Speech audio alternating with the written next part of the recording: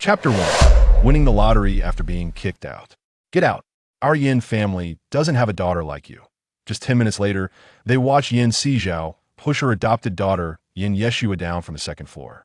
Fortunately, she wasn't seriously injured, but they vowed never to acknowledge Yin Sizhao as their daughter again. Mr. Yin, are you sure you don't want me as your daughter anymore? Yin Sizhao looked at him indifferently, her eyes void of emotion. A daughter as malicious as you wanting to enter our Yin family? Dream on. I tell you, we only have one daughter, and that is Yin Yeshua. Chen Hongmei's eyes were our EDS. Oh, what if Yin Sizhao was their biological daughter? Dad, we can't let this go. We must call the police. Yin Yeding gritted her teeth and said, Sure, call the police. Let's see if she fell on her own or if I pushed her. Yin Sizhao coldly looked at these so-called relatives. If it weren't for her heart being as hard as steel, she might have cried by now. At this point, you still refuse to repent. Yin Yeding said she was going to call the police, but was stopped by Yin Honghai, shouting, Don't call the police. No matter what, she is your blood-related sister. Making a big deal out of this won't benefit anyone. Just kick her out. Yin Honghai planned to let Yin Sizhao fend for herself. Yin Yeding looked at Yin Sizhao, revealing a cruel smile. Listen to Dad. Let's see how she survives without the Yin family's protection. Yin Sizhao glanced at this so-called brother with indifference that, as so ruthless, then she wouldn't hold back her feelings anymore. Since you don't want to recognize me, I don't want to recognize you either. Let's write a severance agreement, get it notarized, and from now on, let's not bother each other. Fine, I'll write it for you right now. Yin Honghai gritted his teeth and called in a lawyer and a notary to quickly complete all the procedures. Holding the notarized document, Yin Sizhao curled her lips into a sarcastic smile. Mr. Yin, Mrs. Yin, I hope you won't regret this in the future. Regret? We never even knew how to write the word regret. Chen Hongmei looked at Yin Sizhao with disdain, holding her adopted daughter in her arms as if they were the real mother and daughter. Yin Sizhao was not someone who cared much about blood relations, just like her adoptive parents, who never invested much emotion in her since she was little. At first, she thought her adoptive parents were just simple rural people, lacking in emotional sensitivity. That it wasn't until she overheard them saying she wasn't their biological child when she was 5 that she realized why they had always treated her with a sense of distance. It turned out they were not her real parents. She thought that if she grew up and became capable, she could find her biological parents. Unexpectedly, her parents found her. But they were indiscriminate people. That's fine. She wouldn't have to invest any more feelings into them. Well then, I wish you all the best. Yin Sizhao chuckled lightly, turning to leave with a sense of indifference and relief. She had a big prize waiting for her to claim. In her dream, not only was there extreme heat, but there was also a terrifying cold wave. 90% of the global population died due to the cold wave. The remaining 10% quickly perished due to food shortages and thin air, leaving only 1% of people barely hanging on. It was then she believed that the events in her dream were real. This meant the extreme heat and cold wave were coming soon. Originally, she had thought about finding a way to survive with her biological parents, but unexpectedly, this fake daughter had caused all sorts of trouble over the past month.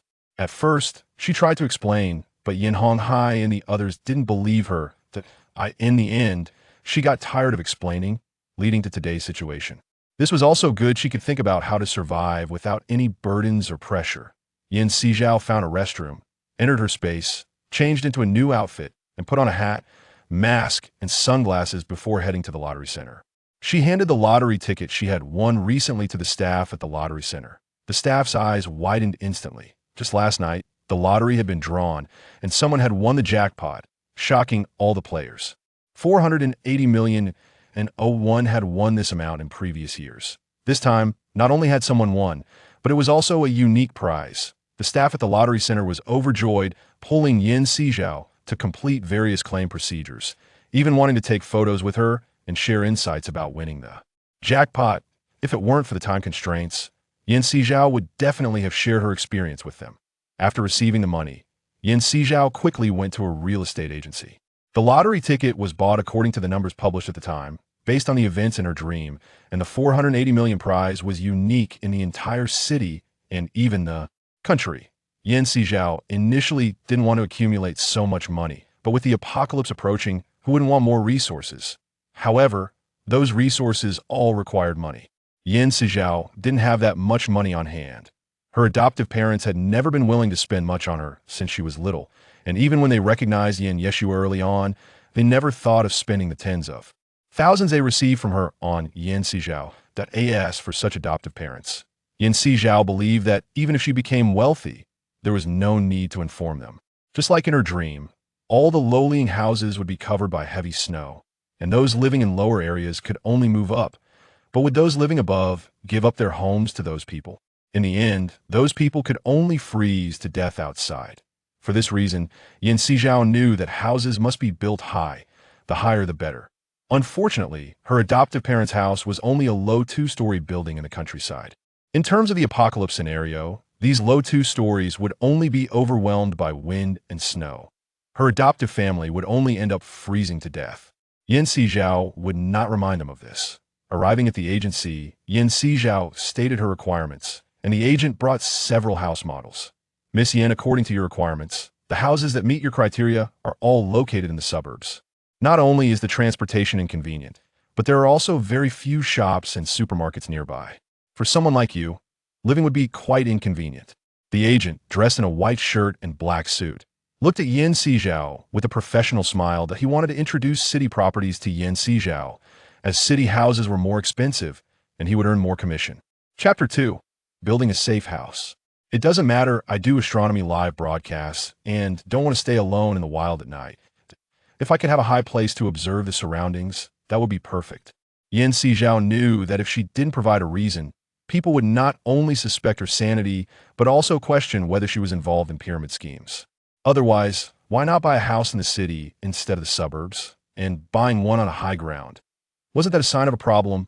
Astronomy live broadcast. Miss Yin, your job is really special. The agent smiled. Although he didn't know much about astronomy, he understood that astronomy enthusiasts liked stargazing. A girl at night on a mountain stargazing was certainly dangerous. Being at home would be different. My fans love this. Sizhao replied lightly. Is that so? Then there are just a few houses here that are suitable for Miss Yin. The real estate agent opened the floor plans and related information about the houses. Some of these houses are high up, but there are many neighbors around. Additionally, since the houses are already renovated, making changes would be quite difficult.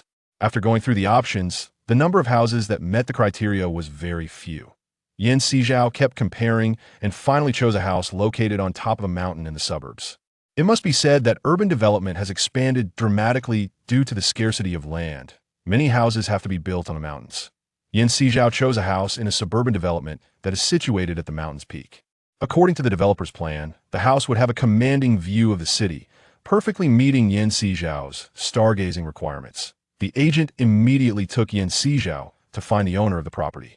After all, it was a pre-sold house, and the property Sizhao selected was purchased by someone hoping to make a profit once the value appreciated. Of course, if someone wanted to buy it, the price would certainly not be the same as what they originally paid.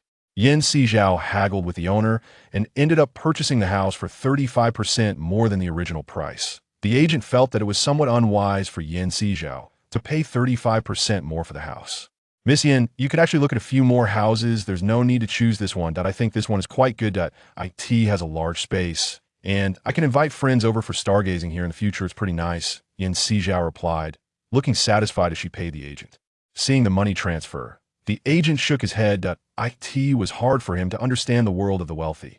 After the agent left, Sizhao looked at the bare house before her, which was 120 square meters, with 2 floors totaling 240 square meters. The space was quite large, enough for her alone. Coincidentally, this floor only had 4 households, one of which had already moved in, a single male, rumored to be a lawyer. The other 2 units were currently unoccupied. The reason Sizhao didn't choose those 2 units was that they were middle units, while hers was an end unit. End units have better lighting and views than middle units, and as a result, they are more expensive. There was also a reason for Sizhao's choice. The end unit was next to the elevator, the fire escape, and the open corridor extending to the other 2 units. If the apocalypse were to come and people moved in, she would only need to disable the elevator, secure the fire escape, and block the open corridor to prevent others from approaching her. She aimed to ensure her safety as much as possible. Thinking that there was only about half a year left until the high temperatures from her dreams arrived, Sizhao was worried that the decoration and ventilation wouldn't be completed in time. So she quickly called in the country's top construction team and stated her requirements.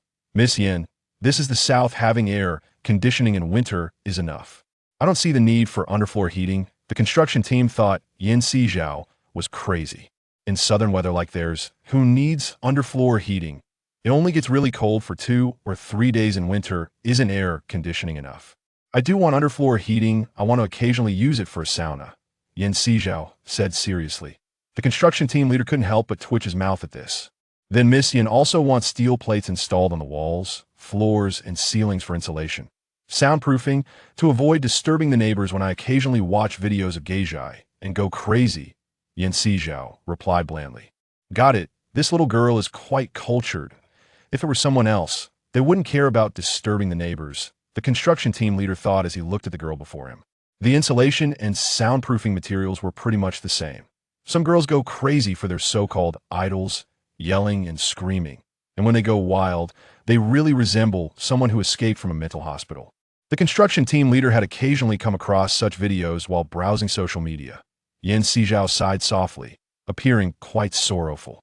The construction team leader expressed deep sympathy in his heart.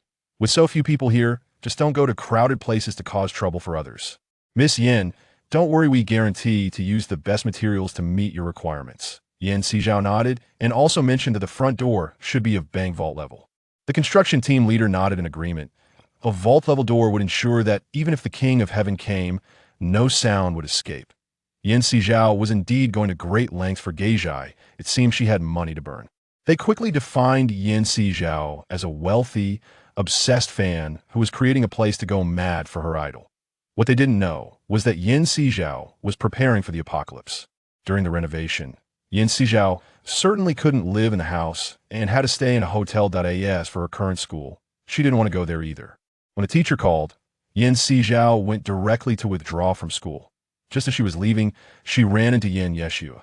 Sizhao, how dare you come to school? Yeshua's eyes widened. She thought that without the Yin family support, Sizhao would not be able to afford a place to live or even eat, let alone come back to school. Classmate Yeshua, Sizhao is here to withdraw from school, the homeroom teacher said. Noticing the tense atmosphere between the two, aren't these two supposed to be good sisters? Why does it feel like they are enemies, withdrawing from school? That's really what you should do. After all, someone who can't even afford to eat still has the mood to study. It's just a joke, Yeshua said arrogantly. Yeah, I can't even afford to eat. But you, young lady, live in luxury. That I wish you a lifetime of living in luxury and never falling to the level of a beggar, Sizhao replied with a fake smile.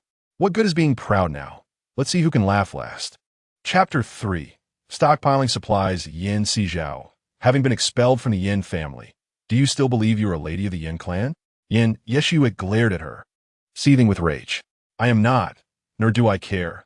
That family, whoever desires it may take it. I have no interest. Sizhao cast her a sidelong glance, burdened with more pressing matters. You may not care now, but I shall see if you still feel the same when you are reduced to a beggar. Yeshua called out to her retreating figure. Sizhao, disinterested, thought it far more prudent to accumulate supplies than to engage in futile banter. In her dream, the landscape was a vast expanse of white. The trees lay frozen under layers of snow, at least 3 or 4 stories deep, reminiscent of scenes from the film The Wandering Earth. Sizhao recognized that without adequate preparation, they would perish from the cold. Thus, she resolved to gather provisions, everything necessary for her survival. With her spatial capabilities, she felt a degree of security, though she preferred not to rely on it excessively. Once Sizhao departed, Yeshua hastily informed her parents and brother of her expulsion. Everyone was aware of Sizhao's withdrawal from school, yet no one offered a word of concern. In their eyes, it was as if this daughter had never existed. Yeshua reveled in the silence of the family group chat, thinking, what does it matter if Sizhao is a true heiress? In the end, she was still driven away by this false heiress. Yeshua dragged her classmates to class, indifferent to whether Sizhao ended up scavenging and becoming a beggar. Meanwhile, Sizhao compiled a list of essential items to procure. In the sweltering heat, Air conditioning, refrigerators, and cold beverages were indispensable. As the cold wave approached, warmth would become critical, particularly when the temperature plummeted to -70 or 80 degrees, or soared above 100. Mere thermal measures would not suffice. Oxygen would emerge as a vital necessity. Sizhao contemplated the need to acquire oxygen-generating equipment and various devices to measure oxygen levels, ensuring she had ample breathing space. As for food, she remembered the assortment of poultry, chickens, ducks, cattle, sheep, and pigs she had collected over the past month, along with the vegetables, fruits, and grain she had planted. Thus, sustenance was a lesser concern.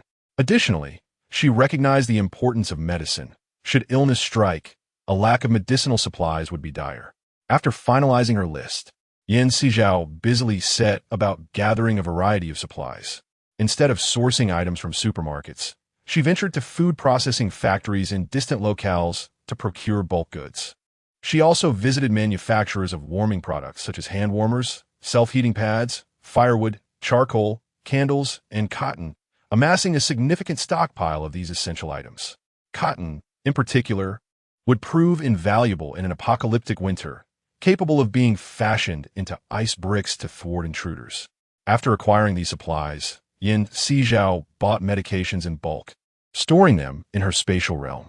Finally, she sought out oxygen-generating equipment and various fuels, along with an assortment of cold-weather clothing in multiple sizes. After all, who can guarantee that her figure will remain unchanged in the future, that her clothes will still fit? Sizhao meticulously compiled a list of the items within her space, reflecting on whether she had overlooked anything. After calculating the funds in her card, which amounted to over 100 million, she decided to purchase dozens of tables laden with seafood, such as lobsters, abalone, and king crabs, along with a lavish array of dishes and snacks. She reasoned that if the weather turned excessively cold, she might not even feel inclined to move. With these sumptuous meals at hand, she could afford to exert less effort. Sizhao diligently allocated her funds, while concurrently instructing the construction team to transform her abode into a veritable fortress. Even the windows were replaced with a new type of ultra-durable, low-temperature resistant glass. Of course, this was not foolproof, as no glass currently existed that could withstand temperatures below -200 degrees. Sizhao had perused the records. Earth had indeed experienced ice ages before, with temperatures plummeting to around -250 degrees. What such a temperature entailed remained a mystery to her. However, after watching The Wandering Earth, she had gained some understanding of extreme temperatures. At -70 or 80 degrees, one needed to don thick clothing and carry oxygen tanks, let alone venture outdoors without protective gear, which would be tantamount to courting death. With these thoughts swirling in her mind, a sense of unease crept in. It was imperative to further fortify her home. Upon inspection, she discovered that the materials used in the construction were indeed environmentally friendly, lightweight, durable, and non-toxic. Most importantly, the level of protection was comparable to that of a bank vault. "Miss Yin, is there anything else that needs improvement?" inquired the construction team leader, glancing at her. This young lady was quite generous with her payments, prompting them to utilize only the finest materials. However, he wondered whether she would be satisfied. "Currently, no. I will reach out if any issues arise," Sizhao replied, shaking her head and contentedly settling the final payment. "Very well, Miss Yin. Should you need anything in the future, do not hesitate to contact us," the construction team leader said as he led his crew away. Sizhao then called the store to arrange for the delivery of the furniture she had purchased. On that bustling day at home, as she was engrossed in her tasks, the door next door swung open, revealing a strikingly handsome face that could incite envy in both gods and men. Sizhao was taken aback by the sight. This face had appeared in her dreams before. Encased in ice amidst a frozen landscape, the man resembled a slumbering figure, his visage eternally frozen in time. She recalled being captivated by his beauty, reaching out to brush the snow off the ice in an attempt to see his features more clearly, only to feel a shift within her body, followed by the sudden manifestation of her spatial realm in her mind. Initially, she had believed it was merely a dream, but upon awakening and focusing her thoughts, she promptly entered her space. It was then that she realized she truly possessed this extraordinary realm. Thus, it seemed that her spatial domain might indeed have been awakened by this man. Yet, what connection did he have to her space? Sizhao pondered this internally, while outwardly greeting the man with a composed demeanor. "Hello, I am your new neighbor, Sizhao. I look forward to your kindness in the future." Miss Yin appears quite youthful. "Is this house solely yours?" Xian adjusted his glasses on the bridge of his nose. "Fortunately, the renovations only occurred during the day and not at night. Otherwise, my sleep would undoubtedly be affected." "Yes," Sizhao nodded.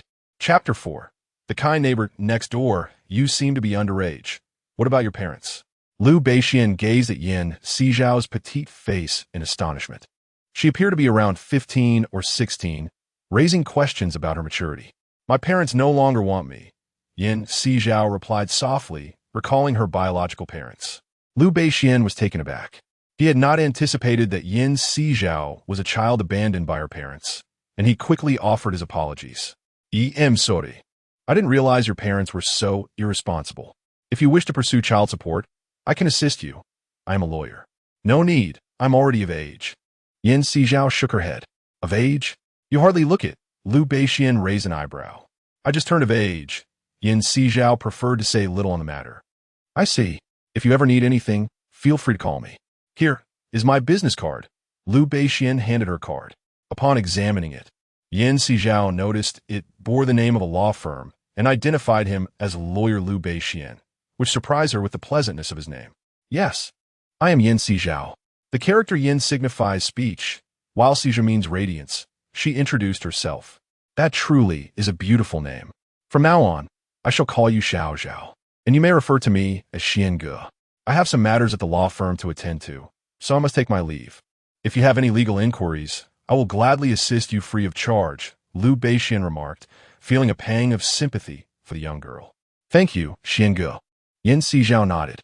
After seeing Xian off and ensuring her belongings were in order, she indulged in a shopping spree until her funds were entirely spent, accumulating a substantial stockpile of supplies. As October arrived, one would expect the weather to grow increasingly chilly, yet it surprisingly remained quite warm. According to the calendar, it was already autumn. Even if it was warm, it should not have been as hot as summer. However, the persistent high temperatures prompted many, including Xian, to prefer staying indoors rather than venturing outside. With little pressing business at the law firm, he often found solace in the comfort of his home, only venturing out at night to procure food. A few times, Sizhao heard him leave late at night and contemplated reminding him to stock up on supplies. However, reconsidering their unfamiliarity, she decided against raising any suspicions and refrained from mentioning it. Over the following days, the temperature continued to rise. Sizhao observed on her phone that many were lamenting about the unbearable heat, exclaiming it was akin to being scorched alive. There are whispers that in the equatorial nations, the heat has claimed numerous lives, prompting many affluent individuals to seek refuge in Europe to escape the sweltering temperatures. Meanwhile, the less fortunate languish at home, enduring the oppressive heat and tragically succumbing to heat stroke. Consider the merciless temperatures there, with outdoor readings nearing 55 degrees, a veritable furnace for the human body. The local authorities have even issued red alerts, advising citizens to venture outdoors only when absolutely necessary. Consequently, most people now remain indoors during the day, emerging only at night. Supermarkets and farmers markets have declared that they will remain closed during daylight hours, only opening as the sun begins to set. Sizhao sat at home, indulging in ice cream while scrolling through her phone, absorbed in various discussions until a knock echoed at her door. Peering through the peephole, she spotted Xian standing outside. Upon opening the door, she inquired with curiosity, "Brother Xian, is there something you need? I noticed you haven't ventured out to gather supplies in several days. So I brought you some food," he replied.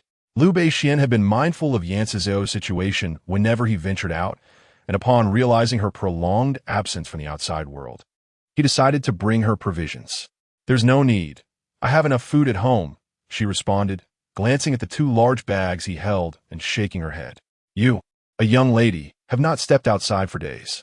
Surely, there isn't much food available at home. Please take the bags inside." If you find you're lacking anything, just let me know. I can always go out to shop in the evening. Despite the outdoor temperature being lower than during the day, it remained quite uncomfortable. Brother Xian, wait a moment. How much do these items cost? I'll transfer the money to you. Yan Sizhao was reluctant to feel indebted. Although money had little value in the current world, she did not wish to owe Liu Beixian anything. Don't worry about it. It's just a small amount, he replied, closing the door behind him. Yan Sizhao glanced back at the door before bringing the items inside. Liu Beixian had prepared a substantial assortment of food and drinks, all of which were health-conscious choices. Yan Sizhao appreciated his thoughtfulness.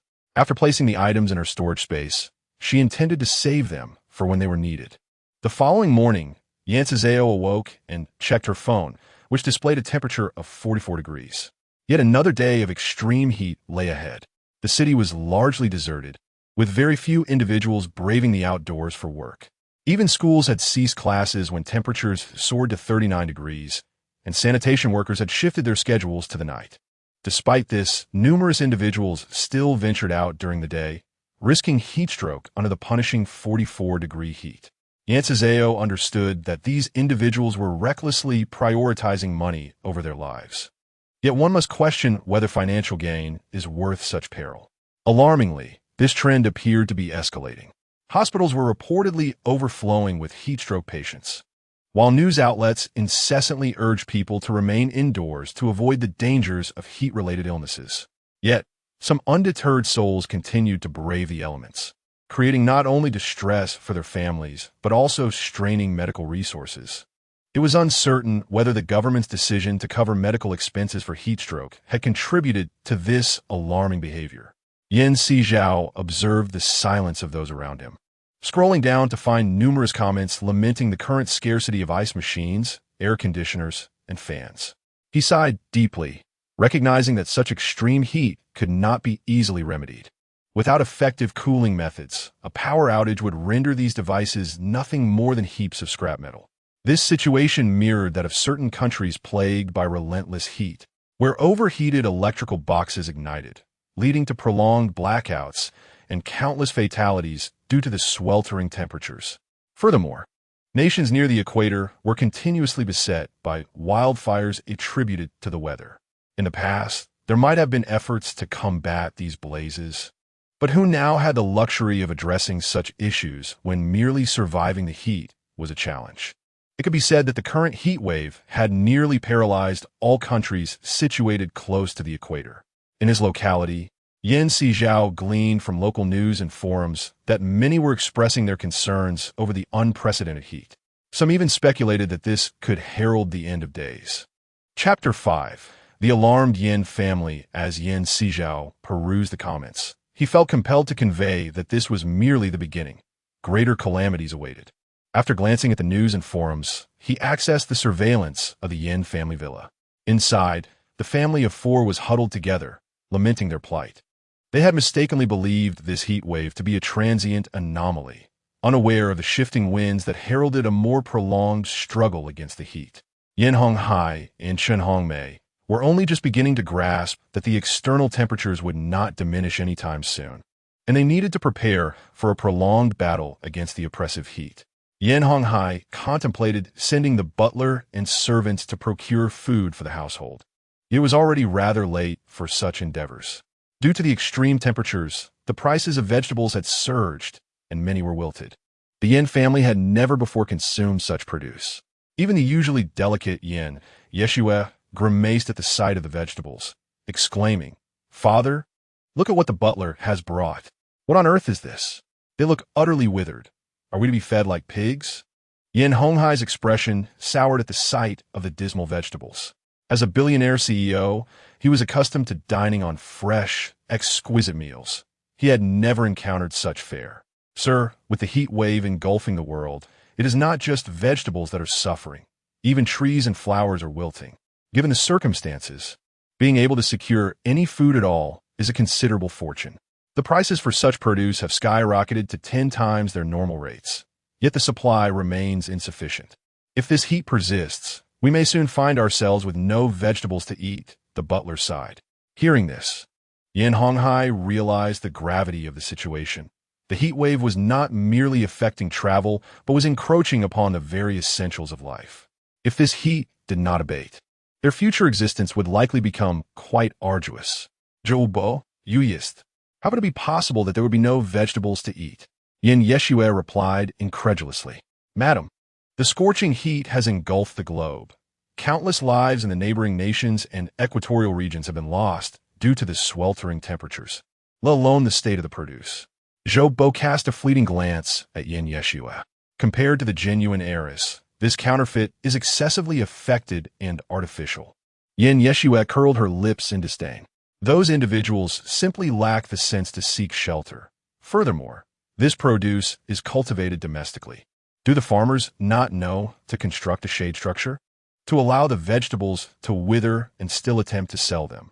Are they truly driven mad by their desire for profit? Zhoubo's voice bore a hint of desolation. Yin-Yeshue found his words hard to believe. Zhoubo, cease your nonsensical talk. Our nation is formidable. There is no way we would experience power outages. Aren't many regions currently implementing artificial rainfall and cooling measures? She retorted. But where there are no clouds, how can there be rain? Moreover, this intense heat cannot be alleviated by a mere shower. Zhoubo sighed lightly. The neighboring nations are suffering from power outages due to the heat, resulting in numerous fatalities. The death toll has risen so high that no one is counting the exact number of lives lost. They are unaware of how many have perished, only aware that the borders are restless, with many refugees fleeing from neighboring countries under the equator during the night. Those with means believe the apocalypse is upon us. Many have contemplated seeking refuge in the frigid polar regions, where temperatures are significantly lower than at the equator. Upon hearing this, Yin promptly addressed Yin Honghai. Father, look at this relentless heat wave lasting for over 10 days. If this continues, even if we remain indoors, we could succumb to heat due to potential power outages. Should we not head north? The temperatures there are lower, making it an ideal escape. Yes, let us journey north to see the polar bears, Yin-Yeshue exclaimed with excitement. Head north? In this enduring heat, the temperatures there are only marginally cooler. Besides, the news has reported melting glaciers in the Arctic and Antarctic, resulting in rising sea levels. It seems that region is not peaceful either. Yin Honghai shook his head. He had been closely monitoring various developments over the past few days and had identified numerous issues. Traveling to the Arctic is truly impractical at this juncture. Without sufficient provisions, we would only face starvation. What then shall we do? Yin was at a loss for solutions. At merely 21 years of age, he was only 3 years older than Yin-Yeshue. As Zhoubo continued, despite his dislike for the dish, he still brought a morsel to his lips. Old Yin, do you think this could be the apocalypse?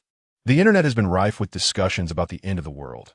If it truly is the end, we must prepare ourselves. Shen Hongmei expressed her anxiety. Setting aside everything else, these recent changes, are they not harbingers of doom? Mother, do not frighten me. Our family possesses no special abilities, Yin-Yeshue gasped. If this were indeed the end of days, was there any hope for them? Do not worry, Xiaoxue. With father and me here, you shall not come harm. Yin assured her as he placed a piece of chicken into her bowl. I recall having come across a phrase that states, after great heat, there follows great cold. This warmth cannot endure indefinitely. It is highly probable that following this heat, the coldest winter shall arrive. Yin Honghai spoke up. Father, please do not frighten me. If it becomes exceedingly cold, shall we not perish from a chill? Yin-Yeshue's body trembled slightly. In her idle moments, she often indulged in novels, one of which mentioned that after a period of great heat, there would inevitably be great cold, strikingly similar to their current circumstances. Yin Honghai, with a rational demeanor, remarked, we must choose a residence at a higher elevation and implement measures for insulation and warmth. Chen Hongmei, upon hearing this, could no longer contain herself and promptly picked up her phone to search for a house. Yin Sizhao, unaware of the astute observations made by Yin Honghai and the others, had already settled on a location in her own neighborhood. Coincidentally, they had chosen 2 adjacent houses next to their own building. Chapter 6. They moved next door that evening. Yin Sizhao heard considerable commotion outside the door. Peering through the peephole, she spotted a group of individuals at the far end of the open corridor, some of whom appeared familiar. Hastily, Yin Sizhao rushed to her computer to access the surveillance footage of their floor, discovering that those individuals were none other than Yin Honghai and his companions. Damn it, they've actually found this place, she thought, watching as they entered one of the houses across from hers, then proceeded to inspect another. It seemed they had indeed purchased the property. Had they also sensed that the bitter cold was approaching? Glancing at the time, she realized it coincided with Liu Beishuan's routine to go out for supplies and quickly dialed his number. Mr. Liu, are you preparing to head out? Yes. Is there something you need me to bring? Liu Beishuan replied, just as a knock echoed from outside. He was about to open the door when Yin Sizhao interjected. Mr. Liu, please do not open the door. Those outside are the ones who just viewed the two houses next door, and they bear a grudge against me. You must not open the door. Liu Beishuan paused momentarily. All right, I shall not open it. But how do you know they are your adversaries?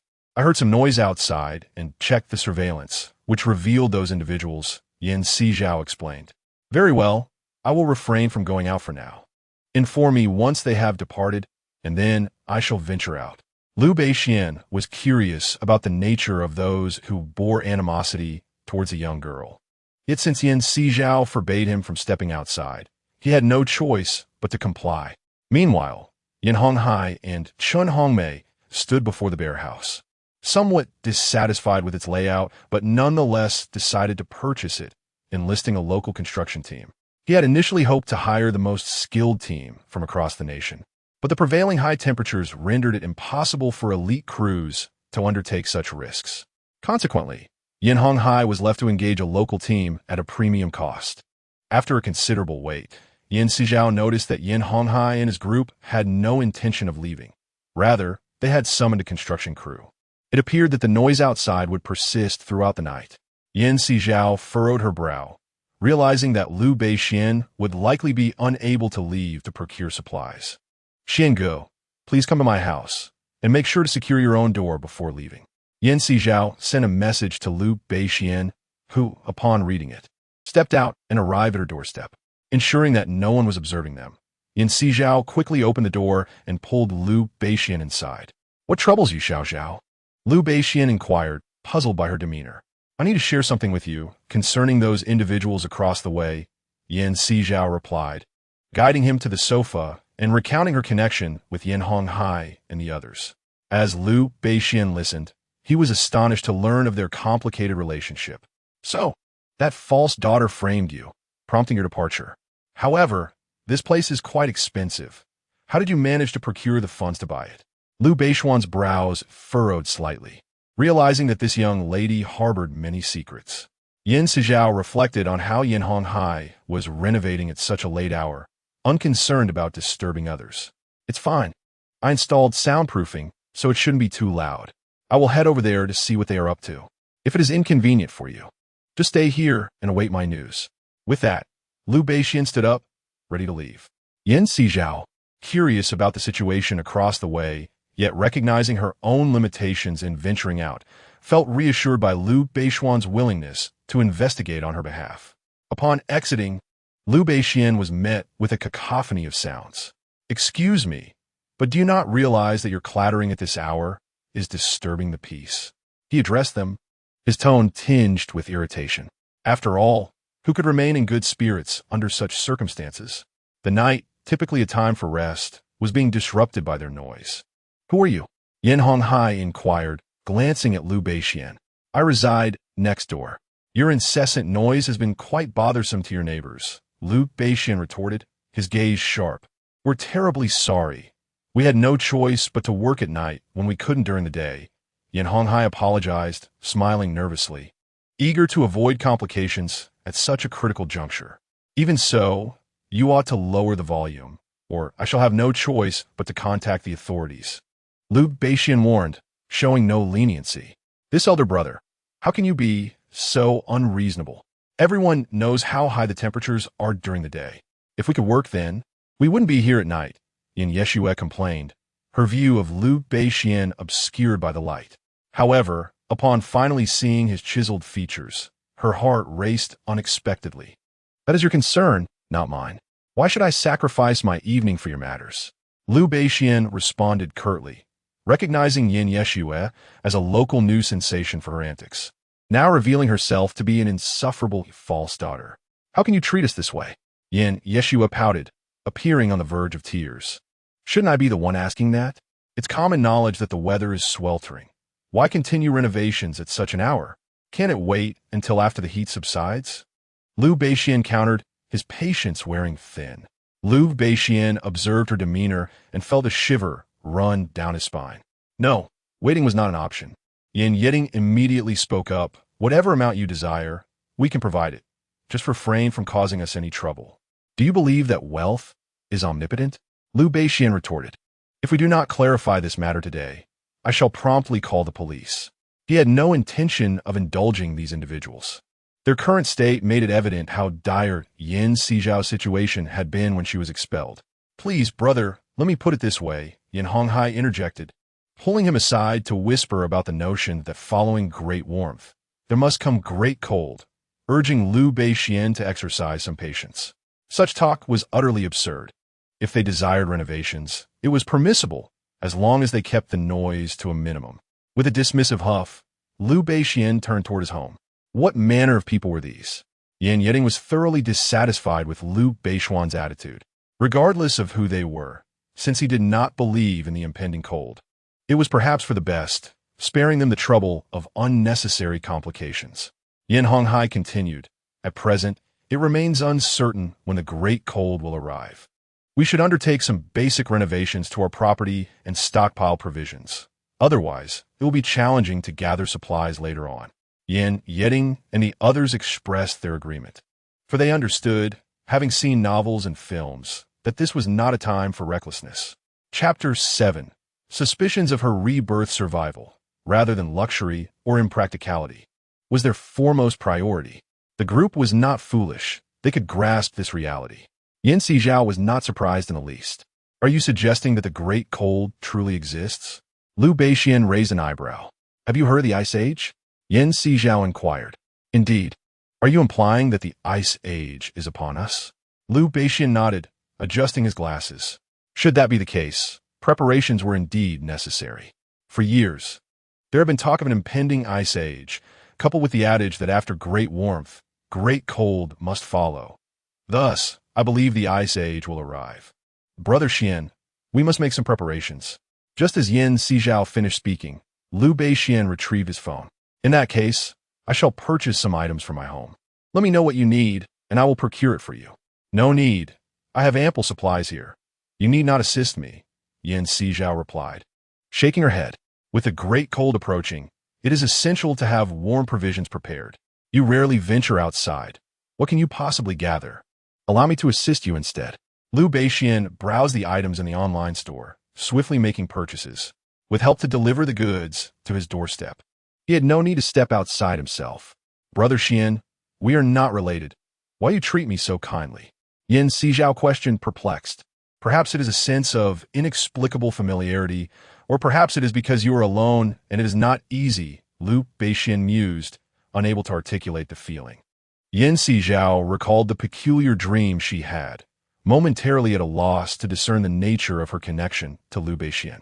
In any case, Liu Beixian ordered a considerable number of items, and the delivery personnel, attracted by the generous commission he offered, eagerly rushed to fulfill the orders, bringing the goods right to his door. Due to the heat, Yan Honghai and others briefly addressed the renovation matters before departing. Consequently, they missed the moment when Liu Beixian sent someone to deliver items. Sizhao, observing the numerous belongings Liu Beixian had procured, reflected that the sturdiness of his home seemed inferior to her own. She then ventured to suggest, Brother Xian, the insulation of your home likely pales in comparison to mine. I have installed steel plates and insulation materials. Why not store everything at my place? You could also move in with me, as my home offers ample space. As Sizhao proposed this, a wave of apprehension washed over her. She and Liu Beixian were not particularly close. Would he misconstrue her invitation as having ulterior motives? Liu Beixian glanced at her, his profound eyes flickering with curiosity. You invite me to stay at your home. Are you not concerned about my potential intentions? How could that be? A person as commendable as Brother Xian would never harbor any ill intentions towards me, she replied, recalling how she had only gained her space after encountering the frozen Liu Beixian in her dreams. Without him, accumulating such an abundance of supplies would have been impossible. And thus, regardless of his demeanor in reality, she firmly believed him to be a genuinely good person due to the space he had granted her in her dreams. "You are quite the kind-hearted young lady, unafraid of deceit," Liu Beixian remarked with a soft sigh. Sizhao nodded in affirmation. "Brother Xian, please come in."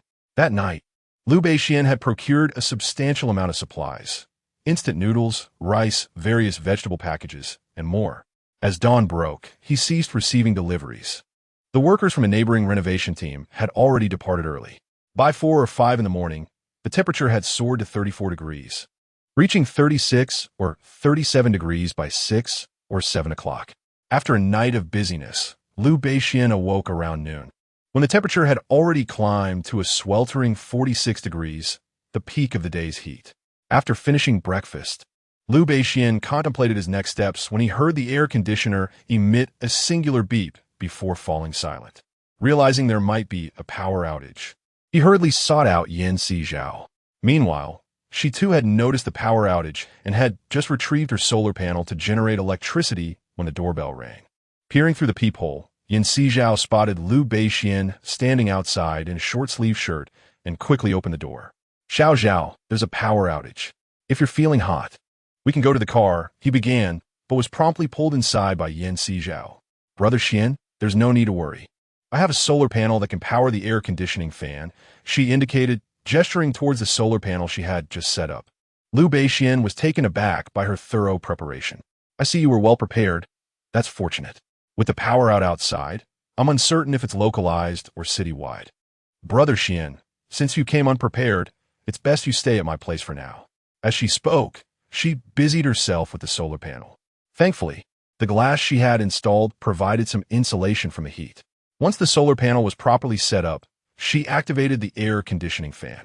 Though the small fan lacks the efficacy of an air conditioner, Sizhao has managed to lower the indoor temperature significantly by installing several air cooling fans. Furthermore, by placing large blocks of ice in front of other fans, the room's temperature has been reduced even further. The thoroughness with which Sizhao has prepared suggests she anticipated such circumstances. Liu Beixian gazed in astonishment at the 5 or 6 fans Sizhao had set up, pondering how it was plausible for anyone to possess such a number of fans in their home. It was evident that Sizhao had come well prepared. "Initially, I was unaware of the situation. It stemmed from a dream I had, where I experienced both searing heat and biting cold, culminating in a vision of you encased in ice and snow. At first, I dismissed it as mere fantasy, until certain elements began to manifest in reality, leading me to realize that the dream was not fictitious." As Sizhao spoke, she retrieved a cold drink from the refrigerator, remarking that on such a sweltering day, indulging in a refreshing beverage was essential. Understanding dawned on Liu Beixian as he accepted the cold drink, expressing his surprise. It was curious that, despite being two individuals seemingly unrelated, there was an undeniable connection between them. He hesitated, leaving his thought unfinished. "Unless," Sizhao questioned, gazing at him in confusion. "Unless what?" Liu Beixian's eyes bore a complex expression. "Are you suggesting I have been reincarnated? Yet if that were the case, how could I remain oblivious to the circumstances of my demise?" Sizhao's brows furrowed in thought. Chapter 8. This is a prophetic dream. Liu Beixian reclined on the sofa, sipping his cold drink. Forget the notion of life as ups and downs. The dream ceased after our encounter, and I am entirely ignorant of what transpired thereafter. Sizhao realized her only course of action was to implement the best protective measures based on the events of her dream. After a moment's contemplation, Liu Beixian remarked, "You mentioned the dream ended upon meeting me. This implies your form in the dream was not your true self. Perhaps you're not reincarnated, but are experiencing a prophetic dream." "A prophetic dream? That seems implausible," Sizhao countered. "If it were prophetic, then your being encased in ice seems unlikely." She shook her head, troubled by the implication that her dream foretold Liu Beixian's demise. "Life is fraught with unforeseen circumstances, and if fate decrees my end, there is little I can do.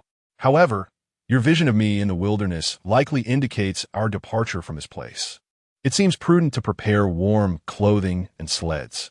Lu Bixuan maintained a nonchalant attitude toward life and death. Speaking of which, you Haven T mentioned your parents. Sizhao prodded, though she had no desire to pry into his affairs. Yet, given the current situation, it was perplexing that Lu Bixuan had not reached out to them. My mother has passed away, and my father divorced her long ago to remarry. I have no knowledge of his whereabouts. Lu Bixuan replied, shaking his head. It appears we share a similar fate, Lu Bixuan. Let us join forces and navigate life together, Sizhao suggested, then recalled the personnel at Lu Bixuan's law firm. What the people at your law office? It is beyond our control. Each person has their own destiny. If we were to disclose the potential consequences to them, they might very well turn their ire upon us, leaving us in a perpetual state of unease. Lu Bixuan possesses a profound understanding of human nature. Who can guarantee that those individuals, driven by self-interest, would refrain from actions detrimental to their own well-being? It is already a considerable challenge to ensure their own safety. Sizhao pondered momentarily, nodding slightly in agreement. Thus, there is no need to inform anyone. By the way, while we have this moment, why not arrange your living space and determine where I might best reside? Lu Bixuan turned his gaze towards Sizhao. I have already organized this. The duplex is quite spacious, with a master bedroom on the lower floor and another on the upper floor. You can have the lower one, while I shall take the upper. Does that arrangement suit you, Xinge? Sizhao mused that the size of the duplex had its advantages, as it would help avoid any potential awkwardness between them. No objections here. Lu Bixuan was not particular. As long as he had a place to rest, he was content. Would you like to take a moment to rest now and move your belongings later tonight? Sizhao inquired, glancing at Lu Bixuan. Originally, everyone maintained a routine of working during the day and resting at night. However, the sweltering heat had compelled everyone to rest during the day and work at night instead. Lu Bixuan, having purchased items throughout the previous night, likely had not yet enjoyed sufficient rest. Is it convenient for you? I haven't moved my things yet, Lu Bixuan remarked. Looking at Sizhao, what inconvenience could there possibly be? I have already tidied the room. If you wish to rest, you may do so at any time. Sizhao replied, leading Lu Bixuan to the room. Although the square footage of the houses was identical, the layout of the corner unit differed from that of the interior ones. Lu Bixuan's master bedroom was positioned against the outer wall, where the temperature was notably higher than in the living room. Upon entering, Sizhao immediately felt a stifling warmth. Given the oppressive heat outside, she opted not to open the window. Even if she did, the hot air from outside would merely circulate within. I shall fetch the electric fan, Sizhao declared, preparing to retrieve it. You should rest. I can handle this myself. Lu Bixuan declined her assistance and went to get the fan. Very well, Xinge. Do bring a couple more. I have quite a few fans here, Sizhao added, producing various sizes of fans. Lu Bixuan gazed at the array of fans, momentarily questioning his existence. In such sweltering weather, she had even prepared a mat for playing mahjong, a quintessential summer bedding essential. Moreover, Sizhao had thoughtfully provided him with slippers, which was quite convenient. However, the absence of sleepwear posed a slight challenge. In just a few short minutes, he had already sensed the intensity of the heat outside. There was not a hint of cool air, only the rising heat enveloped them. One might reasonably expect that being situated on a mountain at an elevation of 100 meters could offer a cooler respite compared to the plains below. Yet, given the high temperature here, the heat down below would likely be even more unbearable. Upon entering Sizhao's home, Lu Bixuan relished the refreshing breeze that greeted him. Returning to his room, Lu Bixuan changed into his pajamas and lay down on the mahjong mat to rest for a while. Upstairs, Sizhao peered through her astronomical telescope, gazing down at the mountain. From her vantage point, she could observe certain happenings in the city below. At that moment, most of the townsfolk were devising various strategies to cope with the power outage. Some rummaged through their refrigerators for cold drinks, while others sought refuge in underground garages, hiding in their vehicles. Every conceivable solution was being explored by the populace. Similarly, the Yin family, upon the onset of the power failure, transitioned from panic to resourcefulness, ultimately retreating into their cars to activate the air conditioning. How could such a sudden blackout occur? In this sweltering heat, a power outage felt akin to a death sentence. Dad, please call the property management and inquire if they have a backup power supply. Yeshua shouted from inside the vehicle. Surely, a high-end residential complex would possess a backup power source. It was merely a question of when they would activate it. On such a scorching day, they likely feared even stepping outside. Yin Honghai was well aware that a backup power supply existed. In such circumstances, who would take the initiative to activate it? The temperature outside was capable of scorching anyone. It was truly lamentable that the management could not anticipate such a situation and station someone there. If someone had been assigned to that duty, many of these issues could have been avoided. Xiaoxue, no one can predict such events. For now, we can only hope the management dispatches someone to resolve this matter promptly, Yin Yeding remarked, casting a glance toward Yin Honghai. Chapter 9. Heatwave Power Outage. Dad. The situation is becoming increasingly chaotic. We must prepare ourselves, she implored. Indeed, I too recognize that conditions are deteriorating. Let us see if power is restored by nightfall. If it returns, we can have the renovation crew expedite the work on the house. At this point, we cannot afford to dwell on trivialities. Given the harsh environment, we must stockpile supplies in advance. Otherwise, as time progresses, resources will be depleted, and acquiring necessities will become exceedingly difficult. Yin Honghai reflected on how the global populace was acutely aware that this heat wave was unprecedented. Many had likely concluded that it could herald an apocalypse. Consequently, those amassing supplies would be numerous. Thus, if they did not act swiftly, even with financial means, obtaining resources could prove elusive. We have been woefully slow to react. Had we recognized the anomaly sooner, we could have made arrangements ahead of time. Yin Yeding expressed with a hint of regret. It's futile to dwell on it now. Yin Honghai sighed softly. Dad, renovating the house is too cumbersome. We might as well purchase the adjacent property, Yin Yeshua suggested, recalling Liu Beixian's home next door. Rather than laboring intensively on renovations, it would be simpler to acquire someone else's house. No, their house undoubtedly lacks insulation. Purchasing it would necessitate dismantling the existing renovations to install heating facilities, which is far too time-consuming. Yin Honghai shook his head. So our primary focus should be on insulation? Yin Yeshua grasped the point. The height of the house was one condition, but the second condition was the necessity of adequate heating. Otherwise, they would not survive the impending cold wave. Indeed, a house without insulation is of no use. If the temperature were to plummet to minus 50 or 60 degrees, the houses here would be utterly inadequate to withstand the frost. Yin Honghai's words were unequivocal. This is also why they opted not for ready-made homes, but rather for bare shells. However, wouldn't it take an inordinate amount of time to renovate such a house? Father, can we truly endure that long? Yin Yeshua voiced her concerns. Therefore, let's first renovate one of the houses while the other serves as a storage for supplies. Once the current house is completed, we shall then attend to the renovation of the second dwelling. As Yin Honghai spoke, he cast a glance at Yin Yeding. Little Ting, accompany me to the house tonight. I will supervise the workers, while you place all the purchase supplies in the adjacent area. Yin Yeding nodded. Understood. Then it is settled. Tonight, Little Ting and I will take action, while you two, mother and daughter, remain at home. Secure the doors and windows, and be wary of thieves and other such dangers. Yin Honghai noted from the news that many believe the end of the world was approaching, leading to a surge in thefts and robberies, particularly in affluent neighborhoods. Multiple incidents had been reported. Now, he felt a twinge of anxiety whenever he ventured outside, worrying about the situation at home. Father, why don't we accompany you? What if something dangerous occurs while we are left behind? Yin Yeshua thought of Liu Beixian's striking visage, stirring an inexplicable feeling within her. Yin Honghai glanced at her through the rearview mirror and nodded slightly. We shall head over once the electricity is restored tonight. This way, she would have the chance to see Liu Beixian. How delightful! Yin Yeshua mused. Yet little did she anticipate that, as the sun dipped below the horizon, the power had still not returned.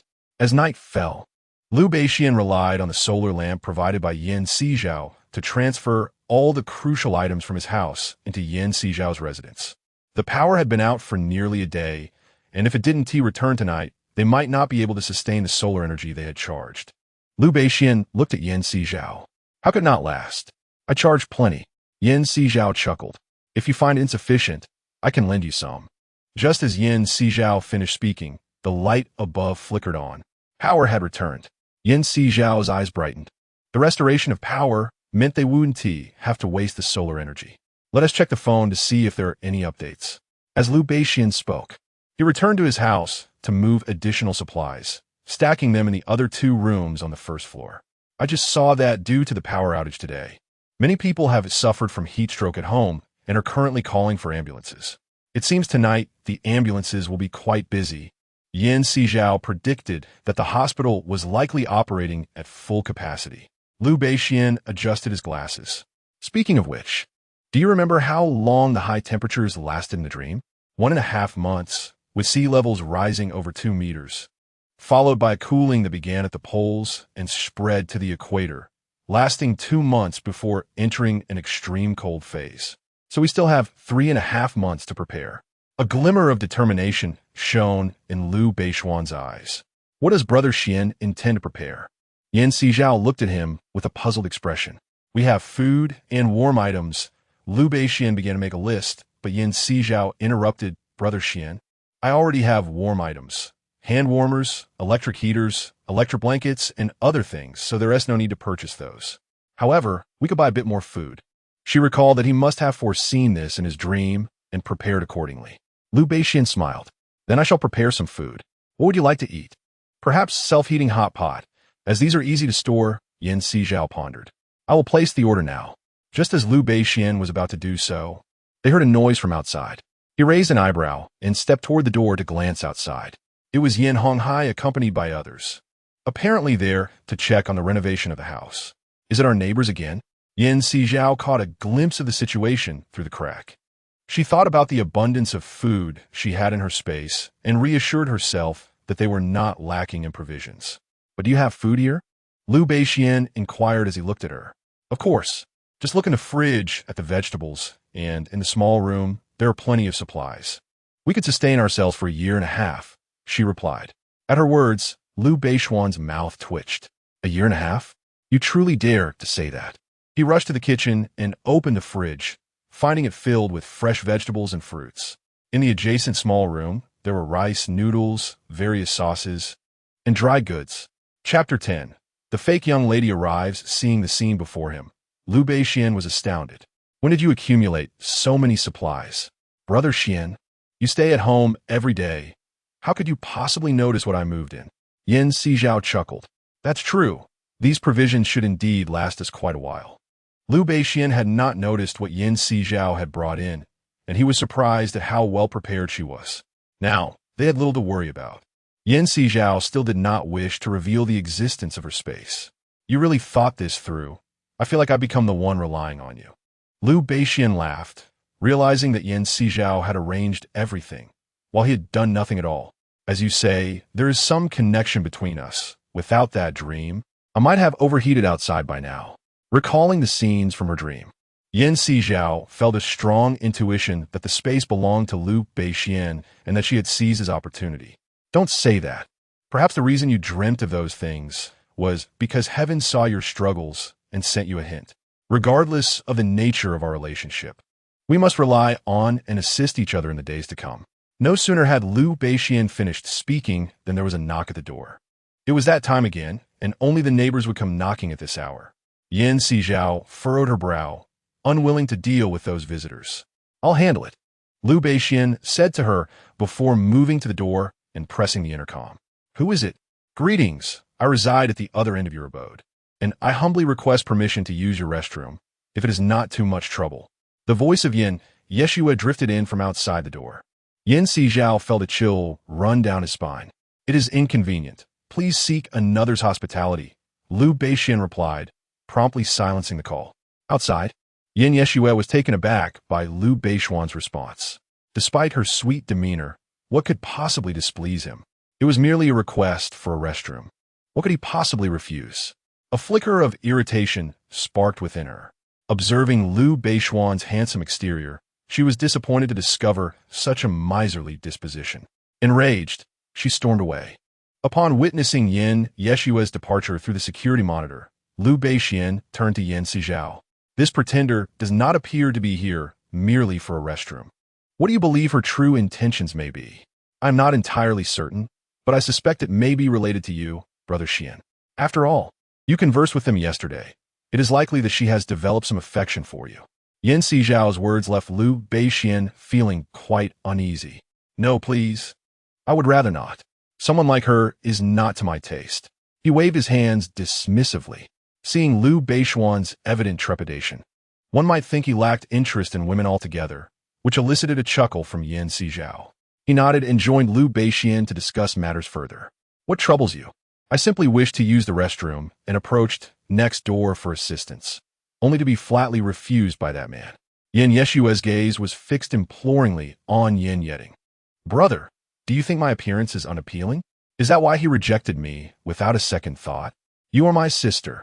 How could you possibly be unappealing? Yin Yeding reassured her, taking her hand. Never mind, brother, it is but a trivial matter. We should focus on preparing our supplies. Yin Yeshua insisted, grasping his hand. To quarrel with Liu Beixian over such a minor issue would be utterly foolish. They ought to prioritize their own concerns. When the harsh winter arrives, she doubted Liu Beixian would remain indifferent to their need for resources. She awaited the day he would come seeking their assistance. My dear sister is astute and sensible. I have already arranged for supplies to be delivered. They should arrive shortly. We must ensure everything is stored properly to avoid spoilage. Yin Yeding's thoughts shifted from Yin Yeshua to the supplies at hand. None could foresee what changes the future might hold. They could only strive to secure their well-being. Very well. Yin Yeshua nodded obediently, following Yin Yeding as they awaited the arrival of their provisions. They had the supplies brought into the house and did not leave until the early hours of the following morning. As tranquility returned outside, Yin Sizhao stretched and yawned. Brother Xian, as there is little left to attend to, it would be wise for you to retire early. And you as well. Liu Beixian nodded, ensuring that no one would disturb them before heading towards his room. Yin Sizhao ascended the stairs, lying in bed until the late afternoon before rising to prepare a meal. Liu Beixian had just awakened and, upon seeing that Yin Sizhao had already prepared food, was not at all surprised. Good morning, Liu Beixian greeted. Good morning. Yin Sizhao replied with a nod. What are your plans for later? Liu Beixian inquired. I intend to install surveillance cameras next door. Yin Sizhao's words caught Liu Beixian off guard. Surveillance cameras? You wish to monitor them? Liu Beixian had anticipated a different conversation. Not this. One should harbor no ill intentions, yet remain vigilant. Who knows what they might do to us in the future? Yin Sizhao had no inclination toward voyeurism. Her motive for surveillance was to ascertain whether they might launch an attack under extreme circumstances. Liu Beishuan's gaze shifted slightly. He was not entirely familiar with the nature of the other party.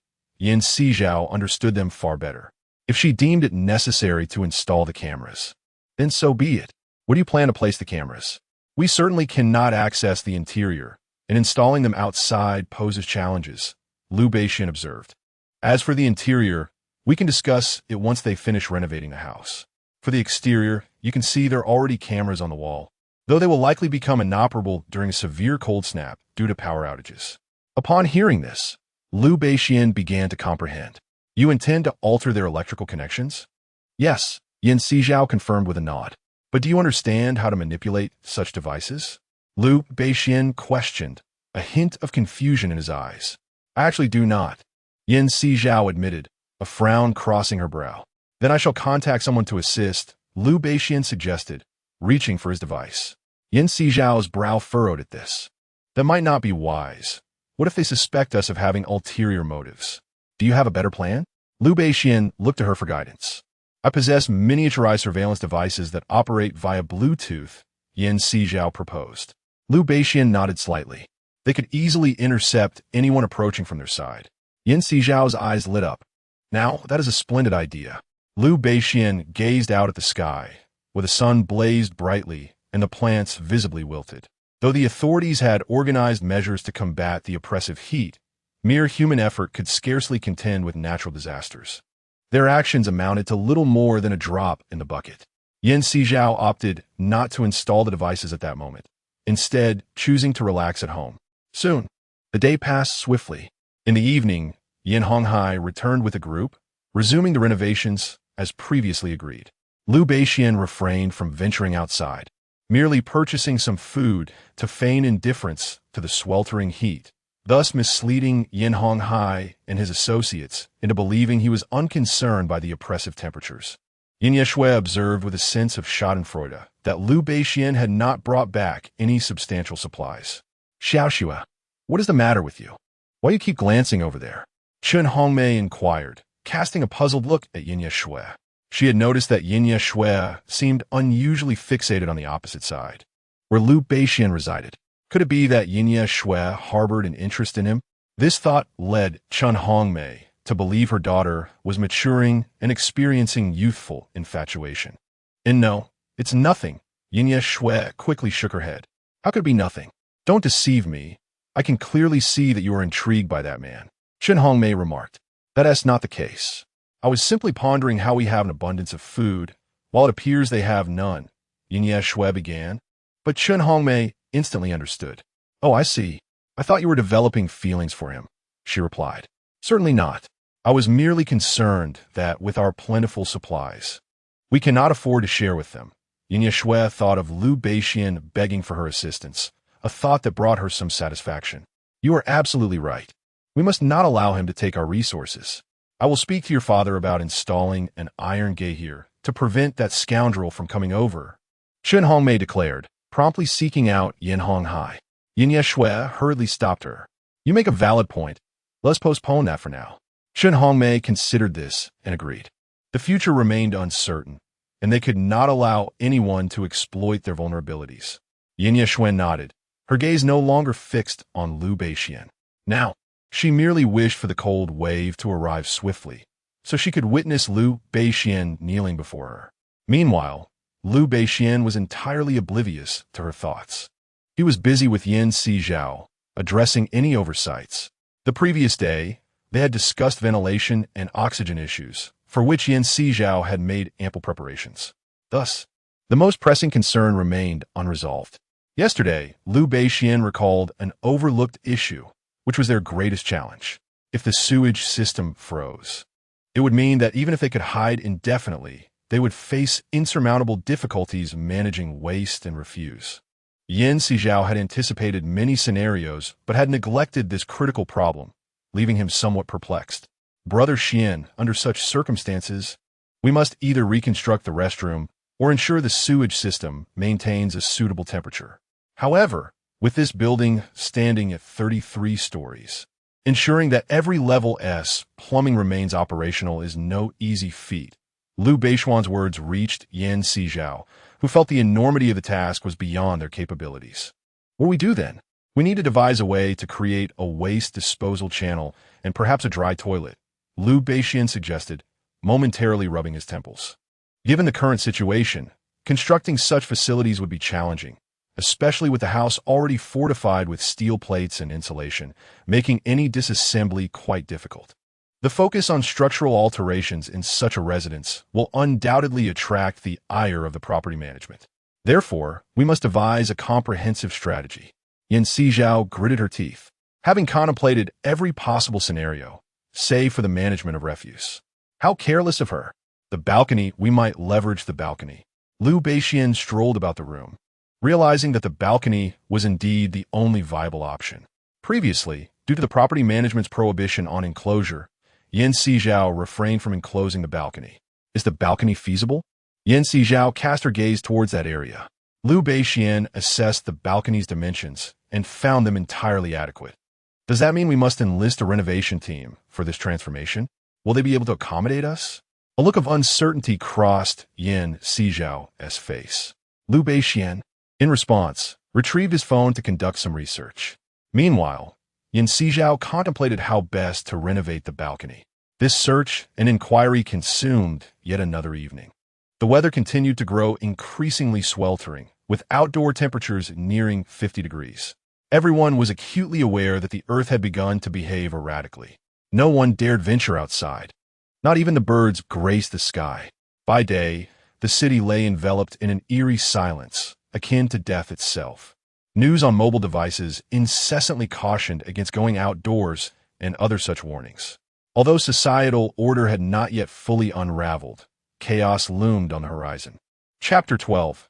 The physics class representative speaks on the cold wave. When Sizhao awoke, it was yet another afternoon.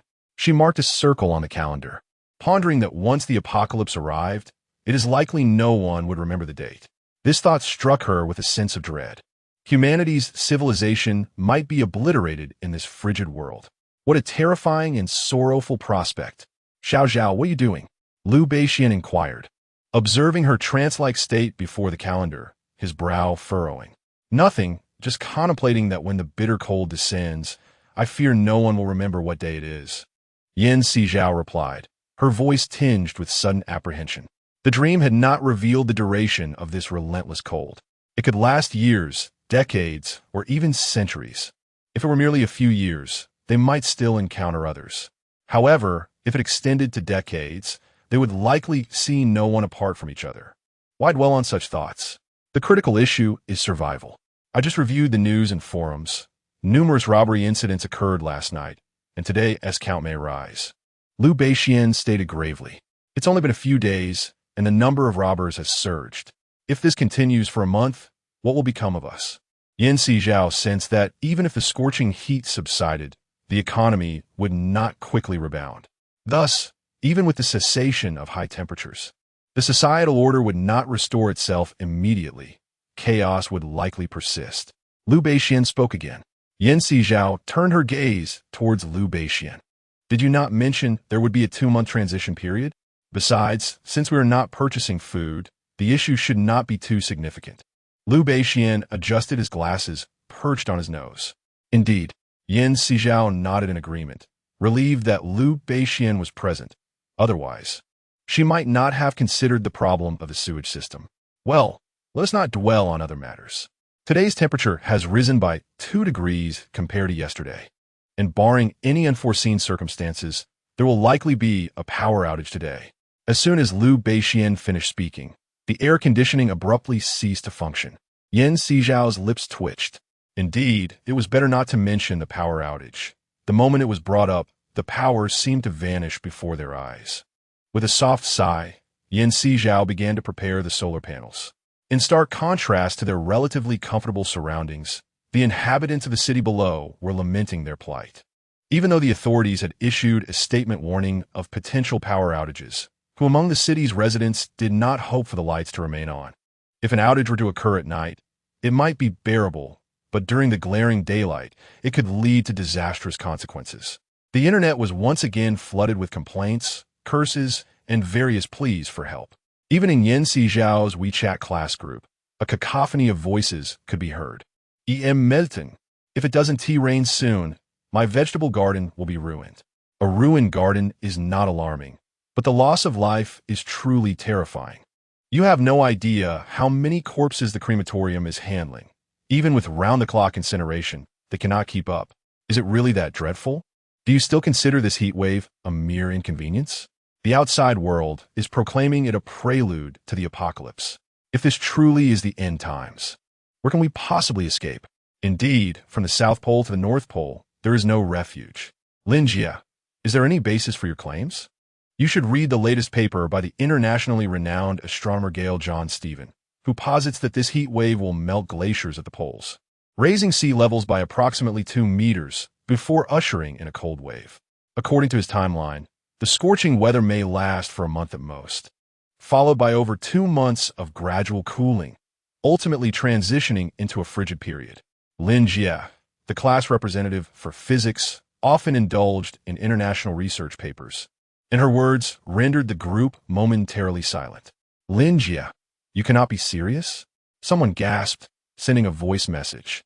What time do you think it is for me to joke about such matters? If you do not believe me, you may verify the paper. Furthermore, if a cold wave truly arrives, heavy snow might blanket the first and second floors of buildings. To avoid being buried under snow, it would be wise to seek higher ground and stockpile supplies. After stating her piece, Lin Jie refrained from further elaboration. Some individuals regarded her words with skepticism, while others pondered her warnings, beginning discussions with their parents about hoarding supplies and preparing for warmth. After finishing her fan preparations and dining, Sizhao sat idly on the sofa, savoring shaved ice while perusing the messages in the WeChat group. Her brows arched slightly. This Lin Jie is rather astute. The time she spoke aligned closely with that in her dream. Yet, was she aware of the upheaval her words would incite? Had it not been inconvenient during the day, the police might have paid them a visit. Despite the unusual daytime temperatures and the slight disorder in societal norms, the common desire to earn money remained unyielding. Consequently, Sizhao and Liu Beixian found themselves not only listening to the sounds of renovations from across the hall, but also those emanating from below. Sleep was a distant luxury that night. Fortunately, while the occupants downstairs were engaged in their renovations, they did not disturb those above. That evening, Liu Beixian observed the online updates and noticed a group had suddenly emerged, a chat formed by the property management that included all the residents of their building. In this group named after their residents, Liu Beixian saw that Sizhao had also been added, albeit under a different WeChat account than the one he was accustomed to. "Hello everyone, I'm the owner of Unit 2101. I look forward to your guidance," she wrote. Almost immediately, discussions about the impending cold wave sprang up within the group. Instantly, the residents became animated, with the exception of Liu Beixian and Sizhao, who merely observed the exchanges, preferring to remain silent to avoid drawing attention. At that moment, the property management also chimed in. "Dear residents, regarding the cold wave, we have no authority to comment. However, we urge all owners to approach this matter rationally and not to be swayed by those with ulterior motives to prevent unnecessary panic." Chapter 13. The prolonged fear of the cold wave. You claim this is mere rumor, property management, but if it is not, will you be held accountable? Indeed, the internet is rife with discussions about the cold wave. Are you not online? Can you not discern fact from fiction? I suggest you refrain from excessive chatter and focus on the electrical issues. We have experienced power outages for the past 2 or 3 days. Do you wish for us to suffer in the heat? Though the outages were not the property management's fault, their failure to promptly restore power was indeed perilous. "Certainly, I feel as though I might perish from the heat," another chimed in. The property management, reading the residents' comments, felt a profound sense of injustice. Did they wish for power outages? In such sweltering conditions, how could they be unaware of the potential dangers? The reality was they were not omniscient beings capable of enacting change. Let us be reasonable. The outages caused by the weather are not the fault of the management. We should focus on what actions we can take if the cold wave truly arrives. Surely, none of us wish to meet an untimely end. Indeed, the internet is rife with speculation about an impending ice age. I read that temperatures could plummet to minus 250 degrees. At such a frigid level, can we truly survive on the surface? Exactly. If we're to grow that cold, we might have no choice but to retreat underground. While watching The Wandering Earth, I noted that when temperatures reached minus 70 to 80 degrees, people had to don protective suits, shields, and carry oxygen tanks. Can we genuinely expect to remain comfortably sheltered at home during this cold wave? The house is of limited size. Should the cold wave persist for a year or two, the supplies prepared must be equivalent to at least 2 houses' worth, or else starvation may become a grim reality. A little each day may seem insignificant, yet the provisions in one house could only last for about a month. If the harsh conditions continue for a year or two, or even longer, the resources would indeed fall short. Upon hearing these words, the others in the group fell into silence. Indeed, if the cold wave were to last this long, their supplies would likely be insufficient. Liu Beixian, observing the messages in the group, found himself deep in thought. The supplies prepared by Sizhao appeared substantial, yet upon calculation, they were not as plentiful as they seemed. They might suffice for a few months, but what about a year or two? Could they truly endure? Liu Beixian could not help but question himself. "Brother Xian, what are you pondering?" Sizhao asked, noticing his contemplative expression as he gazed at his phone. "The discussion in the owner group about insufficient supplies has prompted me to consider that if we are to remain here for several years, or even a decade, merely one house's worth of provisions is likely inadequate," Liu Beixian responded gravely.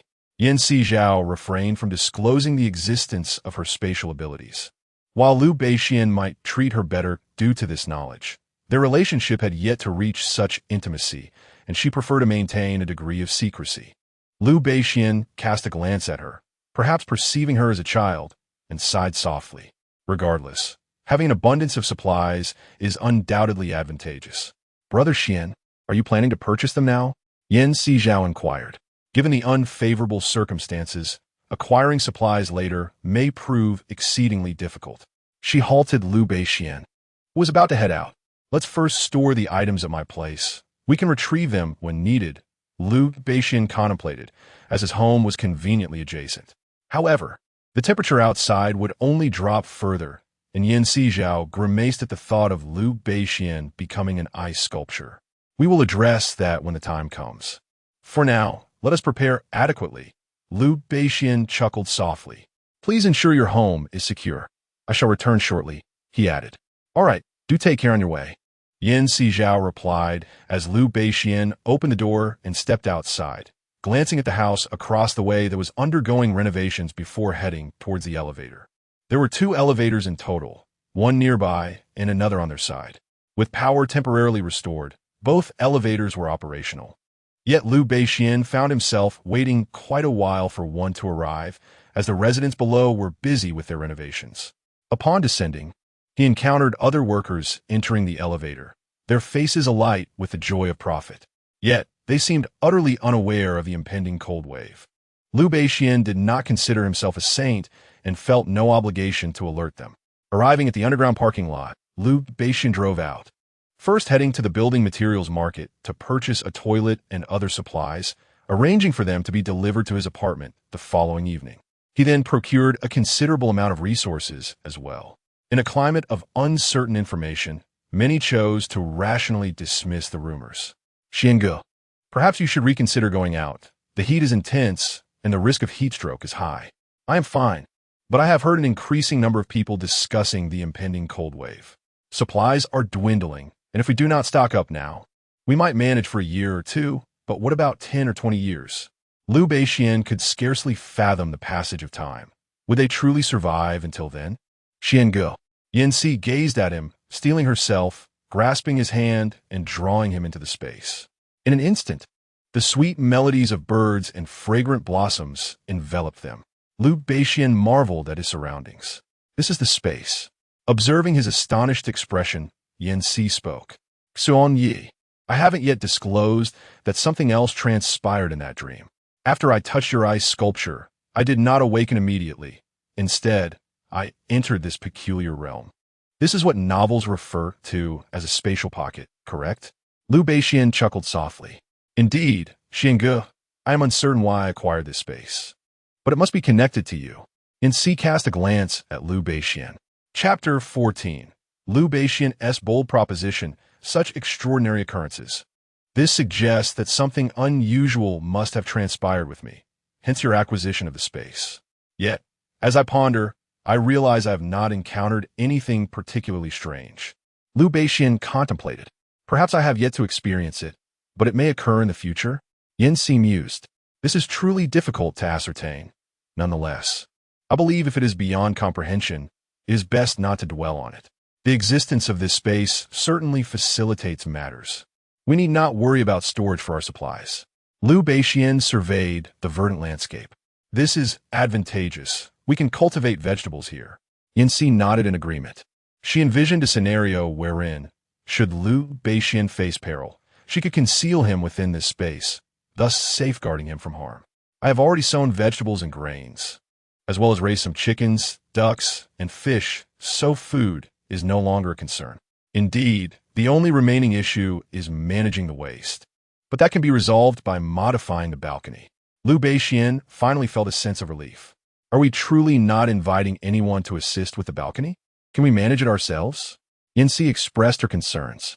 Perhaps it is best to refrain from doing so. Now that the news of the cold wave has spread, too many are aware. To avoid attracting unwanted attention, it is prudent to remain discreet. Should we reach a point of desperation, those individuals might resort to violence. At this point, Liu Beixian continued, We must also devise a means to completely seal off the fire escape, the elevator, and the corridor leading to the opposite side. If those people approach us, we may be unable to stop them. I have considered that when the temperature here drops to -6 degrees, the water outside will freeze. I intend to create ice bricks using cotton and water. Yan C's subsequent words were understood by Liu Beixian. He had previously heard that cotton combined with water could produce ice bricks impervious even to cannon fire. Thus, even the most capable individuals cannot inflict significant damage upon the ice bricks. It is imperative that we commence our efforts without delay. Rather than waiting until the last moment to undertake this task, Liu Beixian articulated. Yan Sizhao nodded in agreement. Previously, due to her secretive actions regarding the ice bricks, she had worked discreetly without Liu Beixian's knowledge. Now that they were in accord, there was no longer any need for subterfuge. The two began to swiftly create ice bricks within their space. Meanwhile, the homeowners in the WeChat group engaged in discussions about the quantity of provisions and the dimensions of the space, prompting even Yan Honghai and his peers to ponder deeply over the comments circulating in the group. Were they truly capable of executing this plan? Father, the group mentioned that if we were to remain frozen for a year or two, would our supplies truly suffice? Yan Yeshua inquired, looking towards Yan Honghai.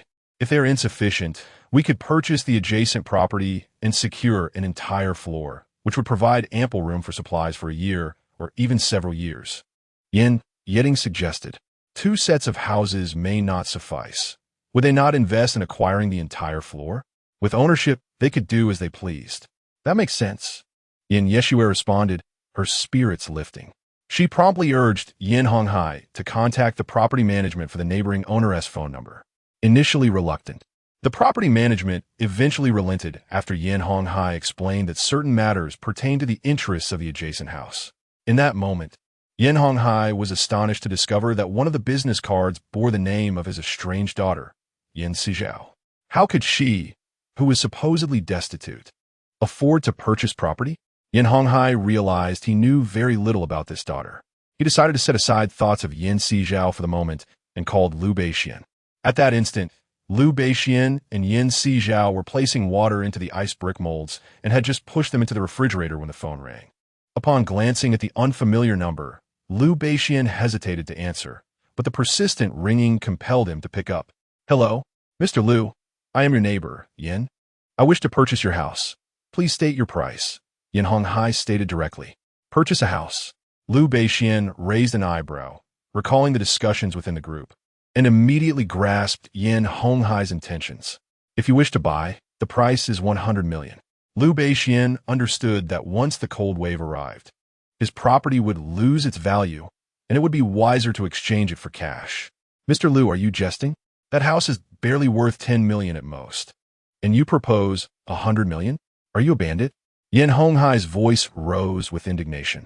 Mr. Yan, may I ask what you intend to do with the house? Do not presume I am unaware. 100 million could facilitate the unblocking of resources, allowing you to extend your survival for several more years. Furthermore, in this time, money is rapidly losing its value. What do you believe you can accomplish with a handful of worthless paper? Liu Beixian's words instantly darkened Yan Honghai's expression. He recalled what he had previously told Liu Beixian and felt as if he had shot himself in the foot. Do you realize you are taking advantage of a crisis? Yan Honghai gritted his teeth. Mr. Yan, transactions are based on mutual consent. If you are unwilling to accept, there is no need for further discussion. It is not as if I am eager to buy, Liu Beixian replied nonchalantly. Yan Honghai was infuriated by his words, yet he understood the current situation all too well. If they did not acquire the property, their stockpiled supplies would only last them a year or two at most. However, if they could secure 2 additional houses, they would face no food shortages. I will buy it. Tonight, we will go to the housing authority to finalize the transaction. And I expect you to move everything out tonight, Yan Honghai declared. No problem, Liu Beixian responded readily. After hanging up, Yan Honghai refrained from immediately contacting Yan Sizhao, intending first to secure Liu Beixian's property before addressing Yan Sizhao. After all, he feared unforeseen complications might arise. Yan Honghai was now eagerly anticipating the evening's events. On the other side, Yeshua learned that Liu Beixian had sold the house for 100 million and felt he had truly lost his mind. How could that house possibly be worth 100 million? Father, how can he be so greedy? If he owns that house, we won't be able to buy anything. Don't you want to live a few more years? Yin Honghai shot her a glance. Yeshua immediately fell silent. Of course, she wished to prolong her life. But she did not want Liu Beixian to profit so greatly. Who knew what that man would do with such money? Chapter 15. The blind Yeshua then, Father, are you really going to let him take so much money? Yeshua asked, her frustration evident. What does it matter if you're unwilling? Do you intend to confront him physically? You must understand the gravity of the situation. If you cause a scene, you could find yourself in police custody for an indefinite period, Yin Honghai admonished. He did not want to stir up trouble at such a precarious time. Stability was paramount. Listening to her father's words, Yeshua quickly quieted down. Indeed, if she were to be arrested, she feared it would not be easy to get out. No, she could not remain idle. However, if Liu Beixian had sold the house, he likely had nowhere to go, and she was curious to see what would become of him in such a predicament. As night fell, Liu Beixian opened his door, allowing Sizhao to store her belongings in her space before descending with her, the property deed in hand. Before heading to the housing authority, Liu Beixian left Sizhao at the wholesale market. After transferring the property at the housing authority, Liu Beixian took the 100 million to the wholesale market, where, under the cover of darkness, they procured a substantial amount of supplies. After all, spending 100 million was no small feat, fortunately. Liu Beixian had rented a truck in advance. Once the goods were loaded, they went to a designated location where Sizhao could store them in her space. After several trips, they amassed a considerable amount of supplies. If it weren't for the custom toilets and other items scheduled to arrive at their home tonight, they could have purchased even more. Just as they exited the elevator and approached Sizhao's door, they heard Yin Honghai's voice calling out, "Xiao Zhao." A familiar voice echoed, and Sizhao turned her head, her expression devoid of emotion as she cast a glance at Yin Honghai. "Mr. Yin, we are not that familiar. Please refer to me as Miss Yin." "Xiao Zhao, how can you speak to me in such a manner? I am your elder." Yin Honghai began to appeal to familial ties, only to be met with a sharp retort from Sizhao. "What is it, Mr. Yin? Surely you're not so senile as to forget that we have signed a severance agreement. Why are you attempting to establish any sort of relationship with me?" "Mr. Yin, Xiao Zhao has no connection to you. I kindly ask that you refrain from harassing her, or we shall have no choice but to involve the authorities," Liu Beixian remarked coldly, his gaze fixed on Yin Honghai. He was well aware that Yin Honghai likely coveted Sizhao's property. However, it mattered little. If Yin Honghai wished to pursue it, he would need to demonstrate the means to acquire it. Yin Honghai's expression fluctuated between green and red with rage. He had intended to leverage their familial bond to persuade Sizhao to relinquish the property, but her direct refusal caught him off guard. "Xiao Zhao, name your price. How much for the house?" he demanded, abandoning any pretense of cordiality. "I will not sell. Did you not hear what I just said? Please call me Miss Yin," she replied without hesitation. "Very well, Miss Yin. Mr. Liu is offering 100 million. I shall add 1 million if you agree to part with the property," Yin Honghai stated bluntly, no longer concerned with any semblance of friendship. "Mr. Yin, are you delusional? I have already stated that I will not sell. Are you hard of hearing?" Sizhao retorted as she stepped inside her house to retrieve a mop. "If you continue to pester me, do not blame me for being impolite." "Xiao Zhao, calm down. I will call the police right now," Liu Beixian interjected, showing no courtesy towards Yin Honghai as he prepared to make the call. Seeing him genuinely dialing, Yin Honghai hastily exclaimed, "Do not call. I will leave at once." He took 2 steps back, eyeing the mop in Sizhao's hand warily. Meanwhile, Chun Hongmei and Yin Yeding, along with Yeshua and others, watched in disbelief as they realized that Sizhao was the owner of another property. "Xiao Zhao, don't you wish to stay with the Yin family? I will allow you to remain here, provided you give up the house," Chun Hongmei suggested, only to be met with Sizhao thrusting the mop towards her. "Madam Yin, do you not have any shame? I have no ties with you. What right do you have to appeal to familial bonds? Your very presence disgusts me. Madam Yin, is this how your esteemed family conducts itself? Resorting to coercion when someone refuses to sell? Lu Beixian chimed in, effectively reddening the faces of both Yin Honghai and Chen Hongmei. What coercion? Who are you to meddle in our family affairs? Yin Yiding interjected. What family affairs? What connection do I have with you? Yin Sizhao retorted. If you cannot speak appropriately, kindly keep your mouth shut. With faces as thick as yours and your parents, I reckon your walls require no renovation. They could simply be adorned with your visages. Yin Sizhao, have you truly grown wings and become so audacious as to speak to your parents and me in such a manner? Yin Yiding exclaimed, caught off guard by her boldness.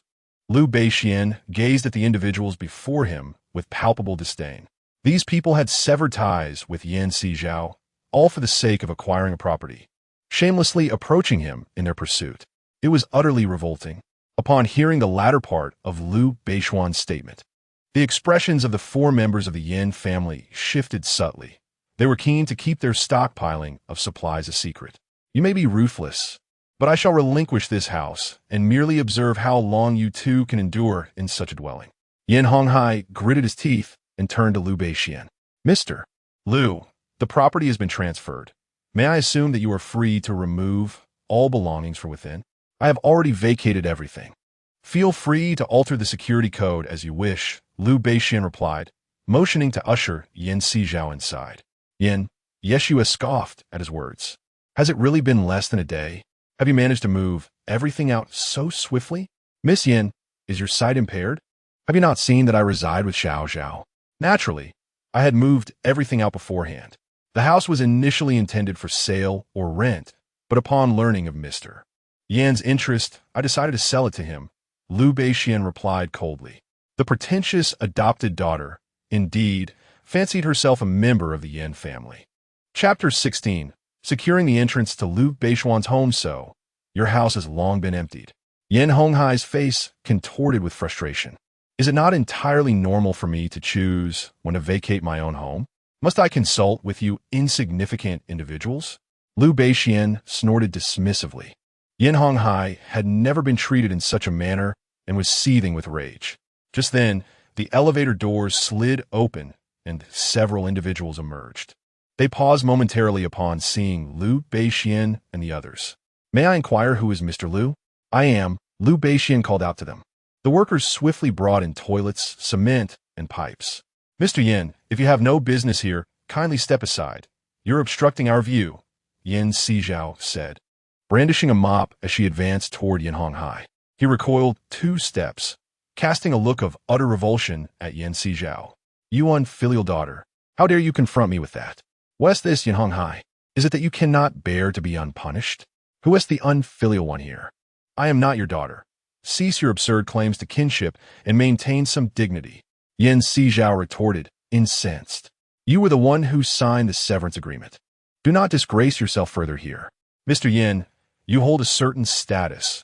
Do not lower yourself to such disgraceful behavior, Lu Beixian observed, his temper flaring. Yin Sizhao shouted, and the workers transporting the toilets paused, bewildered by the unfolding scene, while even the renovation crew next door turned their attention toward them. In an instant, all eyes were fixed upon Yin Honghai and his companions, and a collective disquiet settled over the crowd. You best wait.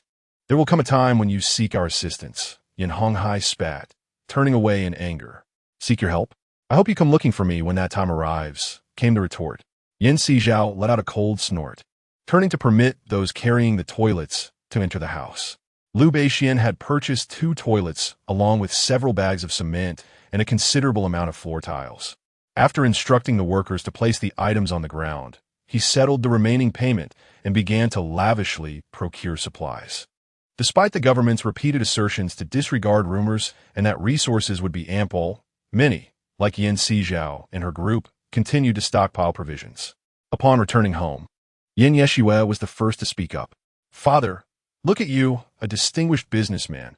How can you allow that wretched girl to humiliate you so? We must devise a plan to counter her. Yin Honghai cast a faint glance in her direction. Are we really going to let her off the hook? Yin Yeshua protested. Of course, we won't let her get away unscathed, but our primary task is to renovate the house and move in as swiftly as possible. Additionally, Tonight we should seal off the door in that Lu's house, preventing them from using it to access ours. Although Yin Honghai desired to deal with Yin Sizhao, he recognized that the time was not ripe. The window before the impending cold wave was rapidly closing. Meanwhile, the household steward and maid had all tendered their resignations. The sweltering weather had left many in a state of anxiety. Despite the government's fervent reassurances, they had lost their effect. "You certainly think ahead, Father," Yin Yeshua said smugly. "This way, even if they run out of supplies, they will have no chance of entering our home through that door." "Indeed," Yin Honghai nodded. "Now, let us cease this discussion. That insufferable girl will come to us for assistance in due time. We must prioritize our own well-being." Chen Hongmei recalled Yin Sizhao's earlier words. Feeling displeased, yet the thought of her needing something from them lifted her chin high.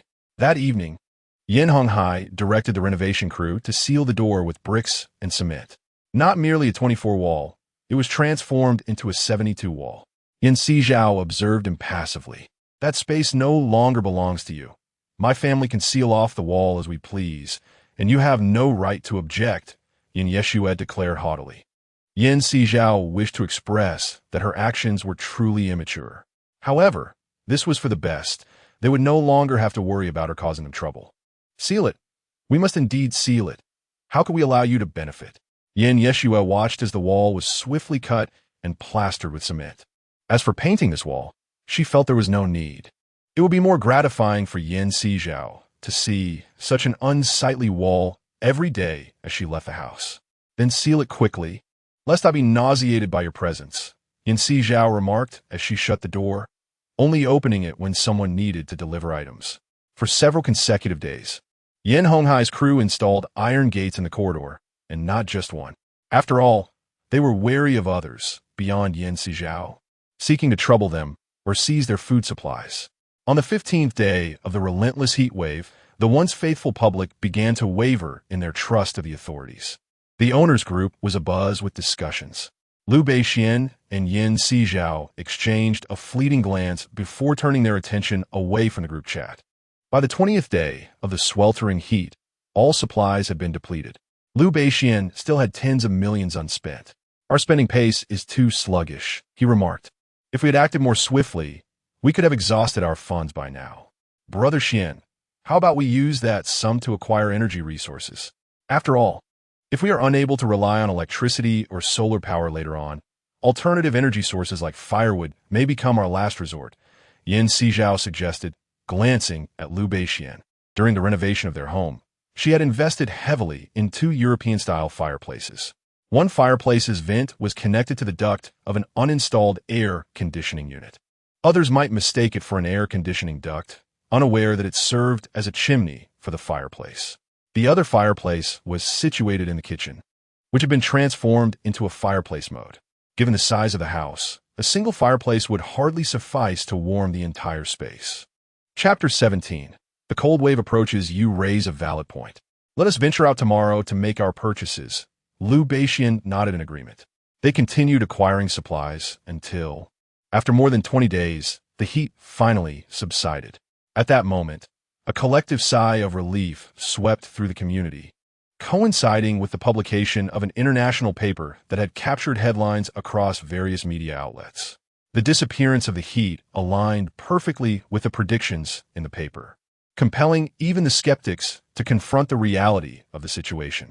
Many had stockpiled supplies prior, and this time they intensified their hoarding of various resources. Factories worked tirelessly around the clock to meet the demands.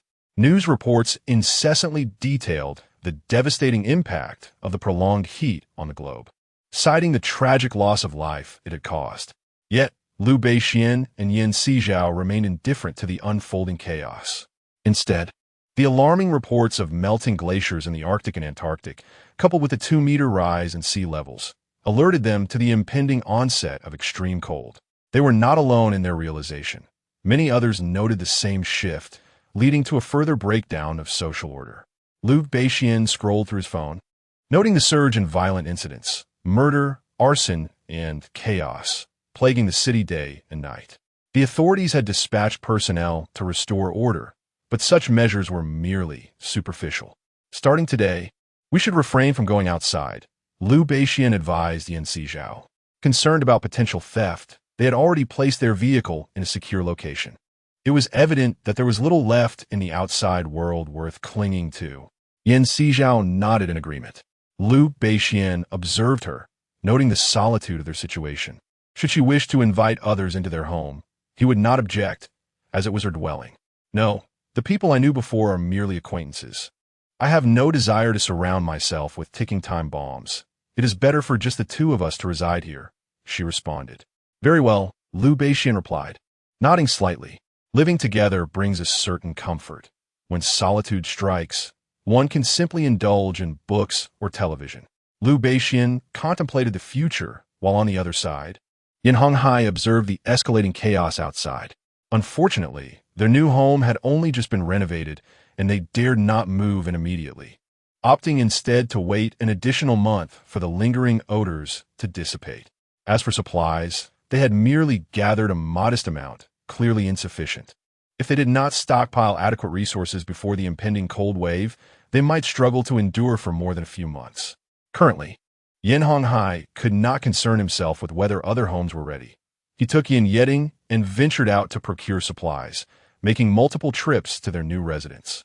Yin Yeshua had initially believed they could amass enough resources for 3 houses before the cold wave hit, but with only 2 months remaining, they had barely managed to secure enough for one. Moreover, acquiring supplies had become increasingly difficult. High temperatures had devastated much of the rice, wheat, and fruits, rendering them virtually absent from the market. Even when available, the prices of these fruits rivaled that of gold. While ordinary folk found them unaffordable, the Yin family, being affluent, could purchase them, though perishables, no matter how well preserved, could not withstand the ravages of time. The supplies Yan Honghai procured were all non-perishable items, secured through his connections. Soon, a month had elapsed, and the resources collected by Yan Honghai's family had filled Liu Beixian's previous residence, leaving only their newly renovated house. Yan Honghai and Yin Yeding continued their excursions, yet the items they gathered dwindled in quantity. The weather began to shift by late December. It was traditionally the onset of the year's coldest period, yet it seemed to arrive rather slowly. On the 3rd day after New Year's, news reports revealed that it had begun to snow in both the Arctic and Antarctic. Cold air was transitioning from the poles towards the equator. The cold wave had indeed arrived. Liu Beixian, while watching the news, stepped onto the balcony, still clad in a short-sleeved shirt, oblivious to the impending chill. Yan Sizhao also caught sight of the news. Brother Xian, when shall we construct the bathroom? He inquired. Let us wait until it gets a bit colder. Making noise now could raise unnecessary suspicions, Liu Beixian replied. Very well, I'll defer to your judgment, Yan Sizhao agreed, not wishing to attract undue attention. After all, a low profile was essential for longevity. Yan Sizhao picked up his phone to check the homeowners group chat. The news of the cold wave had already been shared by numerous members. 2001. It's here. Damn it, it's really here. The paper we read was spot on. The cold wave is upon us. 1504. Damn, I haven't prepared enough supplies. What should I do? Can someone spare me some? 2504. At this point, who has supplies to share? Everyone is struggling to feed themselves. 2801. Exactly, we can barely take care of ourselves, let alone help others. 1703. I suggest, rather than lamenting about insufficient provisions, we should venture to the supermarket to see what supplies remain. 1202. The supermarket is likely already depleted. What resources could possibly be left for purchase? 1504.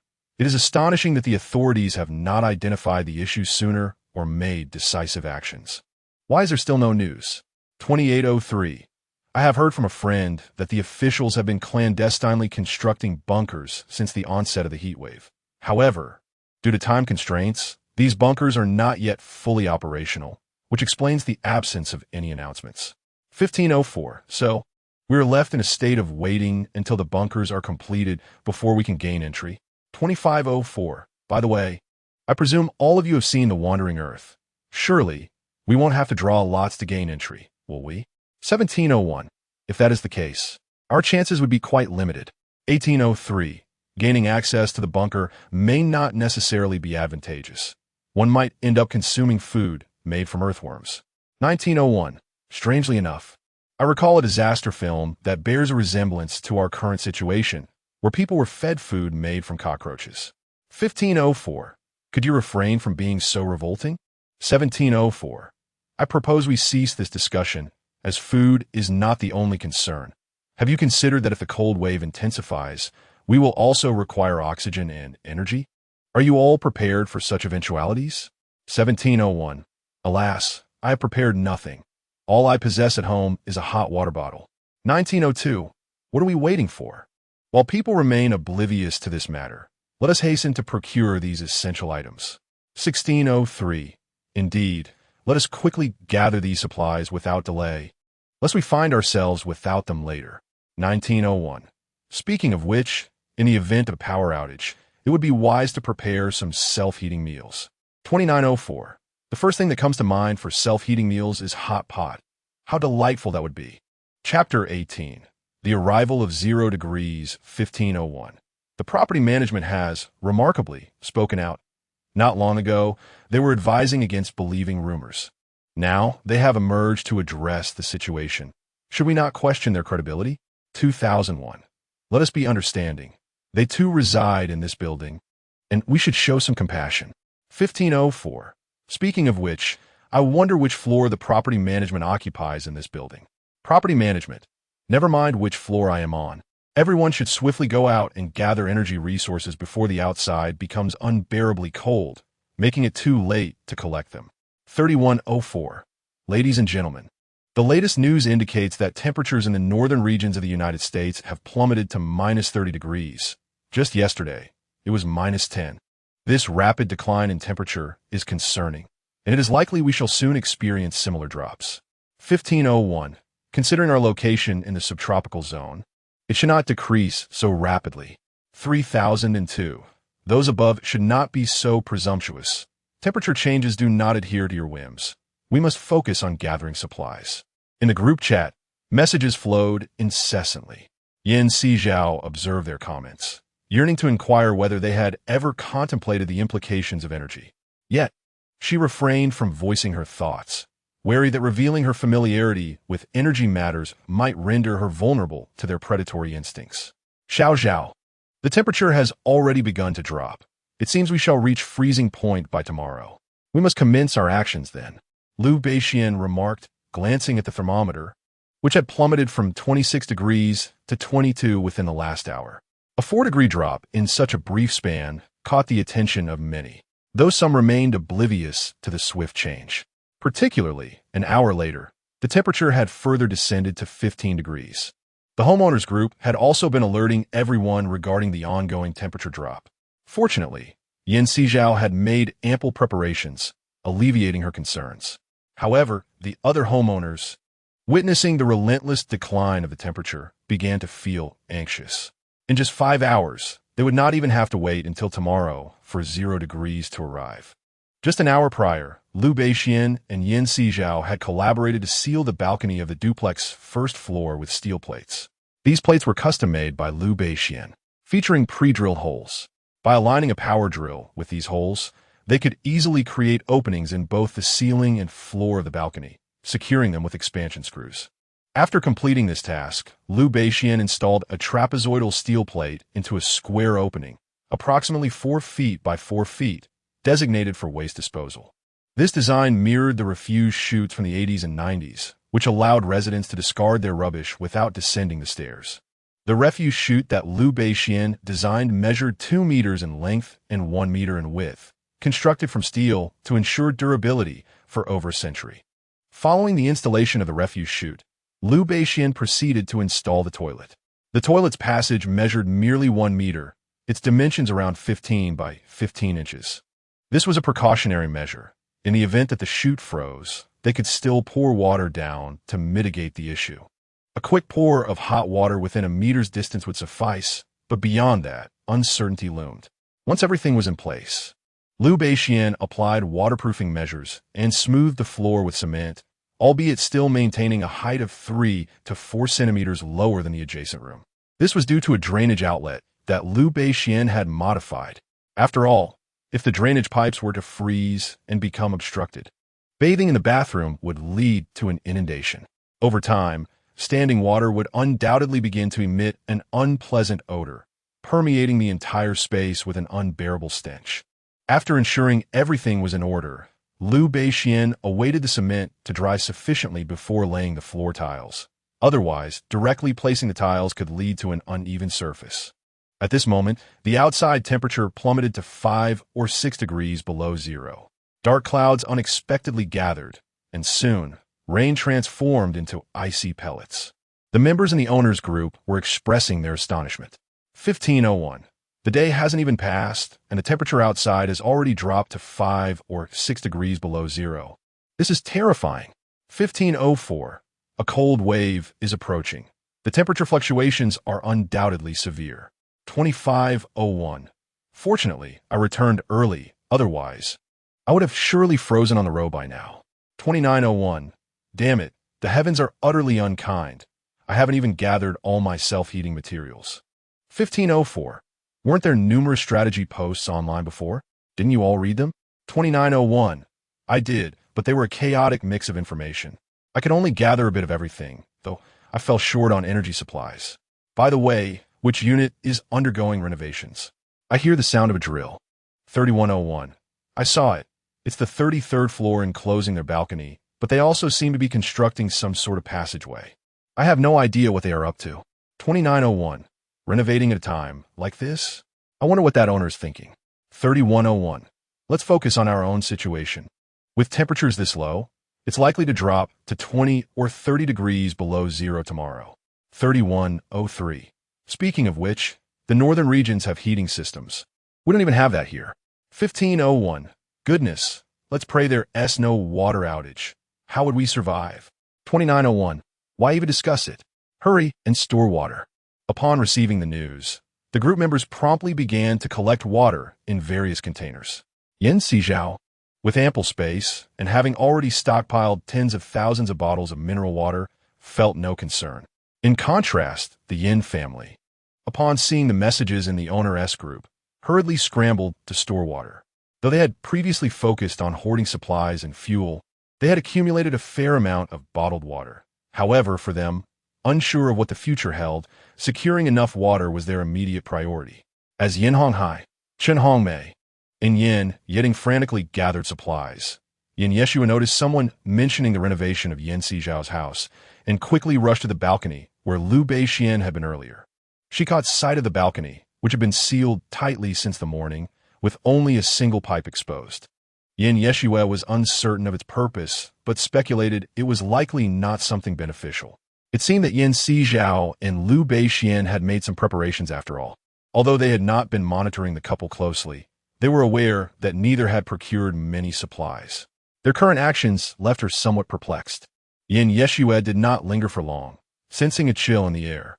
Snow began to fall, mixed with rain, a sight she had never witnessed in this city. Quickly, she sought out Yin Honghai and the others. Chapter 19. Securing all entrances, Yin Honghai observed the rapid fluctuations in the temperature outside and hastily secured all doors and windows, activating the air conditioning and setting it to a temperature exceeding 26 degrees. Dad, it's snowing outside. Yin Yeshua called out to Yin Honghai. I see it. This southern city had experienced snowfall 3 to 4 decades ago, a time when he had witnessed the beauty of snowflakes. However, for the subsequent 30 to 40 years, snow had eluded his sight. He never expected to witness snow in his birthplace during his lifetime. It was a pity that the weather had entered an extreme phase. Otherwise, he would have relished the opportunity to step outside and admire it. Yin Yeshua gazed intently at the snowflakes dancing outside the window. During a previous trip to the north, she had been enchanted by the stunning beauty of the snow, reluctant to let go of the handful she had gathered. You can play later, my dear. For now, let us attend to the other areas. The temperature is continuing to drop, and if the power goes out, it would be disastrous, Chen Hongmei remarked, recalling the earlier scenes of power outages during heat waves. It was impossible not to feel alarmed. At least during a heat outage, they could still venture outside. But in this situation, they might find themselves entirely confined. Yin Yeshua nodded and followed Chen Hongmei to tidy up the house. Meanwhile, on the other side, Liu Beixian, having completed the bathroom and garbage passage, inquired about the outside temperature from Sizhao. It has already plunged to -10 degrees, Sizhao noted, glancing at the weather report on his phone. Let us seal off the outside now, Liu Bixuan declared, donning thick clothing, a down jacket, boots, a hat, goggles, a thermal mask, and gloves. Sizhao, aware of the outside temperature, similarly wrapped himself up. The two men diligently blocked the elevator fire door and corridor with blocks of ice, covering the first layer with a bit of water. In such frigid weather, the ice blocks fused together as if they had become a single entity. Meanwhile, Yan Honghai and his companions busily covered and used doors and windows with waterproof cloths and blankets to prevent heat loss. Completely unaware that Sizhao and Liu Bixuan were sealing off all access points to their home with ice bricks. Due to Sizhao's deliberate design choice to have the doors open inward, after they laid down the final layer of ice bricks and secured it with water, they closed the door behind them. At last, they felt a sense of complete safety. Sizhao exhaled in relief and removed his down jacket, hat, goggles, and other gear. With the air conditioning running and power supply stable indoors, there was no immediate concern about a rapid drop in temperature. Only when the outdoor transformer succumbed to the pressure would the temperature begin to decline. Let us change clothes and rest for a moment before checking the situation in the city, Sizhao suggested. Liu Bixuan nodded, shedding his down jacket and heading to his room to change into lighter attire. Sizhao also ascended to change into a more comfortable outfit before rejoining him. Upon checking their phones, the two discovered that the temperature outside had plummeted to nearly -15 degrees. And what had begun as a light snowfall had transformed into a heavy blizzard. Looking out the window, the once visible streets were now completely blanketed in a thick layer of white snow. In the sweltering heat, the trees that failed to endure have long since become barren. Lifeless trunks incapable of supporting the descent of snow, leaving only their skeletal branches swaying in the air. A glance across the mountains reveals a desolate expanse of bare trees, stripped of their leaves. Trees are a vital safeguard for humanity. Without them, the production of oxygen ceases, and without oxygen, humans face asphyxiation. This explains the necessity for divers to carry oxygen tanks. Similarly, the extreme temperatures have claimed a multitude of trees, leaving only a few shaded ones unaffected. However, this impending cold wave threatens to freeze all remaining trees, exacerbating the struggles of human survival. Those with foresight might ponder methods to generate oxygen for extended breathing. Yet, without resources, even oxygen becomes futile for survival. Xian, the snow in the city has already exceeded 10 centimeters, Sizhao remarked, glancing out the window at the snow before checking a post on his phone. In his dreams, the houses blanketed by snow were not merely 1 or 2 stories tall, but rather several stories high, even reaching into the dozens. The earlier analysis had failed to account for this development. In just 2 hours since the snowfall began, the accumulation has reached 10 centimeters, suggesting that in the coming days, the snow could easily cover an entire floor. Liu Bixuan spoke as if lost in thought. From today onward, we must take turns resting at night to avoid the risks of sudden power outages or oxygen shortages. How about we retreat into the space? It's a veritable paradise within, Sizhao suggested, massaging his temples, finding the prospect of staying outside cumbersome compared to the serenity of the space. Liu Bixuan's words brought to Sizhao's mind a scene from Global Storm, where a plane crashed due to freezing conditions, and the moment the pilot opened the door, he was instantly encased in ice. That image lingered vividly in Sizhao's memory. Now, reminded by Liu Bixuan, he envisioned them all taking refuge in the space, only to emerge into a world transformed into an ice cellar, risking their own fates to become frozen statues, much like that pilot. The thought was unsettling. Perhaps we should avoid entering the space for now. Let us reserve it for dire circumstances. And if we do go in, we must remain there, he concluded. Then, Xian, how do you propose we organize ourselves? Sizhao inquired. With 24 hours in a day, let us use midnight as our dividing line. One of us will rest during the first half of the night, while the other takes the latter half. We can wake each other as needed and assess conditions during the day. What do you think? Liu Bixuan nodded, adjusting his glasses. That sounds agreeable. Sizhao signaled a gesture of affirmation. Well, There are only 3 hours left until midnight, and we haven't had dinner yet. Let us make a quick decision. Should we have self-heating hot pot or instant noodles? Liu Beixian glanced at the time. It was already past 9 in the evening. Do not indulge in those items. I have brought a selection of dishes from the Grand Restaurant. We shall feast upon the delicacies from there. Sizhao proclaimed as she retrieved a fragrant eggplant dish. Kung Pao chicken, scrambled eggs with tomatoes, and a platter of greens from her spatial storage. Liu Beixian gazed at the array of dishes on the table and smiled. Indeed, having access to such a space was a blessing. One could have whatever one desired.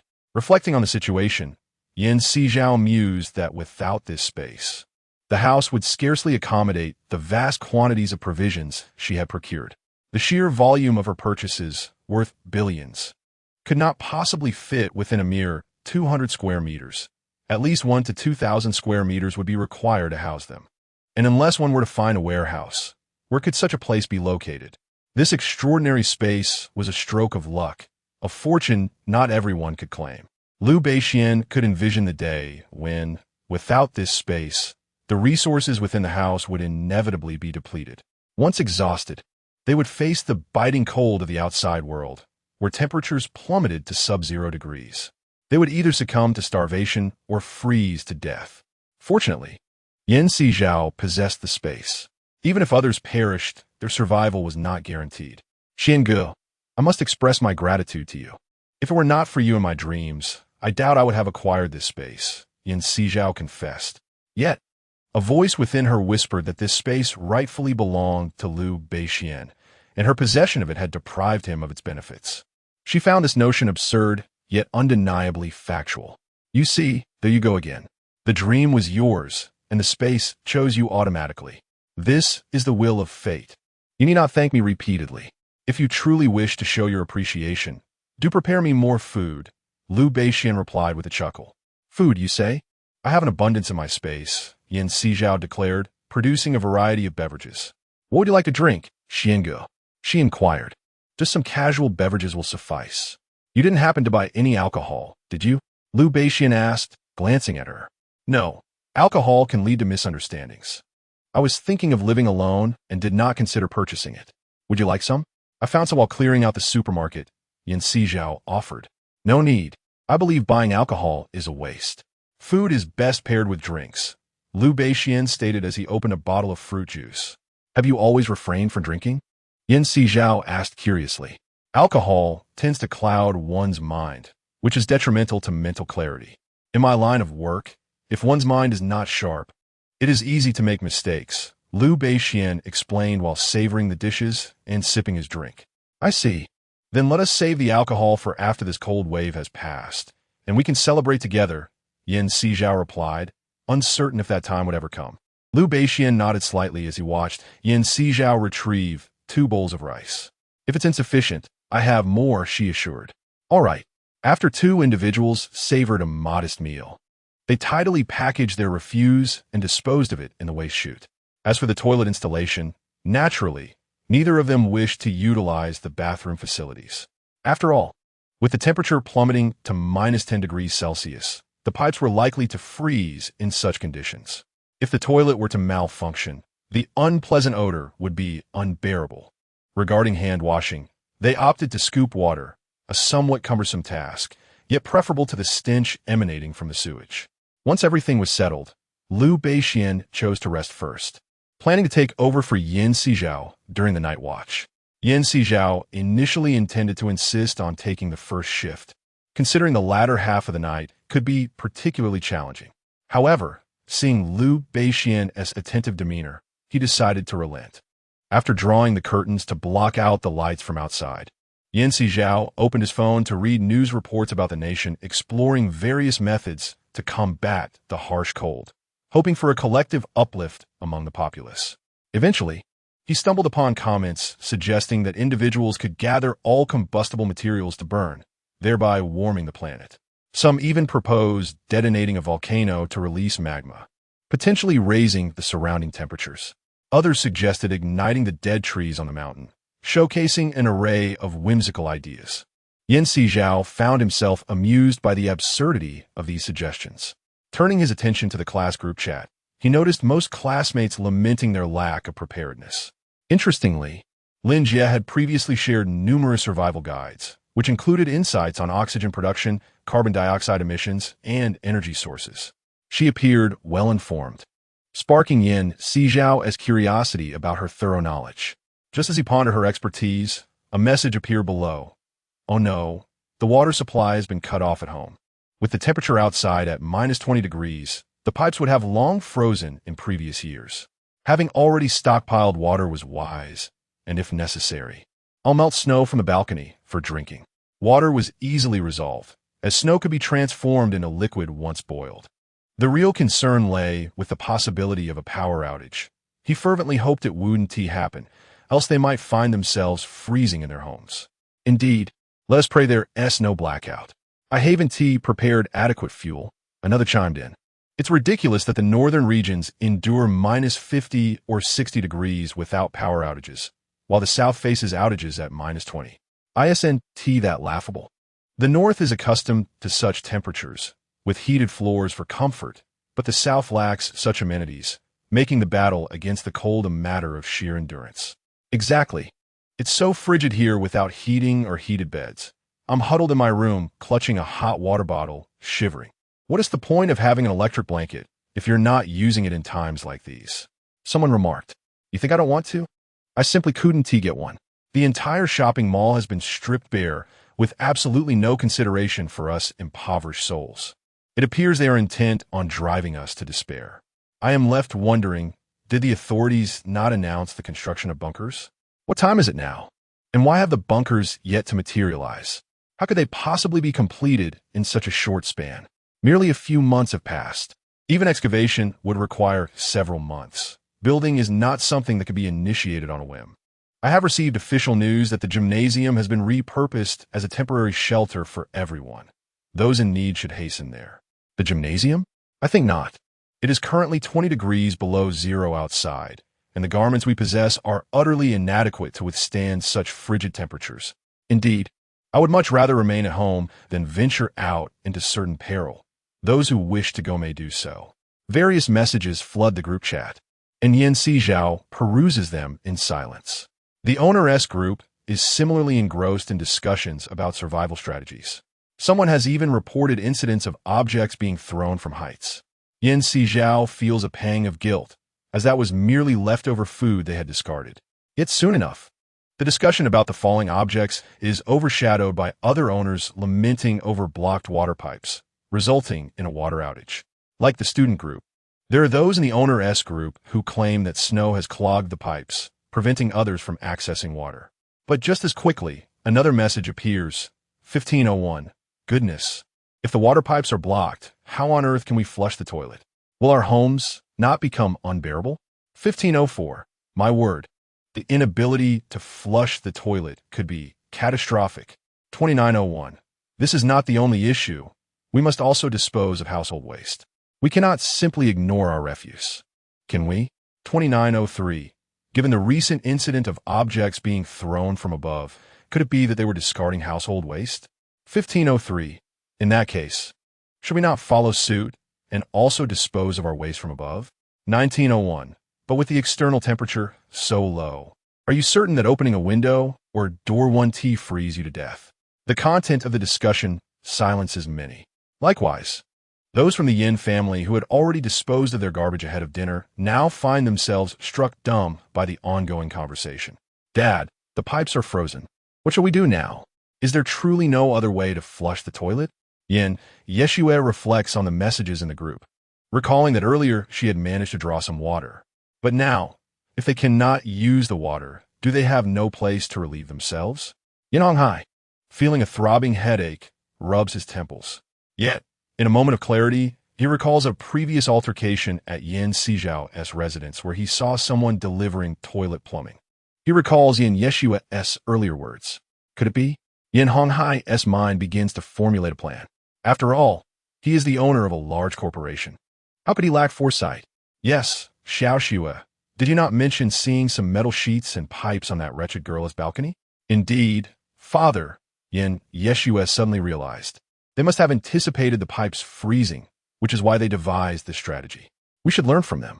Yin Honghai interjected, but how can we learn? Our toilet is installed in the bathroom. How can we move it to the balcony? Moreover, they have pipes for waste disposal, but we lack such infrastructure. How can we manage the waste? Yin Yeshua's initial spark of inspiration faded as she reflected on how thoroughly prepared they were, possessing all necessary resources, while they had nothing. I recall you purchased 2 toilets. They surely do not need so many. Let us ask them to send one over. Or we could expose them and subject them to online harassment. Shan Hongmei recalled seeing workers carrying 2 toilets inside. Yin Sizhao remarked, there are only 2 of them. Surely they don't require that many toilets. Yin Honghai nodded at her words. I'll call that wretched girl now. He dialed the previously noted number. Yin Sizhao recognized the unfamiliar number on her phone. Wasn't this Yin Honghai's number? What would this call mean? Did he seek a confrontation? Initially reluctant to answer, her curiosity about his intentions prevailed, and she picked up the call. Hello, Xiao, are you? Yin Honghai's words were interrupted by Yin Sizhao. Mr. Yin, we have no association whatsoever. Please address me as Miss Yin. Yin Honghai felt a surge of frustration, but could only grit his teeth and respond. Miss Yin, I wish to discuss something with you. Did you not purchase 2 toilets? I need you to let go of one. Are you out of your mind? You wanted to give you a toilet? Is this some kind of joke? You, the esteemed president of the Yin Group, cannot afford a toilet? Yin Sizhao found it amusing. Miss Yin, these are extraordinary times. I do not wish to engage in disputes. Name your price. How much for the toilet? Yin Honghai's teeth ground in irritation, yet he begrudgingly lowered his head. What good was money at this moment? Did Mr. Yin truly believe he could buy anything with money now? Was he so oblivious to the current predicament? Do you seek resources? I can provide them, but you must deliver the toilet to me immediately, Yin Sizhao asserted.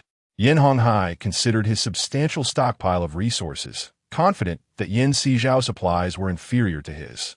Besides, what use was a toilet to them? Wouldn't it be more beneficial to exchange it for resources? With such a beseeching demeanor, do you expect me to deliver it to you? Dream on. Yin Sizhao abruptly ended the call. Yin Honghai's expression darkened. Father, what happened?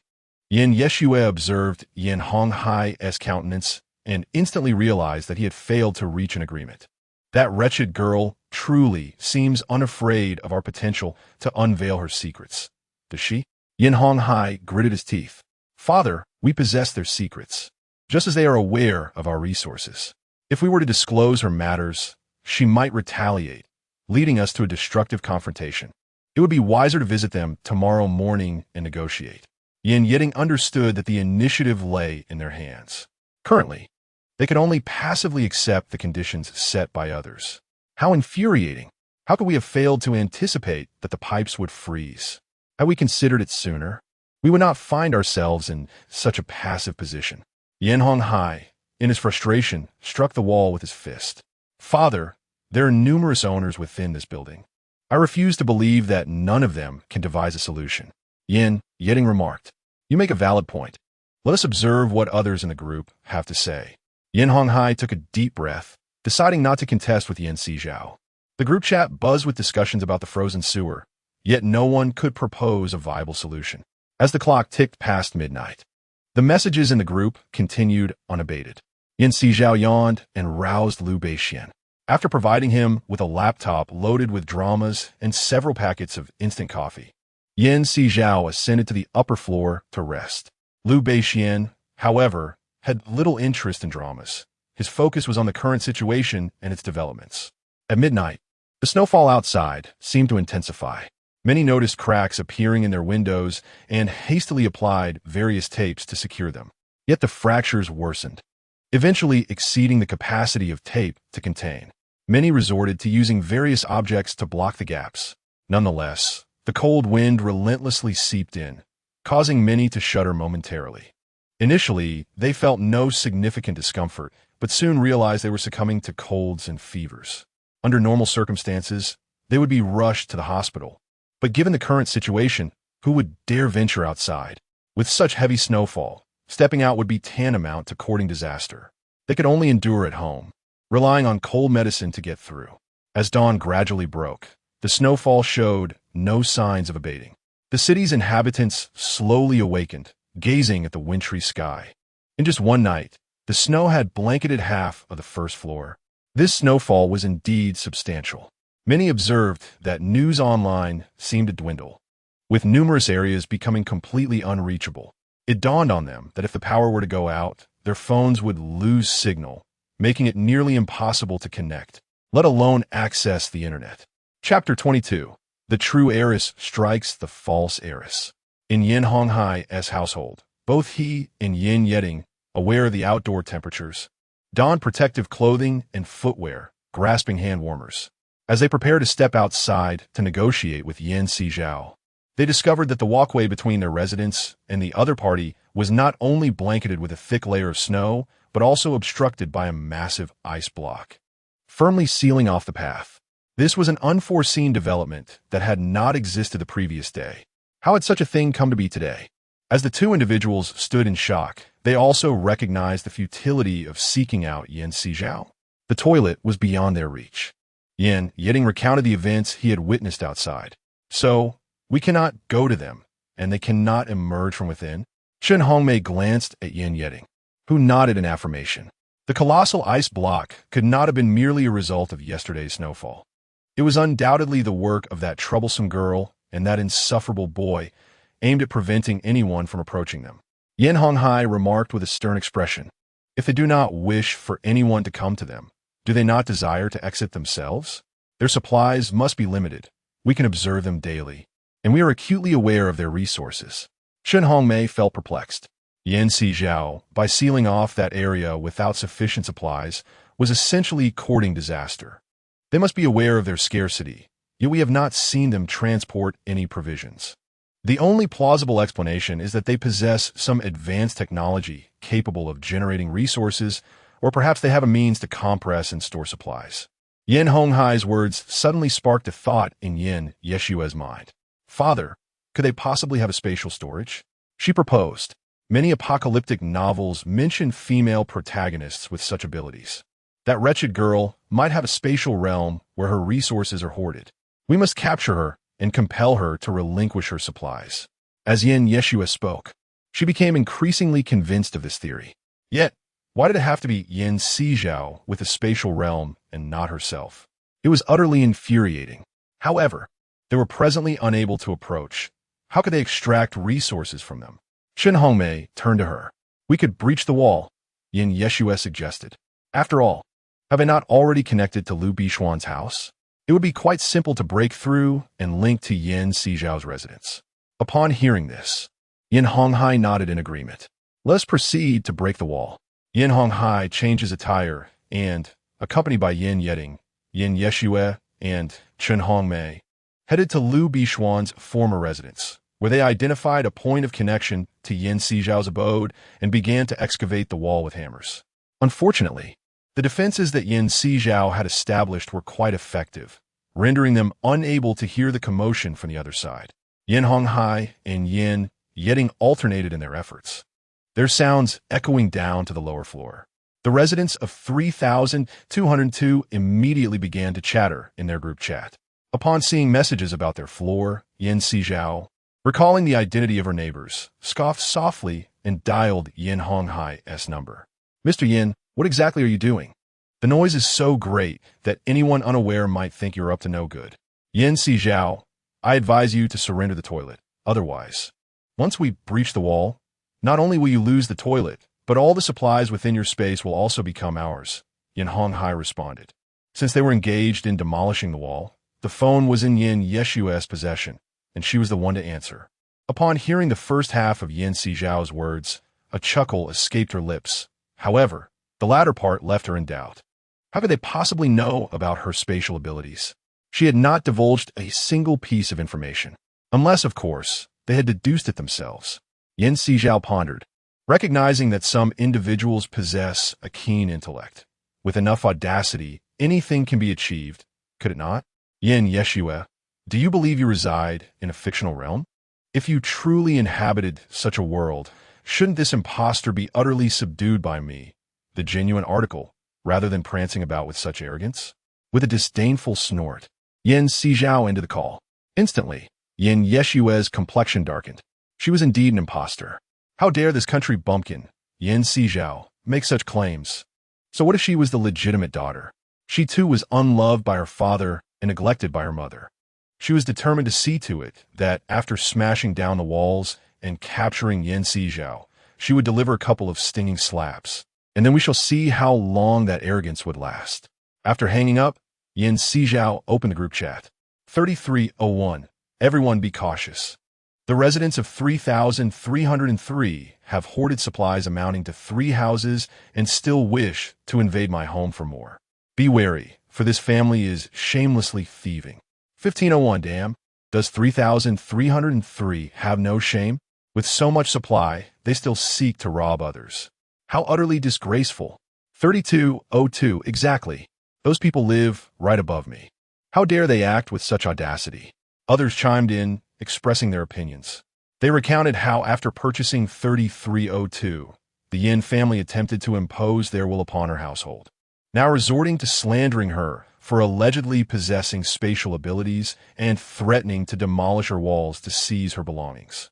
The group was entertained by this juicy gossip, astonished by the intricate feuds among the wealthy families. Simultaneously, they felt a tinge of sympathy for Sizhao, burdened with such parents. Meanwhile, Yeshiwa, upon reading the messages in the group, felt her face contort with rage. After exiting Liu Beishuan's residence, she hurried to 3,303 and immediately initiated a voice call. Sizhao, do not twist the truth here. I have discovered your spatial abilities. Otherwise, how could you possibly hoard so little supply? Yeshiwa, do you think I am like you, a usurper of another's life, enjoying the affection of someone else's parents, brothers, and wealth while hoarding supplies from 3 houses? I am merely the true daughter you forced out, having spent every last cent to purchase a home, let alone procure supplies. If I had ample funds, would I not desire to amass the resources of 3 houses? She was unafraid of being ridiculed. It was perhaps beneficial to expose the Yin family's misdeeds, allowing others a moment of levity in these tense apocalyptic times. 1501. Exactly. Just because someone has less supply, they accuse them of possessing spatial abilities. So does that mean I have spatial abilities too? 1504. Do the residents of 3,303 have no sense of shame? They drove someone out and now resort to slandering her when things go poorly. How could they act so cruelly toward their own blood? 2901. Emma, I had previously heard about the Yin family situation. The faux heiress, who has been so arrogant and overbearing at school, has now been unmasked as a mere imposter. It is truly despicable how she bullies the genuine heiress, driven solely by greed for her wealth.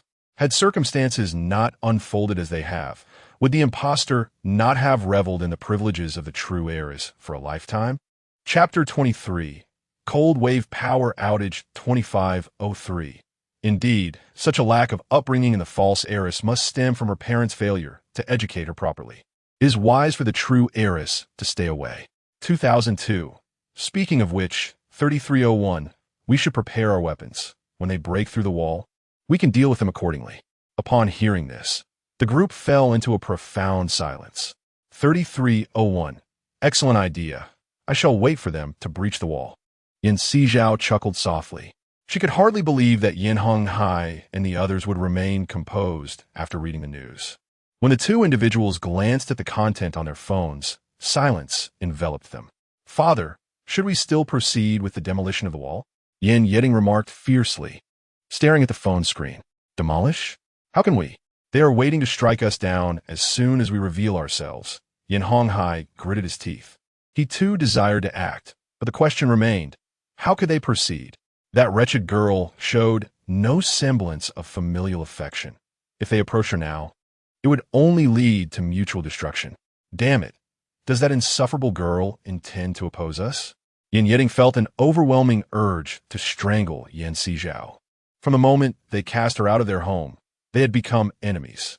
Now, the plan to demolish the wall was no longer viable. They needed to devise an alternative strategy. Furthermore, the others were now aware that they had stockpiled supplies in 3 houses, necessitating heightened caution. If those without provisions decided to attack, they would seize their resources. Yin Honghai felt overwhelmed by the situation. We must seal the main entrance, just as that wretched girl did. If we close it off, No one will be able to steal our supplies, Chun Hongmei suggested. There's no need for that. The snow outside is so heavy that it has already blanketed the pathways. It won't be long before the roads are completely obstructed. Currently, every household still possesses supplies and will not venture out to confront us, Yin Honghai replied. That is reassuring, as long as they do not come for us. We shall be safe. Next, we shall see how long that wretched girl can survive without provisions. Chun Hongmei glared at the wall, as if she could see Yin Sizhao through it. Once the sounds of demolition above ceased, those in Unit 3202 finally felt a sense of relief. 3202, at last. 3303 has quieted down. The wall is no longer being smashed. 2904, finally showing some restraint. If he had succeeded in demolishing it, what chaos would ensue? Others would surely follow suit, and we would all be doomed. 1501. Indeed, we cannot allow such individuals to prevail. 3301. You can now rest easy. 3301. Thank you, everyone. We may experience a power outage at any moment, so I urge you all to take care of yourselves. After the storm, may we meet again. Yin Sizhao was pleasantly surprised to find that the residents of this building were quite endearing. Regrettably, she has sealed the door, rendering her incapable of assisting them. Even if it were not sealed, she would lack the courage to do so. Who could ascertain that these individuals would not reveal their fangs when resources are plentiful? Once supplies dwindle, would those fangs not emerge? Has the situation been resolved? Liu Beixian had also just heard the sound of walls being struck. He had not anticipated that Yin Honghai and his group would be so audacious as to demolish walls for mere supplies. Yin Sizhao shares no familial ties with Yin Honghai and Chun Hongmei. Their survival or demise is of no consequence to her. Upon hearing Yin Sizhao mention the power outage, the others in the group fell into silence. Today's temperature has plummeted to minus 26 degrees. While this may not be extraordinary for those in the north, who has ever encountered such frigid conditions in the south? What must it be like outside? To venture out would be akin to courting death. In a bid to retain as much power as possible, other households have charged every rechargeable item they possess. Yin Sizhao and Liu Beixian have not been idle either. They seize every opportunity to exercise, ensuring their limbs do not succumb to stiffness. Should an extraordinary circumstance arise, they must be prepared. The day swiftly passed, and after dinner, Liu Beixian retired to rest, while Yin Sizhao kept her vigil as usual. Throughout the day, numerous pleas for help circulated online, with individuals lamenting shattered windows at home and others suffering from colds and fevers, seeking assistance in procuring medicine. Additionally, community members urged everyone to venture out and clear the snow. Observing the online pleas for aid, Yin Sizhao pondered the absurdity of requesting help with snow removal or medicine in such severe weather. Such actions could very well be fatal. Who would dare venture out when the snow is over a meter deep? Unless one were truly a saint. Just as this thought crossed her mind, the power abruptly cut out. The indoor temperature began to drop gradually. Yin Sizhao roused Liu Beixian. They illuminated the space with a flashlight, and after igniting both fireplaces and adding ample firewood, they were dismayed that the power had failed just on the second day of snowfall. She had expected it to last a few days longer. Fortunately, the floor was clean, and Liu Beixian intended to prepare everything for sleeping on it. It seemed likely that some area had been compromised by melting snow water, causing electrical leakage. Repairs were evidently not forthcoming. Yin Sizhao gazed into the inky darkness outside, where a few scattered lights flickered but were scarce. It appeared that their upcoming days would be quite challenging. Liu Beixian continued to add firewood. Without air conditioning, the air within the room could not be exchanged, and given their lack of ventilation, the increased firewood would undoubtedly elevate the carbon dioxide concentration. Indeed, Yin Sizhao nodded slightly. Xiao, stoke the fire a bit more vigorously. I'll open the garbage passage just a crack to allow some fresh air inside. Though it may be a touch chilly. Wrapping himself in a blanket, Liu Beixian approached the passage. He had fashioned the entrance to be operable, enabling him to control the influx of cold air. He opened it wide, and the frigid wind rushed in through the conduit. Yin Sizhao, similarly enveloped in a blanket, continued to feed the fireplace with firewood, although the frigid air seeped in through the refuse passage, rendering the interior of the house a touch colder. The fire in the fireplace blazed even more fervently due to the chill. Xian, you should go to bed. I will keep an eye on the fire. It will not extinguish, Sizhao urged.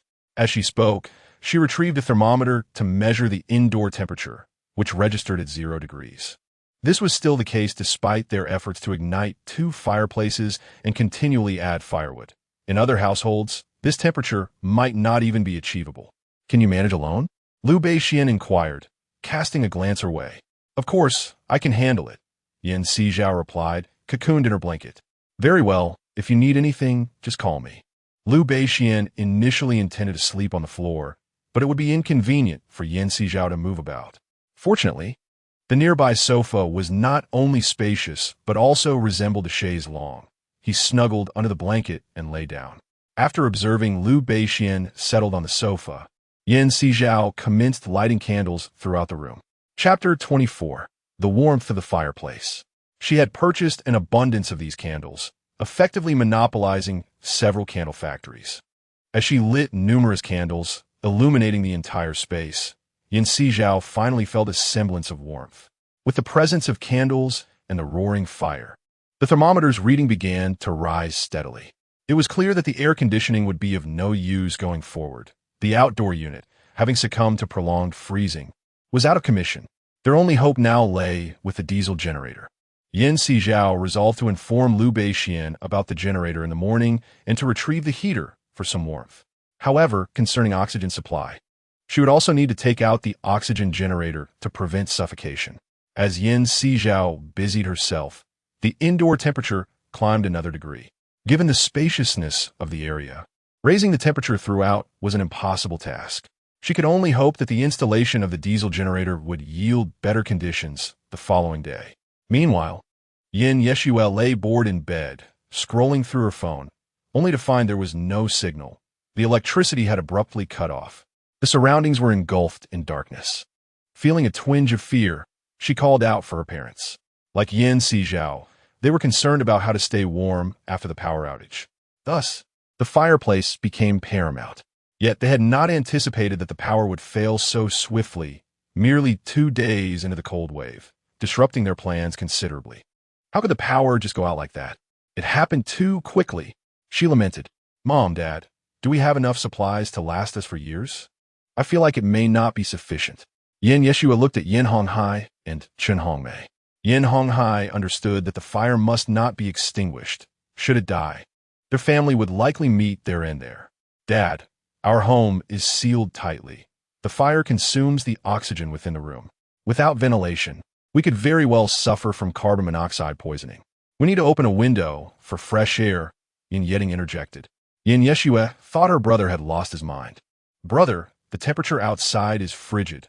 Opening a window will freeze us to death. If we don't open a window, we will suffocate. Do you wish to perish? Yin Yeding retorted. Yeshua found herself at a loss for words when asked. Shouting, please go ahead and open it a little. We cannot disclose anything here. Moreover, we haven't allowed that wretched girl and that insufferable boy to perish. We cannot succumb so easily. Yin Honghai glanced at Yeshua, who nodded in agreement. Father is right. We must not yield so readily to death. All right, wrap yourselves up tightly to avoid the cold, Yin Honghai instructed, adding a log to the fireplace. In contrast to Sizhao, who continuously added firewood, Yin Honghai meticulously calculated the amount he used. Leaning against Chen Hongmei, Yeshua lay on the living room floor, realizing that no matter how they slept, they remained cold. The fire in the hearth was rather small, providing warmth for only one person.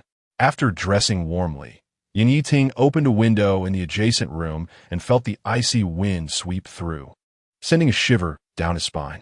Returning to Yin Honghai's side, he shed his outer garments and tucked himself under the covers. However, the blankets were still somewhat chilly, causing him to involuntarily shudder upon entry. Having never experienced such a temperature, he felt a touch of grievance. How had the esteemed son of the Yin group come to this pitiful state? Just because of extreme heat and cold, he was forced into such a predicament, and he felt a deep resentment. If only heaven could grant him a golden opportunity. Yet, alas, he realized that fate seldom aligned with one's desires. As Yin Yiting drifted into a slumber filled with fantasies, Yin Honghai watched the fire dwindle and continuously added logs to keep it alive. Time passed until it was time to change shifts. Shao Ting, the fire must not go out. The temperature in this room is too low. If it extinguishes, we risk freezing to death. Do you understand? Yin Honghai implored, fearful that Yin Yiting might become careless. I understand, father. Do not worry. I will keep an eye on the fire, Yin Yiting replied, gazing at the flickering flame, unaware that it represented their last glimmer of hope. While they struggled to stay warm, others, facing a power outage, found their homes as frigid as ice cellars. Eventually, the family huddled together, gradually drifting into an everlasting sleep. That night, many perished from the cold. After midnight, Yin Sizhao roused Liu Beixian, who was about to retreat upstairs to sleep, but called her back. Xiao, it's much colder upstairs. If you wish to sleep, it's better to do so downstairs. Liu Beixian thought about the emptiness of the upper floor, fearing it would be too cold to endure. If Yin Sizhao ascended, she risked freezing. With this in mind, Liu Beixian naturally insisted she remain below. Very well. I shall sleep downstairs. Yin Sizhao entered her space to freshen up, emerged, and lay on the sofa where Liu Beixian had just rested, closing her eyes and sinking into a deep slumber. The following morning, she awoke to a gloomy exterior. The relentless snow had blanketed the first floor. Taking out her phone, she checked for a signal, only to sigh in disappointment at its absence. Without a signal, one remains oblivious to the happenings within the city. This night, one cannot fathom the potential loss of life. Why not sleep a little longer?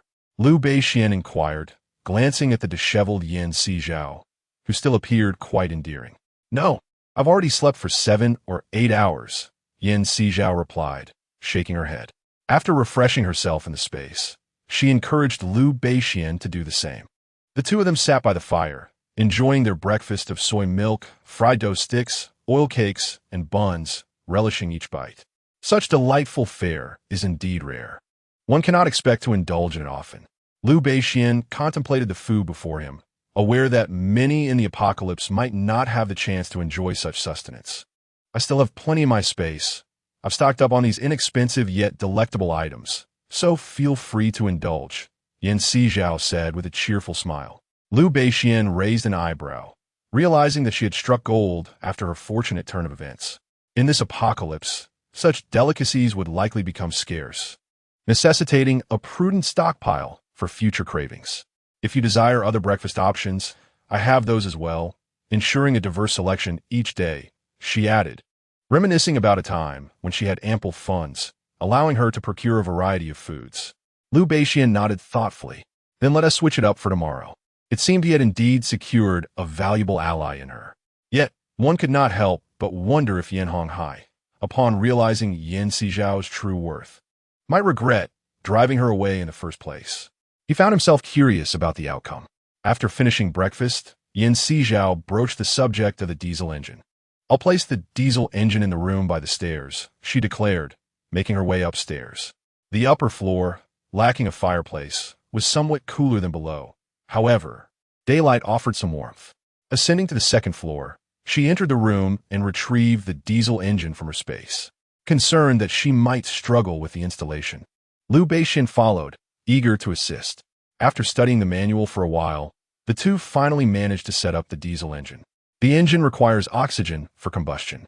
The oxygen levels in this room will diminish. Do you have sufficient oxygen-generating equipment? Liu Beixian asked, looking at Yin Sizhao. Yes. I anticipated the potential scarcity of oxygen in the apocalypse and procured ample equipment, so that should not be an issue. I do need to monitor the oxygen concentration, she replied, having done her homework on the necessary levels to prevent hypoxia or oxygen toxicity.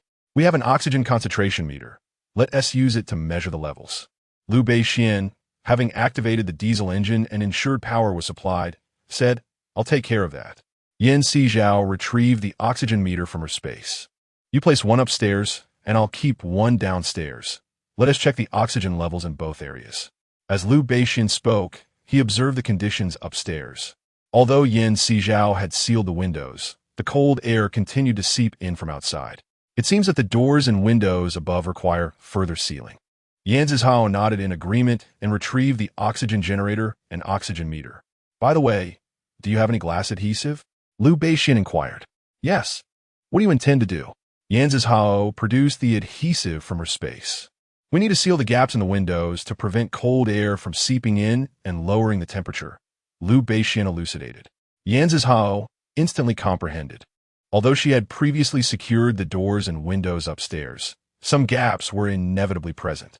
By sealing these gaps, the only remaining ventilation would be from the downstairs area. However, Liu Beixian did not intend to seal all the openings entirely.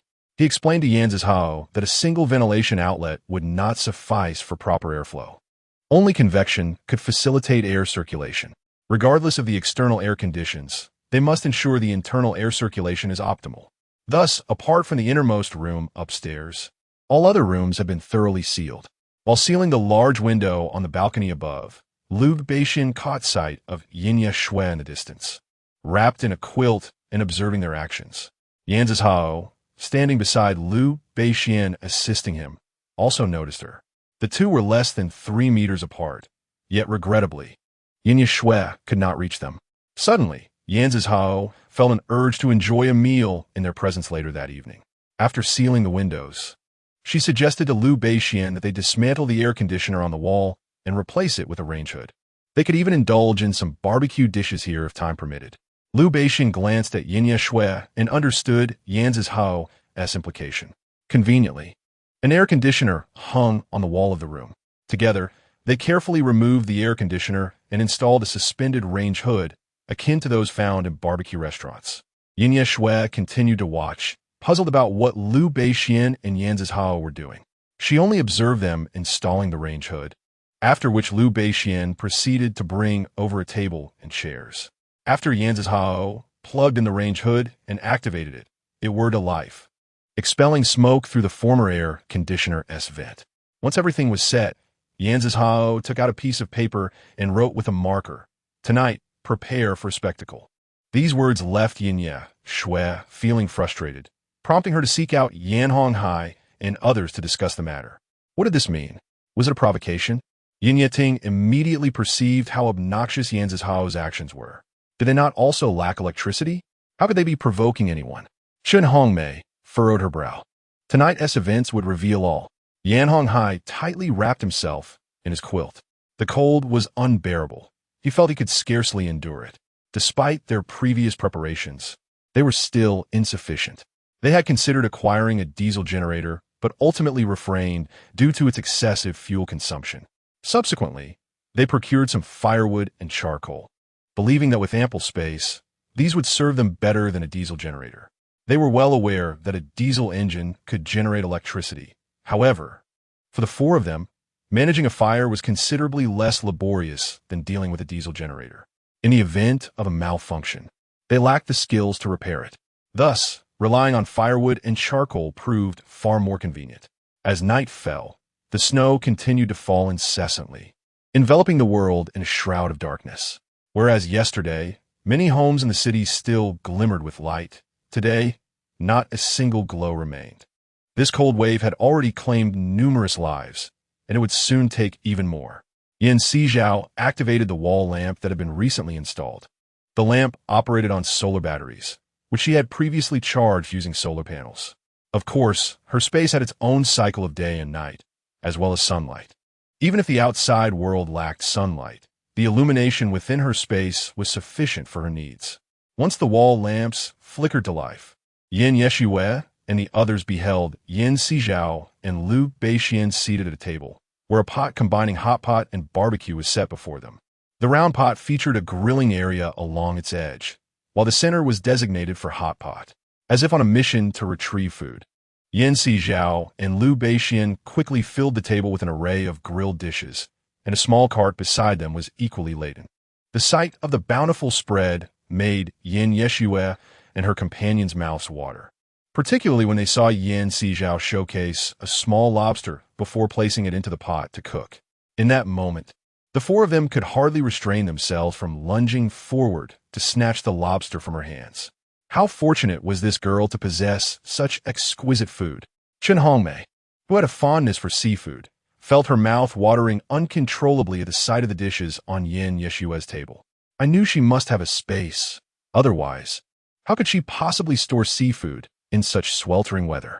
Yeshua thought, enviously casting glances at Sizhao. How could she be so fortunate?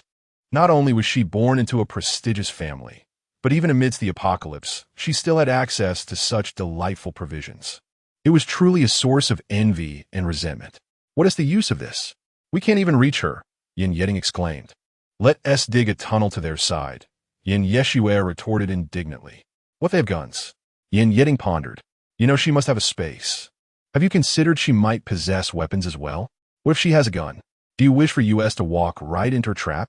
Yeding discovered that her sister was far too impulsive.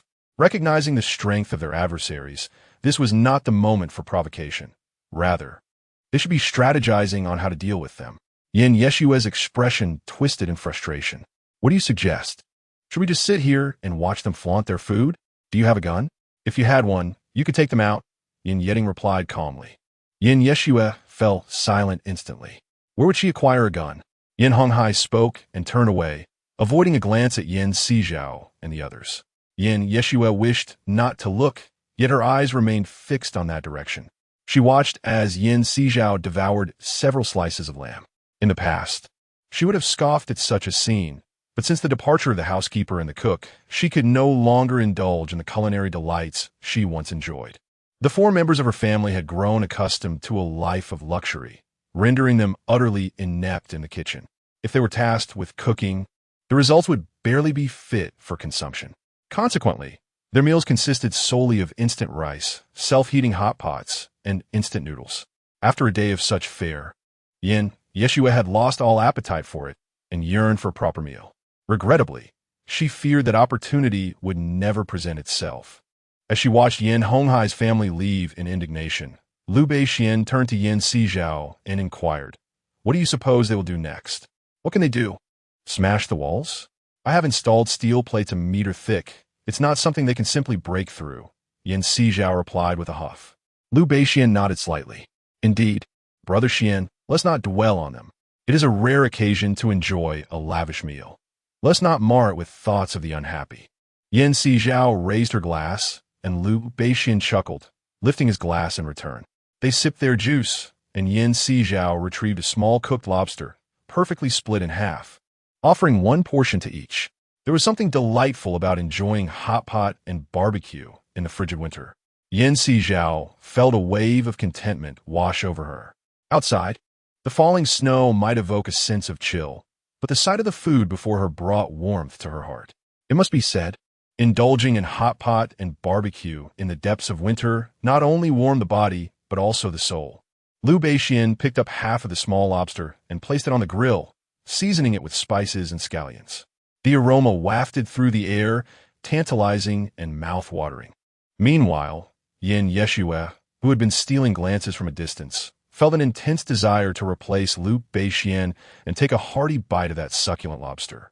The more she observed, the more she loathed her current meal, which lacked any flavor whatsoever. What she had was hardly worthy of being called food. She longed for the delectable dishes that others were enjoying. Her frustration grew, and she wished fervently to seize the food from Sizhao and Liu Beixian, oblivious to the distorted face of Sizhao lurking in the shadows. After their delightful meal, the two tidied up, and Liu Beixian took a moment to relax before washing up and retiring for the night. With ample oxygen and electricity, he no longer had to sleep on the sofa, but returned to his own room. Beneath him lay an electric blanket providing warmth, and he found his slumber to be exceptionally restful. At midnight, Liu Beixian replaced Sizhao, who promptly entered the space to wash up before retiring to the guest room. She had moved her supplies upstairs and swapped her bed for the one in the guest room. As she plugged in the electric blanket, Sizhao stood by the window, gazing at the mountains below. Due to the power outage, the streets were devoid of streetlights, illuminated only by the faint glimmers of light from each household. Similarly, those in the valley could only perceive the distant twinkles from above. With the power cut, the residents of the building below were indeed suffering. Some had prepared firewood and charcoal, yet the sealed environment nearly led them to poisoning. Ultimately, they had no choice but to open windows for ventilation. huddling around the warmth of the charcoal fire. Meanwhile, those fortunate souls in the valley managed to avoid poisoning, while the unfortunate ones succumbed, becoming mere corpses. Sizhao remained oblivious to the situation below. Having previously purchased a radio, she hoped to catch some messages via the airwaves. However, her attempts over the past 2 days yielded only 2 or 3 official broadcasts that urged people not to lose hope.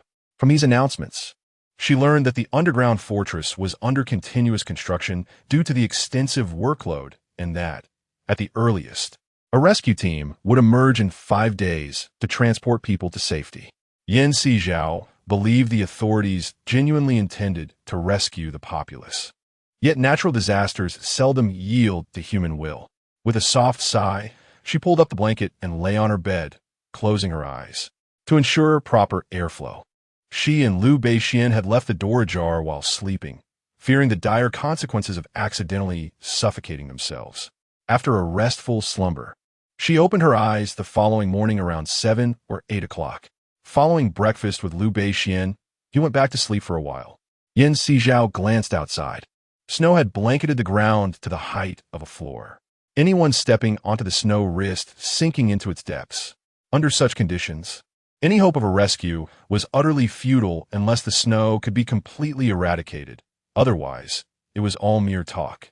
With no official updates, Sizhao had no knowledge of the external temperature, only sensing that it must be exceedingly cold, enveloped in a vast expanse of white.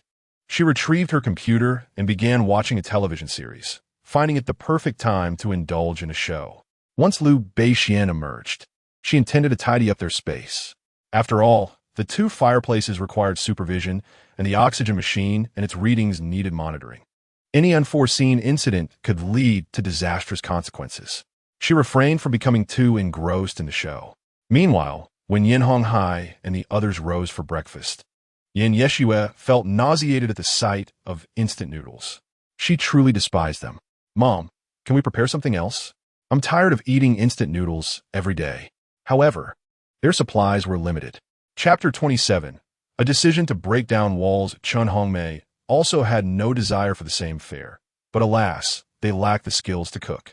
Their long-standing life of ease had dulled their ability to distinguish even between salt, MSG, and sugar. Who could say if she lacked the talent altogether? The meals she attempted to prepare were either too salty or burnt, or worse, had an unpalatable taste that rendered them inedible. In the end, Yin Honghai advised her to refrain from expending so much energy on this matter, which prompted her to relent. However, this meant they would have no hot meals to consume. Even if she were to master the skill, Yin Honghai surmised he would not gather items that had not been stored for long. Xiaoxue. Perhaps he could opt for self-heating rice or rice noodles. Yin Yiding glanced at Yeshui, aware that the current circumstances had subjected this young lady to great indignity. Yet, in such conditions, having access to any food at all was quite fortunate. Many others were unable to procure food due to financial constraints and were left in dire situations. "No, I want soy milk. I want to eat youtiao," Yeshui exclaimed, her face contorted in frustration. The sight of Sizhao and Liu Beixian enjoying breakfast together had left her feeling profoundly wronged. Why should Sizhao relish such a splendid breakfast while she was reduced to consuming inferior instant meals? It was utterly unfair. She believed that all the enjoyment should rightfully belong to her, not to Sizhao, who was wholly unworthy. Xiaoxue. Chun Hongmei looked alarmed. Her gaze filled with concern for Yeshui. She understood how dearly cherished her daughter had been since childhood, and this hardship was something she could hardly bear. "I can endure it," Yeshui retorted. "It's your parents' inadequacy that prevents you from having a better life. For now, let us endure this situation. Once the storm passes and things return to normal, we'll buy you whatever you desire. Can we agree to be a little patient and make do with what we have?" Yin Honghai consoled her while eyeing the instant noodles in his hands. He never imagined that, as the president of a company, he would find himself in such a predicament, resorting to instant noodles, something he had always considered fit only for the lower classes. Yet, here he was, compelled to consume it daily. How could he not feel disheartened? Yin Yiding comforted his younger sister, who was 2 years his junior. Yeshui, feeling somewhat placated, nodded reluctantly. No soy milk? Well, at least there's soy beverage. It was a small solace to her, providing a semblance of variety. Yet, the storm's duration remained uncertain, and she fervently wished for its swift departure. Yeshua watched Chun Hongmei prepare the noodles with a heavy heart. Just days prior, the aroma would have delighted her, but now it only induced nausea. Forcing herself to eat, she observed as Chun Hongmei disposed of the refuse. Yetting made his way to a window beside the fireplace and swiftly opened it. Casting the waste outside, the frigid air rushed in, causing them all to instinctively draw back their necks. The severe snowstorm outside had already blanketed the other windows, sealing them shut. Only the window by the fireplace remained unaffected by the snow, allowing them to open it at will. However, the moment it was ajar, a gust of cold air enveloped them, making the already chilly interior feel even more frigid. It was unbearably cold, and the temperature outside was likely plunging to several degrees below zero. Once we dispose of this refuse, we shall face the cold once more. Should the temperature drop further, we might find ourselves frozen before we even manage to discard the garbage. Chun Hongmei cast a worried glance at her son and addressed Yin Honghai. I'm aware, yet we have not constructed a refuse passage, and currently, we have no means to do so. We can only resort to this method unless we devise a way to establish a refuse passage like the one across the way. Thus, when he observed Liu Beixian and his group sealing their balcony to create a refuse passage, he was momentarily taken aback, only to realize later that they had indeed constructed a refuse passage. Regrettably, the snowstorm was intensifying, and they had no time left to build a passage. Now, they could only risk opening the window to dispose of the garbage each day. Although there was some correlation with their window ventilation, he could distinctly sense that today's temperature was slightly lower than yesterday's. Particularly, the frost had extended from about 1 meter around the window yesterday to 2 meters now. If the indoor temperature does not rise, tomorrow it might reach 3 or 4 meters, perilously close to their being frozen to death. Father, did we not previously stockpile numerous items? Could those not be utilized to create a passage? Yeshua inquired. I have looked into it. Those items cannot be assembled into a passage, Yin Honghai replied, shaking his head. At the time, they were solely focused on stockpiling supplies, never considering such possibilities. What shall we do then? Brother cannot continue to risk throwing out the garbage.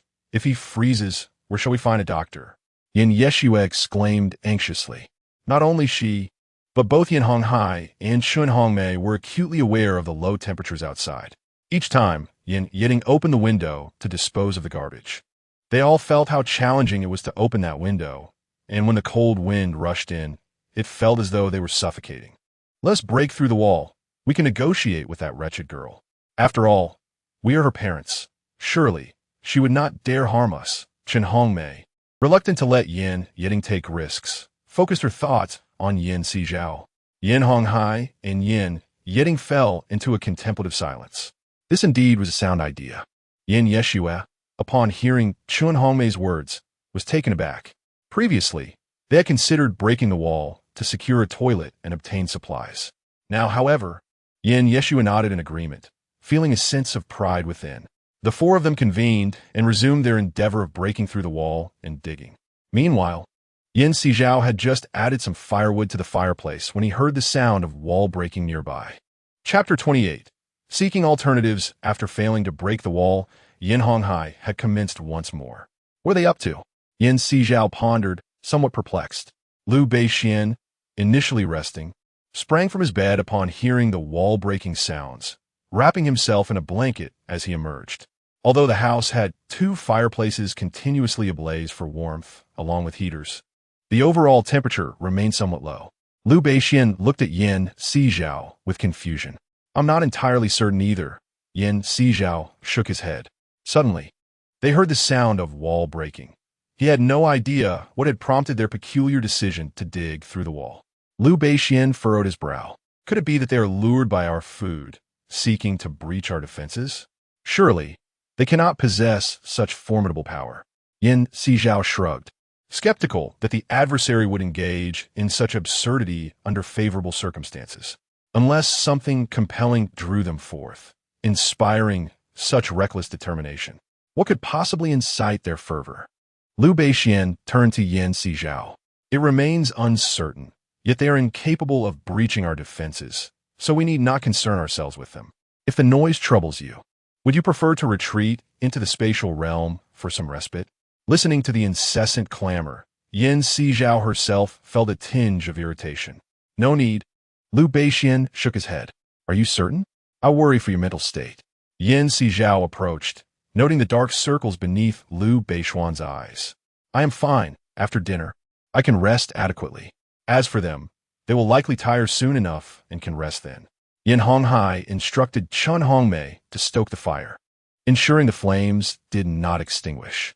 Meanwhile, he and Yin Yitting tirelessly wielded hammers and shovels against the wall. Together, they managed to carve out a hole in the robust wall. Just as they reveled in their success, they felt their tools strike something metallic, producing a sharp clang.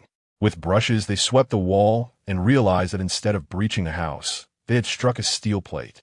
In that moment, Yin Honghai, Yin Yeshue, and Yin Yitting stood in stunned silence. What could that be? How could such a thing be embedded in the wall? Yin Yeshue was momentarily taken aback. Yan Sizhao had indeed installed steel plates within the house. Steel plates. This cunning girl had anticipated that someone might attempt to breach the wall. Yin Yitting felt a surge of frustration. After laboriously breaking through the wall, he had not anticipated that Yan Sizhao would have a backup plan.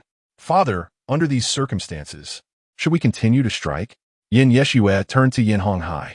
The steel plates have been installed. Further attempts to break through would be futile. Yin Honghai, contemplating this, glanced toward the entrance of Liu Beixian's home. The distance from this door to Yan Sizhao's was merely 2 meters. If they could somehow dismantle Yan Sizhao's door, they could gain entry. With this thought in mind, Yin Honghai approached the door with his tools. Previously, to facilitate access, Liu Beixian had ensured that the door opened from within. As Yin Honghai opened the door, he was met with a wall. This wall had been erected by him to prevent Yan Sizhao and her companions from advancing. Now he regretted his earlier decision. It was he who had ordered the wall as construction, and now he found himself compelled to break it down. Yin Honghai felt as though he were lifting a stone only to have it fall upon his own foot. Father, what are you about to do? Yin Yeshue furrowed her brow at the sight of the wall. I shall break it, Yin Honghai replied succinctly. Are we not to protect against that wretched girlish approach? You intend to demolish the very wall we painstakingly erected? Yin Yeshue's expression shifted, reflecting her dismay. Once, she had reveled in her triumph before Yan Sizhao, but now she found herself in a most dismal predicament. Recalling the moment she had defiantly hurled bricks at Yan Sizhao, she could hardly fathom that one day she would be compelled to dismantle the very wall she had erected. This was nothing short of a slap in her own face. Yin Yeshue clenched her fists tightly. If only they had acted sooner, capturing that rebellious girl and coercing her to relinquish her resources. They too could have enjoyed a better life. Upon hearing Yin Honghai's words, Yin Yeshue's expression softened instantly. In Yin Honghai's eyes, Yin Sizhao was indeed insignificant. This was for the best. Yin Yeshue did not wish for Yin Sizhao to usurp the affection of her parents, Yin Honghai and Chun Hongmei. They were her parents, and their love could only be hers. Yin Honghai and Yin Yitting resumed their demolition efforts. The sounds of their exertions reverberated from just outside the door, leaving Yin Sizhao in a state of bewilderment. What mischief were they concocting now? The noise had shifted. They were no longer attacking the wall on her side. Liu Beixian also sensed something was amiss, uncertain of what Yin Honghai and the others were up to. They were likely assaulting the wall in front of her entrance. Yin Sizhao could easily discern Yin Honghai's intentions. Would they be able to breach her door? Liu Beixian cast a concerned glance her way. How could they? My door is fortified, procured at great expense with bank vault-level security. Not even a cannonball could breach it, Yin Sizhao replied. In that case, Yin Honghai and the others are in for a rude awakening. Liu Beixian pondered the sounds, curious how they would react upon discovering the formidable ice blocks behind the bricks. Each ice brick was embedded with cotton, and while merely excavating ice would be swift, the addition of cotton rendered it akin to a skeletal structure, not easily shattered. Yin Honghai and his companions would find it no simple task to infiltrate her impregnable abode. The two remained in the living room until they finished their lunch. only to hear the cessation of noise from next door. Yin Honghai had halted his digging, not due to the discovery of a massive ice block behind the bricks, but because time had elapsed and hunger had taken hold. Neither he nor Yin Yeding had ever engaged in such laborious work, and a single attempt had left their backs aching and legs weary. They were utterly exhausted. "Dad, it's just ice blocks outside. Do we really intend to break through them? I suspect that clever girl has made this more complicated than it seems." Yin Yeding voiced to Yin Honghai. "Complicated or not, we are at her doorstep. Whether she opens the door or we force it open, that insufferable girl will ultimately fall into our grasp." Chapter 29. The resentment of Yin Honghai. A flicker of resentment crossed Yin Honghai's eyes. Yin Sizhao possessed space and an abundance of food, yet she had never considered sharing it with them, clearly disregarding their status as her parents. Given this, they need not concern themselves with familial ties. After finishing his meal, Yin Honghai resumed the excavation of the ice blocks before Liu Beishuan's door, accompanied by Yin Yeding. Initially, the two believed that ice would be easier to break than bricks. However, upon striking it once, they found that they could not dislodge a significant piece as they had imagined. Instead, only a small fragment came loose, which remained stubbornly adhered to the ice. This left them utterly astonished. "Father, this ice has been infused with cotton," Yin Yeding remarked, immediately discerning the issue at hand. This revelation brought to mind principles learned in physics class. When struck by gravity, the immense impact force is transmitted downward. Ordinary ice would shatter easily, but the ice enhanced with cotton fibers absorbs the shock, making it exceedingly difficult to develop cracks within. The larger the ice, the more challenging it becomes to break. It would require nearly all of their strength to move even a small portion. Yin Yeding suddenly realized that his biological sister was far from ordinary.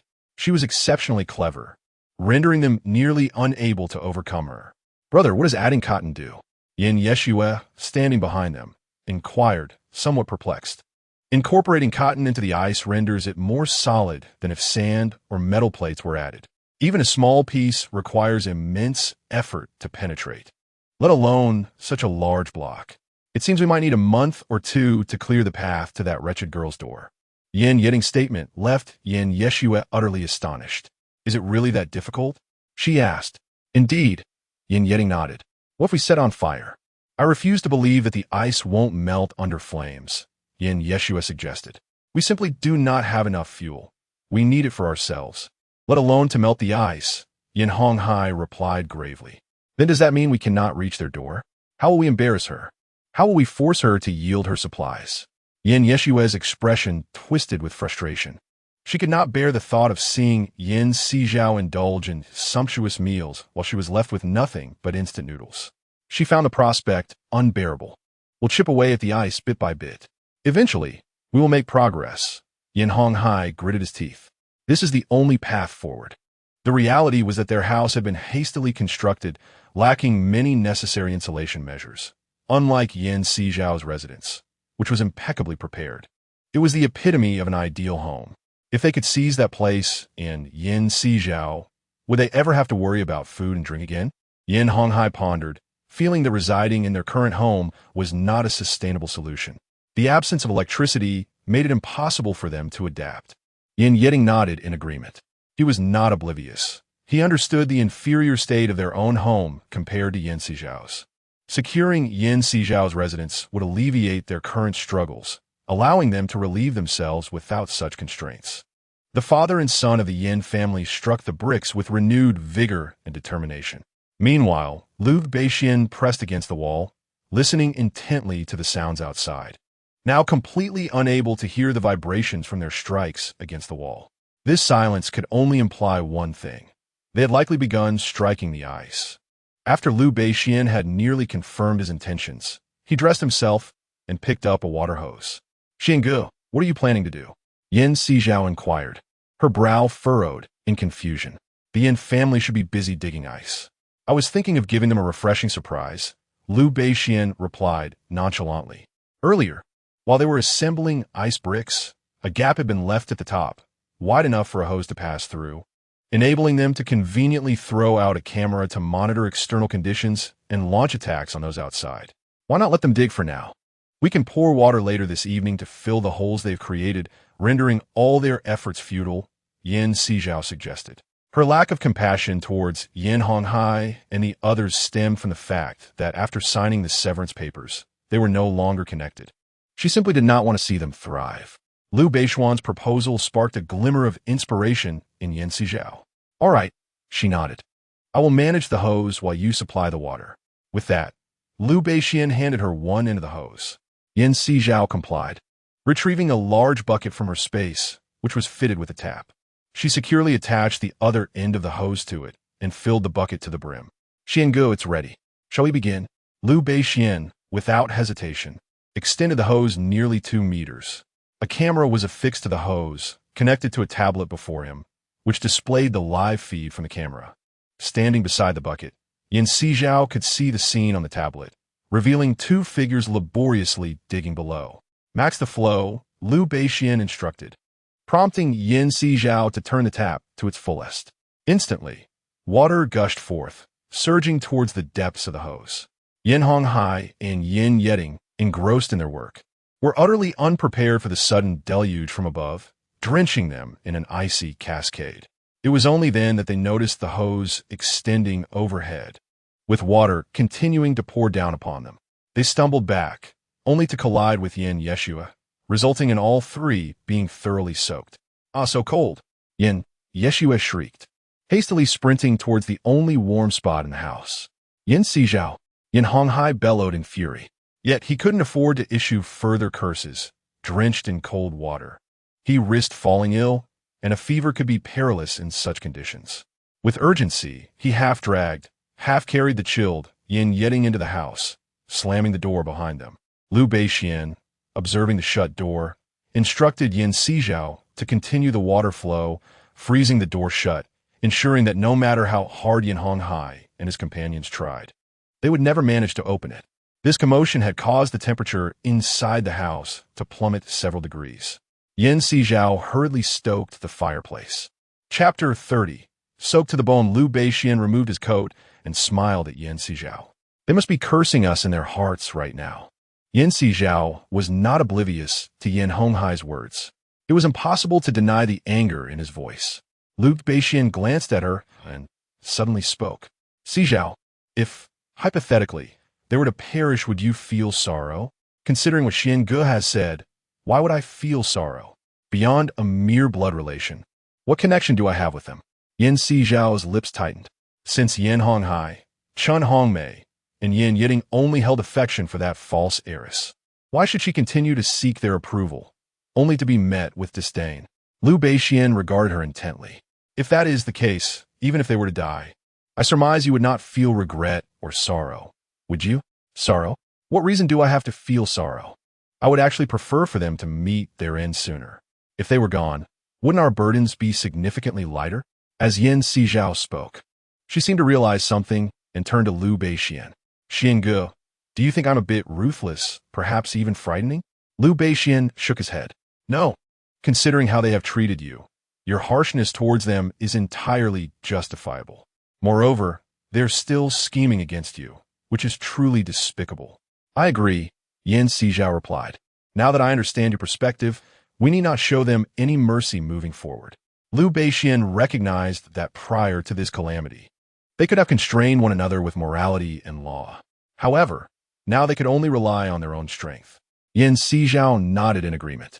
The 2 continued to take turns resting as planned, yet all 3 caught colds due to the contrasting temperatures. Weren't you supposed to be digging a wall? How did it end up like this? Chen Hongmei looked at the 3 with confusion. It was just a wall. How did they all end up looking like drowned rats? It was that wretched girl. We were in the midst of digging ice when she unexpectedly sprayed us with a water hose. Yan Honghai exclaimed, sneezing as he spoke. You are her biological father. How dare she treat you this way? Chen Hongmei's voice rose in indignation. The thought of Sizhao's treatment towards Yan Honghai made her wish to tear Sizhao apart. She has never regarded us as her family. Yan Honghai's eyes were red with emotion. He had never felt so humiliated as he did now, all due to his own daughter. How could he bear it? Father, shall we continue? Yin Yeting inquired, looking at Yan Honghai. Of course we shall continue. And we must also seal off their paths to prevent them from having the opportunity to strike at us. Yin Honghai gritted his teeth. Yin Yeding nodded slightly. When shall we commence? Tonight. I refuse to believe they will remain awake, Yin Honghai declared fiercely. Upon hearing him say tonight, Yin Yeding breathed a sigh of relief. As long as it isn't now. Otherwise, after digging all morning, aside from a brief respite during lunch, I have hardly paused for a moment. As someone who has never engaged in strenuous labor, the amount of work he accomplished today was truly equivalent to his efforts over the past month. He found himself questioning whether he might succumb to exhaustion. Fortunately, he now had the opportunity to rest. Yin Yeding hurriedly climbed into his bed, closed his eyes, and wished to take a brief nap. Over there, Yin Honghai was doing the same. In contrast, Yin Yeshu, having done little work, felt quite energetic. However, she soon began to sneeze repeatedly, sensing an intense heat within her, prompting her to remove her clothing. Chen Hongmei, witnessing her undressing, immediately felt that something was amiss with her condition. Xiaoxue, what is wrong with you? Mom, I feel so hot, Yin Yeshue replied, casting a pitiful look toward Chen Hongmei. Instantly, Chen Hongmei sensed that something was wrong and placed her hand on Yin Yeshue's forehead. The scorching temperature made her realize that Yin Yeshue was likely running a fever. If that were the case, wouldn't Yin Honghai and Yin Yeding also be affected? Chen Hongmei quickly rushed over to check on both of them, placing her hand on their heads.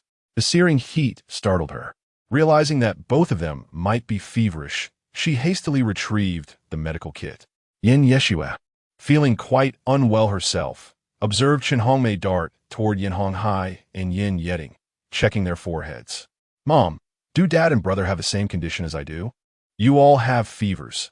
Let me check your temperatures, Chen Hongmei replied, making an effort to maintain her composure, though Yin Yeshue noticed a tremor in her voice. It seemed that Chen Hongmei was at a loss, having never encountered such a situation before. Mom, stay calm. We need you. You cannot fall ill. Yin Yeshue expressed her concern for Chen Hongmei's ability to assist them. I will be fine. I will be fine, Chen Hongmei reassured herself, striving to suppress her fear as she hurriedly located the thermometer and took their temperatures. As expected, each one exceeded 39 degrees Celsius. Normally, human body temperature hovers around 36. 5 degrees in winter, making these readings alarmingly high. Chen Hongmei was taken aback by the frighteningly elevated numbers on the thermometer. Mom, the medicine, hurry. We'll die without it. Yin Yeshue exclaimed, realizing her own temperature indicated something was indeed wrong. She understood that if the high fever persisted, there was a possibility she could become mentally impaired. She could not allow herself to become foolish. She had to survive, to live well. Listening to her, Chen Hongmei quickly found the antipyretic medication and administered it to the three of them. She called out to Yin Honghai and Yin Yeding, but aside from some incoherent murmurs, they were unable to articulate a single complete sentence. Witnessing her husband and son in such a state brought Chen Hongmei to the brink of tears. Despite her own foggy mind, Yin Yeshue did not forget to whisper in Chen Hongmei's ear, urging her to remain strong. Chapter 31. If only she could not be found, Chen Hongmei listened to her words and cast a glance in her direction. Yin Yeshue gritted her teeth. Initially, she believed that Yin Sizhao had pilfered money from their household, prompting both Yin Honghai and Chen Hongmei to alert the authorities. Little did they know that Yin Sizhao had produced evidence revealing that she had won a substantial lottery prize. Their family's total assets paled in comparison to the amount she had secured. How had Yin Sizhao managed to achieve such luck? Yin Yeshue wondered if perhaps Yin Sizhao had been reborn. She attempted to publicize this revelation online, but at that time, many were preoccupied with hoarding supplies, hardly paying heed to her plight. Nevertheless, a considerable number of individuals, intrigued by her assertions, sought out Yin Sizhao for validation. Ultimately, this compelled Yin Sizhao to confront Yin Yeshue and Yin Honghai, delivering a stern reprimand. Coupled with Liu Beishuan's legal maneuvers and discussions regarding the weather, along with the disclosure of the amount of supplies the Yin family possessed, the perception of Yin Yeshue and her family swiftly altered among the onlookers. Had it not been for the fact that they were not yet at the nadir of their downfall, many would likely have rushed into their home to seize their possessions. Following this incident, Their household experienced a brief respite, only to soon be met with a cold wave. Chen Hongmei recalled Yin Sizhao's visage. Although she was indeed the biological daughter of Chen Hongmei and Yin Honghai, she bore little resemblance to either of them.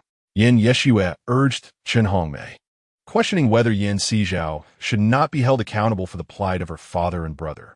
Chen Hongmei, contemplating her words, cast a solemn gaze toward her husband and son, nodding gravely. Once your father and brother recover, we shall seek her out. Chen Hongmei harbored a desire to confront Yin Sizhao immediately. Yet at that moment, both Yin Honghai and Yin Yeding required her care. Yin Yeshue glanced at Yin Honghai and Yin Yeding, nodding in agreement. Her own condition was far from optimal. Her mind was muddled. The pursuit of Yin Sizhao would have to wait until Yin Honghai regained consciousness. This wait extended until the following morning. During this interval, had Chen Hongmei not confirmed that both men were still breathing, she might have believed they were on the verge of death. Fortunately, they awoke that morning. Yin Honghai opened his eyes, weary and fatigued. As he spoke, he noticed his voice was somewhat hoarse, startling him. What has happened to me? Husband, you are awake. You and Shouting and Xiaoxue got drenched yesterday and developed a high fever. Do you not remember? Chen Hongmei rushed to his side. Shouting, where is Xiaoxue? Shouting is up, and Xiaoxue is also well. How do you feel? Chen Hongmei was apprehensive about potential aftereffects. I'm fine, Yin Honghai replied nonchalantly before inquiring. What about that wretched girl? Has she made any moves? Yes, they dined by candlelight last night and indulged in steak, Yin Yeshue seethed. She had deliberately monitored the two, only to discover that Yin Sizhao and Liu Beixian had feasted on steak. In that moment, her composure nearly shattered. Why did those two deserve such opulence? They were determined to fill every barrel with instant noodles. Enraged, she contemplated shattering their windows, but as soon as she opened the window a crack, regret washed over her. The frigid air outside was unbearable. Merely parting the window slightly allowed the biting wind and snow to invade, let alone fully opening it. It was no wonder Yin Honghai had proposed constructing a garbage passage. The cold outside was truly severe. Yin Yeshue had originally considered breaking their windows, but now all thoughts of retaliation had dissipated. They were relishing their steak, it seemed. Yin Honghai's voice rose sharply, a mocking smile adorning his face. Father, they are clearly provoking us. If we do not show them a bit of our mettle, they will indeed perceive us as easy targets. Yin Yeshue's words prompted Yin Honghai to hastily rise from the floor. Their matters could wait. Hongmei, please fetch me something to eat. I am rather famished. Yin Honghai had not eaten for an entire night and morning, and he now felt an overwhelming hunger. I will prepare it right away, Chen Hongmei replied, swiftly preparing a bowl of braised egg noodles. The eggs and noodles were ready-made. All that was needed was a brief soak in boiling water. The enticing aroma wafted toward Yin Honghai, intensifying his hunger. After nearly a day without sustenance, he felt utterly starved. He devoured the noodles hastily and turned to Yin Yeding, saying, shouting, put on your clothes and accompany me. We must take a look outside. Yin Yeding nodded, donned his clothing, and followed Yin Honghai to the door. Just as he grasped the doorknob to unlock it, Yin Honghai suddenly discovered that the door would not budge. Father, what is wrong? The door won't T open. Yin Honghai's expression darkened. It won't T open? How is that possible? Yin Yeshue exclaimed in disbelief. Indeed, the door refused to yield. After several attempts, Yin Honghai struggled, and Yin Yeding quickly stepped forward to assist. They pulled and tugged, but to no avail. Yin Yeding's expression shifted dramatically. Father, could it be that the outside is sealed off? Sealed off? A thought struck Yin Honghai, and he kicked the security door with vigor. Yet, the door remained motionless. He attempted to open it again, but it remained obstinate, prompting him to deliver several more forceful kicks. The impacts reverberated, causing the walls to tremble. They truly were relentless. Yin Sizhao had just prepared a cup of coffee.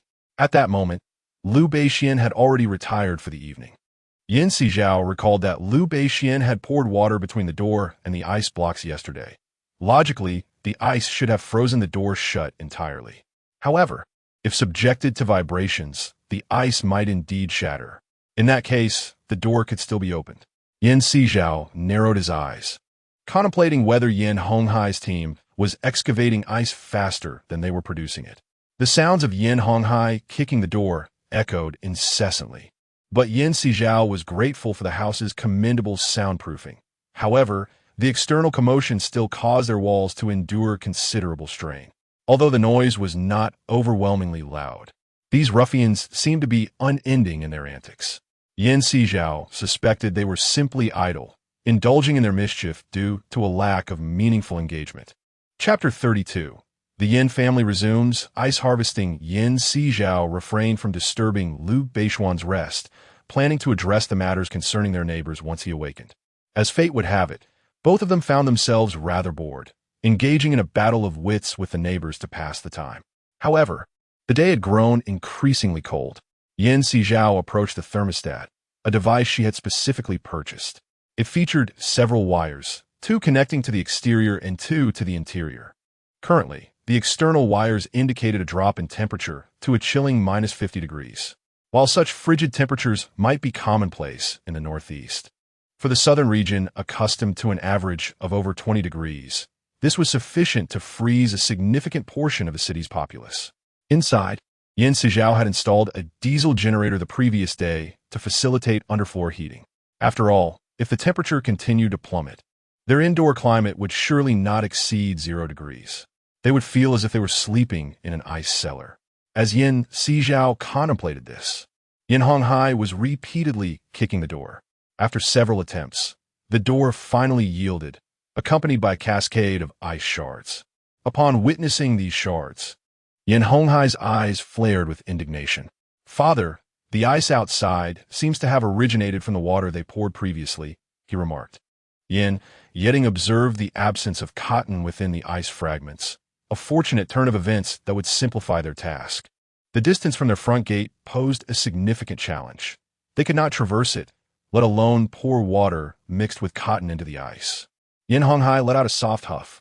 Yin Yetting nodded in agreement. "All right," Yin Honghai responded, seizing a shovel as he and Yin Yetting commenced their work. Yin Yeshua stood by, showing no inclination to assist. On the other side, sensing what Yin Honghai and his son were up to, Yin Sizhao resumed her own task of crafting ice bricks. When Liu Beishuan finally awoke, he was taken aback to see Yin Sizhao diligently making ice bricks. "Xiao, has something occurred?" he inquired. "Xiangu, it appears that the Yin father and son have managed to open the door and are now harvesting ice. I thought I might add to their troubles by making ice bricks," she explained, placing the cotton-infused ice water into the refrigerator. "Are they truly resuming the ice harvesting?" Liu Beishuan raised an eyebrow. "The Yin family is quite tenacious, aren't they? Don't they tire?" He felt fatigued merely by observing them. Indeed, the previous tremor was rather intense. "I wonder if your door will withstand it without succumbing so soon?" Yin Sizhao chuckled lightly. "That door will hold," Liu Beishuan replied, shaking his head. "I shall dress and then step outside to assess their situation. If they wish to become drenched like drowned rats, I wouldn't mind lending them a hand. Xiangu, I believe they have learned their lesson after suffering once and will not be so foolish as to fall into the same trap again. We likely cannot let them become drenched this time." Yin Sizhao expressed her conviction that Yin Honghai and his son were not so naive as to forget their previous misfortune. Liu Beishuan pondered for a moment. "Then, according to your suggestion, we shall resume our efforts once they have exhausted themselves. After all, we require minimal exertion to mold bricks, whereas their ice-breaking endeavors demand considerable strength." Yin Sizhao's lips curled into a subtle smile. Liu Beishuan seemed to grasp her intentions. "Are you intending to wear them out completely? I believe they could use a bit of exercise, especially since they have been idly confined indoors. Remaining cooped up will surely lead to ailments." Yin Sizhao shrugged lightly, showcasing her concern for their well-being, advocating for a balance of work and rest. Liu Beishuan chuckled softly at her. "Very well, let them engage a few times. They may develop a phobia of ice excavation." Yin Sizhao nodded in agreement. "I, too, wish to have them partake a few times to deter them from causing us trouble." The temperature outside must have dropped further, hasn't it?" Liu Beishuan glanced towards the exterior. "Indeed, it has plummeted to over -50 degrees. The illumination last night was significantly reduced compared to before, Yan Sizhao remarked, her tone tinged with a mix of lamentation and reflection. This calamity is indeed an existential threat to humanity as a whole. Liu Beixian nodded slightly. How well can the glass you previously ordered withstand the frigid onslaught? It can endure temperatures as low as minus 250 degrees without issue, Yan Sizhao replied, as she had specifically commissioned the glass with that capacity in mind. Given the substantial temperature differential between indoors and outdoors, are you certain that the glass you procured can withstand such extremes? Liu Beixian inquired, looking intently at Yan Sizhao. The structure comprises 3 layers. It can withstand the conditions without fail. Furthermore, observe the thick curtains. They serve to insulate against heat, ensuring the glass remains intact amidst fluctuating temperatures. By the way, what type of glass does your family use? Yan Sizhao turned her gaze towards Liu Beixian. Ordinary tempered glass, which is generally resistant to breakage under normal conditions. However, if the temperature disparity between indoors and outdoors becomes excessive, it's not guaranteed, Liu Beixian replied with a light chuckle. Yan Sizhao smiled in response. It seemed they had much to occupy themselves with. Let us wait. The time has not yet arrived. Liu Beixian noted the hour, realizing it was already noon, and prepared to freshen up. Yan Sizhao busied herself preparing lunch, having stewed chicken and sautéed vegetables in the spatial realm. Outside, the sewer had become utterly decorative compared to the space. Even if Yan Sizhao knew the sewer was not clogged, she would not venture to test if it had frozen. Once Liu Beixian had completed his grooming, the two ascended to the second floor by the window to savor their meal. Meanwhile, Yan Yeshue had stealthily arrived on the second floor, witnessing Yan Sizhao and Liu Beixian enjoying their repast with delight, which stirred feelings of resentment within her. Why should they indulge so freely? A desire to ruin their happiness consumed her thoughts. Yan Yeshue's envious gaze fixated on Yan Sizhao and her companion. The warmth of their food fogged the window with a thin veil of steam, rendering visibility increasingly obscure. Xiao Xue, Xiao Ting, Hong Hai, it's time for dinner, Chen Hongmei announced. Glancing at the time, after adding more firewood to the hearth, she placed the warmed, self-heating rice and vegetables on the table. For those unskilled in the culinary arts, this was the only way to manage. Yan Yishuan moved faster than Yan Hong Hai and Yin Yi Ting, arriving at the dining table, where the sight of the dishes slightly improved her mood.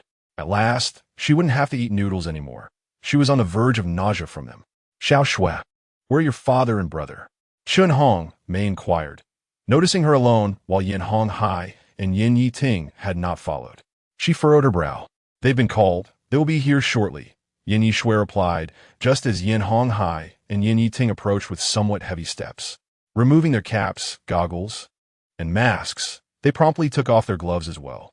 The sight of their frostbitten, crimson hands stirred a pang of sympathy in Chen Hong Mei. Yan Hong Hai settled by the fireplace, embracing a hot water kettle to warm his hands.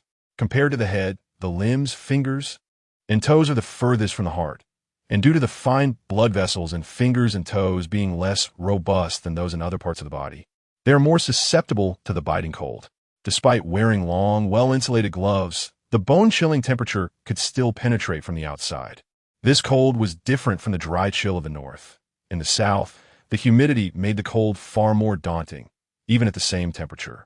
Yan Hong Hai suddenly contemplated that if they had ventured north from the outset, they might have escaped the grasp of this damp chill.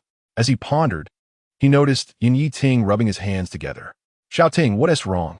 Chen Hong Mei observed Yin Yi Ting persistently rubbing his frostbitten hands. It's a bit itchy, Yin Yi Ting confessed, perplexed. His hands, red from the cold, should not have felt so strange. Now, not only were they numb, but they also felt somewhat warm and itchy. He had never encountered such a sensation before. Upon hearing this, Chen Hong Mei noticed the swelling in his hands. Stop rubbing.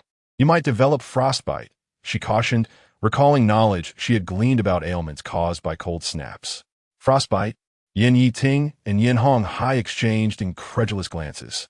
How could that be? I've never had such a thing. Yin Yi Ting was skeptical, having never suffered from it before. It must be that the outside temperature is too low and your brother's hands aren't adequately warmed, Yin Yishui interjected. Dad, didn't you buy some medicine before? There should be some frostbite ointment. Let me find it for you. Observing Yan Yiting's hands, which were merely a bit red and itchy, Yan Yishui thought it unlikely that they were truly frostbite. I'll go look. You stay here and prepare some ginger tea for your father and brother, she suggested, worried that Yan Yishui might not find it. Chun Hong Mei hurried toward the room where the medicines were stored. The indoor temperature was already low, and the storage area was even colder. As she exhaled warm breaths, she rummaged for the frostbite ointment. This was not a task that should have fallen to her. She reminisced about the days when they had a butler and a maid at home. With just a call, nothing would ever be misplaced. Is it truly necessary to undertake everything personally as one does now? Chun Hongmei felt a sense of injustice within. If only this calamity had not occurred.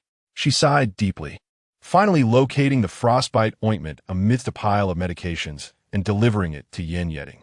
At that moment, Yin Yeding gazed at his painfully itchy hands, his expression a tapestry of emotions. After Chun Hongmei applied the ointment, whether it was a mere psychological effect or not, he felt somewhat alleviated. Mom, will my hand recover? Yin Yeshue observed that her brother's hand appeared more swollen and reddened than before. The hands that once resembled chopsticks had transformed into such a state. A sense of horror and panic washed over her. She had seen scenes in disaster films where people lost their hands or ears to frostbite. She was frightened. She did not wish to end up like that. It was merely frostbite. Avoiding exposure to the cold should suffice, Chun Hongmei remarked, casting a glance at Yin Honghai. Darling, given that shouting is in this condition, do you still intend to go? Yes, I must go. If this situation persists and temperatures plummet to minus 250 degrees, our chances of survival are non-existent. If we had that girl-ass housed in space, even if the entire world perished, we would remain unscathed, Yin Honghai declared through gritted teeth. But shouting. Chun Hongmei's gaze fell on her son. Shouting needs to rest first. The three of us will take turns digging. Yin Honghai's decision was resolute. Yin Yeshue immediately protested, Dad, do I have to go too? Let me ask you one question. Do you wish to live or die? Yin Honghai's words rendered Yin Yeshue momentarily speechless. Naturally, she did not wish to perish. Darling, Xiao Xue is still a child. She lacks the strength. Must she join? Chun Hongmei said with concern. Do you not realize?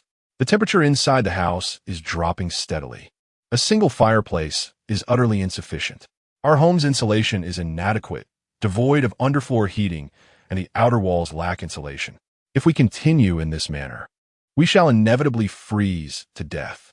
Conversely, have you not noticed that the girl and that boy are dressed in a manner that does not suggest they are suffering as we are? They must have some form of heating in their dwelling. It may very well be related to that steel plate. Yin Honghai pondered, increasingly convinced of this possibility. Hearing the words, we shall inevitably freeze to death, Yin Yeshua shivered involuntarily. She already felt cold, and now it was even more pronounced. She was merely 18.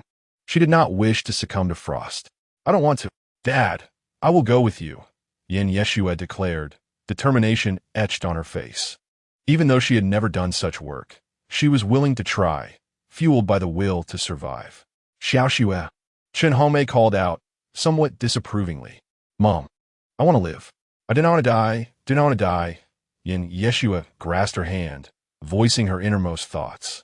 Chun Hongmei, gazing at her youthful face, nodded in agreement. All right, I will dig alongside you. After lunch, Yin Yeding stayed behind to rest, while Yin Honghai took Yin Yeshua and Chun Hongmei to dig ice. On the other side, Yin Sizhao and Liu Beixian utilized a water pipe coupled with a camera. While the others went to dine, they observed Yin Honghai and his team excavating the ice. Rather than digging from head to foot, they commenced from the door's position, which implies that any remedial action would necessitate locating a gap to inject water. If ice bricks were employed, unless the entire structure were dismantled and rebuilt, gaps would inevitably remain. Yin Sizhao furrowed her brow. It seemed a more effective solution was imperative. Given the current circumstances, they would require at least a week to completely excavate the ice block. Thus, it would be prudent to contemplate corresponding strategies during this week. Liu Beixian shut the door, effectively isolating the external chill. In Chapter 34, a drone appears aside from the ice blocks, There are also previously prepared aerospace aluminum materials in my space. However, their durability was inferior to that of steel, rendering them likely ineffective. After a few strikes, they would prove useless. Suddenly, Sizhao's eyes brightened as she retrieved welding tools from her space. "Xingu, how about we weld your previous front door shut?" Liu Beixian raised an eyebrow at the sight of the welding tools. It was commendable that Sizhao had come prepared, even with such equipment. "Very well," he replied. "Put everything away. Once they have cleared the tunnel, we shall seal the door."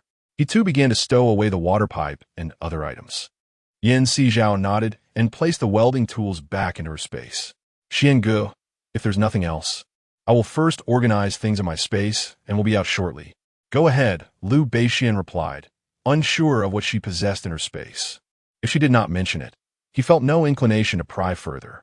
Sizhao entered her space to harvest vegetables, eggs, and duck eggs, which occupied her for the entire afternoon. The incessant snowfall had already submerged the streets, rendering the first floor completely unrecognizable. Observing the current trend of the falling snow, Liu Beixian harbored doubts that the second floor would soon be engulfed as well. While he was scrutinizing the situation of the second floor in the nearby town, he noticed a drone flying in the distance. In such weather, it was quite audacious for a drone to be operational. He wondered who possessed such extravagance. As he contemplated this, the drone evidently took notice of their building. However, it was not Liu Beixian that captured its attention, but rather the lower floors. It appeared someone was waving at the drone, which then directed itself toward that location, remaining airborne for quite some time. After nearly 10 minutes, the drone ascended once more, this time seemingly fixated on a particular destination, flying swiftly toward it. Liu Beixian squinted, as a sudden sense of familiarity washed over him regarding the drone's appearance. It resembled the latest generation of drones showcased at this year's Artificial Intelligence Conference, capable of carrying 5 kilograms of cargo and delivering within a radius of 5 kilometers. Most notably, this drone could operate in environments of -20 to 50 degrees Celsius, amidst rain, snow, and winds of up to 6 levels. Thus, it is understandable why one cannot observe any individuals outside, yet drones are visible. To be candid, a temperature of -50 degrees is likely insignificant for those from the Northeast, yet for Southerners who have never encountered such frigid conditions, is far more than merely freezing to the bone. Liu Beixian was uncertain of the drone's purpose. He only knew that it had vanished within the town, leaving no trace of its return. Throughout the evening, he continued to observe until Sizhao emerged.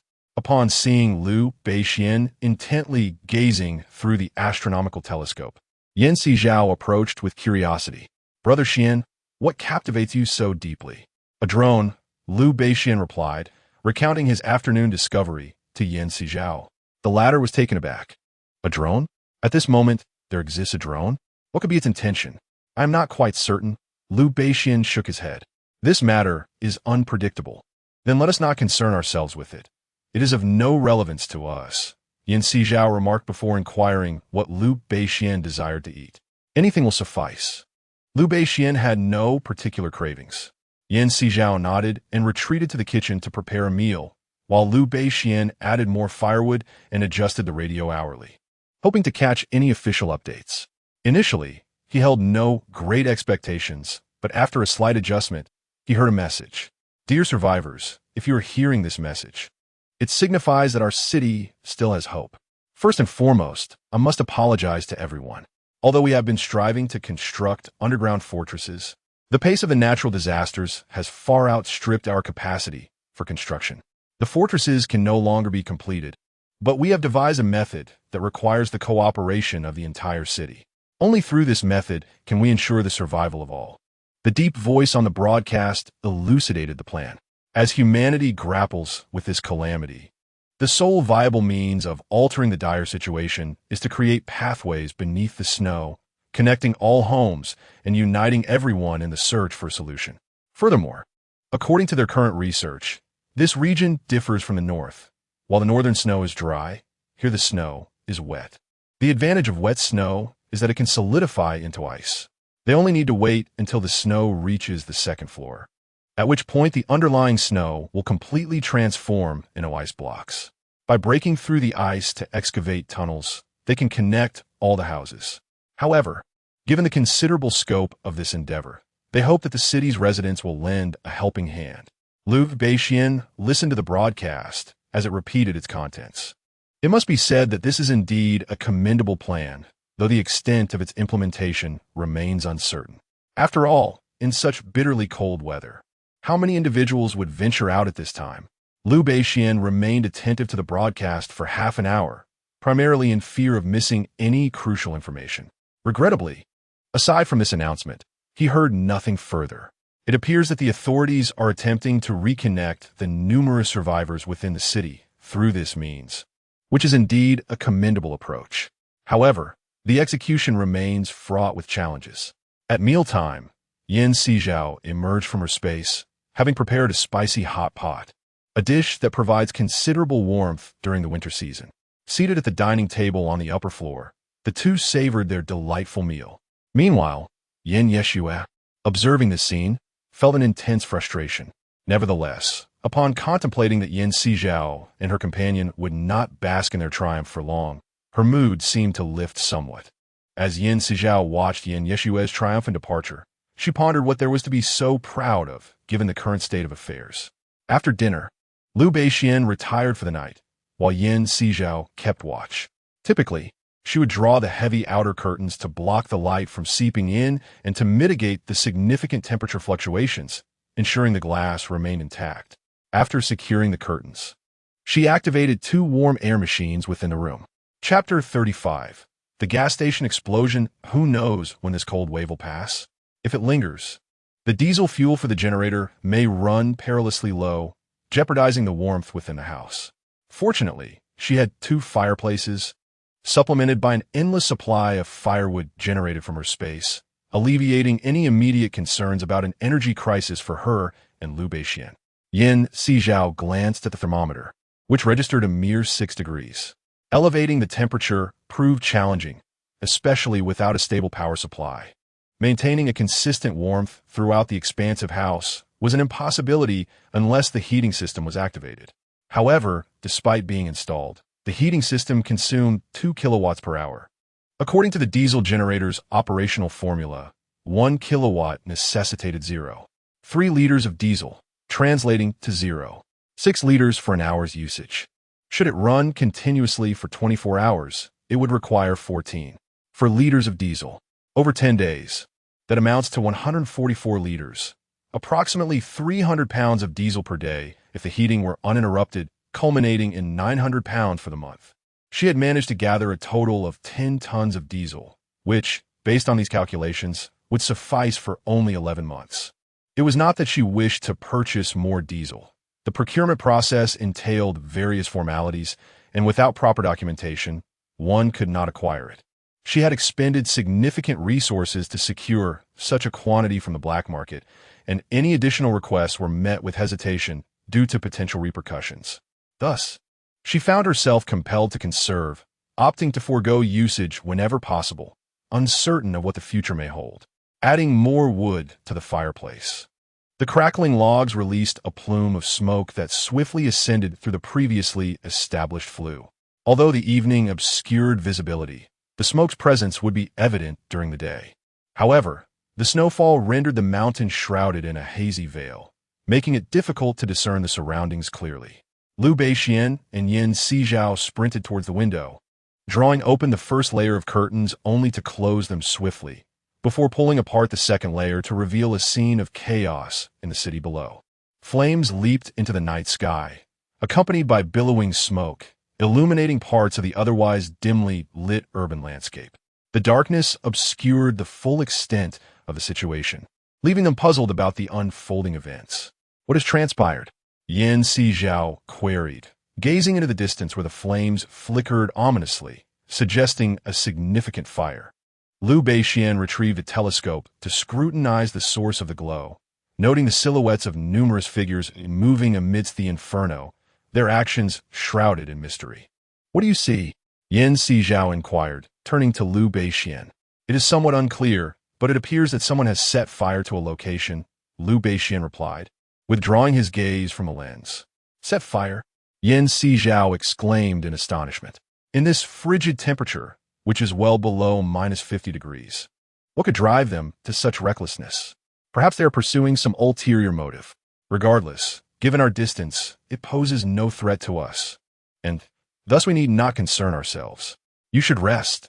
I will remain here, Basin suggested, urging Sizhao to take a break. Nodding in agreement, Sizhao departed, reassured that as long as the chaos did not encroach upon their vicinity, it bore no relevance to them. However, Basin chose to stay, eager to discern the intentions of those below. Peering through the telescope, he focused on the distant chaos, and after a careful examination, he discerned that the individuals had detonated a gas station. Basin remained unaware of the motives behind the destruction of the gas station, nor could he foresee that the perpetrators' ultimate aim would eventually converge upon their own location. Meanwhile, amidst the fiery backdrop, a somewhat rotund figure sat on a rooftop, indulging in a self-heating hot pot, while others around her scavenged supplies from the gas station, gathering around the warmth of the flames to consume their ill-gotten provisions. A man beside her spoke up, "Sister Tao, should we venture towards that area?" He pointed towards the community where Sizhao and Basin resided. "But that place is so isolated, there may not even be sustenance available. Can we truly manage to go there?" Question another. "There will undoubtedly be food, though it may be scarce. We need to scavenge for supplies in the city before proceeding," Sister Tao assured, taking a hearty sip of her hot soup. Having rallied a number of her former comrades throughout the morning, Sister Tao pilfered resources from the gas station before igniting it for warmth. Fortuitously, being in the south, the snow quickly transformed into ice upon contact with the ground, and with temperatures plunging to -50 degrees, the roads had frozen solid, forming a thick layer of ice beneath their feet. Though it appeared they walked upon soft snow, in reality, they treaded upon ice, which facilitated their steady passage. There exists a disadvantage in this region compared to the north, namely the excessive humidity, which causes the cold winds to pierce deeply, as if freezing one's very marrow. The man felt an overwhelming chill. As a southerner, he had never encountered such frigid temperatures. Where could Taojia possibly procure supplies? The authorities have already dispatched personnel to dig tunnels, and it seems the supplies have likely been confiscated by them. Their searches would primarily target shops, undoubtedly. They would not intrude upon the homes of residents. We need only to scour the homes of those who have succumbed to the cold for provisions. Cold Tao's gaze turned towards the community atop the mountain. From her vantage point, the specifics of the people and objects on the mountain remained obscured, yet the scattered lights could be seen from afar. "Taojia, does that mean we must pry open the doors of each house?" The man looked at Cold Tao in astonishment. "What, are you afraid?" Cold Tao shot him a sidelong glance. Her gentle features appeared remarkably resolute in the flickering firelight. The man had never witnessed Cold Tao in such a manner, and it left him momentarily speechless. And no, he quickly shook his head. It's best if that is the case. At this point, it bears no distinction from the apocalypse. To survive, one cannot afford to be overly compassionate. Cold Tao's words struck the man's heart like a hammer. Chapter 36 evokes thoughts of Snowpiercer. This is indeed the end of days. Initially hesitant, the man found his resolve firming. Surviving had become paramount above all else. Moreover, Cold Tao had mentioned they would be visiting the homes of the deceased, indicating she still held a moral compass. They would never enter the homes of the living. This thought brought a measure of comfort to the man. At least, in this apocalyptic reality, they had not entirely forsaken their humanity. The fire at the gas station blazed fiercely, but it would inevitably extinguish, especially with the assistance of melting snow. By the following morning, the fire had indeed gone out. When Sizhao awoke, the world outside was still enveloped in a blanket of white, the previous flames now a distant memory. "Xiangu, has the fire at the explosion site been extinguished?" "Yes, it was out by 5 o'clock this morning," Basin nodded. Sizhao mused that had this been before the apocalypse, she would have eagerly wished for the fire to be extinguished sooner. Now, however, she longed for it to last a little longer, if only to provide a semblance of warmth amidst the stark, white expanse. The snow is so heavy that it must have melted the surrounding snow during the burning, thereby extinguishing the flames, Liu Beixian contemplated aloud. What a pity!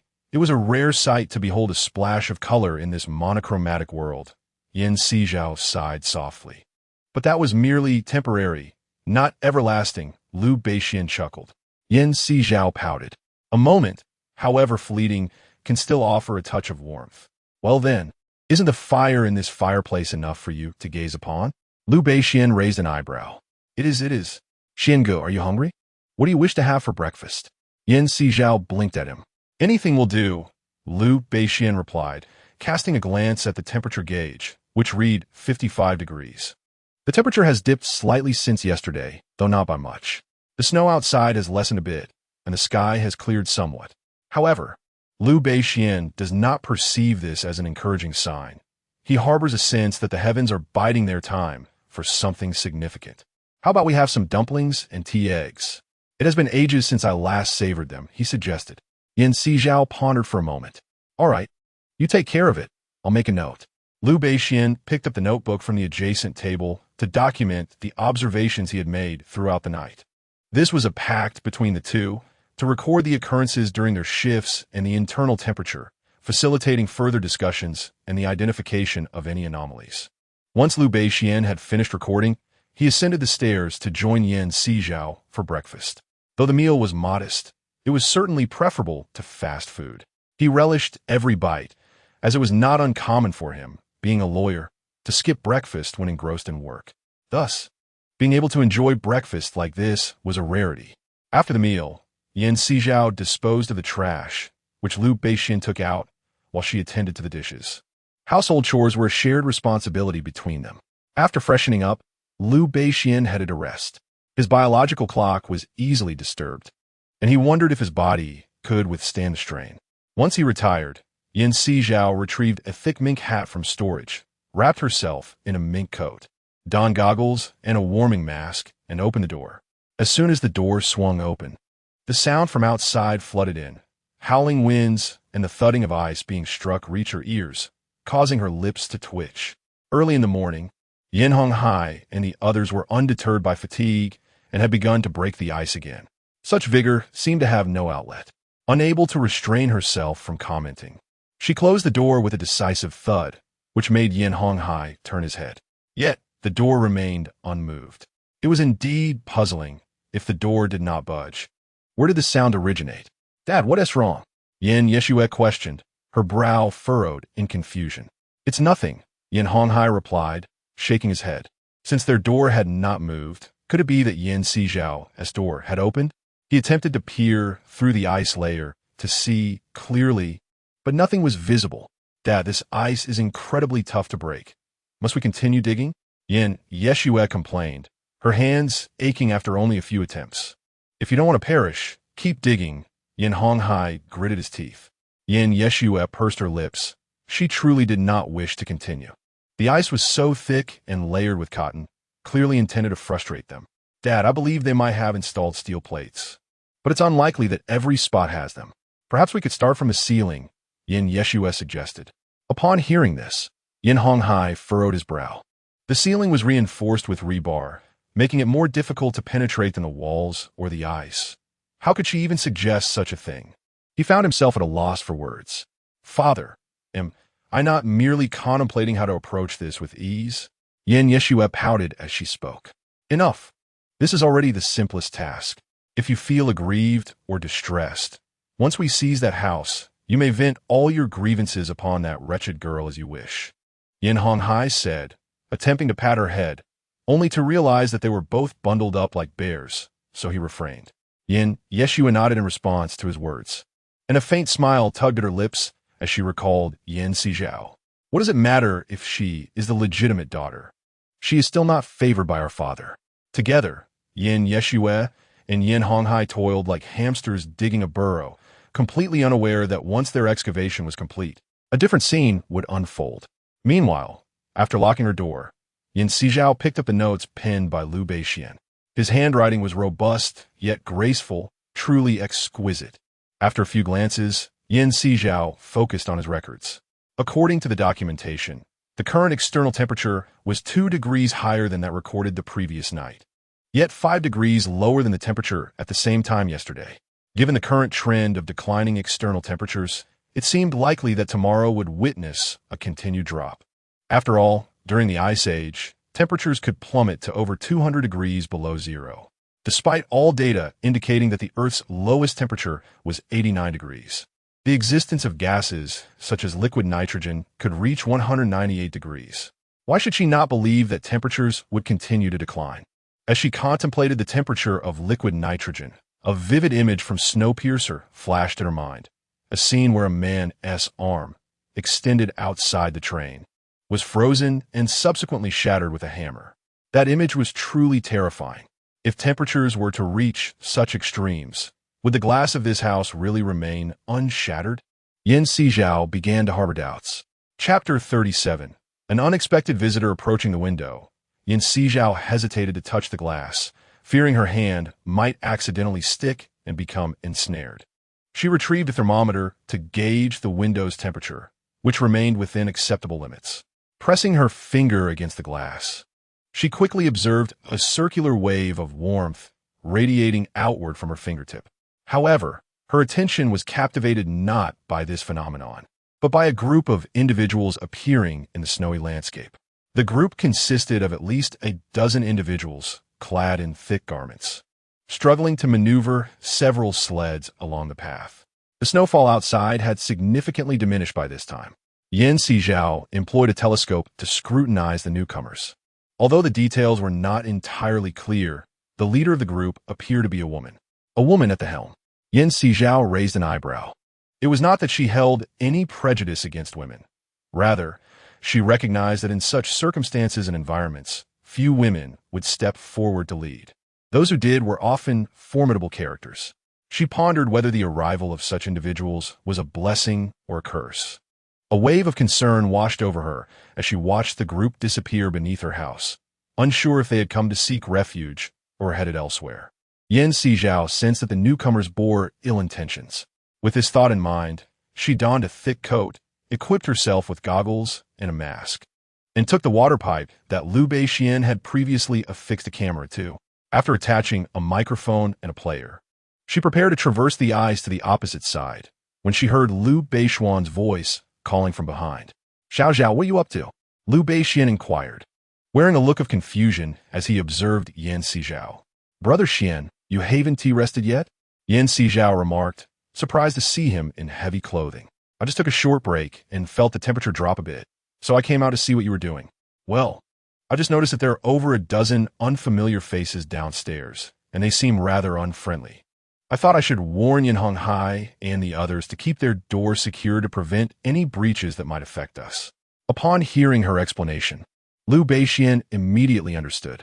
I comprehend your concern, but why didn't you call for me? Stretching that pipe to the other side will require considerable effort.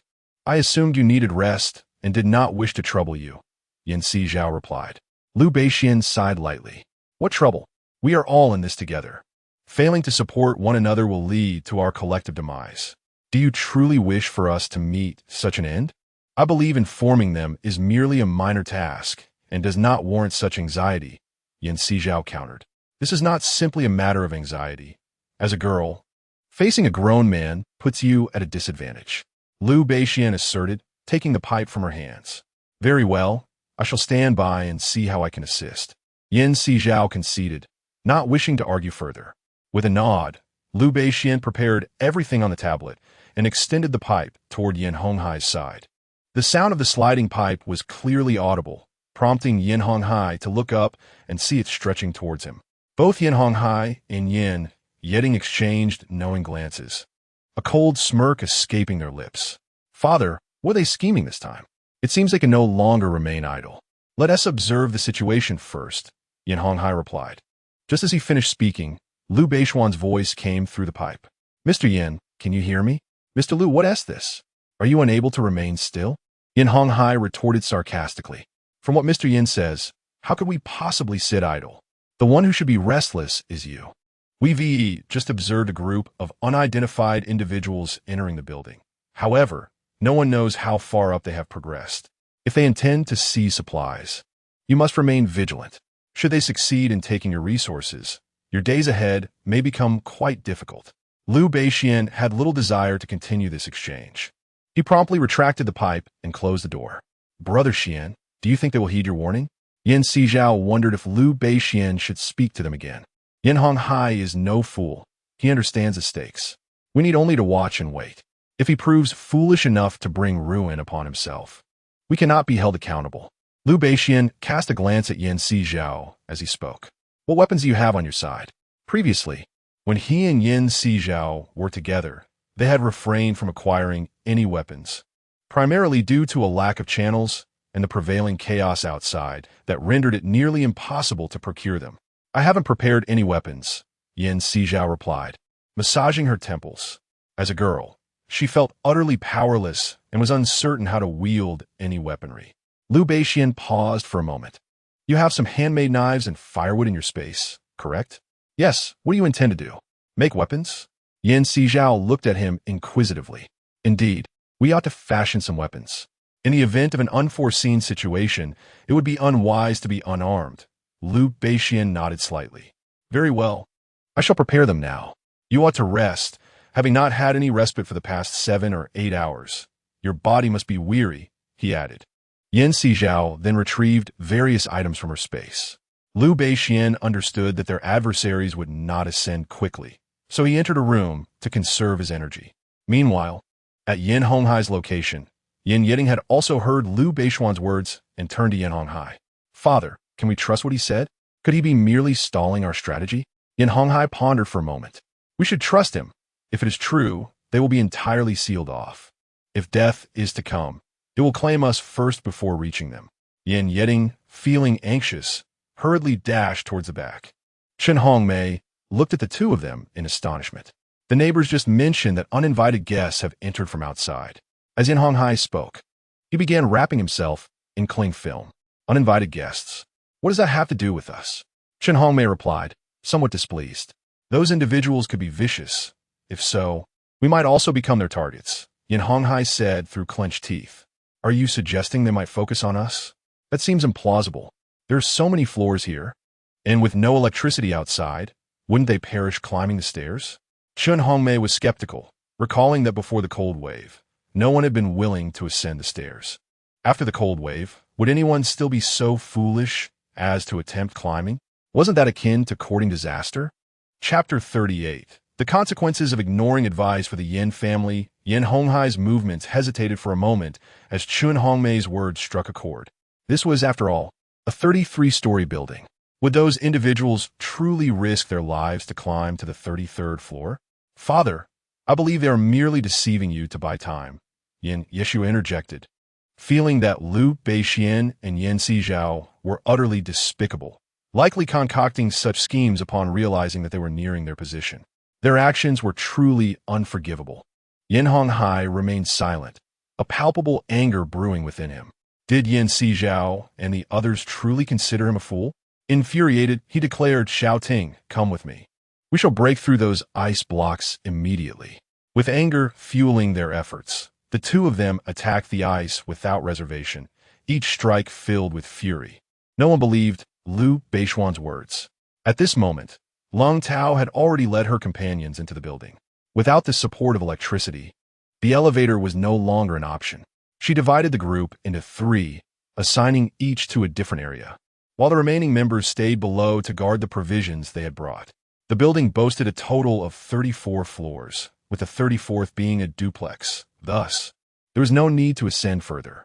As for the floors below, which comprised both duplexes and single-story apartments, they were to start from the top, knocking on doors and documenting which units were occupied and which were vacant. They would refrain from disturbing the occupied homes, but would force entry into the uninhabited ones. If there was a choice, they would opt for the duplexes. Understood? Lung Tao instructed the group. A chorus of affirmatives followed. Let's commence our task. Once we reach the upper floors, we shall rest before proceeding door to door, maintaining a polite demeanor to avoid startling anyone.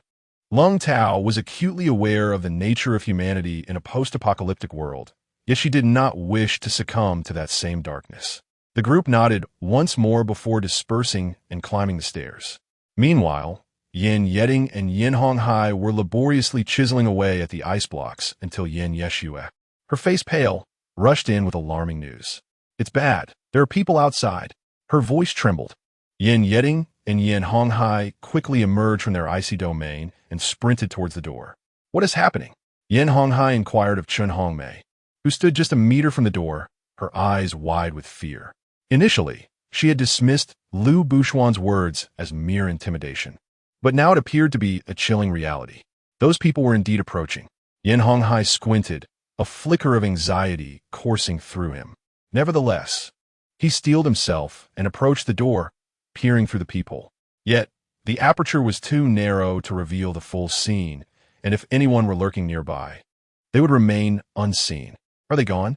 Chun Hongmei urged, her voice frantic. Calm down. I'm still observing, Yin Honghai replied, growing impatient at her urgency. Chun Hongmei fell silent. After a tense wait of several minutes, Yin Honghai confirmed that the coast was clear and cautiously opened the door. A gust of frigid air rushed in, causing everyone inside to instinctively retract their necks. The temperature outside had plummeted to a bone-chilling minus 55 degrees, an experience unlike any they had ever encountered. Yin Honghai stepped outside and approached the stairwell door, noting signs that someone had recently exited. However, apart from the supplies and their shovels, they possessed no means to barricade the door effectively. We need to find that girl. Don't they have a space? Yin Yeshua was the first to suggest. Upon hearing her mention Yin Sizhao, Yin Honghai's eyes brightened. Yes, we may lack resources, but they certainly have something. Let us seek them out. But Dad, how are we supposed to contact them? They might not hear us if we just shout, Yin Yeding pointed out. Looking up at Yin Honghai, in an instant, Yin Honghai fell silent, pondering the very question. How indeed could they reach out to them? They had little to communicate with each other. If only they had a walkie-talkie. Yin Honghai sighed. Dad, this is not the time for that. Let us contact them first and ask for assistance, or we might lose our food to thieves. Yin Yeshua felt a twinge of fear at the thought of that scenario. All right, I'll see if knocking on the wall works. Yin Honghai approached the spot where the steel plate was revealed and struck it with a hammer. On the other side, Yin Sizhao heard the vibrations emanating from the wall and frowned. What were Yin Honghai and the others up to? Just as he contemplated whether to wake Liu Beixian, he heard Liu Beixian emerge from his room. Brother Xian, aren't you going to rest? Yin Sizhao inquired. No, I have a feeling today won't be peaceful. I'll wait a bit longer, Liu Beixian replied, his gaze fixed on the wall. The vibration suggested someone next door was up to something. Without even changing his clothes, Liu Beixian donned protective goggles and a war mask, ensuring Yin Sizhao was adequately protected before opening the door and extending a water pipe outside. Yin Yeding, who was responsible for surveillance, spotted the camera on the pipe and quickly called out to Yin Honghai. Dad, they opened the door. Yin Yeding shouted. Upon hearing his voice, Yin Honghai dashed over. Is there something you need? I require something to seal the door and a walkie-talkie. Yin Honghai spoke directly into the camera, seemingly concerned that Liu Beixian might not grasp his words. Mr. Yin, are you jesting? Why would I provide you with those items? Liu Beixian scoffed. It was ludicrous. Shouldn't Yin Honghai manage his own affairs? How dare he ask them for supplies? If you don't give us what we need, and our side is breached, do you think you'll be safe? Yin Honghai retorted coldly. Mr. Yin, you must have realized that our walls are reinforced with steel. The door is of bank vault security level. Do you truly believe anyone can breach such a door? Liu Beixian's words instantly ignited Yin Honghai's anger. Why wasn't he such a fortified door at his own residence? Chapter 39. To help or not to help, so you refuse to assist us. Yin Honghai's tone grew icy. Liu Beixian paused for a moment, then turned to Yin Sizhao. Zhao, do you think we should help them? We can only provide a walkie-talkie. The best way for them to seal the door is surely with ice. Yin Sizhao's voice chimed in. Liu Beixian spoke in a microphone. Mr. Yin, you heard that. Using ice is indeed the optimal solution. Ice? Where are we supposed to get ice? Yin Honghai felt that Yin Sizhao was deliberately complicating matters. Perhaps using ice had been a viable option before, but now that people were already below, who knew if they would be interrupted during the process by those lurking beneath? That is your concern, not ours. Why must we assist you in every matter? What do you think we have become? You are quite adept, yet unwilling to assist. Are you? Well, You shall regret it. Yin Honghai, upon discovering the water pipe had been removed, was filled with fury. Yin Yeshua hastily grasped his arm. Father, if you depart like this, we are truly doomed. Who said that? I refuse to believe it. Without them, can we not withstand those individuals? Yin Honghai stormed towards the house in anger. Yin Yeshua, watching his retreating figure, stamped her foot in frustration. Brother, how can father act so impulsively? If intruders were to break in, we would not only lose our supplies, but perhaps even our lives. Trust father. He is not foolish, Yin Yeding interjected, glancing at the half-removed water pipe. Mr. Liu, wait a moment. You mentioned you could provide us with a walkie-talkie, but I have suddenly lost the desire to do so, as there is truly no reason for individuals like you to receive our assistance. Mr. Liu, you will inform us when people approach. You certainly do not wish for any misfortune to befall us. If we encounter trouble, the next to face the consequences will be you, Yin Yeding asserted. Very well. I shall provide you with the walkie-talkie shortly. Yin Yeding adjusted the device and caught the voices of Liu Beixian and Yin Sizhao. Yin Yeding, you hear me? Yin Sizhao's voice echoed. Yin Yeding clenched his teeth upon hearing that familiar sound. As long as I can hear you, that suffices. I wish to reiterate once more that you may continue to smash the ice at my doorstep. But to think that such actions would grant you entry into my home is a grave error. You have heard what Xian said previously. Those who possess sense should remain quiet, unless they seek their own demise. Yin Sizhao's cold voice emanated from the walkie-talkie, igniting Yin Yeding's ire. Yin Sizhao, you are utterly heartless. We are, after all, family. Family? Yin Yeding, are you akin to a painted woman, willing to discard your own dignity? We signed a severance agreement. Do not attempt to invoke any sense of kinship here, for such words would only evoke disgust. Yin Sizhao scoffed. Mr. Yin, your family is indeed renowned as one of the affluent households in the city, yet it is surprising how shameless you have become. The ties have already been severed. Must you continue to rehash old grievances, as if your family possesses an heirloom that everyone covets? Liu Beixian chuckled. Brother Xian, even if their family held a throne, I would not covet it. Let whoever desires it pursue it. Just do not involve me.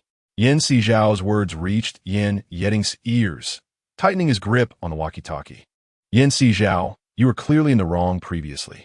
Had you not pushed Xiaoxua down the stairs, you would not have been expelled from your home. You need only admit your mistake. She is still my sister. Yin Yeding, do you think being my sister is a privilege? I do not covet it. To be part of your family is merely a misfortune. Henceforth, please refrain from referring to me as your sister. Our ties have been severed. Even if I have a brother, it is Brother Xian, certainly not you. After speaking, Yin Sizhao turned her gaze towards Liu Beixian. Brother Xian, what would you like for lunch? Hot pot or stir-fried dishes? Hot pot indeed. On such a cold day, a warm pot would be delightful. Liu Beixian's gentle laughter resonated through the walkie-talkie. Then came the bustling sounds of Yin Sizhao. Yin Yeding, since your family had no desire from the outset, do not feign camaraderie now. A belated affection holds less value than mere weeds. As a cultured individual, you ought to comprehend this. Once Liu Beixian's words fell silent, an eerie stillness enveloped the air. Both Yin Yeding and Yin Yeshua fell into a profound silence. She discerned the reality. Was her standing in the Yin family diminished?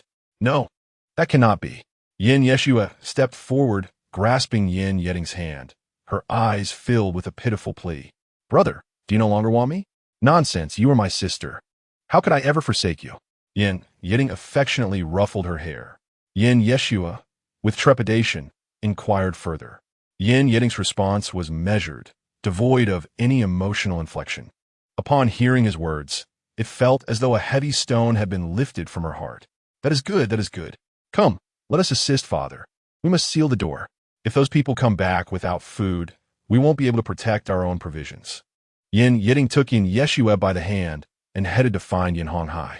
Meanwhile, Yin Honghai observed the snow cascading onto the corridor, and an idea suddenly struck him.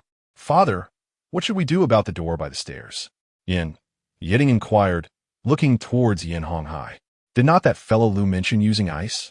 They have plenty of ice at their entrance. We can use it to block our door. Yin Honghai declared, seizing a bucket and making his way to Yin Sizhao's entrance. He transported the ice blocks, which had previously caused them concern, to the grand door at the stairwell and piled them high. The shattered ice was firmly compressed under Yan Honghai's foot, and with the natural moisture, it melded into a solid mass. Yan Yeding observed that this method was indeed feasible. "Let us proceed with this plan," he instructed, urging Yin Yeshua to assist in gathering and packing the ice. Meanwhile, those descending were entirely oblivious to the unfolding events on the 33rd floor, sharing tales of both occupied and vacant residences within the building with Sister Tao. Sister Tao, on the 33rd floor, rooms 01 and 02. While we were heading to rooms 03 and 04, we noticed a large block of ice obstructing the entrance. Ice? How large? The occupants of room 3301 inquired curiously. Quite substantial. It entirely sealed off the elevator and stairway doors, as well as rooms 3301 and 3302. "We have no idea who did it, but clearly prevents anyone from exiting," the earlier speaker remarked. "It is not a matter of preventing their exit. I suspect it is the individuals inside who do not wish to emerge, thus deliberately sealing those passages with ice." Sister Tao found it implausible that anyone would arbitrarily block another's door with such a massive chunk of ice during these times. It seemed more like a needless provocation. Thus, the only logical conclusion was that this act was perpetrated by those within. The speaker and those around him were taken aback. This is their choice. We need not concern ourselves with it. Now, let us pry open the doors of the unoccupied residences and transfer all supplies to room 3101. Sister Tao commanded. 3101? Sister Tao, must we truly ascend so high? The individuals below displayed expressions of doubt. Standing tall offers a broader perspective, and as the snow continues to fall, one cannot predict how deep it may become. If we wish to avoid being engulfed by the snow, it would be prudent to ascend whenever possible, Cool Peach explained. Then let us seize the 33rd floor. Residing at the pinnacle would undoubtedly provide greater security, one of the individuals accompanying Cool Peach suggested. That is unwise. We have not yet reached a point of life and death. Moreover, should conflict arise, we lack medical personnel and supplies here. In such circumstances, the probability of death from injury is alarmingly high, Cool Peach replied, shaking her head at the man. Are we to forego the 33rd floor then? He inquired, gazing up at Cool Peach. Of course not. We shall wait. Wait until they are no more, Cool Peach stated. Additionally, the ice blocking 3301 and 3302 must be cleared to ascertain whether anyone still survives there. Sister Peach, I have a question. Must we truly wait for them to perish before we can claim their resources? How long are we to wait to obtain those supplies? Another chimed in. Each person harbored nefarious thoughts, yet none dared voice them, fearing they would be judged for their malicious intent. So, what you imply is that you wish to resort to murder for the sake of plunder. Cool Peach glared coldly at the group of burly men. No, that is not the case, they hastily protested.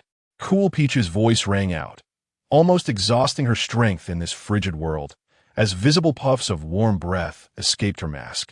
The group, reflecting on Cool Peach's words, fell into silence, refraining from mentioning the acquisition of supplies again. Cool Peach instructed them to gather at 3101 to construct a safe haven. Otherwise, without shelter, they would surely freeze to death that night. As they ascended to 3101, few were aware of their presence. Even if someone did know, in the absence of communication networks, how could the information be disseminated? Consequently, while the entire building was aware of a group entering, they remained oblivious to their whereabouts. Sizhao did not venture out, nor could he, thus remaining unaware that this group resided beneath them. After a simple hot pot meal with Liu Beixian, Sizhao took the dishes to wash in his space, while Liu Beixian descended to dispose of the trash. Upon finishing the dishes and making his way to the living room, Sizhao discovered Liu Beixian ladling hot water from the iron pot beside the fireplace. Brother Xian, has the trash chute become blocked again? Sizhao asked, recognizing Liu Beixian's intent to thaw the trash passage. Since the day the snow began to fall, the slanted pipe had accumulated a significant amount of snow. Initially, it bore no ice, but as the days passed, ice began to form. Under the current external temperatures, such icing should not be occurring. However, As the warm air within the house is drawn outside, the temperature of the steel plates adjacent to the house increases, resulting in the melting of snow. Coupled with the inclined surface, the melted snow water slides down, creating icicles. These icicles, influenced by the warmth of the steel pipes and the external temperature, become increasingly severe, ultimately forming a massive ice cone that obstructs the passageway. This blockage causes every piece of refuse discarded to become ensnared. Eventually, Baxin resorted to placing an iron pot by the fireplace to boil water and clear the passageway, discarding the garbage only after melting the ice. Initially, she contemplated the hassle and thought it would be simpler to dispose of the garbage into the space instead. Ultimately, she acquiesced to him throwing the refuse down the passage. The snowfall has lessened somewhat over the past couple of days, yet icicles still dangle from the pipes. Once the ice and snow melted from the pipes, Baxin swiftly tossed the garbage down while slightly closing the passage cover. This situation is untenable. It would be ideal if the temperature of the pipes could be maintained consistently, Sizhao remarked, somewhat perplexed. Maintaining the temperature of the pipes continuously would be excessively taxing. We lack the resources for such an endeavor. Presently, the diesel engine's daily consumption is already considerable. Should the temperature continue to plummet, the consumption would certainly escalate. I recall you only gathered 5 tons of diesel, right? Baxin turned to her. Sizhao nodded. Although 5 tons of diesel appears substantial, it is still insufficient. If the temperature were to persist at 70 degrees after activating the heating, how long do you think we could endure in this house? Baxin gazed at her. Sizhao pondered the calculations regarding the heating requirements, realizing that the diesel engine would only operate for 10 months. It is evident that this duration would not suffice for an extended cold wave. It seems I must utilize the solar batteries stored in the space. Sizhao lamented somewhat reluctantly. Upon hearing this, Baxin felt a twinge of irritation. Why didn't you bring out the solar batteries sooner? They won't last long, and the charging time is extensive, unlike the diesel engine, which can sustain itself for a considerable duration. Sizhao looked at him earnestly. Chapter 41. Replacing the diesel engine. This indeed poses a disadvantage. However, the fuel for the diesel engine is far more precious than solar energy. Let us utilize the solar batteries first and turn off the diesel engine to conserve fuel. We shall deploy it when we truly need it. Initially, Baxin believed that Sizhao had collected a minimal amount of solar energy, but upon witnessing her produce the diesel engine, he realized that given the low temperatures, generating power via diesel was also a feasible option. Nevertheless, the diesel consumption would depend on the demand. To sustain heating for 24 hours continuously would only allow for a 10-month duration. Should we switch to heating fans and other alternatives, the operational time would undoubtedly extend. Yet the temperature within the space would inevitably remain quite low.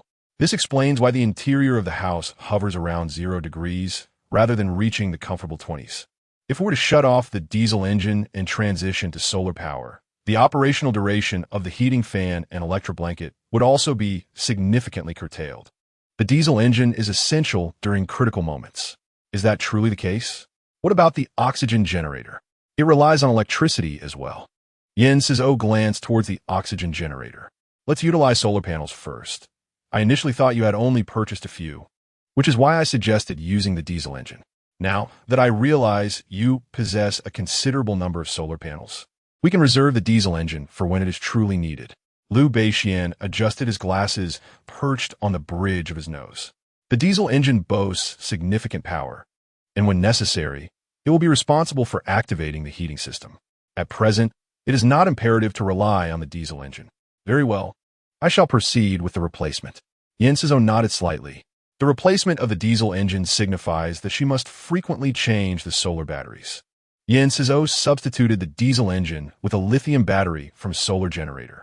The mobile power supply of 8,000 with a voltage of 220 can keep a fan running continuously for 48 hours.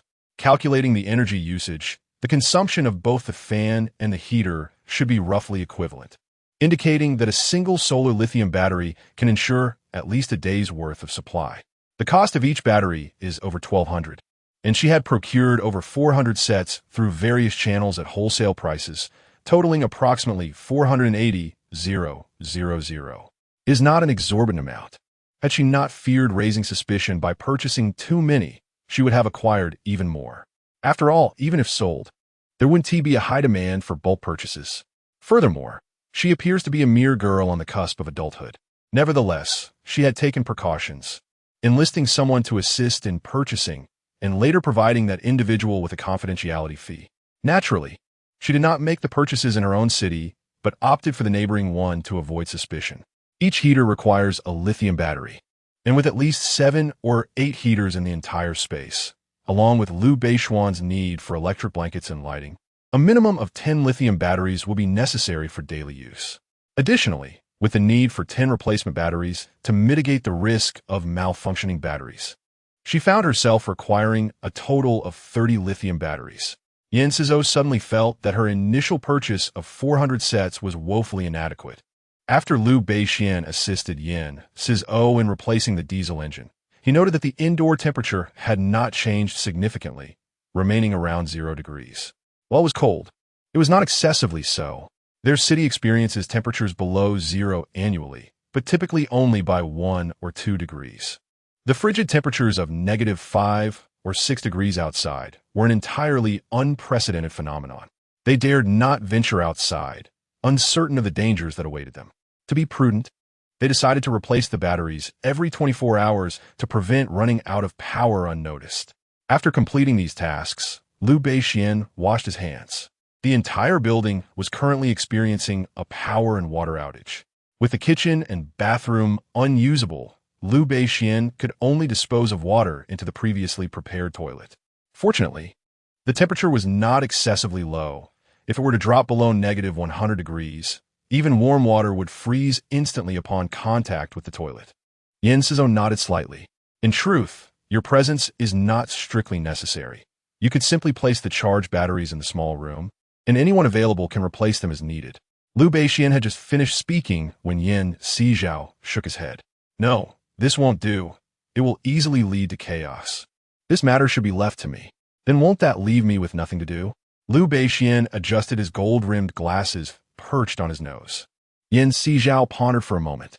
Liu Beishian chuckled softly. Very well, I shall handle the significant matters from now on. No sooner had Liu Beishian uttered these words than a voice crackled through the intercom. Mr. Liu. It was Ying's voice. Mr. Yin, is there something you need?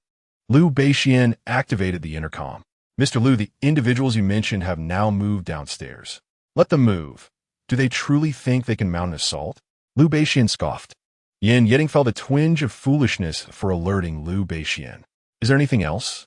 Liu Beishian noted the silence on the other end and raised an eyebrow. Mr. Liu, could you provide us with some water? We need ice to barricade the door. Ying hesitated momentarily before continuing. Ice? Do you not have any? Liu Beishian replied coolly. The tap has run dry. We cannot make ice. Mr. Liu, surely you do not wish for those individuals to breach your property? Ying glanced at Yin Honghai beside him. If it weren't for the difficulty of harvesting ice, they wouldn't be trying to curry favor with Liu Beishian for water. Mr. Yin, there is no need to resort to threats. I do not believe you would be so resourceful for your own survival. Furthermore, I am not your caretaker. I cannot fulfill all your requests. If you need ice, there is plenty of snow outside. Simply place a basin outside, and you shall have as much ice as you desire. After Liu Beishian finished speaking, he disregarded any further response and abruptly cut off the intercom. Frustrated, Ying contemplated tossing the intercom aside, but reason prevailed. It was their sole line of communication with the other side, and they could not afford to sever it. Brother, do they not wish to assist us? Yeshua stood nearby, having overheard every word Liu Beishian had uttered. The man, who appeared so polite and agreeable, was shockingly heartless. Was Sizhao whispering ill notions into his ear, causing him to treat them with such indifference? How despicable! How could Sizhao be so wicked? Chapter 42. The Yin siblings suspect Sizhao's rebirth. Yeshua's resentment toward Sizhao deepened. It was only natural for him not to help. Under such circumstances, water was a scarce resource, and they likely had little to spare. Ying sought to avoid further deterioration of their relationship. especially given that the other party was in a stronger position. I refuse to believe they have less than us. That wretched girl must possess some hidden space. Otherwise, how could they have moved so little and yet have everything they need? Yin-Yeshue gritted her teeth. If that space were ours, we wouldn't be in such a dire predicament now. Yin-Yeshue recalled the past few days of power outages and water shortages, where they had been unable even to use a toilet. Ultimately, it was Chun Hongmei who suggested using garbage bags over buckets, forcing them to relieve themselves from a higher vantage point. Yet, even this did not resolve the underlying issue. Each time she entered that place, the stench of excrement made her feel nauseous. Moreover, she dared not touch the waste. Naturally, Chun Hongmei and the others shared her reluctance. After all, before the apocalypse, they were renowned figures in the city. When had they ever engaged in such degrading tasks? Yet, if they did not dispose of it, the accumulation of waste would become even more challenging to manage. Ultimately, they had no choice but to take turns, each person disposing of the waste in rotation, ensuring fairness among them.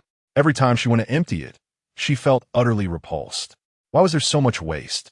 They had scarcely eaten, yet the amount of excrement was substantial. It was truly revolting. If only they had a space, they could dig a hole within it and simply cover it with earth after relieving themselves. Why complicate matters so much? Yin fell silent for a moment. Xiaoxue, even if there were a space, how do you think it would have come into being? It must have been through something like a jade pendant or bracelet. Otherwise, how could she possibly possess such a space? Yin-Yeshue replied dismissively. Isn't it always said in novels that spaces come from jade pendants or bracelets? Yet, she remembered that Yin Sizhao arrived at the Yin family all alone, with nothing on her at the time. How then could she suddenly possess a space? She couldn't help but wonder if Yin Sizhao had stolen Chun Hongmei's jewelry and discovered the space that way. I don't believe it happened that way, Yin yet encountered. If she had a space, how could she know the lottery numbers? That was 8 billion. Millions of lottery players nationwide didn't win, yet she did alone. Surely, there is something amiss here. And why did she buy a house in the suburbs instead of the city in a high-rise with steel plates installed? It's as if she anticipated a severe cold wave. Her house was already renovated before we purchased this place, which clearly indicates she was prepared from the outset. The more Yin Yetting spoke, the more he felt that Yin Sizhao did not possess a space. Rather, she seemed to have been reborn. How else could one explain the strategic location and high level of defense of her house? Upon hearing this, Yin-Yeshue's expression shifted slightly. Brother, you don't mean to suggest she has been reborn, do you? That wretched girl went to claim her prize the very day she left home. Could it be that she already knew the apocalypse was coming, and then used her winnings to buy a house with defenses and insulation? And with 8 billion. Aside from purchasing and renovating her house, she must have used the remainder to stock up on supplies, right? Perhaps, Yin Yetting nodded slightly. If she is indeed reborn, then she would possess knowledge of the world's future trajectory. Brother, we must extract information from her regarding future developments and ensure we retain control of this knowledge. Yin-Yeshue's eyes sparkled with determination. Yin Yetting raised an eyebrow. Aksu, all of this is mere speculation. We cannot ascertain its truth. Moreover, we currently hold the disadvantage and are unlikely to compel her to disclose future events. Then let us disseminate this information, prompting others to seek out Yin Sizhao for confirmation. Yin-Yeshue recalled those who had come to inquire about them. Spread the news? At this moment, everyone had sealed the doors, reluctant to venture outside. To whom could they spread their message? Yin Yetting found Yin-Yeshue's words somewhat fanciful. Although Yin-Yeshue had numerous ideas, she felt instantly disheartened upon hearing Yin Yetting's remark. Indeed, it was bitterly cold outside. Yin Honghai had also barred the entrance. How could she possibly inform those individuals? What should we do then? Allow Yin Sizhao to revel in his triumph? Yin-Yeshue expressed her dissatisfaction. They won't bask in their victory for long. We only need to excavate the tunnel leading to their side and persuade them to let us in. That house will ultimately belong to us, Yin Yetting reassured her, patting her shoulder. For now, let us not overthink. We must first secure the door for father. But brother, I am so cold, Yin-Yeshue said, looking at Yin Yetting with a pitiful gaze. Xiaoxue, this is not a time for caprice. As the temperature continues to drop, our time spent outside becomes increasingly perilous. If we seal the door quickly, we can find some peace. Be good and listen to your brother, Yin Yeding urged, setting off to break the ice. The ice, devoid of cotton, was relatively easy to break, and within a few moments he had filled a bucket. However, the frigid temperature outside, coupled with the stark contrast to the warmth inside, caused the ice near the door to show signs of melting. Yet, the icy wind blowing through the nearly 10-centimeter gap above froze the melted ice almost instantaneously. Chun Hongmei and Yin Honghai were alarmed to find them collapsed on the ground. Shouting Xiao Shue, Chun Hongmei exclaimed, "Quickly, drag them to the fireplace and check their temperatures. We cannot afford another bout of fever," Yin Honghai instructed. In such cold weather, the risk of catching a cold or fever was heightened. They had only just recovered slightly the previous day and had hoped not to face the same dire situation again. 39 degrees. How can it be so high? Chen Hongmei was visibly startled, unsure of what to do. Do not panic. Quickly fetch the antipyretics, Yin Honghai urged. All right. Chen Hongmei nodded and hurried off to find the medication. Yin Honghai swiftly helped Yin Yeding out of his clothes and tucked him into bed. Meanwhile, Chen Hongmei, with reddened eyes, returned with the medicine and promptly assisted Yin Yeshua in undressing and settling her into bed. Darling, we mustn't stop now. It's freezing outside. If this continues, both shouting and xiao shue, as well as your health, will deteriorate, Chun Hongmei said, try to hold back tears, knowing that even a single tear would freeze in this bitter cold. Chapter 43. Madam Yin, have you lost your memory? Stop. Given the current circumstances, do you understand what the consequences of stopping would be? Yin Honghai gazed deeply at her. Do you realize how low the temperature is indoors? Even a brief trip to the restroom, with pants down, would leave their backsides reddened from the cold, let alone prolonged exposure, which has already caused frostbite to form. The itching is unbearable, and he often finds himself wanting to scratch. However, despite the thick fabric of his trousers, he could not alleviate the pain he felt in that particular spot. It was truly unbearable. Did Chen Hongmei comprehend all this? Yet, one cannot simply disregard the lives of Xiao Shue and shouting. They are our children, after all. Chen Hongmei exclaimed with fervor. Yin Honghai's expression darkened. Who says I would forsake their lives? I am their father. My love for them is undeniable. Then what good does it do to say such things? Chun Hongmei had intended to reprimand him, but upon seeing the weathered look on his face, words failed her. Yin Honghai, noticing the reproach in Chun Hongmei's eyes, opened his mouth to speak. Let us first ensure their safety. I shall handle the rest myself. Darling, are you still planning to dig? Chen Hongmei was taken aback by his words. It is imperative that I dig. The temperature outside is at least minus 50 or 60 degrees. If we were in the north with heating, our family would have a chance to survive. But here in the south, without heating, we face certain death. We must compel that wretched girl to open the door and allow us into that house. With that, Yin Honghai wrapped himself up tightly. My love, you cannot venture out. If you fall ill as well, how can I care for so many of you alone? Chun Hongmei whimpered softly. Rest assured, I'm not so easily afflicted by illness. And if I do not go, those people outside may return. We could lose not only our supplies, but our very lives. With that declaration, Yin Honghai returned to digging. Chun Hongmei watched his retreating figure, filled with concern, yet utterly helpless. At that moment, she felt an overwhelming mix of anger and despair, powerless to change their fate. Gazing at the two siblings on the bed, she loathed this world and its cruel circumstances. Why had it come to this? Grabbing an object from a table, Chun Hongmei intended to hurl it away, only to discover she was clutching a walkie-talkie. She recalled that Yin Sizhao had given them a walkie-talkie earlier. Grasping it as if it were a lifeline, she quickly turned it on. Stealing her emotions, Chun Hongmei spoke softly. Xiao Zhao, can you hear me? It's your mother. Her voice emanated from the walkie-talkie, directly reaching Yin Sizhao's ears. Upon hearing the word mother, Yin Sizhao felt a wave of nausea. This family truly had no shame. Declaring their severance before, only to attempt reconciliation now. Did they think she had suffered amnesia? What a farce. Chun Hongmei called out a few more times, expecting to hear Yin Sizhao's response. But after shouting until her throat was dry, silence persisted. Chen Hongmei was not naive. She understood all too well that Sizhao simply did not wish to engage with them. In an instant, a surge of anger filled her heart, and she shouted, Sizhao, you heartless wretch! Your brother and sister are burning with fever, and your father is in poor health. You cannot muster even a single word? Mrs. Yan, have you lost your memory? I have severed all ties with your family. Thus, the mentions of parents and siblings are irrelevant. When you attempt to leverage these connections against me, kindly clarify your own position first. I have no desire to revisit past grievances, but should you wish to pursue further connections, do not be surprised if I respond with forthrightness. Sizhao spoke with measured calmness, rendering Chen Hongmei momentarily speechless, as if choked by an unseen force. What good could she possibly attain from this?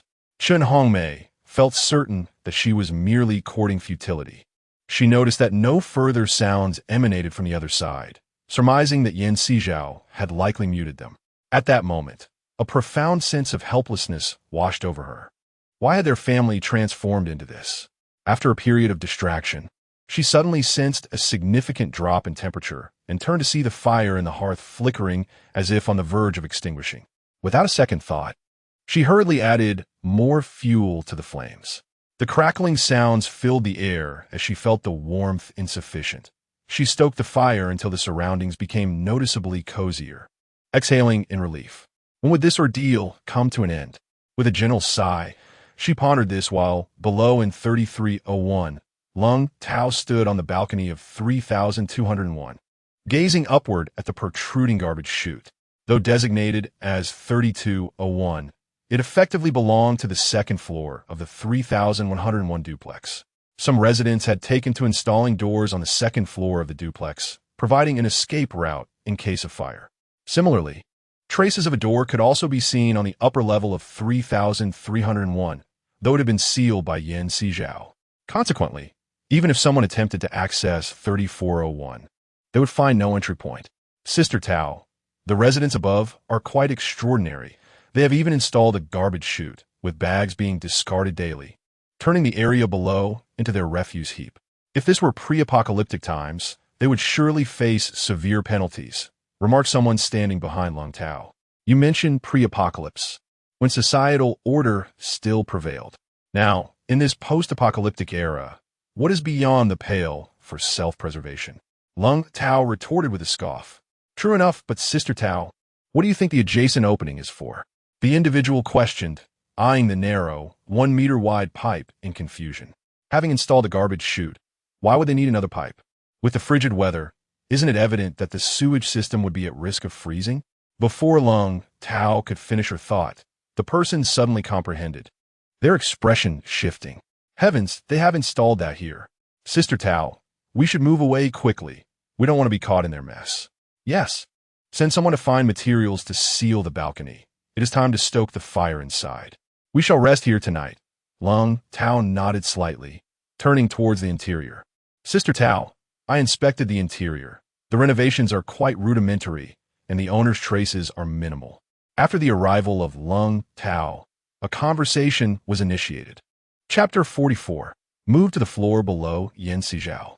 This arrangement is favorable, facilitating our establishment of a safe haven. Wang Tao, take half the brothers to those uninhabited houses below and bring up everything that can be moved. Su Yu, you and the others should search for items to start a fire on the first floor. Remember, the fire must be elevated above the ground to prevent issues with the concrete and steel. Lung Tao instructed. The two nodded and set off to fulfill their tasks.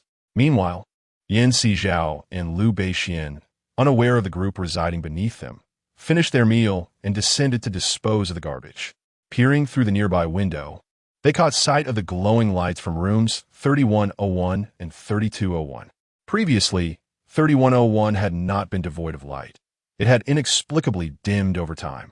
With no internet connection, they were oblivious to the circumstances of others in their group.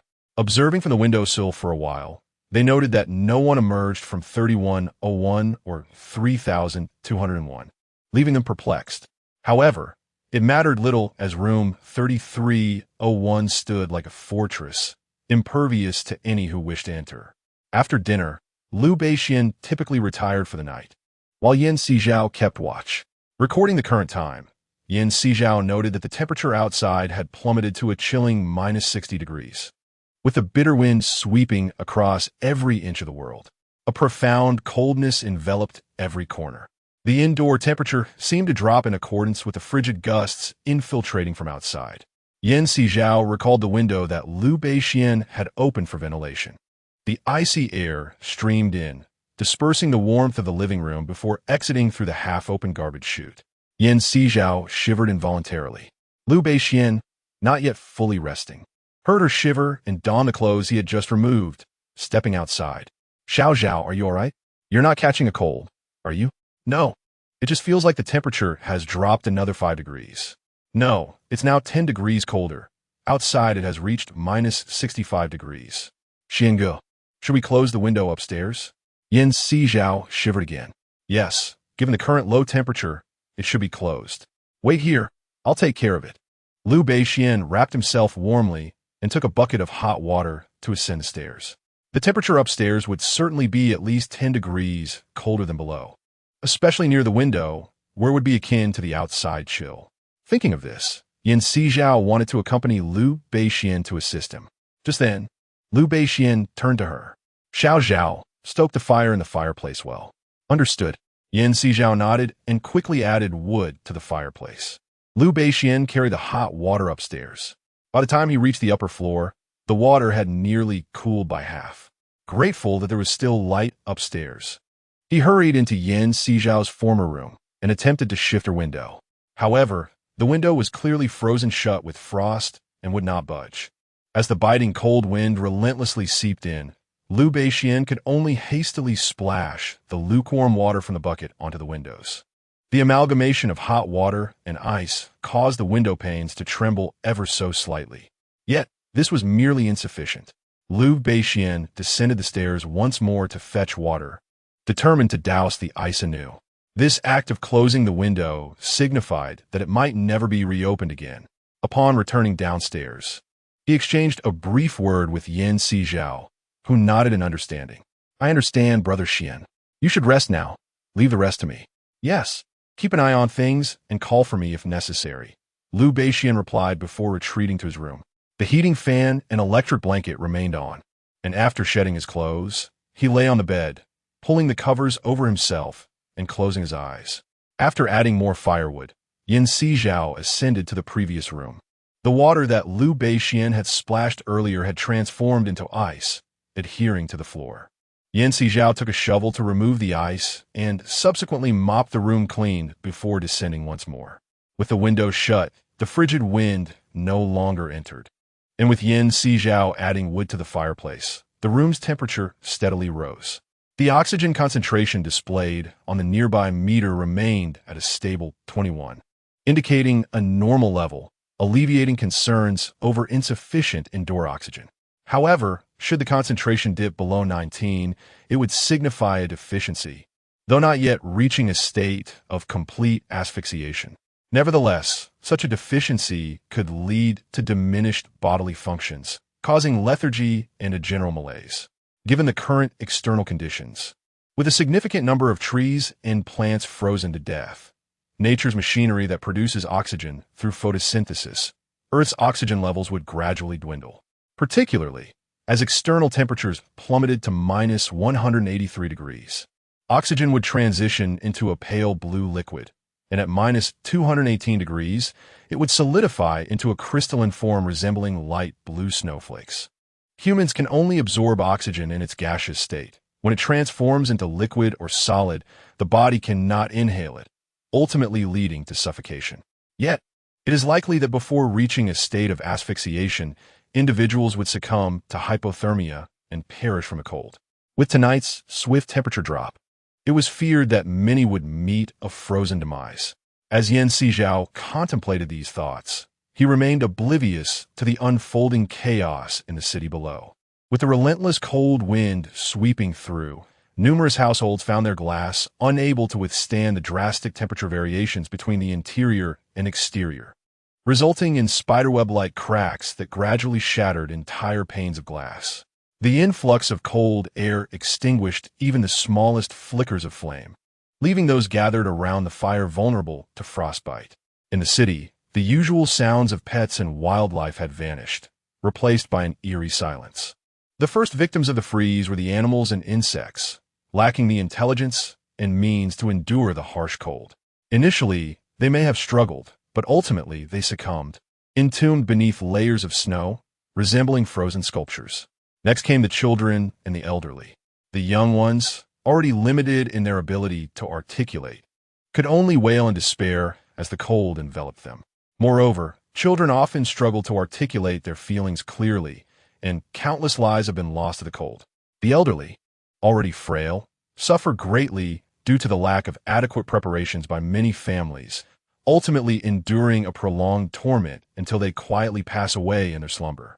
That night, the city's lights dimmed considerably. Sizhao gazed out the window, observing that the illumination had dwindled to mere clusters. The entire city seemed to be enveloped by a profound darkness. Chapter 45. The sudden drop in temperature this interminable night was particularly terrifying. Sizhao drew the curtains while tending to the fire in the fireplace and checking the thermometer. The outdoor temperature had plummeted to nearly minus 65 degrees. Such temperatures were unimaginable in the southern regions. With a sense of trepidation, Sizhao conducted several checks upstairs and downstairs. In weather like this, unforeseen incidents were bound to occur, and she feared the unpredictability of what might transpire. By around 9 o'clock, the outdoor temperature had further descended to minus 70 degrees. The sound of an alarm from the equipment startled Liu Bixuan awake. He hastily donned his clothing and emerged from his room, inquiring of Sizhao, "What has happened?" "The external temperature has dropped below minus 60 degrees. It has now reached minus 70, Sizhao replied. Liu Bixuan glanced at the instrument, noting the rapid decline in temperature. "Is there a problem?" he asked, concern etched on his face. Sizhao raised an eyebrow. "We have sealed all the doors and windows. There should be no issues. Besides, no matter how fierce the blizzard, it can't shatter the windows, can it?" Upon hearing her words, Liu Bixuan regarded her thoughtfully. "Better safe than sorry. In such circumstances, caution is paramount. You wouldn't want a glass to break, would you?" Sizhao shook her head. "Then what are we waiting for? Let's check it out." As Liu Bixuan ascended the stairs, Sizhao quickly followed. The temperature upstairs was noticeably lower than that downstairs. Fortunately, she had placed a heater in the upper room, and she promptly set it to the maximum setting. Liu Bixuan systematically inspected each window, particularly the protruding ones, which posed a significant risk. "Xiao, don't you have steel plates prepared in your space?" Liu Bixuan suddenly inquired. "Yes, I do. Are you suggesting we use the steel plates to seal the windows?" Sizhao asked, looking at him. Sealing the windows would mean they would have to endure complete darkness inside, rendering their space akin to a basement. "We don't need all these rooms right now. By sealing off the unnecessary ones, we can feel more secure. If something truly goes awry, we can retreat to the sealed rooms," Liu Bixuan argued, presenting a valid point. Sizhao nodded slightly. "So, which rooms do you propose to seal?" "Upstairs. We'll seal all rooms except the one used for dining. Downstairs, we'll secure the kitchen, the piano room, and the secondary bedroom." Thus, only a window on the upper floor remained, while the lower level featured two openings, the master bedroom and the living room, providing ample opportunity for us to survey our surroundings. Liu Bixuan closed his eyes, seemingly simulating the environment of the house and the windows that were to be sealed. Sizhao nodded slightly in agreement. "Let us attend to this tomorrow during the day," he suggested. "No need to wait. We should proceed now to avoid any unforeseen circumstances." Liu Bixuan promptly objected. Sizhao was reluctant to see him overexert himself. "It's fine. We are not required to work now. And resting a bit later won't matter," he insisted. Liu Bixuan, while speaking, urged Sizhao to retrieve the steel plates. With no choice but to comply, Sizhao obliged. One by one, the steel plates were firmly affixed to the windows, blocking out any trace of light from the outside. After they had finished, Liu Bixuan, concerned that the steel might not sufficiently insulate against the cold, added a layer of aviation aluminum sheets. They toiled until midnight, ensuring that all necessary windows were thoroughly sealed. Outside, it was as if the world had anticipated their preparations. The wind howled fiercer, and the snow fell heavier. Occasional crackling sounds echoed against the windows, sending shivers of trepidation through Sizhao, fearful that the tempest might shatter the glass. "It's time for you to rest," Basin gently urged Sizhao. "I'm not tired yet," she replied, shaking her head, still anxious about the potential for events to unfold that night. "It's past midnight. How could you not be weary? Don't girls say they need beauty sleep? It's already gone past 12. If you don't sleep now, you won't look your best tomorrow," Basin said with a hint of exasperation. "What does it matter? We can't go out anyway. It's just the two of us here. Even if I look a bit disheveled, it's no great concern," Sizhao replied nonchalantly. Basin was momentarily at a loss for words. "Have you really abandoned your image? Survival takes precedence over appearances," he remarked. Sizhao shrugged, a playful smile on her lips. Amused by her demeanor, Basin conceded, "All right. If you wish to stay up a bit longer, then do so, but don't overexert yourself." He then turned his attention to the ashes from the wood in the fireplace. Rather than discard them, they planned to utilize the ashes as nourishment for the plants in Sizhao's space. In fact, combined with straw, these ashes could also be employed for cultivating mushrooms, such as straw mushrooms and shiitake. Once Basin had finished his task and was ready to assist Sizhao in transporting the ashes to her space, he noticed her yawning on the sofa, her eyes growing heavy with sleep. It was rather amusing how quickly she had succumbed to fatigue. "Xiao, go into your space and rest," he encouraged, shaking her arm gently. "All right, I'm indeed feeling a bit tired, Xiange. I shall take my leave," Sizhao replied, rubbing her eyes. She had initially intended to keep Basin company for a while, but for some reason she suddenly felt utterly exhausted. Perhaps sealing the windows had drained her of considerable energy. "Go ahead," Basin nodded in understanding. After she entered her space, he listened to the sound of the wind and snow battering against the glass, and suddenly, thoughts of Yin Honghai and his associates crossed his mind. This evening is exceedingly cold. One wonders if those outside might succumb to the frigid temperatures. His curiosity is piqued. The outdoor temperature, as verified, has plummeted to a chilling -70 degrees. For those not residing within the Arctic, such frigid conditions are utterly insufferable. According to the data Basin has reviewed, only the Inuit who inhabit the Arctic Circle have encountered such extremes. To adapt to such a frigid environment, the Inuit have evolved distinct physiological traits. For instance, their robust physiques are complemented by shorter statures, a thicker layer of subcutaneous fat, and notably developed musculature. Their noses and cheeks are relatively broader, while their eyes are somewhat smaller than those of the average person. These adaptations are a direct response to the harsh Arctic conditions. In contrast, apart from the denizens of the polar regions, others lack the substantial subcutaneous fat characteristic of the Inuit, rendering them ill-equipped to withstand the cold. Coupled with their less robust physiques, they are prone to illness in such severe climates. Moreover, the nose and cheeks, being the most exposed to biting winds, are particularly susceptible to frostbite. The nose, especially, is part of the danger triangle, rich in delicate blood vessels. Frost damage here may lead to circulatory issues requiring medication to alleviate. However, neither Basin nor Sizhao possesses medical expertise, rendering them ill-prepared to address such matters. Thus, it is prudent to tackle issues at their root rather than defer solutions. With that thought, Basin glanced at the indoor thermometer, which had risen to 5 degrees. Perhaps due to most windows being sealed, along with the warmth from the fireplace and heater, the indoor temperature is gradually increasing. Nonetheless, 5 degrees still carries a chill. Basin hopes the temperature will reach a comfortable 20 degrees, allowing them to work without the encumbrance of heavy clothing.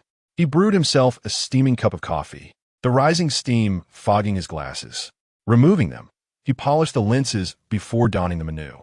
With the aid of the coffee, his mind feels considerably more alert, filled with thoughts regarding the evolution and strategy surrounding this cold wave. Just then, the radio, which had been continuously playing, crackled to life with the urgent voice of a young woman. Her voice, slightly hoarse and punctuated by coughs, clearly indicated the onset of a cold. Listening to the broadcast, Basin noted that the report came over 3 hours later than the rapid drop in temperature. This suggests that the authorities are struggling to gather timely information from the outside world. Even when they receive updates, they arrive several hours late, a delay that could lead to the silent demise of many. It is indeed unfortunate that this natural disaster hinders the officials from obtaining crucial information, leaving the populace, despite their mental preparations and precautions, unable to avert the impending calamity. After several broadcasts, the voice transitioned to a man's tone. A male voice was announcing the extent of the excavation on a certain road, mentioning that a tunnel had been opened. In essence, the authorities were exerting every effort to establish snow-covered transportation routes in the city. Liu Beixian was oblivious to the depth of snow outside, yet it fell with the ferocity of hail, fast and relentless, as if it were free of cost.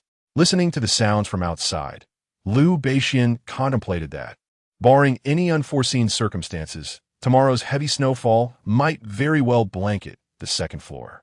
Fortunately, their residence was situated on the top floor, which provided some reassurance. Otherwise, given the current rate of snowfall, it was likely that the third and fourth floors could soon be submerged.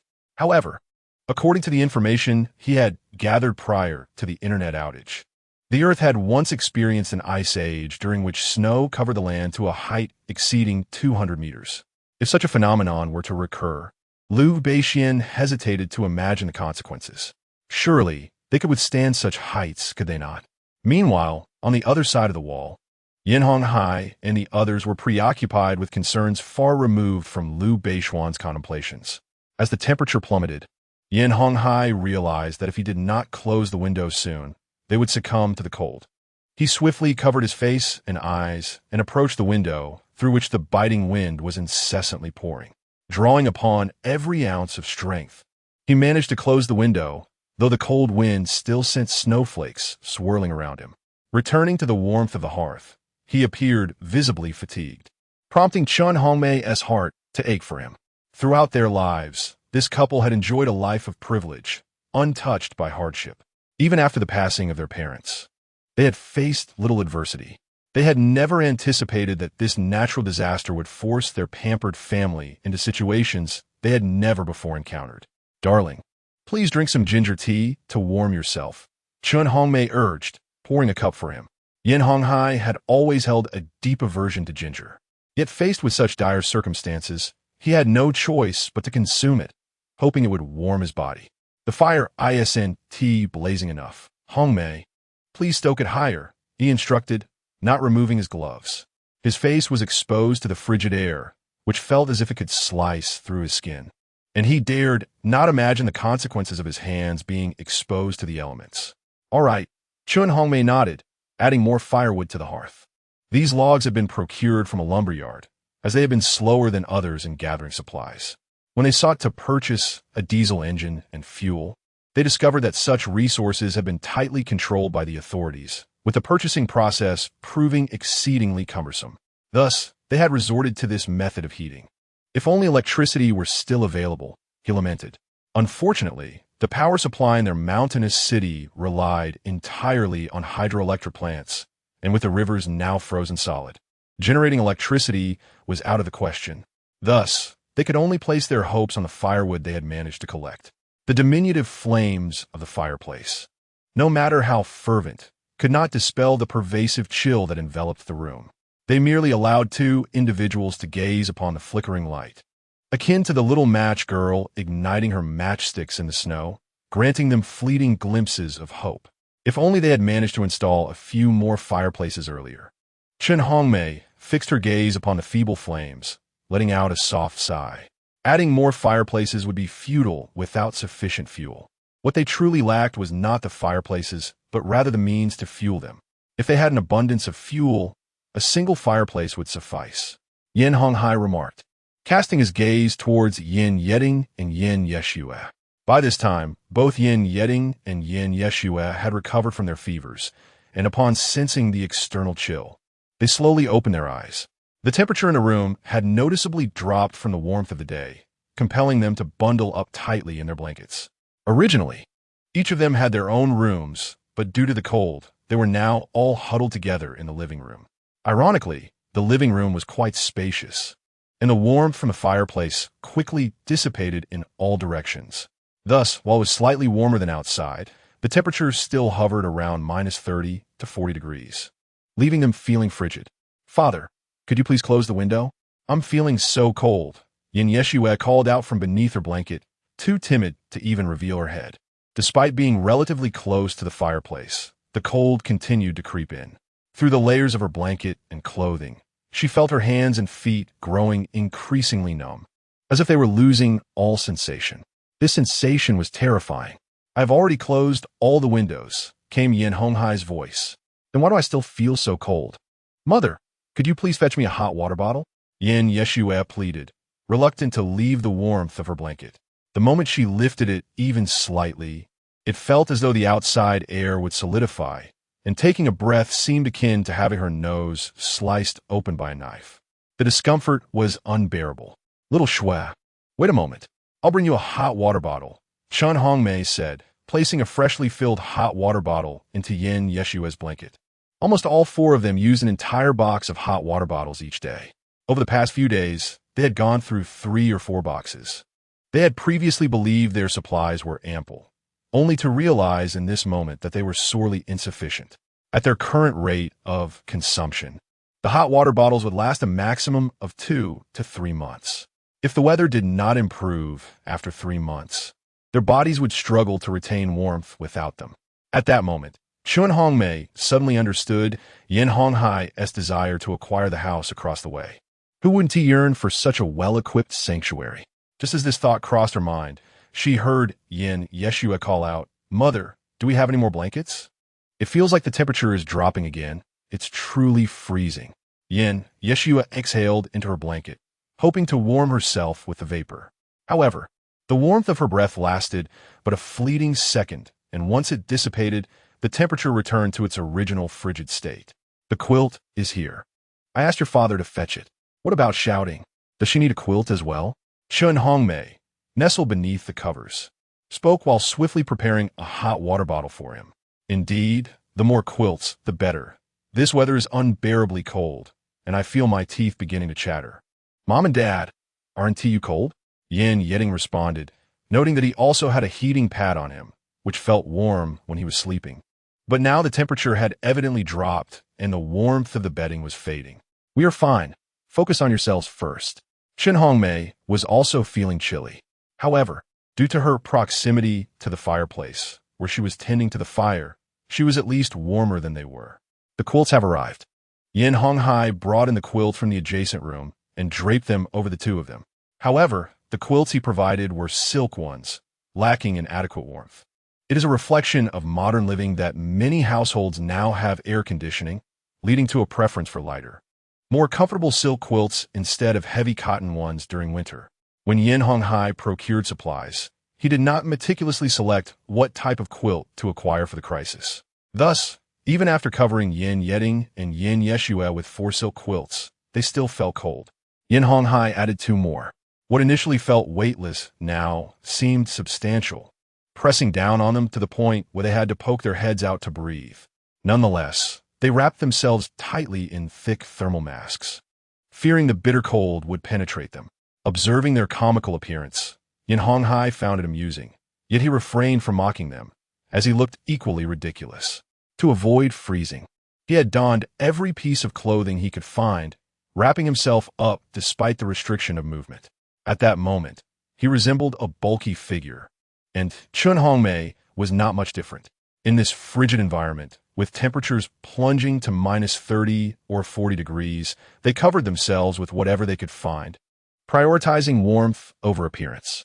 Watching his parents busily tending to their needs, fetching quilts, preparing heating pads, and brewing ginger tea, Yin-Yeding felt an inexplicable sting in his eyes. "Mom and Dad, please don't fret.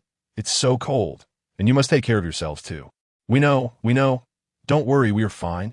Chun Hongmei reassured them, her gaze resting on Yin Honghai. Though his face was well protected, there were still noticeable signs of frostbite, thankfully not yet cracked. Chun Hongmei applied some cream to his face. "Darling, it seems the temperature outside has dropped again. What should we do next? You can't continue to dig for ice, can you?" That wretched girl, is utterly unyielding. Previously, I mentioned that Shouting and Xiaoxue had fallen ill, and I expressed that if you were to fall ill as well, our predicament would become rather dire. Yet that insufferable girl retorted that we no longer share any ties. How could we have produced such a heartless child? A glint of ruthlessness flickered in Yan Honghai's eyes. Were it not for Yin Sizhao and their antics with the ice outside the door, they would have already entered and claimed that house for themselves. Contemplating this, it became evident that were it not for Yin Sizhao's intervention, they would be indulging in comforts within that very home. All of this misfortune stems from that wretched girl. He was resolute in his intention not to spare her. Nevertheless, one must acknowledge that this insufferable girl emerged from my very womb. Even if she chooses to deny us, I am still her progenitor. It is only reasonable that she owes me a debt of gratitude for granting her life, and she ought to repay me with her property. Chen Hongmei felt no shame in voicing such sentiments. Meanwhile, Yin Yetian and Yin Yeshue found her reasoning entirely justifiable. Mother, did you not endure 10 months of pregnancy to bring her into this world? Can she simply sever ties with a piece of paper? Should she not offer some flesh in return? Yin Yeshue's voice was ample enough for all to hear. Chapter 48. The cost of siphoning life. Neither Chen Hongmei, Yin Honghai, nor Yin Yetian perceived any flaw in her argument. They found it rather compelling. In fact, they believed Yin Sizhao ought not only to relinquish the house, but also all resources to them. As the four plotted what they might extract from Yin Sizhao, they remained blissfully unaware that Yin Sizhao, now drifting into slumber, could hear their every word as if her spirit had detached from her body. Having never fathomed that these individuals could be so shameless, a surge of anger erupted within Yin Sizhao and fueled by indignation. She retrieved a stone from her surroundings and hurled it towards the adjacent glass. In the haste of renovations, Yin Honghai had prioritized speed over quality, neglecting the integrity of the materials used. The glass differed vastly from the custom design panes Yin Sizhao had requested, with a stark temperature disparity between the exterior and interior. The glass was prone to spontaneous shattering. Moreover, she had observed that the glass lacked any shatterproof film, making it vulnerable to even the slightest external force. Believing herself to be in a dream, when the stone was cast, a resounding crash echoed as the glass shattered. Ordinarily, the sound of breaking glass would bear a muffled quality, yet in this instance, it rang out as a crisp note, almost melodious. Yin Honghai and Chen Hongmei were utterly unprepared for the sudden shattering. In that moment of shock, a biting cold wind surged in, rendering the previously jovial quartet frozen in disbelief. Yin Sizhao took great satisfaction in witnessing the stunned expressions of the four, and after 3 seconds, Yin Honghai and Chen Hongmei hurriedly attempted to salvage the situation. "Huh, you wish to drain my lifeblood? Just see how easily I will allow that to transpire." Yin Sizhao emerged from the space with another stone, shattering yet another pane of glass. "Oh dear, a new breach has appeared. Let's see how they will mend it." Yin Honghai had just grasped a piece of cardboard, intending to cover the shattered window, when unexpectedly, another window pane fractured, plunging his spirits into despair. "Darling," Chen Hongmei shouted in a flurry of panic. "The quilt, quickly, bring me the quilt." Yin Honghai glanced around, realizing that to cover the jagged hole in the glass, larger objects were essential. After contemplating, he concluded that only a quilt would suffice. Chen Hongmei hurriedly rushed towards Yin Yeshue, seizing a quilt from her bed and handing it to Yin Honghai. Without hesitation, Yin Honghai used the quilt to shield the broken area. "Quick, find something to weigh down the quilt," he called out to Chen Hongmei. She scanned the surroundings but found nothing suitable, so she dragged a chair over. "Fool, how could that possibly hold down the quilt?" Yin Honghai continued to guard the damaged section with the quilt. However, the temperature outside was significantly lower than within the house. He could distinctly feel the warmth inside, dissipating like air escaping a punctured balloon, while the cold from outside rushed in like an insatiable swarm of bacteria eager to fill the space. I don't know what to find," Chen Hongmei exclaimed in distress. "How foolish. Can you not think of something substantial to weigh down the quilt?" Yin Honghai, preoccupied with holding the quilt, could not spare a hand for anything else. "Dad, let me handle it." Yin Yeting who had been hiding under the covers, quickly dressed and got out of bed. Shouting, "Let your mother take care of this. You mustn't catch a cold again," Chen Hongmei said, concern etched on her face as she regarded Yin Yetting. He had just recovered from fever. How could he possibly get up? What if he fell ill again? "I'm fine. I've improved significantly," Yin Yetting asserted, hastening to the storage room to fetch a box. Upon seeing him return with the box, Chen Hongmei promptly followed suit, securing the quilt firmly against the glass. Just as Yin Honghai exhaled a sigh of relief, a loud crash echoed, signaling yet another glass had shattered. Yin Honghai's expression darkened, reflecting his displeasure. The four of them felt an immediate drop in the indoor temperature, colder than before. Without time for words, Yin Honghai and Yin Yetting seized the quilt and rushed towards the newly broken glass. What on earth is happening? How could the glass just shatter like that? Yin Yeshue observed the previously repaired window, feeling the house grow even colder and more uncomfortable. Chen Hongmei, too preoccupied with the unfolding chaos, joined Yin Honghai and Yin Yetting in their frantic efforts to patch the breaches. Throughout the night, as long as Yin Sizhao continued to smash glass, Yin Honghai and Yin Yetting were condemned to repair the shattered panes, causing utter disarray until dawn broke. Yin Sizhao yawned contentedly, surveying the scene where the three, save for Yin Yeshua, lay exhausted on the floor, nearly immobilized. Satisfied, she yawned once more, feeling the weariness of the night settle in. In a haze of fatigue, Yin Sizhao closed her eyes, only to reopen them moments later. Gazing at the ceiling before her, Yin Sizhao unconsciously stifled a yawn, appearing as though she hadn't had enough rest. After freshening up and preparing breakfast, she stepped out of her space to find Liu Beixian diligently recording the outdoor and indoor temperatures in his notebook. "Good morning, Xiange," she greeted. "Morning," he replied with a slight nod, setting his notebook aside. "Are you joining me for breakfast? I made soy milk and some small steam buns, as well as fried dough sticks," Yin Sizhao said cheerfully. "Just a moment. Let me clear the ashes from the fireplace first," Liu Beixian responded, glancing at the remnants of ashes within the fireplace. It had burned quite a bit of wood throughout the night, leaving behind a substantial amount of ashes. Fortunately, with Yin Sizhao's space, they could use the ashes for gardening. Otherwise, dealing with them would be a considerable hassle. Nodding in agreement, Yin Sizhao ascended the stairs to set the breakfast table.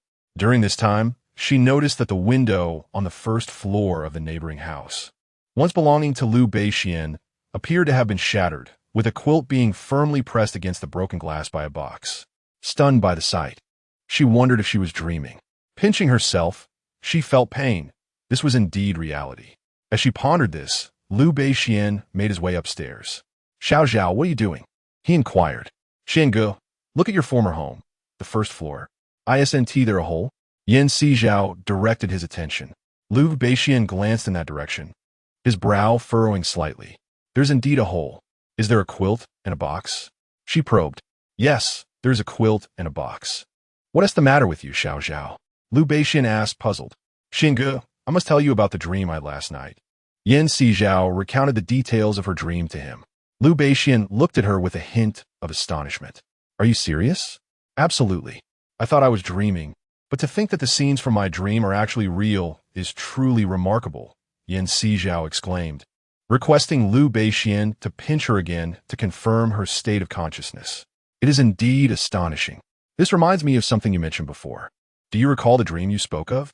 Liu Beixian adjusted his glasses and took a seat. "Are you referring to the dream where you were encased in ice?" Upon hearing this, Yin Sizhao immediately envisioned that scene. Liu Beixian cleared his throat, as if her words served as a stark reminder of his own tragic fate. "Let us not dwell on that image. However, the fact that your dream could reflect reality brings to mind the theory of multidimensional space." Multidimensional space theory? What is that? You understand the difference between two-dimensional and three-dimensional spaces, right? It's akin to the lives of characters in a book. They exist in a two-dimensional realm, oblivious to their confinement, believing they inhabit a three-dimensional world. In contrast, those in the true three-dimensional space possess the ability to alter and reshape the lives of those within the pages. As Liu Beixian spoke, his profound gaze turned towards Yin Sizhao, imbued with a hint of curiosity. Brother Xian, please refrain from looking at me like that. It sends a chill down my spine. Sizhao couldn't help but retreat a couple of steps. Ahem, there is no need to be so frightened, Liu Beixian remarked, observing her retreat as if he had transformed into some unspeakably wicked entity. How can what Brother Xian says not instill fear? It makes me feel as if I've become an extraterrestrial. Sizhao cast him a forlorn glance. I was merely positing a hypothesis. After all, you know my profession as a lawyer. I have a tendency to dissect matters thoroughly, Liu Beixian said, while picking up a small steamed bun from the table. Let's not delve into that. Let's eat first. Brother Xian, perhaps you should contemplate my situation a bit more, as I'm not keen on any unexpected developments. Sizhao maneuvered to the edge of her chair, deliberately scooting it back a bit. Liu Beixian found her demeanor both amusing and slightly exasperating. I'm not a ghost. You need not fear me. Besides, shouldn't it be I who is afraid? You possess spatial and extraordinary abilities. Sizhao truly lacked the spirit to jest with him. Based on my acquired knowledge and the books I have read, it is conceivable that you are a being from a higher dimensional space, or perhaps a projection of such a being in our world. Liu Beixian's words caused Sizhao's lips to twitch. Brother Xian, your words are as enigmatic as your name. Liu Beixian chuckled. Isn't they're saying? At the end of science lies metaphysics.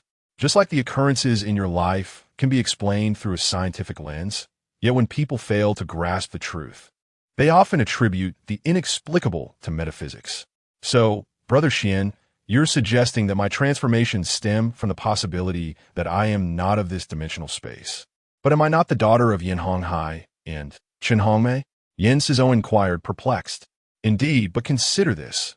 If our world were a book, the author wielding a pen could effortlessly decide who was born a boy or a girl and what their names would be. Liu Beixian took a bite of the steamed bun. Like this bun, its skin will never know its filling until the one crafting it places the filling inside. Sizhao felt a shiver run down her spine. Brother Xian, your words send a chill through me. I feel as though I'm a marionette in someone else's grasp. There is no need for fear. This is merely my hypothesis. After all, everything that transpires in your dreams synchronizes with reality. Yet Yan Honghai and the others have not seen you, which can be interpreted through metaphysical terminology as invisibility. Furthermore, from a scientific perspective, you ought to occupy a higher dimensional space, capable of launching attacks on this realm, while those within this lower dimensional space are unable to retaliate. Liu Beixian articulated this in more accessible terms for Sizhao. She, not lacking in intelligence, began to grasp the concept. So, Brother Xian, when I dream, it is akin to ascending from a three-dimensional space to a higher dimensional space? Indeed, Liu Beixian nodded affirmatively. This ability remains uncertain for you, whether it is a boon or a bane. Nonetheless, at present, while you dream, you are presumably in an invincible state. The biting cold and fierce winds outside pose no threat to your dream self. You could leverage this to venture outside, assess the situation, and gather pertinent information. Liu Beixian pondered that Sizhao should not squander such an advantage, as it would allow her to discern the circumstances beyond their confines.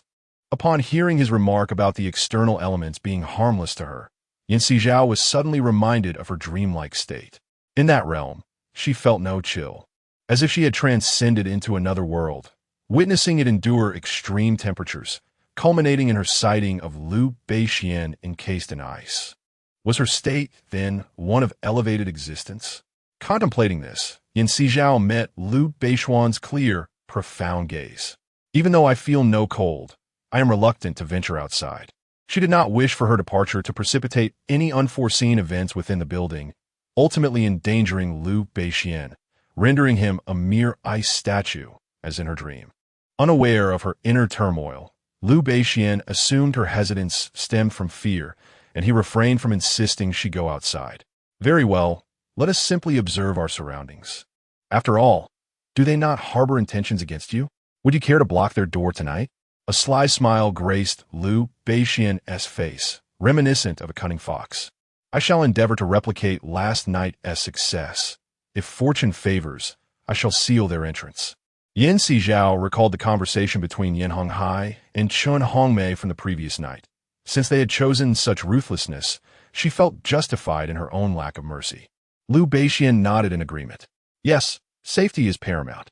Understood, Brother Xian, please eat swiftly, then rest. Yin Sizhao observed the faint shadows beneath Liu Beixuan's eyes. A night devoid of rest inevitably diminished one's vigor. Enough, you are but a young lady. Refrain from lecturing me. Liu Beixian grumbled as he consumed his breakfast. Brother Xian, I am of age now, no longer a child. Please do not regard me as one. Should you persist in treating me as a mere girl, you may forfeit your lunch today.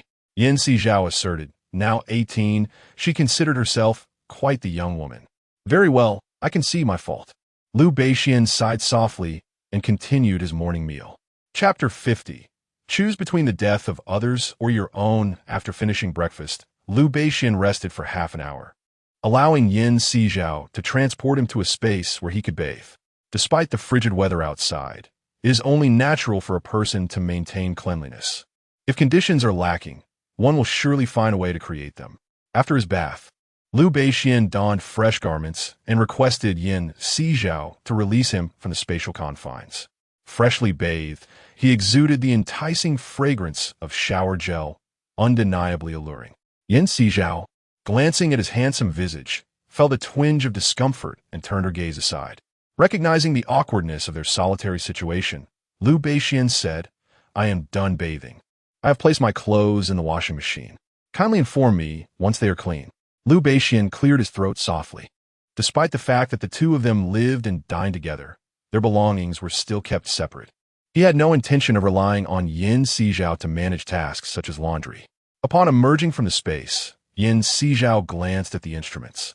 Both oxygen and carbon dioxide levels were within normal parameters, and the indoor temperature had stabilized around 5 to 6 degrees.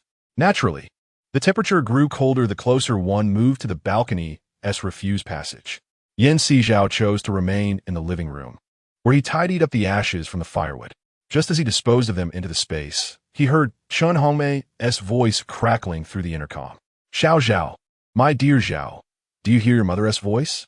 The Yin family had been busy all night. Shouldn't they be resting at this hour? Why was she sending messages? Ignoring her, Yin Sizhao could sense Chen Hongmei's growing impatience. They had spent the entire night scrambling about, leaving only 2 or 3 intact panes of glass in the house. Even the fire they had lit in the fireplace was nearly extinguished due to lack of attention, causing the indoor temperature to plummet to levels indistinguishable from the outside.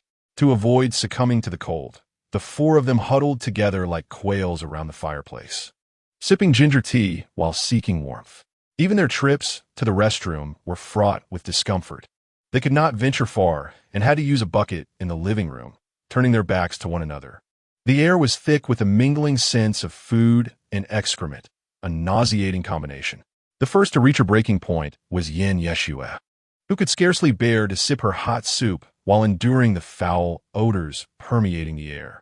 She turned to Yin Honghai and Chen Hongmei, pinching her nose, and lamented, Mom, Dad, I can't take it anymore. I truly can't. If this continues, I will completely unravel. Xiao Shui, it's just temporary, just temporary. Chen Hongmei reassured her. Soon, your father and brother will go ice digging and will quickly reach that wretched girl's doorstep. Chen Hongmei, also pinching her nose, reflected on how she had never endured such indignities throughout her life. This was a first. Yet what could they do? In such frigid weather, venturing into other rooms for relief would leave them exposed to the cold, rendering their exposed skin numb. Mom, it's not as simple as you think. You know well what kind of person that wretched girl is. She one-tea opened the door, rather than waiting for her to relent. We should join forces with others to dig out the ice and break into her home, Yin Yeshua suggested, her voice bright and clear. The 3 of them turned to her in unison. What did you say? Join forces with others to dig ice? Yin Honghai interjected skeptically, setting aside where we would even find others if we were to dig out the ice and break down their door. Wouldn't we be obliged to share what we find inside? We might end up with nothing and even incur losses ourselves. Yin Honghai firmly opposed the idea. Dad, how long do you intend to keep digging for ice? You know how difficult it is to break through. We're already freezing like this. By the time we finish digging, we might all perish. The mention of death seemed to strike a chord with the remaining three. The more individuals resemble them, the greater their fear of death becomes. Naturally, they do not wish to perish. My dear, Xiao Xue is not mistaken. The ice outside is exceedingly difficult to excavate. With just the few of us, even if we were to reach that door, we would likely have succumbed by then. Chen Hongmei is well aware of the arduous labor Yan Honghai endures while digging through the ice. For someone who has never engaged in manual labor, to undertake such physically demanding work, exhausting oneself to the point of backaches and soreness daily, is quite remarkable that he persists. Yan Honghai, inhaling the foul air, gazes at the ginger tea in his hand and feels the relentless chill enveloping the space. His heart wavers. Very well, I shall heed your counsel. But where shall we search for assistance? Upon uttering this, Yin Shui displays no inkling that she is advocating for murder.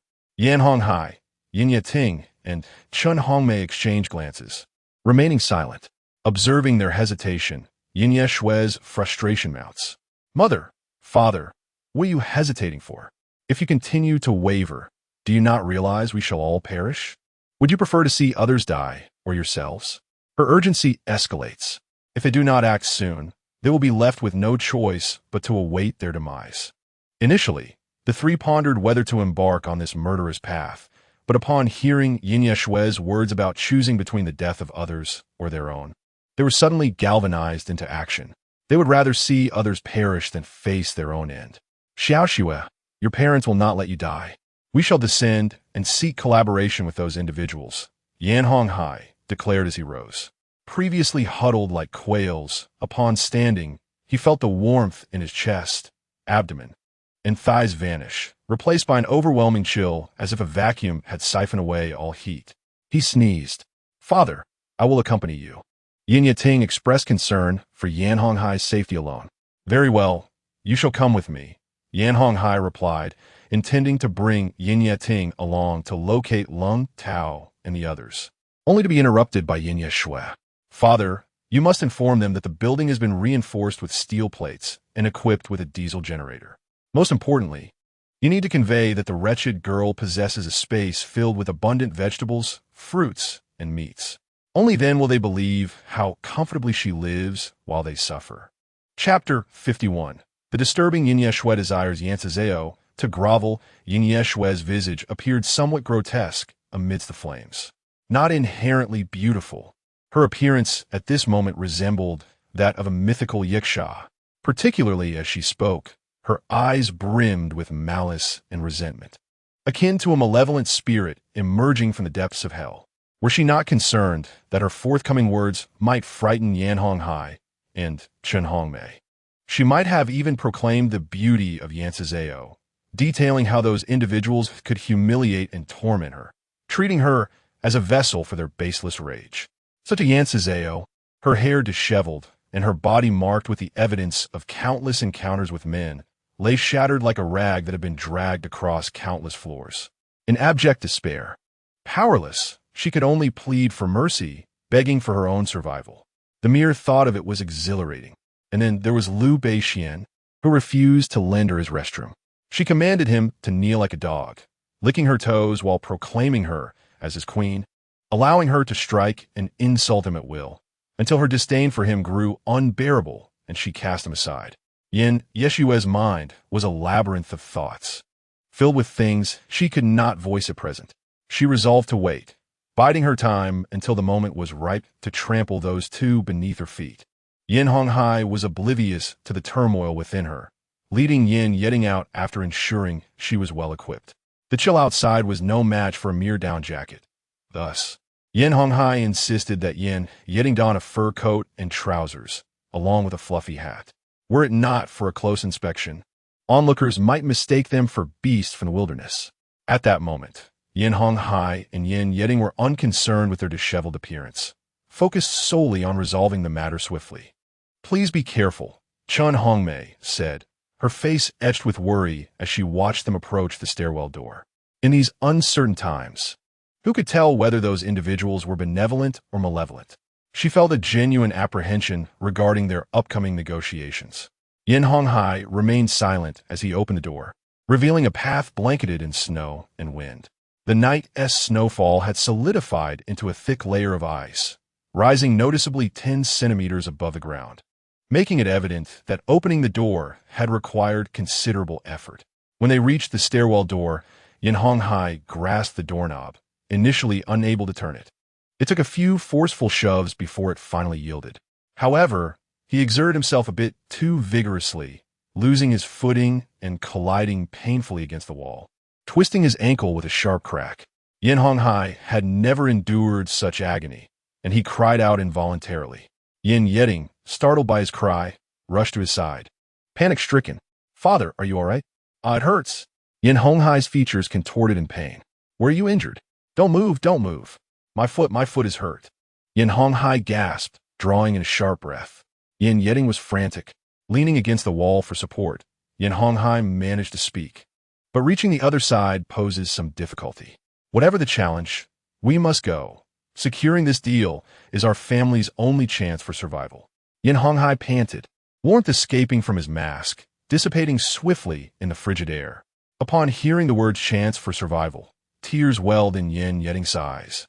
But he dared not let them fall, knowing they would freeze instantly. Gritting his teeth, he helped Yin Honghai down the stairs, step by painstaking step. The stairwell was devoid of light, but they were fortunate to have some illumination filtering in from outside. It took nearly 10 minutes for Yin Yeding to assist Yin Honghai downstairs, finally opening the door to the corridor. They braved the biting winds and swirling snow, making their way towards room 3101. Just then, the door to 3101 swung open, revealing Lung Tao, who had sent someone down to gather supplies. Upon noticing two figures approaching through the corridor, Lung Tao raised an eyebrow. Instantly, the individuals behind her positioned themselves protectively in front of her, eyeing the pair with caution. "Who are you, and what do you wish to discuss?" "I would like to engage in business with you." Yin Honghai's lips were somewhat chapped, and his voice carried a rasp. Lung Tao glanced at him, then down at his feet. "Engage in business with us? What profitable ventures remain in this day and age? Are you suggesting a transaction of a more corporeal nature?" Yin Honghai's expression darkened instantly. "My dear miss, you are aware of the current circumstances. My intention to discuss business with you is earnest, so I kindly ask that you refrain from jesting." "Very well, let's not squander time. What business do you wish to propose?" Lung Tao regarded him intently. "Do you not seek supplies? My daughter resides one floor above you, as the proprietor of 3301. She possesses considerable resources, and should you assist me in gaining access to her residence, all the supplies within shall be yours. I only require your assistance in apprehending my ungrateful daughter and the scoundrel who has led her astray." Yin Honghai was not naive. Should he reveal everything, they might end up with nothing. Conversely, by concealing critical details and presenting what appeared to be a substantial bait, he believed these individuals would act. 3301? Upon hearing the room number, Lung Tao turned her attention to Yin Honghai.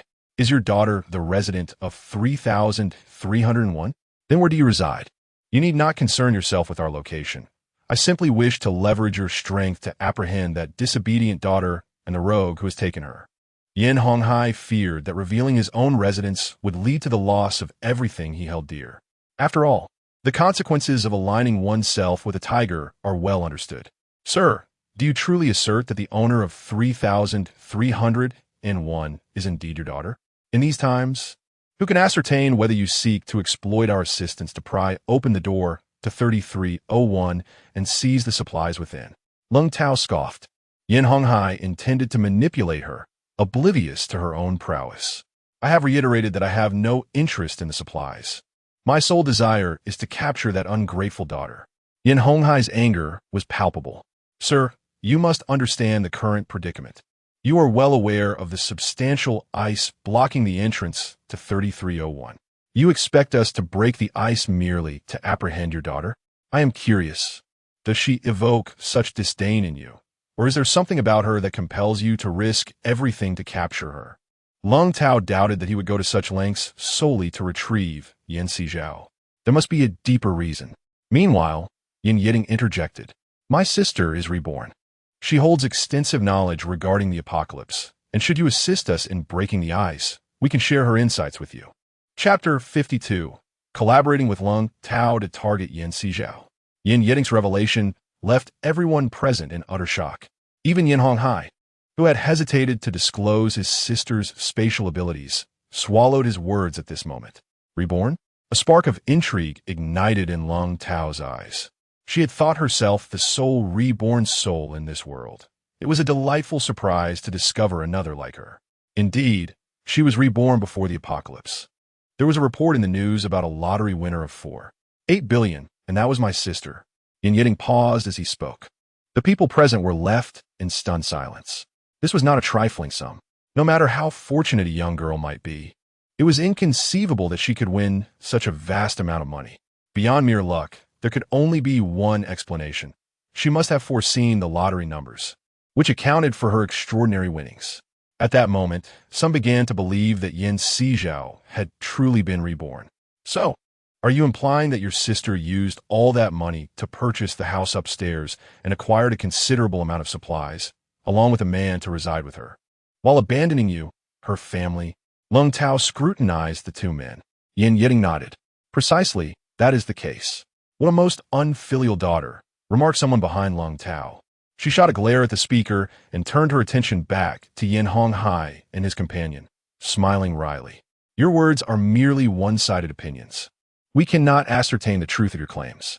If you expect us to confront the individuals in room 3301 on your behalf, you must first demonstrate some sincerity. What kind of sincerity do you require? I could offer you the supplies for my daughter's residence. What more do you want? Yin Honghai exclaimed. Sir, I have already stated that we cannot confirm whether the individuals in room 3301 are indeed your daughter. If you desire our assistance, you must first provide some form of compensation. Otherwise, this deal is off the table, Lung Tao replied, instructing others to gather supplies. Yin Honghai gritted his teeth. The biting wind and snow struck him, chilling him to the core. Very well, I can provide you with compensation, but I will not be able to do so until 3 o'clock this afternoon, as I need time to prepare. All right then, where shall we find you at that time? Lung Tao asked casually. Room 3304, Yin Honghai replied, his feet aching intensely, wishing to avoid movement. So, you reside next to your unfilial daughter, surely. There have been numerous incidents between you? Did you cause the ice in room 3301? Lung Tao inquired, her gaze unwavering. It was not us. It was that wretched girl. She had been prepared long before. Those ice blocks contain cotton, Yin Honghai stated. His words astonished Lung Tao's companions. Cotton? Are you jesting? Do you comprehend how difficult it is to excavate ice with cotton embedded within? It seems you have attempted it, and that ice must have been quite challenging to extract. Thus, you sought our assistance in this endeavor, Lung Tao remarked, her tone neither warm nor cold. Yin Honghai nodded slightly.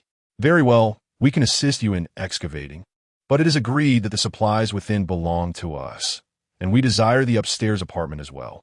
You have no objections, I trust? Lung Tao had initially intended to acquire the upstairs unit. Now, with the negotiations underway, she seized the opportunity to express her desires. Yin Honghai's expression darkened. You wish to claim the upstairs apartment? If you capture your daughter and another individual, would that not provide you with 2 units? Since you possess 2, what harm is there in conceding one to us? Lung Tao inquired. Yin Honghai fell silent for a moment, as if deep in thought, before finally speaking. Very well, I can provide what you seek, but first, you must assist me in locating my daughter and that insufferable boy. Agreed, Lung Tao replied with a slight smile. Remember to meet at 3304 between 3 and 3:30 in the afternoon for the exchange. However, I need you to start digging after 3. Yin Honghai intended to suggest they begin at 3, but was interrupted by Lung Tao. There's no need to wait until 3. I can dispatch people to dig right away. You can prepare your things, and we shall move by 3. Yin Yeding assisted Yin Honghai as they slowly made their way toward the staircase. Behind them, Lung Tao's followers turned to her. Sister Tao, are we really going to dig for ice? Of course, why wouldn't we?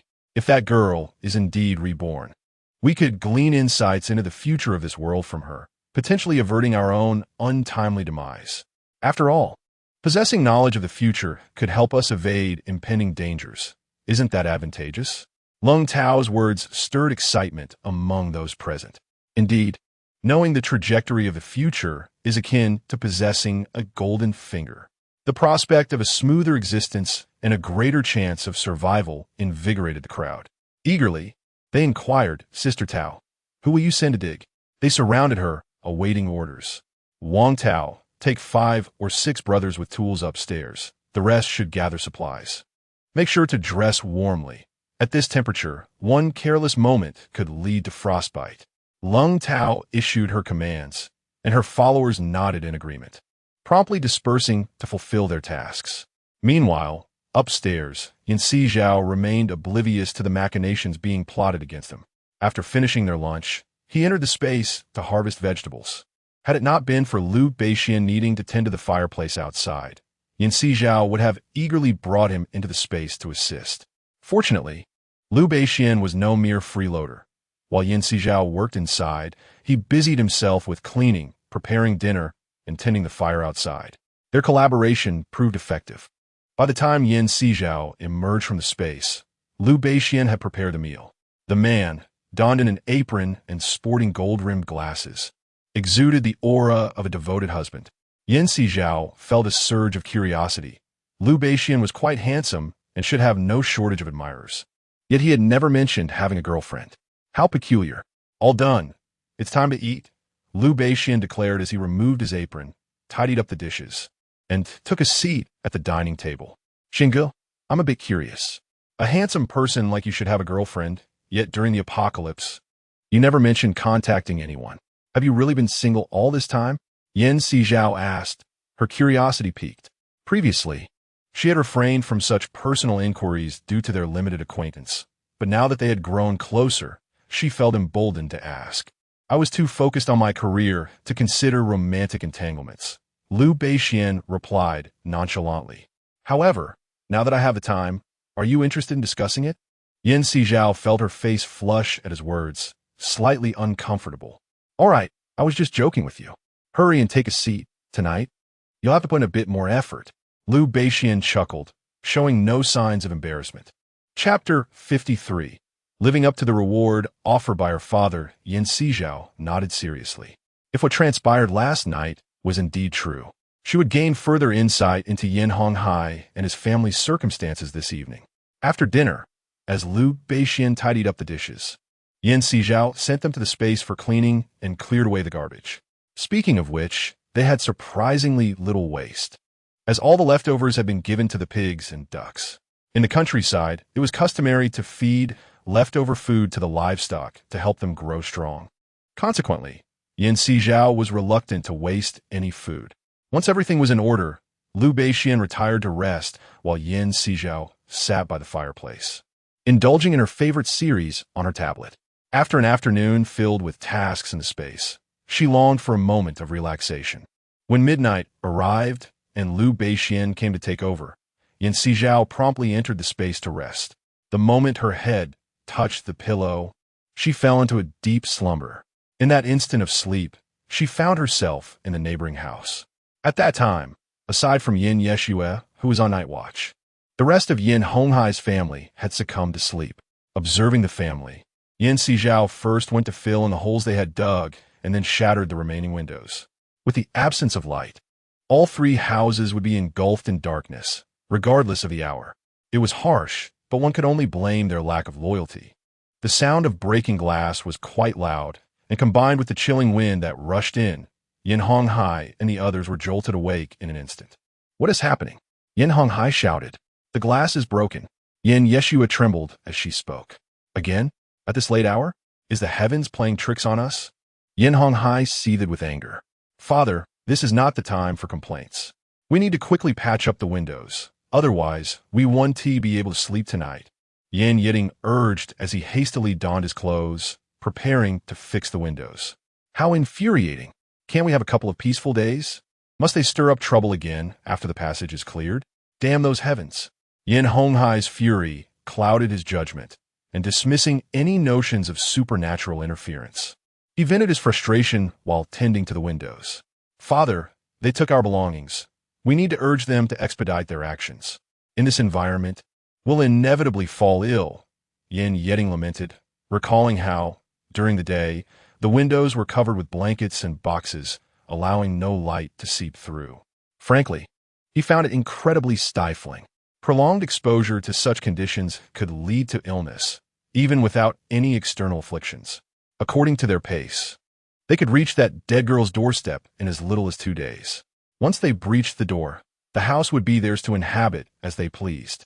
Yan Honghai's words left Yan Sizhao in a state of bewilderment. Wasn't Yan Honghai the owner of a large corporation? Shouldn't he adhere to a pragmatic approach? Why then did he seem to indulge in such fanciful notions? Contemplating their conversation, Yan Sizhao proceeded outdoors. To her astonishment, she discovered she still possessed the ability to traverse walls. After exiting through the door, she arrived at the entrance of Yan Honghai's residence.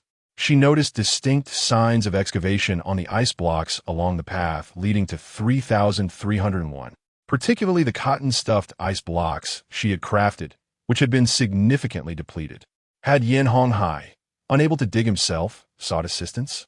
Surely, if she didn't add a little more to the mix, it would be remiss of her considering the remuneration provided by Yan Honghai. Yan Sizhao promptly extracted ice bricks from her spatial storage, stacking them one by one. In less than an hour, a neat pile of cotton-stuffed ice bricks completely covered the walkway. Yan Sizhao could easily envision their astonished expressions. She retrieved a miniature camera from her spatial storage and contemplated how to install it beneath the nearby surveillance camera when she felt her body grow light. And she began to float. Although initially taken aback, she quickly grasped her situation. As long as she willed it, she could fly, traverse walls, and venture anywhere. The following morning, upon awakening, Yan Sizhao eagerly completed her morning routine and connected her tablet to the monitor. Liu Beixian observed her as she engrossed herself in the tablet, intrigued by what could hold her attention so completely. "Brother Xian, look, this is the surveillance camera I installed outside yesterday, and it captured the scene outside perfectly," Yan Sizhao exclaimed, eagerly presenting the tablet to Liu Beixian. Upon seeing the footage, Liu Beixian recalled their previous discussions about the camera installation and was pleasantly surprised that the issue that had once caused them headaches had now been resolved. However, it was evident that the footage was slightly delayed. "Well then, tell me about what you did last night. Let's analyze if there's anything we've overlooked," Liu Beixian said. Munching on his breakfast, Yan Sizhao nodded and recounted the events of the previous night, including the peculiar occurrences surrounding her. "Brother Xian, what exactly is happening to me?" Liu Beixian adjusted his glasses with a thoughtful expression. "I recall that you graduated from high school, correct?" "Yes," Yan Sizhao affirmed with another nod. "You understand Cartesian coordinates, right? 3 lines can form a 3-dimensional space. Einstein's theory of relativity states that 3-dimensional space combined with time constitutes 4-dimensional space. The intersection of those 3 lines can be perceived as the starting point of a person, while the infinitely extending lines represent the trajectory of life. The longer the lines, the more extensive the record of one's life, embodying the concept of 4-dimensional space." Chapter 54. Yan Sizhao may very well traverse through the past and future. Liu Beixian, fearing Yan Sizhao might not comprehend, added, "Xiao Zhao, am I being a bit too profound?" "No, I find that what Xian Gu says enlightens me profoundly," Yan Sizhao remarked. Shaking her head, Liu Beixian chuckled softly. Indeed, Xian Ji's words were exceedingly enigmatic. Yan Sizhao felt as though she was listening to tales from a distant night. To articulate it through the lens of metaphysics, one might say that beings of the 5-dimensional space resemble a multitude of fortune-tellers, capable of unveiling infinite possibilities. In contrast, 6-dimensional beings possess the ability to traverse the past and future, while the more advanced 7-dimensional and 8-dimensional entities are akin to the legendary immortals, endowed with the power to reshape worlds. As for the 9-dimensional and 10-dimensional realms, they transcend even the ordinary celestial beings, existing in a dimension where time is but an illusion, yet they possess the faculties to create and annihilate worlds. Contemplating our existence, we humans are but mere specks of dust on Earth, and does not Earth itself represent a grain of dust in the vast cosmos? Even within the expansive universe, in the 10-dimensional space, it appears diminutive as a mere mote. As Liu Beixian spoke, His gaze became slightly unfocused, as if pondering what such a scene might entail. Sizhao listened intently, envisioning a series of grand vistas unfolding before her. It was akin to humanity's relentless quest throughout history to explore the universe and study astronomy, yet remaining blissfully unaware of the true vastness of existence and the enormity of the cosmos. She felt an overwhelming sense of human insignificance. Xiangu, according to your theory, do I possibly possess the ability to access the 5-dimensional or 6-dimensional realms? Sizhao inquired, staring blankly at Liu Beixian. He regarded her with a profound gaze. The secrets she harbored were indeed numerous. Did Yin Honghai comprehend what he had lost? Each secret was a treasure in its own right. Suan Yi, are you merely playing games with me? She remarked, a hint of exasperation tugging at her lips. Isn't scientific theory just a series of nested ideas? Liu Beixian chuckled lightly, just as the sound of a door creaking open echoed from the tablet, followed by an astonished voice exclaiming, "What on earth is this ice? It seems something is trapped inside like cotton. Goodness, ordinary ice is manageable enough, but ice layered with cotton. Is this an attempt on our lives?" As these voices echoed, the sound of the door opening followed. Yin Honghai stepped out, observing the workers who had yet to begin their task, his brow furrowing in concern. "Why have you not started? I have provided you with ample supplies. You wouldn't dare to abandon your work, would you?" One of the workers pointed at the ice blocking the passage, addressing Yin Honghai. Yin Honghai was taken aback, gazing at the ice that had filled the corridor in disbelief. "Did you do this?" he exclaimed, incredulous. "Have you lost your mind? How could we cause this? Are we so idle as to create our own troubles?" Their composure quickly unraveled. Upon hearing Yin Honghai's words, another worker retorted, "Shouldn't we ask you?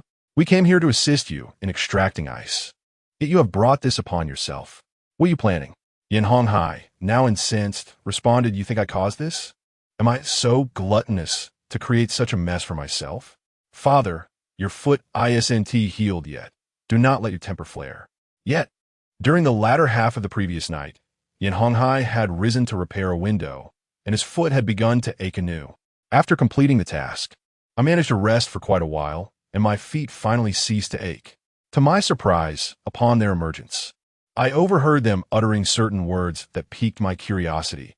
How could it be that the corridor, which they had so thoroughly cleared of ice yesterday, had accumulated such an abundance overnight? It was evident that these ice blocks contained traces of cotton. Such ice could only be found at the entrance of Yin Sizhao's quarters. How could it have ended up here? Pray tell, how did this ice come to be? The onlookers regarded Yin Honghai with cold stares. How would I know? This cotton-infused ice is only found before that wretched girl's door. Her entrance has been sealed. It is impossible for her to emerge. Yin Honghai found himself at a loss to explain the origin of this ice. What now?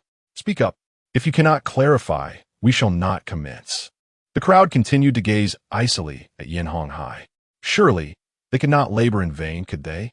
Wang Tao, a voice called from the staircase. Sister Tao. The man named Wang Tao, upon seeing Lung Tao, instantly softened the fierce expression on his face. This matter should not concern Mr. Yin. He invited us to excavate the ice and would not deliberately hinder our efforts, Lung Tao asserted. Wang Tao found this hard to comprehend. If he was not mistaken, it was likely the doing of 3,301. As someone who had been reborn, Lung Tao quickly discerned that the problem was certainly not with Yin Honghai, but 3,301. Aren't their members unable to leave? How could they possibly amass such a quantity of ice here? Wang Tao questioned incredulously.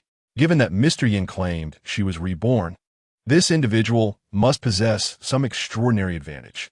What that advantage was eluded her, but it was highly probable it pertained to spatial manipulation. Upon hearing Lung Tao's words, those present were momentarily taken aback. Sister Tao, if she possesses such an advantage, should we still excavate this ice? Wang Tao inquired of Lung Tao. Of course we should. With someone possessing such an advantage by our side, surviving in this apocalyptic world would be a trivial matter, Lung Tao replied, casting him a glance. That makes sense. Wang Tao nodded and promptly rallied his companions to begin excavating. Yin Honghai, witnessing their efforts, breathed a sigh of relief. "Miss Lung, It is fortunate to have you here.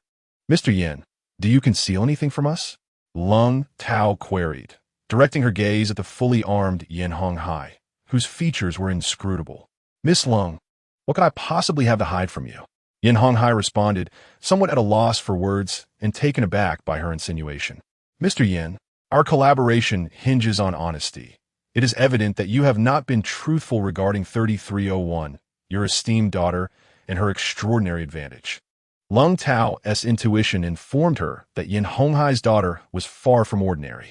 Yin Honghai's expression darkened at once. Miss Lung, are you implying that you suspect us of deliberate concealment? Isn't that so?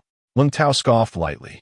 The words of Yin Yeding not only reached Lung Tao's ears, but also caught the attention of Yin Sizhao and Liu Beixian, who were observing from the sidelines. The two exchanged a knowing glance. Your brother truly seems disinclined to act like a human being, Liu Beixian remarked coolly. Indeed, it appears that I must firmly secure the door tonight to prevent them from colluding with outsiders. Yin Sizhao's lips curled into a slight smile. Their concerted efforts to obtain resources from her are truly a betrayal of trust. Liu Beixian chuckled softly. It seems we will require a considerable amount of ice bricks. Shall we commence after our meal? Do you not require a moment's rest, Brother Xian? Yin Sizhao recalled that he had not rested for 7 or 8 hours. No need. Let me assist you in preparing the ice bricks first. Liu Beixian shook his head. Brother Xian, I propose this, since I need not fear the wind and snow while sleeping tonight. I can simply work outside. Given the current temperature, water will freeze instantly upon exposure. I believe within an hour, the outdoors could transform into a winter wonderland. Yin Sizhao pondered the tediousness of making ice bricks and deemed it more efficient to work outside directly. And how do you intend to deal with that person named Lung? Liu Beixian inquired, casting a glance at Yin Sizhao. First, we should assess the situation. Yin Sizhao's eyes flickered. That sounds reasonable. They are currently instigated by Yin Honghai, but the woman named Lung suspects you possess an extraordinary ability. To be cautious, you must take the initiative. Liu Beixian did not articulate his thoughts too explicitly, yet Yin Sizhao grasped his meaning. Being merciful to one's adversaries is tantamount to being cruel to oneself. Does Brother Xian have any suggestions? Yin Sizhao asked with a bright smile. First, we must ascertain their lair's location, then seal the doors and shatter the windows. After all, if they intend to break down our door, retaliating by smashing their windows seems a fair exchange. Liu Beixian spoke, raising his gaze to meet hers. You do not think me cruel, do you? Yin Sizhao shook her head. How could I? Brother Xian has not asked me to take a knife to them. Moreover, we merely wish to let them experience the consequences of the suffering they intend to inflict upon us. I thought you might consider me cruel for not leaving them any chance of survival. Liu Beixian desired to avoid being perceived as a villain by Yin Sizhao. Brother Xian is a lawyer who values fairness and justice. Since they harbor malice towards us, it is only natural that we retaliate. Furthermore, if we do not teach them a lesson, it is we who will face dire consequences. Yin Sizhao reflected on the matter of life and death, always inclined towards ensuring the survival of herself over others. Thus, regarding those individuals, Yin Sizhao held a singular thought. If they wish for her demise, they must perish first. Quite right, Xiao Zhao. We are in an apocalyptic era. You must not show mercy. Liu Beixian wished to prevent Yin Sizhao from becoming a butcher, yet also did not desire her to become overly compassionate. Rest assured, I know what to do. Yin Sizhao glanced at the tablet, where Lung Tao had learned much about her from Yin Yeding, even attempting to tarnish her reputation. Excellent. They seem to be courting death, do they? Then she shall oblige them. Outside, Lung Tao, having overheard Yin Yeding embellishing tales of Yin Sizhao's alleged deceit and disloyalty, remained largely silent. She cared not for the convoluted matters at hand. She merely wished to ascertain what extraordinary abilities Yin Sizhao possessed upon her rebirth and whether she could acquire such powers herself. Previously, Lung Tao had not contemplated inflicting harm. Yet if it meant securing Yin Sizhao's abilities to ensure her own survival, she would undoubtedly act without hesitation to eliminate Yin Sizhao. After all, her past life had been fraught with hardship, and now that she had been granted a rare opportunity for a fresh start, she was resolute in not relinquishing it. Mr. Yin, I shall overlook the matter of your daughter's extraordinary abilities. My brothers will continue their excavation here. Should you require anything, have them come to 3201 to seek me. Lung Tao, wishing to minimize her steps, decided to proceed directly to 3201 since it was part of the same residence as 3101. Yin Honghai nodded, watching her depart. Upon hearing the mention of 3201, Yin Sizhao's ears perked up. 3201, is it? I shall remember these individuals. That evening, she would ensure they were neither starved nor frozen. At this moment, oblivious to Yin Sizhao's thoughts, Lung Tao relayed a few instructions to Wang Tao before making her way downstairs. The temperature outside was unbearably low, with icicles hanging everywhere. The entire building had become unrecognizable amidst the wind and snow. Yin Honghai sometimes wondered if the storm would intensify to the point of sealing their doors shut, trapping them inside. As this thought crossed his mind, he stifled a yawn. The previous night, their family had been busy replacing shattered glass, and they had only managed to sleep in the early hours of the morning. He felt utterly fatigued and resolved to take a nap. Yin Yiding was equally weary. According to the schedule they had devised, Yin Sizhao was to hand over her duties to Liu Beixian at midnight before retiring for the night. The dark, windy night was perfect for significant undertakings. As she lay down, it seemed she closed her eyes only to find herself at the location of the previously installed cameras. Surrounded by darkness, she was nonetheless able to perceive everything around her. Observing the ice bricks that had been excavated, she retrieved cotton and added water. In an instant, the cotton and water froze. Within less than half an hour, Yin Sizhao had completely sealed the entrance to Yin Honghai's residence. To further prevent them from opening the door, she tied a piece of wire between the doorknob and a pillar in the corridor. One might call her ruthless, but considering the Yin family had intentions of greed and malice, what wrong had she committed?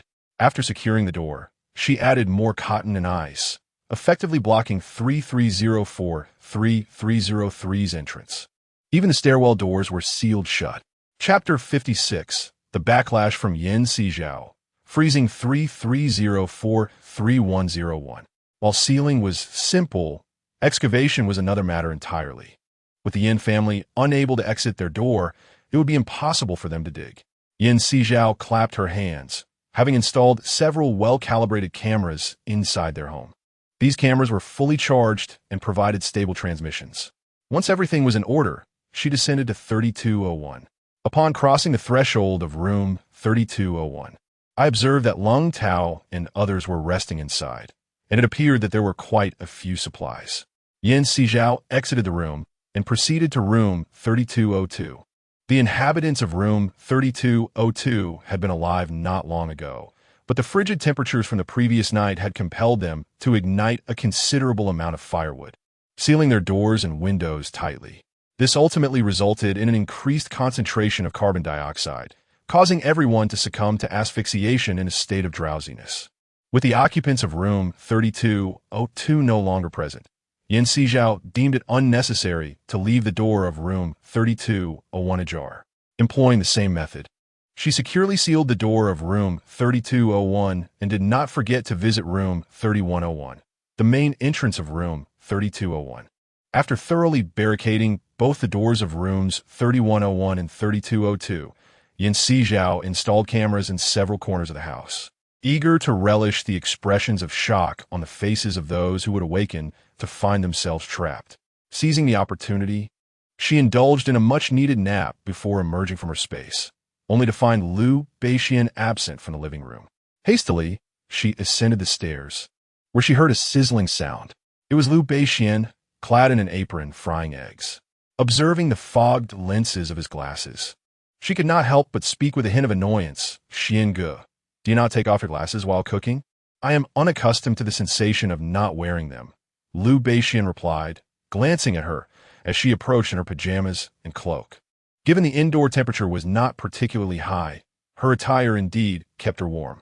Yin Sizhao extended her hand to take the spatula from him. You should leave this task to me and attend to something else. Xiao Zhao, do you look down on your Xinge? Liu Beixian chuckled softly, yet relinquished the spatula to her. Certainly not. You should quickly wipe your glasses. By the way, do you need me to fetch a tissue for you? With your myopia, can you see clearly? Upon hearing her, Liu Beixian responded, these are non-prescription lenses. I can see perfectly well without them. Yin Sizhao, taken aback by this revelation, turned off the heat and glanced at him and then at his non-prescription glasses.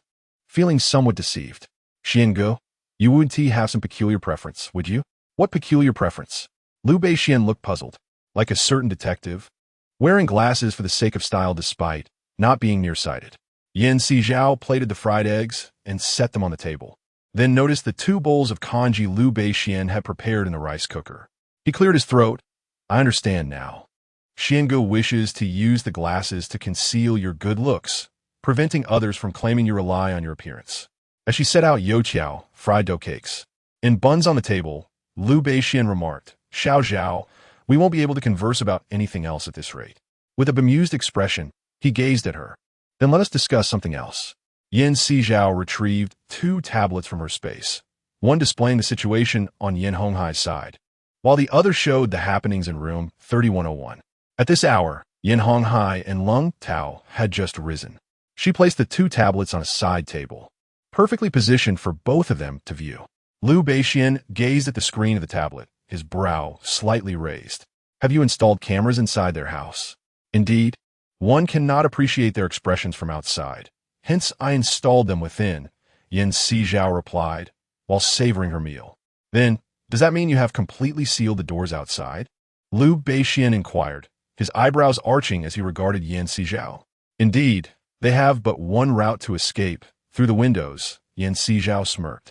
Initially, she contemplated shattering the window of room 3101 as well, but sealing the doors and smashing the windows simultaneously would not allow them to immediately feel despair and anguish. She desired for them to truly experience the terror of being confined. The distance from the 31st floor to the snow-covered 2nd floor spanned 28 stories, with each floor boasting a height of 3 meters, totaling a daunting height of at least 84 meters. If proper safety measures were in place, descending from the 30th floor should pose no significant issue. However, given the current circumstances, implementing any safety protocols seemed unattainable. Liu Beixian was acutely aware that the temperature outside had plummeted to a chilling -70 degrees. In such conditions, without adequately insulating oneself, venturing outside was utterly impossible. Moreover, they would have to descend from the 31st floor amidst winds and snow raging at a force of 5 or 6, which was exceedingly perilous. Yin Sizhao sipped her thin porridge. Xiango, I have observed that their house contains ample supplies. At this moment, they are unlikely to undertake such a perilous endeavor. But supplies must eventually run out. No? Liu Beixian expressed his skepticism regarding their ability to produce food in this dire situation. Yin Sizhao calculated thoughtfully. A month is a lengthy period, yet it is sufficient for their bodies to transition from robust to feeble. Even if they wish to escape, their physical strength, coupled with external factors, would significantly increase the likelihood of them falling. As Liu Beixian spoke, he picked up a small steamed bun and began to eat. What fate do you suppose awaits my treacherous neighbors? Yin Sizhao observed the Yin family within the tablet, who were also enjoying breakfast, evidently oblivious to the sealed doors outside. They were accustomed to a life of luxury, and thus, the notion of descending the stairs was entirely implausible. What else could they do but await their demise? Liu Beixian scoffed. I shall relish their misfortune. After all, how could I not appreciate the consequences of their meticulous scheming against us? Yin Sizhao smiled faintly, continuing to watch the tablet as they consumed their breakfast. Until they finished their meal, the Yin family remained unaware of the sealed doors outside. Meanwhile, Lung Tao and her companions concluded their breakfast and attempted to open the door, only to find it resolutely shut. Lung Tao instructed someone to try another door, but two proved unyielding, causing a stir of panic among those inside. Sister Tao, what shall we do? Wang Tao and the others looked towards Lung Tao with concern. It is likely that the fierce winds and snow outside have frozen the door shut. Let us bring some firewood and warm the door, Lung Tao mused. The tempestuous weather outside had indeed been severe. Just yesterday, she had instructed someone to clear the ice in the corridor. Reflecting on it now, she surmised that the previous night's storm had caused the door to freeze, and a little warmth would suffice to melt the ice outside. Chapter 57. The Unopenable Door. Suspicions of Yin Honghai's mischief. Lung Tao's thoughts were simplistic. She had not anticipated that the door was not merely encased in a thin layer of ice, but rather completely enveloped by a solid mass of ice that extended throughout the corridor. Panic ensued among everyone present. If they could not escape, they would be unable to procure food, and all would perish from starvation within these confines. Lung Tao's expression was graver than ever before. She had never expected to encounter such a predicament. Since her rebirth, she had sailed smoothly through life. When had she ever made such a blunder? Ms. Tao, both the upper and lower sections have been heated, yet the door remains unyielding. What shall we do now? One individual with a pallid face reported after hastily checking the situation. Bring something to pry the door open. Lung Tao insisted, unwilling to believe that they could not force the door open. Qianhai, Jiangsu, come over and assist. Wang Tao called for two others to fetch tools and began the task of prying the door. Having previously engaged in various forms of labor, they were no strangers to such physical endeavors. With 3 or 4 individuals on top and another 3 or 4 below, they commenced their efforts. The sound of their attempts to break down the door echoed loudly throughout the building. Yin Sizhao observed Wang Tao and the others from the tablet screen, a wave of unease washing over him. What is wrong, Xiao Zhao? Liu Beixian inquired, noticing the troubled expression on Yin Sizhao's face. Brother Xian, do you believe they can truly force the door open? This door opens inward, and the likelihood of it being pried open is considerable. However, with the ice piled outside, even if they dig, it will require significant effort, and that effort will afford you ample time to replenish the ice during the night.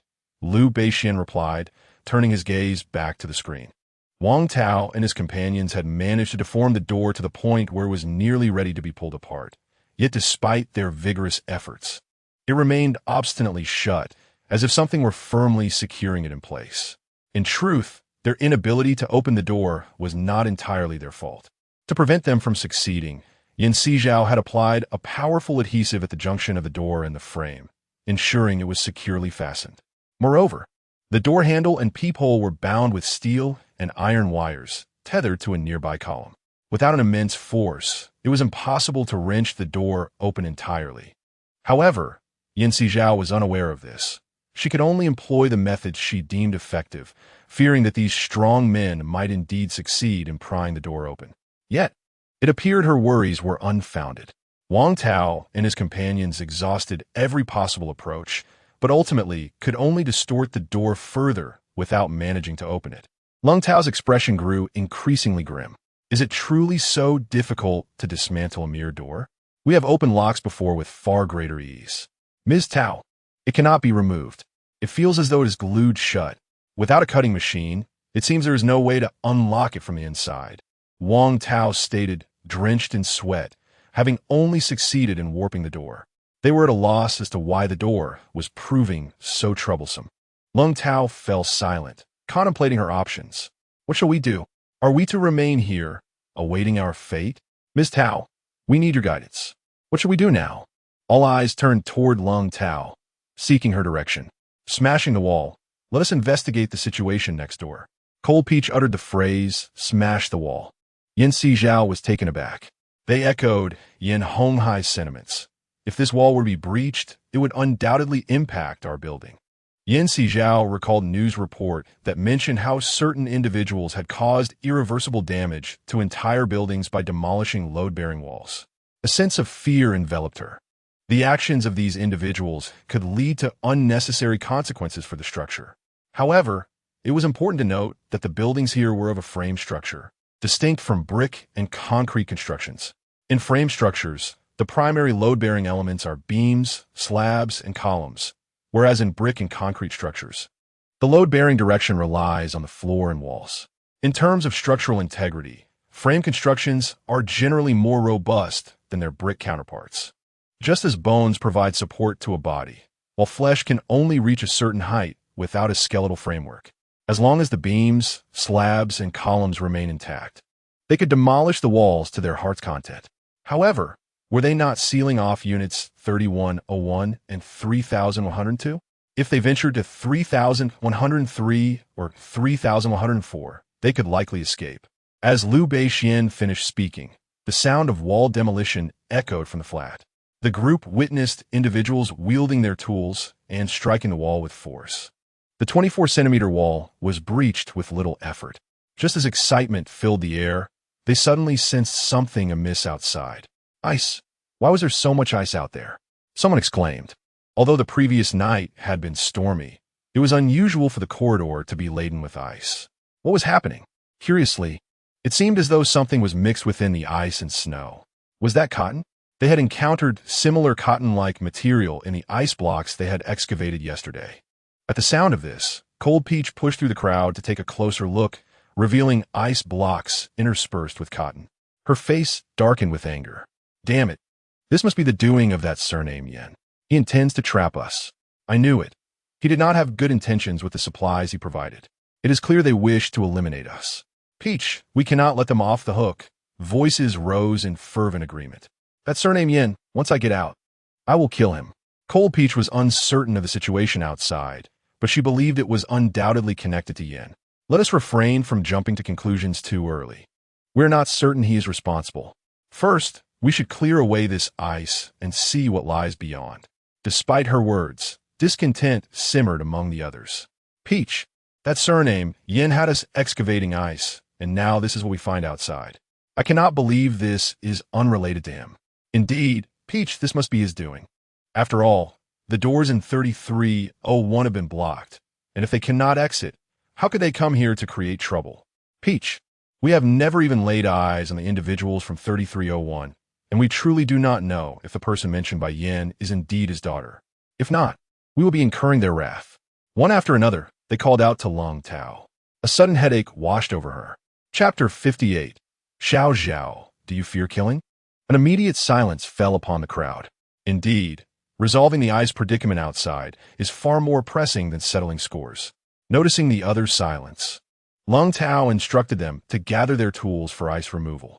As they prepared to commence their task, Wang Tao interjected, Peach, I believe it would be unwise to dig here. We should focus on the area near the staircase. Ah, yes, this side is frozen solid, while the staircase should be free. Others echoed his sentiment. Hearing this, Liu Beixian and Yan Sizhao exchanged glances, and Yan Sizhao felt a pang of regret. Brother Xian, what should we do? Does this not imply we are allowing them to escape? Patience, let them dig. We shall observe the unfolding events, Liu Beixian replied nonchalantly. He had not anticipated they would target the staircase's wall for excavation. Had he known, he would have instructed Yan Sizhao to seal the staircase as well. Alas, it was too late. They could only bide their time for an opportunity. The staircase was merely a wall's breadth away from the house. Wang Tao and the others swung their tools with fervor against the wall. Yan Sizhao could sense their rage. The hammer strikes felt as though they intended to descend upon a person, sending shivers down her spine. These individuals were indeed formidable, evoking an inexplicable sense of danger within Yan Sizhao. After more than half an hour of labor, they managed to create an opening large enough for a person to pass through. However, the subsequent events fell beyond the camera's view, leaving only distant voices to be heard. Peach, the stairwell door, is also locked, just like the one at 3101. Upon hearing this, Long Tao raised an eyebrow. Wang Tao, take a few men and circle around to ascertain the situation at our entrance. Wang Tao nodded, bringing along 2 or 3 comrades as they descended. Since access from above was no longer viable, they could only traverse the lower corridor. As Wang Tao and his group approached from the lower corridor, they found the entrance to Yan Honghai's home equally ensnared by ice. Enormous ice blocks extended from the door of 3303 to the stairwell and elevator, completely blocking the entrance to 3304. Brother Tao, how could there be such a massive block of ice at the entrance of 3304? The onlookers were momentarily taken aback. Moreover, as they reached midway, they also observed that the door to 3101 was enveloped in ice. No wonder they were unable to open the door. It was ensnared by ice. Wang Tao, is the urgency here indicative of a dire situation outside? Peach, the outside is just as icy, akin to the ice at the entrance of 3301. Our corridor is entirely obstructed by ice. At the entrance of room 3304, A substantial accumulation of ice blocks has obstructed the way, leaving those within, surnamed Yan, unable to emerge. Wang Tao's voice conveyed a sense of urgency. Lung Tao, taken aback by this revelation, inquired, "Are you suggesting that both our entrance and that of room 3304 are similarly blocked by ice?" "Absolutely, Sister Tao," Wang Tao affirmed. "Our door and that of room 3304 are experiencing the same ice block phenomenon as room 3301. His assertion sounded preposterous to many. "Wang Tao, surely your eyes must be deceiving you? How could such a considerable amount of ice have formed overnight?" A voice protested, but was promptly countered by another who had accompanied Wang Tao. "I can confirm it. I witnessed it myself. The ice extends to the stairwell and elevator entrance. If you doubt me, go and see for yourselves." The skeptic fell silent. If this were indeed true, who could have sealed their doors within a single night? "Sister Tao, what shall we do now?" Wang Tao prioritized resolving the matter over any concerns about others' beliefs. "You take a group upstairs to break through the wall of room 3301 and ascertain the identities of those inside. I will gather others to locate the Yans." Upon finishing her directive, Lung Tao assigned her team. Her voice resonated through the camera, reaching Yan Sizhao and Liu Beixian, causing Yan Sizhao to feel a surge of anxiety. Although she had fortified the wall with steel plates, if the intruders chose to breach the structure, they could potentially cut through the metal. "Do not fear. There are still steel plates within the walls, and besides, you have a fallback plan. Should they manage to enter, we will find a way to confront them." Liu Beixian noted Yan Sizhao's lingering nervousness. After all, it was only natural for an 18-year-old girl to feel apprehensive in such a situation.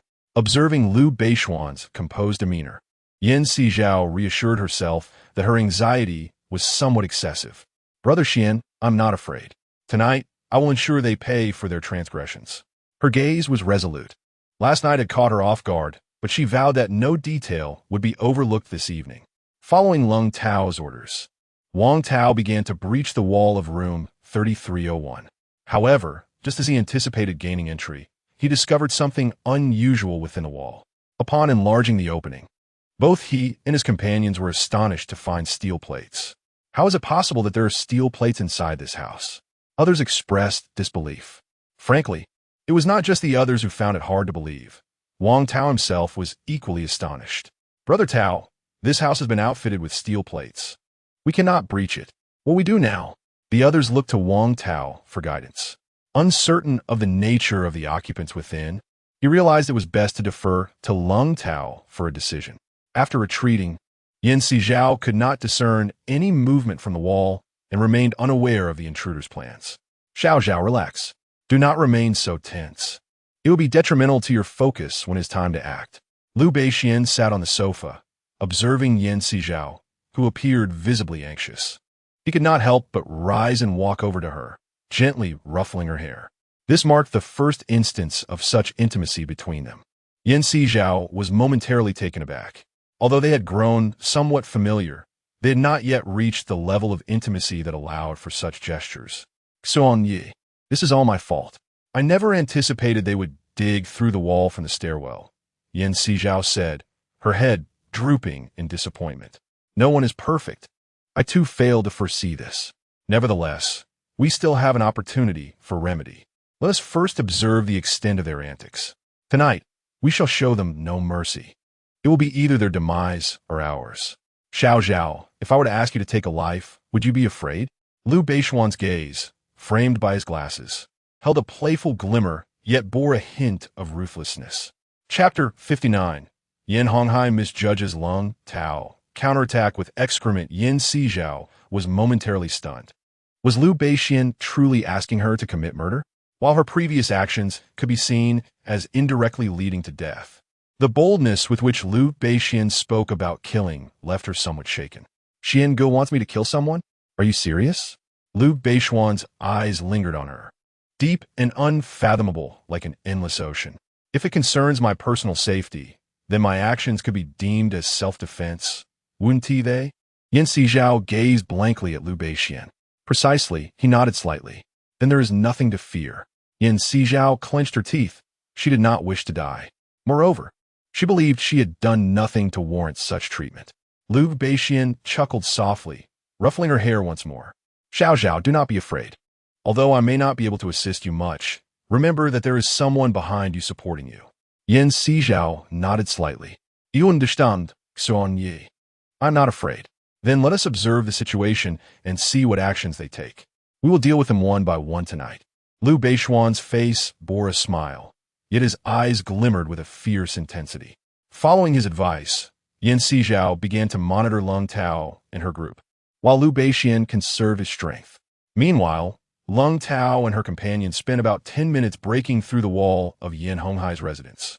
However, when they believed they could communicate with Yin Honghai and his group, they were met with an unexpected deluge of excrement. Their wall bashing had drawn the attention of Yin Honghai and his associates. Curious about the commotion, they attempted to exit, only to find themselves trapped. The incessant noise from the wall demolition raised their suspicions that Lung Tao intended to ambush them. Hence, when Lung Tao's group called for help, they remained hidden, waiting until the hole was sufficiently large before emerging from their concealment to douse Lung Tao's companions with a torrent of excrement. The shock was instantaneous, leaving even the most robust men screaming in horror, especially as the excrement had been festering for 2 days, emitting a noxious stench that overwhelmed several individuals. Lung Tao stood at a distance, untouched by the chaos, yet the foul stench wafting through the air compelled her to cover her nose in disgust. Damn you, Yin! How dare you treat me like this? I'll have your life.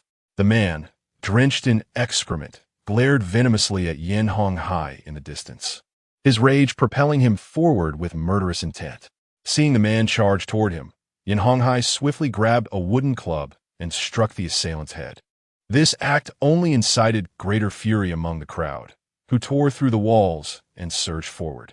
No matter how formidable Yin Honghai and Yin Yeting were, they stood no chance against such overwhelming numbers. In an instant, they were overpowered and pinned to the ground. The man who had been doused in filth forced the repulsive waste into their mouths, watching with satisfaction as they writhed in agony before delivering 2 brutal slaps across their faces. Think you can humiliate me? Now you'll feast on it. Neither Yin Honghai nor Yin Yeting could have ever imagined such degradation. Choking on fury and revulsion, they were forcibly fed more of the vile substance before Lung Tao's subordinates bound their hands and feet. You lot, go clean yourselves up, Lung Tao ordered the soiled men, still baffled by Yin Honghai's crude retaliation. As they departed, Lung Tao surveyed the room, her ears catching distant noises. She motioned for her remaining men to investigate, and several disappeared deeper into the house. Hidden in the shadows, Chun Hongmei and Yin Yeshua watched in terror. Mother, what do we do? They want to kill us. Will they? I don't want to die. Yin Yeshua whispered frantically. Chun Hongmei, equally panicked, could only grasp her daughter's hand and flee toward Lu Beixian's abandoned house. Knowing the invaders would smash through any barrier, she didn't bother locking doors. Instead, she dragged Yin Yeshua into the storage room, hastily piling supplies in front of them as a feeble shield. But before they could finish, the door burst open. 2 burly men stepped inside, freezing momentarily at the sight of the mother and daughter before sinister grins spread across their faces. Well, thought we caught some rats. But just a pair of pretty little things, one sneered. Been too long since I've had a woman. Time to savor the taste. Chun Hongmei's face drained of color. No, you can't do this. Have you no decency? No law? She shrieked, slapping at the man who seized her wrist. He only laughed, pinning her against the wall and biting at her skin. Nearby, Yin Yeshua fared no better. A second man crushed her against the wall, his mouth violating hers despite her desperate struggles. His rough hands groped beneath her clothes, touching places no man had ever touched before. Tears streamed down her face as she bit down hard on his tongue. With a roar of pain, he struck her across the face, the force nearly knocking her unconscious. During the disorienting episode, the man had already raised his weapon. The room was soon filled with screams and cries of despair, although those outside were unaware of the exact events unfolding within. The sound of mocking laughter from their companions and the weeping of women led them to surmise the grim situation. Yin Honghai and Yin Yeting, upon hearing the commotion from inside, turned pale, Having just been subjected to a vile act, they felt nauseated and lacked the strength to curse their tormentors. How fortunate old Wang and his cohorts were, it seemed. Others wore sinister grins, eagerly anticipating their turn to indulge in the women's plight, while Cold Peach, observing the others, realized that without offering them some form of reward, they would inevitably develop a rebellious mindset. After all, Yin Honghai was intent on a confrontation, so let it unfold. It would provide an opportunity for his woman to vent her frustrations on her brothers.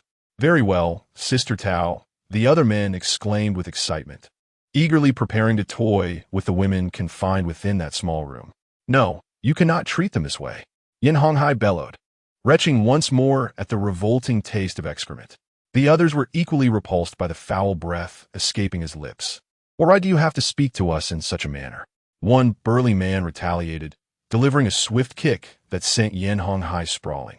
As the brute contemplated delivering further blows, Cold Peach interjected, "Wait, let us first inquire why he chose to hurl filth at us.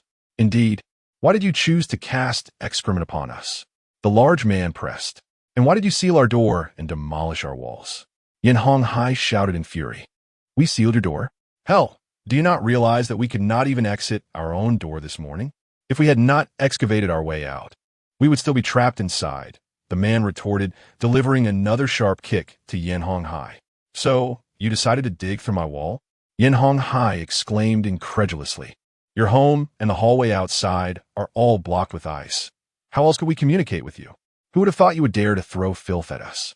Truly seeking your own demise," the man replied, bewildering Yin Honghai. "Why did you not speak up while you were digging?" Yin Honghai demanded angrily. The burly man kicked him again. Cold Peach sat a distance, observing calmly. "Outside ice? The ice blocking your doorstep? I know nothing about it. It wasn't me. It must have been that wretched girl," the man asserted.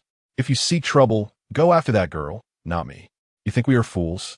The people from 3301 cannot even exit. If they were to create ice, they would have to be able to go through walls."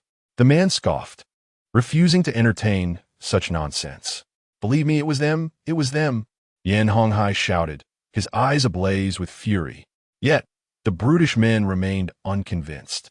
"It seems we won't get any useful information from their mouths. Wang Dong, have someone clean this place up and bring all the supplies up here." Lung Tao observed Yin Honghai repeating the same statements and concluded he likely didn't know the specifics either. "What about them?" Wang Dong glanced at Yin Honghai and Yin Tingting, making a slashing motion across his throat. The two instantly paled with terror. "No, please don't kill us. We'll do anything you ask, just spare our lives." "Wang Dong, keep them alive for now. We still need people for laundry and other chores," Lung Tao said indifferently. Wang Dong gave a slight nod and ordered them to be dragged aside before having someone inventory Yin Honghai supplies. At that moment, Wang Tao arrived with his men. "Sister Tao, Unit 3301 has steel plates installed. We can't break through." "Steel plates? The people in 3301 aren't simple." Then, Lung Tao murmured, a flicker of surprise crossing her eyes. "Sister Tao, why don't we try the ceiling? Go up through there?" one of the thugs suggested, only to be met with disdainful looks from the others. "The ceiling has steel reinforcement. If we break through, we'll compromise the building structure and lose our own shelter," someone retorted. "Exactly. We need another way in." "Then what do you suggest?" The first man grumbled in frustration. "Either dig through the ice or go through the windows," Lung Tao stated. "Sister Tao, digging through the ice isn't practical. There's at least 10 meters between here and 3,301. It'd take forever," the thug complained. "Then we go through the windows." Lung Tao ordered preparations to break through the wall of Unit 3303, planning to move through to 3,302 and then approach 3,301 from the window. "Sister Tao, are you serious about going through the windows? We're on the 33rd floor." Another man cried in alarm. 33 floors, 3 meters each. That's 99 meters up. If something goes wrong, we'll be smashed to pieces. Relax. We'll take safety precautions. No sooner had Lung Tao spoken than Chun Hongmei and Yin Yeshua were dragged in, disheveled and bruised, their clothes torn, bearing the marks of men's brutality. Lung Tao spared them only a glance before ignoring them. Under the lecherous gazes of the surrounding men, Chun Hongmei and Yin Yeshua trembled in each other's arms, dreading what fresh horrors awaited them.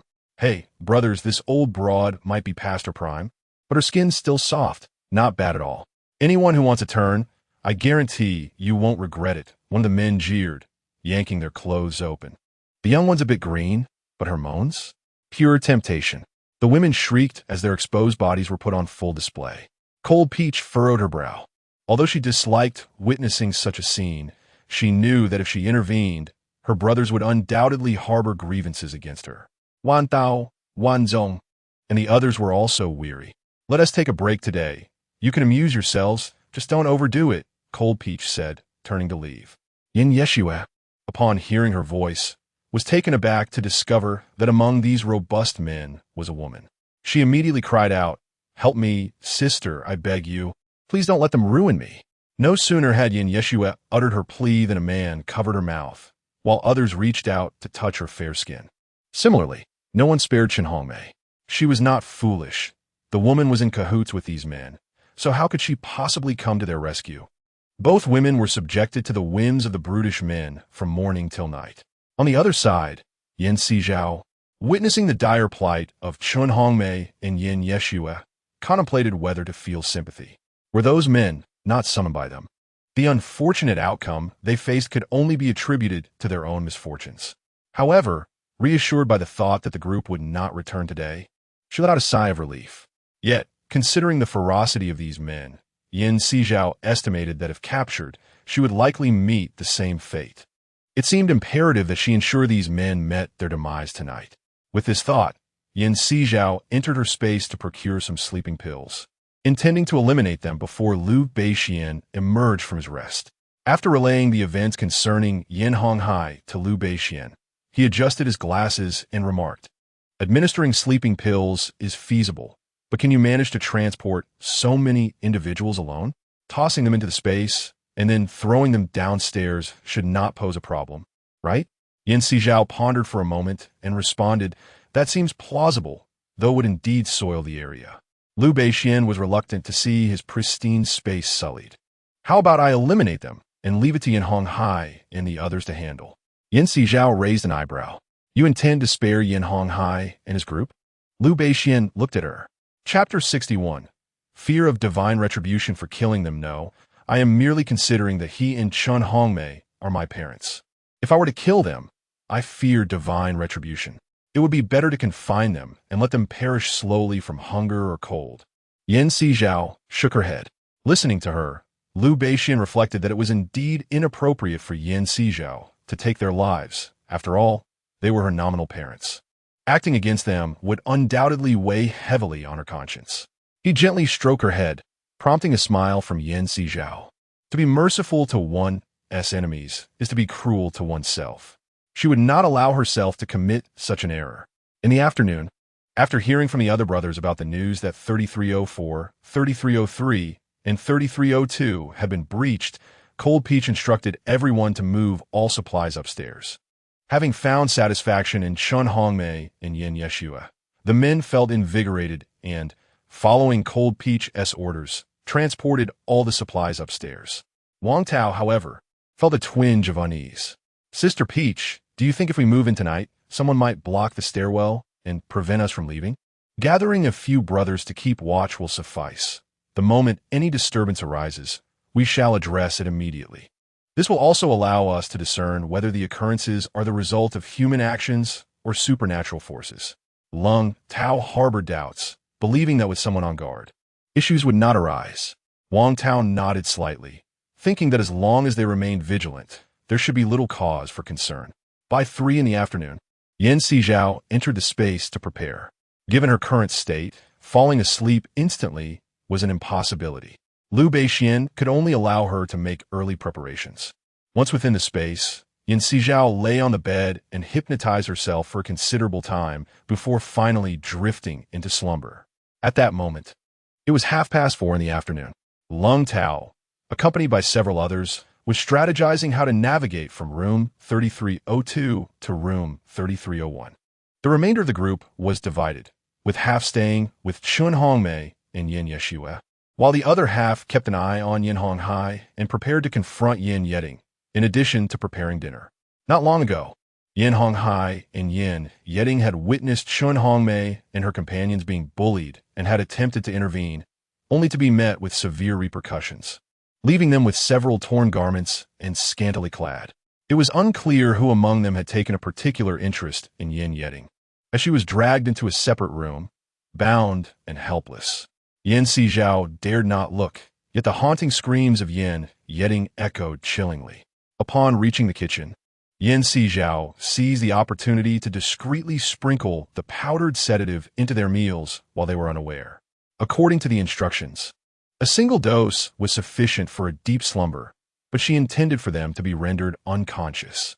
Therefore, she doubled the dosage, ensuring a generous amount was mixed in. To prevent them from quickly detecting any issues, she opted for a medium-acting sedative, which would guarantee an extended period of deep sleep lasting anywhere from 6 to 24 hours. Yin Sizhao had prepared meticulously, even setting aside an additional supply in case of unforeseen circumstances. Unfortunately, her backup was not needed, perhaps due to the joyous presence of Chun Hongmei, Yin Yeshue, and Yin Yeding, which led the rough men to indulge heartily in their evening meal. Naturally, Yin Honghai and Chun Hongmei were not offered any food. Given the limited provisions, it would seem logical to dispose of those deemed worthless. Yet Lung Tao suggested retaining them as servants. The notion of having someone to attend to their needs was appealing, particularly for laundry, as it was preferable to doing it themselves. However, their rations were scant, allowing only one meal a day, which was insufficient. At that moment, the four of them huddled together, trembling with fear and resentment, casting terrified yet furious glances at Lung Tao and her group as they feasted. None dared to speak or provoke their wrath. As night fell and most retreated to rest, the guards, oblivious to the encroaching slumber, the four listened to the crackling of the fire and observed that the others appeared genuinely asleep. Stealing glances at one another, they stealthily contemplated sneaking a bit of food, for they were desperately hungry after an entire night without sustenance. In a moment of misstep, Chun Hongmei stumbled and collided with a burly man. The four individuals were instantly gripped by an unsettling chill, a wave of cold sweat cascading down their spines. Initially, they presumed the man would rise to confront them, but to their astonishment, he lay utterly motionless. "Father, it seems they have fallen into a deep slumber," Yin Yeding remarked, having kicked one of the men without eliciting any response.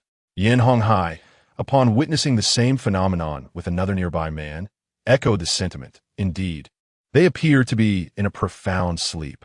"What shall we do now?" Yin Yeding inquired, her gaze fixed on Yin Honghai. The remaining two individuals also turned their attention towards him. "Let's don our clothing. Hongmei and Xiaoxue shall strip them of their garments," while shouting assist me in disposing of them through the window. Yin Honghai glared at the men with palpable fury. "Let the humiliation they inflicted upon us be repaid with their lives." Chun Hongmei and Yin Yeshue had endured considerable hardship that day, their legs trembling slightly as they prepared to dress.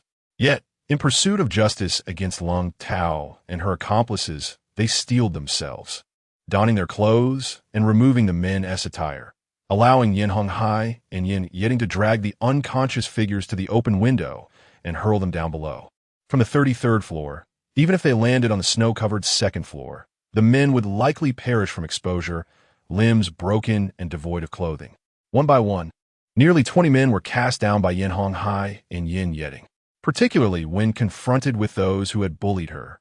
Yin Yeding struck a few of them soundly across the face. As they approached Lung Tao, Yin Honghai glanced at her and instructed Chun Hongmei and the others. "This woman shall not be dealt with just yet. Bind her securely." "Father, she is clearly the mastermind behind it all. Why do you intend to spare her?" Yin Yeshue glared at Lung Tao, her resentment palpable, wishing she could extract vengeance upon her. "She is rather attractive. Perhaps she could serve as a wife for your brother." Yin Honghai contemplated the idea of having Yin Yeshue wed Yin Yeding if the snowstorm persisted. Yin Yeshue was taken aback by this suggestion. "Father, what did you just say? Allow this woman to become my sister-in-law? That is unacceptable. Then are you proposing to become Shouting's wife?" Yin Honghai replied coldly. Yin Yeshue fell silent, her thoughts lingering on Liu Beixian next door, making it implausible for her to consider marrying Yan Yeting. Father, do you truly intend for her to be my bride? Yan Yeting was rendered speechless. We cannot leave, and we have no means to find you a wife. Since she has conveniently presented herself, let her fulfill that role. First, bind her securely. Yin Honghai glanced at Lung Tao, who was nearly stripped bare and could not deny her appealing figure. Yet, this was not the moment for admiration. Since she is to be my wife, we shall inevitably share a bridal chamber. Let tonight be our wedding night. I intend to use this woman to exact revenge on mother and my sister, allowing her to experience the taste of being toyed with by a man, Yin Yeting declared, her voice laced with barely concealed animosity. Chun Hongmei and Yin, yes now, contemplated the events that had transpired, their teeth clenched in fury towards Lung Tao. Brother, however you wish to toy with her is of no concern to me. She must not be allowed any peace, declared Xiao Ting. Indeed, we cannot permit her any respite. Feel free to torment her as you see fit, as long as it serves to avenge our mother, Chun Hongmei seethed. The thought of the marks left by those men on her body made her wish she could wash away the remnants repeatedly, were it not for the lack of facilities at present. I shall exact revenge for both of you, and for myself as well. Yin Yeting, consumed by rage at the thought of being subjected to the whims of men, yearned to tear Lung Tao apart. Yin Sizhao exhibited little interest in the unfolding drama, sealing the corridor with ice bricks fashioned from water and cotton, eager to witness the final outcome for the Yin Honghai family. The tablet before her displayed Yin Honghai and his companions. Liu Beixian set down the tablet and turned his gaze toward her. It's resolved, Xiange. Those individuals were cast out by Yin Honghai, leaving only one woman behind. Yin Sizhao succinctly recounted the events, to which Liu Beixian replied with a smile. What is your perspective on this matter? Yin Honghai could choose to remain. After all, they were trapped, and the lone woman might incite a chaotic spectacle. Yin Sizhao considered the notion of personally eliminating her biological parents as a transgression against morality. Instead, she preferred to allow others to wreak havoc upon them. It was fitting that they had instigated their own downfall, and thus they should reap the consequences of their actions. Liu Beixian adjusted his glasses, nodding in agreement. So, it seems we shall soon witness an intriguing play. Yin Sizhao affirmed, I suspect that once the woman regains consciousness, the real drama will begin. Xuan Yi, you could use some rest. You must be quite fatigued after a sleepless night, as evidenced by the faint dark circles beneath your eyes. Fortunately, compared to me, you two were busy last night. You ought to rest, Liu Beixian suggested. Let us refrain from persuading one another further. Though I claim to be occupied, I at least managed to catch some sleep. Xiange, you have been awake for nearly an entire day. Surely you don't wish to collapse, leaving me to collect your remains? Yin Sizhao jested, brandishing his stick. Or would you prefer I give you a good whack?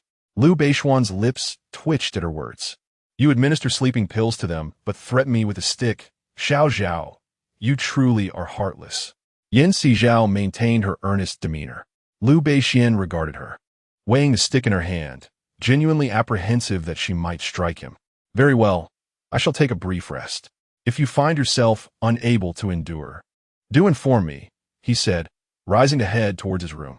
Of course. Turning back, Yin Sizhao settled onto the sofa, observing the scenes displayed by the several cameras on the tablet. Yin Honghai, Chun Hongmei, and Yin Yesnao sat in silence, the recent events casting a pall over their interactions. Particularly, Yin Honghai continuously drank water, only to vomit, as if attempting to expel everything he had consumed. It was somewhat nauseating. However, reflecting on what Yin Honghai had ingested, Yin Sizhao found her so-called father rather repulsive. Perhaps it's best not to watch them any longer. Yin Sizhao set aside the tablet, choosing to ignore the group of individuals around her. She needed a moment to calm her tumultuous emotions. From a space, she retrieved another tablet and began to watch a television drama.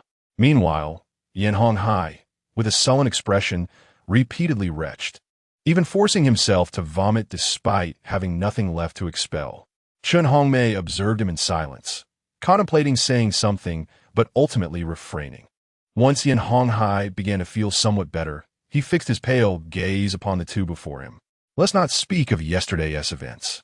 Consider them as if they never transpired. Do you understand? Father, rest assured, I will certainly act as though nothing has occurred. Yin Yeshu murmured softly by the fire. Me too. Chun Hongmei's voice was barely audible, resembling the faint buzz of a mosquito. Truth be told, could they truly pretend that nothing had happened? She had been violated. Could Yin Honghai genuinely disregard the events? If so, he was not a man at all. Leaning against the wall, Yin Honghai rested, his eyes glinting with a hint of ferocity. Today, we shall rest well. Tomorrow, we continue our ice excavation. We must secure that house. Chun Hongmei and Yin Yeshue remained silent, fully aware that now was not the time to provoke Yin Honghai's ire. The flames in the hearth flickered and danced. In the adjacent room, Yin Yeding had violently assaulted Lung Tao. Her body bore no unscathed area. Yet even after such brutal treatment, she remained unconscious. It was not until midday the following day that Lung Tao slowly regained consciousness. Upon opening her eyes and seeing the figure pressing down upon her, her expression changed drastically. She attempted to push the person away, only to discover her hands were bound. To her horror, the individual was none other than Yin Yeding, the one she had so despised. A wave of nausea washed over her. Yin Yeding, noticing her movement and realizing she was awake, chuckled darkly. Awake? Are we, foul woman? Who would have thought that beneath your alluring facade, you were just a mere novice? Get off me, you wretch. Wang Tao! Wang Tao! Lung Tao cried out desperately. Foul woman, cease your screaming. Your comrades have been stripped and tossed out of the window. From the 33rd floor, nearly 100 meters high. A fall from such a height is certain death, Yin Yeding replied cruelly. Lung Tao could hardly believe her ears. This cannot be true. It is absolutely impossible. How could you possibly defeat them? They are so formidable. They cannot simply perish at your hands. Chapter 63. Doubting that Yin Sizhao was the culprit, confront Yin Sizhao. Lung Tao screamed and roared, unwilling to accept that Wang Tao and the others were truly dead. They must be deceiving her. How could over 20 individuals fail against just 2? Moreover, were not those 2 previously bound? Why had they been released? She refused to believe it, refusing to accept such a reality. Blame yourselves for sleeping so soundly, providing us with the opportunity, Yin Yeding scoffed. Though he did not understand why they had slept so deeply, allowing for such an opportunity, it was clear that their survival was but a prelude to inevitable retaliation. Cold Tao's expression darkened, revealing a profound sense of despair and disbelief. Impossible, impossible. How could we possibly have slept so soundly? You are deceiving me. You are lying. Dismissing her disbelief, he continued, regardless, you are now in my grasp, and you shall obediently heed my commands. Bear my children, or do not blame us for being unkind. Father, Yin Yeding called out to Yin Honghai, as gentle as a spring breeze. Are you feeling comfortable now? Yin Honghai replied with a calm demeanor. Comfortable indeed. I have finally vented my frustrations. Yin Yeding then turned his gaze towards Chun Hongmei and Yin Yeshue. Mother and sister have suffered greatly as well. If you wish to vent your anger, feel free to take action against that woman, as long as you do not kill her. I still require her to bear my children. Brother, are you certain you want her to bear your children? She has entangled herself with so many men. Who knows what may have transpired between them? If she bears your child, are you not concerned it might be someone else's? Upon hearing Yin Yeshue's words, Yin Yeding cast her a glance and replied, that woman is still unblemished. The phrase unblemished struck Yin Yeshue like a blow, her complexion fluctuating between shades of green and white. After being so thoroughly debased the previous day, she was far from being pure. It was evident that Yin Yeding's words were laced with sarcasm, and it was impossible for her not to feel hurt. Unblemished is good. It spares our family lineage from being muddled. Yin Honghai had already surmised that the woman was untouched, for who could endure such humiliation?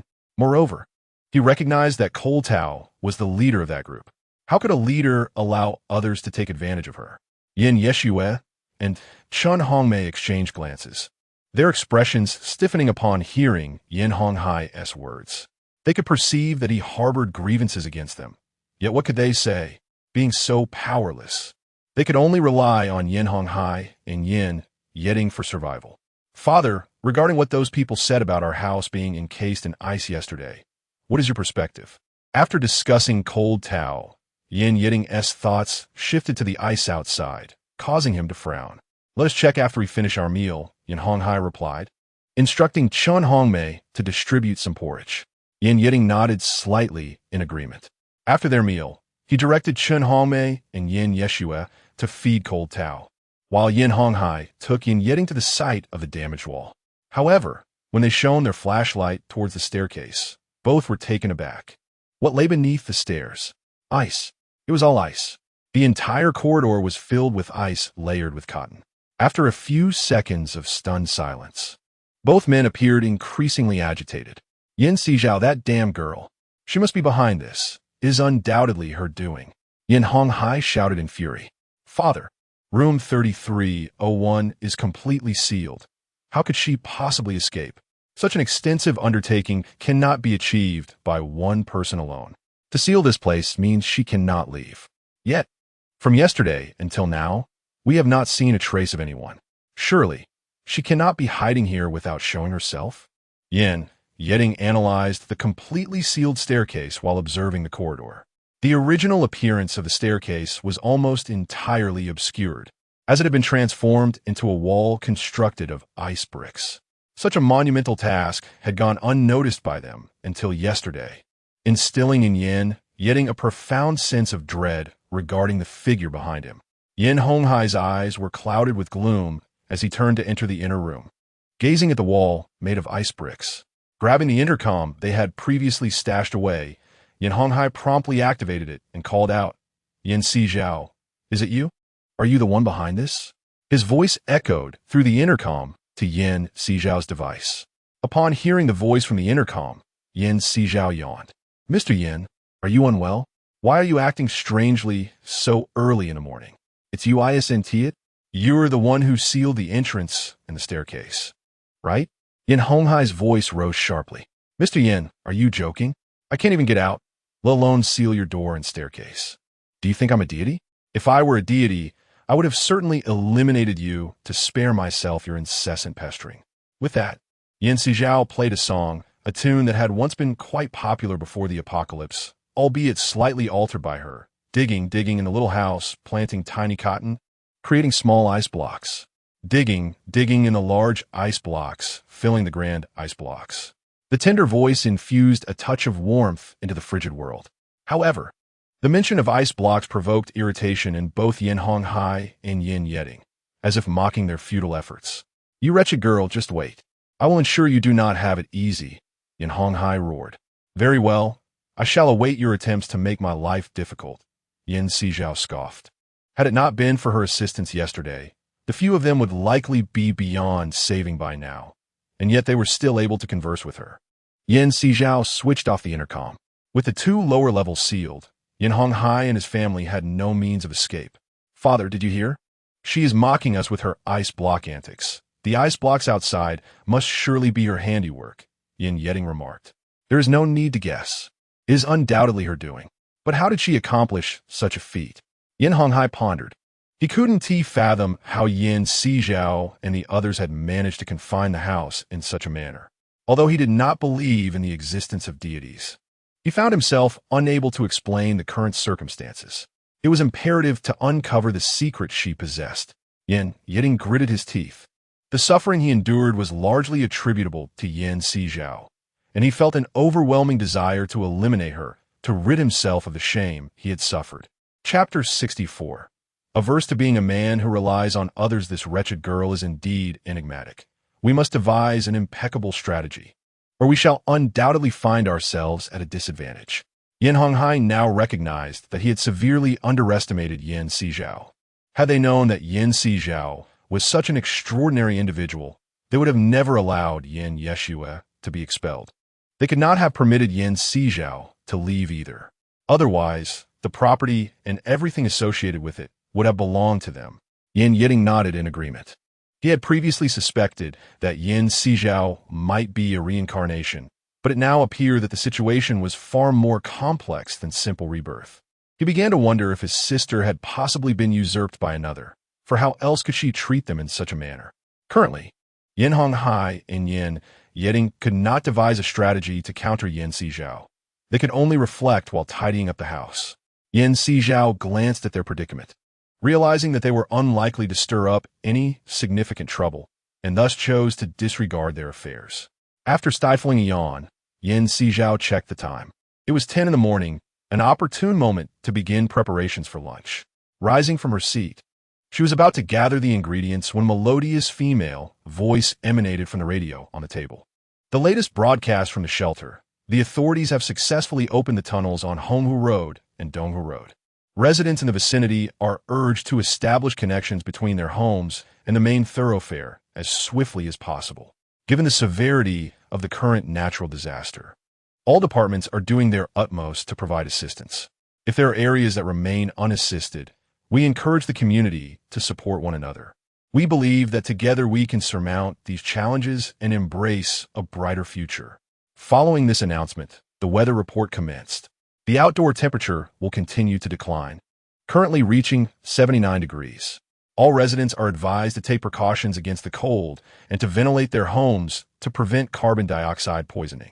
The station will persist in providing survival guides. We urge everyone to remain attentive to further updates. After the female voice concluded, a male voice took over. Attention, citizens. The snow has accumulated to a height exceeding 10 meters. Residents on the first to third floors, if you have not established tunnel connections, please be mindful of the oxygen levels in the air to avoid dizziness and hypoxia.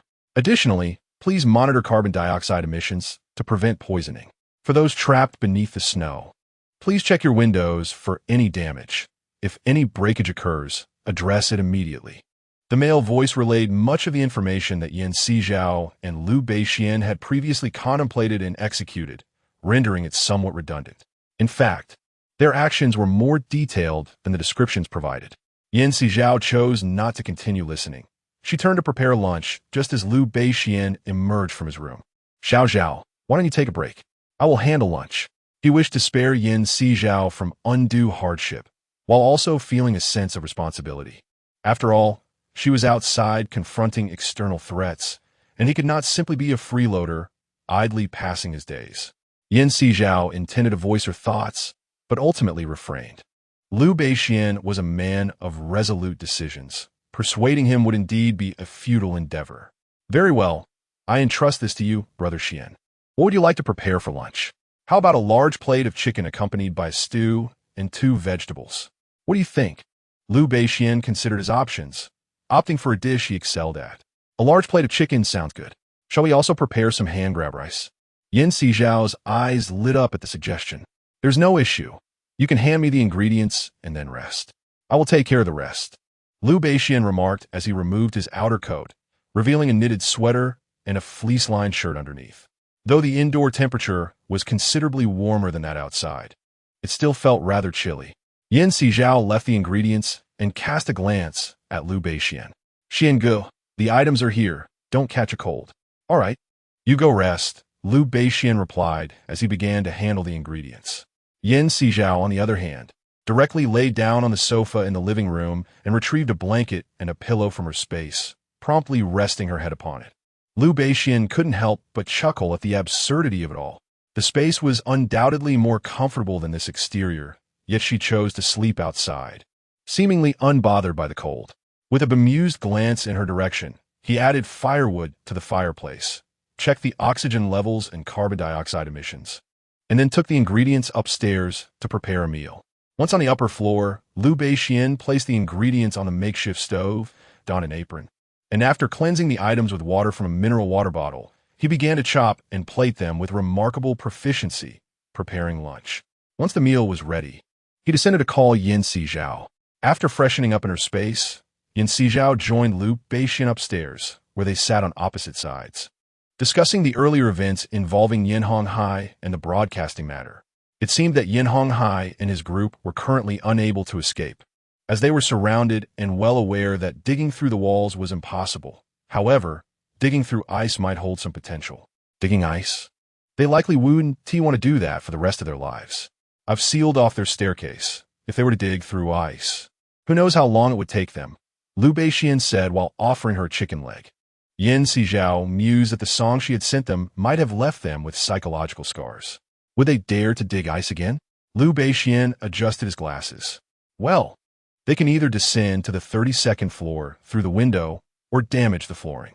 However, breaking the floor isn't as straightforward as it sounds, and descending through the window seems improbable as well.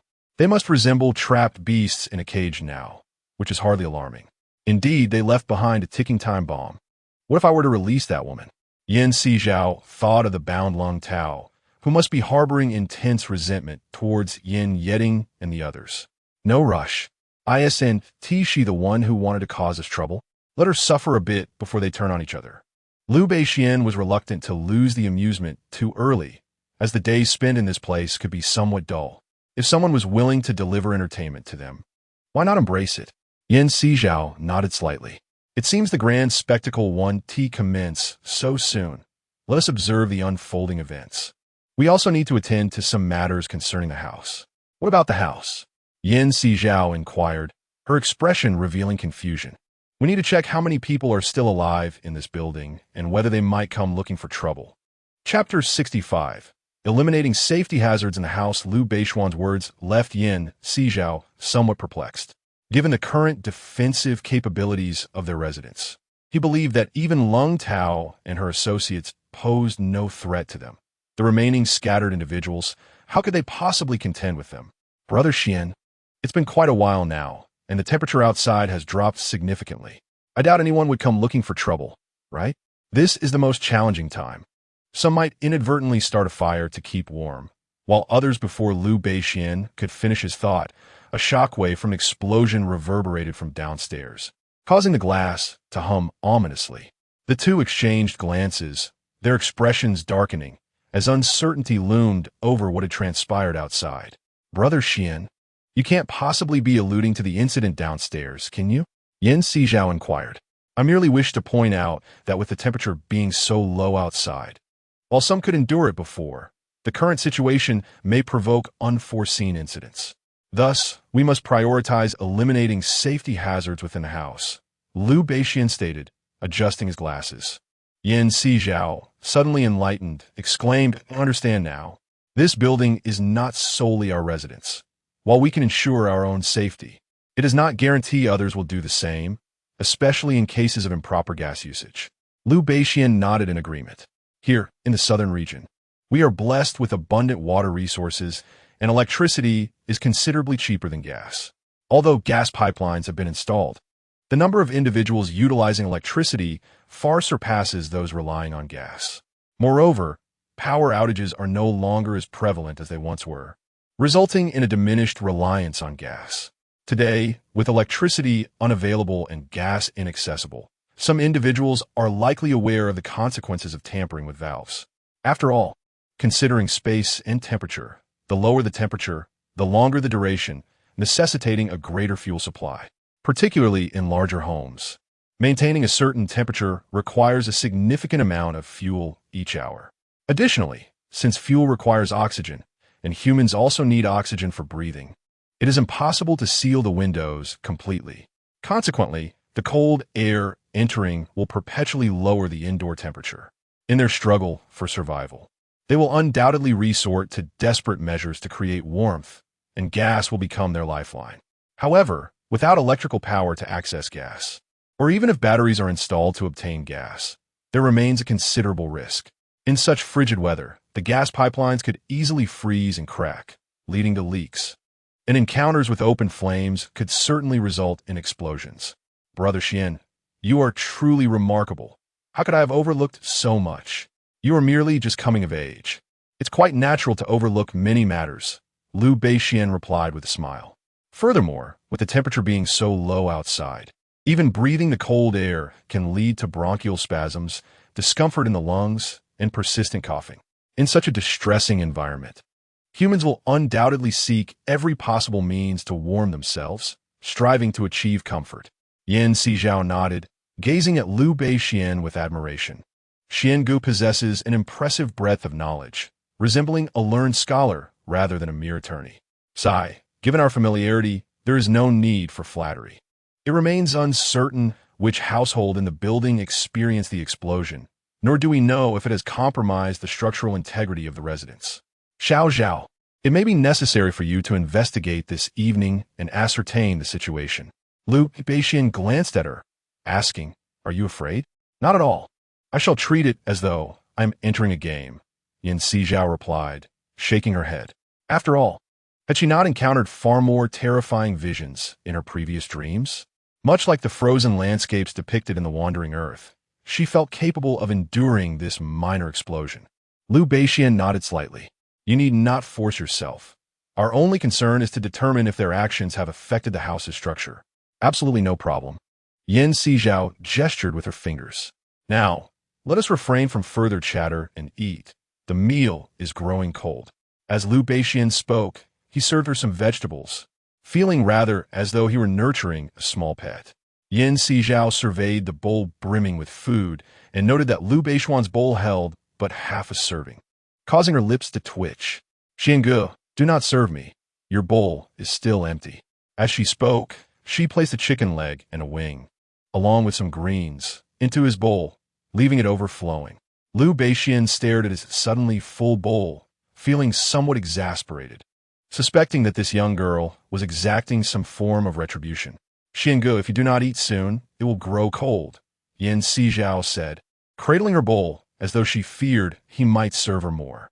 Liu Beixian adjusted his glasses, resigned to the situation, and began to eat.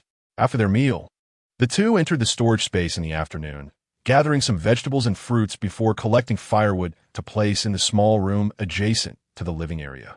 This would spare them the trouble of retrieving firewood from Sizhao's space each time. "Xiange, the temperature outside has dropped again," Sizhao remarked upon hearing the alarm from the instrument. A glance at the device revealed that the outdoor temperature had plummeted to nearly -80 degrees. At such a temperature, one would require protective gear and oxygen tanks to venture outside, reminiscent of the conditions in The Wandering Earth. "What's the temperature?" Liu Beixian inquired. "-80 degrees, Sizhao replied, observing the instrument. "Such a low temperature. Do not approach the windows." "Xiange, what are you planning to do?" Sizhao asked as she watched him don a full protective outfit and draw the curtains that separated the window from the interior, cutting off her view. Chapter 66. The fractured Yin family concerned for Liu Beixian. Sizhao was preparing to equip herself when she noticed him pulling back the curtains. "Xiao, do you have window film in your space?" "Window film?" "Yes," she responded, puzzled by his inquiry. "What is your intention?" "Xiange." The gap in the window had previously been sealed with glass adhesive, yet the sliding track remained unsealed, leading to the formation of ice on the windowsill. This issue would recur if not addressed. Thus, the most effective solution was to use window film to seal it completely. Liu Beixian spoke simply yet profoundly. Sizhao nodded slightly in response. "You wait here. I shall fetch some warmer clothing for you," said Sizhao, and she went into her space to emerge clad in thicker garments. The window film resembled cling wrap, effectively insulating the interior from the temperature outside, thus preventing ice formation on the windows caused by the stark contrast of heat and cold. However, the drawback of the window film was that once sealed, the windows could not be opened. Naturally, this ensured better preservation of the indoor temperature. Sizhao and Liu Beixian spent some time sealing the unsealed windows with the film, ensuring that, aside from the refuse passage, there were no other drafts within the house. "Now we need not worry about melting ice creating a pool of water," Liu Beixian remarked. He continued, "However, with the current inability to ventilate, we must be mindful of humidity levels indoors. After all, it is a wintry day outside, and with the absence of sunlight, mold is likely to proliferate.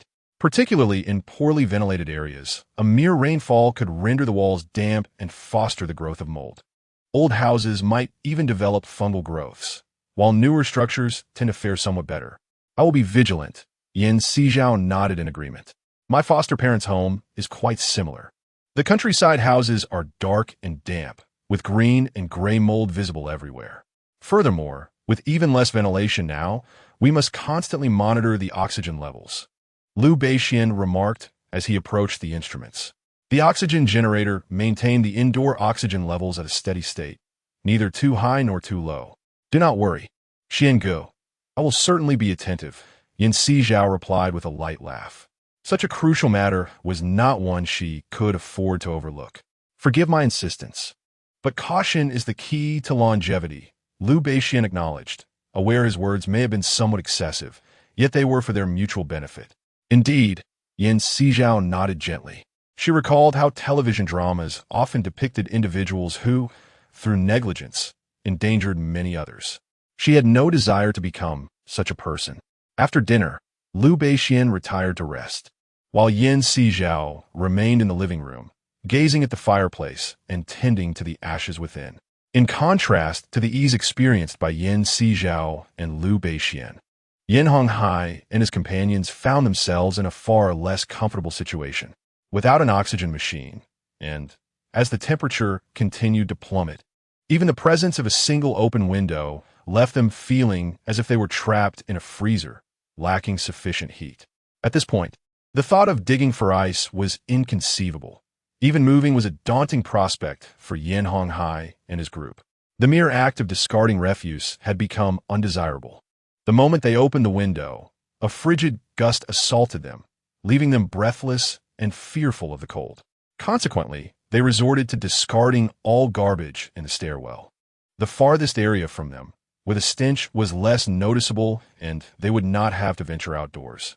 For them, avoiding direct confrontation with the biting cold outside meant they could relinquish their fears of freezing or succumbing to the cold. Due to the events of yesterday, the relationships among the four individuals have undergone a subtle transformation, particularly for Yan Honghai. The mere thought of Chen Hongmei being sullied fills him with a sense of revulsion towards her. Yet, he finds himself unable to voice these sentiments, as he still requires Chen Hongmei to serve him diligently. On the other hand, Chen Hongmei longs for nothing more than a refreshing bath to cleanse herself. Since the onset of the cold wave, she has not bathed, and her body has become unbearably itchy. The events of the previous day have intensified her discomfort, making her feel as if countless insects are gnawing at her skin. During the night watch with Yin Yeshua, she can no longer contain herself and confides, Shui, keep watch here while I fetch some ice to warm up. We can both take a bath afterward. Upon hearing the word bath, Yin Yeshua's eyes light up. It has been a long time since she last bathed. Coupled with the distressing events of yesterday, she feels utterly filthy. She had wanted to bathe the day before, but feared that doing so would remind Yan Honghai of their violation. Thus she refrained from speaking up. Moreover, after the torment they endured, stripping off the garments of those brutes, she was utterly exhausted, leaving her with little energy for a bath. Now that Chen Hongmei has suggested it, she readily agrees without hesitation. Chen Hongmei takes a metal bucket and heads to the hallway to dig for ice. With no means to leave and the door firmly shut, their only option for water, aside from their stored supply, is the ice trapped in the corridor. The stored water is reserved for drinking, making it unsuitable for bathing. Chen Hongmei sets her flashlight aside, directing its beam at the ice, which is encased in cotton. Having consumed her fair share of ice at home, she assumed it would be easy to extract. However, when she plunges her shovel into the ice, she discovers it to be far harder than anticipated, making it nearly impossible to remove the shovel. Her expression shifts as she exerts all her strength. What are you doing? A cold voice interrupts from behind. It's Yan Honghai. He has always harbored a degree of obsessive cleanliness. After the treatment he endured yesterday, coupled with the indignities suffered by his wife, daughter, and son, it is impossible for him not to feel pain in his heart. Husband, you haven't rested? Chen Hongmei is startled. I asked what you were doing. Yan Honghai's tone rises slightly. I'm digging for ice to make some hot water for a bath. Chen Hongmei replies, her voice dwindling. In light of the recent events, her desire to bathe seems to prick at Yan Honghai's heart, reminding him of yesterday's trauma. A bath? Sure, you should definitely take one. Yan Honghai grits his teeth. The thought of what happened to Chen Hongmei yesterday feels like a humiliating affront to his masculinity. How could he possibly endure such disgrace? Although he urges everyone to forget the incident, can one truly erase such memories? Chen Hongmei dares not say more, merely nodding in response. Chapter 67. Chen Hongmei's Regret. The indifference from her husband, Chen Hongmei, gazed at his retreating figure, feeling a surge of grievance wash over her. Did he even remember that she was his wife? Or had the events of last night led Yan Honghai to disavow her as his spouse? A wave of desolation enveloped her heart. Reflecting on the scene from yesterday, when she was overpowered by several burly men, she wondered if that was truly her desire. Would such a calamity have befallen them had Yin Honghai not provoked those individuals? Had they not mentioned Yin Sizhao, would their fates have diverged? Regret consumed Chen Hongmei. She lamented why their family could not simply live in peace. If only they had refrained from scheming against Yin Sizhao, perhaps they would have avoided such turmoil. Maybe the unfolding of these events was divine retribution for their actions. Chen Hongmei felt the urge to cry, yet the thought of her tears freezing held her back. Instead, she simmered in silent anger, envisioning the ice as Yin Honghai and those who had wronged her. With each scoop she dug, she noticed the ice fragments, no larger than Longyan, tumbling down. Overwhelmed by her emotions, she began to weep uncontrollably. Logically, her voice should have reached Yin Honghai, yet he offered no comfort, amplifying her sense of injustice. As her tears met the biting cold, they gradually froze. Her face, already flushed and cracked from the chill, now throbbed with pain from the frozen tears. Despite applying facial oil daily, it could not alleviate the damage inflicted by the cold. For a fleeting moment, she felt an intense hatred for them, for driving Yin Sizhao away for the sake of Yin Yeshua. Had they remained with Yin Sizhao, would the warm little cottage not have belonged to her as well? With this bitterness, she continued to dig at the ice. Each scoop sent shards flying, grazing her cheeks, compelling her to don protective goggles and bury her face within her scarf. By the time Chen Hongmei had managed to haul a bucket of ice, 2 hours had elapsed. The ice, interwoven with cotton, proved exceedingly difficult to excavate. With immense effort, she finally filled a bucket, utterly exhausted. As she brought the bucket to the hearth, Yin Yeshua spoke up. "Mom, let me help you." Yin Yeshua's eyes sparkled as she immediately took the bucket of ice to the warmth of the fire. "Call me when the water is hot."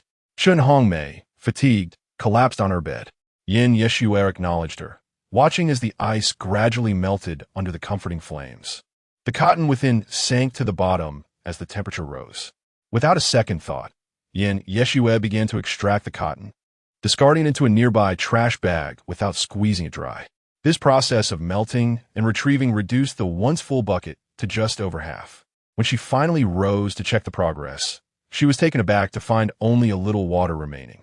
"Xiaoxue, why is there so little water left in this bucket?" The bucket of water she painstakingly dug was barely sufficient for bathing. Now, with so little left, how could one possibly wash? It was filled with cotton, and of course, after I removed the cotton, only this little remained. Yin Yeshua spoke naturally, completely oblivious to the change in Chen Hongmei's expression. "Remove it? Who permitted you to extract the cotton? Did you not even think to consult me? Mom, how can we bathe with cotton in the water?" Yin Yeshua sighed in exasperation. The idea of adding cotton to the bath was truly absurd. Why not? The cotton can be used for scrubbing, and if gathered, it can be dried for fuel. Yet you discarded it so carelessly. How wasteful of you. Do you not realize how little fuel we have left? A bit of cotton could sustain us for a while longer. Chen Hongmei was infuriated, truly vexed. How could Yin Yeshua act without consulting her? "Mom, how long can that little cotton last? Besides, it's all clumped together, soaked in water. How do you expect to use it for scrubbing?" Yin Yeshua was also incensed. Chen Hongmei went to rest, leaving her alone to tend the fire. Helping Chen Hongmei boil water only to be reprimanded like this. Could her heart not feel wronged? Having endured grievances from Yin Honghai earlier, now being treated this way by Yin Yeshua felt like a release of pent-up frustration, causing her voice to rise considerably. "Why didn't you mention it when I brought it over?" Yin Yeshua felt aggrieved. Chen Hongmei should have spoken up about the cotton. Why did she remain silent? "Are you blaming me?" Chen Hongmei's voice escalated again. "What are you two arguing about? It's late at night, and you're disturbing everyone's sleep."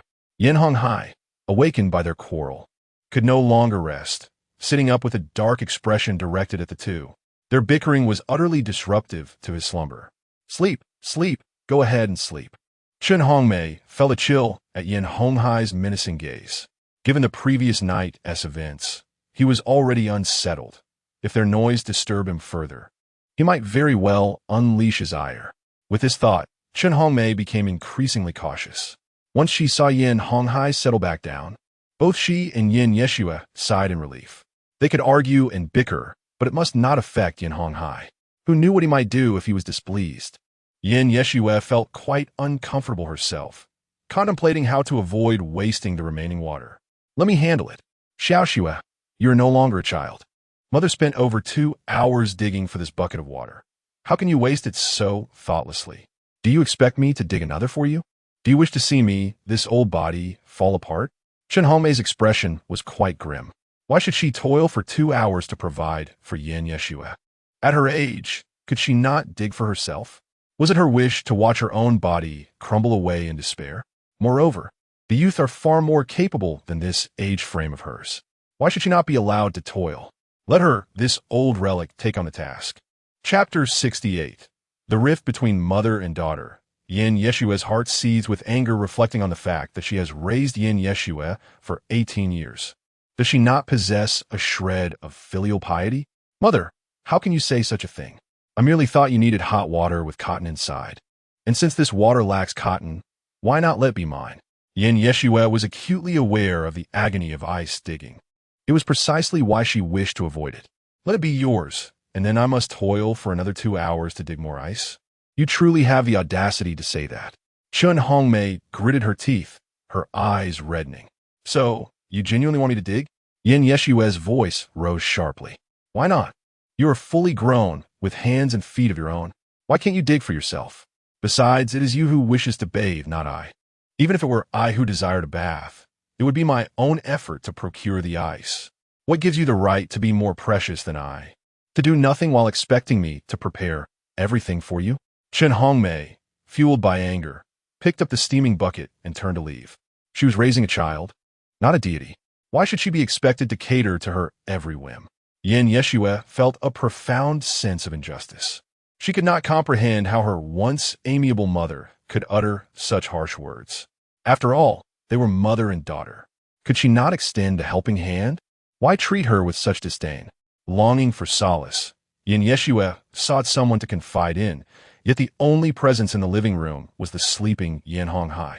As for Yin Yeding, he was preoccupied with embracing Lung Tao, leaving no thought for her. Hugging herself, she settled by the fireplace, feeling utterly pitiful.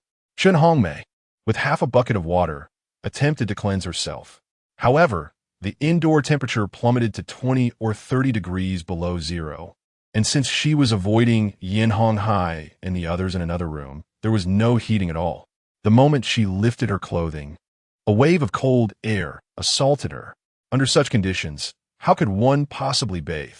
Chen Hongmei could only hastily wring a hot towel and awkwardly wipe herself down, finishing in a rush. There were places she could not reach, and the cold was unbearable. Her fingers fared reasonably well in the warm water, yet once removed, they were met with a relentless, biting chill, rendering her formerly fair fingers a startling shade of red. In haste, Chen Hongmei disposed of the water down the drain. However, the drain, already frozen, was powerless to accommodate their wastewater, resulting in a thick layer of black ice on the floor. You wanted to bathe, did you not? Go fetch the water yourself, Chen Hongmei declared, dismissing her entirely. Struggling to manage her own circumstances, how could she muster the energy to care for another? Moreover, this was her adopted daughter. Yin-Yeshue sensed a transformation in Chen Hongmei. She had grown indifferent, no longer loving her. Furthermore, Yin Yeding and Yin Honghai no longer treated her with the same kindness as before. A wave of anger surged within Yin-Yeshue. Why had they ceased to love her? Contemplating her future plight, she felt a chill pass through her eyes. She took a bucket and walked towards the staircase. But in reality, she headed to a room 10 meters away to retrieve sleeping pills. Since Yin Honghai and the others no longer cherished her, there was no longer any need to hold on. Yin-Yeshue contemplated that rather than allowing so many people to waste food, it would be better for her to enjoy it alone. She did not disturb anyone. After finding the medicine, she pretended to be digging ice, but in truth, she crushed all the sleeping pills. She waited, anticipating the moment to rid herself of those who did not love her. Yin-Yeshue's thoughts were unknown to Yin Honghai's family, and even more so to Yin Sizhao. After Liu Bishuan's shift change, Yin Sizhao entered the space and traversed to a higher dimensional realm. From a 32nd floor, She recorded the surviving households. She discovered that of the 68 families in the building, only 5 remained, including herself and Yin Honghai's family. This meant that 3 households were still enduring hardships. The situation for those 3 families was not optimistic either, with shattered windows and various makeshift blockades. They lacked sufficient warm clothing, and the indoor temperature hovered around -50 degrees. Given the current state, they could only last for 2 or 3 days, if even that. Yin Sizhao felt powerless to assist them. In such frigid weather, if one were wise, they would have prepared adequately in advance, rather than naively assuming that a cold wave was merely an extreme weather transition. After observing the situation, Yin Sizhao recalled the announcements and thought of heading to the city center. Indeed, in the next moment, she arrived at a familiar location in the city center. This suggested that she could traverse space, though not time. Soon, she found a well-dug tunnel where voices echoed ahead. Yin Sizhao walked along the tunnel, realizing it was extensive and interconnected. Exiting one tunnel led her into another, and she felt increasingly disoriented. Fortunately, staff had affixed signposts to the icy walls of the tunnel, allowing her to quickly discern her surroundings. As she wandered through the city center, she noticed that many were still alive, emerging from various tunnels and entering others, all in a hurried manner. They were bundled in layers of clothing, resembling bears rather than the frail beings they were beneath. However, this was not the main concern. Upon entering another tunnel, she arrived in front of a mall, illuminated only by faint lights and candles. Numerous individuals scavenged within, seizing whatever they could find, and some even resorted to violence to overpower others for their possessions. The theft did not end with mere belongings. They stripped the victims of their clothing as well, leaving them helpless and trembling, calling out for assistance. "Help me, please save me." The shivering voice escaped from the lips of a man whose skin had turned purple from the cold. Yet those who passed by merely cast indifferent glances before hastily moving on. One who cannot govern oneself cannot possibly oversee the affairs of others.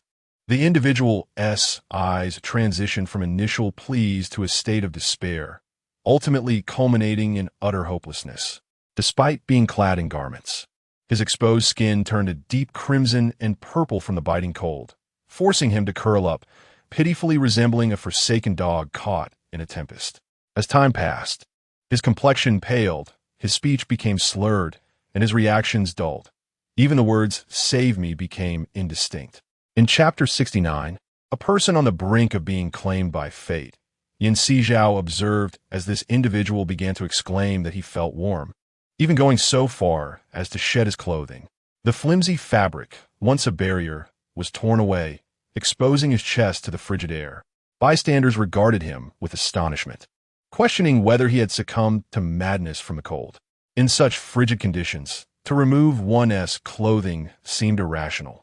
When the core body temperature drops between 28 to 32 degrees Celsius, one may experience a false sense of warmth, much like the effects of alcohol, where increased blood flow and dilated superficial veins create a deceptive warmth. The reality is that the body temperature remains within normal limits. Once the effects of alcohol wear off, one typically feels even colder, akin to those who succumb to freezing. Now, this individual teetered on the precipice of death, yet no one offered a helping hand. Yin Sizhao, too, refrained from extending kindness in such a public setting, acutely aware that even the slightest gesture of goodwill could jeopardize her own life. Ultimately, she chose her own survival over that of another. It was not her intent to appear heartless.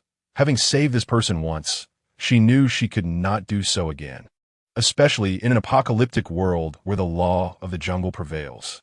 As she watched the individual's pupils dilate and his skin take on a bluish hue, signaling his nearing demise, someone else, having noticed the situation, rushed over and swiftly wrapped the individual in his own clothing. The cold atmosphere of the mall did not inspire such heroic acts as to strip oneself bare for another. Soon, several others gathered from different directions. "Captain, what is happening?" One inquired. "This man is on the verge of death. Hurry and find some warm clothing from the mall," shouted the man, cradling him. Upon hearing this, the others hastily set off to gather warm attire. Yin Sizhao had thought the man was destined to perish, yet unexpectedly, at the moment of his imminent death. He was rescued. It seemed that fate had other plans for him. Observing as the individual's color gradually improved under the care of several people, Sizhao noted that he began to regain consciousness, albeit still exceedingly weak. The group discussed transporting him to a hospital. Curious, Sizhao wondered if a hospital could still function under such circumstances. She followed them to the hospital, which, to her surprise, was indeed operational, utilizing a diesel generator to maintain its functions. However, seeking medical attention no longer required currency. Instead, it demanded resources, food, or fuel. In this current reality, money had become as worthless as mere paper. At this moment, Liu Beixian was exercising by the fireplace. It must be said that despite his seemingly refined demeanor, Liu Beixian possessed a remarkably fit physique, broad shoulders, a narrow waist, a well-shaped rear, and long, elegant legs. Coupled with his handsome and cultured visage, he could easily have pursued a career as a model, even if he chose not to become a lawyer. Curiosity grew within the onlooker, Sizhao, about whether a particular scene would unfold again. After observing Liu Beixian for a while, Sizhao watched as he took a brief respite, donned his protective gear, and prepared to tackle the icicles in the refuge passageway. Outside, temperatures had plummeted to nearly -80 degrees, while the refuge passage, positioned at the intersection of interior and exterior temperatures, existed in a state of stark contrast, half frozen and half retaining warmth from indoors, forming two extreme conditions. As Sizhao observed Liu Beixian complete his tasks, sealing off part of the refuge passage, he noticed a serious expression cross Liu Beixian's face as he removed his outer garments and protective gear. Sizhao, unaware of what thoughts occupied Liu Beixian's mind, approached the refuge passage and scrutinized it for a while, finding nothing amiss. Choosing not to dwell on this troubling matter, he decided to inquire about it later when he awoke. Upon entering his space, Sizhao indulged in a refreshing sleep, awakening to the sound of the clock indicating it was already past 8 in the morning. Given her usual routine, she was surprised to find she had slept in so late. Hastily, Sizhao rushed out of her space without even washing up, glancing around for Liu Beixian but finding him absent. She hurried upstairs to discover him in an apron, preparing breakfast. "Xinge, I'm so sorry for oversleeping," Sizhao exclaimed as she approached him. "It's nothing. You had a long night ahead, and you've been working hard. A little extra sleep is nothing to worry about. Besides, since we live together now, it doesn't matter who makes breakfast," Liu Beixian replied, ruffling her hair, which resembled a bird's nest, with a smile. "But Xinge, you also work hard all night." Sizhao felt her spirit was alert while her body still lingered in her space, as if her mental departure was merely a vivid dream. "Enough of this politeness. You really are too courteous," Liu Beixian chided gently. "Quickly, go freshen up. Breakfast will be ready soon." Sizhao nodded appreciatively and hurried off to wash up. By the time she emerged from her space, Liu Beixian had already set the table. The meal consisted of millet porridge accompanied by fried eggs and various side dishes. Liu Beixian's culinary skills were quite impressive, and Sizhao savored the warmth of home-cooked flavors. "Xinge, your cooking is excellent. It's such a pity you're not a chef," she remarked. "Are you suggesting I become a chef?" Liu Beixian raised an eyebrow. Sizhao shook her head earnestly. "Being a chef seems like a waste of talent. With your looks, you could easily be a superstar. You little girl, you must be quite the star chaser," Liu Beixian teased as he placed a fried egg in her bowl. "Not all. Chasing stars requires resources. My parents didn't dote on me, and they were stingy even with my basic needs, let alone supporting any star-chasing endeavors," Sizhao replied with wide eyes. Liu Beixian nodded in understanding. Sizhao reminisced about past events, sharing a few details with him, and he was somewhat aware of her history. Sizhao was indeed a tragic figure. Let bygones be bygones. Let's not dwell on the past. How did your evening reconnaissance fare? What is the current state of our building? How many inhabitants remain alive? Liu Beixian swiftly redirected the conversation. Chapter 70. Witnessing Yeshua's act of filicide excluding the neighboring household. Only 3 families currently remain. Upon hearing him mention serious matters, Sizhao straightened her demeanor. 3 families is undeniably a meager count. Liu Beixian had anticipated a greater number of survivors, surprised to learn there were so few. Brother Xian, I fear those 3 families will not endure for long. They may perish within a day or two. Yan Sizhao left her thoughts unvoiced, yet Liu Beixian comprehended her implication. Those people were likely to meet their demise shortly. Their plight was beyond their control. It was best not to dwell on it. You toiled hard yesterday. What would you like to eat for lunch? I shall prepare it for you. Liu Beixian understood that, in the eyes of heaven, human lives were as insignificant as ants, easily extinguished at will. For lunch, anything will suffice. By the way, Brother Xian, I ventured down to the city yesterday, and I observed numerous ice-covered tunnels there. Yan Sizhao recounted her experiences in the urban area. Liu Beixian adjusted his glasses at the bridge of his nose. It appears the city is gradually attempting to restore order. However, given your mention of bartering for supplies, it seems the city will soon face further turmoil. Are you suggesting that shortages of supplies will incite chaos? Yan Sizhao quickly grasped his meaning. Indeed, the city is enveloped in snow and ice to a height of 3 stories. Even if we manage to connect with the outside world, it remains in a similar state, making it impossible to rely on external supplies. Thus, those who still survive are not yet in disarray, partly because they possess resources and partly because they are prying open the homes of the deceased to procure supplies. Liu Beixian remarked, looking towards Yan Sizhao. However, how long do you think these salvage supplies can sustain them? Perhaps for quite a while, as many are aware of the impending cold wave. Surely, they will stockpile ample resources. The supplies left behind by the deceased will undoubtedly be utilized by the living, potentially allowing them to survive for another 2 to 3 years. Yan Sizhao reflected thoughtfully. Your estimated time frame is overly optimistic, Liu Beixian said as he ate. Overly optimistic? But the supplies are there, and given the icy conditions, they will not deteriorate swiftly. Moreover, with so many frozen to death, is there not enough supply for the survivors? Yan Sizhao felt bewildered, caught in a whirl of confusion. While there may be enough, consider that the lower floors are buried beneath the ice and snow. Absent the ravages of wind and snow, their temperatures will be significantly higher than those above 3 stories. And what are the temperatures above 3 stories? They are plummeting to below -80 degrees, and the temperature continues to drop. Outside, it has already reached -85 degrees. In such circumstances, lacking specialized protective clothing, do you believe anyone would dare to risk freezing to death in search of supplies? Even if one were to venture forth, what do you suppose are the odds of survival? The words of Liu Beixian rendered Yan Sizhao momentarily speechless. Thus, they were limited to scavenging for resources below the 3rd floor, yet the lower floors were scattered throughout the city, suggesting an abundance of supplies. However, as Yan Sizhao pondered, she suddenly fell silent again, recalling a crucial detail. Ah, you've realized it. Liu Beixian observed her expression, deducing her thoughts. Indeed, the inhabitants of the 1st and 2nd floors had relocated upward.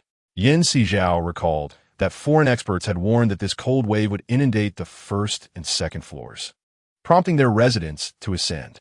Consequently, if those residing on the 1st and 2nd floors had moved, it meant there would be no resources left in those areas. At present, the individuals who could still emerge were either unaware of this news and remained on the lower floors, or were those trapped on the 3rd floor beneath the snow, or those who, lacking food, had ventured out to seek sustenance. The remaining residents above the 4th floor, upon merely opening their doors to gauge the temperature, might well succumb immediately, let alone venture outside. After finishing his porridge, Liu Beixian continued. Yan Sizhao nodded in agreement. I shall remain vigilant regarding the movements in the city. However, it may not be necessary to be overly cautious. Given the current situation, they cannot possibly reach us quickly. Moreover, should chaos erupt in the city, it would divert attention away from our vicinity. We only need to remain alert to the happenings next door and below, ensuring that this building remains secure and that nothing jeopardizes our residents.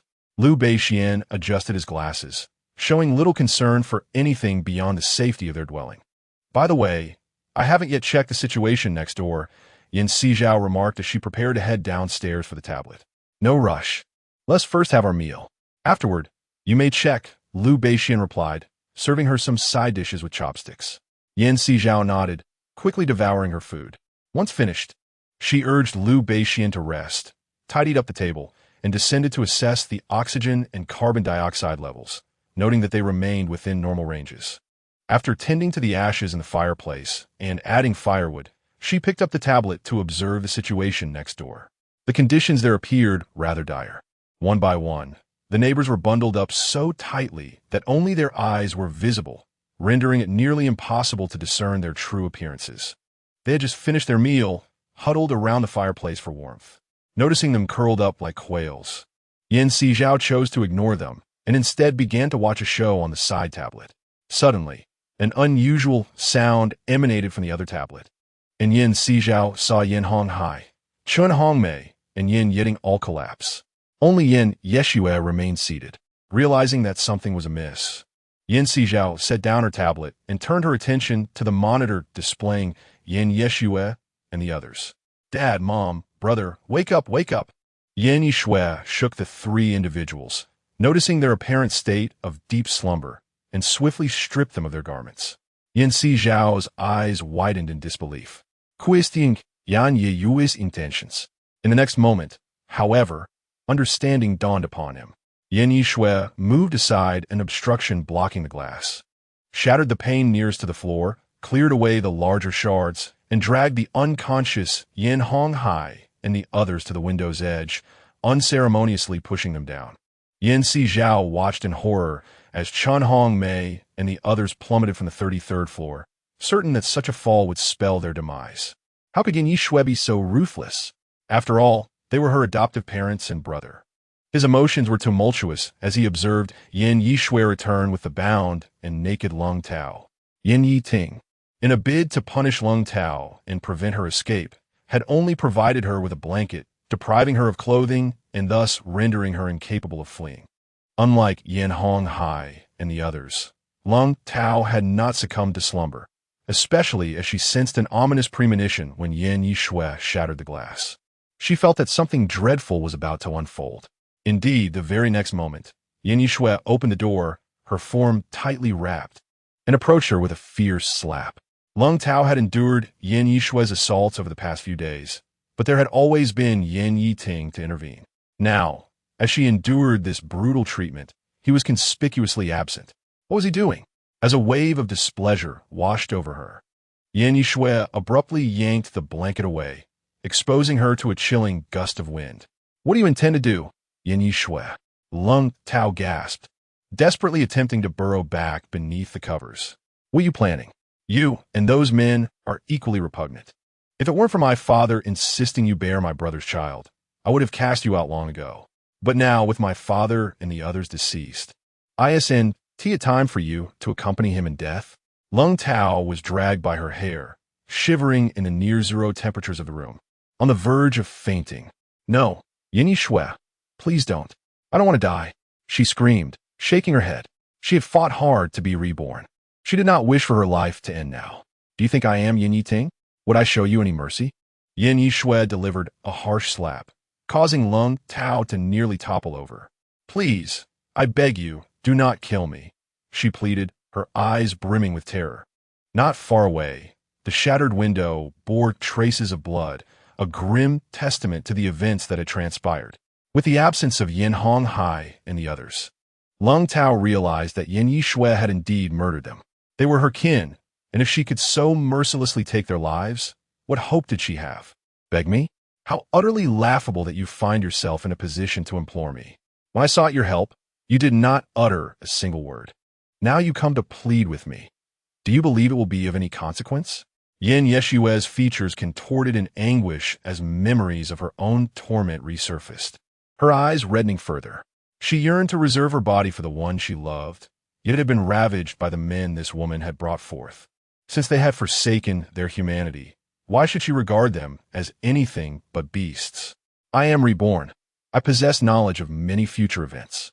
Please, do not take my life. Lung Tao understood that without revealing her trump card, Yeshue would indeed cast her down. Reborn? The mere mention of those words left not only Yeshue stunned, but even Sizhao was momentarily taken aback. You claim to be reborn? Huh. Do you believe I would accept such fanciful nonsense? Yin Yeshua laughed heartily.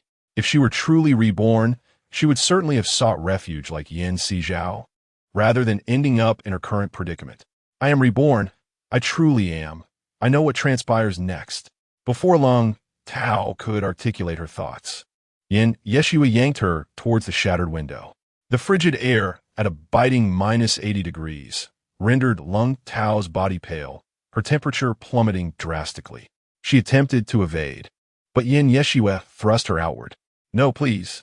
Lung Tao screamed as she plummeted from the 33rd floor, catching a glimpse of Yin Honghai and the others, as well as the figures of Wang Tao and his companions, buried beneath a blanket of snow.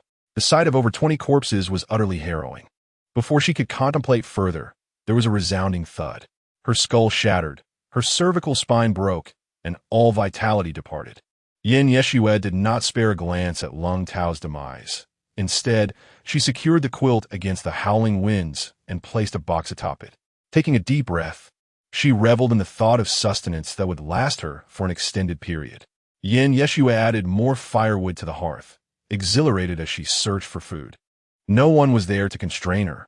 She could indulge as she pleased. Yin Sizhao, observing Yin Yeshua leave the camera's view, set the tablet aside, unsure of her next actions. The demise of Yin Honghai and his companions was of no consequence to her. She felt no sorrow for them. Yet, the thought that Yin Yeshua emerged as the victor stirred a tinge of melancholy. Nevertheless, it was for the best. As a young girl lacking power, her attempts to align with them would be futile. Moreover, with her privileged status as a young lady, her ignorance of her surroundings would likely lead to her demise within a week or two.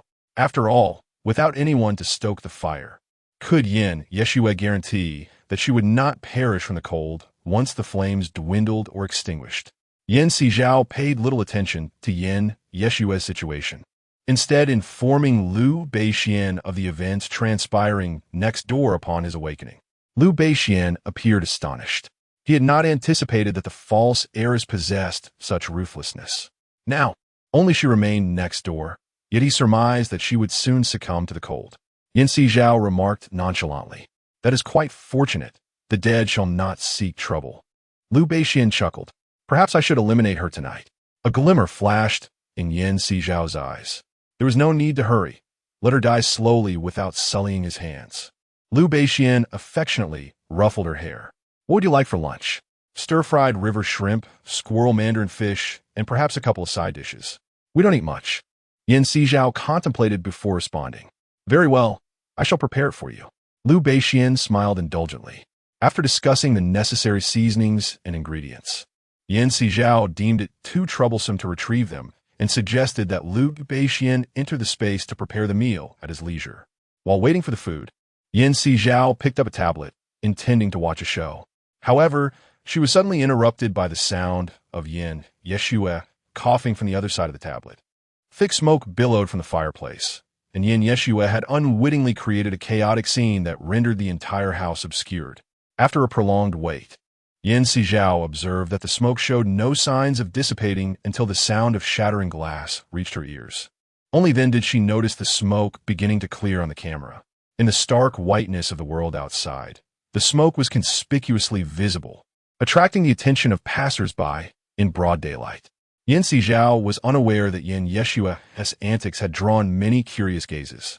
Seeing Yin Yeshua cough incessantly, she finally realized that Yin Yeshua truly lacked the ability to manage fire. Chapter 72. Jealousy towards Yin Sizhao, desiring her demise inside the house. Due to humidity and poor ventilation, many items have become damp over the past few days. The moisture-laden materials Yin Yeshua tossed into the fireplace could not ignite quickly. Instead, they released black smoke as the moisture was expelled upon contact with the flame.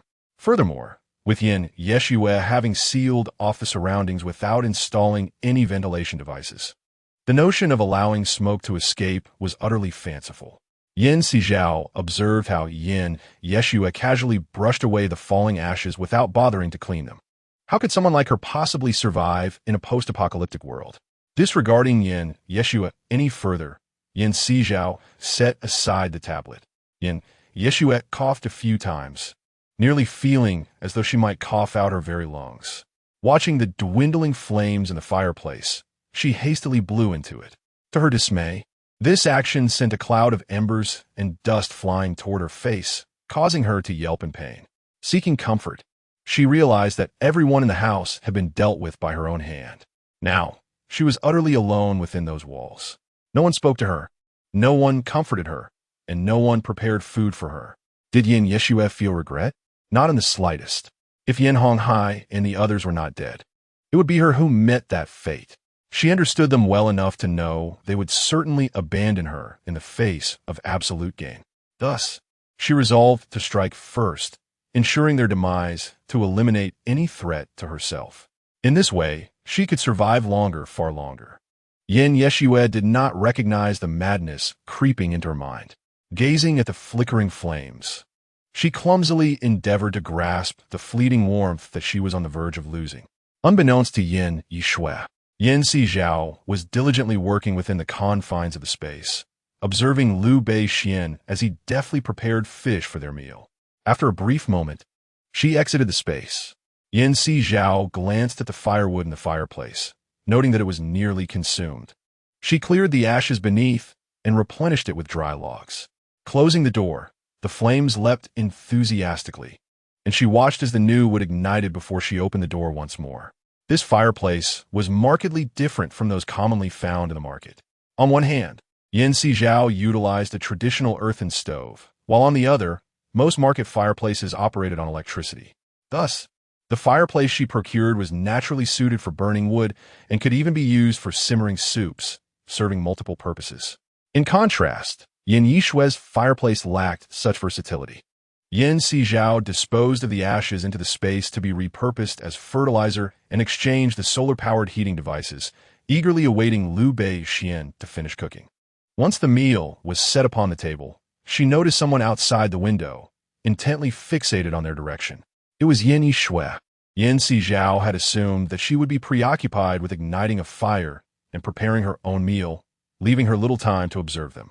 To her surprise, Yin Yishua was pressed against the glass, her eyes glinting with malice, as if she wished to devour them. Yin Sizhao chose to ignore her. Liu Beixuan, having noticed Yin Yishua as well, raised an eyebrow. Xiao Zhao, how long has she been staring? He had just changed into a fresh outfit and was unaware of how long Yin Yishua had been glued to the glass. Just arrived, Yin Sizhao replied, pausing to recount her previous experience of being nearly suffocated by smoke. If she can't even start a fire, it seems she must be relegated to cold meals.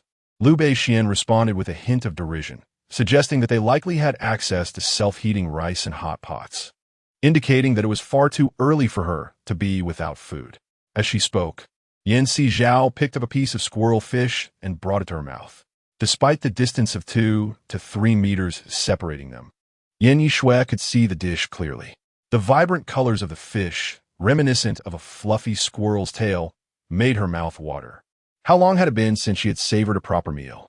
Her daily diet consisted of self-heating hot pots or instant noodles, and to be frank, she was utterly fatigued by it. She yearned for the sumptuous feasts reminiscent of the world before the apocalypse, rather than witnessing Yin Sizhao flaunting her culinary delights before her.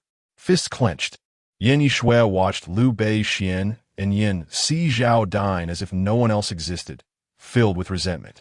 Why was all of this not hers? Yin Sizhao, I want you dead. She seethed through gritted teeth, envisioning herself tearing into Yin Sizhao. Oblivious to Yin Yishua's thoughts, Yin Sizhao immersed herself in the pleasure of the squirrel fish. Indeed, the flavor was remarkable, and she reflected on how her culinary skills paled in comparison to Liu Bei-xian's expertise. In the future, let Liu Bei-xian take charge of all the cooking. Yin Sizhao's eyes darted about incessantly. Upon observing her restless gaze, Liu Bei-xian remarked, "Little Zhao, are you contemplating how to deal with that false daughter?" Immediately, Yin Sizhao shook her head. "No, I was simply pondering how delicious your dishes are, Xiange. I don't mean to imply that I expect you to be a house husband." She almost suggested that she would be content to have him cook for her for a lifetime. But then she recalled their relationship. How could he possibly devote himself to cooking for her forever? if that is how you wish to perceive it. I suppose it is not out of the question. Liu Beixian chuckled softly. The present is not as it was before the apocalypse. There are numerous tasks to attend to. I could certainly make use of my spare time to prepare meals. Are you truly willing to be a house husband? Yan Sizhao gasped in surprise. It is often said that a gentleman should keep his distance from the kitchen, and many men pride themselves too highly to engage with culinary matters. Individuals like Liu Beixian are a rarity, as some even believe the kitchen is solely a woman's domain. Do you not enjoy the dishes I prepare? It will be a fine way to keep busy, cooking for you every day, since I cannot venture outside, Liu Beixian replied with a gentle smile, oblivious to the tenderness and affection reflected in his eyes. Then it's settled.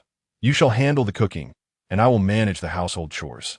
Yan Sizhao thought it only fair that Liu Beixian should not bear the burden alone. I cannot allow you to tire yourself excessively, Liu Beixian began, but was interrupted by Yan Sizhao. I have a robot vacuum to assist, so I am not entirely shouldering all the household duties, she reassured him.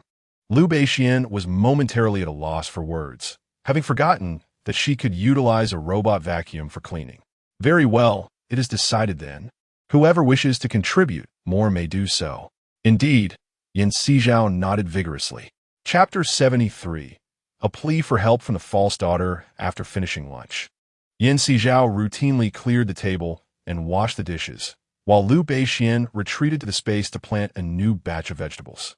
Although they currently had an ample supply of food, neither wished to squander their youth, fearing that in later years they might be unable to work. Furthermore, they were uncertain how long this cold wave would persist. What if it lasted a lifetime? Once they had consumed all the food stored in their space, they would be left with nothing to eat and would be compelled to toil. Rather than wait for such a time, it was wiser to stockpile provisions in advance. Additionally, these freshly grown vegetables were rich in various trace elements and vitamins, devoid of any additives, far superior to instant noodles or self-heating meals. Most importantly, consuming fresh fruits and vegetables aids in preventing constipation. In the apocalypse, people predominantly consumed stored food, which was largely heat-inducing and lacked balanced nutrition, leading to digestive issues. A few days without the bowel movement could result in intestinal blockage, and in the absence of medication, it might even lead to fissures. While a fissure occurring after just a day or two is unfortunate, enduring such a condition for an extended period brings one perilously close to death. Thus, the advocacy for health and wellness, the consumption of fresh fruits and vegetables, and the encouragement of physical exercise prior to the apocalypse were all aimed at averting such calamities. Liu Beixian, lacking prior experience in cultivation, was fortunate that Yan Sizhao hailed from a rural background and imparted knowledge on vegetable breeding. After all, not all vegetable seeds could simply be scattered onto the ground and watered to yield results. For instance, chili seeds must be soaked in warm water for 12 hours, then drained and placed into seedling trays. Similarly, the low germination rate of herb seeds can be attributed to the rarity of seeds breaking their shells. To enhance the germination rate, the seeds must be pressed against a wooden board with a stick to crack them open before planting. Furthermore, lettuce cultivation necessitates the use of a refrigerator for germination. Otherwise, the seedling rate remains exceedingly low. Hence, in a post-apocalyptic scenario, lacking mastery in planting techniques renders one incapable of cultivating vegetables, even with land and seeds at hand. Not to mention the timing for fertilization and pest control required to produce healthy crops. Under Yan Sizhao's meticulous guidance, Liu Beixian indeed learned a plethora of cultivation methods. By the time they emerged from the space, the flames in the fireplace had diminished significantly, and the indoor temperature had dropped several degrees. Yan Sizhao hastily added more firewood while Liu Beixian set about preparing dinner. That evening, Liu Beixian concocted a hot pot, showcasing it to Yan Yeshua, which incited her ire to the point of gnashing her teeth, wishing to exact vengeance on the two. However, Liu Beixian and Yan Sizhao paid her no mind.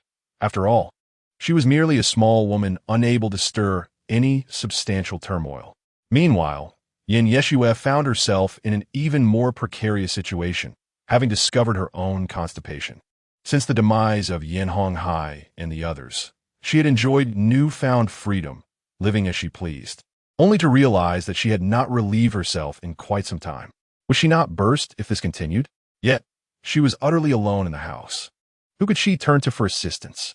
With a raging snowstorm outside, her options were severely limited.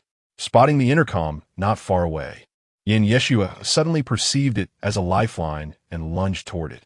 Tuning into Yin Sizhao's channel, she hesitated to speak, fearing ridicule from Yin Sizhao for her predicament, and subsequently set the intercom down.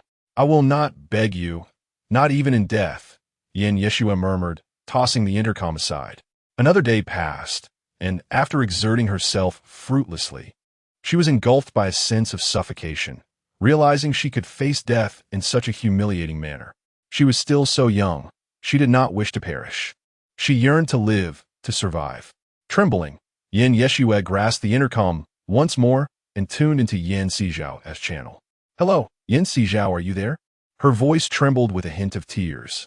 Confronted with death, even the proud and imperious Yin Yeshua chose to lower her head. Meanwhile, Yin Sizhao, seated on the sofa, was busy adjusting the camera with Liu Beixian. During Yin Yeshua's days of constipation, Yin Sizhao had been venturing into the city each night, surveying the surroundings to preempt any potential troubles. In fact, over the past few days, she discovered that numerous residents within the entire community had united, not only devising ways to withstand the biting cold, but also carving out tunnels beneath the ice and snow. Presently, some individuals were already in the process of establishing a passage to their side.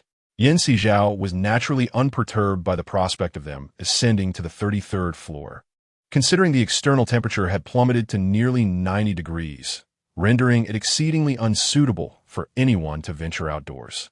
Moreover, the elevator was out of service. The only alternative to reach her was to ascend the stairs. However, climbing meant confronting the fierce winds and the piercing cold, and any sensible individual would not attempt such a perilous feat without assurance of success. It would be tantamount to courting death. Yet, in order to keep an eye on these individuals, she had left the camera in the corridor, while Liu Beixian was adjusting it. The intercom crackled with the voice of Yin Yeshua. Yin Sizhao had assumed that after Yin Honghai's demise, this intercom would become obsolete. To her surprise, Yin Yeshua was still reaching out to her. What a surprise indeed. "Is there something you need?" Yin Sizhao inquired coolly. "Please help me. I can't get out. My stomach is bloated," Yin Yeshua replied, her voice choked with tears. "If you can't get out, shouldn't you be looking for a doctor? I'm not a physician. What use am I to you?" Yin Sizhao scoffed. "Besides, don't you have your parents and brother? Why seek my help instead of theirs? What does that imply?" Yin Yeshua bit her lip. The fact that she had eliminated Yin Honghai and the others was something that could never be disclosed, especially not to Yin Sizhao. "They don't understand." "You do, Yin Sizhao? Please tell me what to do. I truly have no idea. I'm not a doctor. How would I know what to do?" Yin Sizhao abruptly severed the connection. If Yin Honghai and the others were indeed deceased, then the intercom was of no further use. Furthermore, given Yin Yeshua's apparent lack of basic life skills, it was hard to imagine she could survive independently. You bastard, Yin Yeshua screamed, staring at the disconnected intercom, her heart heavy with desolation. Tears streamed down her face as she lamented her own pitiable fate, questioning why the heavens did not favor her. Was she destined to perish in such a manner? No, she could not die like this. She must not. With a pale face, Yin Yeshua stumbled towards the room where the medications were stored. Previously, Yin Honghai had preemptively purchased a pharmacy and relocated all the supplies here. Surely, there would be something to alleviate her condition. Chapter 74. A new crisis emerges as Yin Yeshua dashed into the medication room. The frigid air chilled her to the bone. She relied on the beam of her flashlight to rummage through the scattered medicines. At that moment, she paid no heed to the mess. Her sole desire was to locate the medication and survive. After an arduous search, she finally unearthed a bottle of glycerin suppositories. Upon reading the instructions, her face fell. Was she really expected to insert such a thing? How could she possibly manage that? Clutching the medication, she wrestled with her inner turmoil. As night fell and she could endure the discomfort no longer, she followed the directions for the suppository, writhing in pain as cold sweat dripped from her brow. Fortunately, Her actions proved remarkably effective. At the very least, she was spared from death. Yeshua chuckled, her laughter taking on a somewhat eerie quality under the flickering glow of the fire. Meanwhile, Sizhao remained oblivious to Yeshua's successful self-rescue, her attention fully absorbed by the raging storm outside. By 10 o'clock that night, the temperature had plummeted to nearly -90 degrees, with the snow falling more ferociously than ever. The first floor, being a parking lot, meant that the fourth floor of the city was merely equivalent to the second floor of their apartment building. If only the residents of the upper floors had the sense to seek refuge in the underground parking area, they might very well preserve their lives. Sizhao planned to venture below after Liu Beixian arrived for his shift, hoping to ascertain the situation and that they would not be as foolish as those unfortunate souls from Cold Peach. Having watched over an episode of drama, Liu Beixian arrived for his shift, dressed and seemingly somewhat groggy, lacking his usual sharpness, appearing instead somewhat dazed. "Brother Xian, wouldn't it be better if you got a little more sleep?" Sizhao expressed concern that if he were fatigued, he might neglect to monitor the fireplace as flames, which could lead to complications. "No, I've had enough rest. You should take a break," Liu Beixian replied, shaking his head and settling onto the sofa. Without his glasses, Liu Beixian appeared even more striking than usual. "Very well, Brother Xian, if you feel tired, do rest. There's no need to push yourself," Sizhao said, her heart fluttering as she retreated to rest. When Sizhao next opened her eyes, she found herself in the underground parking lot of the nearest building. The lot was sparsely populated, with only about 30 or 40 individuals, predominantly young men and women, along with a few middle-aged couples. The elderly and children, in the early days of the apocalypse, faced the highest mortality rates. Those who survived were few and far between. Numerous cars filled the parking area, yet all had been pushed into a corner, seemingly rendered inoperable. "Zegu, we are merely 3 meters away from Building 16. We should be able to breach it by tomorrow. However, I wonder how many are still alive inside. What shall we do next? The food appears abundant, but our daily consumption is significant. Additionally, we've been using fuel day and night, which won't last us long." In a corner, Sizhao caught a faint voice. "Do not worry. I previously surveyed the situation in Building 16 with a drone. There are not many survivors, and they clearly lack a sense of unity. Likely, many have perished. Let us wait until the snow thickens further before we explore." The man referred to as Zegu was quite young and handsome, though his character remained uncertain. "By the way, wasn't there a team that ventured into that building? If they have taken all the supplies, we might have labored in vain." A nearby man recalled a recent sighting of the team, his brow furrowing in concern. "Let us observe for now. We are still unaware of their exact circumstances," Lin Qingze replied calmly. The man beside him nodded slightly, choosing to remain silent thereafter. Yanxi tended to the fire beside her, surrounded by a throng of individuals seeking warmth from the meager flames. Yet, the temperature here seemed scarcely warmer than outside, with many shivering from the cold, some appearing unable to sleep due to the chill. After a while, without hearing any conversation from them, Yanxi decided to head into the city. The situation in the urban area appeared more chaotic than in previous days, largely due to the limited channels for acquiring supplies and fuel. The number of people scrambling for goods in the shops had surged, even for items that were inedible, prompting the authorities to intervene and restore order. Yanxi observed that the state of the city aligned closely with Liu Beixian's predictions. It seemed that while humanity could endure in a frozen world, the absence of food would inevitably lead to unrest. This reminded her of the film The Wandering Earth, where those living underground consumed food made from earthworms, akin to the cockroach cakes in Snowpiercer. The thought of such sustenance, derived from worms and cockroaches, made her visage sour. She had no desire to partake in such fare during her lifetime. Among the crowd, Yanxi spotted 3 familiar figures, her adoptive parents and their son. Were they not supposed to be in the countryside? How had they ended up here? Her expression darkened slightly as she recalled the scene of her adoptive parents working as slaves in the rural area. Just as she contemplated whether to teach them a lesson, a burly man approached them. "Get up, you 3 lazy gluttons. It's your turn to dig ice now," he said, kicking at them. The 3, startled awake, leapt to their feet, confronted by the imposing figure before them, yet they dared not voice their anger. This place was not governed by Linqingza. It was under the control of a man known as Jaguar. Previously involved in illicit activities, Jaguar had taken residence here and, prior to the onset of the cold wave, hoarded a substantial amount of supplies, believing the high temperatures would last merely 2 months and that the cold wave would similarly conclude in that time frame. To his dismay, the cold front proved far more severe than anticipated. In just over half a month, temperatures had plummeted, and the fuel he had stockpiled was being consumed rapidly day and night.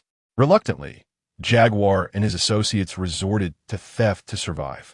They had initially intended to purchase property in the city, but the meager offer from the Yan family was insufficient.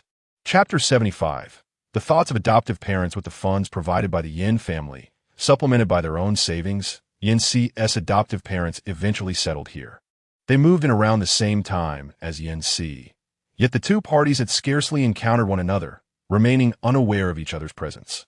They had planned to seek out Yan Yeshua once stability returned, as she was the child of their family. However, the sudden heat wave forced them to remain in place, leading them to contact Yan Yeshua for financial assistance. Who knew that Yan Yeshua not only refused to give them money, but also ordered someone to beat them up? Naturally, they dared not seek out Yan Yeshua again. Instead, they turned their attention to Yan Sizhao, only to realize they had no information about her whatsoever. Coupled with the sweltering heat and news of an impending cold wave circulating online, they found themselves compelled to address their immediate predicament. Little did they anticipate that in doing so, they would forfeit any chance of finding Yan Sizhao. As time progressed, the supplies they had purchased with their meager savings were depleted 3 days prior. Reluctantly, as they ventured out in search of sympathy to pilfer from others, they encountered the likes of Jie Bao and his associates. Not only did these individuals capture them, but they also ransacked numerous homes, driving all the remaining survivors to this location.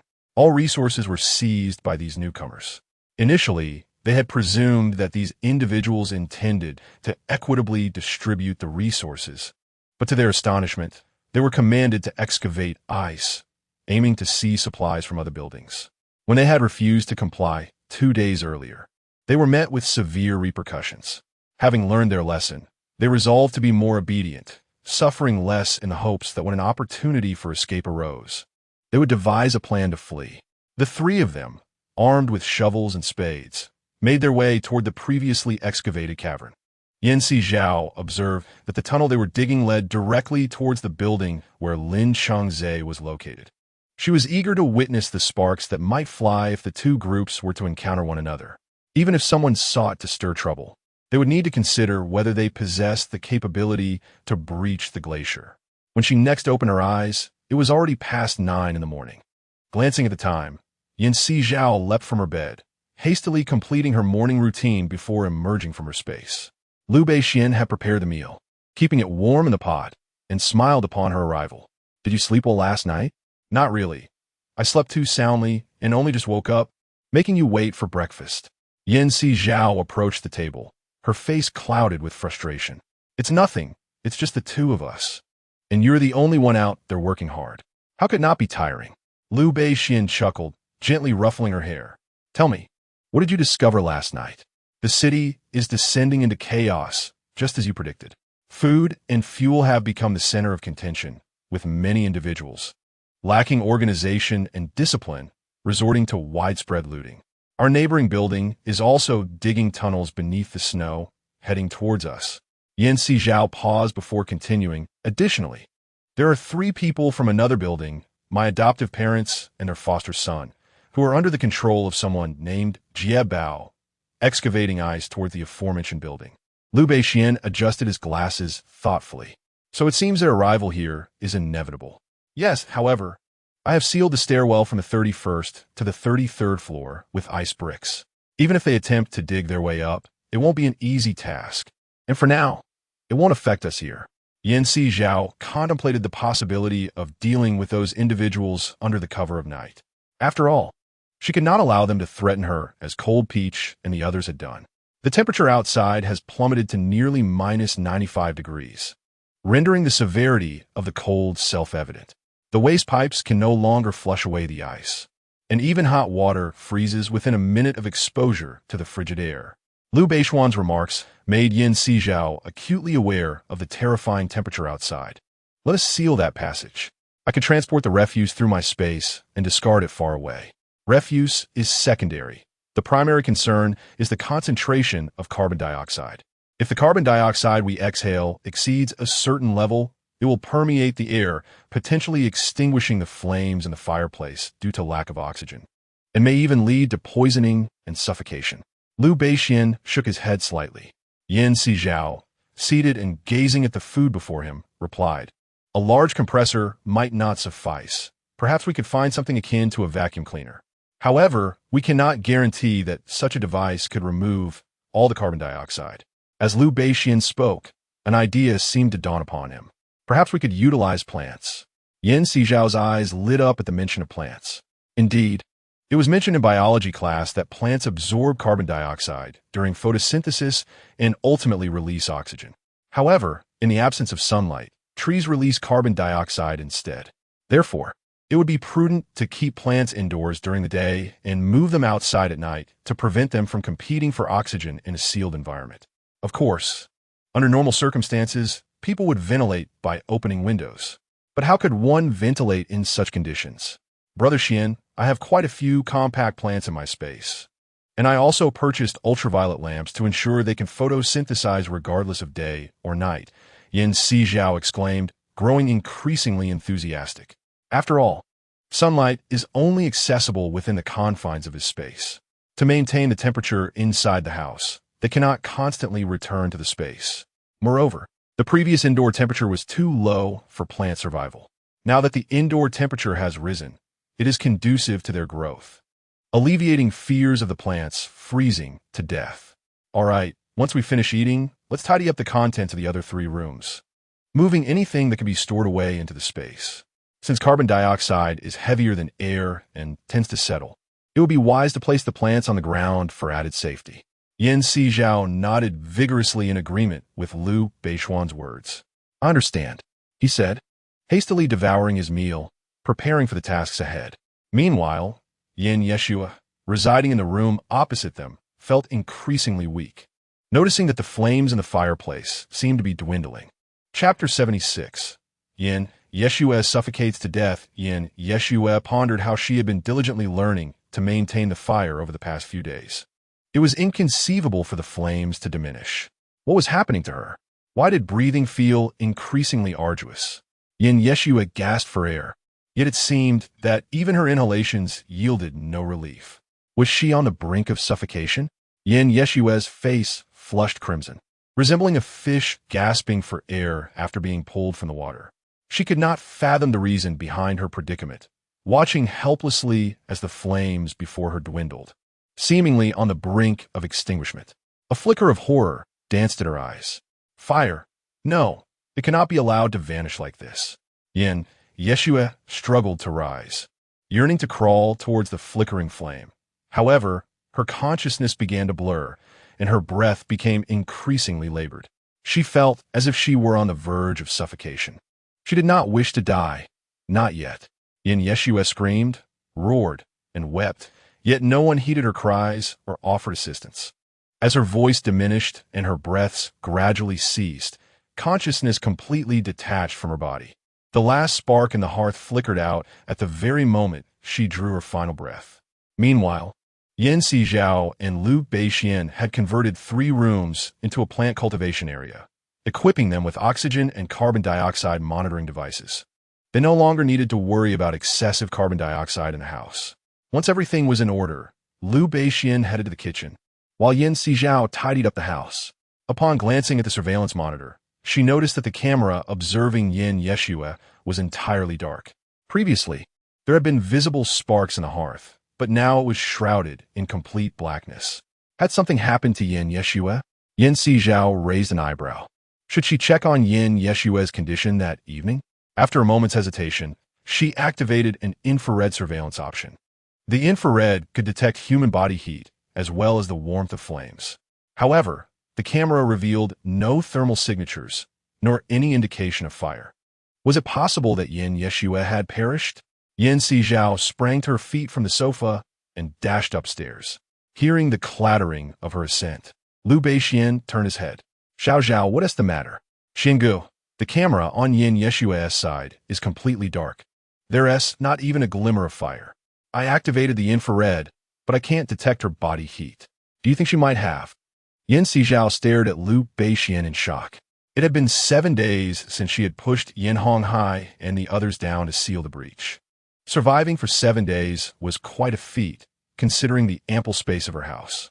Had it been structured like theirs, she likely would have met her end within 2 days.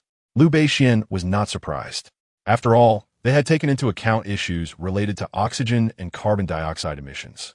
In contrast, Yin Yeshua, having sealed her windows, was destined to suffocate from the lack of oxygen. Yin Sizhao paused, contemplating his words. Did that imply she had indeed passed away? Having sealed the house so thoroughly and stockpiled numerous supplies, the oxygen reserves were finite. If she had breathed it all without perishing, could she still be considered alive? Liu Beixian regarded her with a hint of annoyance. If she truly has died, wouldn't that mean the supplies in her house are left unused? Yin Sizhao's eyes brightened. Indeed, Yin Honghai's family had left behind a considerable bounty. Do you want to claim their supplies? Liu Beixian adjusted his glasses, a smile playing in his deep-set eyes. Do you think that would be inappropriate?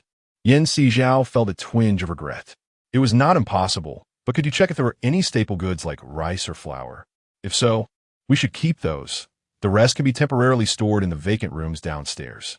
Liu Beixian chuckled. Is Brother Xian trying to set a trap? Yin Sizhao was skeptical of Liu Beixian's seemingly kind intentions to place supplies downstairs. In a sense, yes. When those from Cold Peach came by, someone must have noticed. If later arrivals fail to find supplies below, they will certainly suspect that everything is hoarded upstairs. Consequently, the upper floors will become the target. If we leave supplies in those rooms, how would the newcomers know which floor Cold Peach visited and which room they entered? As Liu Beixian spoke, he neatly arranged the sliced vegetables on a plate. As you said, they would never guess.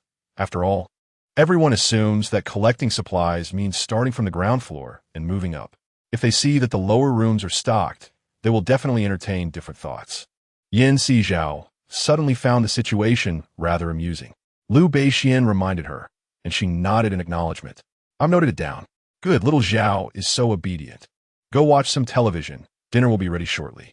After giving his instructions, Liu Beixian intended to pat her head, but upon noticing his wet hands, he refrained. All right.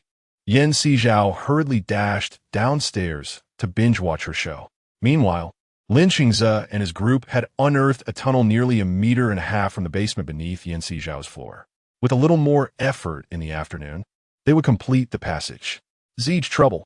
I see that the building next door is also digging towards us. Just as Lin Qingze had allowed a brief respite, a panicked individual rushed towards him. The neighboring building? It seems they covet our supplies as well, Lin Qingze scoffed. However, they're gravely mistaken if they believe they can easily seize our resources. Zij, what should we do now? That building has a formidable character known as Jaguar. Someone from the underworld. The person assumed Lin Qingze was unaware of this Jaguar. From the underworld? So, they're indeed a tough character? Let them come. I am curious to see how ruthless they truly are, Lin Qingze replied coldly. Zij, do you intend to confront them directly? That would be unwise.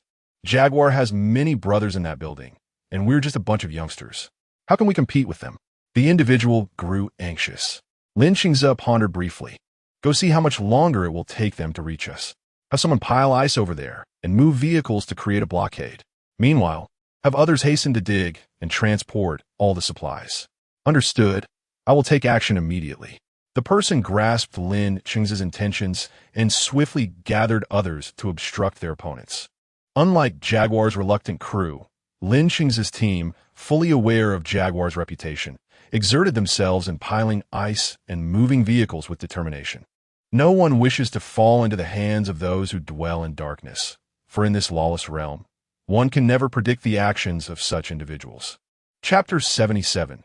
The dismissed brother leopard. One afternoon, Lin Qingze and his men piled vehicles and ice blocks in front of the channel excavated by the Jaguar crew. while also hastening to excavate a passage to the building where Yan Sizhao resided. Box after box of supplies was delivered to the parking lot of that building. By now, the structure bore no remnants of resources, nor any signs of life. Meanwhile, the Jaguar crew toiled relentlessly until dusk, finally reaching the basement beneath Lin Chengza's previous residence. Yet, they were met with an unexpected sight: vehicles ensnared by ice and snow, leaving the excavators dumbfounded. The underground parking lot lacked a roll-up door. Thus, even if they had dug to the end, accessing the vehicles would have been impossible, especially those that were overturned. A discerning observer would immediately recognize the predicament. Confusion washed over the diggers as they realized that their midday activities in the glacier had not gone unnoticed. Little did they expect that the occupants of the dimly lit parking lot beneath would have a clear view of their endeavors, having prepared in advance. It must be the people from this building who did this. We might not be able to dig any further. Let us inform Brother Leopard. Otherwise, he might come looking for us. One individual spoke, and the others nodded in agreement. The ice diggers relayed the situation regarding the vehicles to the Jaguar crew, who swiftly approached. Upon seeing the vehicle's undercarriage, Jaguar's face darkened with fury, and he kicked the vehicle with force. Unfortunately, it did not budge, firmly ensnared by the thick layer of ice and snow. "Damn it! They are clever to have blocked the entrance with cars," he growled. "What shall we do next, Brother Leopard?" His followers furrowed their brows. They had initially believed that reaching this point would grant them access to the abundant resources above, only to find their path sealed by the building's occupants. "What to do? We shall continue to dig.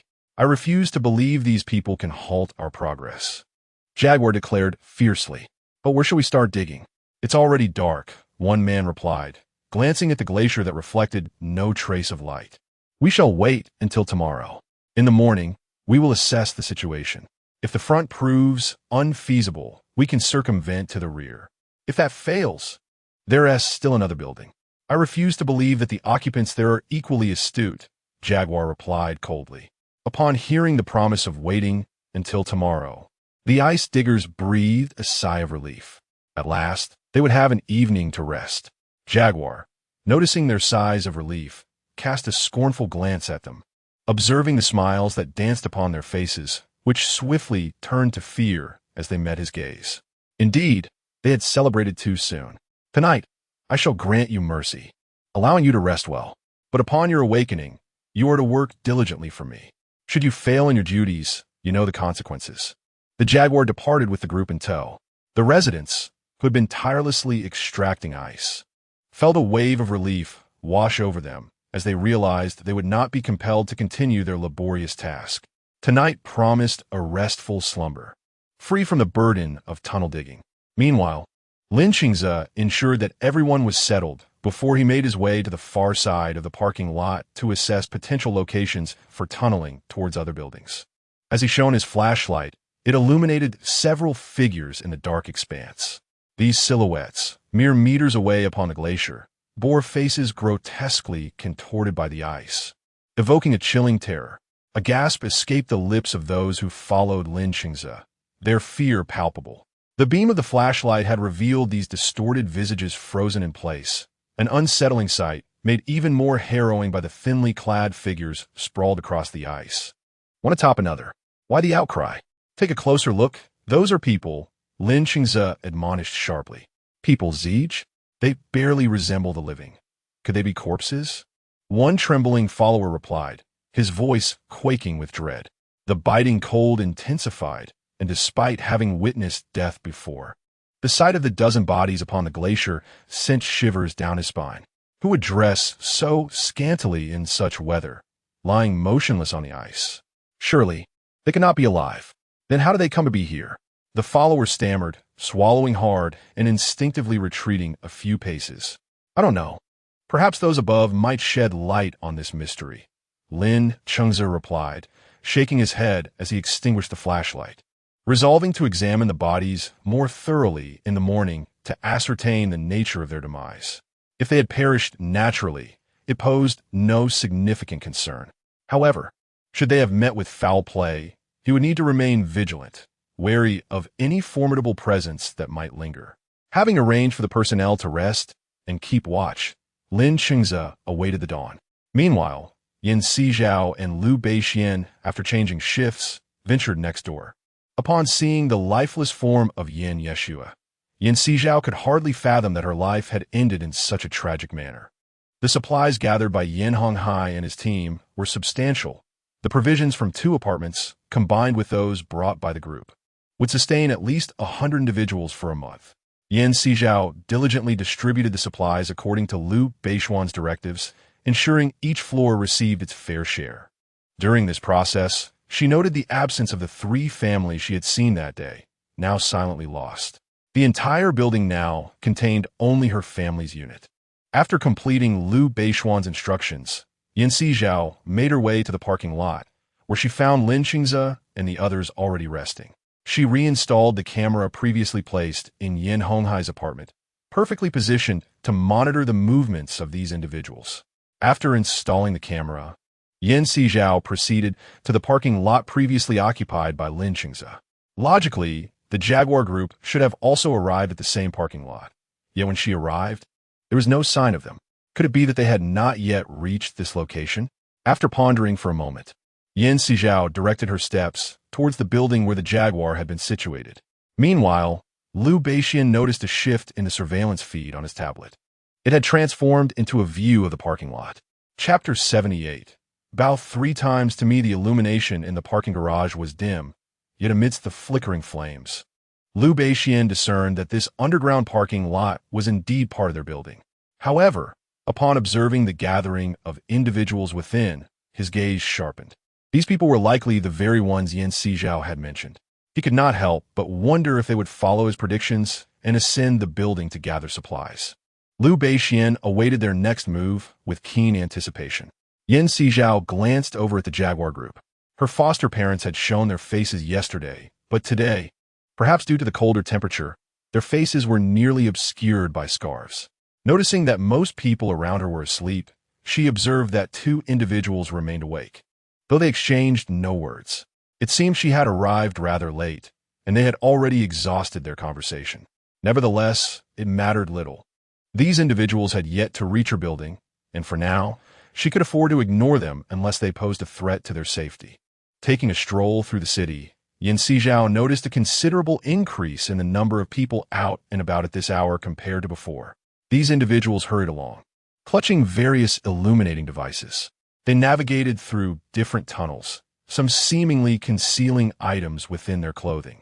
Just as one was about to depart, he was suddenly tackled to the ground. His garments ripped apart, revealing the concealed items. "Don't take my things. Please don't take my things," the man pleaded, desperation flooding his voice as he witnessed the hard-earned food being snatched away. "Damn it, it's just a pack of dried mushrooms. How can this be eaten?" The leader of the group, a burly man, had assumed the concealed item was something delectable, only to be disappointed by the discovery of mere dried mushrooms. "Give it back to me. Return it." Upon hearing the burly man's words, the man's previously dim eyes suddenly sparkled with hope. As long as this person was not interested in the mushrooms, he might just manage to keep them, although there was no fuel to cook. Soaking the mushrooms in cold water would still render them edible. With supplies so scarce, he no longer dared to wish for gourmet fare. Simply avoiding hunger was already a tremendous blessing. "Give it back?" "Sure, but first you must bow 3 times to me, and then I shall return this to you." The burly man shook the bag of dried mushrooms, a grin spreading across his face. "Are you even human? Why must you humiliate me so?" The man howled, his eyes reddening with indignation. "Daring to insult your elder, you must not want your food anymore, do you?" The burly man scoffed, throwing the dried mushrooms to the ground. The man lunged to retrieve them, but in the next moment, he was blocked by the burly man's accomplices. As the foot of the burly man descended towards the dried shiitake mushrooms, a primal roar erupted from him. Yet, how could he, firmly ensnared, thwart the giant? The man's head nearly smashed through the adjacent ice wall, and with pain that felt as if his skull might split, he cursed vehemently. "Which bastard dares to strike me?" A familiar voice echoed. "It is I, your grandfather." Yin Sizhao recognized the man who had previously rescued him in a shopping mall. "You're seeking death," the giant spat, only to notice the extraordinary military coat draped over the man's shoulders, complemented by a hat that unmistakably marked him as a soldier. The giant's bravado immediately deflated. "Who did you say was seeking death?" The soldier retorted coldly. "And no, my brother. Please don't misunderstand. You know what time it is. We're just trying to scrape by." The giant chuckled nervously, exchanging a glance with his companions before hastily retreating through an alley. The soldier cast a glance at the fleeing ruffians, then picked up the fallen dried mushrooms and handed them to the bullied man. "Thank you. Truly, I am immensely grateful. Without you, I wouldn't know how my family would survive," the man said, tears welling in his eyes. It is often said that a man's tears do not flow easily, for he must first reach a point of deep sorrow. Reflecting on his dire situation, he thought of his children, wife, and elderly parents, feeling utterly lost about how to carry on. "Brother, do not be too disheartened. The authorities are hastening the construction of underground shelters. I believe we will soon have a new home. If you're short on food, you can register at the official relief points. I am confident they will do their utmost to ensure everyone's safety," the soldier reassured him, patting his shoulder. "All right, thank you. Thank you so much," the man responded, his eyes glistening with moisture. After the man mentioned a particular location, the soldier nodded and escorted him towards his home. Listening to the mention of the ongoing construction of underground fortresses, Sizhao recalled the site's proximity to her recently purchased residence, roughly 1,000 meters away. Nestled beside a mountain towering over 1,000 meters high, she had assumed that construction would cease after such heavy snowfall. It was surprising to learn it was still underway. She couldn't help but wonder what form the underground fortress would take. Her curiosity was piqued. After contemplating, she decided to visit the site, though she realized she had never been there before and thus lacked a mental map to guide her. Checking the time, she concluded it was too late to venture there now and would have to wait until the following day. When she awoke, it was already 8 in the morning. Liu Beixian was preparing breakfast. "Good morning, Xiange," she greeted. "Good morning. You're up quite early today," Liu Beixian remarked, surprised as he watched her. Sizhao glanced at him as he set a steaming basket of dumplings on the table. "It seems you rested well last night," he added, a smile playing at the corners of his mouth. "Indeed, last night, following your instructions, I placed the supplies in each household and tidied up the corridor." As Sizhao spoke, Liu Beixian interjected, mentioning that he had noticed the cameras belonging to Yan Honghai and the others had been relocated to the parking lot. "Yes, I moved the cameras there and then made a trip to the city." Sizhao recounted the discovery of an underground fortress under construction in the city. The authorities would undoubtedly persist in the development of the underground fortress, as the current temperatures are indeed inhospitable for human life. Furthermore, prolonged existence in a world enveloped by ice and snow can easily lead to rheumatism. Chapter 79. A Deadly Revelation. Liu Beixian adjusted his glasses, contemplating the impossibility of erecting large structures in such inclement weather.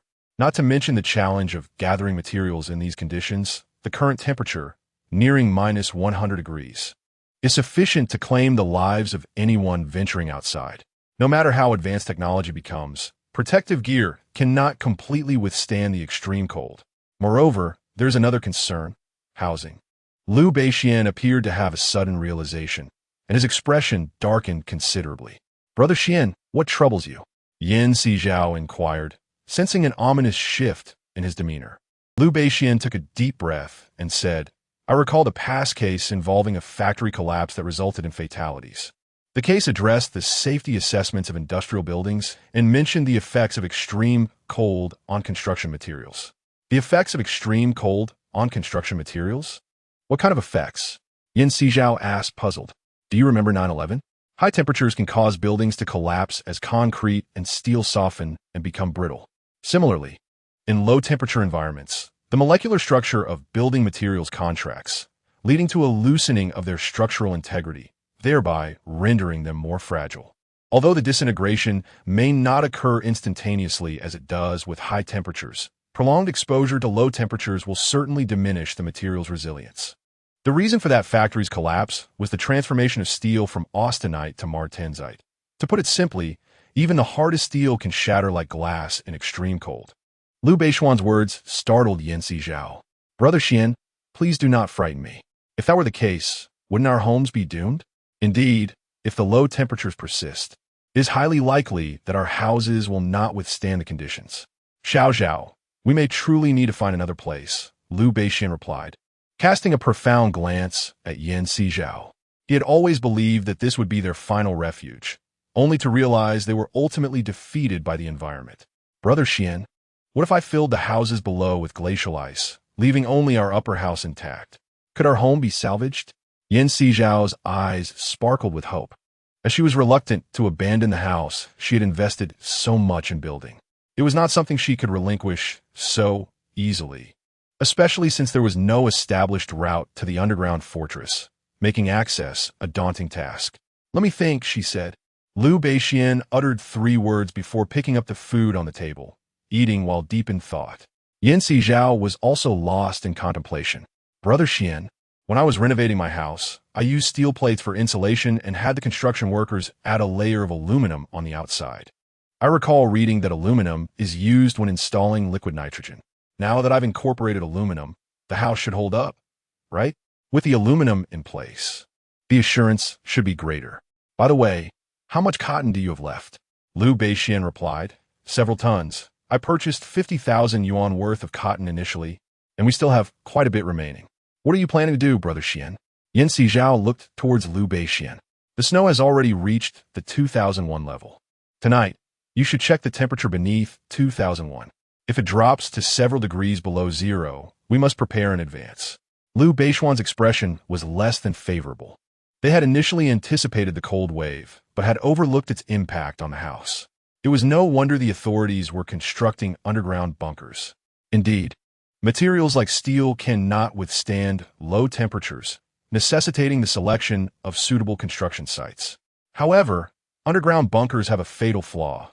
If the ventilation system fails, everyone inside could suffocate. Unless absolutely necessary, they should avoid that option. Brother Xian, why don't we just hide in the space? After all, Yin Honghai and the others have already perished, and I don't have many other thoughts right now. Plus, I can always come out to assess the situation. There is truly no need to take risks. Yan Sizhao considered his words and realized that if they were to support the entire building with ice blocks, the undertaking would indeed be substantial. Liu Beishian remained silent, his eyes reflecting a sense of prudent evaluation. Xiao, you mentioned that each time you awaken, you exit the space of the spot where you entered.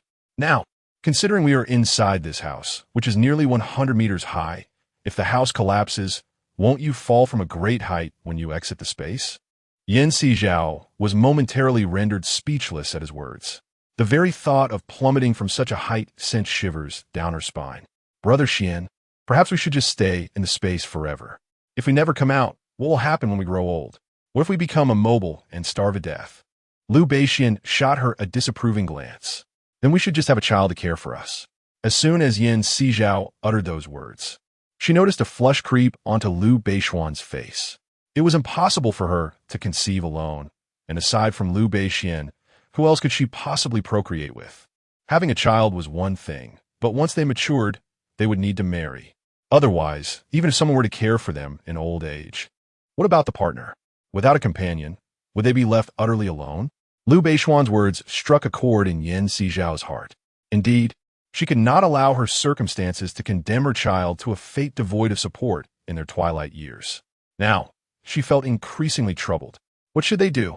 Liu Beishian noticed her agitation. Xiao, let's have breakfast first. We can discuss any issues later. Seeing that the breakfast on the table had grown cold, Yan Sizhao could only nod in agreement. After finishing their meal, Liu Beishian gathered the trash and instructed Yan Sizhao to place it into their spatial storage. Once everything was in order, Yan Sizhao lifted her gaze towards Liu Beishian. Brother Xian, you mentioned that if we do not enter the space, even if we reinforce this building and everyone in the city relocates to the underground castle, what of our child? Will they have to excavate from here to seek a partner in the underground fortress? That seems utterly exhausting. Liu Beishian adjusted his glasses thoughtfully. The future is unpredictable.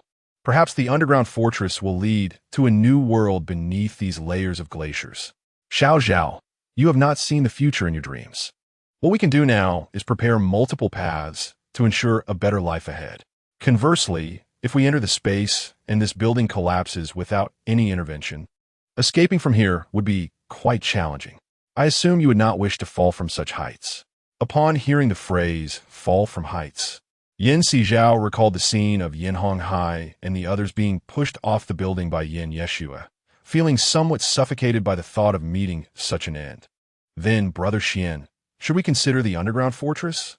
Chapter 80, Apocalypse Space System 8785 Online. Sizhao pondered deeply. If neither option seemed viable, perhaps they should first explore the underground fortress. There's no rush. We have yet to grasp the situation in the underground fortress, and we must ascertain whether we would need to assist in exchange for supplies once we arrive. It is prudent not to hurry there. Liu Beixian gently ruffled Sizhao's hair as he spoke. Brother Xian, do you think that once we reach the underground fortress, we will lose our freedom? Hearing him mention assisting in exchange for supplies, Sizhao suddenly thought of the apocalyptic novels where individuals entering safe bases had to trade resources for points to acquire other necessities within the base. She was skeptical that they would be entirely secure upon entering the underground fortress. If that were the case, she would much prefer to remain here in comfort. No one could ascertain what the underground castle truly was at present. They could only wait until it was completed and someone moved in to investigate the conditions there. Liu Beixian continued, by the way, did you only hear about the underground fortress yesterday, or were there any other details? No, the person did not elaborate much, but I plan to check it out tonight. Speaking of which, Brother Xian, should I seal off the building tonight? Upon hearing Liu Beixian's words, Sizhao felt a wave of concern. She had seen how terrifying a building's collapse could be in Detective Conan. There's no need to worry. Structural collapse typically shows signs beforehand, and there are none evident at present. For now, we can prepare ice bricks and the like. Liu Beixian contemplated for a moment. This building has 4 households on each floor. Filling all the apartments would indeed be a considerable undertaking. That's no issue. I can mobilize the water from within the space and freeze the entire building without difficulty. Sizhao patted her chest, confident that if she wanted to, she could resolve all matters concerning the floors in a single night. I believe in you, Liu Beixian chuckled softly. Were it not for Sizhao, he mused, he might have met the same fate as others, reduced to a lifeless corpse. Thus, even if he were to perish now, he felt it would be a gain. However, for someone as young as Sizhao, her untimely demise would indeed be a tragic loss. Xiangu, I hope we can adjust our schedules. Sometimes, leaving too late prevents us from gathering useful information. I'd like to head out earlier to see if I can acquire more valuable insights, Sizhao suggested, recalling that Liu Beixian's current routine was rather irregular. If she were to retire early, it would mean he would have to keep watch throughout the night. All right, what time do you wish to leave? Liu Beixian readily agreed. Perhaps by 6 in the evening? Would it be possible for you to rest during the day? Sizhao inquired. Not a problem. Everything is for the sake of our secure dwelling. I could forego sleep entirely, Liu Beixian replied casually, prompting Sizhao to shake her head. Xiangu, you mustn't say that. If you were to exhaust yourself, I fear I wouldn't be far behind. Nonsense. How could you be close to death? You are destined to live a long life, Liu Beixian remarked, lightly tapping her head. All right. Let us both aspire to live long and prosperous lives, Sizhao responded, grasping his hand. The physical contact caused a brief pause between them. Ahem. I'll go rest now. Luncheon? Liu Beixian hastily shifted the topic. I can prepare lunch. I still have plenty of the dishes I packed from the hotel. A variety of options. If you wish to eat, I can bring them out at noon, Sizhao said, a faint blush gracing her cheeks. Sounds good. I shall take my leave now, Liu Beixian replied, asking Sizhao to guide him to the restroom in her space. The restroom they had constructed earlier suffered from frequent clogs due to the cold temperatures, making maintenance quite troublesome. The toilet had cracked under the stress of temperature fluctuations and was no longer usable. Thus, Liu Beixian primarily relied on the restroom within her space. However, this arrangement proved inconvenient, as he could not freely enter and exit her domain. It would have been ideal to grant him half the access rights. As Sizhao pondered this, a chime rang out, followed by a youthful voice proclaiming, Congratulations, host, on activating the Apocalypse Space System mainframe. I am designated as 8785, and I am pleased to serve you. 8785? That designation sounds somewhat familiar, Sizhao mused, unfazed by the System-S announcement, having read numerous apocalyptic novels that heralded the era of systems. Upon scanning, the system detects that the host has no prior contact with it. 8785 scanned the hippocampus within Sizhao's brain. As the repository of memories, the hippocampus recorded all of a person's recollections. However, it found no information related to itself within Sizhao's memories. Perhaps I have misremembered, but 8785, you claim to be the system of the apocalyptic space.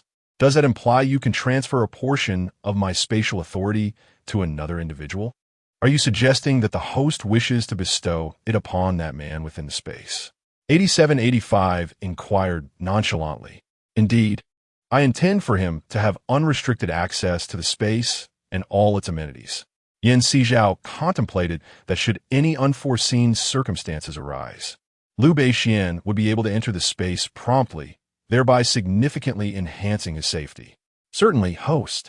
If you have any further inquiries, feel free to ask me. 8785 responded in a subdued tone. Just as Sizhao was about to pose her question, Basin called out from within the space. Sizhao swiftly brought Basin out. Xingu, I need to tell you, she relayed the matter concerning 8785. Basin appeared somewhat astonished. You mean you granted me permission to enter the space freely? Yes, give it a try and see if you can enter, Sizhao exclaimed with excitement. Let me see. Following her instructions, Basin instantly vanished from her sight. 3 seconds later, he reappeared, his handsome face displaying a hint of disbelief. This so-called system, 8785, seems rather extraordinary. It granted me access as promised. This system is remarkable. Is your space under its control? Allow me to inquire. As Sizhao was about to ask, a fluffy creature suddenly appeared midair and leaped onto her shoulder, rubbing against her neck. So itchy. What are you? You have no hands or feet, just a pair of ears and no mouth? Sizhao grasped the furry entity. I am a system, 8785. 8785 blinked its adorably round eyes. Chapter 81. Responses from the system 8785 regarding the space a system. Can a system materialize into a physical form? Basin raised an eyebrow. He was aware of what a system was, yet encountering one like 8785 in a corporeal form was unprecedented. I originate from a higher dimensional space. Thus I can project a physical entity here, 8785 declared, raising its fluffy head with pride.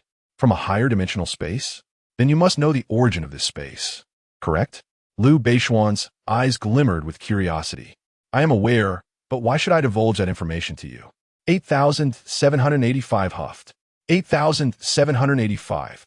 Since you claim to be the master system of this space, you must know why I dreamt of the apocalypse and him before, right?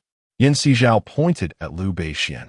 To be honest, prior to having that dream, she had neither met nor had any connection with Basin. Why did she dream of the apocalypse and see Basin encased in ice? 8785 articulated each word distinctly, making it clear that regardless of their inquiries, it maintained an air of ignorance. What can you do? And why did you not appear before, only to manifest now? Basin, filled with curiosity, noted that Sizhao had possessed the space for several months, yet 8785 had only just made its appearance. What was the explanation for this sudden manifestation? My duty is to manage the space. My prior absence was due to the fact that the host was capable of managing it independently, thus rendering my presence unnecessary. Now, I have manifested simply because the host wishes to grant permissions within this space, a task that exceeds their current capabilities. Therefore, I must make my grand entrance to bestow upon you the authority. It is unfortunate that 8785 lacks hands. Otherwise, it would certainly perform a dramatic hair-flipping gesture. Sizhao remarked. Basin, so if Xiaozhou does not make any demands, you would not appear, correct? 8785 cast a disdainful glance in his direction. What purpose do I serve by appearing? To play the role of a mere bystander? It had not forgotten the last mission, where it faced considerable mistreatment from the protagonists. Had it not reached maturity, it would have considered filing a complaint against them for the abuse of a minor system. Then, 8785. Do you understand why I found myself in this world in a dreamlike state after falling asleep in the space? What is the meaning of this? Sizhao found the occurrences baffling. She did not believe she possessed any characteristics that would mark her as chosen by the system. The host's realm belongs to the three-dimensional, while the space has attained a four-dimensional elevation. The reason you re-entered this world in a dreamlike manner after falling asleep is that your physical form is a three-dimensional entity, whereas your thoughts belong to a four-dimensional realm. Under the influence of the space, your thoughts manifest in a different manner within the three-dimensional plane. To put it simply, in three-dimensional terms, humans exist in three dimensions, while what you refer to as spirits inhabit the fourth dimension. Three-dimensional beings cannot harm four-dimensional entities. Yet four-dimensional beings can indeed inflict harm on those of three dimensions. Similarly, you, existing as a four-dimensional entity, can impact the three-dimensional realm. However, beings of the three-dimensional cannot affect those of the four-dimensional. 8785 articulated this in a manner that was relatively easy to comprehend. Humans and spirits. I recall that spirits can also be harmed by humans, correct? Upon hearing this, Liu Beixian raised a brow, prompting a huff from 8785. Spirits are formless. How can a tangible entity harm something intangible? Only formless beings can inflict harm on other formless entities. Then, does that imply that all ghost-catching tales are mere fabrications? Liu Beixian inquired, his brow furrowing. They are indeed fabrications, or perhaps a self-staged performance. Just as you are a mere paper figure, existing only within the pages of a book, can you exert influence over the individuals and events beyond that realm? 8785 shot him a sidelong glance. Liu Beixian adjusted his glasses upon his nose. According to your assertion, if spirits belong to the fourth dimension, and humans transform into spirits after death, then we have indirectly caused the demise of numerous individuals. If those individuals became spirits, then there are no spirits. When a person dies, they're truly dead. Their bodies decay, and their thoughts cease. There is no possibility of becoming a spirit unless there exists. 8785 paused momentarily. A what? Liu Beixian inquired, puzzled. An entity of a higher dimensional space projecting itself into a lower dimension, thereby becoming a lower dimensional being, which may then manifest as what is referred to as a spirit or a deity after death. 8785 explained, its eyes glinting with insight. I comprehend that when beings from higher dimensional spaces descend into lower dimensional realms, they become subject to the influences of such environments. Consequently, their capabilities are significantly curtailed once they transition into lower dimensional entities. It is only after death or within dreams, facilitated by higher dimensional spaces, that they may regain their abilities. As Sizhao reached this point in his discourse, he was suddenly struck by a fleeting thought. Does this imply that I, too, might originate from a higher dimensional space? 8785 nodded thoughtfully. It seems plausible. In terms of lower dimensional space, it is akin to undergoing tribulations. Sizhao found himself bemused. Why do I sense that you're earnestly applying scientific reasoning to metaphysical concepts? Is it not said that the culmination of science leads to metaphysics? 8785 wore an expression of utter bewilderment, rendering both individuals momentarily speechless. There is merit in this notion, making it quite irrefutable. Liu Beixian smiled wryly. Could you elucidate why you bestowed the space upon Xiao rather than selecting another individual?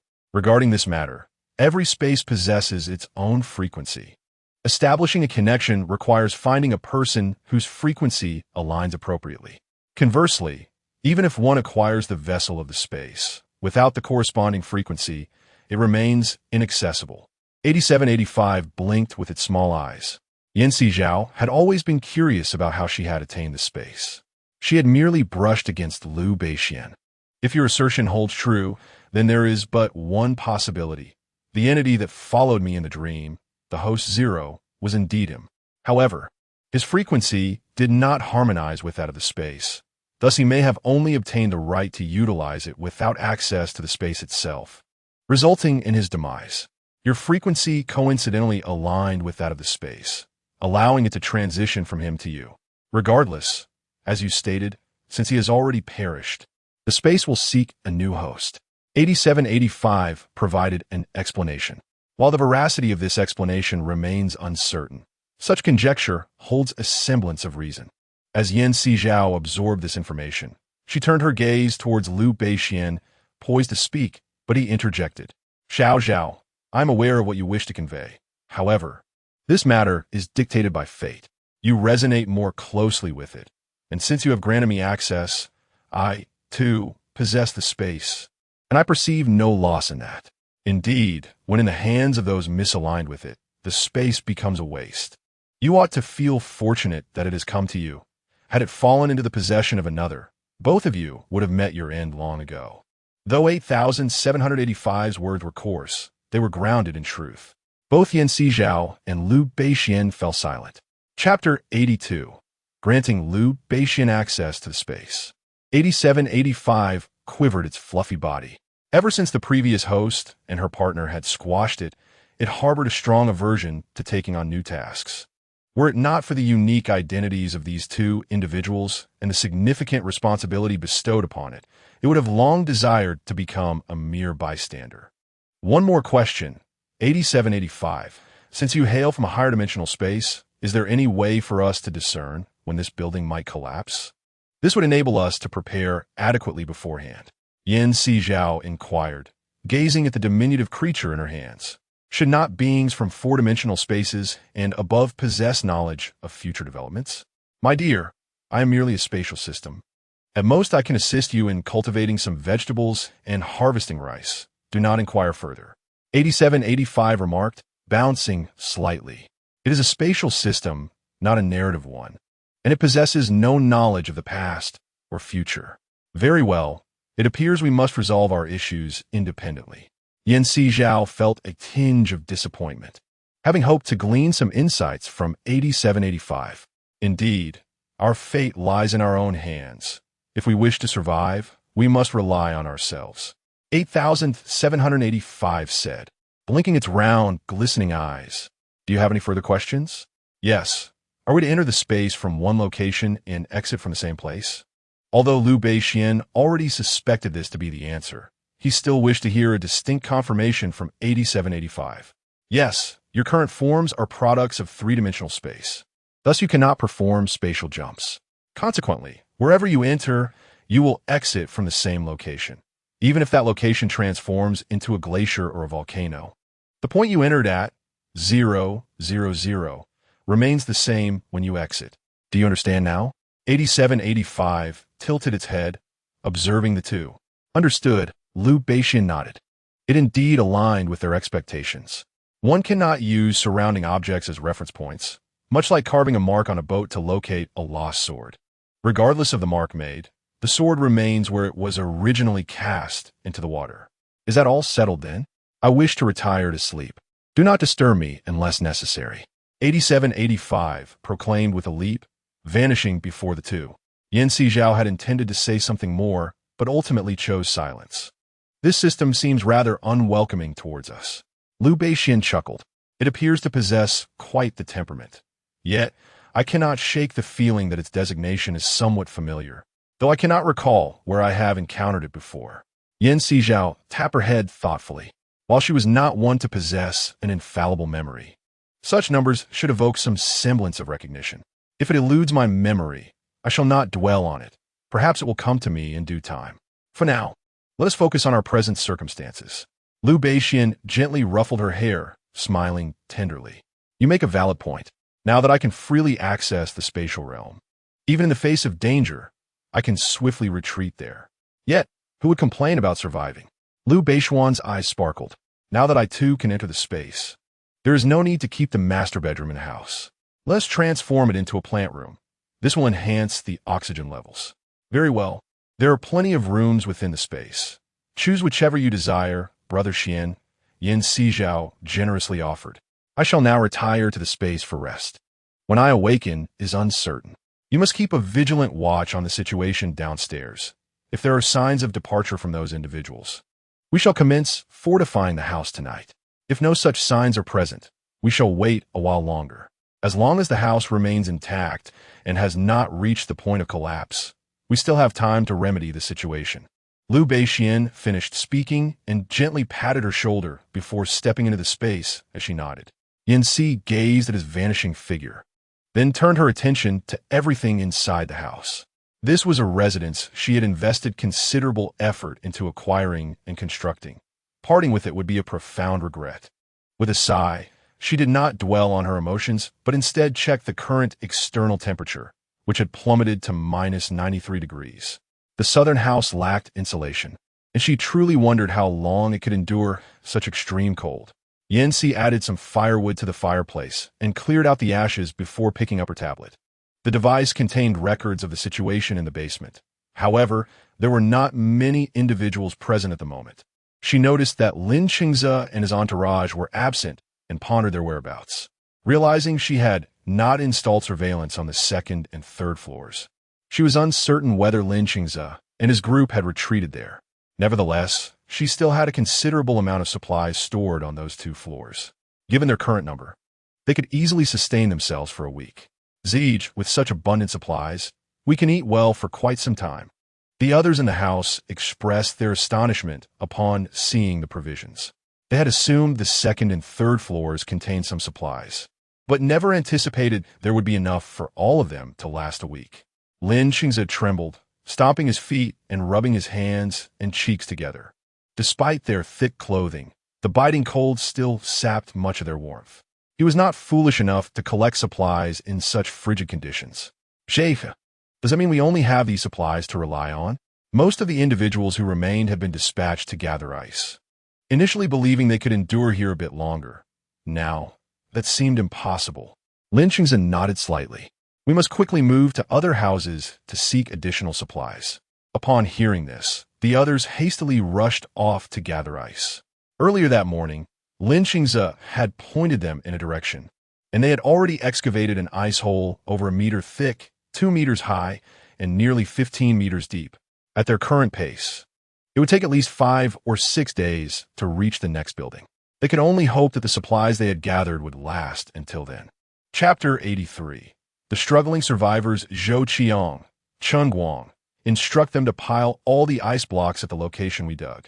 If the Jaguars discover that we have blocked the parking lot of Building 15, their next target will undoubtedly be this Building 16. We must reach the next building to collect supplies before they do, Lin Qingze said in a low voice. He had previously considered that if the Jaguars realized the parking lot was obstructed, they would likely shift their focus.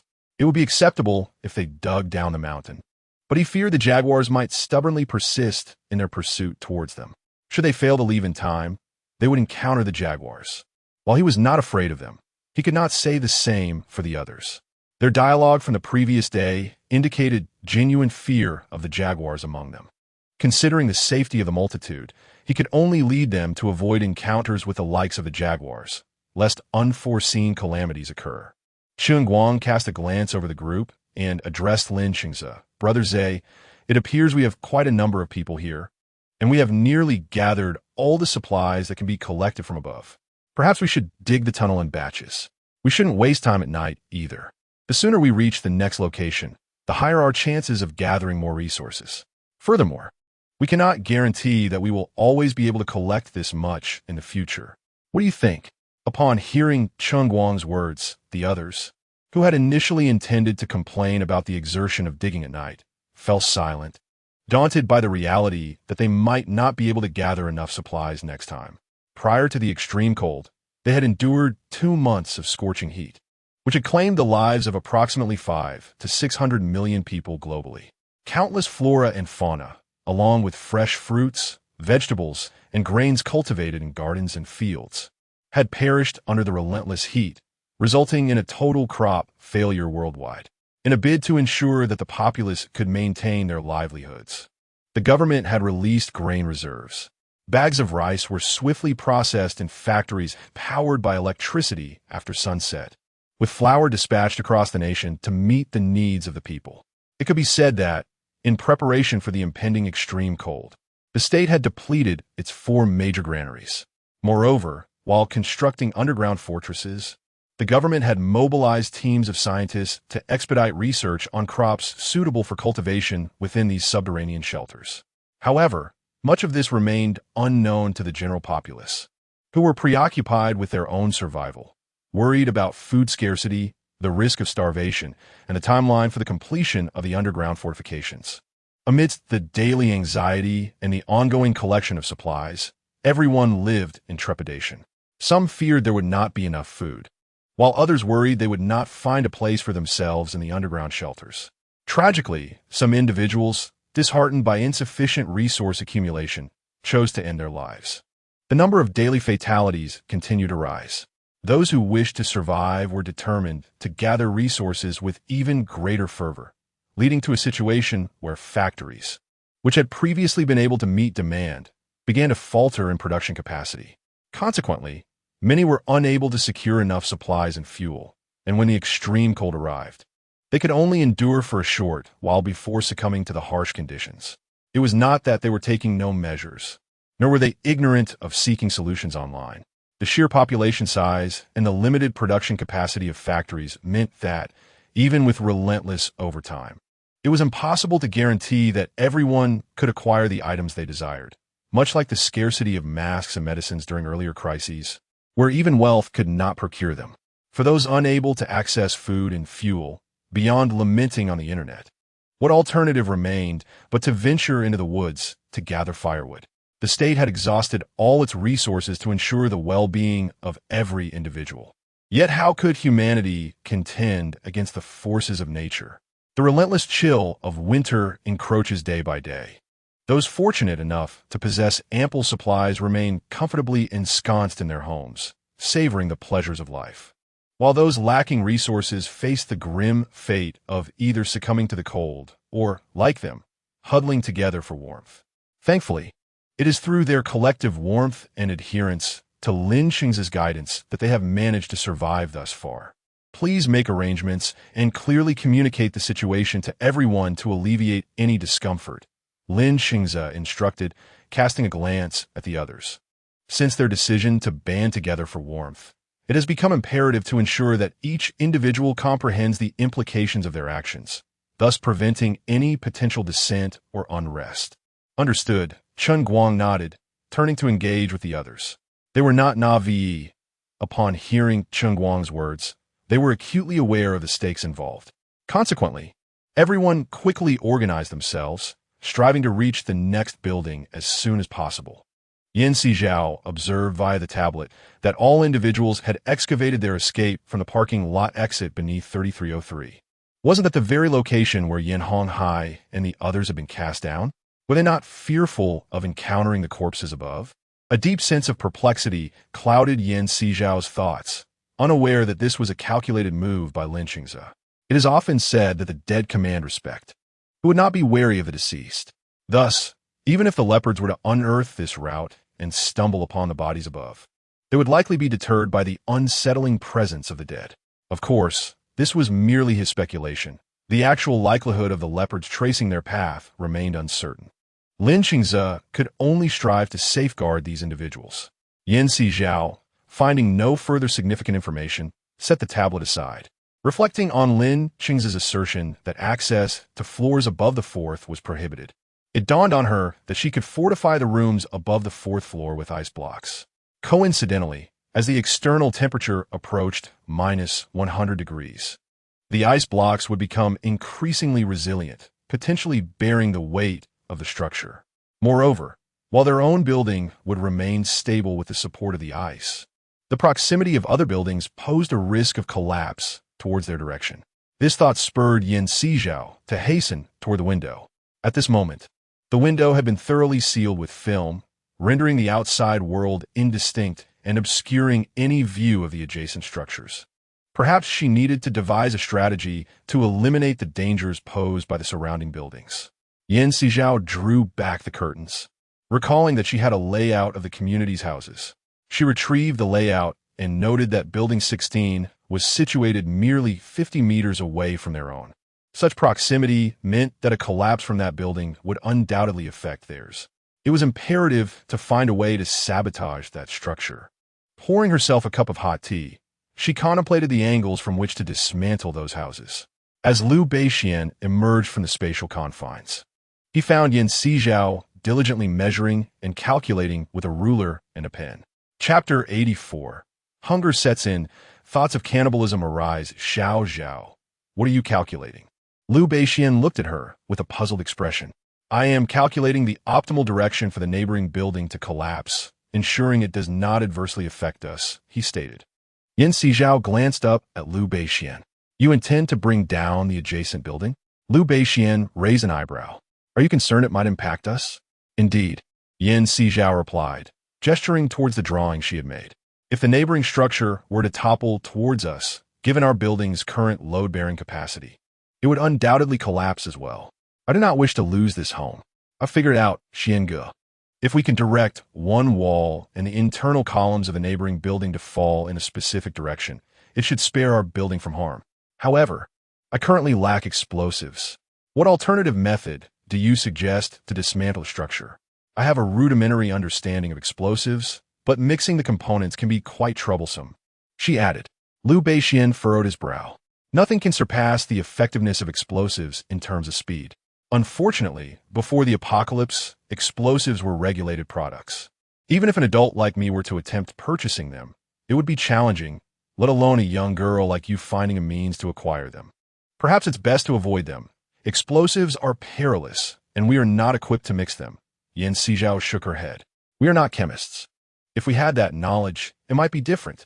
Alas, we understand little about such matters, so we should refrain from engaging with them recklessly.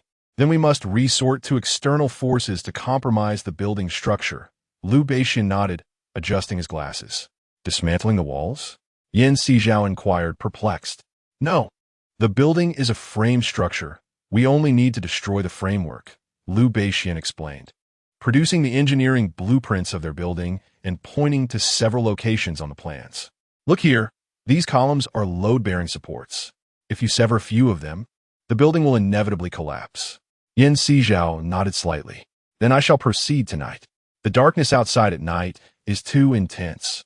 It is not advisable. We should go during the day when it is brighter, Liu Beixian suggested. In that case, I will fill the lower levels first. After all, filling them with ice is simpler than demolishing walls. Sizhao shrugged.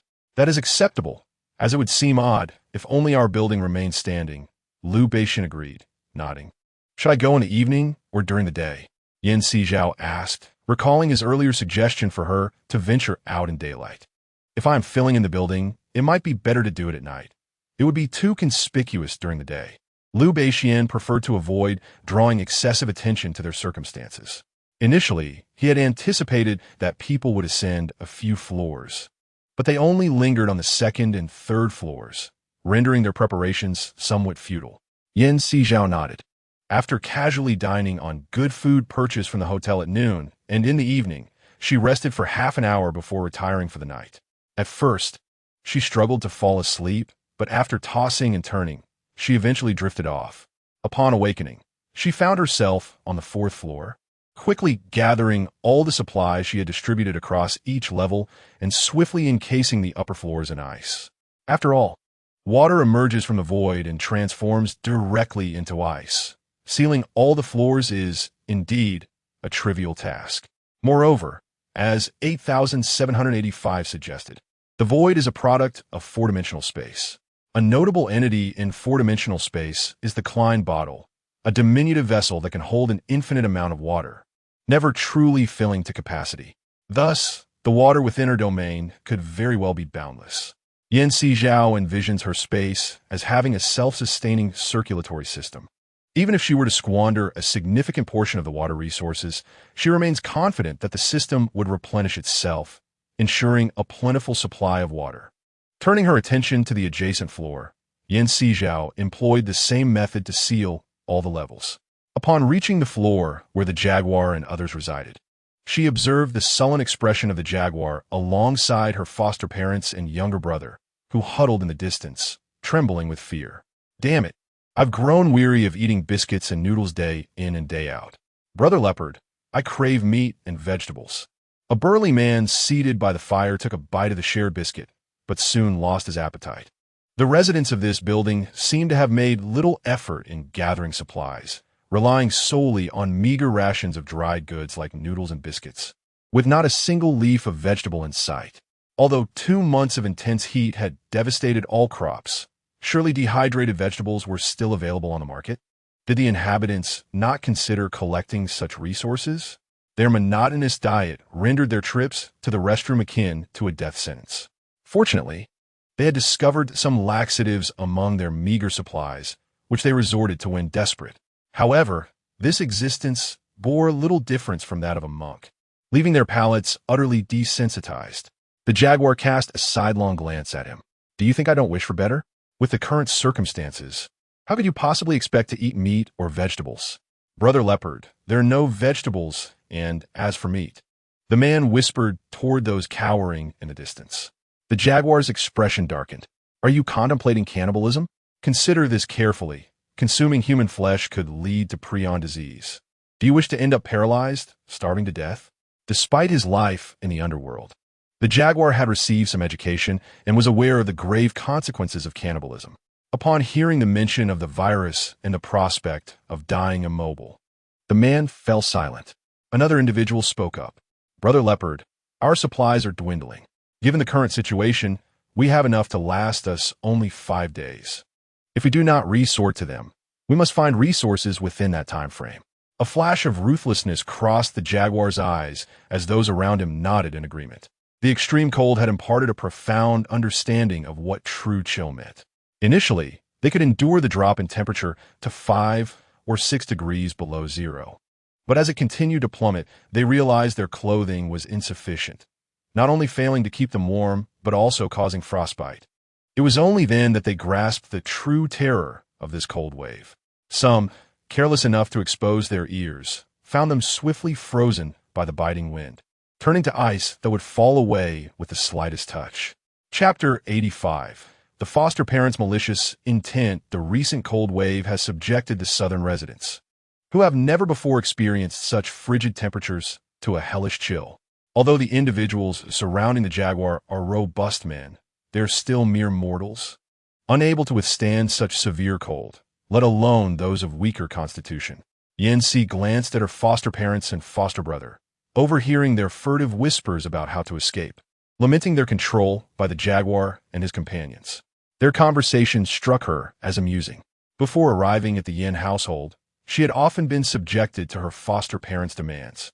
But now the tables had turned, allowing them to experience the sensation of being at the mercy of others. How delightful it was. Mother, with their watchful eyes, how can we find the opportunity to flee? Her foster brother cast a sidelong glance at the jaguar and his crew. These men were ruthless. During their previous outings to gather supplies, they had narrowly escaped death by begging for mercy and betraying others. He had not forgotten the fate that befell those he had betrayed. The men were executed, the women subjected to unspeakable horrors, and ultimately, one such woman had been discarded outside to freeze to death.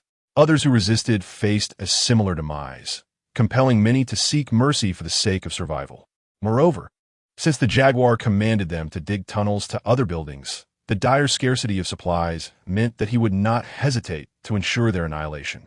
In a world before the apocalypse, a stab wound might still offer a chance of recovery in hospital. However, now, even reaching a hospital posed a significant challenge, let alone the uncertainty of finding medical professionals within. This grim reality left the remaining individuals too fearful to resist. Each one merely wished to survive and sought ways to endure, although they appeared similar to the others. They understood all too well that once the jaguar and his men ran out of provisions, cannibalism could become a grim reality. Such occurrences were not uncommon in this post-apocalyptic world. They were all cut from the same cloth of wickedness. Fully aware of the depths of depravity the jaguar and his associates could sink to.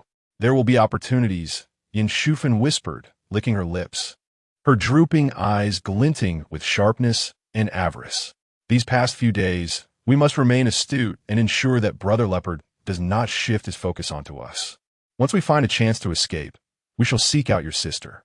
She is well-fed and well-clothed in her affluent household. She owes us a portion of her sustenance, given the hardships we endured to bring her into this world. During the initial days of the oppressive heat, they were fortunate enough to enjoy vegetables and meat. However, the relentless high temperatures soon led to power outages, causing the perishables in their refrigerator to rot. Consequently, they were left with only potatoes and sweet potatoes, which, unbeknownst to them, had begun to sprout due to the prolonged heat. Their ill fortune culminated in a bout of severe gastrointestinal distress after consuming the improperly prepared sprouted potatoes. Though thankfully, it did not escalate to the point of requiring hospital care. Eventually, they dared not consume the raw potatoes and sweet potatoes any longer, merely watching them grow little by little, plucking a few leaves and vines for sustenance. Fortunately, the sweltering heat lasted only 2 months, after which a pleasantly cool period of over a month ensued. During this time, they scoured the markets for vegetables and meat, only to discover that the prices of these goods exceeded that of gold. They found themselves embroiled in heated arguments with the vendors. Yet the latter paid them no heed and swiftly sold out their wares. The critical issue was that once these items were sold out, the prices doubled upon restocking. It can be said that the three of them had endured nearly half a year from the onset of the heat, without even a glimpse of fresh vegetables or meat, relying solely on meager processed meats to console themselves. Regrettably, their collected supplies were scant, and they quickly ran out. Thus, during their quest for resources, they encountered the jaguar, leading to the current predicament. However, we are unaware of her whereabouts. Where shall we search for her? Yang Di knew that Yang Shufan was not referring to Yin Sizhao. The only person she could rightfully call sister was Yin Yeshua. I previously spotted her entering Building 16 in the community. She must reside there with those affluent individuals. If we send Brother Bao to that location, we are bound to find her. Yang Shufan spoke in a hushed tone, audible only to those nearby. Mother, if you send Brother Bao there, and he seizes those supplies, will we not be left with no means of survival? Young Dies bro furoet in concern. Fear not. Once we acquire those supplies, we shall find an opportunity to eliminate Brother Bao and his companions. Wouldn't those resources then become ours? Yang Shufan's words were delivered with an unsettling calmness, as if poisoning a group of rats was a trivial matter. A spark of realization illuminated Yang Di's face. The food consumed by the jaguar and his group differed from what they had. If they could poison their food, wouldn't all the supplies then belong to them? Yin Sizhao observed this family with rising disgust. During her time in their home, she had learned just how calculating they were. Down to the smallest detail, a towel or a needle, her foster parents would haggle fiercely. They even retaliated against a neighbor's dog for urinating at their doorstep by tossing a poisoned dead rat at it, leading to its demise. Such occurrences were far from rare. It was likely that they were adept at covertly harming others, just as they were now. However, entry into Building 16 would surely be beyond their reach. She was also curious to witness their expressions upon discovering that the place was entirely frozen. After watching them for a while, without hearing any concrete plans, Yin Sizhao lost interest in waiting. The journey from their location to Building 16 would require at least 10 days, posing no immediate threat to her. She still had other places to explore and decided not to keep a close watch on these individuals for the time being. Yin Sizhao made a trip to the city, finding that the situation there was even more dire than she had previously observed. The temperature above the 4th floor was plummeting, and no one dared to venture up to gather supplies. The supplies on the 1st and 2nd floors had all been scavenged, with even an edible dog and cat food deemed sustenance by some, leading to fierce altercations among individuals. Yancy observed the man in military attire whom she had seen previously, assisting others once again. It was uncertain whether this was part of his duty, yet he seemed perpetually engaged in helping those in need. In Chapter 86, titled Scholar Striving for Humanity's Future, Yancy held a certain admiration for soldiers. After all, during wartime, their sacrifices were what allowed people like her to enjoy a life of relative peace. Ironically, one moment they might save a life, and the next, that very person could cast them into despair. Human nature, in the face of an apocalyptic world, could not withstand any trial. Much like herself, She feared that she might eventually become a harbinger of death. "Captain, we have a situation. The first group of evacuees has been intercepted, and there's a confrontation at the intersection of Westlake South Road," a voice hurriedly announced. Yancy turned to see a man, bulky as a bear, rushing toward them with a flashlight in hand. Are those responsible for the evacuation just going to ignore this? Lu Chenhan, referred to as the captain, furrowed his brow. They attempted to explain, but the other party was unyielding. Not only did they block the first group of evacuees, but they also engaged in a scuffle with our people. The situation is chaotic, and we require assistance. A man who had been present previously spoke up. Logically, the altercation should not have involved them. But given their proximity to the Westlake intersection, it was reasonable for them to be called for backup. "Let us go and assess the situation," Lu Chenhan said as he made his way toward the tunnel. Upon hearing the mention of the first group of evacuees, Yancy's ears perked up. Did this imply that individuals had begun to take refuge in the underground bunker? She, too, was eager to witness the bunker-esque condition. Yancy followed them to the Westlake South Road intersection, a place she had visited before. Coincidentally, it was merely 1,000 meters from her residential complex. Right at the entrance of her neighborhood, she had not anticipated that these individuals would head toward the underground bunker. Did this not suggest that they could traverse this route to reach it? A wave of joy surged within her. However, the distance from their building to the Westlake Road tunnel was at least 1,000 meters. They would need to devise a means to excavate it. Otherwise, if they were to wait for the desire to dig to arise, it could take ages. Yancy accompanied Lu Chenhan to the intersection of East Westlake Road, where a sizable square hole had been dug. Due to the temperature's impact on the ice blocks, the freezing conditions had rendered them harder than bricks. At that moment, the large square hole was crowded with individuals. Just a moment ago, these people had been tugging at each other, but upon Lu Chenhan's arrival, a voice emerged from within the throng. "I understand that all of you wish to enter the underground bunker as swiftly as possible, but among you, are there any plumbers, construction workers, or experts in agriculture?" The individual scanned the crowd with a sweeping gaze. "I can assure you that the first batch of residents comprises individuals of significant expertise. They are not here for leisure. Rather, they are here to create improved conditions for your stay. If you harbor doubts and wish to witness this for yourselves, I can facilitate that. However, what purpose would your presence serve in the underground bunker? What contributions could you possibly make while you are there? Beyond causing disturbances and delaying progress, what assistance could you offer?" As soon as this was articulated, another voice emerged. "You may continue to obstruct the initial group of entrants, but consider the implications. Every minute you delay them translates to a minute less for your own entry into the bunker. An hour of obstruction equates to an hour less for your own access." Upon hearing this, the tumultuous crowd hesitated to impede further. "We must proceed. The bunker requires the installation of plumbing and electrical systems, and no time can be squandered." The earlier speaker cast a glance at the silent group before turning to lead his team toward the bunker.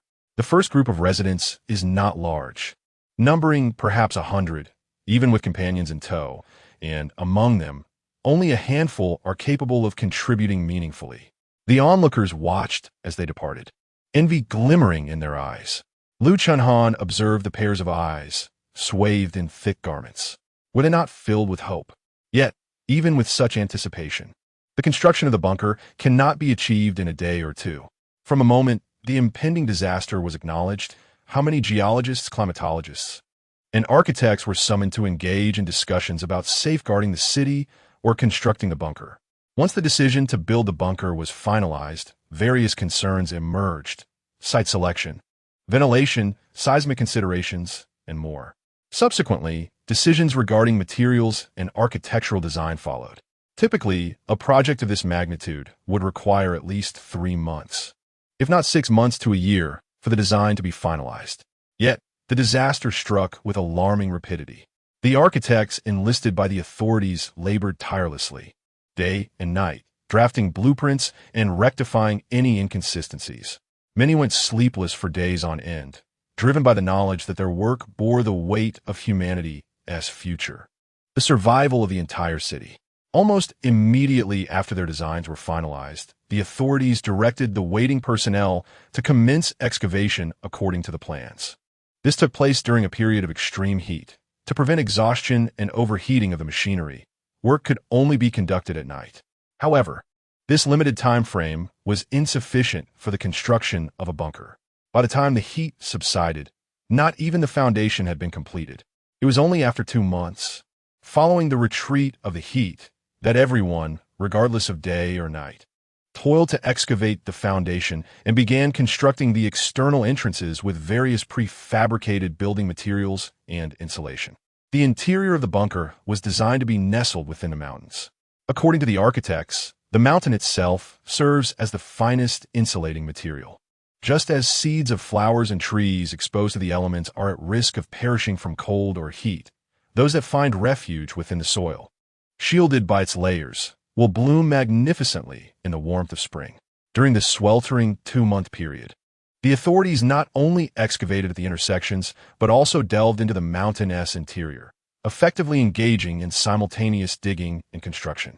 Consequently, in a mere 6 months, the towering mountain, reaching a height of 1,000 meters, has been transformed to accommodate 6 or 7 stories, covering an extensive area of over 80,000 square meters.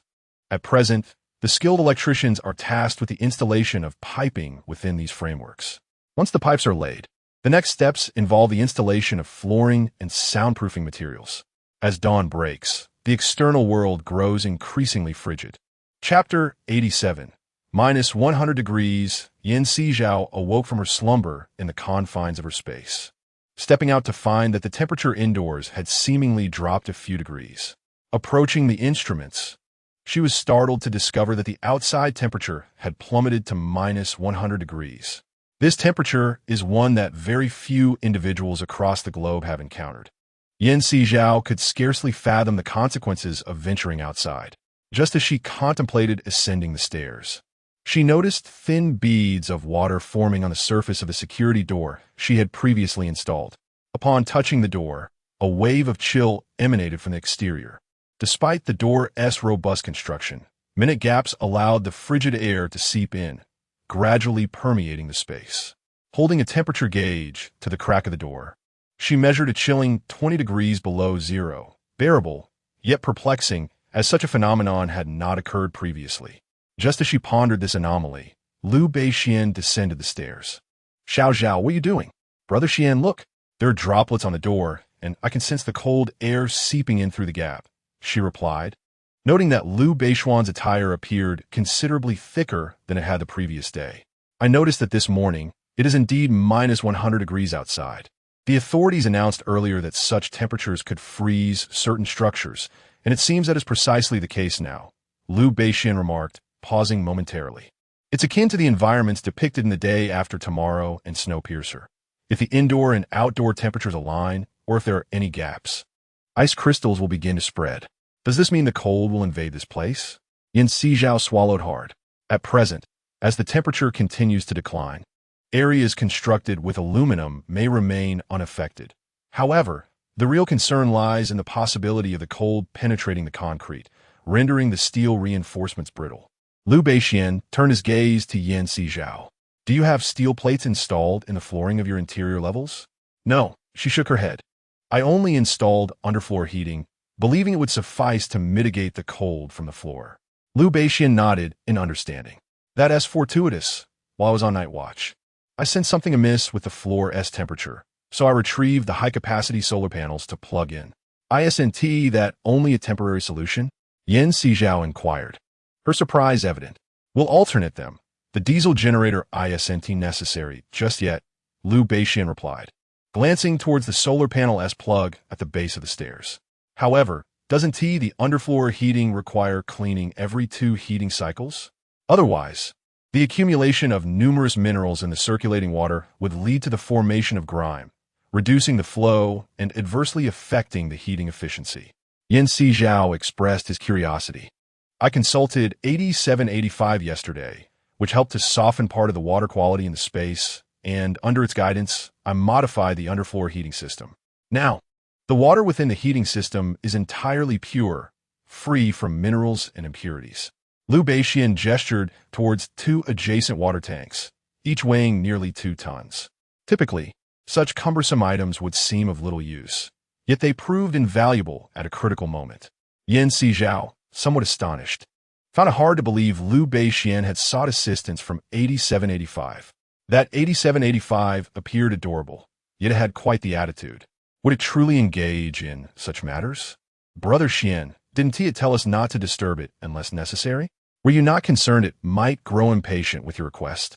Sizhao found this notion rather unbelievable. Yes, it did express some annoyance, but I mentioned that it pertained to our futures and it refrained from further protest. Liu Beixian replied nonchalantly. However, Sizhao suspected he was not as untroubled as he seemed. 8785 was not known for being easy to persuade. It was clear that Liu Beixian must have employed some method to gain its assistance. Yet, since Liu Beixian did not elaborate, she chose not to pry further. Sizhao nodded, realizing that with the underfloor heating resolved, there was little left to worry about. Well, let us have breakfast and discuss your situation from last night. Liu Beixian ascended the stairs, with Sizhao following closely behind. Breakfast had already been prepared and was warming in the pot. Liu Beixian retrieved the meal from the pot and placed it on the table. This morning, he had made century egg and lean pork congee. They were fortunate that Sizhao had previously collected a substantial amount of pork and raised several piglets. Otherwise, they might have missed out on this delightful dish. Brother Xian, you made century egg and lean pork congee. Sizhao's eyes lit up. I thought it was time to indulge in something different, and I realized I had not enjoyed this dish in quite a while. If you do not fancy it, feel free to check what else is available in the space.